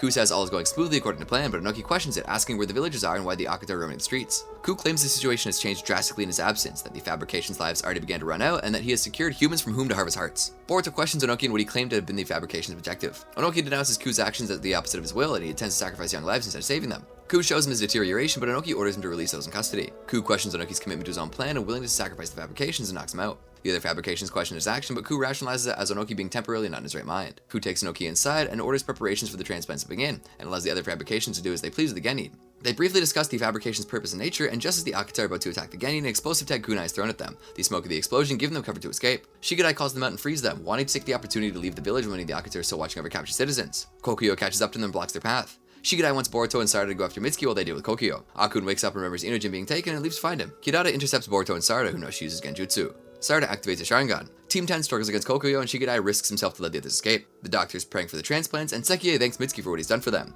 Shikadai lures Kokuyo to a trap he and Inojin set up, hiding a source of light for after Kokuyo destroyed the ones around it, noticing that it lacks jutsu and has no longer attacks. Kokuyo tries forcing his way out of Shikadai's jutsu, but Chocho lands a hit first. Kokuyo hits back but begins to crack down and deteriorate, and wishes to see how strong his opponents really are. Akun is getting near to them. Konohamaru finds the Akata production site, and Mitsuki finds him. Shikadai wants Chocho to land another hit, but Inojin points out he's learned their strategy. Shikadai says there's another jutsu Inojin can use, but Inojin isn't sure it'll work on him. Shikadai says it's what they have. Shikadai uses himself as bait, and Inojin is able to take over Kokuyo's body with mind-body switch technique. Kokuyo is able to force Inojin out and dodge Chocho's human bullet tank. He moves to attack Inojin, but Akun obstructs his vision, giving him another shot. Kokuyo destroys Akun's mask when dealing with him, but receives a heavy hit from Chocho. Kokuyo can't understand how other humans endanger themselves to fight, and Shikadai explains that they make up with other kinds of strength, such as strength of heart. Kokuyo denies having such strength as he lacks a heart, but Shikadai points out Inojin was able to take him over. Kokuyo ponders it as he dies. Akun manages to say Inojin's name before perishing. Inojin tries to downplay Akun's death while crying. Kidada has paralyzed Boruto and Sarada with a Genjutsu, intending on playing with them. Ku turns to Onoki, who tries to dissuade Ku from continuing his plans, but Ku continues to believe Onoki's weakness is clouding his judgment. Team 10 is exhausted after fighting Kokuyo and wonder how Boruto and Sarada are faring. Caught in Kidada's Genjutsu, she controls their movements like a puppeteer. Sarada tries breaking the Genjutsu on Boruto with a Sharingan, but Kidada forces him to close his eyes. She wants to play them like their dolls, drawing out their injuries. Onoki ponders on Boruto's assessment of fabrication's will and of Ku's own words and actions. He thinks back to first meeting and naming Ku, as well as the other 4 fabrications. Onoki tries leaving his room, but his path is blocked by Nakuta. The doctor attends to Sekiei's deterioration, and Sekiei asks him how their lives will be after receiving hearts. He's not concerned about being strong, but with protecting his friends. The doctor leaves Sekiei alone with Mitsuki. Sekiei tells Mitsuki he heard of Kokuyo and Kako's deaths, and recounts feelings about it. He asks Mitsuki how that will change once he has a heart, and Mitsuki explains that having a heart doesn't make him a human. Mitsuki relays Ku's orders to the doctor. Having made back from the Senzu plains, Sekiei has been avoiding the Akata and runs into Akatsuki, who updates him on what happened. As all other shinobi have been imprisoned, Akatsuki tasks Sekiei with rescuing Onoki. Mitsuki shows Sekiei a completed artificial heart, and Akata updates Kidada on their heart situation. Not wanting to miss it, she makes Boruto and Sarada stop holding back as she leaves. Sarada is able to put herself under a new Genjutsu by looking at her Sharingan's reflection on Boruto's sword and then breaks the Genjutsu on him. As Mitsuki is about to deliver Ku's heart, Boruto and Sarada arrive. Mitsuki holds him at bay with a lightning release, and Ku binds their movement with an earth release. Boruto tries appealing to Mitsuki not to help Ku. Mitsuki hands Ku the heart, and while he celebrates, Mitsuki strikes him from behind. Ku drops the heart, revealed to be this guy's snakes. All are shocked by the betrayal. They hear explosions from afar, those being from Konohamaru destroying the Akata production site as arranged with Mitsuki. Kurosuki frees the captured Iwagakure shinobi. Onoki manages to escape his room. Team 7 faces against the remaining fabrications. The damage Mitsuki inflicted causes Ku's body to begin to break down. Ku departs to get medical attention, but Sekiei prevents Boruto from following him with explosive clay. Mitsuki wants Boruto and Sarada to go after Ku while he deals with Sekiei, who is furious with him. Kidada blocks Boruto and Sarada with Akata. Mitsuki tries to dissuade Sekiei from fighting so his body doesn't break down any further. Sekiei attacks Mitsuki, all while accusing him of pretending to be his friend. Boruto and Sarada destroy a few of Kidada's Akata, whose body begins to break down as well. Kidada brings out a gigantic Akata to kill Boruto and Sarada. Boruto summons Gaaraga to help. In between discussing with Boruto, Gaaraga fights the giant Akata. Sada moves against Kidada, managing to distract her with a Sharingan Genjutsu, leaving herself an opening to land a lightning release attack on her. Kidada orders the giant Akata to save her, but Gaaraga constricts it till it breaks down, one of its chunks crushing her instead. Sekiei continues to attack Mitsuki while throwing accusations at him, who denounces Ku's path and thinks Sekiei can still be saved. Sekiei manages to get Mitsuki to fight back by threatening to kill Boruto. Mitsuki disables Sekiei's explosive play with his lightning release. Seki finds Onoki sneaking out and explains who is sent by Akatsuki. Ku reaches the doctor but is informed the donor's escaped, so he decides to get the doctor's heart. Mitsuki offers to take Sekiei to Orochimaru, but Sekiei is too damaged, and muses on how they are alike and how they're different, their feelings and motivations. Sekiei dies. Kurosuki leads the Iwa Shinobi on taking back the sectors of Iwagakure. Mitsuki catches up with Boruto and Sarada at the old city, and they find Ku recovered with a new heart. Ku revels in his new power. The Konoha Genin consider him too dangerous to be left unchecked. On their way to the old city, Seki needs a break, but Onoki spots the recent damage to the old Tsuchikage office, and thinking of Kozuchi, says this is the moment he can't miss. Ku fights Mitsuki, trapping him with stone pillars, saying they should see eye to eye as they're both man-made. Sarada and Boruto disagree with him, Ku using a sword to knock Boruto back. While Boruto says Mitsuki never truly intended to join them, Ku claims that Mitsuki had many opportunities to ask for help while in Konoha but didn't, instead going to meet other artificial humans like himself. When Mitsuki hesitates in denying it, Ku takes it as proof, saying Boruto never noticed his struggle, and because of that he can't claim to be Mitsuki's friend. When Ku readies a dust release to use against Boruto, Mitsuki breaks free of the stone pillars with Sage Mode and goes on the offensive. The falling debris traps Boruto and Sarada inside. In Konoha, Shikamaru is stressed trying to get official permission to enter the land of Earth. Naruto notices Sai is also stressed, which he attributes Inojin also being there. Wasabi eavesdrops on them and informs teams 15 and 5. They want to go help their friends but have been ordered to stay put. Naruto prepares to depart, and teams 5 and 15 request permission to go with him. Naruto refuses to endanger their lives, but they're willing to face the consequences of going without his permission. Naruto appreciates their dedication, and Sai and Shikamaru don't stop them from going. Sarada works on clearing the debris. Boruto admits they should get to know more of Mitsuki, but Sarada says they don't enough. The rest of the debris gets cleared by Seki, who explains Onoki is with them. He asks Boruto to take him to Ku. Ku is impressed with Mitsuki's sage mode and wants to use his body to create more fabrications. Mitsuki constricts Ku with the snakes, but he creates a golem to wield his sword and cut through the snakes, which forces Mitsuki out of sage mode. Ku prepares to further weaken Mitsuki, but Onoki arrives at Boruto and Sarada. Onoki asks Ku when he's strayed from protecting the weak, and Ku says he's merely a vessel for the hatred Onoki passed down to him. Ku prepares to kill the others, but they escape in an underground stream. Onoki recalls Ishikawa's warning of his will of stone being replaced with hatred. He wakes up in that same room. Boruto asks Mitsuki if he found what he's looking for. Mitsuki explains what Onoki told him, that he's seen many things since living in the village, and that he's not sure if he's empty, he is sure of his will. Boruto says he and Sarada want to get to know the real him and gives him back his forehead protector. Mitsuki wants to lure Ku away when they take Onoki away, as there are clones of him, but Boruto says the one in front of him is Mitsuki. Ku arrives at the location. Ku takes control of the debris using it to destroy Boruto's clones. Sarada destroys a boulder coming at Boruto. The Genin struggle against Ku, while Onoki despairs at young lives being at risk again. Sarada uses a Sharingan to dodge Ku's boulders and he prepares a dust release attack. Sarada and Mitsuki attack her with their own ninjutsu, using its explosion as a smokescreen to get him, holding his arms apart so he can't weave hand seals. He throws them aside as Boruto throws himself at Ku, who punches them with a rock gauntlet, revealing it as a shadow clone, the real Boruto coming after him and landing a Rasengan on Ku's heart. A weakened Ku prepares a giant dust release to finish him off, but Onoki counters it with one of his own. Onoki admits he allowed his commitment to Kozuchi's will to be twisted, and then he must set it right, his dust release overpowering Ku's, killing him and taking a substantial part of the building with it. Seki finds them. Onoki gives them his final words and passes away. Kurosuki and Akatsuki arrive with Naruto and other Konoha shinobi by sunset. Konohamaru says he'll give his report to Naruto and hugs Mitsuki. Mitsuki apologizes for giving them so much trouble, thinking he won't be allowed back in the village, but teams 5 and 15 arrive, all glad Mitsuki's okay. The Konoha Genin take the Thunder Train back to Konakakure, while Naruto stays in Iwagakure longer to attend Onoki's funeral. Mitsuki is confined to a different railcar, under supervision of Sai and Konohamaru. Boruto wishes he could have talked to Mitsuki before being separated. Shikadai tries to distract Inojin from Akun's death. Besides the 5 Kage and high-ranking Iwagakure officials, many villagers came to pay their respects. Boruto and Sarada return home with their worried families. Back in the village, Naruto wants to praise Boruto and Sarada for standing up for Mitsuki, but Sai and Shikamaru point out he can't, so as punishment, he means to remove their Genin rank. They ask about Mitsuki and are told he's still being debriefed, as there's lots of intel only he knows. Naruto has them leave their forehead protectors. Sai and Konohamaru debrief Mitsuki, ask him why he chose against informing anyone in the village of his plans. Sarada is concerned that Mitsuki will be blamed for the situation in Iwagakure and be forced to leave, or that he might have to leave on his own. Boruto has faith in Mitsuki. While asleep, he is mentally contacted by Garaga since Mitsuki being back in the village marks up the end of their contract. They exchange words and bid each other farewell. Sarada wakes him up and informs him Mitsuki's debriefing is over. The two look for him. Mitsuki makes small memorials for the fabrications. Boruto finds him and Mitsuki apologizes for the hurt he's caused. Boruto recalls Onoki's words and tells Mitsuki that there are many sides to his will, and that his questions are a natural part of it. Sarada arrives and they share a laugh. Orochimaru discusses Mitsuki's development with Log, who informs him the body of the scientist responsible for developing the fabrications has gone missing. They wonder who might be responsible. Boruto, Sarada, and Mitsuki walk through the village and hear the official account of the situation of Iwagakure in the news. Boruto thinks he spots a heartstone in the river, but cries when he remembers Onoki's teachings. As their sensei, Konohamaru wants to take responsibility for their actions, but before they can decide anything, Kurosuki and Akatsuki arrive from Iwagakure, and want to personally thank the Konoha Genin for their actions, adding they'll always consider them shinobi at Iwagakure. Naruto understands what she means. Team 7 has their Genin status reinstated, and they prepare for the next mission. Parent and Child Day Arc. Naruto and Shikamaru watch the announcement of the Parent and Child Day holiday. The two discuss how shinobi life has changed in their days. Shikamaru tends to free Naruto's schedule so he can spend it with his children, but several shopkeepers arrive at his office needing signature in several forms. Naruto confirms Shikamaru's commitment to freeing his schedule. The day before the holiday, Boruto and Himori wonder if Naruto will be able to make it, Hinata assuring them he will before leaving to visit her own father.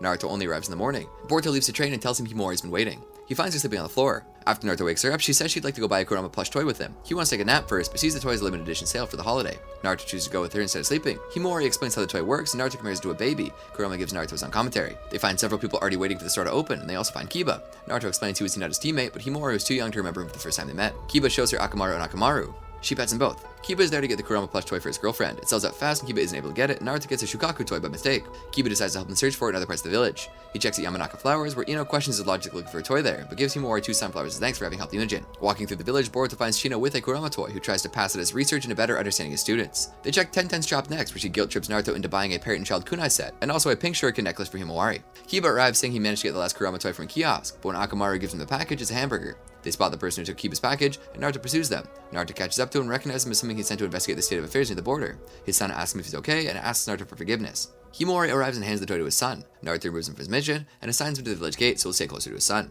At the end of the day, Himori is glad for the time she spent with Naruto, says she'll cherish the gifts he did get for her. Several cooks discuss an upcoming eating contest and wonder how to account for Choji Akamichi's participation. Choji watches the announcement on the Parent and Child Day holiday on TV, keeps flicking on through the channels and eating. Seeing her father, Chocho asks Karui why she married him. Karui doesn't quite remember and gets angry with him for having eaten the snacks that she bought for them to have together. Karui throws him out and then asks him to buy more chips, and she goes to replenish snacks. Choji and Chocho run into Boruto and explain the situation. Chocho spots an advert for a parent-child day eating contest and wants to enter it with their father so she can prove to Katawi he's a role model for their daughter. At the contest, they also find Sai and Inojin, Rock and Metal Lee, Shikamaru and Shigadai participating as well. Choji and Chocho advance to the second round and are surprised when another team ties with them. The Inara and Yamanaka also advance to the second round. The team tied with the Akimichi, the Dotonbori, introduce themselves and boast that they'll win. The Akimichi, the Dotonbori, and the Nara advance to the semifinals. One of the cooks watches them and later conspires with the Dotonbori, afraid that Choji will make her go bankrupt if she wins. The Dotonbori and the Akimichi advance to the finals. Katawi watches the contest, and Boruto spots Shino in the audience with the Kurama doll. While the Akimichi recover, Katawi expresses her doubts over the value of the eating contest and the recklessness. Boruto wants to try the spicy burgers for the semi-final and manages to find leftovers of the Dotonbori, but finds them not to be spicy at all. During the final, the conspiring cook puts shallow bowls to the Dotonbori, giving them an advantage. Boruto brings them their meal in irregular bowls. Chocho struggles to finish the dish by herself and reminds Choji that delicious meals are meant to be eaten together, something Katawi also shouts from the audience. With newfound determination, the Akimichi catch up with the Dotonbori. The cook interferes using ninjutsu to cause the dumplings to grow. Rock and Metal try to deal with it but are ineffective. Katawi uses lightning release to release her daughter, but it takes Choji growing in size to end the issue by eating them all and then burning the calories through converting them into chakra. The Akimichi win the contest.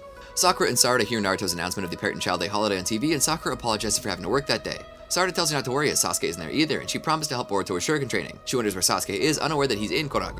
Boruto recognizes Sasuke on the street, who asks him about all the family activities. Boruto explains the new holiday. Sasuke asks about Naruto, and Boruto adds he's with Himawari today, before telling Sasuke where Sarada will be, and suggesting he spend time with her. Waiting by a stream, Sasuke thinks back to times he spent with his father, when he mastered Fire Release, Great Fireball technique. Sarada is surprised to see him. Sasuke explains that he just got to the village and that Boruto told him where she'd be, and invites her to go to the festivals. Sarada is happy that Sasuke came to the village, but he explains he dropped by because he had business to attend to near the village, cutting down on her excitement. Watching other parents with their children, Sasuke struggles to bond Sarada.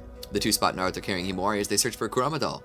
Sarada envious of their bond. He thinks back to how he enjoyed being carried by Itachi and offers to carry her, but she finds it embarrassing and walks off. Kakashi approaches Sasuke, pointing out that all his time alone has dulled his social skills, and suggests that Sasuke take hints from the Icha books. Sasuke comes across Shino doting on his Kurama doll, and after an awkward silence, he asks about Sarada. Shino comments on her talent and the difficult path she has chosen. Sasuke asks about any parasites on her, which Shino misunderstands as a negative comment on insects. When he talks to Sarada again, he tries using Kakashi's advice from the books, but ends up further antagonizing her. Boruto finds Sarada training by herself and asks her about Sasuke. She confesses she doesn't think her father knows about her at all, but Boruto surprises her asking if he knows about Sasuke at all, and that she should tell him if there's anything she wants to do. Sasuke complains to Kakashi about his advice, and the two come across Sakura.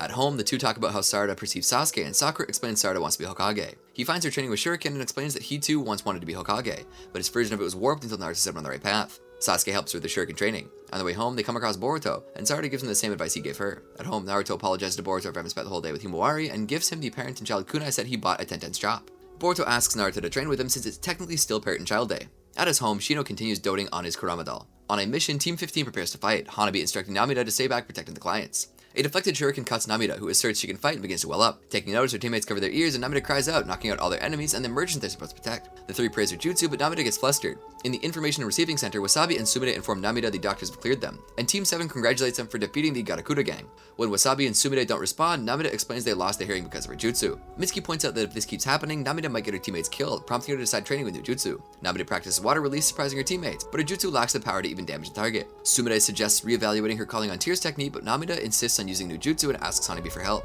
Hanabi considers chakra control to be the issue and has Tsunade use her own water release, which does destroy the target. Hanabi explains that when her emotions take over and she begins to cry, that disrupts her focus. She asks Hanabi to teach her. Hanabi has Namida try to mold her chakra rule, dodging her attacks, using her Byakuya Gang to evaluate her chakra control, but Namida is unable to do it. Next, she has Namida try increasing the distance of her attack. Wasabi and Tsunade is slightly scared of Hanabi. Hanabi explains how she can modify her jutsu and her water release's reach increases. Next, Hanabi wants Namida to knock over a thick log to train the power behind her jutsu. Tsunade and Wasabi decide to train harder as well in solidarity with Namida. The next day, Namida spars against them and continues to improve. The next mission is once again to guard the same merchants who are now in possession of a historical document by the First Hokage. The Garakura gang members recognize Team 15, warning the leader about them. They fight, but Namida's water release has little effect on their water clones. One of the assailants pressures her into close quarters, but Tsunade uses Nue, who grows bigger, to intervene. The rest of the group uses the distraction to flee with their merchandise. Hanabi orders the girls to stay behind while protecting the merchants, while she goes after the Garakura gang. Tsunade sends Nue to aid her. Namida is frustrated that her water release was useless against them. One of the merchants reveals they still have the First Hokage's document, but the Garakura leader reveals himself, glad to have stuck around. Tsunade wants the other two to run away with the merchants, but Namida intercepts a shuriken meant for her. The Garakura leader sinks them into the ground with an earth release. Namida blames himself for the situation, but her teammates point out that she's gotten stronger. The gang leader takes the document and considers it lucky Namida didn't cry. Namida decides to cry, so the gang leader runs away. Wasabi encourages her to cry, but remembering the focus of her training, and she applies it to her calling on tears technique, increasing its power and reach and narrowing its focus, managing to hit the Garakura leader. Free from his jutsu, Tsunade summons Nue, whose disappearance alerts Hanabi of the fight. Wasabi and Noe attack the remnants of the gang who try to flee. Namida tries to use her jutsu again, but having spent so much chakra, she's unable to focus again, knocking everyone out. Hanabi thinks Namida still has ways to go. Meeting Team 7 again, they congratulate them again and question their most recent hearing loss, but Namida explains how she used her cry to protect them instead. Team 10 captures the bandit group at a wind power plant. One of the assailants drops an explosive tag when Shigadai hurries to catch him himself, damaging part of the structure. Inojin and Chocho comment on Shigadai being a bit off and impatient. A month prior, Tamari is invited to attend a banquet where important land of wind figures will meet. Enshu discusses politics and appearances with Shikamaru and presses on the need of Shigadai's improvement with Nara's shadow jutsu, which Shigadai overhears. As he leaves, Shigadai asks his father why he puts up with Enshu, who in turn explains they've been indebted to the clan leader since Shikaku's time. In the present, Shigadai's Genin friends discuss his struggles at Lightning Burger. Boruto questions why Shigadai doesn't use word release anymore, and Shigadai and Denki relate to feeling under pressure due to family affairs. Team 10 is left on standby regarding an upcoming delegation from the Land of Wind to visit a power plant like the one they've defended. Later that day, Shigadai learns his team is put on standby because of the request put in by Enshu, who wants to prevent Shigadai from jeopardizing the clan's reputation, but instead counsels him to get into politics. Enshu agrees to stop meddling with Shikamaru if Shigadai agrees to his proposal. When Shigadai brings it up his family, Tamari is surprised by it, but Shikamaru supports him on the condition that he's doing it for himself. Shigadai informs Moegi and his friends about his decision. Shigadai visits the wind power plant he protected with Denki, who helps maintain their systems. Shigadai informs Denki of his intended career change, but before they can discuss it, an issue arises with the batteries due to a structure damage. While Denki tries fixing the problem, he tells Shigadai how he intends to use the situation to improve the village. When Denki's solution doesn't work, he speculates there must be a cut wire. One of the windmill turbines connected to the affected battery can resolve the situation, so Shigadai uses wind release to turn it, allowing Denki to fix the issue. A part of the ceiling collapses, but Shigadai saves Denki with the shadow imitation technique. Shigadai decides he won't be a politician after all. He informs his parents and asks Tamari to teach him proper wind release. Enshu arrives with forms for Shigadai to sign, but he tells him he changed his mind. Enshu is done with them. Later at the Lightning Burger, Shigadai informs his friends about his change of mind for not becoming a politician, much to their surprise. Jūgo Arc. Mizuki informs Boruto they'll be having a joint mission with Team 15. Boruto notices what appears to be a peeping Tom and startles him with a kunai, causing him to fall from a tree. They notice him holding a nest of eggs and apologize to him while tending his fall. Tosaka demonstrates his expertise, identifying the eggs by licking them. Tosaka returns the nest to the tree, and explains how genes determine species traits. When Boruto says he's more than just genes, Tosaka asks to lick him and the Genin leave. Konohamaru explains Hanabi is aiding with the border patrol due to an apparent infiltration, so he'll lead both teams. Suiga Kanonji tasks them with investigating bird attacks in the village near the forest and the outskirts of the Land of Fire. As they don't have experience with birds, Tosaka was assigned to provide assistance. On their way, Sarada is disgusted when Tosaka licks bird droppings to confirm their diet. Team 15 plans to leverage their experience from previous animal-related mission. The group spends the following day researching, with Wasabi using her cat covering cover ground. Near the village, Tosaka notices a lack of bird chirping. They rescue a villager being attacked. Boruto is approached by a fully transformed Berserk Jūgo. Jūgo pins him down near a ledge, but is pushed into a river by Noe. Boruto thanks Tsunade to return to the group who's tended to the village's injuries, and alert them of the monster they fought. Namida notices something with Tsunade. They notice the village's breathing is getting shallower and his temperature is rising. They arrive at the village and Tosaka speculates it's bird-borne disease. A village elder explains that the birds began changing about a month ago, destroying crops and attacking people, and also beastly cries can be heard from the forest. They add the first to change were waterfowl, from the river that comes from the mountains, that runs along the village and flows into the land of rivers. Konohamaru advises them to stay away from the river and only use well water for their needs. A pattern starts appearing where villagers were injured, and Konohamaru is shown by other villagers in the same spreading pattern. The villagers bring an unconscious Jūgo who is found by the river. Sarada and Mizuki recognize him, and Jūgo claims he slipped and fell into the river when he wakes up. Noe is apprehensive of him. One of the sick villagers wakes up and attacks Tosaka. Konohamaru has the Genin evacuate the villagers while he deals with Berserk Villager. Jūgo lures the villager and knocks him out, concealing a partial transformation, and tells Boruto to stay away from the forest before leaving. Mitsuki notices the villager no longer has the pattern on him. Konohamaru explains the nature of cursed seals to the Genin and is suspicious of Jūgo's involvement because of his association with Orochimaru, who uses cursed seals. The group splits up to cover more ground. Boruto throws a rock to confirm the suspicion he had based on the village's testimony, and the cries were echoes. They determine the source of the sound, a cave entrance to the door. They find Jūgo struggling to gain his transformation at the end of the cave, and Boruto recognizes him as a monster who attacked him, warning Sarada they need to flee. Jūgo turns around, announcing he'll kill them. Boruto and Sarada flee the cave and intend to warn Konohamaru. Konohamaru and Mitsuki arrive just in time to protect them from Jūgo's attack. Konohamaru berates them for not contacting right away and explains that Jūgo is under complete cursed seal transformation running on killing instinct. Konohamaru fights Jūgo with the Genin providing range backup, but Jūgo shrugs off all attacks. He grabs Konohamaru and begins absorbing his chakra. Konohamaru lands a Rasengan on his face, which sends him into the ground. Jūgo's transformation partially recedes, and seeing Konohamaru drained on the ground, he walks away. The Genin follow Jūgo, discussing the appropriate course of action while Jūgo tells him to stay away. They find Jūgo passed out by the body water with many birds, his transformation fully receded. Konohamaru arrives at Team 15 and Tosaka and notices an injection device near Jūgo. Tosaka examines Jūgo to compare his condition to what they saw happen to the birds, and comments on finding the natural habitat of an endangered bird species. Jūgo wakes up, and when an inflicted bird attacks them, he removes the cursed seal. Jūgo refuses to answer Boruto's question, handing them the kunai he used to kill birds earlier. They take an injured Konohamaru back to the village, but Boruto conceals the events until they have more information. Konohamaru says he should be good after 4 or 5 days of rest. Wasabi is concerned that he could have contracted the cursed seal through his wounds like the birds did, but Tosaka explains he took Jūgo's blood and discovered his cursed seal and the birds are different. Konohamaru asks Mitsuki about the device he found, and Mitsuki confirms it from Orochimaru's research, with Tosaka adding it's a powerful tranquilizer, having licked it.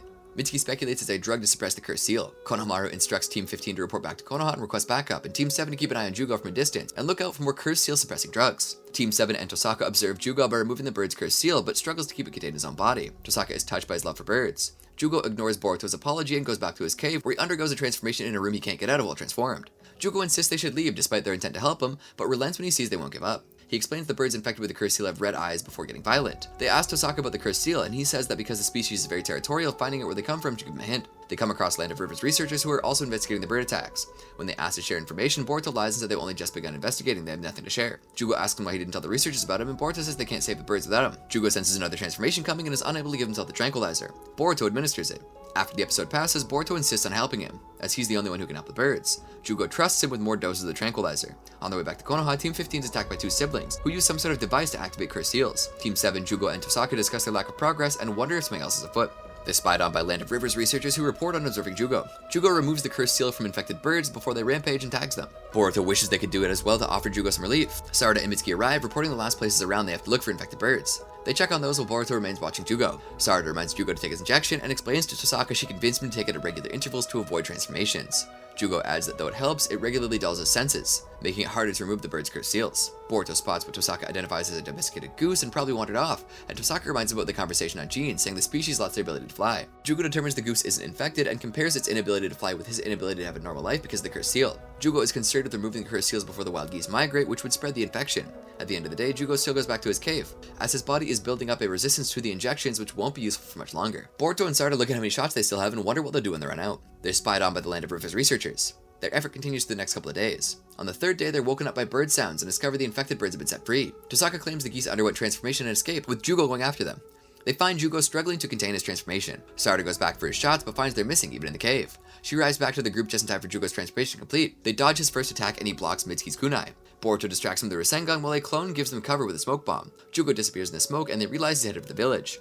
Jūgo destroys a village and almost kills a villager but is hit with tranquilizer shots by the Land of Rivers research group. They restrain Jūgo and the village headman thanks them. The headman explains he called them just in case. And as Jūgo's transformation recedes, he feels deceived because the Konoha Shinobi knew his identity and withheld it. The researchers want to take over the situation and then explain their friends when to get back up. They show an unconscious Namida and Wasabi, both infected with the cursed seal. Sarada asks about Tsunade, but Momo and Sasami claim they only found the two. Hidden in a tree with Nue on watch, Tsunade thinks back to Team 15's battle. Momo and Sasami easily defeated Wasabi and Namida with their cursed seals and infected them. Tsunade summoned Nue to help them, but instead he fled with Tsunade. The Land of Rivers researchers begin to set up and request Tosaka to lend his expertise. Boruto wants to stay, but the village headman rescinds his request for help. Tosaka assures him he'll take care of Jūgo and the birds. Boruto feels frustrated. Boruto watches the birds and thinks about Jūgo being taken away. Sarada and Mitsuki try to reassure him and suggest focusing on finding Tsunade. The Land of Rivers researchers prepare to begin experimenting on Jūgo. Tsunade and Nue look for Namida and Wasabi, but run into Karin and Suigetsu. Nue attacks Suigetsu, who retaliates. Team 7 hears the ruckus of their confrontation. Suigetsu's counterattack is enough to cause Nue's summoning to end. Team 7 arrives, Mitsuki and Sarada recognizing Suigetsu and Karin before Boruto can attack. They tend to Tsunade, and Suigetsu explains that they're late to take Jūgo back to Orochimaru. Team 7 explains Jūgo's situation, and Suigetsu decides to get him back from the researchers so his information on his cursed seal and connection to Orochimaru remain concealed. Suigetsu is unconcerned by Jūgo's efforts to save the birds, annoying Boruto, pointing out Boruto has just met him, while Suigetsu has known him for years. Boruto requests they wait until Tsunade wakes up so she can tell him what she knows about Wasabi and Namida's cursed seal infections. Karin and Sarada catch up with each other, and Karin wants Tsunade to bite her for healing. Mitsuki teases Suigetsu.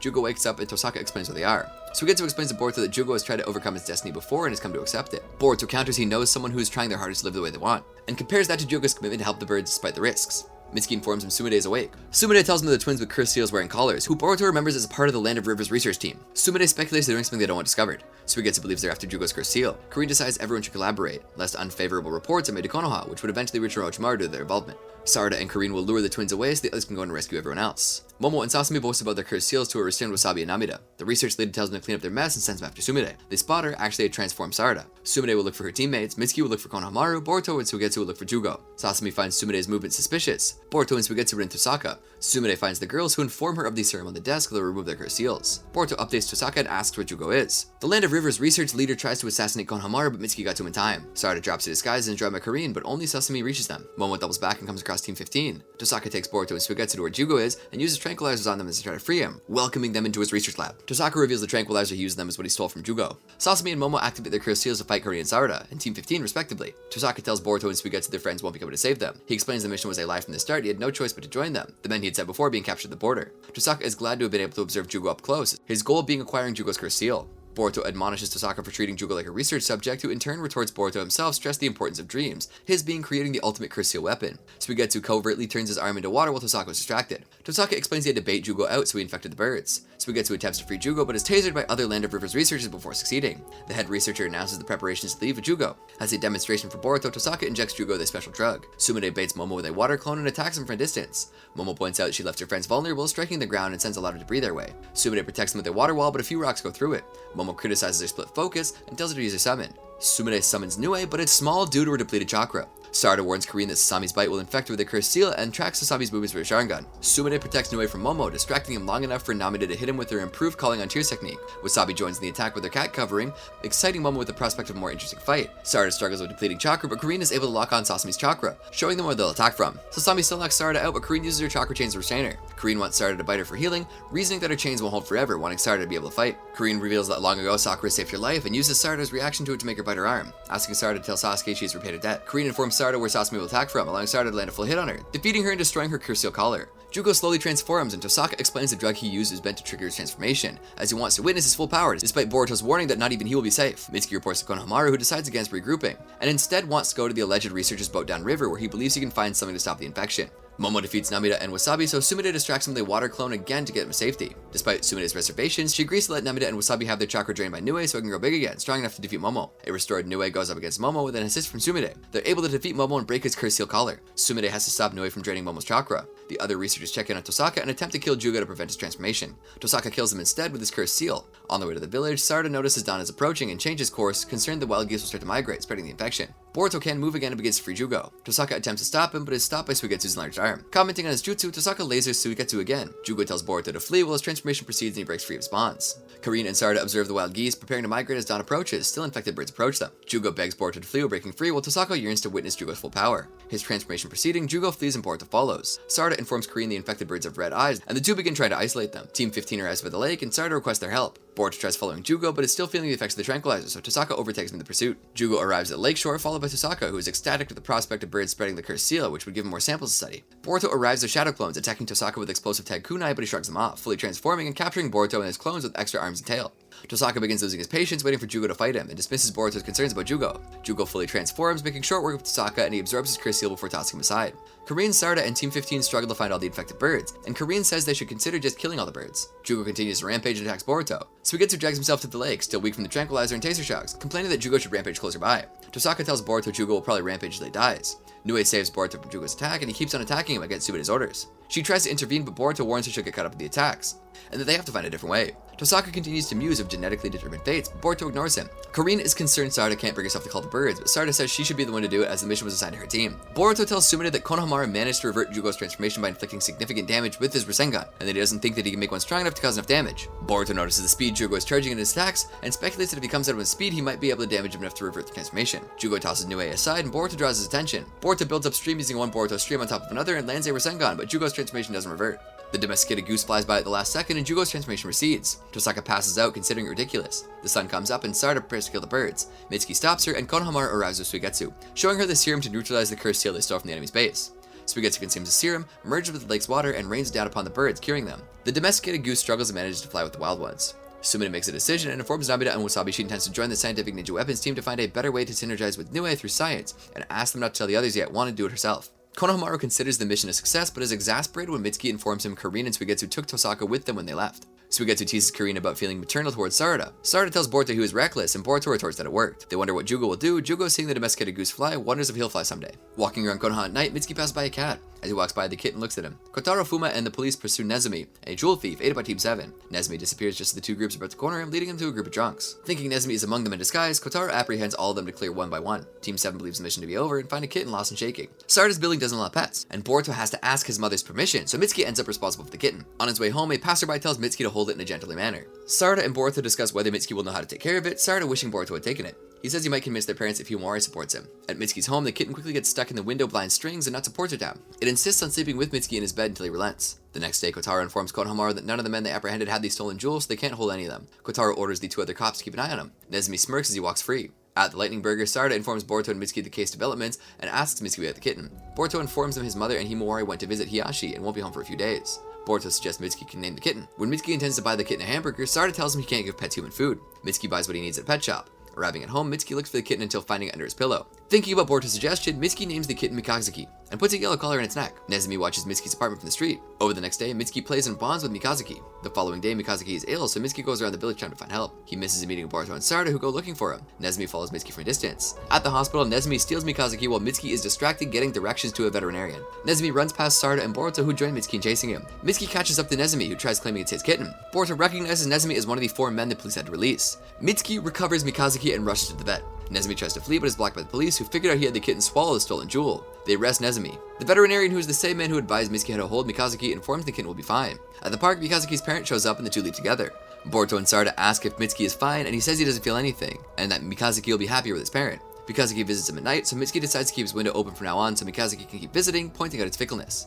Mitsuki visits Orochimaru in Otogakure, saying he's not feeling well. Mitsuki reports he's been having dreams since meeting Onoki of when he first saw Boruto's picture. When they examine Mitsuki, Orochimaru and Log discuss the possibility of the Iwagakure incident having affected Mitsuki emotionally in a way that is only now surfacing. Orochimaru and Log look through Mitsuki's memories, starting with when he met Onoki, and comment on Mitsuki's self-reflection. They ponder the meaning and intent behind Mitsuki's actions as he met the fabrications, and later going on with him to Iwagakure. Log is concerned about the effects of having had to attack Boruto to gain the fabrication's trust out of Mitsuki. The two are concerned when they realize that there's a chance Mitsuki might know that they're the ones who instigated his interest in Boruto. Orochimaru wants to erase Mitsuki's memory, feeling that his rapid psychological development is outpacing his brain's ability to sustain it. They continue to review Mitsuki's memories, now going through his betrayal of Ku and Sekie's death. As they finish reviewing Mitsuki's memories of the Iwagakure incident, Log is unsure if they should erase Mitsuki's memories. Orochimaru leaves the room. When Mitsuki wakes up, Orochimaru tells him he'll continue to hurt, and gives him the choice of making it go away at the cost of his memories. Mitsuki wakes up at home, woken up in Mikazuki, and hears Boruto at his door telling him Sarada wants to see Mikazuki. Log is relieved when they didn't have to erase Mitsuki's memories. Orochimaru says there might come a day when they need to do it, but he thinks Mitsuki will be able to overcome such a need. Steam Ninja Scrolls Arc. Mirai prepares to leave on a mission accompanying Kakashi and Might Guy and says goodbye to her mother and a memorial to her father. On her way, she muses on why her father chose her name. While praying to her grandfather, Boruto, Shikamaru, and Shikamaru pass by, Shikamaru having taken them to try a new burger. Shikamaru asks if she's using Asuma's chakra blades, which she confirms, but adds she can't use them like Shikamaru does. Shikamaru points out that she shares Asuma's chakra nature, so she shouldn't have difficulty mastering the blades. Mirai offers Shikamaru an answer to a quiz he made her, but it's the wrong one, and Shikamaru points out that she's overthinking it. After the Nara leave, Mirai tells Boruto of her mission. Arriving at the gates, Mirai is disappointed by the casual and leisurely attitudes of Kakashi and Guy. They point out she's supposed to blend in a civilian. Mirai mistakes their casual conversation as an advanced form of blending in and continues working herself up, even mistaking an old man on the road for a potential enemy. They arrive at their destination and go to several shops. A pickpocket tries to steal Kakashi's wallet, but Kakashi immobilizes him. The pickpocket throws the wallet to his partner, who Mirai chases and stops with a genjutsu. She hands the pickpockets over to the police. Mirai is upset for letting the pickpockets get so close, but Kakashi was so carefree. Kakashi points out that the wallet he allowed to be stolen was a fake, and that there are other ways of dealing with problems of power. They arrive at a tree Kakashi considers to be hallowed ground, as it's where a movie adaptation of Ichigo was filmed. Curious about the reaction, Mirai asks them what the books are about, but they refuse to say anything due to their age. They take a photo to remember the occasion. They talk about the vacation. When Mirai asks about the mission, she learns there's no actual mission, much to her shock. At night in a hotel, Mirai watches from afar as Guy and Kakashi have dinner. Kakashi notices her and invites her in. She insists on taking her mission seriously, even when he suggests her soaking in the hot springs, and he reveals her awkward attitude reminds him of Asuma. Mirai reveals an uncomfortable feeling due to everyone knowing more about her father than she does, and wonders what the actual purpose of Shinobi in peaceful times. She also stresses over learning the mission will actually be about 20 days instead of 2, having misheard it. With the springs already closed, Kakashi informs her they're crossing the land of hot water the following day. Mirai thinks about entering the village where her father's killer was born. On their way to the hot springs district, Mirai is bothered about not having brought enough clothes for the duration of the mission. Guy and Kakashi disagree on what she should focus on to overcome it. They comment on how she's inherited her mother's traits and genjutsu. Arriving at the town, Guy finds it unusually populated, thinking it was a quieter town. Noticing the people wearing dog and cat masks, Kakashi recalls what the festival is about and explains to Mirai the town's origins, and how different people celebrate the different dog and cat deities, depending on which version of the town's origins they believe, and about a third destruction deity, neither cat nor dog. Cat lovers and dog lovers from various lands come to the festival, culminating in a shrine fight. While going through the crowd, they end up fighting Kiba and Tamaki, leading the dog and cat lovers respectively. They came to the festival on a date and ended up taking sides. Mirai wonders if they should try to reconcile them, but Kakashi and Guy point out that their matter is a private one. They figure that being able to stay in the town depends on making peace between the dog lovers and cat lovers, making the issue part of the mission. Mirai talks to Tamaki, trying to reconcile her and Kiba. She's upset because this is supposed to be a date, and spending time with him is difficult enough because he never gets days off from the police force. Mirai tries talking to Kiba, but he's too caught up with the dog lovers exalting his accomplishments to back down. Mirai tries to pass off a peace offering of her own as Kiba's, but ends up escalating the conflict. At night, the shrine fight begins. When Kakashi muses that they might have to destroy everything before they consider talking, this gives Mirai an idea. She asks Guy for a lighter and uses its flame to use a fire release to fake an appearance as a destruction deity, presenting it as half dog and half cat. The devout worshippers promptly believe it, but Guy attacks the apparition and destroys the wall, separating the dog and cat hot springs. The festival goers take it as a sign that Guy is a messenger of the destruction deity, telling them to stop being divided and celebrate as one. Kiba and Tamaki make up. Mirai gets to take her bath. Kakashi tells that using the lighter for fire release is just like her father, explaining she used both their parents' jutsu to solve the issue. Kakashi leaves to soak in another hot spring, leaving Mirai wishing to learn more about her father. Mirai shares a hot spring with Tenten and thanks her for bringing extra clothes. Tenten says it's no issue as she intended to take a few days off and go to the hot springs anyway. She's concerned that Guy will stir up trouble with his hot-headedness. They hear Guy screaming, claiming he saw a ghost. Mirai gets Guy to sleep, and Tenten warns her to remember putting her clothes on before running out. Kakashi joins them, having returned from buying snacks. Kakashi asks about Guy and then explains he claims to have seen a ghost, but won't know more until he wakes up. Tenten believes Guy saw a ghost, Mirai doesn't believe in ghosts and swept the room. Kakashi says their snacks were gone and thought Guy had eaten them, which is why he left to get more. Tenten takes it as proof that there's a ghost, while Mirai wants to prove that there isn't one. They ask the receptionist, who is shocked someone saw it. The receptionist tells them the story about the hot springs since war times, and how there used to be rumors of a ghost in armor that vanished after a mass exorcism was performed. They speak with several employees who tell them of strange occurrences the past few days. While discussing them, they lean over a statue, moving it a bit, and notice that it has a stone base, while all the others have a wood base. Tenten suggests Mirai cut through the stone with the chocolate blade, but Mirai says she hasn't mastered them yet. Kakashi tells him Guy woke up, but Guy denies seeing a ghost. Kakashi accuses him of eating all the snacks. Guy denies it, challenges Kakashi to a ping pong match, and the two leave. Mirai and Tenten discuss Guy's attitude. Guy and Kakashi return, asking Mirai to be their referee. Mirai thinks about the places the ghost supposedly appeared and notices all of them face the inner garden. Guy continues to try avoiding places in their hot spring. Kakashi asks Mirai why she's so distracted, and why she's so determined to prove that ghosts don't exist. She says that if they did, she thinks her father would have visited her. Mirai notices the ping pong ball moving because of a breeze. She goes back to the statue ready to find the so-called ghost. Tenten scares Guy, and a girl appears from under the statue after smoke starts coming out from under it. Mirai attacks with the chocolate blades and cuts the statue in half. They question the girl, named Tatsumi, who apologizes. Mirai explains that she found secret passages from war times for evacuation, found evidence of recent human activity, and all but one of them blocked, and asked the employees to fumigate them, forcing whoever was inside to come out from the only unblocked exit. Tenten explains she was having too much fun watching Guy put on a brave face. Tatsumi explains she was traveling and had no money and chanced upon the secret passage. She begs them not to hand her over to the land of hot water, as the trip she's making is for her deceased mother, visiting the hot springs she never got to see. Mirai offers to take Tatsumi with them and pay for her expenses. Kakashi warns her to be more careful with the chocolate blades. They leave the next day, Guy finally explaining what he saw was an armored warrior, which brings to mind what Mirai and Tenten learned about the place's history. Mirai recalls she had removed several tags from Guy's room, thinking it was trash. Tenten splits from the group while they let us go ahead with the trip. Shikamaru thinks back to playing shogi with Asuma, back when he still didn't know who was the king. He believes that Mirai will soon be old enough to realize the answer as well. Mirai, Kakashi, Guy, and Tatsumi travel to the next stop, a supposedly lesser-known hot spring. Conversation turns to parents, and Tatsumi asks Mirai which one of her parents she's most like. They arrive at their destination, but there's a giant boulder in the middle of the village. An old lady explains that it's been a month since a boulder fell from the mountain and crushed part of the village, including the hot spring. Guy ponders if he was 20 years younger, he'd have no problem removing the boulder. Some other villagers invite the group for drinking, where they explain they've done what they can clearing away mud and sand. They haven't had help from Yugakure yet because they've been having issues with young women disappearing, which takes priority. They haven't asked the Land of Fire for help because they think they wouldn't bother coming all the way, or that they would send low-ranking individuals with no real authority. Later, Mirai tries moving the boulder herself, but to no avail. The old lady is sorry she came all this way and offers her a Land of Hot Water dish, a roasted potato made in an underground pit. Kakashi talks to Mirai, pointing out the huge debris-related risk in moving the boulder. Mirai wonders if there's anything she can do, and Kakashi explains these aren't taken steps, and called Choji, who was on a mission nearby. Choji arrives, but is quite hungry and out of potato chips. Mirai brings him the roasted potatoes, which Choji quickly eats, but they don't have enough fat for him to recover his strength. Since they can't get potato chips in the mountain, Mirai decides to make some with Tatsumi's help. Choji comments on potato chips all the way through their making, and makes a comment on advice Asuma used to give to him, which sparks Mirai's curiosity. She asks about her father, and Choji tells her he smoked a lot and was quite vague, but he understands Asuma more now that he has more years on him. He tells him about how Asuma gave his team their earrings. While they're talking, the potato chips become ready. Choji is unsure about their shape, but raves in their flavor when he tries them. Choji grows in size to remove the boulder and is joined by the other Konoha Shinobi and the villagers. Choji converts calories to chakra for a final push, removing the boulder. The hot springs begin flowing once again. Choji slims down for having converted so many calories into chakra. The old lady thanks Mirai, who downplays her contributions. Choji explains that Asuma used to encourage him when he had trouble learning jutsu. When he mentions the king, Choji explains it was something Asuma asked them, and refuses to tell the answer, as asked by Shikamaru. He says watching Mirai brought back memories of Asuma. Choji leaves, and at night, Tatsumi and Mirai soak in the hot spring. Hearing Mirai talking about her father, Tatsumi confesses she's been lying to them, and that she's actually been looking for a hot spring where one supposedly can talk to the dead. Mirai is skeptical about Tatsumi's claim of a hot spring where one can see the dead. Tatsumi says she came all this way to see her mother, skeptical at first as well, but she had to try. She asks if Mirai doesn't want to see her father. Mirai excuses herself. She thinks herself she's a mission, but ends up changing her mind. She tells Tatsumi she'll go with her, if only to protect her. Tatsumi is glad and informs her that they have to go, as they can only supposedly meet in the dead of night. Mirai hopes to be back by morning. Walking through the village at night, they see how the atmosphere is different when it's empty. On their way, they replenish their water in a spring. Mirai tastes iron in the water. Mirai asks Tatsumi when she wants to stay with her mother, and Tatsumi explains she wants to apologize for a fight they had the day before she died. Mirai wants to ask her father who the king is. Mirai helps Tatsumi crossing difficult spots, impressing her with her shinobi skills. Someone spies on them. They arrive at a fork in the road, and the girl who spied on them approaches them, offering to take them to a hot spring, claiming to have been there herself and to have met with her dead brother. She directs them to a cave behind a waterfall. As they approach the spring, Mirai smells sulfur. They meet several girls, some of them who've been waiting for over a month, and they rejoice when there are now 20 of them, the number required for a ceremony. The attendants tell them they'll begin soon and lead them to a room to meet Ryuki. Mirai asks him how he'll let them see the dead, earning a reproach from the other believers. He tells them of a shinobi who once used a jutsu to reincarnate the dead from the Great Wars, which Mirai recognizes as summoning, impure world reincarnation. Ryuki claims a jutsu disgraced the dead and required a living sacrifice, but through his research was able to learn a jutsu that wouldn't have these consequences and requirements. Ryuki directs one of them into the spring, having her name in the name of the one she wishes to see. The others hear her speaking through the steam. Tatsumi is next and recognizes her mother's voice calling out to her. When Mirai gives her name and that of her father, Ryuki recognizes her family name and directs her to the steam. Ryuki has a Jashin symbol on his ring. Mirai sees a figure in the steam in her father's shape. Mirai recalls reading Shikamaru's report on the mission her father died, which detailed how Hidan used Asuma's blood for his jutsu, forging a link through which he transferred injuries. Ryuki asks the women if they heard the voice of their loved ones calling out to them and gives them water to purify themselves, instructing them not to drink until he tells them so. Mirai wants her father to teach her how to play shogi and expresses concern her father won't recognize her. Ryuki claims to be able to move between worlds and having met Asuma who wanted to meet her. Mirai makes a mention of a shogi player her father supposedly admires and who she's supposedly named after. Ryuki confirms Asuma telling her that, which Mirai takes as proof as lies, as there's no such shogi player and prepares to fight him. Ryuki orders the women to drink the water, but Mirai slightly shocks them with lightning release, which snaps them out of the effects of the hypnotic gases in the spring. Mirai concludes he's the one behind the missing women and confirms that their sacrifices so he can achieve immortality. Ryuki cuts Tatsumi's cheek for some blood and creates a link between her and a puppet, which puts her under his control. He orders Tatsumi to kill Mirai and mocks Mirai for not fighting back against a non-shinobi opponent. Kakashi and Guy arrive at the spring, defeating the elder cultists as they do. Kakashi throws a kunai at Ryuki's hand, causing him to drop the cursed puppet, breaking his hold over Tatsumi.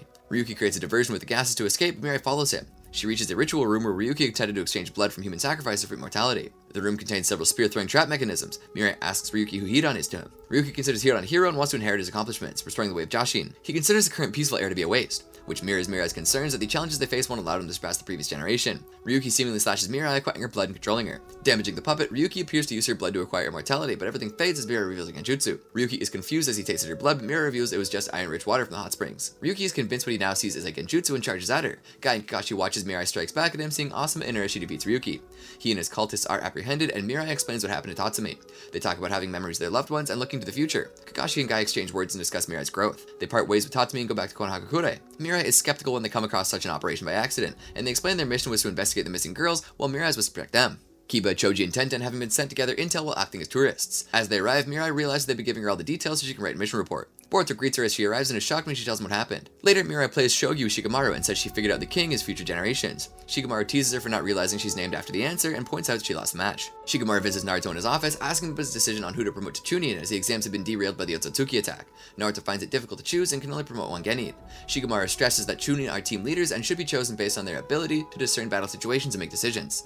Naruto and Shikamaru review these sections of the exams and those who pass them, discarding them as they analyze how they fought and strategized their battles. They eventually narrow it down to Sarada, Tsunade, and Denki, and Naruto decides to promote Sarada, as while she's on par with Denki and Tsunade in terms of strategy, he finds her to have the better fighting skills among them. Sasuke arrives, feeling the need to report in. He says he hasn't been able to find Urashiki, but has discovered evidence that Urashiki had been around several locations before Momoshiki and Kinshiki arrived, and Shikamaru speculates who's gathering intel. Seeing Sarada's photo, he deduces Naruto wants to promote her. But having learned about Sarada's desertion after the exams from Sakura, voices his concerns over who should be promoted. Sasuke leaves and Naruto reconsiders Shikadai, pointing out his contribution in the resolution of the Iwagakure incident. Shikadai is promoted to Chūnin. Shikadai admires his Chūnin flak jacket. Moegi arrives to give him his first mission as team captain. She claims the mission is easy, but Shikadai is suspicious of her coming all the way to his house, telling him that was the case. Because the mission was sudden, they had to put together a team with the available Genin.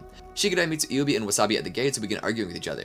Boruto arrives late and offers some condolences for his team. Their mission is to retrieve a flower that grows on top of a mountain. The Genin question the mission, and Shikadai explains it's a rare flower that blooms only once every 4 years, and due to its medicinal properties, it's sold at a high price, so they should be on the lookout for bandits. Wasabi asks how they'll find the flower, and Shikadai presents them Tonsuke, a pig with a great sense of smell that'll act as their guide, much to their shock. Because he's the only pig who can find the flower, he's been spoiled rotten, and has to be fed specialty food regularly. Because one of the pigs who was being trained was stolen, they need to carry the pig as extra security, a task that falls to Iwabi. At night, they come across wolves. Wasabi scares them away, but also scares Tonsuke, who flees. Shikadai retrieves him, noticing a snout-shaped birthmark. Boruto attempts to reassure Shikadai while Iwabi and Wasabi argue over whether they should cross the bridge or go on a detour. Shikadai decides they should cross the bridge, but when Wasabi and Iwabi begin arguing again, the bridge starts swaying and it scares Tonsuke, who almost falls if not for Boruto and Shikadai. Shikadai forbids Iwabi and Wasabi from talking to each other for the rest of the mission. They come across bandits, and Iwabi and Wasabi both charge. Boruto warns Shikadai about a trap, but Shikadai injures his leg, and Tonsuke escapes. The bandits are defeated, but Boruto recovers Tonsuke. Shikadai decides to finish the mission by himself. Tonsuke suddenly starts eating forest mushrooms, much to Shikadai and Boruto's surprise. Shikadai notices the lack of birthmark and deduces the pig was switched with the stolen one during the skirmish with the bandits. They find the bandits, but can't give chase because of Shikadai's leg injury. Wasabi and Iwabi discuss Shikadai's decision, and Iwabi spots Shikadai's blood in the trap. Boruto attempts to make a bridge with the shadow clones across a ravine, but the gap is too big. Shikadai wants to jump the ravine even with his injury, but Iwabi arrives and uses Earth Release to make a bridge. He and Wasabi apologize for fighting. Boruto wonders how to find Tonsuke, and Shikadai says Tonsuke will signal him. As he hasn't been fed in a while, Tonsuke starts crying, allowing Wasabi to pinpoint him with a cat hearing. They're able to ambush most of the bandits of Boruto and the shadow clones. Shikadai lures Tonsuke with his food, allowing Iwabi to separate it from the bandit leader with Earth Release, and pins the bandit together with the shadow. They find the flower and succeed with their mission. Back in Konoha, Moegi reveals the mission was also a test, to see if Shikadai was a capable leader, assigning him with people other than his usual teammates. Shikadai realizes he still has a long way to go as captain. While walking through Konoha, Sarada spots Boruto, Medley, and Shikadai eagerly opening Extreme Shinobi Picture Scrolls packs. Sarada asks them about it, and they explain about its popularity. Boruto is bummed out to get another repeat card of his father, and Sarada considers all three immature for being so into it. Chocho calls her to try another new dessert, and Boruto considers that the same as well. While comparing new cards, the boys run into Shino, who gets uncomfortable learning Kiba and Akamaru are featured in cards while he isn't. The three know how strong Shino is, and Boruto wants to make him a card, pointing out the Kaminarama company manufactures them. They manage to get an audience with Denki's father, who shows them a list of the next card series, which still has an open slot. Denki's father has such respect for Shinobi he's had a hard time picking a final one. They advocate for Shino's inclusion, but Medley ends up suggesting his own father as he's not present on the list. Denki's father can't make up his mind, so Denki suggests they pick another one who will make a bigger profit. The company will make a survey and let the customers decide who'll get the final spot. Boruto and Shikadai campaign for Shino with shadow clones and distributing leaflets. Medley and Denki, who Rock Lee once trained, put advertisements on the trains. Checking out the current tally, Rock Lee is leading the votes. So to raise Shino's profile, Boruto has Iwabi make a Shino stone face near the Hokage rock with his Earth release in exchange for one of the super rare 7th Hokage duplicate cards Boruto has. Medley uses taijutsu to try carving Shino's face into his father's. Boruto creates shadow clones to use wind release Gale Palm to carve Shino's face back. Shikadai thinks it'll all end in trouble and leaves. Boruto and Medley end up carving the giant stone face into a small statue and are stopped by Shino and Rock Lee. They say they don't want to stand out like that but appreciate their effort. They notice a fire nearby and the Genin worry they won't be able to rescue the person in time. Rock Lee kicks the statue into the building's water tank and Shino uses insects to remove the person from the fire. When the second series is released, Boruto calls Shikadai out for just abandoning their efforts. When they open their packs, there are both Rock Lee and Shino cards. Denki explains that their profiles were significantly raised by the fire rescue, increasing both of their demands, leading Denki's father to add an extra spot. However, they keep getting duplicates again. Sarada and Chocho leave for a second round of new desserts. In the Hokage's office building, Sai works on a map. Kakashi arrives and comments on the building being empty save for him. Sai explains that everyone else is out investigating a bomb threat, so all the other work is stopped. Kakashi notices a complaint about Team 25 in the post office and offers to look into it. He dons his Sukiya disguise on the way to the post office. There, Hoki berates Hako for not acting according to plan, and Renga for carrying too many boxes at once, who ends up dropping them. A post office employee complains about them, saying he'll request other Genin if their performance doesn't improve. Renga and Hako blame Hoki while leaving, as they end up doing things their way because they can't understand his orders. Sukiya asks to speak with Hoki, and is impressed when he remembers him from when he interviewed them as academy students. Sukiya asks Hoki about the way he dresses, and Hoki explains his admiration for the 6th Hokage. Hoki informs Sukiya his team is only being assigned D-rank missions, and they're having to perform without a supervising Jonin, as theirs is recovering from a mission injury, and due to the labor shortage there's no one to fill in. He tried to lead the team, but Hako goes off and does his own things, and Renga only does things through brute strength. Boruto and Sarada suddenly arrive and request to see certain package as part of the bomb threat investigation. They find the bomb and manage to deactivate it. Several shinobi arrive at the post office to investigate. They explain to Hoki how the investigation revealed the bombers planned to mail bombs, having discovered them through packaging paper found at the culprit's place, and how other Genin are in pursuit. When the superior comes to talk to them, Hako deduces what he'll say from his behavior and that it has marital problems from his clothes. Sukiya takes notice. The office stops receiving packages for the day but will resume the next day. Hoki discusses with Renga and Hako about being left out of the bomb investigation. He later confides his frustration to Sukiya. Sukiya suggests he's not taking his teammates' feelings into consideration and comments on Hako's perceptiveness. Hoki knows about it and that Renga's strength allows him to excel in defense. He realizes they ignored his orders before because Hako had anticipated the clerk's schedule and Renga picked up several boxes at once to make up for lost time. Hoki becomes frustrated with himself. Sukiya tells Hoki how the 6th Hokage made mistakes in the past and lost a friend over it. Sukiya asks him how the Genin knew which package was the bomb. Hoki explains that if the department store had wrapped up the packages, they'd have the store's stickers on it, and the one Boruto and Sarada had no stickers.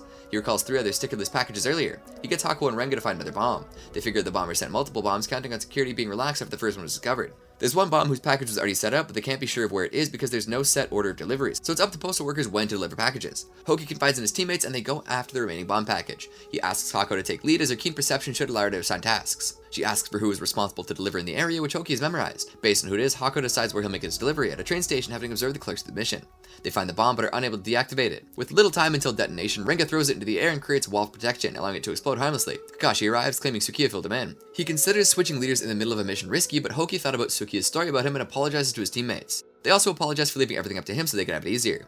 Under Kakashi's recommendation, Team 25 is put under Sai's leadership, who considers their individual abilities suited for intelligence missions. Konohamaru's love arc. Boruto, Sarada, and Chocho watch a movie in the cinema. Boruto finds it to be uninteresting, angering Sarada and Chocho for not getting the romantic aspects of the plot. They want to have him watch the movie again, but Boruto leaves. He tells Konohamaru about it, who thinks he should train more if he has time to watch movies. Boruto asks him if he watches movies like that, but Konohamaru denies it, saying that he can't lose focus of romance if he wants to be Hokage. They notice a young woman being pursued. Boruto and Konohamaru keep track of her as she loses her pursuers, and Konohamaru saves her from falling when she misses a step on the stairs. The woman is astonished by the view while Konohamaru carries her jumping between buildings and thanks him when they land. She introduces herself as Remon Yoimura. Boruto asks her why she was being chased. She claims to have come to Konoha for sightseeing, ran into them when getting lost, and thinks she upset them. Remon insists on thanking them, so Boruto asks her to treat them to lunch. At Lightning Burger, they try the latest item on the menu, a super sour lemon burger. Remon had never eaten a burger before but loves sour foods. She enjoys it so much that she decides to live in Konohagakure. At their suggestion, Konohamaru tries the burger but doesn't like the sourness. Remon offers him a handkerchief to wipe his mouth, and she promises to wash it and return it to her. Boruto considers him uncool. They offer to show her around and guard her while sightseeing. Remon shows interest in hair clips from a stand. Konohamaru offers to buy her one, and she has Konohamaru pick one. Boruto comments on the expensive hair accessory she's already wearing. When visiting the Hokage Rock, Konohamaru explains how he was named after the village and about his grandfather, and Remon comments on his verbal tick. They both act shy and blush. Remon trips on a rock and Konohamaru catches her. Boruto notices their awkwardness towards one another. By sundown, the men pursuing Remon find her again, but she tells Konohamaru and Boruto not to worry, revealing they're from her household and were after her because she left without informing anyone. She thanks them both for a good time and tells Konohamaru learning about his grandfather motivated her. She bids him farewell, purposely using his verbal tick. The next day, Konohamaru stares at Remon's handkerchief. Sarada and Chocho comment on his behavior and Chocho surmises he's in love. Boruto is doubtful, but when they remind him he didn't get the plot of the romantic movie, he thinks back to Konohamaru's interaction with Remon. Boruto and Konohamaru go to Remon's home to return the handkerchief, but Boruto also brings more lemon burgers. They arrive at her stately home. She notices them and states that she never wants to see them again, much to their shock. Another member of her household watches her from a balcony with a stern expression. Boruto comments on Remon's different demeanor. The stern household member approaches and tells Remon she must properly thank those who she's beholden to, and introduces himself as Kankitsu Akitsuki, Remon's fiancé. Kankitsu asks them to leave as they're busy with wedding preparations. Konohamaru wants to return the handkerchief, but Kankitsu insists they leave. Konohamaru complies to Boruto's confusion. Boruto asks Konohamaru about the situation, but he says nothing. On their way home, they find a girl from Remon's village who cannot remember her way home, so Konohamaru insists on taking her to the village. Kankitsu questions Remon about her attitude, telling her not to worry about the handkerchief, offering to buy her everything. Remon wants to retreat to her room, but Kankitsu is confined to a new secure building. Remon feels like a prisoner, but seeing how sad other villagers are about it, and Kankitsu reminding her it's for the good of the village, she relents. He also takes her hair clip for safekeeping, and she protests, claiming that they guard her memories from Soma. Unable to get it back, Remon comments that he's changed. Konohamaru and Boruto return Anzu to her mother, and Anzu says she couldn't remember where the village was, startling the villagers when Konohamaru notices. Boruto argues that they should visit Remon again. An old woman talks to Remon, saying how Kankitsu has changed and informs her of another villager lost her memory and got lost, but travelers brought her back. Remon is concerned, as legend never mentioned anything like that, but concludes they must hurry the wedding. Konohamaru and Boruto notice the extra security around Remon's home. Konohamaru stresses that because this is a personal investigation, they must keep their involvement limited. Boruto points out he's the one who wants to talk to Remon. Remon thinks about her experiences in Konoha, and Konohamaru and Boruto arrive at her window. They're concerned for her situation, but she explains that it's the only way to save her village. At Konohamaru's request, she tells the legend of her village. 4 centuries prior, Daidai village was almost destroyed by Soma, a demon who consumes memories, leading them to waste away. She draws him a picture, a horned skull spirit. At the time, a shrine maiden, Kuen, battled Soma, who came close to possessing her, but she managed to seal it in a rock. However, a portion of Soma stayed within her, resulting in a curse that was passed down to her descendants. When bearers of the curse reach age 20, the curse manifests a mark on their hands, signaling that they connect Soma with the outside world, and slowly have their memories drained. Remon explains that she and Kankitsu are both descendants of Kuen through different branch families, and that every 100 years, the seal restricted Soma weakens. Boruto notices Remon is not losing her memories, and she explains that her hair clip is a tool created by Kuen that protects her against Soma's power, given to the female descendants who inherit the curse. When Soma gets stronger, its horns begin growing from the rock, signaling it's time for the seal to be repaired. At that time, a man and woman who bear the curse are wed and reapply the seal. Boruto questions why the seal can't be applied without them being married. Remon explains Kankitsu is losing his memories, and the only way to break the curse is through marriage. Boruto says they'll defeat Soma, but she explains it doesn't have a physical form, so it can't be attacked with weapons or ninjutsu. Konohamaru explains the existence of such beings, evidenced by the one his grandfather made a contract with. Kankitsu leaves at night, and the old woman wonders where he goes. Remon says Kankitsu wasn't this cold when they were younger, but Boruto is still against her marrying someone who will not make her happy. She explains that the story of Konohamaru's grandfather gave her strength to go through with it. He returns her handkerchief, then leaves. As Boruto argues against leaving Remon in the situation, they're approached by the old woman, Asaki of the Yoimura family. She confirms Kankitsu's change in personality and asks him to confirm where he goes at night. He visits Remon, finds she has her handkerchief back, and stays put for the night. Kankitsu goes to see Asaki, who forgets what she wanted to do. Boruto notices she's late to get the report, and Konohamaru becomes suspicious of Asaki's absence. Konohamaru decides that he and Boruto should be looking for Asaki themselves. They see Kankitsu leaving Remon's home, and Konohamaru decides to tail him, instructing Boruto to find Asaki. Konohamaru follows Kankitsu to a site where he's spotted by Kankitsu's subordinates. Kankitsu informs him only people from the Daidai village are allowed on the site, and that he'll file a complaint about him with Konohagakure. His subordinates escort him out. Boruto spots Kankitsu when he returns, but also Asaki, and goes to talk to her. She doesn't recognize him, but spots Kankitsu with Remon's hair clip at the distance and advises Boruto to leave. Asaki follows Kankitsu to the ceiling rock, and Boruto follows her. She stops Kankitsu from destroying the hair clip, which ends up with Boruto. Asaki accuses Kankitsu of not being himself. Kankitsu surmises he has to do more than erase her memories and moves in to finish her. Boruto forces a retreat with the throw kunai. He refuses to explain his intentions, adding Boruto would only forget them anyway, and produces several will-o'-the-wisps that follow Boruto around. Boruto dodges several of them, and Asaki blocks one with her own body. She grows antlers, which sends 2 wisps back to Kankitsu and passes out. Boruto blocks the next wisp, and while surprised by the hair clip protecting him, he's hit with another one from behind. 2 wisps also leave his body through antlers. Boruto's memory of events since going to the movies are compromised. He flees the site with a hair clip and continues to struggle his memories. He falls into a river, and Kankitsu ceases the search. Due to Kankitsu's complaint, Konohamaru is placed under house arrest. Kankitsu informs Remon he's pushing up the wedding ritual, claiming Soma is getting stronger. Remon asks about Asaki's absence. Kankitsu lies about it and says he'll let her know if she sees her. Boruto arrives home and when asked by his mother and his sister, he can't remember how he acquired the hair clip. Konohamaru spends the night researching. Sarada asks what Boruto did, believing Konohamaru's house arrest to be the result of him covering for something Boruto did. Throughout the day, Boruto stumbles upon reminders of his experiences with Remon, and he finally remembers everything. He rushes back home to retrieve the hair clip and goes to see Konohamaru, who has found something in his research.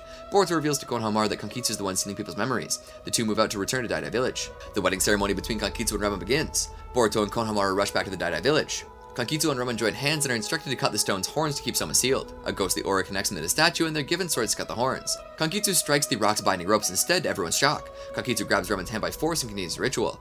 Konohamaru and Boruto arrive. Kankitsu proclaimed he fulfilled his duty and passes out. Soma manifests from the remains of the stone. It attacks Roman and Kankitsu, but Konohamaru pulls him out of the way. Boruto attempts to attack Soma with kunai and wind release, but to no avail. Soma goes through some of the villagers in the cave, eating their memories. Konohamaru instructs Boruto to evacuate them. Konohamaru attempts to fight Soma, but it avoids him and goes for Remen. Konohamaru gets in his way, creating 2 more shadow clones. Attempts to seal it with one of his grandfather's seals. Immediately restricts Soma's movements for a while. They leave the cave. Kankitsu wakes up, now free of Soma's influence, and recounts how he fell under its control. Boruto stresses that physical attacks and ninjutsu don't work against it, and Konohamaru points out that it seemed to evade him. Remon says it only fears Koen's hair clip, which Konohamaru has.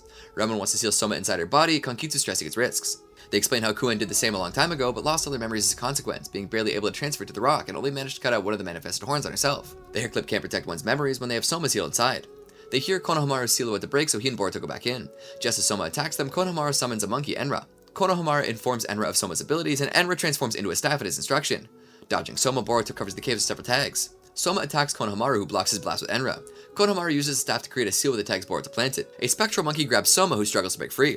Enra comments Konohamaru doesn't have enough chakra, and the seal breaks. Enra's transformation and summoning dispel. Remon arrives at the hair clip and seals Soma inside herself. She struggles to keep it contained and asks Konohamaru to cut the horns before losing her memories. Thinking back to his experiences with Remon, Konohamaru cuts the horns, destroying Soma. Remon wakes up at home with Kankitsu and Asaki at her side. She doesn't remember them or who she is. Konohamaru and Boruto leave Daidai village without saying goodbye to Remon, despite Boruto's insistence. Kankitsu brings Remon a lightning burger lemon burger. She enjoys it but cries, finding it somehow nostalgic. Boruto brings one to Konohamaru as well at Hiruzen's head in the Hokage Rock. One tail Escort Arc. At the Lightning Burger, the Konoha Genin discuss their plans for the upcoming days off. While most are excited, Shikadai isn't looking forward to visiting his mother's family in the Land of Wind. Likewise, Boruto isn't excited to go camping with his excessively doted grandfather. Shikadai wishes he could go on a mission, and Boruto wishes he would turn to Sasuke. Sasuke told him to get in touch with the Hawk message. Walking through Konoha, Boruto spots Sasuke's Hawk delivering a message to the Hokage's office. Konoha Shinobi take his message to be decoded. Intent on knowing the message, Boruto frees Sasuke's Hawk. Shikamaru and Yurito discuss Sasuke's update on his search for Urashiki, which is leading to the Land of Wind. Using the freed Hawk's commotion as a distraction, Boruto learns Sasuke's location. He comes across Sarada, who notices his enthusiasm, but decides not to tell her about finding Sasuke's location. The next day, as cover, he tells his mother he'll be camping with Team 7 and staying at Mitsuki's house. Boruto misses the train for the Land of Wind with Temari, and Shikadai manages to sneak into a freight train that's headed there as well. Boruto makes it to the Land of Wind but ends up dropping off one station early. He tries walking to the next station but passes out from the thirst and heat. He's rescued by Hisago and wakes up at her house the next day. She encourages him to spend the night to go to the train station in the morning. Isago's father, Gojo, currently tells him to leave. Isago explains her father dislikes ninja. He refuses Boruto's help with preparing the garden and reveals his village was destroyed by the Fourth Shinobi World War, not by enemies, but by Shinobi on his own side in an attempt to smoke out enemies. He lives in isolation, so Isago never has to go through the same thing. At night, Boruto and Isago play Shinobi bout, but an alarm goes off. Their friends damage again. Gojo explains he's being harassed by people who want to leave the area so they can build a power plant that'll benefit many people. In the morning, Isago tries to make Boruto stay one more night, but he has to leave. He comes across people harassing Isago and Gojo, preparing to use a chemical to kill their greens. They hold Isago hostage to force Gojo to transfer land property, but still intend to kill their greens before harvest time. Boruto arrives and intimidates them into giving up with the Rasengan with a threat of informing Gaara of the situation. In gratitude, Gojo allows him to use the trolley he built to go to the train station. Boruto uses wind release to boost his speed and arrives at the stone pillars marking his destination. He finds the remains of Amaterasu burning and goes investigating. Nearby, Sasuke and Gaara fight Urashiki, who has a number of Toneri's puppets under his command. Boruto arrives and Urashiki manages to snatch Sasuke's chakra while he's trying to pick Boruto. Sasuke charges at him, but Urashiki portals him away. After Sasuke was teleported to another dimension, Boruto tries to attack Urashiki, but is stopped by Gaara, who takes him to a safe location. Gaara binds Boruto and explains to him that Urashiki is an Otsutsuki and he has no chance against Urashiki. Urashiki takes advantage of attacking an exhausted Gaara, but he's saved by Shinki and Shukaku. Shinki attacks Urashiki with his iron sand, but Urashiki evades with ease. Shukaku uses his wind release to try to push Urashiki away and grab him with his paws, but Urashiki evades him. Gaara uses his desert-layered Imperial Funeral Seal to seal Urashiki temporarily, with Urashiki stating he will just bide his time patiently. Kankuro, Yoro, and Araya arrive after hearing news that Urashiki plans on targeting Shukaku. Gaara gives a mission to Kankuro, Shinki, and Boruto to take Shukaku, who at first refuses to be sealed in a tea kettle but later goes unwillingly to Naruto and Konohagakure to keep him safe. At first, Shinki refuses to go because of Boruto's immaturity and because Shukaku belongs to Tsunagakure, but relents when Boruto is the only one who knows Konohagakure's terrain. Gaara states that Shinki can learn something from what Boruto has that Shinki does not. Yodo and Arai will take Gaara back to Tsunagakure to be healed. Kankuro, Shinki, and Boruto head out with Shukaku clinging onto Boruto's back for the first portion of the trip. Kankuro, Shinki, and Boruto arrive at an abandoned wind generation building in hopes of finding communications, but instead find a map of routes leading to Konohagakure. Shinki later scolds Boruto for allowing Shukaku to trick him into letting Shukaku wander off to think he needed to urinate when Shukaku just wanted to relax. Shinki takes charge in keeping Shukaku safe within his iron sand armor. As Kankuro, Shinki, and Boruto head out, they're sensed by enemy puppets. Kankuro instructs Shinki and Boruto to go on ahead while he takes down the enemy puppets with his own puppets, and the two depart. Kankuro battles Urashiki's puppets to buy Shinki and Boruto more time. As the puppets increase in numbers, Kankuro summons more puppets to battle his foes. He's overwhelmed and decides to self-destruct his puppets to destroy the remaining enemies. Temari and Shikadai arrive in Tsunagakure where Temari dreads something bad has happened. Boruto and Shinki see an explosion where Kankuro is fighting. Boruto fights with Shinki whether they should go back and see if Kankuro is okay and assist him, but Shinki advises against it as he states that the Shinobi from Tsunagakure will do anything to protect one another even after self-destructing their bodies to destroy an enemy for good. Boruto is angry that Shinki is cold about Kankuro's well-being, and Shinki is angry about Boruto not being able to prioritize the mission before lives. Shukaku appears and tells Boruto how Shinki was similar to Gaara until Gaara was saved by Naruto, who gave him a different path, instead of fighting for hatred to fight to protect people, and never giving up on that. This surprises Boruto, who decides to go see if Kankuro is okay. Temari and Shikadai meet up with Yodo and Araya, where they inform them that Urashiki teleported Sasuke to another dimension and Shukaku was targeted. Temari orders them to continue escorting Gaara back to Tsunagakure. Temari and Shikadai meet with Boruto, who is also there to find Kankuro. Temari deduces that Shinki and Boruto had an argument. She is touched by Boruto's dedication for Kankuro, but reminds him that a shinobi must not let their emotions get in the bed of the mission. Shikadai notices a pile of the destroyed puppets and a hole next to it burrowing down in the sand. Temari, Boruto, and Shikadai go search for Kankuro, but also fear something bad is happening to Shinki as well. Shinki is attacked by one of Urashiki's puppets, where he goes out in full battle. Urashiki escapes from his seal, which Gaara senses. Boruto concedes to Temari that he may not have understood Kankuro's resolve or Shinki's, but he can't accept it and understands that he must protect Shukaku.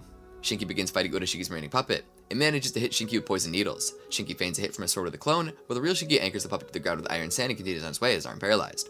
Shukaku teases him slightly that he may have been able to avenge his uncle if Boruto had been there to aid him in the fight. They arrive at a crevasse and Urashiki's puppet catches up to them, but so does Boruto, who lands a hit on it. Temari and Shikadai also arrive, giving Boruto and Shinki an opportunity to retreat. Boruto apologizes for dismissing Shinki's feelings, but adds his friends are important as well. Shinki berates Boruto for being emotional, and Shukaku laughs, comparing Boruto to Naruto. Boruto goes back to help Temari and Shikadai, and Shukaku sneaks away from Shinki after Boruto as well. The puppet releases poison gas, but Temari blows it away, throwing the puppet into the crevasse. Boruto arrives, and the puppet climbs back up. Shinki berates Shukaku for watching the battle, and Shukaku points out that they have to deal with the pursuers. The three go against the puppet, and while Shinki thinks their fighting is inefficient because of their emotions, Shukaku points out they're able to coordinate just fine, and adds that while he did compare Boruto to Naruto, Shukaku considers Boruto smarter and more skilled than Naruto was. Shinki takes Shukaku and continues to move away from the battle. The puppet pressures the shinobi with multiple arms, chakra blasts, and attacking after burrowing itself in the sand. Temari unearths the puppet with their wind release, but it's able to dodge her attacks in the air, sending attacks of its own. Temari gets injured, protecting Shikadai from an attack. Temari tells them she'll buy time for them to leave, but they refuse. Boruto creates clones to form a perimeter and manages to land an explosive kunai in the puppet without detonating it, allowing Shikadai to use Temari's fan to unearth the puppet again. In dodging Boruto's Rasengan, the puppet is caught by Shikadai's shadow, allowing Boruto to land his Rasengan, which along with the explosive kunai detonation is enough to destroy the puppet. Temari tells Boruto to catch up with Shinki while she and Shikadai recover and look for Kankuro. Urashiki catches up to Temari and Shikadai, having watched them fight through the puppets, and seals both their chakra. He muses it'll be bad if Shukaku reaches Konoha, but he does want to enjoy himself. Boruto catches up to Shinki and Shukaku, updating them on the puppet's death. Urashiki spots them from afar. Boruto, Shinki, and Shukaku approach the land of fire, noticing more vegetation. Urashiki intercepts them. Shinki is incredulous that Urashiki broke through Gaara's seal and wonders how he tracked Shukaku and the kettle should suppress their chakra. Urashiki explains he watched them through the puppets and revealed his Byakugan. He's pleased with taking Temari and Shikadai's chakra, which riles Boruto. Shinki stresses that they have to keep a cool head as neither Sasuke nor Gaara are there. Shukaku asks Shinki to unseal them so they can fight. Shinki has a plan and asks Boruto to buy some time. Urashiki attacks. Shinki blocks with his iron sand and Boruto counterattacks with shadow clones. Boruto feints an attack disguised as a kunai, which Urashiki also avoids. Boruto signals to Shinki, who attempts to seal him with his puppet and iron sand. Urashiki is bored by another seal. They flee, and Shinki leaves several third eyes behind to keep track of Urashiki, certain that his seal won't hold as long as Gaara's. Boruto is concerned about the Byakugan, and Shinki changes their direction. Urashiki breaks free and continues pursuit. Having put enough distance between them, Urashiki continues on the shortest route of the Land of Fire, unaware that the Genin and Shukaku have changed course. They can't rush to the Land of Fire, afraid that they'll get in the range of Urashiki's Byakugan, so Boruto suggests visiting Gojo as a transmitter. Shinki struggles, having spent a lot of chakra with his puppet technique and third eyes. Boruto helps him. They arrive at Gojo's house, but it's been attacked. Isuko tries to get her father out from under the debris. Shinki is more concerned with knowing if Urashiki is the one who attacked them rather than helping Gojo, earning Boruto's censure. Shinki rescues him. Gojo informs him who attacked them, confirming it was Urashiki looking for them. Their transmitter had been destroyed, so they can't ask for backup. Looking for a map, Shinki sees the only way to the Land of Fire, through a bridge where Urashiki is sure to be on the lookout for them. Gojo says there's a longer path known only to locals, but Shinki is sure Urashiki will fight it if he stays waiting around long enough. Boruto suggests using both routes, one of them carrying a decoy kettle on the route Urashiki is watching, buying time for the other one to use the long route with Shukaku. As Boruto can do shadow clones for decoys, he thinks the logical decision is for him to be the bait for Urashiki. At the bridge, Urashiki attacks Boruto, causing debris to fall into the river. At the longer route, Shinki notices the debris, and Shukaku talks to him about regret. In another dimension, Sasuke's chakra begins to replenish, enough for him to try getting back. Shinki continues towards the Land of Fire while Shukaku wonders how Boruto is doing. Boruto attempts to hide from Urashiki to buy Shinki time, but Urashiki finds him as Byakugan. Shinki arrives at the Land of Fire border, but is stopped by Mirai, who recognizes him as Gaara's son. He doesn't attack, but stresses the urgency of his mission to speak with the Hokage. He can't share the details with anyone lower than Chūnin, so Sai offers to hear him, having been sent to investigate Sasuke's lack of communication. Shinki informs of the situation. Sai orders Border Patrol to be on high alert, Mirai and Shinki to stand by, while he takes Shukaku to Naruto. Urashiki attacks Boruto, destroying the clone disguised as Shinki. Using Shikadai's chakra, he pins Boruto with his shadow and discovers the kettle with him as a decoy. Urashiki intends to use Boruto as a hostage to trade him for Shukaku. Boruto manages to land a superficial hit with the clone. Urashiki attempts to seal Boruto's chakra, but is blocked by Shinki's iron sand. Shinki tells Boruto he's guaranteed Shukaku's safety and proceeds to attempt crushing Urashiki. Urashiki breaks free of his iron sand and switches to the Rinnegan and attacks. Boruto sends a lightning release shuriken, which Urashiki blocks, but the charge goes through his fishing rod just the same. He evades their attacks by teleporting. Boruto's eye activates what Urashiki recognizes. He uses Temari's chakra as a distraction to attack Shinki, but Boruto's eye allows him to detect where Urashiki's portal will appear. Using clones as bait for Urashiki to destroy, they manage to corner him and land attacks, managing to break one of his horns. Urashiki strikes to kill, but his attack is blocked by Sasuke, who is able to track Urashiki through his constant use of space-time and jutsu through the fight. Sasuke attacks, but changing his eyes again, Urashiki disappears, but not through a portal, leaving behind a crane origami of the same red energy that comprises fishing rod and hook, which disappears shortly after. Sasuke is out of chakra, unable to pursue him, and Boruto and Shinki pass out from exhaustion. Gaara wakes up in a Sunagakure hospital to Yodo and Arai's relief. Kankuro is battered up but alive. A search party finds Temari and Shikadai and informs him of Kankuro's status. Naruto is informed of the situation by Shukaku, wanting to leave immediately, but Sasuke arrives and stays his hand. 3 days later, Naruto discusses the issue with Gaara, who wants to warn the other Kage. Shikadai informs Boruto that Shinki had been discharged, and Boruto rushes to the train station to say bye. Shinki asks Gaara what he meant before, as he feels he has learned nothing from Boruto. Boruto arrives and reprimands Shinki for not saying goodbye to his friend. Shinki acts haughty, but smiles anyway as he leaves. At Konoha, Naruto, Sasuke, and Shikamaru discuss the situation. They're concerned about the other tailed beasts, now that they know Urashiki wants to collect massive quantities of chakra. They wish to convene a 5 Kage summit. Shukaku complains about their situation, and Naruto explains they'll stay with him. Shukaku only agrees because Gaara asked him, feeling uncomfortable sharing a roof with Kurama. Kurama and Shukaku exchange insults. Naruto arrives home with Shukaku, explaining they'll stay with them until an official safe house is picked. Boruto and Shukaku greet each other, and Himawari is instantly taken by how cute she finds Shukaku. Boruto asks Naruto and Shukaku about the tailed beasts. Naruto gives him a brief history of tailed beasts and Jinchuriki. He later meets with the tailed beasts in their mental plane. The Matatabi, Kokuo, and Chome decide not to participate. They talk about their protection, and the others comment on Shukaku's absence in the meeting, which Kurama teasingly attributes to the current situation. While talking Himawari in, Naruto and Kurama recall how she knocked them both out while she awakened her Byakugan. Shukaku overhears and becomes intrigued. The next day, they all leave together, Shukaku eager to learn how she knocked out Kurama so they can tease Kurama about it. They spend the next day together and ultimately end up at the Senju Park, where Naruto takes a nap. Shukaku sees nothing unusual about Himawari, so they ask her aside and questions her about it. She doesn't remember any of it, and Shukaku disregards her. Shukaku falls asleep, and the kettle is picked up, being mistaken for trash. Boruto and Himawari ask a park employee who explains the trash is being taken to a scrapyard. As they watch a trash compactor, Himawari blames herself for not watching Shukaku closely. The stress of the situation triggers her Byakugan, allowing her to find Shukaku's kettle. Shukaku awakes from the ruckus and sees Himawari with the Byakugan. When it deactivates, she has no memory of it. Boruto breaks their fall. At night, Shukaku and Kurama actually bond over how the Uzumakis drive them crazy, and are never boring. Shukaku figures Kurama actually likes them. The next day, Naruto takes Shukaku away, who waves Himawari and Boruto goodbye with their tail. Naruto and Shikamaru discuss the tailed beast safe houses, and Shikamaru muses at how Shukaku sleeps so carefree, and how he doesn't understand tailed beasts at all. Naruto says they're just like a family. Boruto rushes through breakfast to go train with Sasuke. Hinata compares Boruto's excitement to Naruto's when he go train with Jiraiya. Boruto would like to meet his father's master, but Hinata informs him he passed away and offers to show him photos. She shows him and Himawari photos of Naruto, Jiraiya, and their friends when they were young. Boruto notices Sasuke isn't in any of the photos, and Hinata deflects the issue. While talking about dinner, Sarada complains to her mother that Sasuke is still absent. Sakura saying he left early to go to the Hokage's office. Boruto visits them looking for Sasuke and mentions wanting to ask him about Jiraiya. Sarada recognizes the name as the author from the book her father had read during Family Day. Sarada and Boruto figure that reading the book will help them know about Jiraiya, and since that is Kakashi's favorite book, it contains advice on how to be successful. As it's an old book, they go to a flea market. They witness Shino and Kiba stopping a thief and ask him about the book. They too confirm Jiraiya is the book's author, and Shino explains his background as one of the Sannin. Boruto and Sarada insist on learning about the book, and Sarada's interest is sparked even more when Kiba mentions it's a novel. Kiba and Shino stress they're too young to read it. Believing the book's depth to require more life experience to be understood strengthens their resolve to read it. They come across Choji and Chocho in a stall trying to sell their old clothes. Choji gets flustered when asked about it, and when he mentions the romance novel, Chocho voices interest in reading it as well, and directs them to an old bookstall. Kui and Daure are interested in buying the clothes, but feel insulted when Choji doesn't remember them. Chocho salvages the situation by making a promotion and goes with Boruto and Sarada. At the bookstall, they learn that there are several books in the series, and while there is one available, Choji intervenes, saying they're too young. The discovery of an archaeological relic is mentioned on TV. The two are frustrated about not finding the book. Boruto goes to training, and Sarada asks him to tell Sasuke to come home early if the two meet. Boruto finds Sasuke and asks about Jiraiya. Sasuke explains that the relationship between Naruto and Jiraiya was much deeper than what they have. Boruto asks about Sasuke's absence in the photos when his parents were young, and he doesn't get Sasuke's answer. Sasuke curtly tells him not to read the book when Boruto asks about it. Boruto arrives home frustrated, and seeing the archaeological relic on TV, which is having the Fuinjutsu on it research, he vaguely recalls the symbol on it. Hinata tells him more about how Jiraiya influenced Naruto. Boruto finds copies of Jiraiya's books among Naruto's belongings, but Hinata skims through it and declares him too young to read it. Sasuke arrives at home late and sees a meal ready for him with a note from Sarada. Naruto calls Sasuke and informs him that they've received notice from Border Patrol that Urashiki had been indiscriminately stealing chakra. Urashiki comments on human craftiness and having concealed the tailed beasts. Time slip arc. Mirai fights Urashiki, who has already defeated several of her comrades. He asks her about the tailed beast that the Hokage hid, but she defiantly says she wouldn't tell him even if she knew. He takes her chakra, noting the potential usefulness of genjutsu. Someone tries to contact Mirai through her earpiece radio, which sparks Urashiki's curiosity and gives him an idea. Several shinobi patrol the streets in Konoha. Naruto feels this makes the villagers uneasy, but Shikamaru stresses they can't be too careful, as Urashiki has attacked many shinobi and can teleport. Naruto is concerned that Sasuke isn't in top form since having his chakra stolen, and wishes Urashiki would come at him directly. Urashiki muses his actions have drawn too much attention, and decides to use all the chakra he gathered so far, hoping that getting Kurama will even it out. Shikamaru informs Naruto the other villagers are cooperating and that Mirai has gone missing. Naruto wants to send a clone to look for Urashiki, but Shikamaru and Sasuke counsel him against it. Boruto arrives and asks why he was left out when all the other Genin were tasked with finding Urashiki. Naruto says it's too risky to send him out as Urashiki has a vendetta against him, saying even he was more reasonable at that age. Sasuke suggests forming a two-man team with Boruto as this should prevent Urashiki from easily going after Boruto, but Naruto restricts their movements to the village, as Sasuke needs to stay nearby in case Urashiki attacks Konoha. Boruto spots his friends and Denki explains they're helping test new radio technology from the Kaminarimon Company. From Denki and Haganuma's mission control, they hears Urashiki is found moving away from the village. Tenten relays orders through the radio. While 7 Shinobi mobilize to corner Urashiki, Sasuke explains to Boruto that Urashiki is likely to have stolen Mirai's chakra, and using it to draw Shinobi away from the village with Genjutsu. The Konoha Shinobi are unable to prevent Kurogi and Mirai from attacking each other, each seeing the other as Urashiki because of the Genjutsu. Urashiki had used Mirai's radio to gain intel on their movements and prepares to go after Naruto.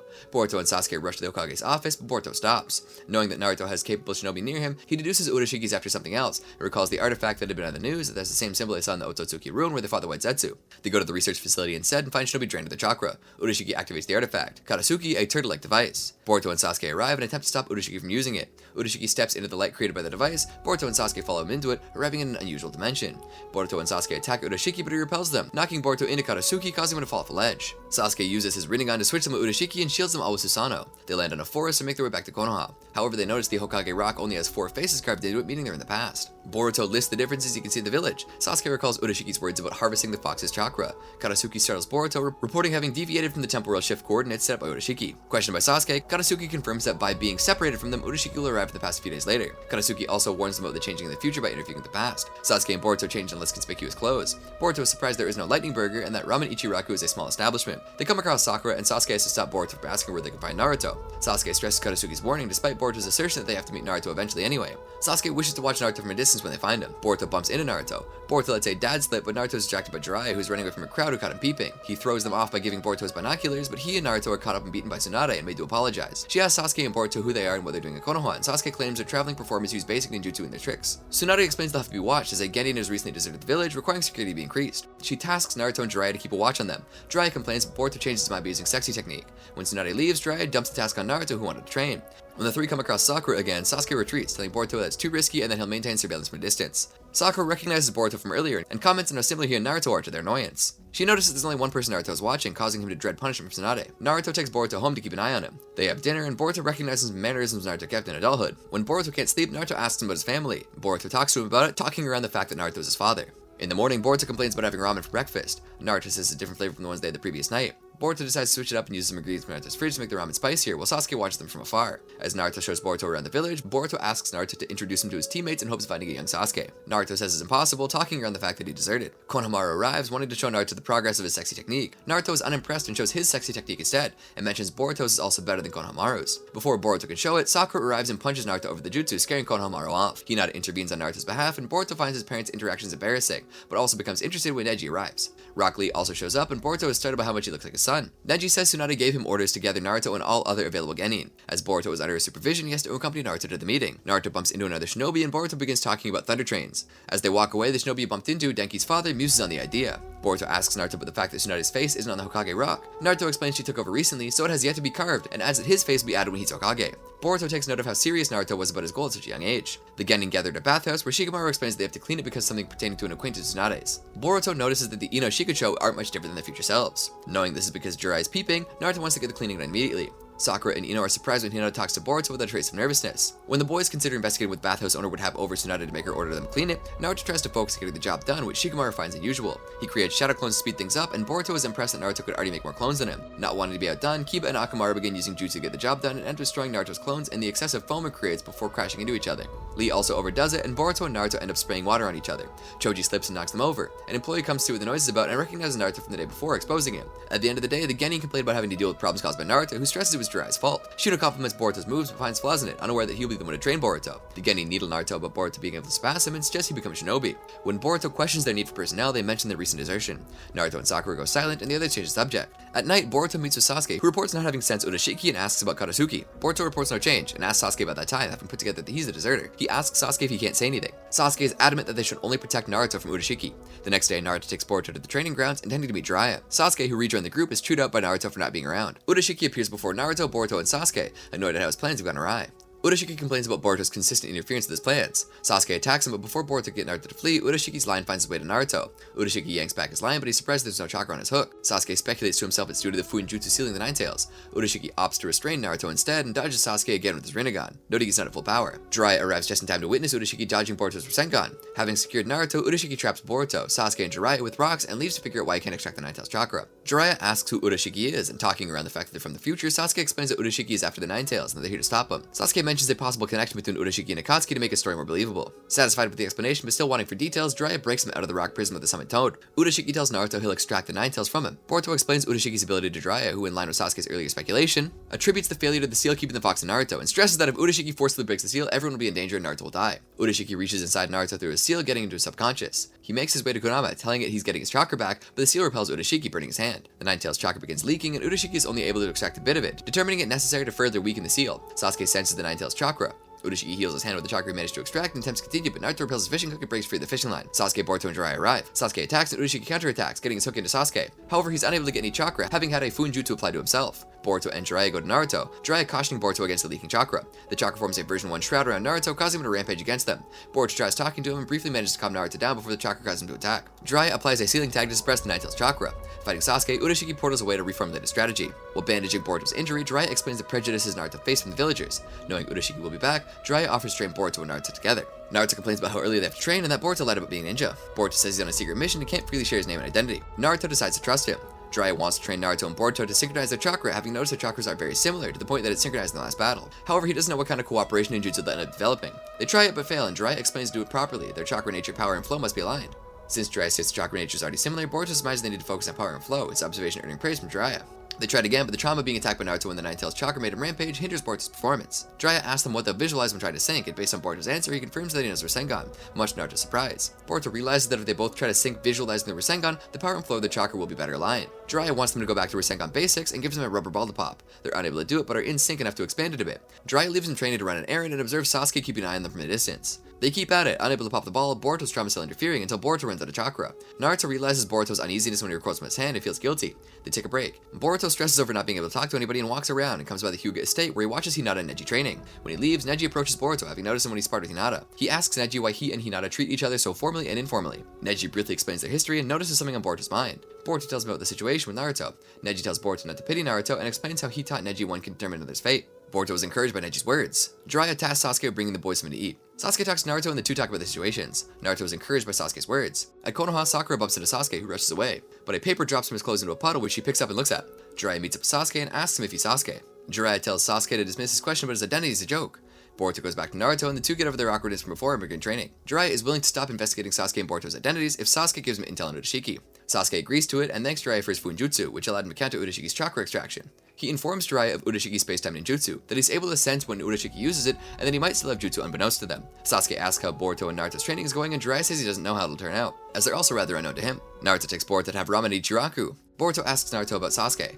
Naruto tells him about the Uchiha clan downfall and how Sasuke deserted to gain power from the pain of solitude, and went to Orochimaru surprising Boruto. He tells Boruto he's training with Jiraiya to get stronger and bring Sasuke back, as he's someone who is finally able to bond with him. He doesn't know what it's like to have parents or siblings, but he figures his bond with Sasuke is the closest thing he is to a brother. Sasuke tells Jiraiya that while his jutsu prevented Urashiki from stealing his chakra, he still hasn't replenished the chakra that was stolen during a previous fight, and that Urashiki could tell. Jiraiya wants to create an opportunity to steal Urashiki. Urashiki prepares to make his next move. While struggling with the training, Naruto thinks to apply the leaf concentration practice, which greatly improves the results. Sakura arrives and asks Boruto about the paper Sasuke dropped. The note got smudged from being dropped in a puddle, but a few words are still readable, including Sarada's name and Sasuke's name. Boruto is able to deflect the question, saying it's probably just someone else named Sasuke. Sakura wants to ask Sasuke directly. Naruto and Boruto join Team Asuma for barbecue. Urashiki teleports in on Boruto and Naruto training. Sasuke senses him. Urashiki uses Sasuke's chakra to attack with fire release and lightning release. Jiraiya and Sasuke arrive, and Urashiki taunts Sasuke by attacking him with his own chakra. Jiraiya attempts a sneak attack, but Urashiki sees through it and impales Jiraiya with his rod. Urashiki claims that his eyes can see the future. Boruto and Naruto continue attacking Urashiki in vain. Sakura watches them from afar. Sasuke tries to buy them some time and tells Boruto to run away with Naruto. Jiraiya summons a toad and flees, grabbing Naruto and Boruto. Sasuke grabs Urashiki and jumps down a cliff into a river, still holding Urashiki. Naruto tends to Jiraiya's injury while Boruto is tied to a tree and wishes to go back and save Sasuke. Urashiki gets out of the river angry at Sasuke's interference and grabbing his sword decides to go after him. Sakura finds an unconscious Sasuke by the river and moves him. Jiraiya, Naruto, and Boruto discuss Urashiki's claim of being able to see the future. Boruto wants to go save Sasuke, but Jiraiya stresses they must figure out Urashiki's jutsu first. Boruto notices Jiraiya's stab wound and realizes something. He wants to test out a theory. Urashiki finds Sakura and Sasuke's trail. Sakura tends to Sasuke, and when Urashiki arrives in their general vicinity without having found them, tells her he'll spare her if she hands Sasuke over. Boruto and Naruto arrive. They attack with an explosive tag kunai and a wired kunai to bind a tree, but he vanishes out of them. Urashiki counters Boruto's attack from a blind spot and gets some of his blood on him. He attacks Jiraiya, who's hidden behind a tree. Jiraiya counters with fire release. Urashiki flies above it. Jiraiya attacks with toad oil, Urashiki simply vanishing through the attacks. Jiraiya and Boruto notice the bloodstains on Urashiki drying as he does. Jiraiya creates an earth wall to allow them to escape. Urashiki pursues them. Boruto and Jiraiya discuss how the blood on Urashiki dried quicker than theirs. They consider the ways the blood could have dried faster, and Jiraiya concludes that Urashiki isn't seeing the future, but rather turning back time for himself. The extra time he experiences accounting for the quicker drying blood. Urashiki finds him as Byakuya Gang attacks. He boasts how his jutsu allows him to experience the same moment many times and picks the best course of action. Jiraiya gets them all inside the toad's stomach, having induced Urashiki can't turn back time within a few seconds. Naruto and Boruto create shadow clones, many of which attack Urashiki, causing him to keep using his ability to avoid their attacks. Urashiki walks towards them, but suddenly coughs blood. Jiraiya reminds them that they're in a toad's stomach in a highly acidic environment. While they kept turning back time, Urashiki exposed himself to the acid vapors for much longer, which took his toll on him. Jiraiya takes them out of the toad, and Boruto accelerates Naruto, who lands a Rasengan on Urashiki. Konohamaru, Udon, and Moegi watch from nearby. Sakura continues tending to Sasuke. Meanwhile, Urashiki stirs in the ground.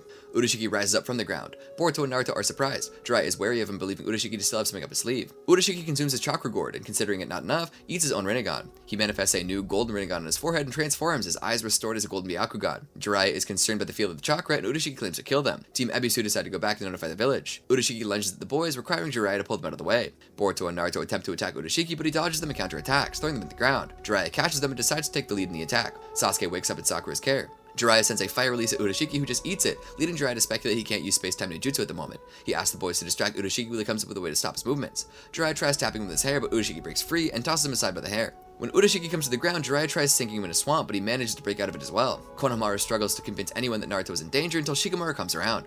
Team Asuma, Kiba, Akamaru, and Shino decide to help Naruto. Sasuke tries to get Sakura to conserve her chakra. She warns him he's still not healed and wants to ask him something, but passes out before she can do it. Urashiki pins Naruto down with a black receiver and focuses attacks on Jiraiya and Boruto. He taunts Naruto, wishing for the Nine Tails chakra to overflow. Urashiki attacks Boruto with no regard for his vassal status, but this attack is blocked by Sasuke, who also cuts Naruto free. Jiraiya lands a Rasengan on Urashiki, who finds it amusing. Sasuke sends a fire Rasengan that barely misses Urashiki. Urashiki attacks with energy blasts as it begins to rain. Sasuke gets in close and attempts to burn him with a Matarasu, but Urashiki dodges it. Sasuke applies it to his blade instead, with Urashiki counters with a black receiver. Naruto struggles to contain the Nine Tails chakra. Jiraiya blocks an attack meant for Naruto, causing him to go berserk. Urashiki celebrates the chakra coming out. Naruto creates a Rasengan out of the chakra cloak and sends him at Urashiki. Jiraiya is concerned about Naruto dying and explains to Boruto that the chakra, while powerful, eats away at him. Boruto rushes to Naruto, Jiraiya figuring he's going for his Rasengan, and tells Sasuke that they should save their strength for the right moment. Despite being attacked by Naruto, Boruto is able to reach him and the two manage to combine their jutsu, their cooperation in jutsu finally paying off. While their jutsu clashes with Urashiki's, Jiraiya sneaks in a Rasengan of his own, distracting him, allowing Sasuke to hit him with Kirin, affecting him long enough for the boys' jutsu to connect, defeating him. The Nine Tails chakra recedes and both Naruto and Boruto collapse from exhaustion. Sasuke and Jiraiya comment on how difficult it is to have idiots for students. Team 10, Kiba, and Shino leave the hospital after Sasuke is admitted and discuss what they believe Konohamaru saw, having missed the battle with Urashiki. Jiraiya and Boruto find Sasuke at the hospital roof, and Jiraiya thanks him for his help protecting Naruto. Boruto and Sasuke intend to return home the day after. Sakura arrives and asks Sasuke about the blurred letter she recovered. Jiraiya lies and says they're fans of his books, the letter actually being a memo with information they'd gathered about him, and since he has a connection to their group, the letter had Sasuke's name and he knew Sakura's name. A mortified Sasuke goes along with the lie. Sakura leaves and Naruto arrives and is told of Boruto and Sasuke's imminent departure. The next day, Akatsuki emerges from his shell, ready to work again. Boruto hides it when Naruto arrives to say goodbye. Naruto gives him a farewell gift and tells him not to open it yet. Jiraiya talks to Sasuke and wagers he and Naruto learn things they shouldn't, and confirms Sasuke can erase their memory. Sasuke erases the memory with his Sharingan, along with anyone they met in the past. Hinata and Neji find Naruto and Jiraiya passed out in the forest. While in transit back to the present, Akatsuki explains that it is able to go to another era again, having absorbed some of the Nine Tails chakra when it leaked to recharge. It takes Boruto suggesting doing something at once as a command after they leave. Back in the present, Konohamaru finds them. Sasuke informs Naruto of Urashiki's defeat and credits Boruto with determining Urashiki's real target, which led them to intervene. Naruto tells Sasuke he should remain in the village a bit more, and despite having to still further investigate Kaguya's ruins, Sasuke intends to return to the village more frequently. Sasuke arrives home and thanks Sakura for everything. The next day, Boruto sees a family picture with Hinata and checks on Naruto's farewell gift. Looking for his father in the village, he passes by Denki and his father, who tells him he likes to stroll by the village to get inspiration. Boruto finds Naruto at Jiraiya's grave. Naruto asks what Boruto thought of him. Boruto shows him the gift young Naruto gave to him, a special edition ramen from Ichiraku. The two eat ramen together. Wasabi, Namida, Sarada, and Chocho discuss Tsunade's transfer to the Scientific Ninja Weapons team, which has been finalized. Namida and Sarada are sad they won't be able to see her as often, as the new facility Tsunade will be at is at the outskirts of the Land of Fire. Sarada wants to throw Tsunade a farewell party and plans to invite the academy classmates. On their way to learn about the new teammate from Hanabi, a girl appears on Namida and Wasabi's way, forcing Wasabi to change directions to avoid a collision, and the girl moves in the way that makes Wasabi fall. The girl is unimpressed by Konoha Shinobi and leaves. Naruto and Shikamaru arrive at the appointment of Tsunade's replacement, a samurai from the Land of Iron, Mifune's last disciple, something Shikamaru says is unprecedented. Wasabi and Namida meet up with Hanabi, who chastises them for being late, and the girl they met earlier confirms their earlier opinion. Hanabi introduces her as Tsubaki Kurogane, their new teammate, and asks them to show her around while she goes on a mission after bingo book criminals. Tsubaki rebukes Namida's attempt at conversation and assures the two she's only there because she was ordered by her superiors, deeming there's nothing left for her to learn in Konoha and that she'll return home when her term is up. Wasabi wants to test Tsubaki's skill and prepares to fight. Tsubaki takes position but calls it off, saying that if she had drawn her blade, Wasabi would be dead. Wasabi thinks samurai just talk, and Tsubaki thinks her higher-ups don't realize that Shinobi lack conviction. Sarada and Chocho give the boys invitations for Tsunade's farewell party and inform them of her samurai replacement. The new Team 15 arrives and readily antagonizes the others. At the end of the day, Tsubaki thanks Wasabi for showing her around, which she felt proves her assessment of Shinobi's lack of conviction. At night, Wasabi and Namida discuss their situation before spotting one of the criminals from Hanabi's mission. Tsubaki thinks back to when she was told to go to the Land of Fire and spots Namida and Wasabi tailing the criminal. The criminal spots Wasabi and Namida and is joined by his two comrades. The girls and the criminals fight. When the criminals get the upper hand, Tsubaki arrives and concedes that Wasabi standing up for Namida improved her opinion of Shinobi a little bit.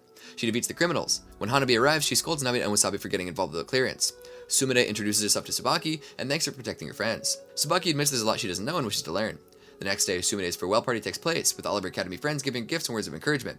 Checking that she's alone in the park, Tsubaki tries fast food from Lightning Burger and adores it. Hanabi proposes to Hinata throwing their father a birthday party, who she believes has been down due to not seeing his grandchildren lately. By Hanabi's request, Hinata invites her family and suggests that Hiyashi will be happy to get surprise gifts from Boruto and Himawari. Having no idea what to get him, Boruto asks Sarada and Mitsuki for advice. They have no idea, and Boruto enlists Mitsuki to help them. They try sneaking into the Hyuga compound, but are caught by Hanabi, who confesses she also has no idea what her father would like. Gatai from Kumagakure arrives and issues a challenge to Hiyashi, based on renown and claim of strength. Boruto and Mitsuki hide from Hiyashi, who has Hanabi say he's away. Gatai doesn't believe her and concludes Hiyashi must be weak. Hanabi explains Hiyashi always turns away such challengers, which further confuses Boruto. Hanabi reports back to Hiyashi, who clarifies the claim of Hyuga's strength is about force, something he wishes he'd realized sooner, as he looks at a photo of himself, Hinata, Hisashi, and Neji. Boruto discusses Hiyashi with Mitsuki, noting that while he dotes on his grandchildren, everyone else mentions how strict he was in the past. Mitsuki asks if something happened that triggered a change in him.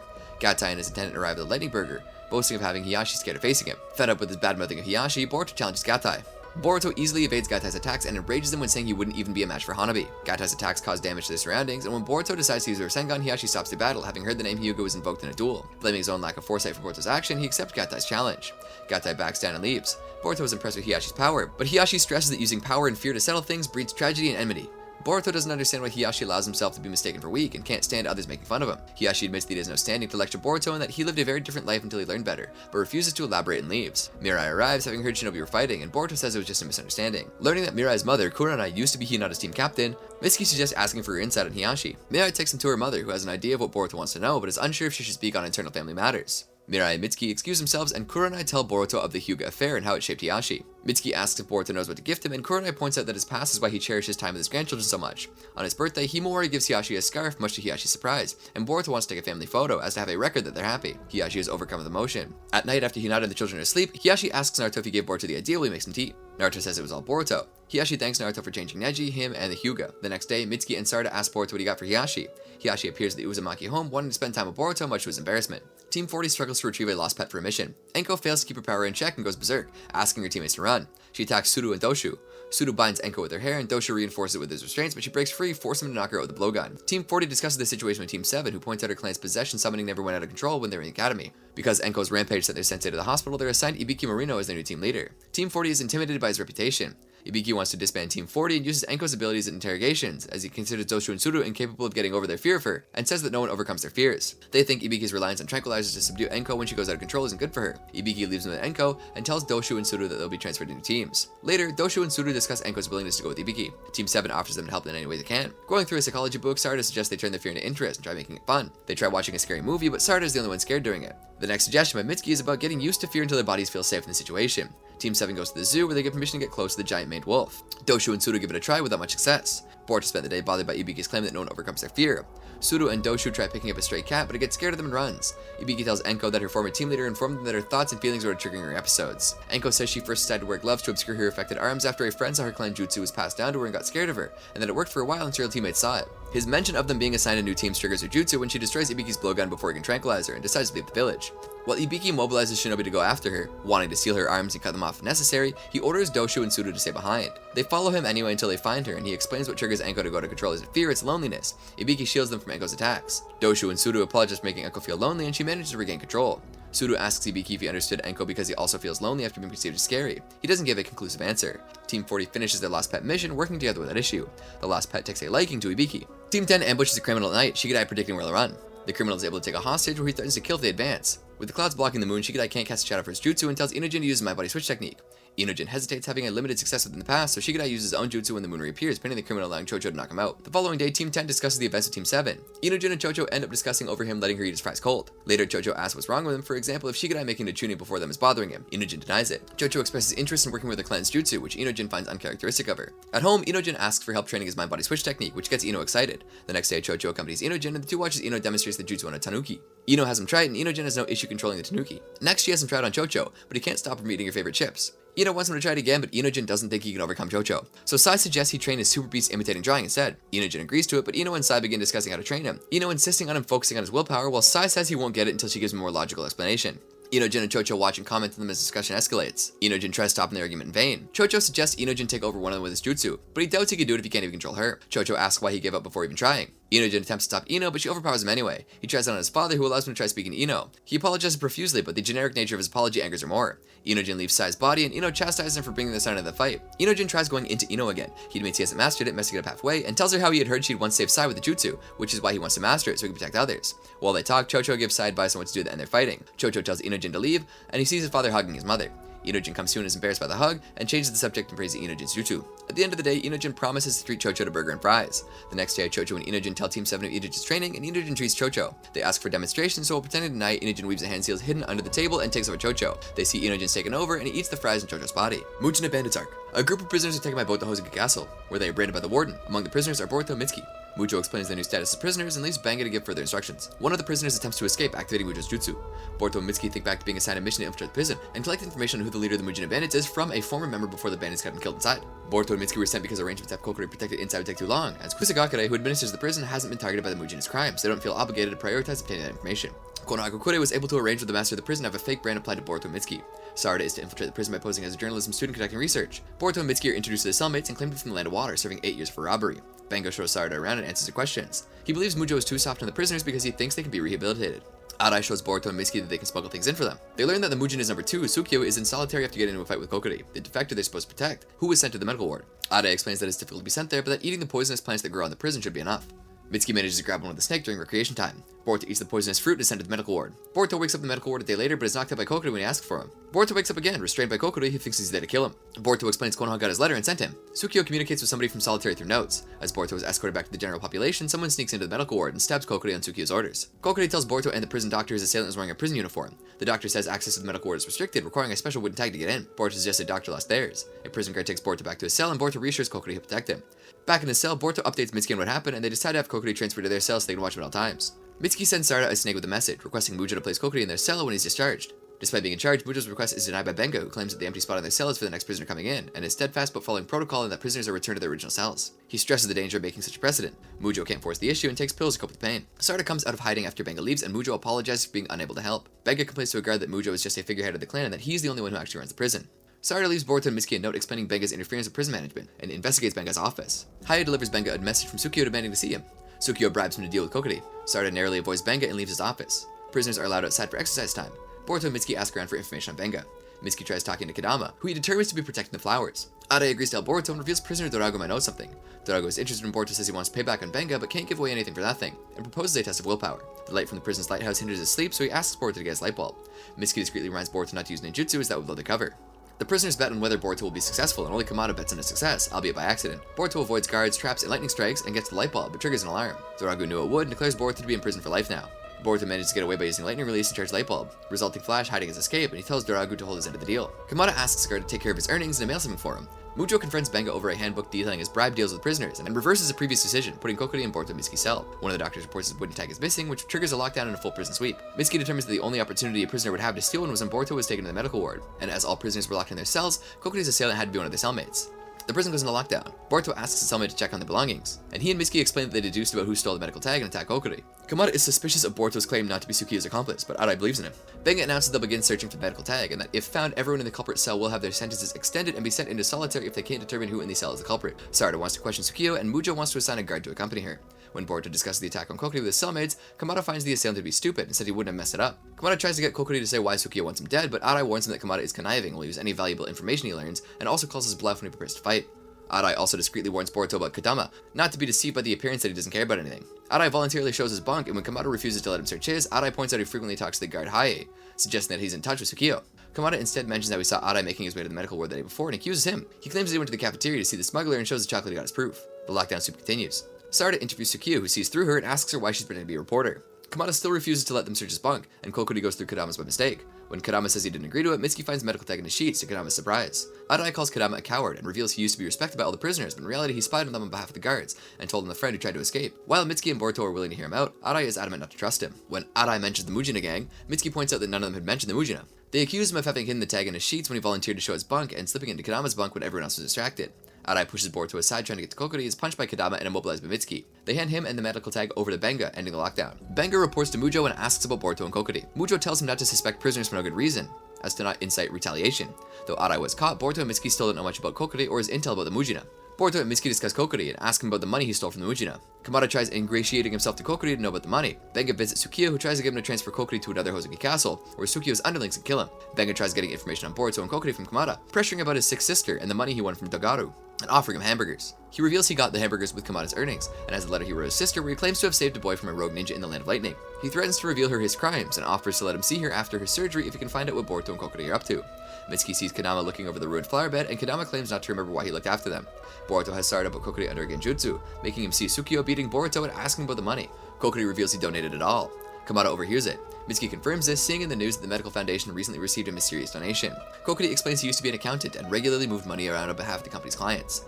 One day he learned it was the Mujina's money, putting it together from various newspapers reporting the robberies, and ran away in desperation, not noticing he still had the Mujina's latest earnings. He donated it, but was later spotted by Mujina members, who chased him until he jumped down a waterfall and swam away. Determined to atone, he tried to stop men from pickpocketing a woman, but it turned out the woman was the pickpocket and was charged as her accomplice. Kamada overhears everything and is conflicted, having learned about Kokuri's donation to help his sick sister. Shikamaru inside reports Naruto that Kusagakure informed him that Kokuri is to be paroled, so they have to inform Team 7 to coordinate with Mujo. Kamada lies to Benga about there being nothing between Boruto and Kokuri, but Benga knows his tells and beats him up. He has Haie send Kamada to solitary and extended sentence. Mujo informs Benga of Kokuri's parole and has him suspended for arbitrarily extending prisoner sentences. Mujo's condition acts up, and Benga keeps him from taking his medicine. He burns up Kokuri's parole papers, takes control of the prison, and informs Sukiyo he'll have Kokuri transferred. At night, Boruto notices Kamada's absence, and everyone is notified that Benga is in charge. Benga informs Kokuri of his upcoming transfer. Boruto decides to break out before Kokuri can be transferred. Mitsuki draws seagulls in with a call while Boruto spreads breadcrumbs around. Boruto, Mitsuki, and Kokuri are ordered to clean the bird droppings. They use the opportunity to go over escape plans to Sarada. Mitsuki uses snakes to discover an escape route, and Boruto has learned from Dogaru the upcoming schedule of food supply ships. However, they still have to remove the heavenly prison jutsu from Kokuri. Based on Sarada's research, Mitsuki had to tamper with the above-ground drinking water tank, which they can't get Kokuri next to, so the prison employs its spare underground tank, which takes in and filters seawater. The tank is new, but the older unused underground water tank is still in place, and should have minimal security on it. Sarada intends to tamper with the valves on it to be filled up as well. They arrange a signal to let them know when they can move Kokuri. Kadama spots one of Mitsuki's lookout snakes, but assures them that he's only there for the bird droppings. Concerned about Kadama's history of snitching, Mitsuki follows him and binds him with snakes, surprising him by being able to use ninjutsu. Mitsuki can tell Kadama is hiding something and sympathizes with him, recalling his own time infiltrating enemies. Kadama reveals how his plan to escape with his friend Kiku resulted in his death. Benga discovered Kiku, and instead of allowing their deaths to make them martyrs to inspire other prisoners to keep defying the staff, he lied and said Kadama reported the escape attempt, turning the inmates against him. Kadama didn't deny it because he felt guilty for being late to escape with Kiku, and assures Mitsuki that he won't tell anyone. Dogaru, who in reality answers to Benga, reports that Boruto has asked about the food supply ships, and that Sarada has asked Sukiyo about his relationship with Benga. Benga has his guards look for Sarada, who creates a distraction to turn the tank valve. Benga intercepts Sarada underground, and when she tries to force him to leave her alone by implying her knowledge and abuse of his power, he attacks her with fire release. She dodges it but is attacked at a gas line, and the explosion causes the floor to collapse, and Sarada falls through. Kadama overhears Benga calling off the search for Sarada, and is commanded to stay away from the gas leak in the underground, but makes no mention of it to Boruto and Mitsuki. Despite the lack of signal, Boruto trusts that Sarada managed to carry her part of the plan, so their escape is still on schedule. Boruto and Mitsuki move Kokuri around at night, Mitsuki relying on his snakes to alert them to the guards' movements. As they near the tank, Kokuri is concerned with Sarada's lack of communication, but Boruto is confident she'll pull through. Sarada Sarada is unconscious and the water level at her location is rising. Benga goes through Sarada's belongings and finds evidence of her working with Boruto, Mitsuki, and Kokiri. Benga goes over to Boruto's cell where he destroys Boruto's shadow clone with a fire punch. He orders the guards to find them, with orders not to engage them and notify him. The prisoners are riled up by an escape attempt. Benga fails to have Kadama inform on the fugitives. After he leaves, Kadama discovers a hole dug up by Mitsuki. Boruto tells the others that his shadow clone was discovered. Sarada wakes up and is surprised by the presence of seawater underground, before moving to join the others and notices the rising water level. Benga discovers Sarada's notes on using the old water tank. Benga sends a summoning after the fugitives. The two-headed fire-breathing hound attacks them. Mitsuki uses lightning release to collapse the ceiling on it. They arrive at the water tank just in time for it to finish emptying. They need to keep on moving to avoid Benga's hound. Sarada is saved from the rising water by Kadama, who explains the location was part of his failed breakout plan involving the spring tide, and that Benga is aware of theirs. He directs her to the tank, and she moves on ahead to join the others. Boruto and others find barrier tags, which they discover to trigger the heavenly prison. The hound catches up to them, and so does Benga, who explains that the hound is passed down by wardens to hunt down fugitives. The hound dodges Mitsuki's lightning release and knocks him down when he tries to restrain it. Kokiri attempts to flee but triggers the heavenly prison. Sarada arrives and punches a hole in the ground along the spring tide to remove Kokiri's heavenly prison and wash away Benga and his hound. Kadama walks around and comes across Dogaru. He tells Dogaru he's free to snitch to Benga, and Dogaru notices Kadama's heavenly prison is undone. Benga prevents Haie from asking for reinforcements from Kusagakure. He tries to claim his reward from Tsukio, but he can tell Benga is lying. He has Benga remove his heavenly prison by promising to take care of Kokiri's accomplices, and kills Benga. Tsukio attacks Kokiri and the Genin by the shore. Tsukio attacks Kokiri with his shadow, which Mitsuki blocks. Sarada compares his jutsu to the Nara clans. Tsukio explains that under a full moon, his jutsu can manifest most of his power and manifest shadow versions of the Genin, which can also use their jutsu. Since the shadows are evenly matched, they attempt to attack Tsukio himself, but the shadows intercept the Genin. Kokiri despairs. Prison guards discover Benga's body. As they fight, the Genin realize that their shadows are also using their chakra for using jutsu. Kokiri hands Boruto a notebook with information on the Mujina gang he has, in case Tsukio kills him. The guards turn on their searchlights looking for escapees. Kokiri notices the shadows avoid having their connection with the Genin under the searchlights. Tsukio uses his lightning attack to take down the men operating the searchlights. Kokiri protects Boruto from Shadow's attack. Sarada punches the ground and the desk giving them cover. Prison guards find Tsukio, who attacks him with the Genin's shadows. Kokiri informs the Genin of what he discovered about Tsukio's jutsu. The Genin attack their shadows, and Tsukio creating a smoke screen of distraction, giving Kokiri time to get to the searchlight, which dissipates the shadows. Tsukio produces a sword out of his own shadow, which doesn't fade under the searchlight. Mitsuki and Sarada accelerate Boruto at Tsukio, who is thrown off the cliffside. Tsukio pulls Kokiri down from a rock halfway from where he landed, but the rock breaks and both of them fall down into the ocean. Mitsuki stops Boruto from going after them, noting the strong currents. Kokiri manages to get back, reminding them of his swimming aptitude, claiming Tsukio ran out of strength and drowned. Prison guards arrive with Konoha Shinobi, including Sai, who explains that Naruto got concerned after they lost contact with Mujo, so he contacted and coordinated with Kusagakure. Sai also informs him that while bold, their escape attempt was unnecessary, as Kokiri's sentence had been unlawfully extended. Boruto passes Kokiri's intel on to Sai. They depart Hozuki Castle once again under Mujo's authority. At the Konoha police, Kokiri corroborates his intel on the Mujina Bandits, including their boss and his jutsu, and later leaves under a new identity. He arrives at a Mujina Bandits hideout where he reveals himself as their leader, Shojoji, who had taken Tsukiya's identity to go after Kokiri, and then Kokiri while the other two were under the water. He laments having his jutsu and identity revealed to Konoha, but his sure luck will favor him again. Boruto dreams of Momoshiki's warnings to him and looks at the mark on his hand when he wakes up, wondering why he dreamt of it after all this time. While on a mission, Boruto thinks back to Sasuke's recommendations about the mark. Team 7 pursues bank robbers, but Boruto knocks out the one who is supposed to get away, leading them to their leader. Sarada scolds him for not following the plan. Kotaro Fuma reports to Naruto that since Tsukio's death, there hasn't been any reported activity by the Mujina Bandits. Shikamaru advises Naruto to focus on his meeting with the daimyo. The daimyo, his son, and his butler arrive by train, with Sai welcoming them. Tento, the son, is excited to meet Sai, who he recognizes from his extreme Shinobi Picture Scrolls card collection. Ikkyu leaves Tento under Yamaoka's care, while Sai escorts him to meet with Naruto. Tento wants to buy more cards. Boruto buys a pack but is disappointed in getting another card of his father, which he gives Iwabi. Sarada and Chocho don't get the appeal of the cards. Boruto leaves after failing to get a rare card he's been after. Tento arrives at Yamaoka and wants to buy all the packs at the store. He notices Iwabi with Naruto's rare card and tries to buy it from him. Iwabi refuses, so Tento keeps buying at all the food stores they visit to get Iwabi to agree. Boruto stops Iwabi from hitting Tento and teases him, saying he has 5 Seventh Hokage cards and telling him to keep trying to buy out all the cards. Boruto and the others leave the shop. The next day, Boruto is assigned to escort and bodyguard Tento. The Mujina Bandits watch the village from afar, aware of Naruto and Ikkyu's meeting, and prepare to make a move. The Mujina Bandits leave to notify Shojoji. Boruto meets Tento at the Konoha Mountain Villa, which has been entirely rented by Ikkyu. He has Boruto show him jutsu, and Boruto attempts to shock him with the harem technique. Tento just laughs, as he's used to such women's presence. Boruto accuses him of not having friends. On move, Tento shows him his card collection, which stuns Boruto as he has a super rare card Boruto is after. Tento offers him the card in exchange for teaching him ninjutsu. Boruto initially refuses, but Tento continues to annoy him, so he agrees, intent using harsh training to change Tento's attitude.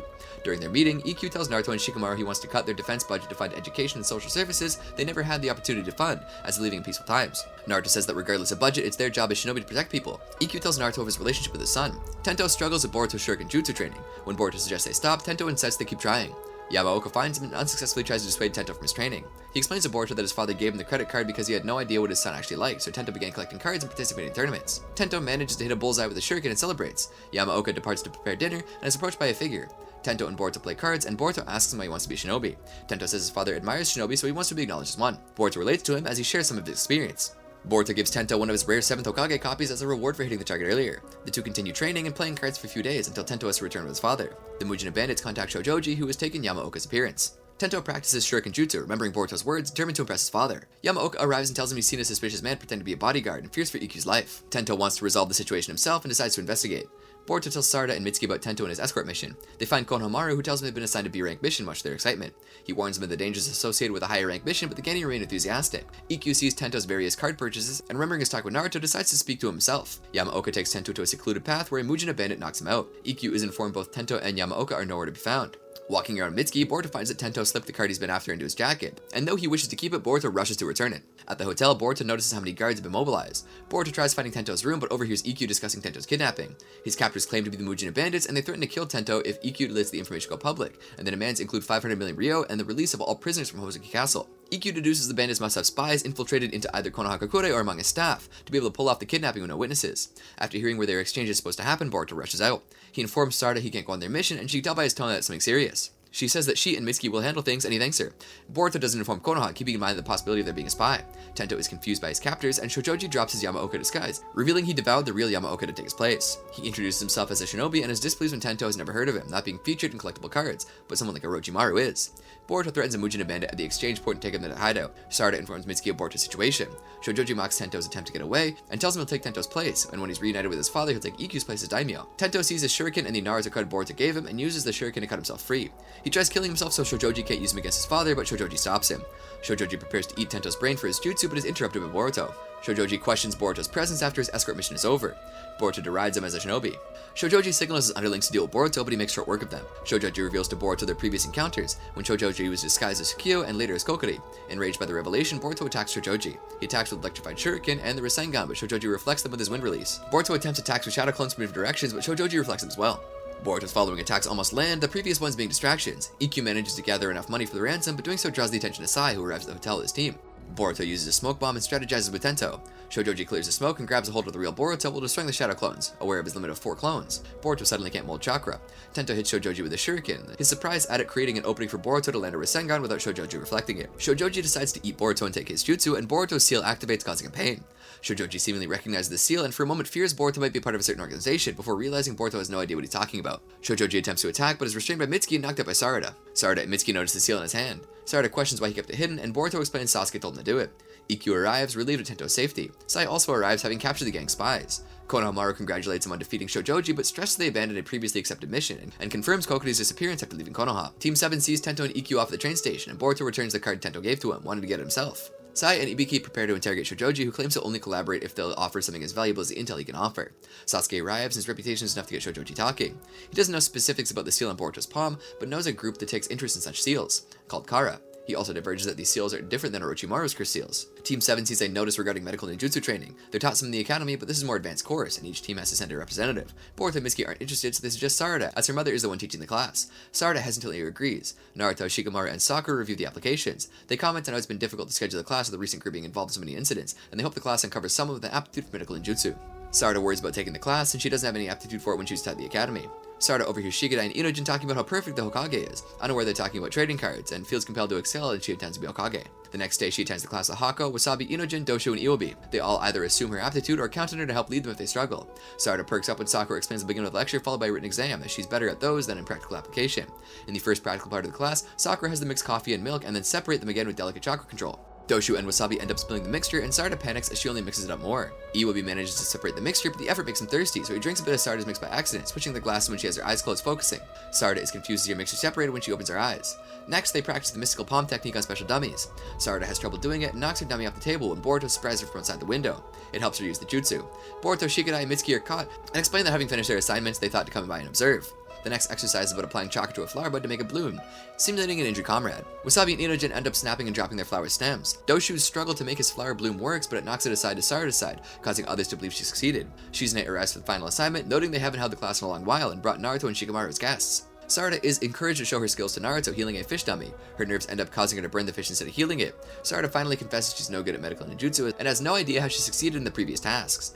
She confirms that she felt pressure to perform well because she's Sakura's daughter. Naruto admits he can't use medical ninjutsu, and Boruto lists other things he has trouble doing. The class continues, and Inojin is able to perform the healing, so Sarada asks him for tips. Sakura is called to deal with an emergency, and Shizune reveals to Sarada that Sakura didn't pick up medical ninjutsu quickly, and had to go through a lot of training with Tsunade. At night, Sarada asks her mother why she became a medical ninja, and Sakura explains she wanted to become strong and walk beside Naruto and Sasuke, assuring Sarada she can also learn if she applies herself. Teams 5 and 15 are on a joint mission pursuing bandits. They can't agree on a course of action, so Tsubaki acts on her own, defeating most of them, but her actions allow the leader to escape, requiring Team 5 to continue the chase. Later, her teammates ask her why she didn't use her full power, allowing Team 5 to take full credit for the mission. She claims her secret sword snowstorm beheading hasn't been working well lately. While the two teams meet up again, there's tension between them. Denki tries to defuse the situation and shows them their compiled statistics on his computer, pointing out Tsubaki's are beyond atypical Genins. However, when tracking their stats as a team, Team 15's performance has dropped since Tsubaki joined. Tsubaki takes it upon herself to make her team beat Team 5's scores by competing with the team itself during missions. Having performed ahead of her teammates in the next mission, Tsubaki is treated to a mountain of fries.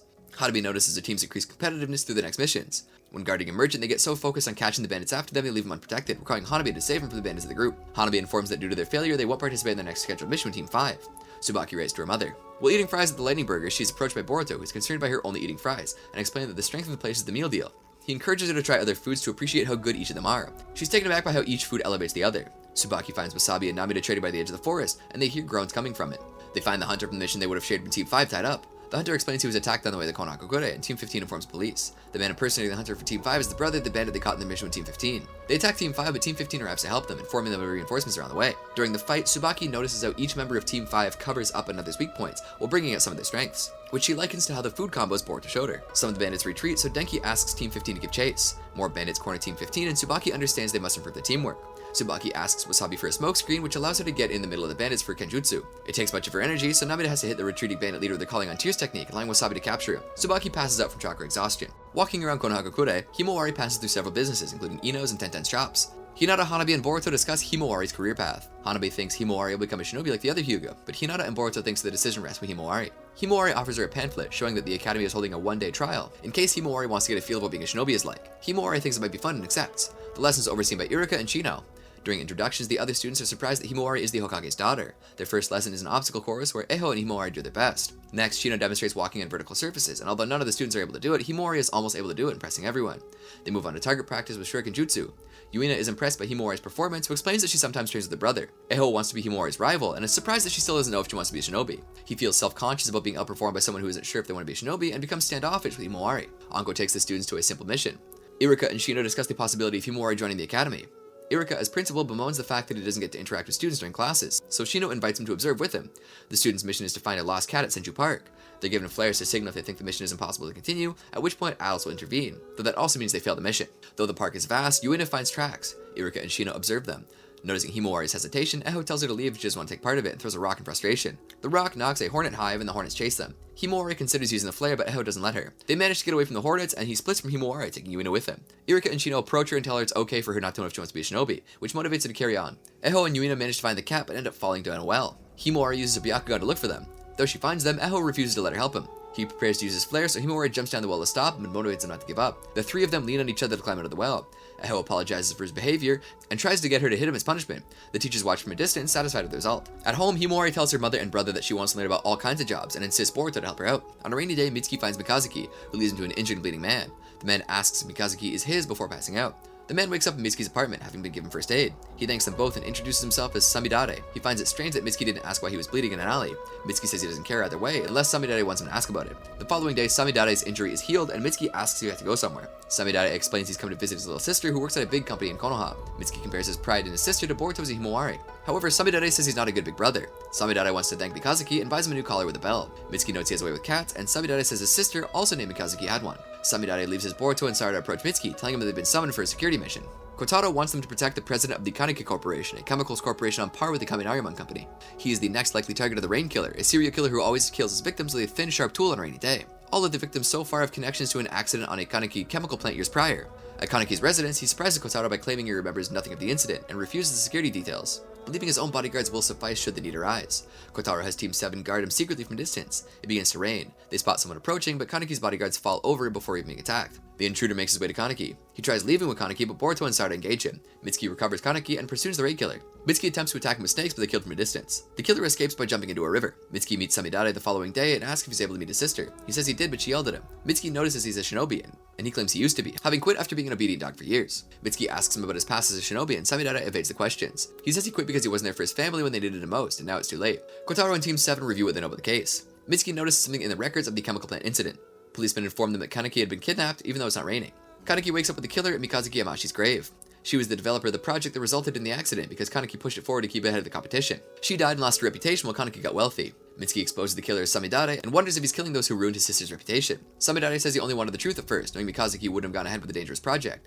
However, they just made excuses and disparaged the dead, so Samidare killed them. He asks Mitsuki not to interfere, but as a Konoha shinobi he has to.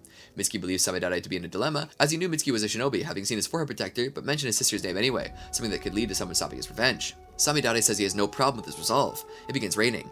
Samidare uses water release, which Mitsuki blocks, and counterattacks with lightning release. Mitsuki explains how he deduced how Samidare's jutsu worked. Samidare tries killing himself with his jutsu. The next day, the investigation on the plant accident is reopened, and Mitsuki visits a comatose Samidare in the hospital, putting the collar he bought Mikazuki in his wrist. Choji demonstrates their clan's butterfly mode to Chocho, but she's uninterested in training in it. He has to treat her to sweet bean soup to get her to train.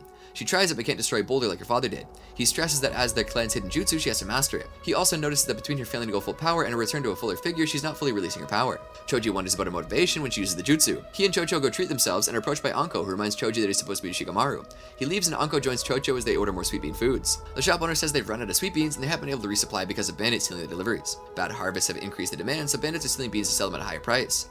Other shops are in similar situations. They're supposed to get a delivery the following day, so Anko and Chocho decide to safeguard it.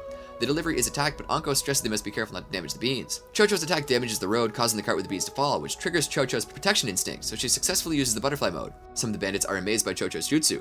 Anko gets trapped by debris from the road, and Chocho is unable to get into butterfly mode to get through the debris. Anko tells her to use the beans and spare ingredients in the cart to make bean paste to restore calories for her jutsu. The smell of the cooking beans leads the bandits to their location. Chocho avoids them and eats the bean paste she cooked to recover calories. Thinking back to her father's words, Chocho realizes she wants to protect Anko and the beans, and uses the butterfly mode to defeat the bandits and free Anko. Back at Konoha, Chocho's teammates and Team 7 learn of her capture of the bean thieves. Gaara Actuation Arc. In Amegakure, the Team 25 Genin report to Sai and Sasuke the alleged Gaara hideout based on the information Sasuke acquired from Shojoji. The building used to be a sewage treatment facility until it was abandoned due to a toxic gas incident that caused several fatalities. They also hand them a map of the waterways. Sai congratulates them on their intelligence work and requests them to notify the nearest Anbu teams that he and Sasuke will continue alone. Sai notices that rebuilding hasn't progressed in Amegakure. They venture inside the building and are watched by someone. Sai and Sasuke trigger a trap, exposing the one watching them and subduing him. The man accuses them of killing his friends. Sai tells them that they're Konoha shinobi, and Sasuke asks to hear the man's story, as the ones who killed their friends might be the same ones they're looking for. The man introduces himself as Garashi Tono. He explains that he learned ninjutsu from an old man who raised orphans like him who lost their families or the wars. Garashi isn't sure when Sai asks about Gaara, but recognizes the name and shows him a design he copied from them. They investigated them when Gaara showed up, glimpsing something like an experiment, but they were spotted, and all but him perished to poison gas. Parts of the building collapsed behind him, but Garashi was sure that they're still placed with gas.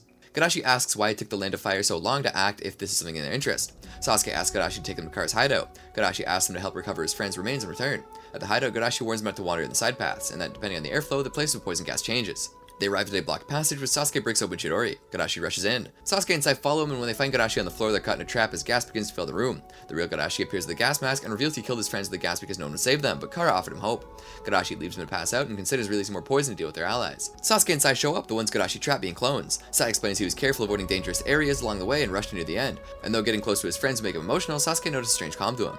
Garashi tries escaping but begins to suffer the effects of the poison gas. Even if Gaara wants him to die, he refuses to let Konoha learn anything and kills himself. The building begins to collapse, so Sai draws a bird for them to escape. They spot some of what remain from experiments but can't investigate. They conclude that not only they confirm that Gaara actually exists, but also they have sympathizers. Back in Konoha, they report to Naruto and Shikamaru. Sasuke asks that Gaara's experiments are likely biological, as he's seen similar equipment while he's with Orochimaru. Sai asks if Naruto saw Ina's report at Katasuke. She was able to determine a third party had been influencing him. Naruto wants to reinstate him as testing without him is slowed down considerably, something they can't afford when their work has been leaked. Gaara holds a meeting where its leader reports the destruction of their old facility. A cloaked figure eats a fruit watching it pass before dropping from a stone pillar. Boruto practices Shuriken Jutsu by himself, pressing Sasuke. Here that Shojoji's intel led to confirmation of the organization's existence and wants to go find out more about them, concerned about the seal in his hand. Sasuke warns that seeking an enemy without enough understanding about them leads to death, and directs him to keep training to carry out his assigned missions. He concedes he can't really talk since he left the village very young and hands Boruto a glove to hide his seal, which draws attention. Team 7 is assigned a missing persons mission in the Land of Valleys. They're joined by a recently returned Mugino who is familiar with the region. Mugino is tense with the Genin, but eventually explains he spent the last few years mediating conflicts between smaller nations. They reach the land of valleys and report to Mia, who requests the mission. The missing person is her husband Anato, a researcher for a medical supplies company. He was supposed to have returned after a 1-month work-related trip, but it's been 3 weeks since his intended return date, and the company won't divulge anything due to trade secrets. They go to the company where Anato worked. The receptionist assures Mia she'll be updated, as they have also sent a search party to look for Anato. While they distressed, Mia makes a scene, and Mitsuki has a snake look for information. He manages to learn where the company's search party was sent to look for Anato, a place he told Mia about. Someone watches from afar. Approaching Anato's destination, the group is surrounded by the Shinobi. Victor tells his underlings to stand down. They surprise the head of the company is involved with the search. Victor explains his motivations. The two groups exchange information and narrow down Anato's possible location by ruling out places they've already investigated. They search a cave, finding tree roots and branches inside before finding Anato on the other side. Anato unexpectedly attacks them. Victor observes the Konoha nin fight Anato. Mugino considers Boruto soft for not wanting to attack Anato over his promise to Mia, so Konohamaru suggests stealing him. Anato is able to break through Konohamaru and Boruto's seals and attacks him. Mitsuki restrains him with stakes, one of them biting through a chunk of his arm, then he also breaks free. Victor subordinates all attack from afar with scientific ninja tools. Victor berates them for failing to restrain Anato and tells him to return to Konoha, while his company will provide care for Anato. Boruto picks up Anato's wedding ring. Boruto is frustrated with the failure. Mitsuki experiences the loss of feeling in his arm. Victor visits the facility where Anato worked at and tells a subordinate a missing item Anato still is missing. They report where they know the events. Victor orders Anato's death and receives a report of a mismatch in the number of search party members and corpses found. Something is spreading over Mitsuki, starting from his arm. Mugino knows of a doctor nearby and takes him to see Yubina. She notices Boruto's injury and painfully grabs his hand, healing it in a short skill. Yubina examines Mitsuki and determines a foreign matter has invaded his system. As Sarada has some experience in medical ninjutsu, Yubina has her assistant remove the matter from Mitsuki while others wait outside. Mugino vouches for Yubina's skill. Yubina extracts a wood chip from Mitsuki. After resting, Yubina comments on the uniqueness of Mitsuki's body, crediting it for his survival.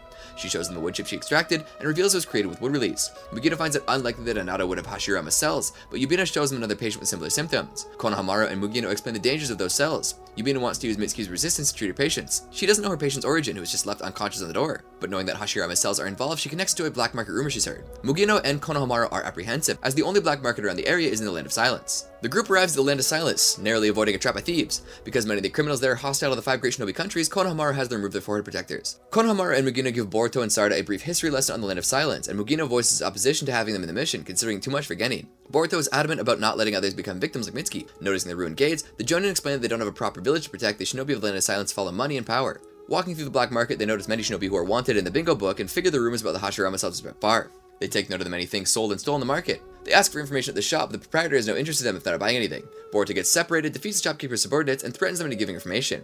He shows them a company ID from Victor's company, claiming the man in the white coat sold in the Hashirama cell. He directs him to the ladies for more information. At the bar, Mugino recognizes Kirisaki, a former medical nin from Kirigakure.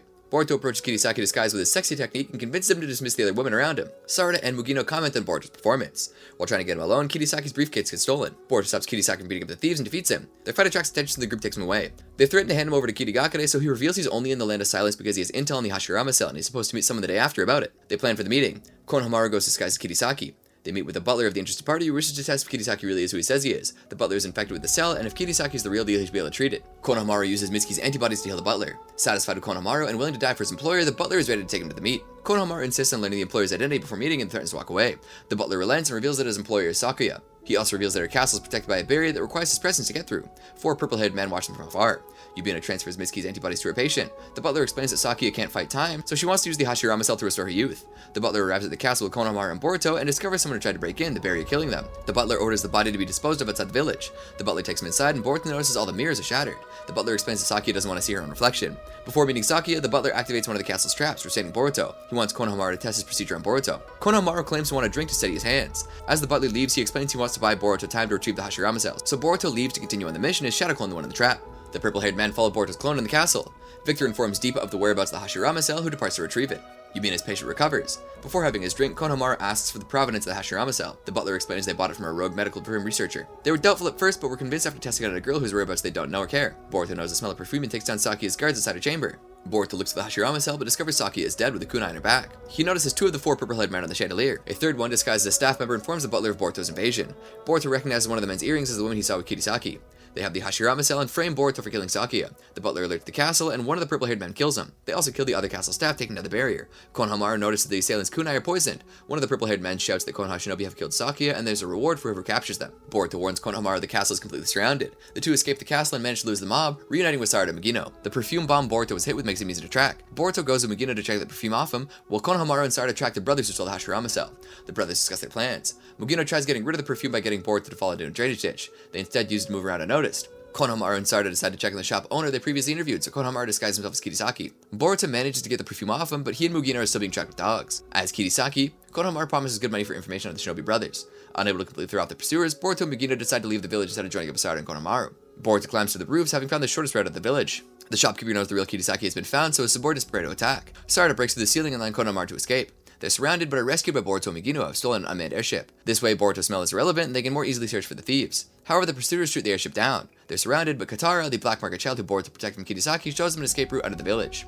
They meet up with Mitsuki underground, who came back with Kona, Katara's sister. Mitsuki comments on Boruto's smell. Boruto shares what he learned about the earring, a lookalike Shinobi who stole the Hashirama cell. Mitsuki reveals Yubina determined the Hashirama cell to be unstable, so it can't be rushed out, which is why they're afraid of killing Sakuya. Katara gives them intel on the earring Shinobi he acquires through his underground friends. They intend to gain to them through the underground routes. Deepa kills everyone at the establishments he's eating at. The Konoha Shinobi split up to find the earring Shinobi. The Genin attacked with lightning release. Omoy and his teammates approach the Genin and question them about recent events. Konohamaru and Mugino arrive before a fight breaks out.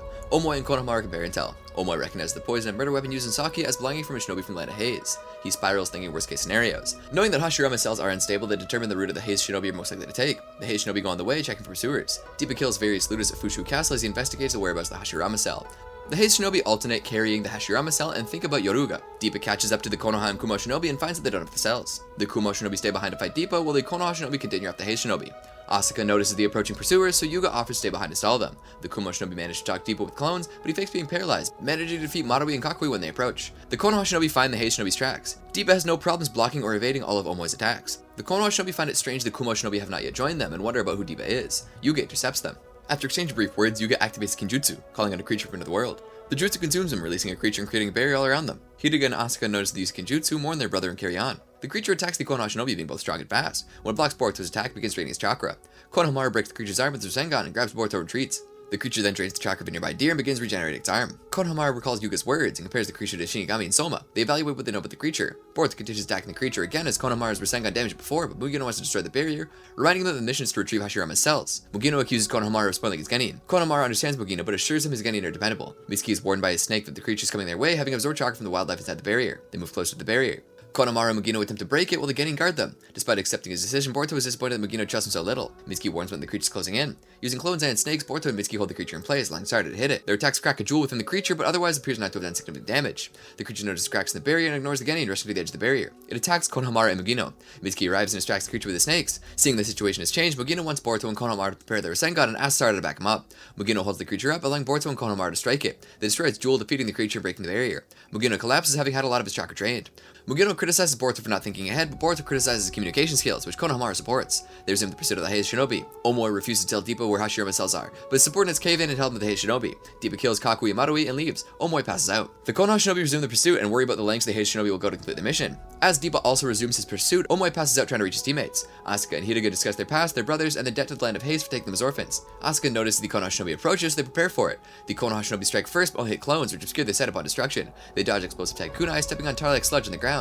Hiruga appears, already activating into the jutsu. The sludge restricts their movement, stopping them from forming hand seals. Asuka leaves the Hashirama cell. Everything in the range of the sludge begins to sink in. Sarada notices that when things are closer to Hiruga, the faster they sink, and Mitsuki determines that Hiruga will also perish. They question his willingness to sacrifice his life, but he retorts he's saving one. Hiruga thinks back about his brothers and how Yoruga sacrificed his life so they could infiltrate Fushu Castle. Boruto questions the orders the quadruplets received, but Hiruga tells him how they were taken in, calling Boruto out for not knowing what it's like to starve, having lived in a great nation. Mugino determines that as Hiruga is the one sinking the fastest, if he dies, the jutsu will give out. They realize Hiruga is just buying time for Asuka to cross the Land of Haze. Hiruga's jutsu begins to break, and Boruto tries saving him. Hiruga and Boruto both accuse each other of making assumptions about them. Omoy arrives and informs them all of Deepa killing his subordinates, and they realize he will intersect with Asuka.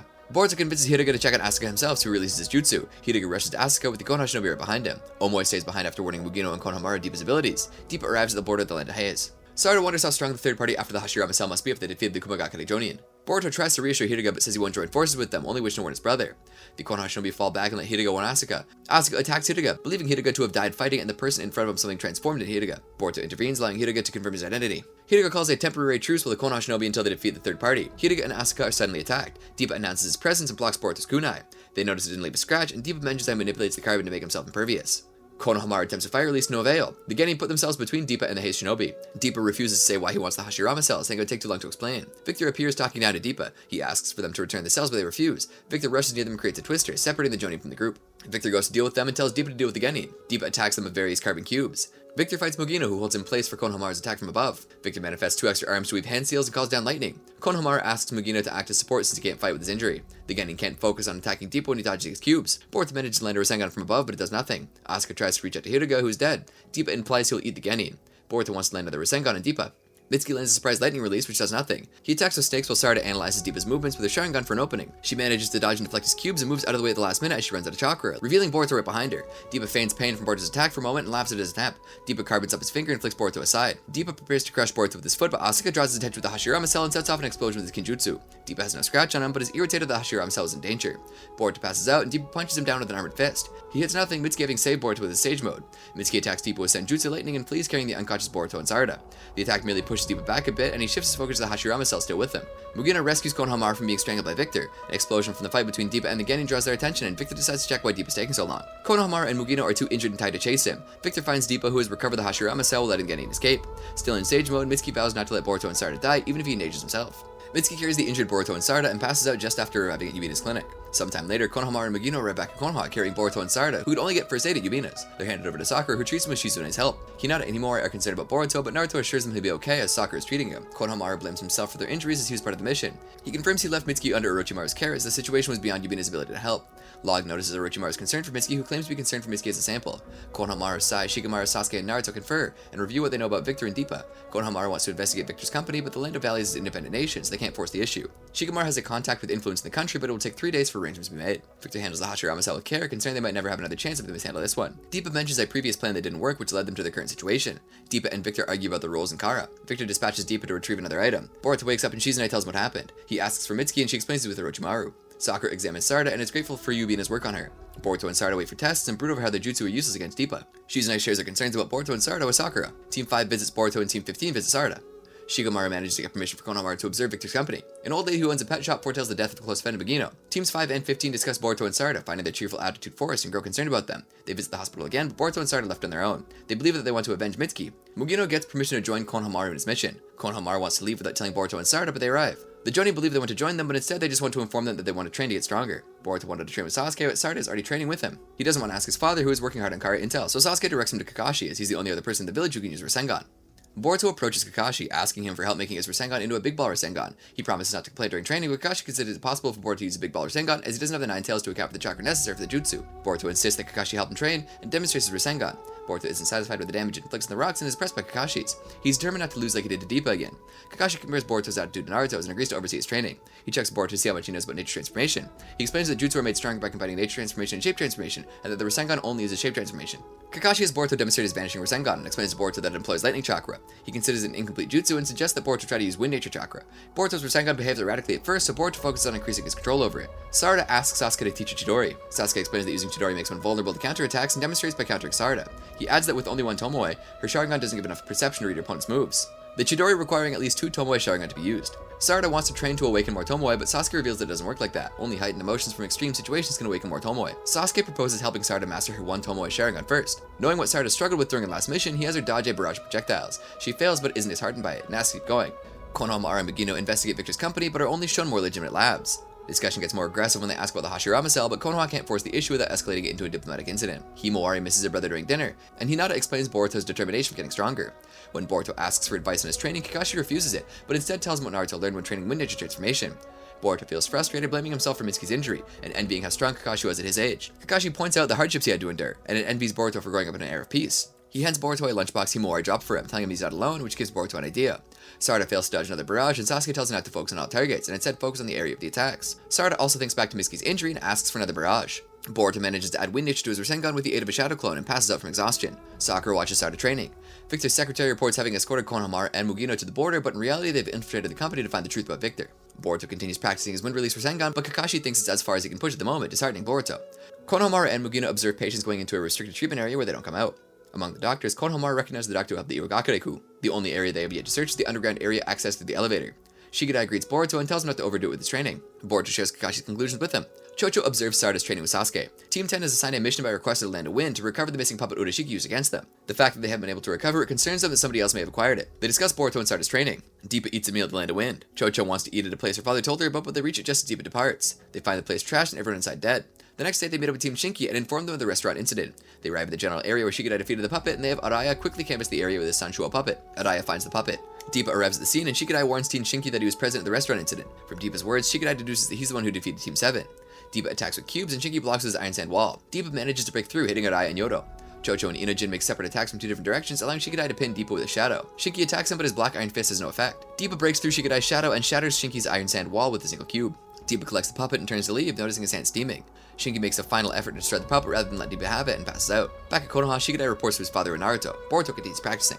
Boruto is frustrated he can't make his Rasengan more powerful. Shikadai tells him he fought Deepa during his mission and only survived because of Shinki. He figures Boruto is training to fight Deepa and threatens to stop him by force if necessary to prevent him from being so reckless. Shikadai thinks Boruto wants to get stronger because he hates Deepa, but Boruto denies it and explains that fighting Deepa made him realize how inexperienced and lacking in power he is. Shikadai offers to help him train. Hinata arrives to give Boruto a lunchbox and considers making an extra one for Shikadai. Sarada continues practicing with Sasuke, now dodging kunai. She almost dodges them all, and Sasuke notices the problem is endurance, as she couldn't keep her Sharingan active during all of it. He congratulates her on improving her perception. During a break, Sasuke asks her how her eyes are taking the strain. Sarada says they're fine, and having researched about it and not found much, she asks him about the Mangekyo Sharingan. She asks if he thinks she can awaken it, but Sasuke postpones the conversation. Sakura arrives, and Sarada tells her her process. Sakura is concerned with the strain she's putting on herself, and Sasuke assures her he's making sure Sarada doesn't overdo it. Sakura gets agitated when Sarada mentions wanting to develop her Sharingan like Sasuke's. Sarada feels frustrated believing her mother is being overprotective and leaves. Sakura and Sasuke discuss Sarada and her Sharingan getting stronger. Hinata overhears their conversation. Shikadai has Inojin and Chocho help him with Boruto's training. Shikadai believes that with the nature transformation Boruto is capable of, he can't sustain it for long, and thinking back to his battle with Deepa, he's just trained to focus all his power into a single spot. He tries several forms of target practice and increasing how much chakra he can infuse into his Rasengan. At sundown, Inojin and Chocho return home, while Shikadai saves Boruto, and the two discuss his training. Their talk turns to durability, and thinking back to Kakashi's advice, Boruto realizes a way to focus his Rasengan. Kakashi watches from afar. He goes to ask a favor from Mibiki. Hinata and Ino ask Sakura out for a girls' night and they discuss their lives and children. The next day, when Chocho and Inojin arrive, the boulder Boruto was practicing on is completely crushed. Boruto goes to tell Kakashi about his progress, and wanting to see it on a worthwhile target, Kakashi arranges for him to go fight and imprison Shojoji. Shojoji confirms to Kakashi that his sentence will be reduced if he defeats Boruto. They're both determined to defeat one another. Kakashi releases Shojoji's restraints and he and Boruto begin fighting. Boruto begins his wind release Rasengan, but Shojoji repels it with his own wind release shield with wind count. Shojoji taunts Boruto over it and notices Boruto's jutsu is stronger than last time they fought. He believes that if this is all that Boruto has to offer, he won't win, but Boruto remains confident. The fight switches to taijutsu, with Boruto being able to repel Shojoji's attacks and attempts to consume him. Boruto attacks with his new Rasengan, which is able to break through Shojoji's windshield. Kakashi believes that if Shojoji hadn't been using his shield, Boruto's attack would have killed him. He surmises that instead of trying to make his Rasengan bigger, Boruto went the other way, condensing it as much as he could. Boruto notices that the Rasengan damages bandages, exposing his seal, and he passes out from exhaustion. Sarada practices dodging kunai with her father, but always has to have one of them deflected to avoid getting hit. Sasuke suggests a break, but Sarada wants to keep going. Sakura arrives and tells Sarada to fight her to test her resolve. Sasuke grieves that Sakura has insight that he lacks. Sarada attacks Sakura, but none of them hit. She can't even follow her with the Sharingan. Sakura demonstrates her strength and attacks. Sarada dodging it in the last moment with the Sharingan. Sakura fells a big tree, impressing Sarada. Sakura points out that her chakra control is lacking, which combined with the Sharingan use causes her chakra to be quickly depleted. They resume fighting, but Sarada stumbles trying to dodge all of Sakura's attacks. Sasuke and Sakura feel they pushed enough, but Sarada has one last thing she wants to try. Sarada copies her mother's moves and their attacks collide. By copying her movements, she was able to improve her own chakra control, making her attack more powerful. Sasuke and Sakura wanted to keep training. Log reports to Orochimaru that the Hashirama cell involved in Mitsuki's mission is one stolen from him, from one of his old labs. Orochimaru has no idea who could have done it. Mitsuki wakes up and Orochimaru prepares to replace his damaged organs. Team 5 visits a hospitalized Boruto. You'll be trying to wake him up with his favorite lightning burger. Denki heard he had exhausted himself trying his new jutsu against Shojoji, and Medley heard that Sarada had been getting special training from her father. They also wonder about Mitsuki and recall who his parent is. They investigate a scream from another room, and Iwabi is hit with a ketchup by the patient. The patient flees, and a nurse apologizes for Nato's attitude. Iwabi finds Nato, who has his snack privileges revoked. Nato claims he's actually training to be a shinobi, and noticing that their shinobi tries to have him take his Orochimaru card to be autographed. They refuse at first, but change their mind after the nurse explains he's acting out due to an upcoming surgery that he doesn't come to terms with and doesn't want to have. Denki and Metal are apprehensive given Orochimaru's history, but they agree to go as Iwabi is determined to do it, besides wanting to visit Mitsuki. Team 5 goes to the village records where Denki manages to access Orochimaru's files to discover his location. They meet up with the Jonin keeping surveillance on Orochimaru while Yamato is gone to make his report to Naruto. The Jonin allows him to go forward, but his attitude makes him even more nervous. They find Suigetsu, who tries to dismiss him when they say they want to see Orochimaru. Suigetsu shrugs off their attacks, but they manage to trick him into attacking a damaged power line. The shock isn't enough to paralyze Suigetsu, only annoying him, but Orochimaru interrupts the fight before Suigetsu can hurt anyone. Orochimaru asks what they want, they manage to say that they want an autograph, much to Orochimaru's shock. Orochimaru signs the card, and they ask about Mitsuki. Orochimaru says Mitsuki is undergoing critical treatment, but will be fine. Leaving, Orochimaru is pleased that Mitsuki made friends other than Boruto. Team 5 gives Nato the autograph card, and admit they were scared to do it. Boruto wakes up and finds Kakashi, who warns him that the more he compresses the Rasengan, the greater the recoil on his arms, so he shouldn't use it often. Sarada meets Boruto at the hospital, and they exchange that their training is gone. Boruto shows her Nato's ring, so they decide to return it to Miya. Konohamaru and Mujina watch as Deepa arrives at Victor's company. Victor asks about the puppet, but Deepa says he had interference that he couldn't bring it. Victor mentions an upcoming inspection by the Land of Valley's daimyo, and they discuss the final stages of certain experiments. Konohamaru and Mujina want to take advantage of the inspection to interfere. The Land of Valley's daimyo arrives at Victor's company and is greeted with Victor. Boruto and Sarada arrive at the Land of Valleys. They discuss Konohamaru's mission, Mitsuki's injury, and their failure to get Naruto back to Miya. They meet with Miya. At Otogakure, Mitsuki is concerned about his friends, but Orochimaru warns him that his new organs are still 1 month away from being viable for transplant, so his condition is still precarious. Orochimaru is proud that Mitsuki acted on his own free will, but chastises him for overusing the stage transformation. Knowing that Mitsuki would be concerned for his friends, they sent Suigetsu to check on them. Suigetsu reports the rest of Team 7 is at Land of Valleys, which concerns Mitsuki. Orochimaru takes Suigetsu aside to avoid his speculation from throwing Mitsuki into action.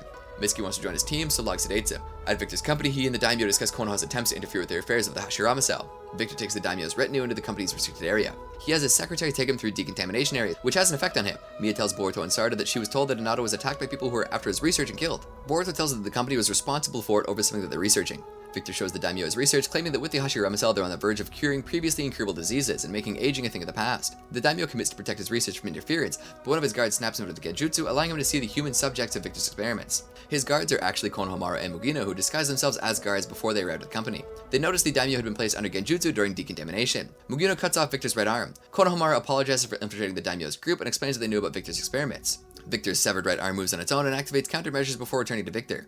Victor repels Mugino with wind release. Victor's employees attack the Konoha Jonin. A god tree sapling begins to grow in the lab. Konohamaru protects the daimyo from it. Victor abandons the Iwa doctor to serve as nourishment for the god tree. Victor's secretary arranged for company employees together in a room to serve as nourishment as well. Mia wants to meet Victor in person to know what happened to Hinata, but Boruto and Sarada tell her it's dangerous and that Konohamaru and Mugino are already investigating. The ground begins to shake, so the Genin tell her to go somewhere safe while they decide to help the Jonin. Victor and his secretary watch with interest as the god tree bud begins to bloom. Victor and his secretary observe the god tree. Mugino and Konohamaru fend off against the tendrils. The god tree absorbs the valley's daimyo's chakra, causing him to pass out. Mugino also has his chakra absorbed. Boruto and Sarada continue to make their way to Victor's company. Behind the tree's tendrils, Konohamaru and Mugino also have to fight Victor's employees. Mugino gets stabbed, protecting Konohamaru from one of them. Konohamaru destroys part of the tree with his Rasengan, earning time for the daimyo to get to safety. The tree continues to grow, much to Victor's excitement. The god tree begins absorbing the chakra of Victor's gathered employees on the ground floor. Konohamaru asks Mugino to leave with the daimyo and notify Konoha. The daimyo is their only witness, without whom the entire incident will be covered up. Konohamaru finds the captured employees and begins fighting the tree again.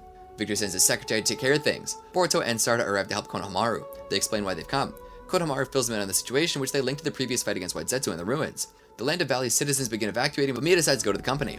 Victor attacks the Konoha Shinobi. Victor reveals he cultivated this tree from a splinter of the god tree he recovered from the battlefield during the Fourth Shinobi World War. He collapses the floor beneath them, separating Sarada and Boruto from Konohamaru. Sarada breaks their fall and they notice the people Victor experimented on. Before they can do anything, Deepa arrives. Deepa laughs and they decide to fight him again. Victor's secretary prevents Mugino from leaving with the daimyo.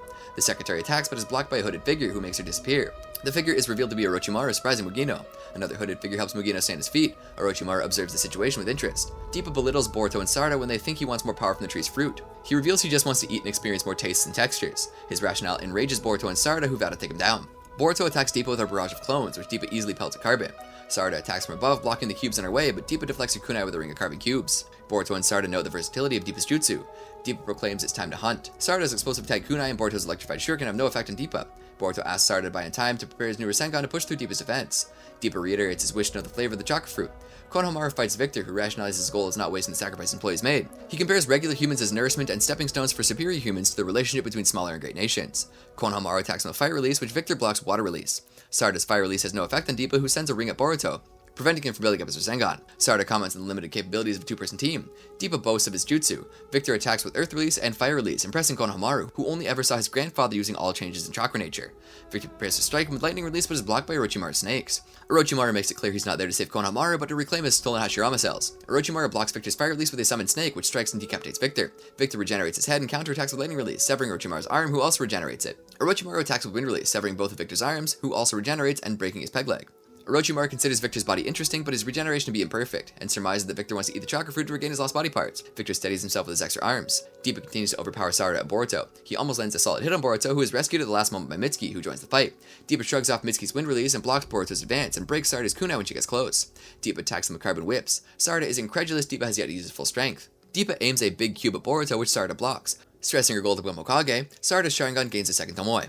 Deepa is angry at Team 7's lack of hopelessness. Mia arrives at the company and witnesses Victor's true form. The god tree buds begin to open, so Victor approaches it, ignoring Mia and Konohamaru's censure. The flower sends tendrils to pull Victor in, and Orochimaru explains that it's just a copy and that mere humans can't handle the fruit. Deepa blocks Mitsuki's lightning release, dodges Sarada's taijutsu, and blocks Mitsuki's wind release before striking through him, who's actually a snake clone. Deepa grabs the real Mitsuki and kicks him aside before dodging and blocking Sarada's taijutsu. Sarada's punch manages to chip Deepa's armor before he punches her aside. Boruto manages to attack with his compression Rasengan. More cracks appear in Deepa's armor, who decides to fully cover himself in black and white armor and kicks Boruto aside. Orochimaru and his clones burn Victor's imitation god tree with a barrier and tell Konohamaru to leave. Boruto refuses to back down, and Deepa grows angry when he sees bits of the burned god tree falling down and decides to kill the Genin. Boruto prepares to attack again, and Sarada warns him about his arm. Deepa turns his gauntlet into diamond. Deepa and Boruto clash, Deepa's armor growing more cracks. Mitsuki supports Boruto, wrapping his arm around Boruto's and adding his senjutsu chakra to the attack. Sarada also adds her chakra to it. Together they overpower Deepa, but breaking his armor and body. Deepa considers how close he got to taste the world through the god tree's fruit. He gets buried by the falling debris. They leave the building with Konohamaru. Mitsuki dismisses Boruto's concern for his injuries, saying he'll heal fast. Mia is willing to testify on their behalf about the incident. Orochimaru leaves, telling Konohamaru that he already notified Naruto. Konohamaru is glad Mitsuki was able to recover. Team 7 is glad to be together again. Namida learns how to play extreme shinobi picture scrolls with Inojin. Tsubaki Kurogane asks Boruto about his arm. Teams 7, 10, and 15 catch up with one another. Denki walks by them, lost in thought, and doesn't hear when they call him. At the Hokage's office, Konohamaru and Mugina report to the higher-ups, including the 5th and 6th Hokage. They explain they fought Victor and Deepa, who wished to cultivate a new god tree and eat its chakra fruit. At Naruto's request, Sai further investigated Victor's facility and uncovered research on samples that matched the ones they learned about from Shoujoji, deducing that Victor and Deepa were members of Gaara. Sai's investigation also indicates that they were aware of Naruto's role in defeating Momoshiki, which is classified information. Naruto sent messages to warn the other Kage. Victor's employees were unable to shed light into Victor's personal research, where the word vessel was consistently mentioned. They're surprised to learn that the doctor responsible for the fabrications was involved in Victor's project. Kurosuki mentioned they didn't find his body at the time and wonders if her grandfather was also involved. Hanabi finds it more likely the doctor used him to acquire experimental data. Konoha leadership is concerned that such a wide-reaching organization has been unknown so far. When Konohamaru recalls Victor's subordinates who were aware of his plan called themselves Outers, Sai recalls his mission with Sasuke and Amagakure and considers that Gaara has remained hidden by using outsider collaborators scattered across the nations. They consider the possibility of spies in the village. They weigh the protection of villagers against their freedom of movement. Denki has Team 7 help him take a balloon to the Hokage Rock, where they meet Metal Lee and Ubi to help set it up. Naruto takes a day to decide whether to blockade the village gates. He learns that nowadays, identity checking isn't as thorough as it used to be due to the high amount of people coming and going. Kotaro supports restricting movement in and out of the village, citing the Byakuya Gang and the Mujina Bandits as examples. Iwobi and Metal Lee go up in Denki's balloon, drawing Naruto's attention. Denki explains it's an experiment to improve the range of wireless transmissions. Metal loses the instructions Denki gave him, but Iwobi soldiers on. Denki manages to speak with his friend in another village close to the border. Denki's friends celebrate his success even if the balloon isn't able to maintain altitude to keep communications working for long. The following day, Naruto decides not to blockade the gate and instead decides to overhaul the sensing system on the village. Victor reports to Jigen, placing blame of the incident on Deepa, and assuring him that none of their secrets were exposed as he recovered Deepa's body. Jigen considers the god tree plan foolish. Victor decides to claim Jigen's vessel. The Konoha barrier team run a successful trial of the new sensing system, using it to detect a disguised thigh. Several young shinobi are impressed, but Inojin is uninterested. Ino lectures them on the history of the barrier team and how the new system has been improved and automated with the help of scientific ninja weapons. She explains that since the system can only detect unregistered chakra signatures once an intruder actually crosses the barrier, a swift response team is necessary. Ino has gathered shinobi with sensory skills to run an operational test and collect additional data. There will be organized infiltration teams, and their job will be to apprehend them. Boruto and Shikamaru meet up with Inojin. Inojin explains he was asked to join because he scored good grades in sensing, having learned the basics from his mother a long time ago. Boruto and Shikamaru were asked to be part of the infiltration team, and as a Chūnin, Shikamaru was asked to memorize the newest addition to the bingo book. Fellow Yamanaka clansman Kohan introduces himself as Inojin's partner for the trial and thanks him for the contribution. Kohan didn't know Ino had a grown son and warns he won't pull any punches. Inojin says he's not his mother and is surprised she's so well regarded, as he only ever saw her work at the flower shop. Inojin and Kohan receive a breach notification to depart. Inojin isn't able to apprehend a single target that morning, and Kohan is surprised than he actually has never sensed before. Ino is excited about the trial, but apologizes for making Inojin participate when he has little interest in the subject, and says he doesn't have to be part of the afternoon test. Inojin confesses to Sai that he thinks Ino is disappointed in him. Sai explains that beyond being a Yamanaka, the reason Ino takes such interest and pride in sensing is because of her father, who died in the war. She was inspired by him and doesn't force Inojin because she wants to inspire him as well. Inojin asks Kohan to help him hone his sensing. During the afternoon test, Inojin is able to find Shikadai, but actually detected someone else near him. Kohan checks in with the team, but the chakra signature Inojin sensed was registered. Inojin is still concerned about it, and Shikadai, knowing Inojin, convinces Kohan to pursue the matter, arguing that as a trial, this data should be significant. They meet up with Boruto and go investigate. The person whose chakra he detected, Mokume Arai, was not even in the village, having left the day before on the train for a friend's wedding. They discuss the possibilities, and Shikadai recalls something from reading the bingo book. Hiyuo Yorishiro has the ability to mimic others' chakra, so he's capable of crossing the barrier without reading as an unrecognized signature. They report their findings and suspicions. They arrive at an area filled with people, and based on his earlier performance, Inojin doesn't think he can cover such a wide area. Instead, he draws several birds with a super beast imitating drawing. As they're made with his chakra, he can use them as a medium to extend the scope of his sensing. They find and apprehend Hiyoi. Kohan reports to Ino, who agrees Inojin isn't cut for sensing, but adds he doesn't have to be, and that's not for her. She tells Inojin they'll make changes to the barrier to account for imposters. Inojin is worried she'll close the flower shop, but she says she treasures both, and tells him to do what he wants and not to worry. Ao Arc. In the Nara household, Shikadai is surprised to see his father home. His parents remind him that today is a day of remembrance for those who died in the Fourth Shinobi World War. Many Konoha citizens gather at the cemetery, where Tsunade acts as a speaker. She stresses how the peace they have today is due to those who had lost their lives in the war, and that while the new generations don't know war, they should be told of what those who do learn from it. Ao goes to Katasuke's lab to ask for maintenance on his prosthetic arm, but Katasuke isn't in today.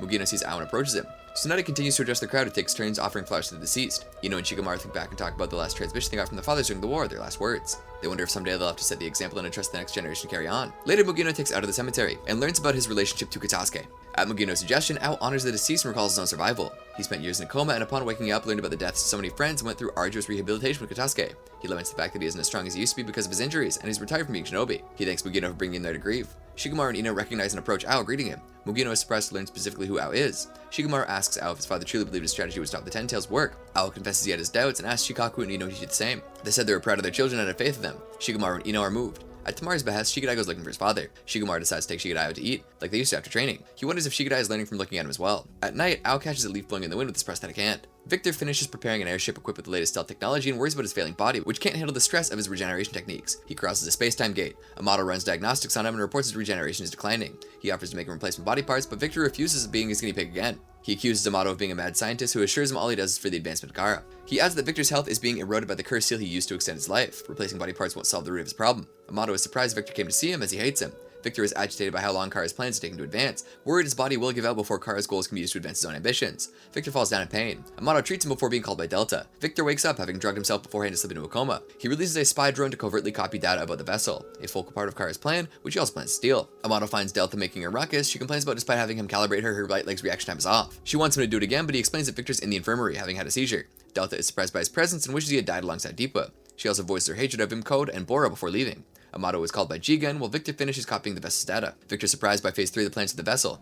Jigen asks Amato if the vessel has reached Phase 3, and why he wasn't notified immediately. Amato says he wanted to gather enough data to make sure of it as to not give Jigen false hope. Jigen wishes to test the vessel on the surface, much to Amato's surprise, who thought tests were out of the question until the next phase. Jigen knows moving the vessel will be noticed by the Shinobi, but it's a risk they'll have to take. Victor arrives, and having heard of their plans, suggests they use his airship. Amato is suspect of his willingness to collaborate, but Victor plays up his worsening condition. Jigen approves, but Amato requires certain conditions, such as Victor not being aboard the ship and being in charge of loading the vessel and selecting the fight plan. Jigen watches as Victor leaves to begin preparations. In Konoha, Team 7 gets an official commendation for their role in resolving the issues in the Land of Valleys. Boruto asks his father to spar with him, which Naruto considers. The vessel is loaded into the airship, and Delta is suspicious of Victor. Amato assures her that it's impossible to change his path from autopilot. Delta says she'd love to slice them up should they fail. The airship takes off in stealth mode. At the Hokage Rock, Boruto removes his bandages and recalls Momoshiki's words as he looks at the seal in his hand. Victor attempts to change the airship's path with a hidden mechanism, but something goes wrong and it crashes. Victor wonders if the plan was discovered, but considers that if it were so, they wouldn't have actually loaded the vessel. At Kara's lair, Jigen is pensive. Himawari makes and decorates a flower vase for her mother's upcoming birthday. Boruto has yet to decide what to give her and intends to buy her something when he gets paid for his missions later that day. Team 7 discusses Konohamaru's sudden departure for an urgent mission, so the Genin have to go on missions without him. Sarada intends to take leadership in his absence. Walking through the village, Boruto sees a woman with a flower bouquet and considers it as a gift for his mother. Boruto sees Mugino running by, and upon catching up with him, he discovers he's running from restaurant owners who want him to pay the money he owes them. They know today's payday, so Mugino offers him his wallet, which barely has enough coin in it. Mugino claims he gave this month's earnings to a kid with a sick sister.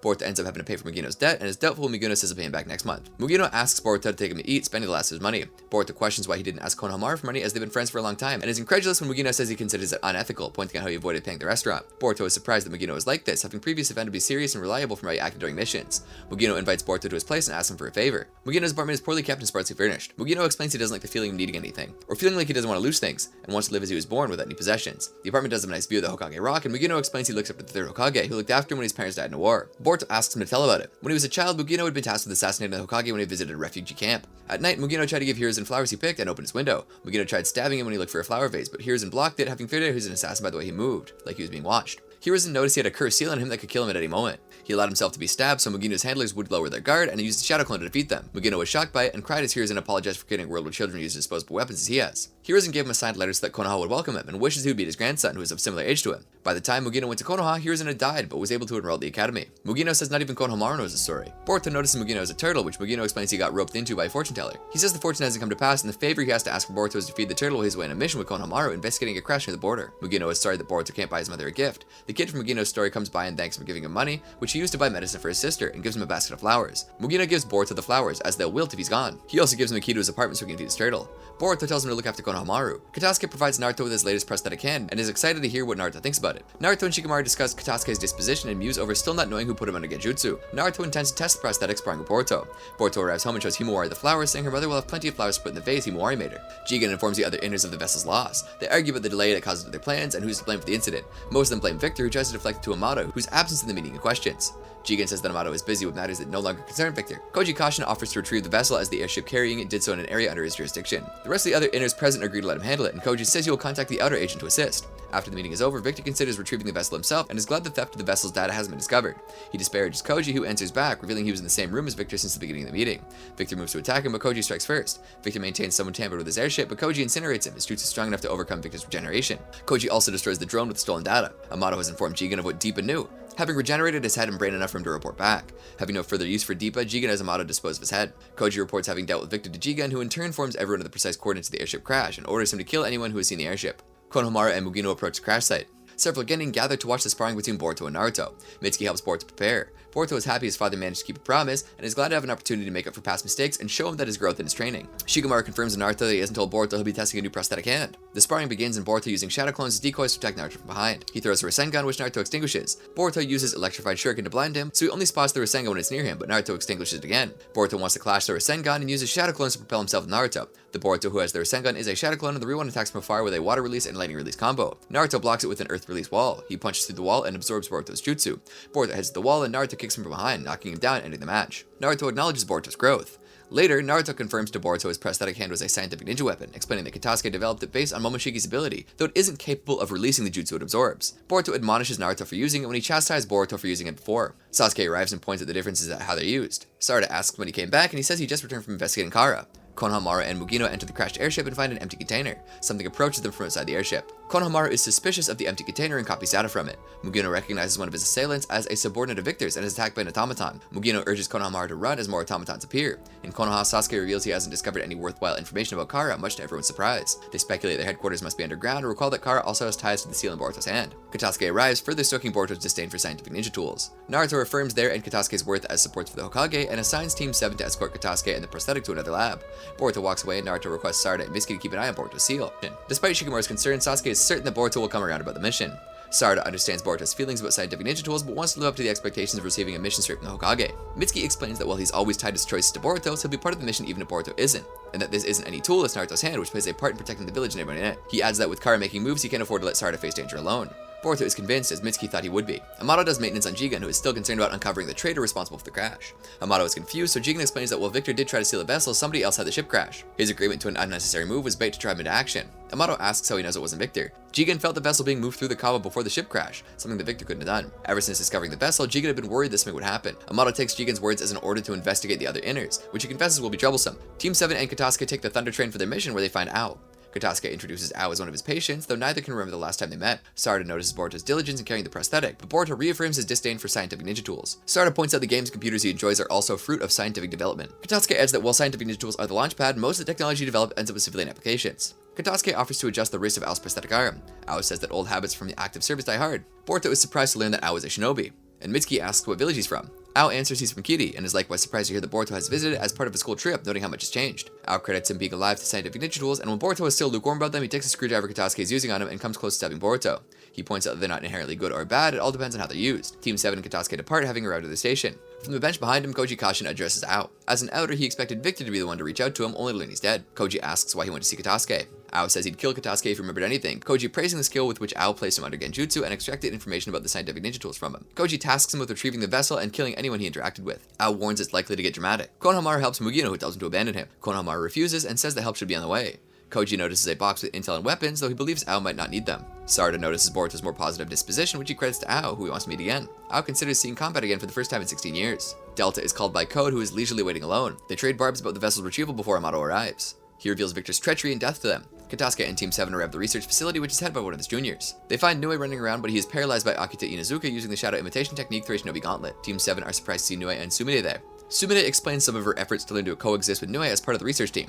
Akita is excited to have Katasuke's latest prototype to test. Despite their enthusiasm and Katasuke's insistence that how they're used matters, Boruto remains unconvinced of scientific ninja tools' value. As part of the mission, Team 7 helps test other tools, some of which Boruto even has fun testing.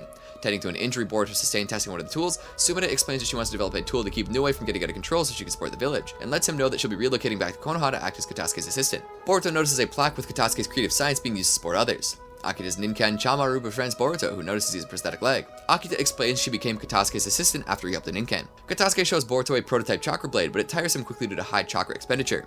Boruto concedes the tools have a role in supporting the village. Boruto has a call from his father. At Gaara's headquarters, Amato does maintenance on Delta and Code, who continue to trade insults. They consider Boro might have stolen the vessel before he checks in. Naruto informs Boruto they've lost contact with Konohamaru and Mugino, and has his team check in on them as they're the closest. Naruto's concerned that despite being too capable Jonin, they have been able to get in contact, and wonders if Gaara might be responsible. Sai and Shikamaru share his concern. Amato shows Jigen the scans he had made of the other inners to identify the traitor among them. Code spies on them.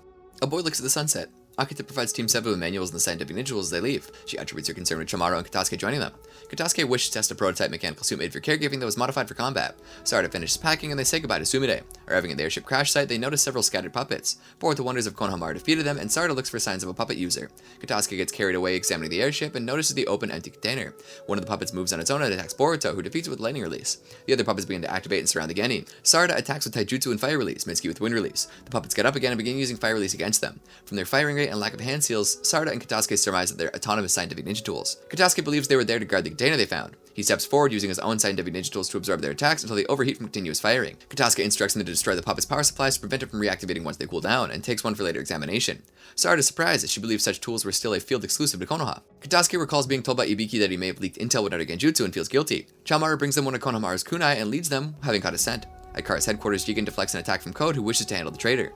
Jigen points out he has another important task. Code leaves, crosses past Delta, and they insult each other. In a cave, Konohamaru tends to Mugino's injuries. Team 7 finds them and they catch each other up on what happened. Konohamaru means for Katasuki to analyze the data he acquired, but they're interrupted by Ao. He points a weapon at them and asks the contents of the container. Konohamaru refuses to share intel from a mission, so Ao opens fire against them. Sarada recognizes it as the same attack the puppets use. Katasuki absorbs Ao's attacks, allowing Konohamaru to break his weapon with Rasengan. He asks about the container and about Kara. Ao shoots Konohamaru in the face with a hidden prosthetic in his chest. Them knowing about Kara is a greater mess than he anticipated, so he removes one of Katasuki's jutsu absorption arms and uses it to absorb Boruto's Rasengan before kicking him aside. Sarada considers using a smoke flash bomb, but Konohamaru and Mugino don't know the signal for her plan. Mugino grabs Ao and asks him about what he said when they met during the memorial. Ao pierces him with a hidden tool in his arm. Mugino holds Ao in place and collapses the cave around them, telling the others to run. Ao begins emerging from the rebels, so Konohamaru hastens their escape. Free from the rebel, Ao intends to kill all of them. Hiding in an abandoned structure, Sarada applies the healing foam to Konohamaru's injuries. He thanks Katasuki for developing the technology. Mitsuki believes Ao isn't pursuing them at the moment. Sarada wants to retreat as soon as Konohamaru is healed. Boruto is frustrated by Mugino's death, so Konohamaru assures him of Mugino's intentions. They discuss how someone like Ao would align with Kara and how dangerous he is. Knowing that Ao wants to eliminate them for investigating the empty container, Konohamaru prioritizes getting the information to Konoha, and offers himself as a decoy to stall Ao. The Genin argue against it, pointing out he's exhausted. Katasuki offers himself as bait instead, revealing that while under Genjutsu, he leaked information on the scientific ninja tools. He feels responsible for what the enemy has done to this technology, including Ao's murder of Mugino. Boruto confesses he used to agree that scientific ninja tools shouldn't exist, but seeing their positive influence on the lab changes his mind. He wants to stop Ao from misusing the tools so others won't hate them without knowing them like he did. Konohamaru is convinced to deal with Ao instead of the decoy strategy. At Kara's headquarters, while trading insults, Code tells Delta that Jigen believes it's a traitor among the inners. Each accuses the other of being the traitor. Amato interrupts them and explains the steps he's taken so far to uncover who the traitor is. Code and Delta point out Boris skipped maintenance, as did Koji, and wonder where Koji is. Koji meets with Ao and questions his commitment. Ao assures him of his loyalty to Kara. The Konoha Shinobi strategize, wanting to make use of the jutsu absorption tool Ao stole. They intend to make him absorb their attacks to create an opening for a surprise attack from a blind spot. Now that Ao no longer has a Byakugan, Boruto activates the chakra blade he intends to use, but passes out from chakra use. When he wakes up, Katasuki has finished adjusting the remaining jutsu absorption arm for Boruto's use. They prepare to defeat Ao with the proper use of scientific ninja tools. The Konoha Shinobi wait for Ao's attack, Mitsuki's snake acting as a scout. They discuss Ao's prowess and plan to defeat him as Shinobi. Mitsuki warns him of Ao's approach. Ao sees where they're hiding and attacks Mitsuki, whose lightning release to counterattack Ao absorbs. Mitsuki retreats and Konohamaru attacks with fire release. Ao notices their disregard for conserving chakra and deduces they have a strategy. Mitsuki attacks while Ao is absorbing Konohamaru's attack, forcing him to dodge, allowing Sarada to land taijutsu hits. Ao's Shinobi wear is resilient, so he counterattacks Sarada. The three continue attacking with a ninjutsu for him to absorb and dodge. Ao creates a greater absorption sphere to absorb all their attacks at once. Ao notices Boruto's absence and determines him to be vital to their strategy. Boruto strikes from above with a chakra blade, which Ao blocks with his own.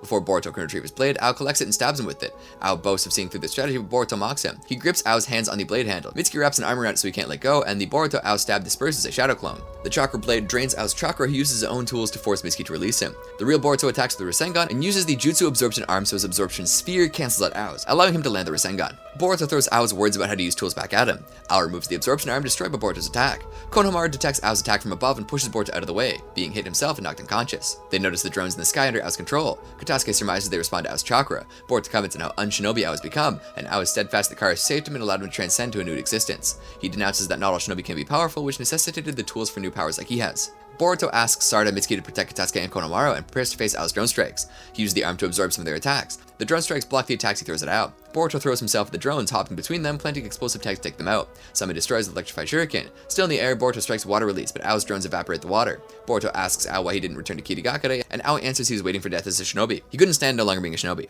Ao commends Boruto for pushing him so far, and the two resume fighting. Boruto attacks with shadow clones, but Ao is able to discern the original, since the jutsu can't replicate complex machinery out of scientific ninja tools. Sarada tries intervening, but Mitsuki has to pull it out of the way of the drone attacks. Ao prepares to stab Boruto, who disperses the shadow clone arm with the absorption arm. Boruto emerges from the rebel, dodging Ao's attack and letting her Rasengan on his weaponized arm, destroying it and setting him against the abandoned building. Ao's drones crash down. Ao admits defeat, and when Boruto pulls out the screwdriver, Ao tries goading into killing him. Ao thinks him naive for showing mercy. Boruto once again voices Ao's how it's used rationale, so even the tools Ao uses should be used for good. He tells Ao to live with the tools Katasuki gave him. Konohamaru regains consciousness and wants to take Ao back to Konoha when they get reinforcements. Katasuki looks forward for the future of the Genin. Ao notices and calls out to Koji, who summons a toad. The abandoned building collapses under the toad's weight. Ao uses water release to push Boruto out of the debris way, and is crushed by the toad. Koji wonders what motivated Ao to use ninjutsu at the very end and introduces himself after releasing his summon. He congratulates them for the battle, having quite enjoyed it, and aggravates Boruto by belittling Ao's emotions. Konohamaru probes him for more information on Gaara, but Koji reveals nothing. Koji seals their movements and readies himself to incinerate them. Konohamaru breaks free of the seal with one of his own. The two begin to fight, Koji countering and avoiding Konohamaru's taijutsu and fire release. Koji counters Konohamaru's Rasengan with one of his own to everyone's surprise.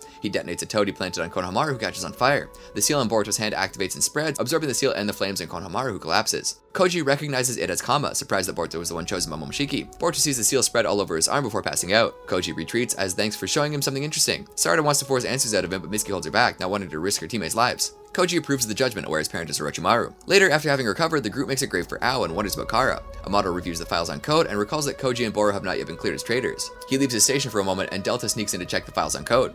Considering him and Boro clean, she considers Koji to be the traitor. Elsewhere in the hideout, Code is frustrated with another member. Konohamaru wants to return to the village because they have a lot to report on. Boruto asks about Chamaru, but Katasuki assures him that if anything happens, he'll return to the lab on his own. They find the remains of a battle with more autonomous puppets and investigate. They're far more damaged than the ones that Team 7 defeated. Chamaru draws their attention to a passed out boy who they believe to be the one who defeated the puppets. Despite Konohamaru's warning, Boruto approaches him and notices that he has the same mark as him. Kawaki Arc. In the basic Gaara, Jigen and Delta eat a meal where Delta expressed her exasperation at Koji's lack of progress and kicked the meal table hard enough to destroy it completely. Jigen simply manifested another meal and calmly allowed her to shadow Koji's mission, provided she does not interfere with his methods. Delta requests the help of Garo, an inner of Gaara, and rendezvous with Koji. As Boro and the rest of Konohamaru's team observe the unconscious Kawaki, suddenly Boruto's seal hurt, also irritated Kawaki, who after being furiously reminded of his adoption at Jigen's hands, unleashed a repelling shockwave before engaging in an uncooperative discussion with the Konoha ninja, unaware that Koji and Delta are watching. When Garo arrives, Kawaki fought him and after being overpowered activated his seal and effortlessly killed him and nearly killed Boruto and the others had Boruto not activated his own seal. Although Kawaki made it clear he saw them as Gaara members, he collapsed due to overexerting himself, and after Katasuki inspected Kawaki, he revealed that Kawaki's body had been significantly modified by microscopic scientific ninja tools that have altered his body down to the level of his nervous and circulatory systems, and that his level of advanced shinobi wear was even greater than Naruto's own prosthetic. Team 7 and Katasuki decided to take him back to Konohagakure, with Koji allowing it much to Delta's angry surprise. Back in Konoha, having decided to allow Kawaki to experience normal life, Naruto tried to befriend him, but Kawaki remained guarded and hostile, trying to escape before he reached Naruto's house until Naruto foiled it, and dismissing his value to Naruto as he couldn't provide much intel on Gaara. And once he broke the vase Himawari had given to Hinata, he tried to escape his home. Naruto finally snapped and unleashed his power, terrifying Kawaki, who believed he may be even more powerful than Jigen. Soon, Boruto came home and was furious over Kawaki having broken the vase Himawari made. Kawaki coldly told him off and hardly apologized to Himawari, which only made Boruto angrier, and after Kawaki introduced himself vulgarly, Boruto responded in kind. Although Hinata and Himawari were fine with the vase broken, as the most important thing was their feelings conveyed to Hinata, Boruto and Kawaki soon had a violent altercation when they wanted to go to the toilet only to have to go outside the house, only being stopped by Naruto. Eventually, Kawaki revealed his past to Boruto and how he obtained Kama. He had obtained it from Jigen, who experimented on many other children, causing their deaths before succeeding with him. Boruto, who could not help but feel somewhat sorry and impressed by Kawaki's harsh treatment, that he himself even noted was worse than death and still he survived for so long, agreed to consider working with Kawaki, but still insisted that he repair Himawari's vase before leaving for a mission. Naruto offered to help as he couldn't let Kawaki still minded to buy another vase, and the two went out. Kawaki's little regard for social manners and lack of knowledge of simple joys quickly showed themselves as he rudely ignored Sarada's advice on buying the custard snack and expressed quick infatuation with it and refused to share Sarada his snack, annoying Sarada. Even Naruto's tolerance was soon pushed to the limits when Kawaki ruthlessly attacked a child just because he bumped into him, which could have certainly killed the boy had Naruto not stopped him, and openly showed a lack of remorse for it. When he went to Ino's shop to buy a vase to replace the original, however, Kawaki displayed his vulnerable and traumatized side as just seeing the flowers caused him to remember Jigen, which Naruto comforted him for, and Sarada softened up to Kawaki and offered to help any time, but Kawaki did not acknowledge her as a friend. However, Boruto coldly refused it and told him to repair the original, frustrating Kawaki. Meanwhile, Koji entered Konoha undetected while leaving Delta behind, angering her as she could no longer watch him. When Naruto sparred with Boruto, effortlessly overpowering him, Kawaki activated his seal to make Boruto use his own to begin studying Kama, at which Boruto quickly became significantly stronger but was easily defeated. Nevertheless, Naruto applauded Boruto and the two mutually shared a seal of reconciliation, which surprised Kawaki, who remembered how harsh Jigen was with him whenever training him. He could never remember being praised and was only ridiculed for his lack of appreciation for the combat and physically beaten whenever he questioned Jigen. Naruto then offered to have Kawaki spar with Boruto, but Kawaki declined as he couldn't use chakra, and unmoved by Naruto's explanation of chakra being a power that connects you to others, which is the key to happiness, only expressed interest in the shadow clone technique just because he could use it to beat himself up in a melancholic and self-bitter tone, which Naruto advised against as he said that self-hatred would be nothing and that with friends he could change for the better, which affected Kawaki enough that he bitterly decided to repair the vase despite struggling, unaware that Koji had found him but decided not to capture him as he could not win against Naruto and chose to watch him and Boruto to gather information, which caused Boruto to open up to Kawaki and offer to train with him to use the Kama. During the spar, Kawaki easily handled Boruto's attacks before proceeding to unleash a blast that Boruto could not observe and was injured in the process. When the two made a seal of reconciliation, suddenly Boruto's hand healed as he and Kawaki felt a reaction from their seals, which worried Koji as he felt that meant Boruto could have the same power as Jigen. Meanwhile, the livid Delta had found Kawaki using a drone and proceeded to enter Konoha to bring him back herself. A fierce fight quickly ensued between Naruto and Delta, with Naruto successfully overwhelming and wearing down his opponent while holding back as to not harm the watching children, as Kawaki noted how far Naruto surpassed Delta, and that it was obvious as a dance that Naruto was leading the fight. However, when Delta revealed her trump card, that of a destructive beam that not even Naruto could heal from, Naruto began to be pressured enough that Boruto tried to help, only to make Delta attack Himawari, causing Naruto to shield her, only for Kawaki to take the attack, infuriating Delta and Naruto, with Delta being angered that Kawaki had damaged his valuable body, and Naruto being infuriated with their tactics. Now angered, Naruto decisively pummeled Delta and soon overloaded her absorbing eyes and defeated her. However, the drone Delta had used exploded Delta's body and fled, as Koji expressed that Naruto's power, while terrifying, still could not defeat Jigen, and only the Kama could do it. At the base of Gaara, Delta raged at her defeat as the other inners mocked and made it clear that the next time they try to receive Kawaki, they will send someone stronger than her. Jigen swiftly silenced the argument, noticing how Delta had defied his orders and questioning about Koji's whereabouts. As Boro is perplexed by how Koji is disobeying the order of retrieving Kawaki before Konoha came in, Jigen, interested when Delta said Koji was gathering information, asked Delta about it, and Delta told the other inners about Boruto having Kama, surprising all of them. Even Jigen, as Code noted that he had searched Naruto and Sasuke but found neither of them had the seal, along with noting that Boruto wields a real Kama and could increase his strength with Kawaki's upon resonating, which caused Jigen to smirk as he knew Momoshiki chose Boruto as a vessel. Meanwhile, Kawaki, inspired by Naruto giving him a prosthetic hand, despite it inhibiting his chakra, asked the ninjutsu from him and gradually opened up to others. He was eventually moved to tears when Kurama reveals just how similar Naruto's childhood was to his own when he was searching for the last piece of the vase and confronted by Kurama. However, as Boruto and Mitsuki left to ask Tsunade about the similarities of the strength of 100 seal to that of the Kama, Sasuke, in his investigation of a location from the coordinates retrieved from Gaara, discovered two terrifying revelations. Kaguya had come to Earth with a partner, and that another Ten Tails was imprisoned in the location.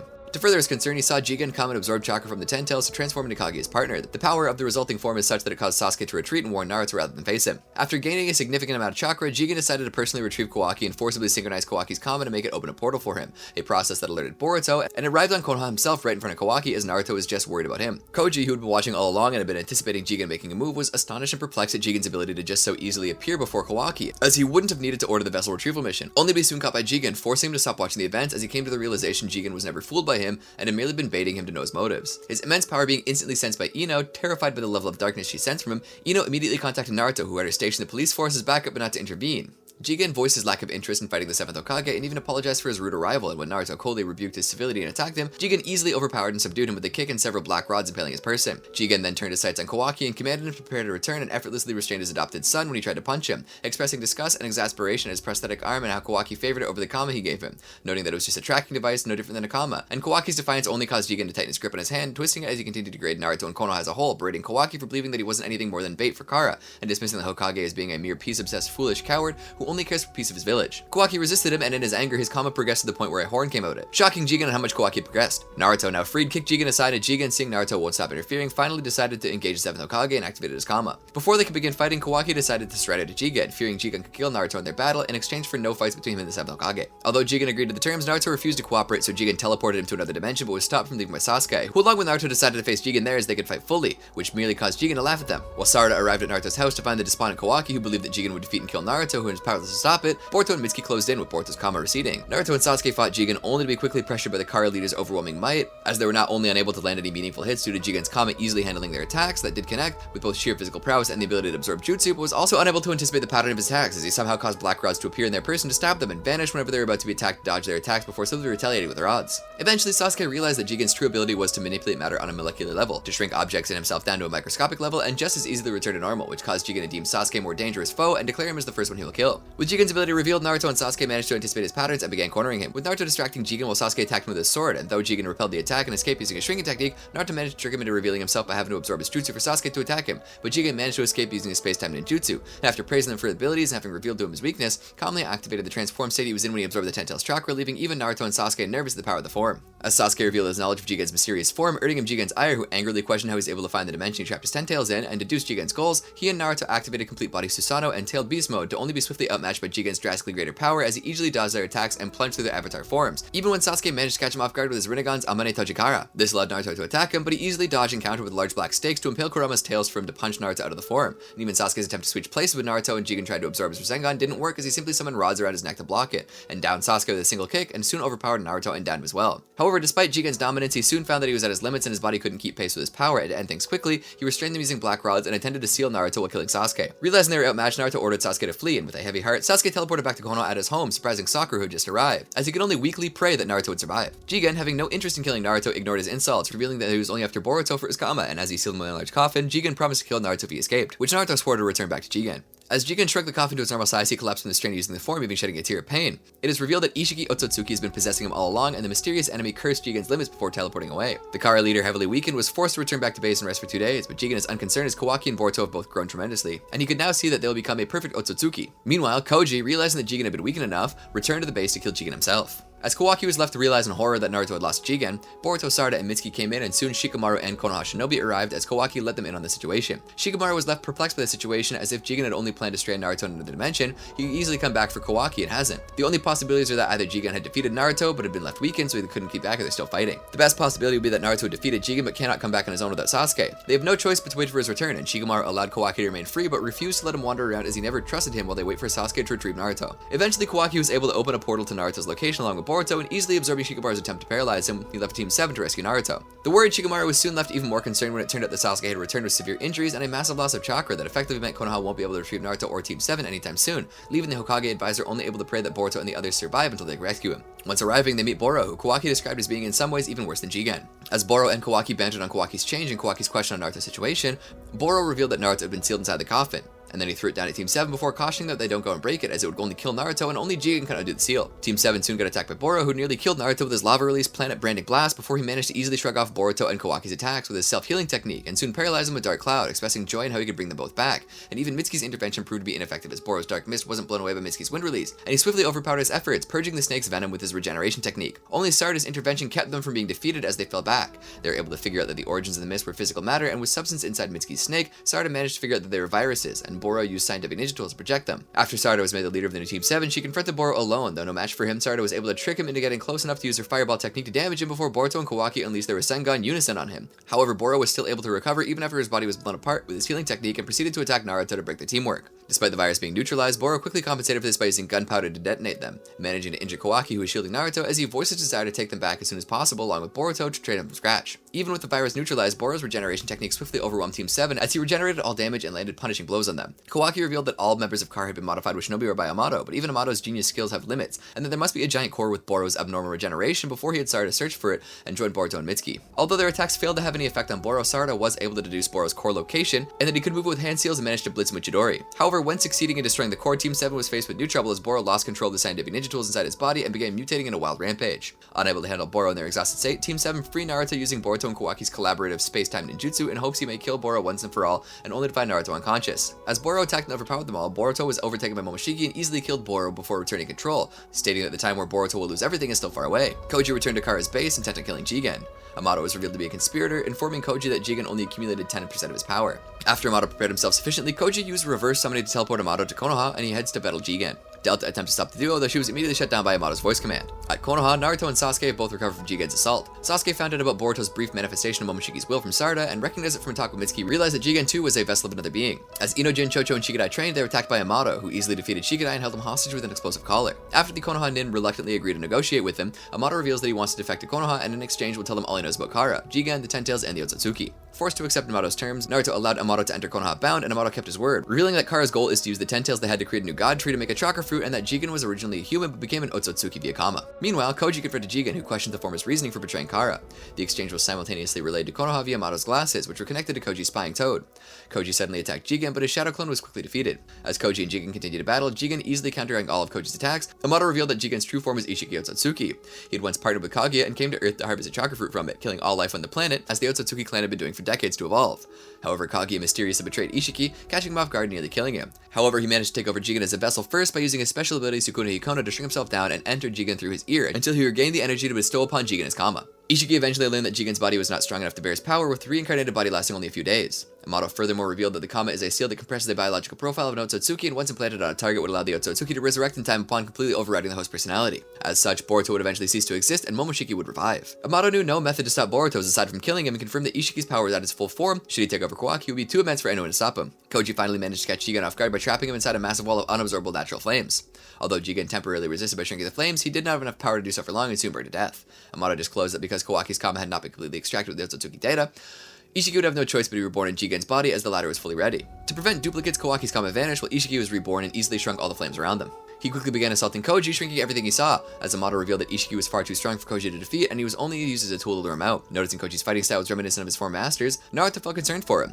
Ishiki destroyed Koji's mask, revealing him to be a clone of Jiraiya created by Amato. Ishiki acknowledged that Jiraiya bore a mighty fate, but in the same vein as his genetic template, Koji's predestined fate was a sacrificial death. Koji attempted to assault Ishiki but found himself vastly outmatched by the Otsutsuki, whose powers were on a completely different level than before. Despite Ishiki's condescending remarks, Koji entered Sage mode and went on the offensive. Meanwhile, Amato's defection rights were granted and recognized, though only around Konoha, and he would only leave if Naruto and Shikamaru were to allow it. He wasn't allowed to work in the village's lab with Okatasuki. Amato then revealed that he never planted a bomb collar on Shikadai, and it was just a sophisticated trick, as he knew that Shikamaru wouldn't be able to think otherwise, as he had seen a real bomb collar go off. Getting serious, Amato told him that Ishiki would soon be coming, as Koji would eventually be defeated, and that only the combined strength of Naruto and Sasuke could challenge him. He also revealed that sending backup to Koji would only lead to Kawaki being left unguarded, as Ishiki would have no reason to engage Naruto and Sasuke or any other backup they sent if they challenged him so soon, and would instead prioritize branding Kawaki once more and thus attack Konoha. Knowing full well that Ishiki could destroy Konoha with his power, Amato advised the civilians be evacuated, which Shikamaru immediately had sight range, and Kawaki to be put somewhere safe with Naruto and Sasuke around to guard him against Ishiki. As Koji, now in Sage mode, attacked Ishiki, the increase in power allowing him to become more of a challenge to the Otsutsuki but still being outclassed in straight combat, his attacks being casually repelled and outmatched in physical combat, he eventually attempted to catch Ishiki off guard by using Sage Ard 5 Fire God's Fan of Flames to temporarily cloud his vision and then attacking with an Ultra Big Ball Rasengan, only for Ishiki to reveal his Daikokuten and summon the pillars he had shrunk earlier down to pin Koji, decisively ending the battle. As Ishiki explained the technique and gave an example by summoning his original clothes and a glass of wine to drink, he commented on how Koji should have known the fight would have ended with him dead, and that it may look like he was trying to die as a proud shinobi, but he knew that he didn't want to acknowledge Amato's betrayal, and admitting that Amato had outwitted him, asked Koji for any message to Amato, which he would deliver as a favor to him as a former comrade before killing the old man. Koji instead summoned his toad to swallow him and escaped, but Ishiki couldn't care if Koji lived or died, choosing to teleport to Konoha immediately to retrieve Kawaki.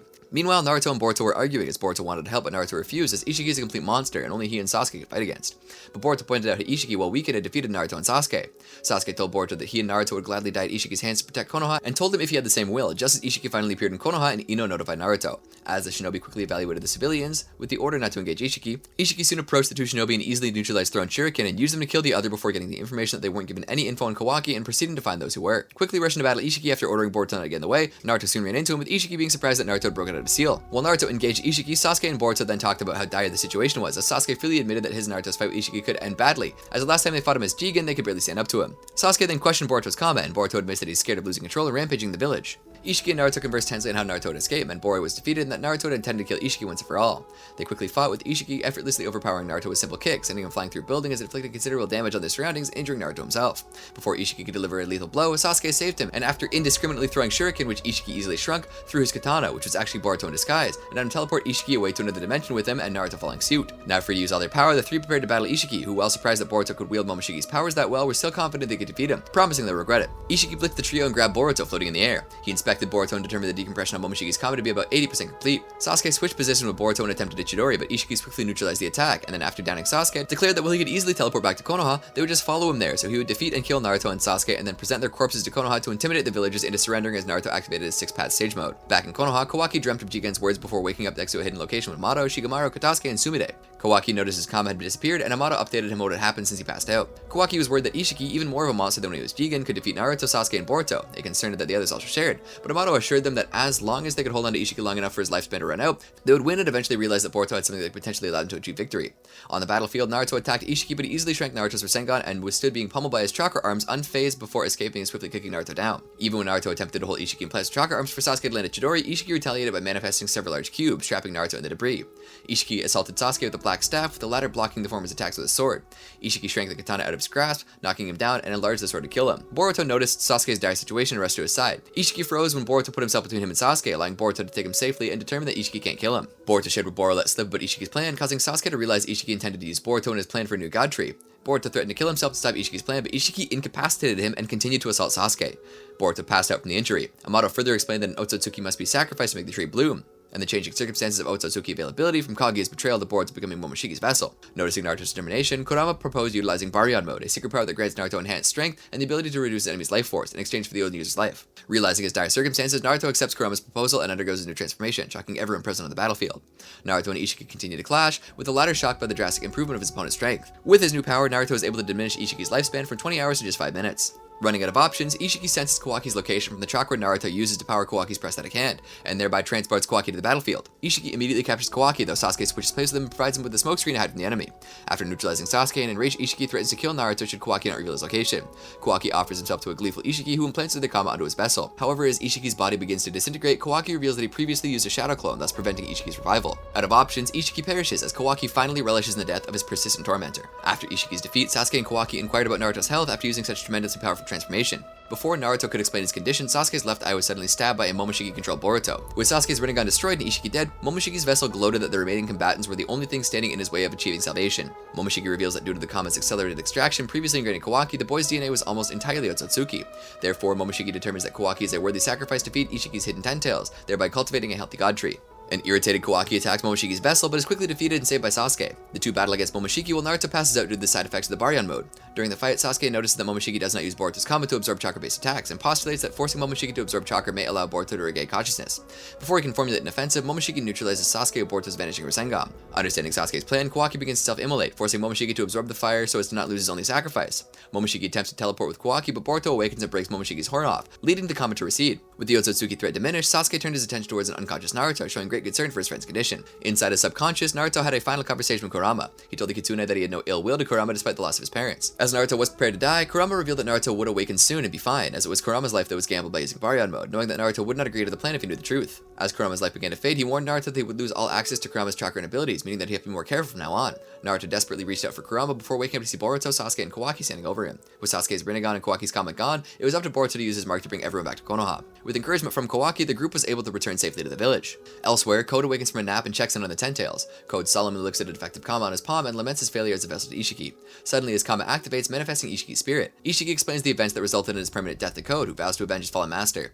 Ishiki declares that the White Kama is his legacy, and that Code will inherit his Otsutsuki will as well. Unwilling to let that die, Ishiki instructs him to do as the Otsutsuki have done for thousands of years, consuming the life of planets, and specifically to cultivate a god tree by feeding either Boruto or Kawaki to the Ten Tails. By consuming a new tree's chakra fruit, Code will become a new Otsutsuki and attain the power of a god. As Ishiki fades from the land of the living, Code recites the names of those he will seek vengeance upon. Post-Kawaki Arc. While Boruto Uzumaki is interviewed in Konoha Crush for his role in saving the village from Ishiki Otsutsuki, a model performs maintenance on Kawaki's restored arm, during which Katasuke Tono explains why Tsunade Kake is assisting. As she talks about Boruto, Kawaki embarrasses her by asking if she likes the Genin. Elsewhere, Sarada Uchiha, Mitsuki, and Team 10 discuss the restrictions placed on Boruto and his team. Being joined on top of the Hokage rock by Kawaki hypothesizes to Boruto that he can make his own Kama vessel by branding someone else in order to resurrect himself in the event of Momoshiki Otsutsuki resurrects in his. Objecting to the idea, Kawaki suggests Code. Amato informs Naruto Uzumaki about Code being the last active inner who also guarded Kara's Ten Tails. The conversation with the pair and Shikamaru and Nara concludes them deciding to go deal with Code.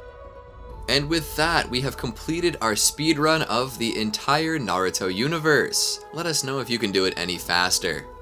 Did you enjoy our video? Be sure to check out these other great videos from the Amagi and make sure to subscribe and ring the bell to be notified about our latest videos.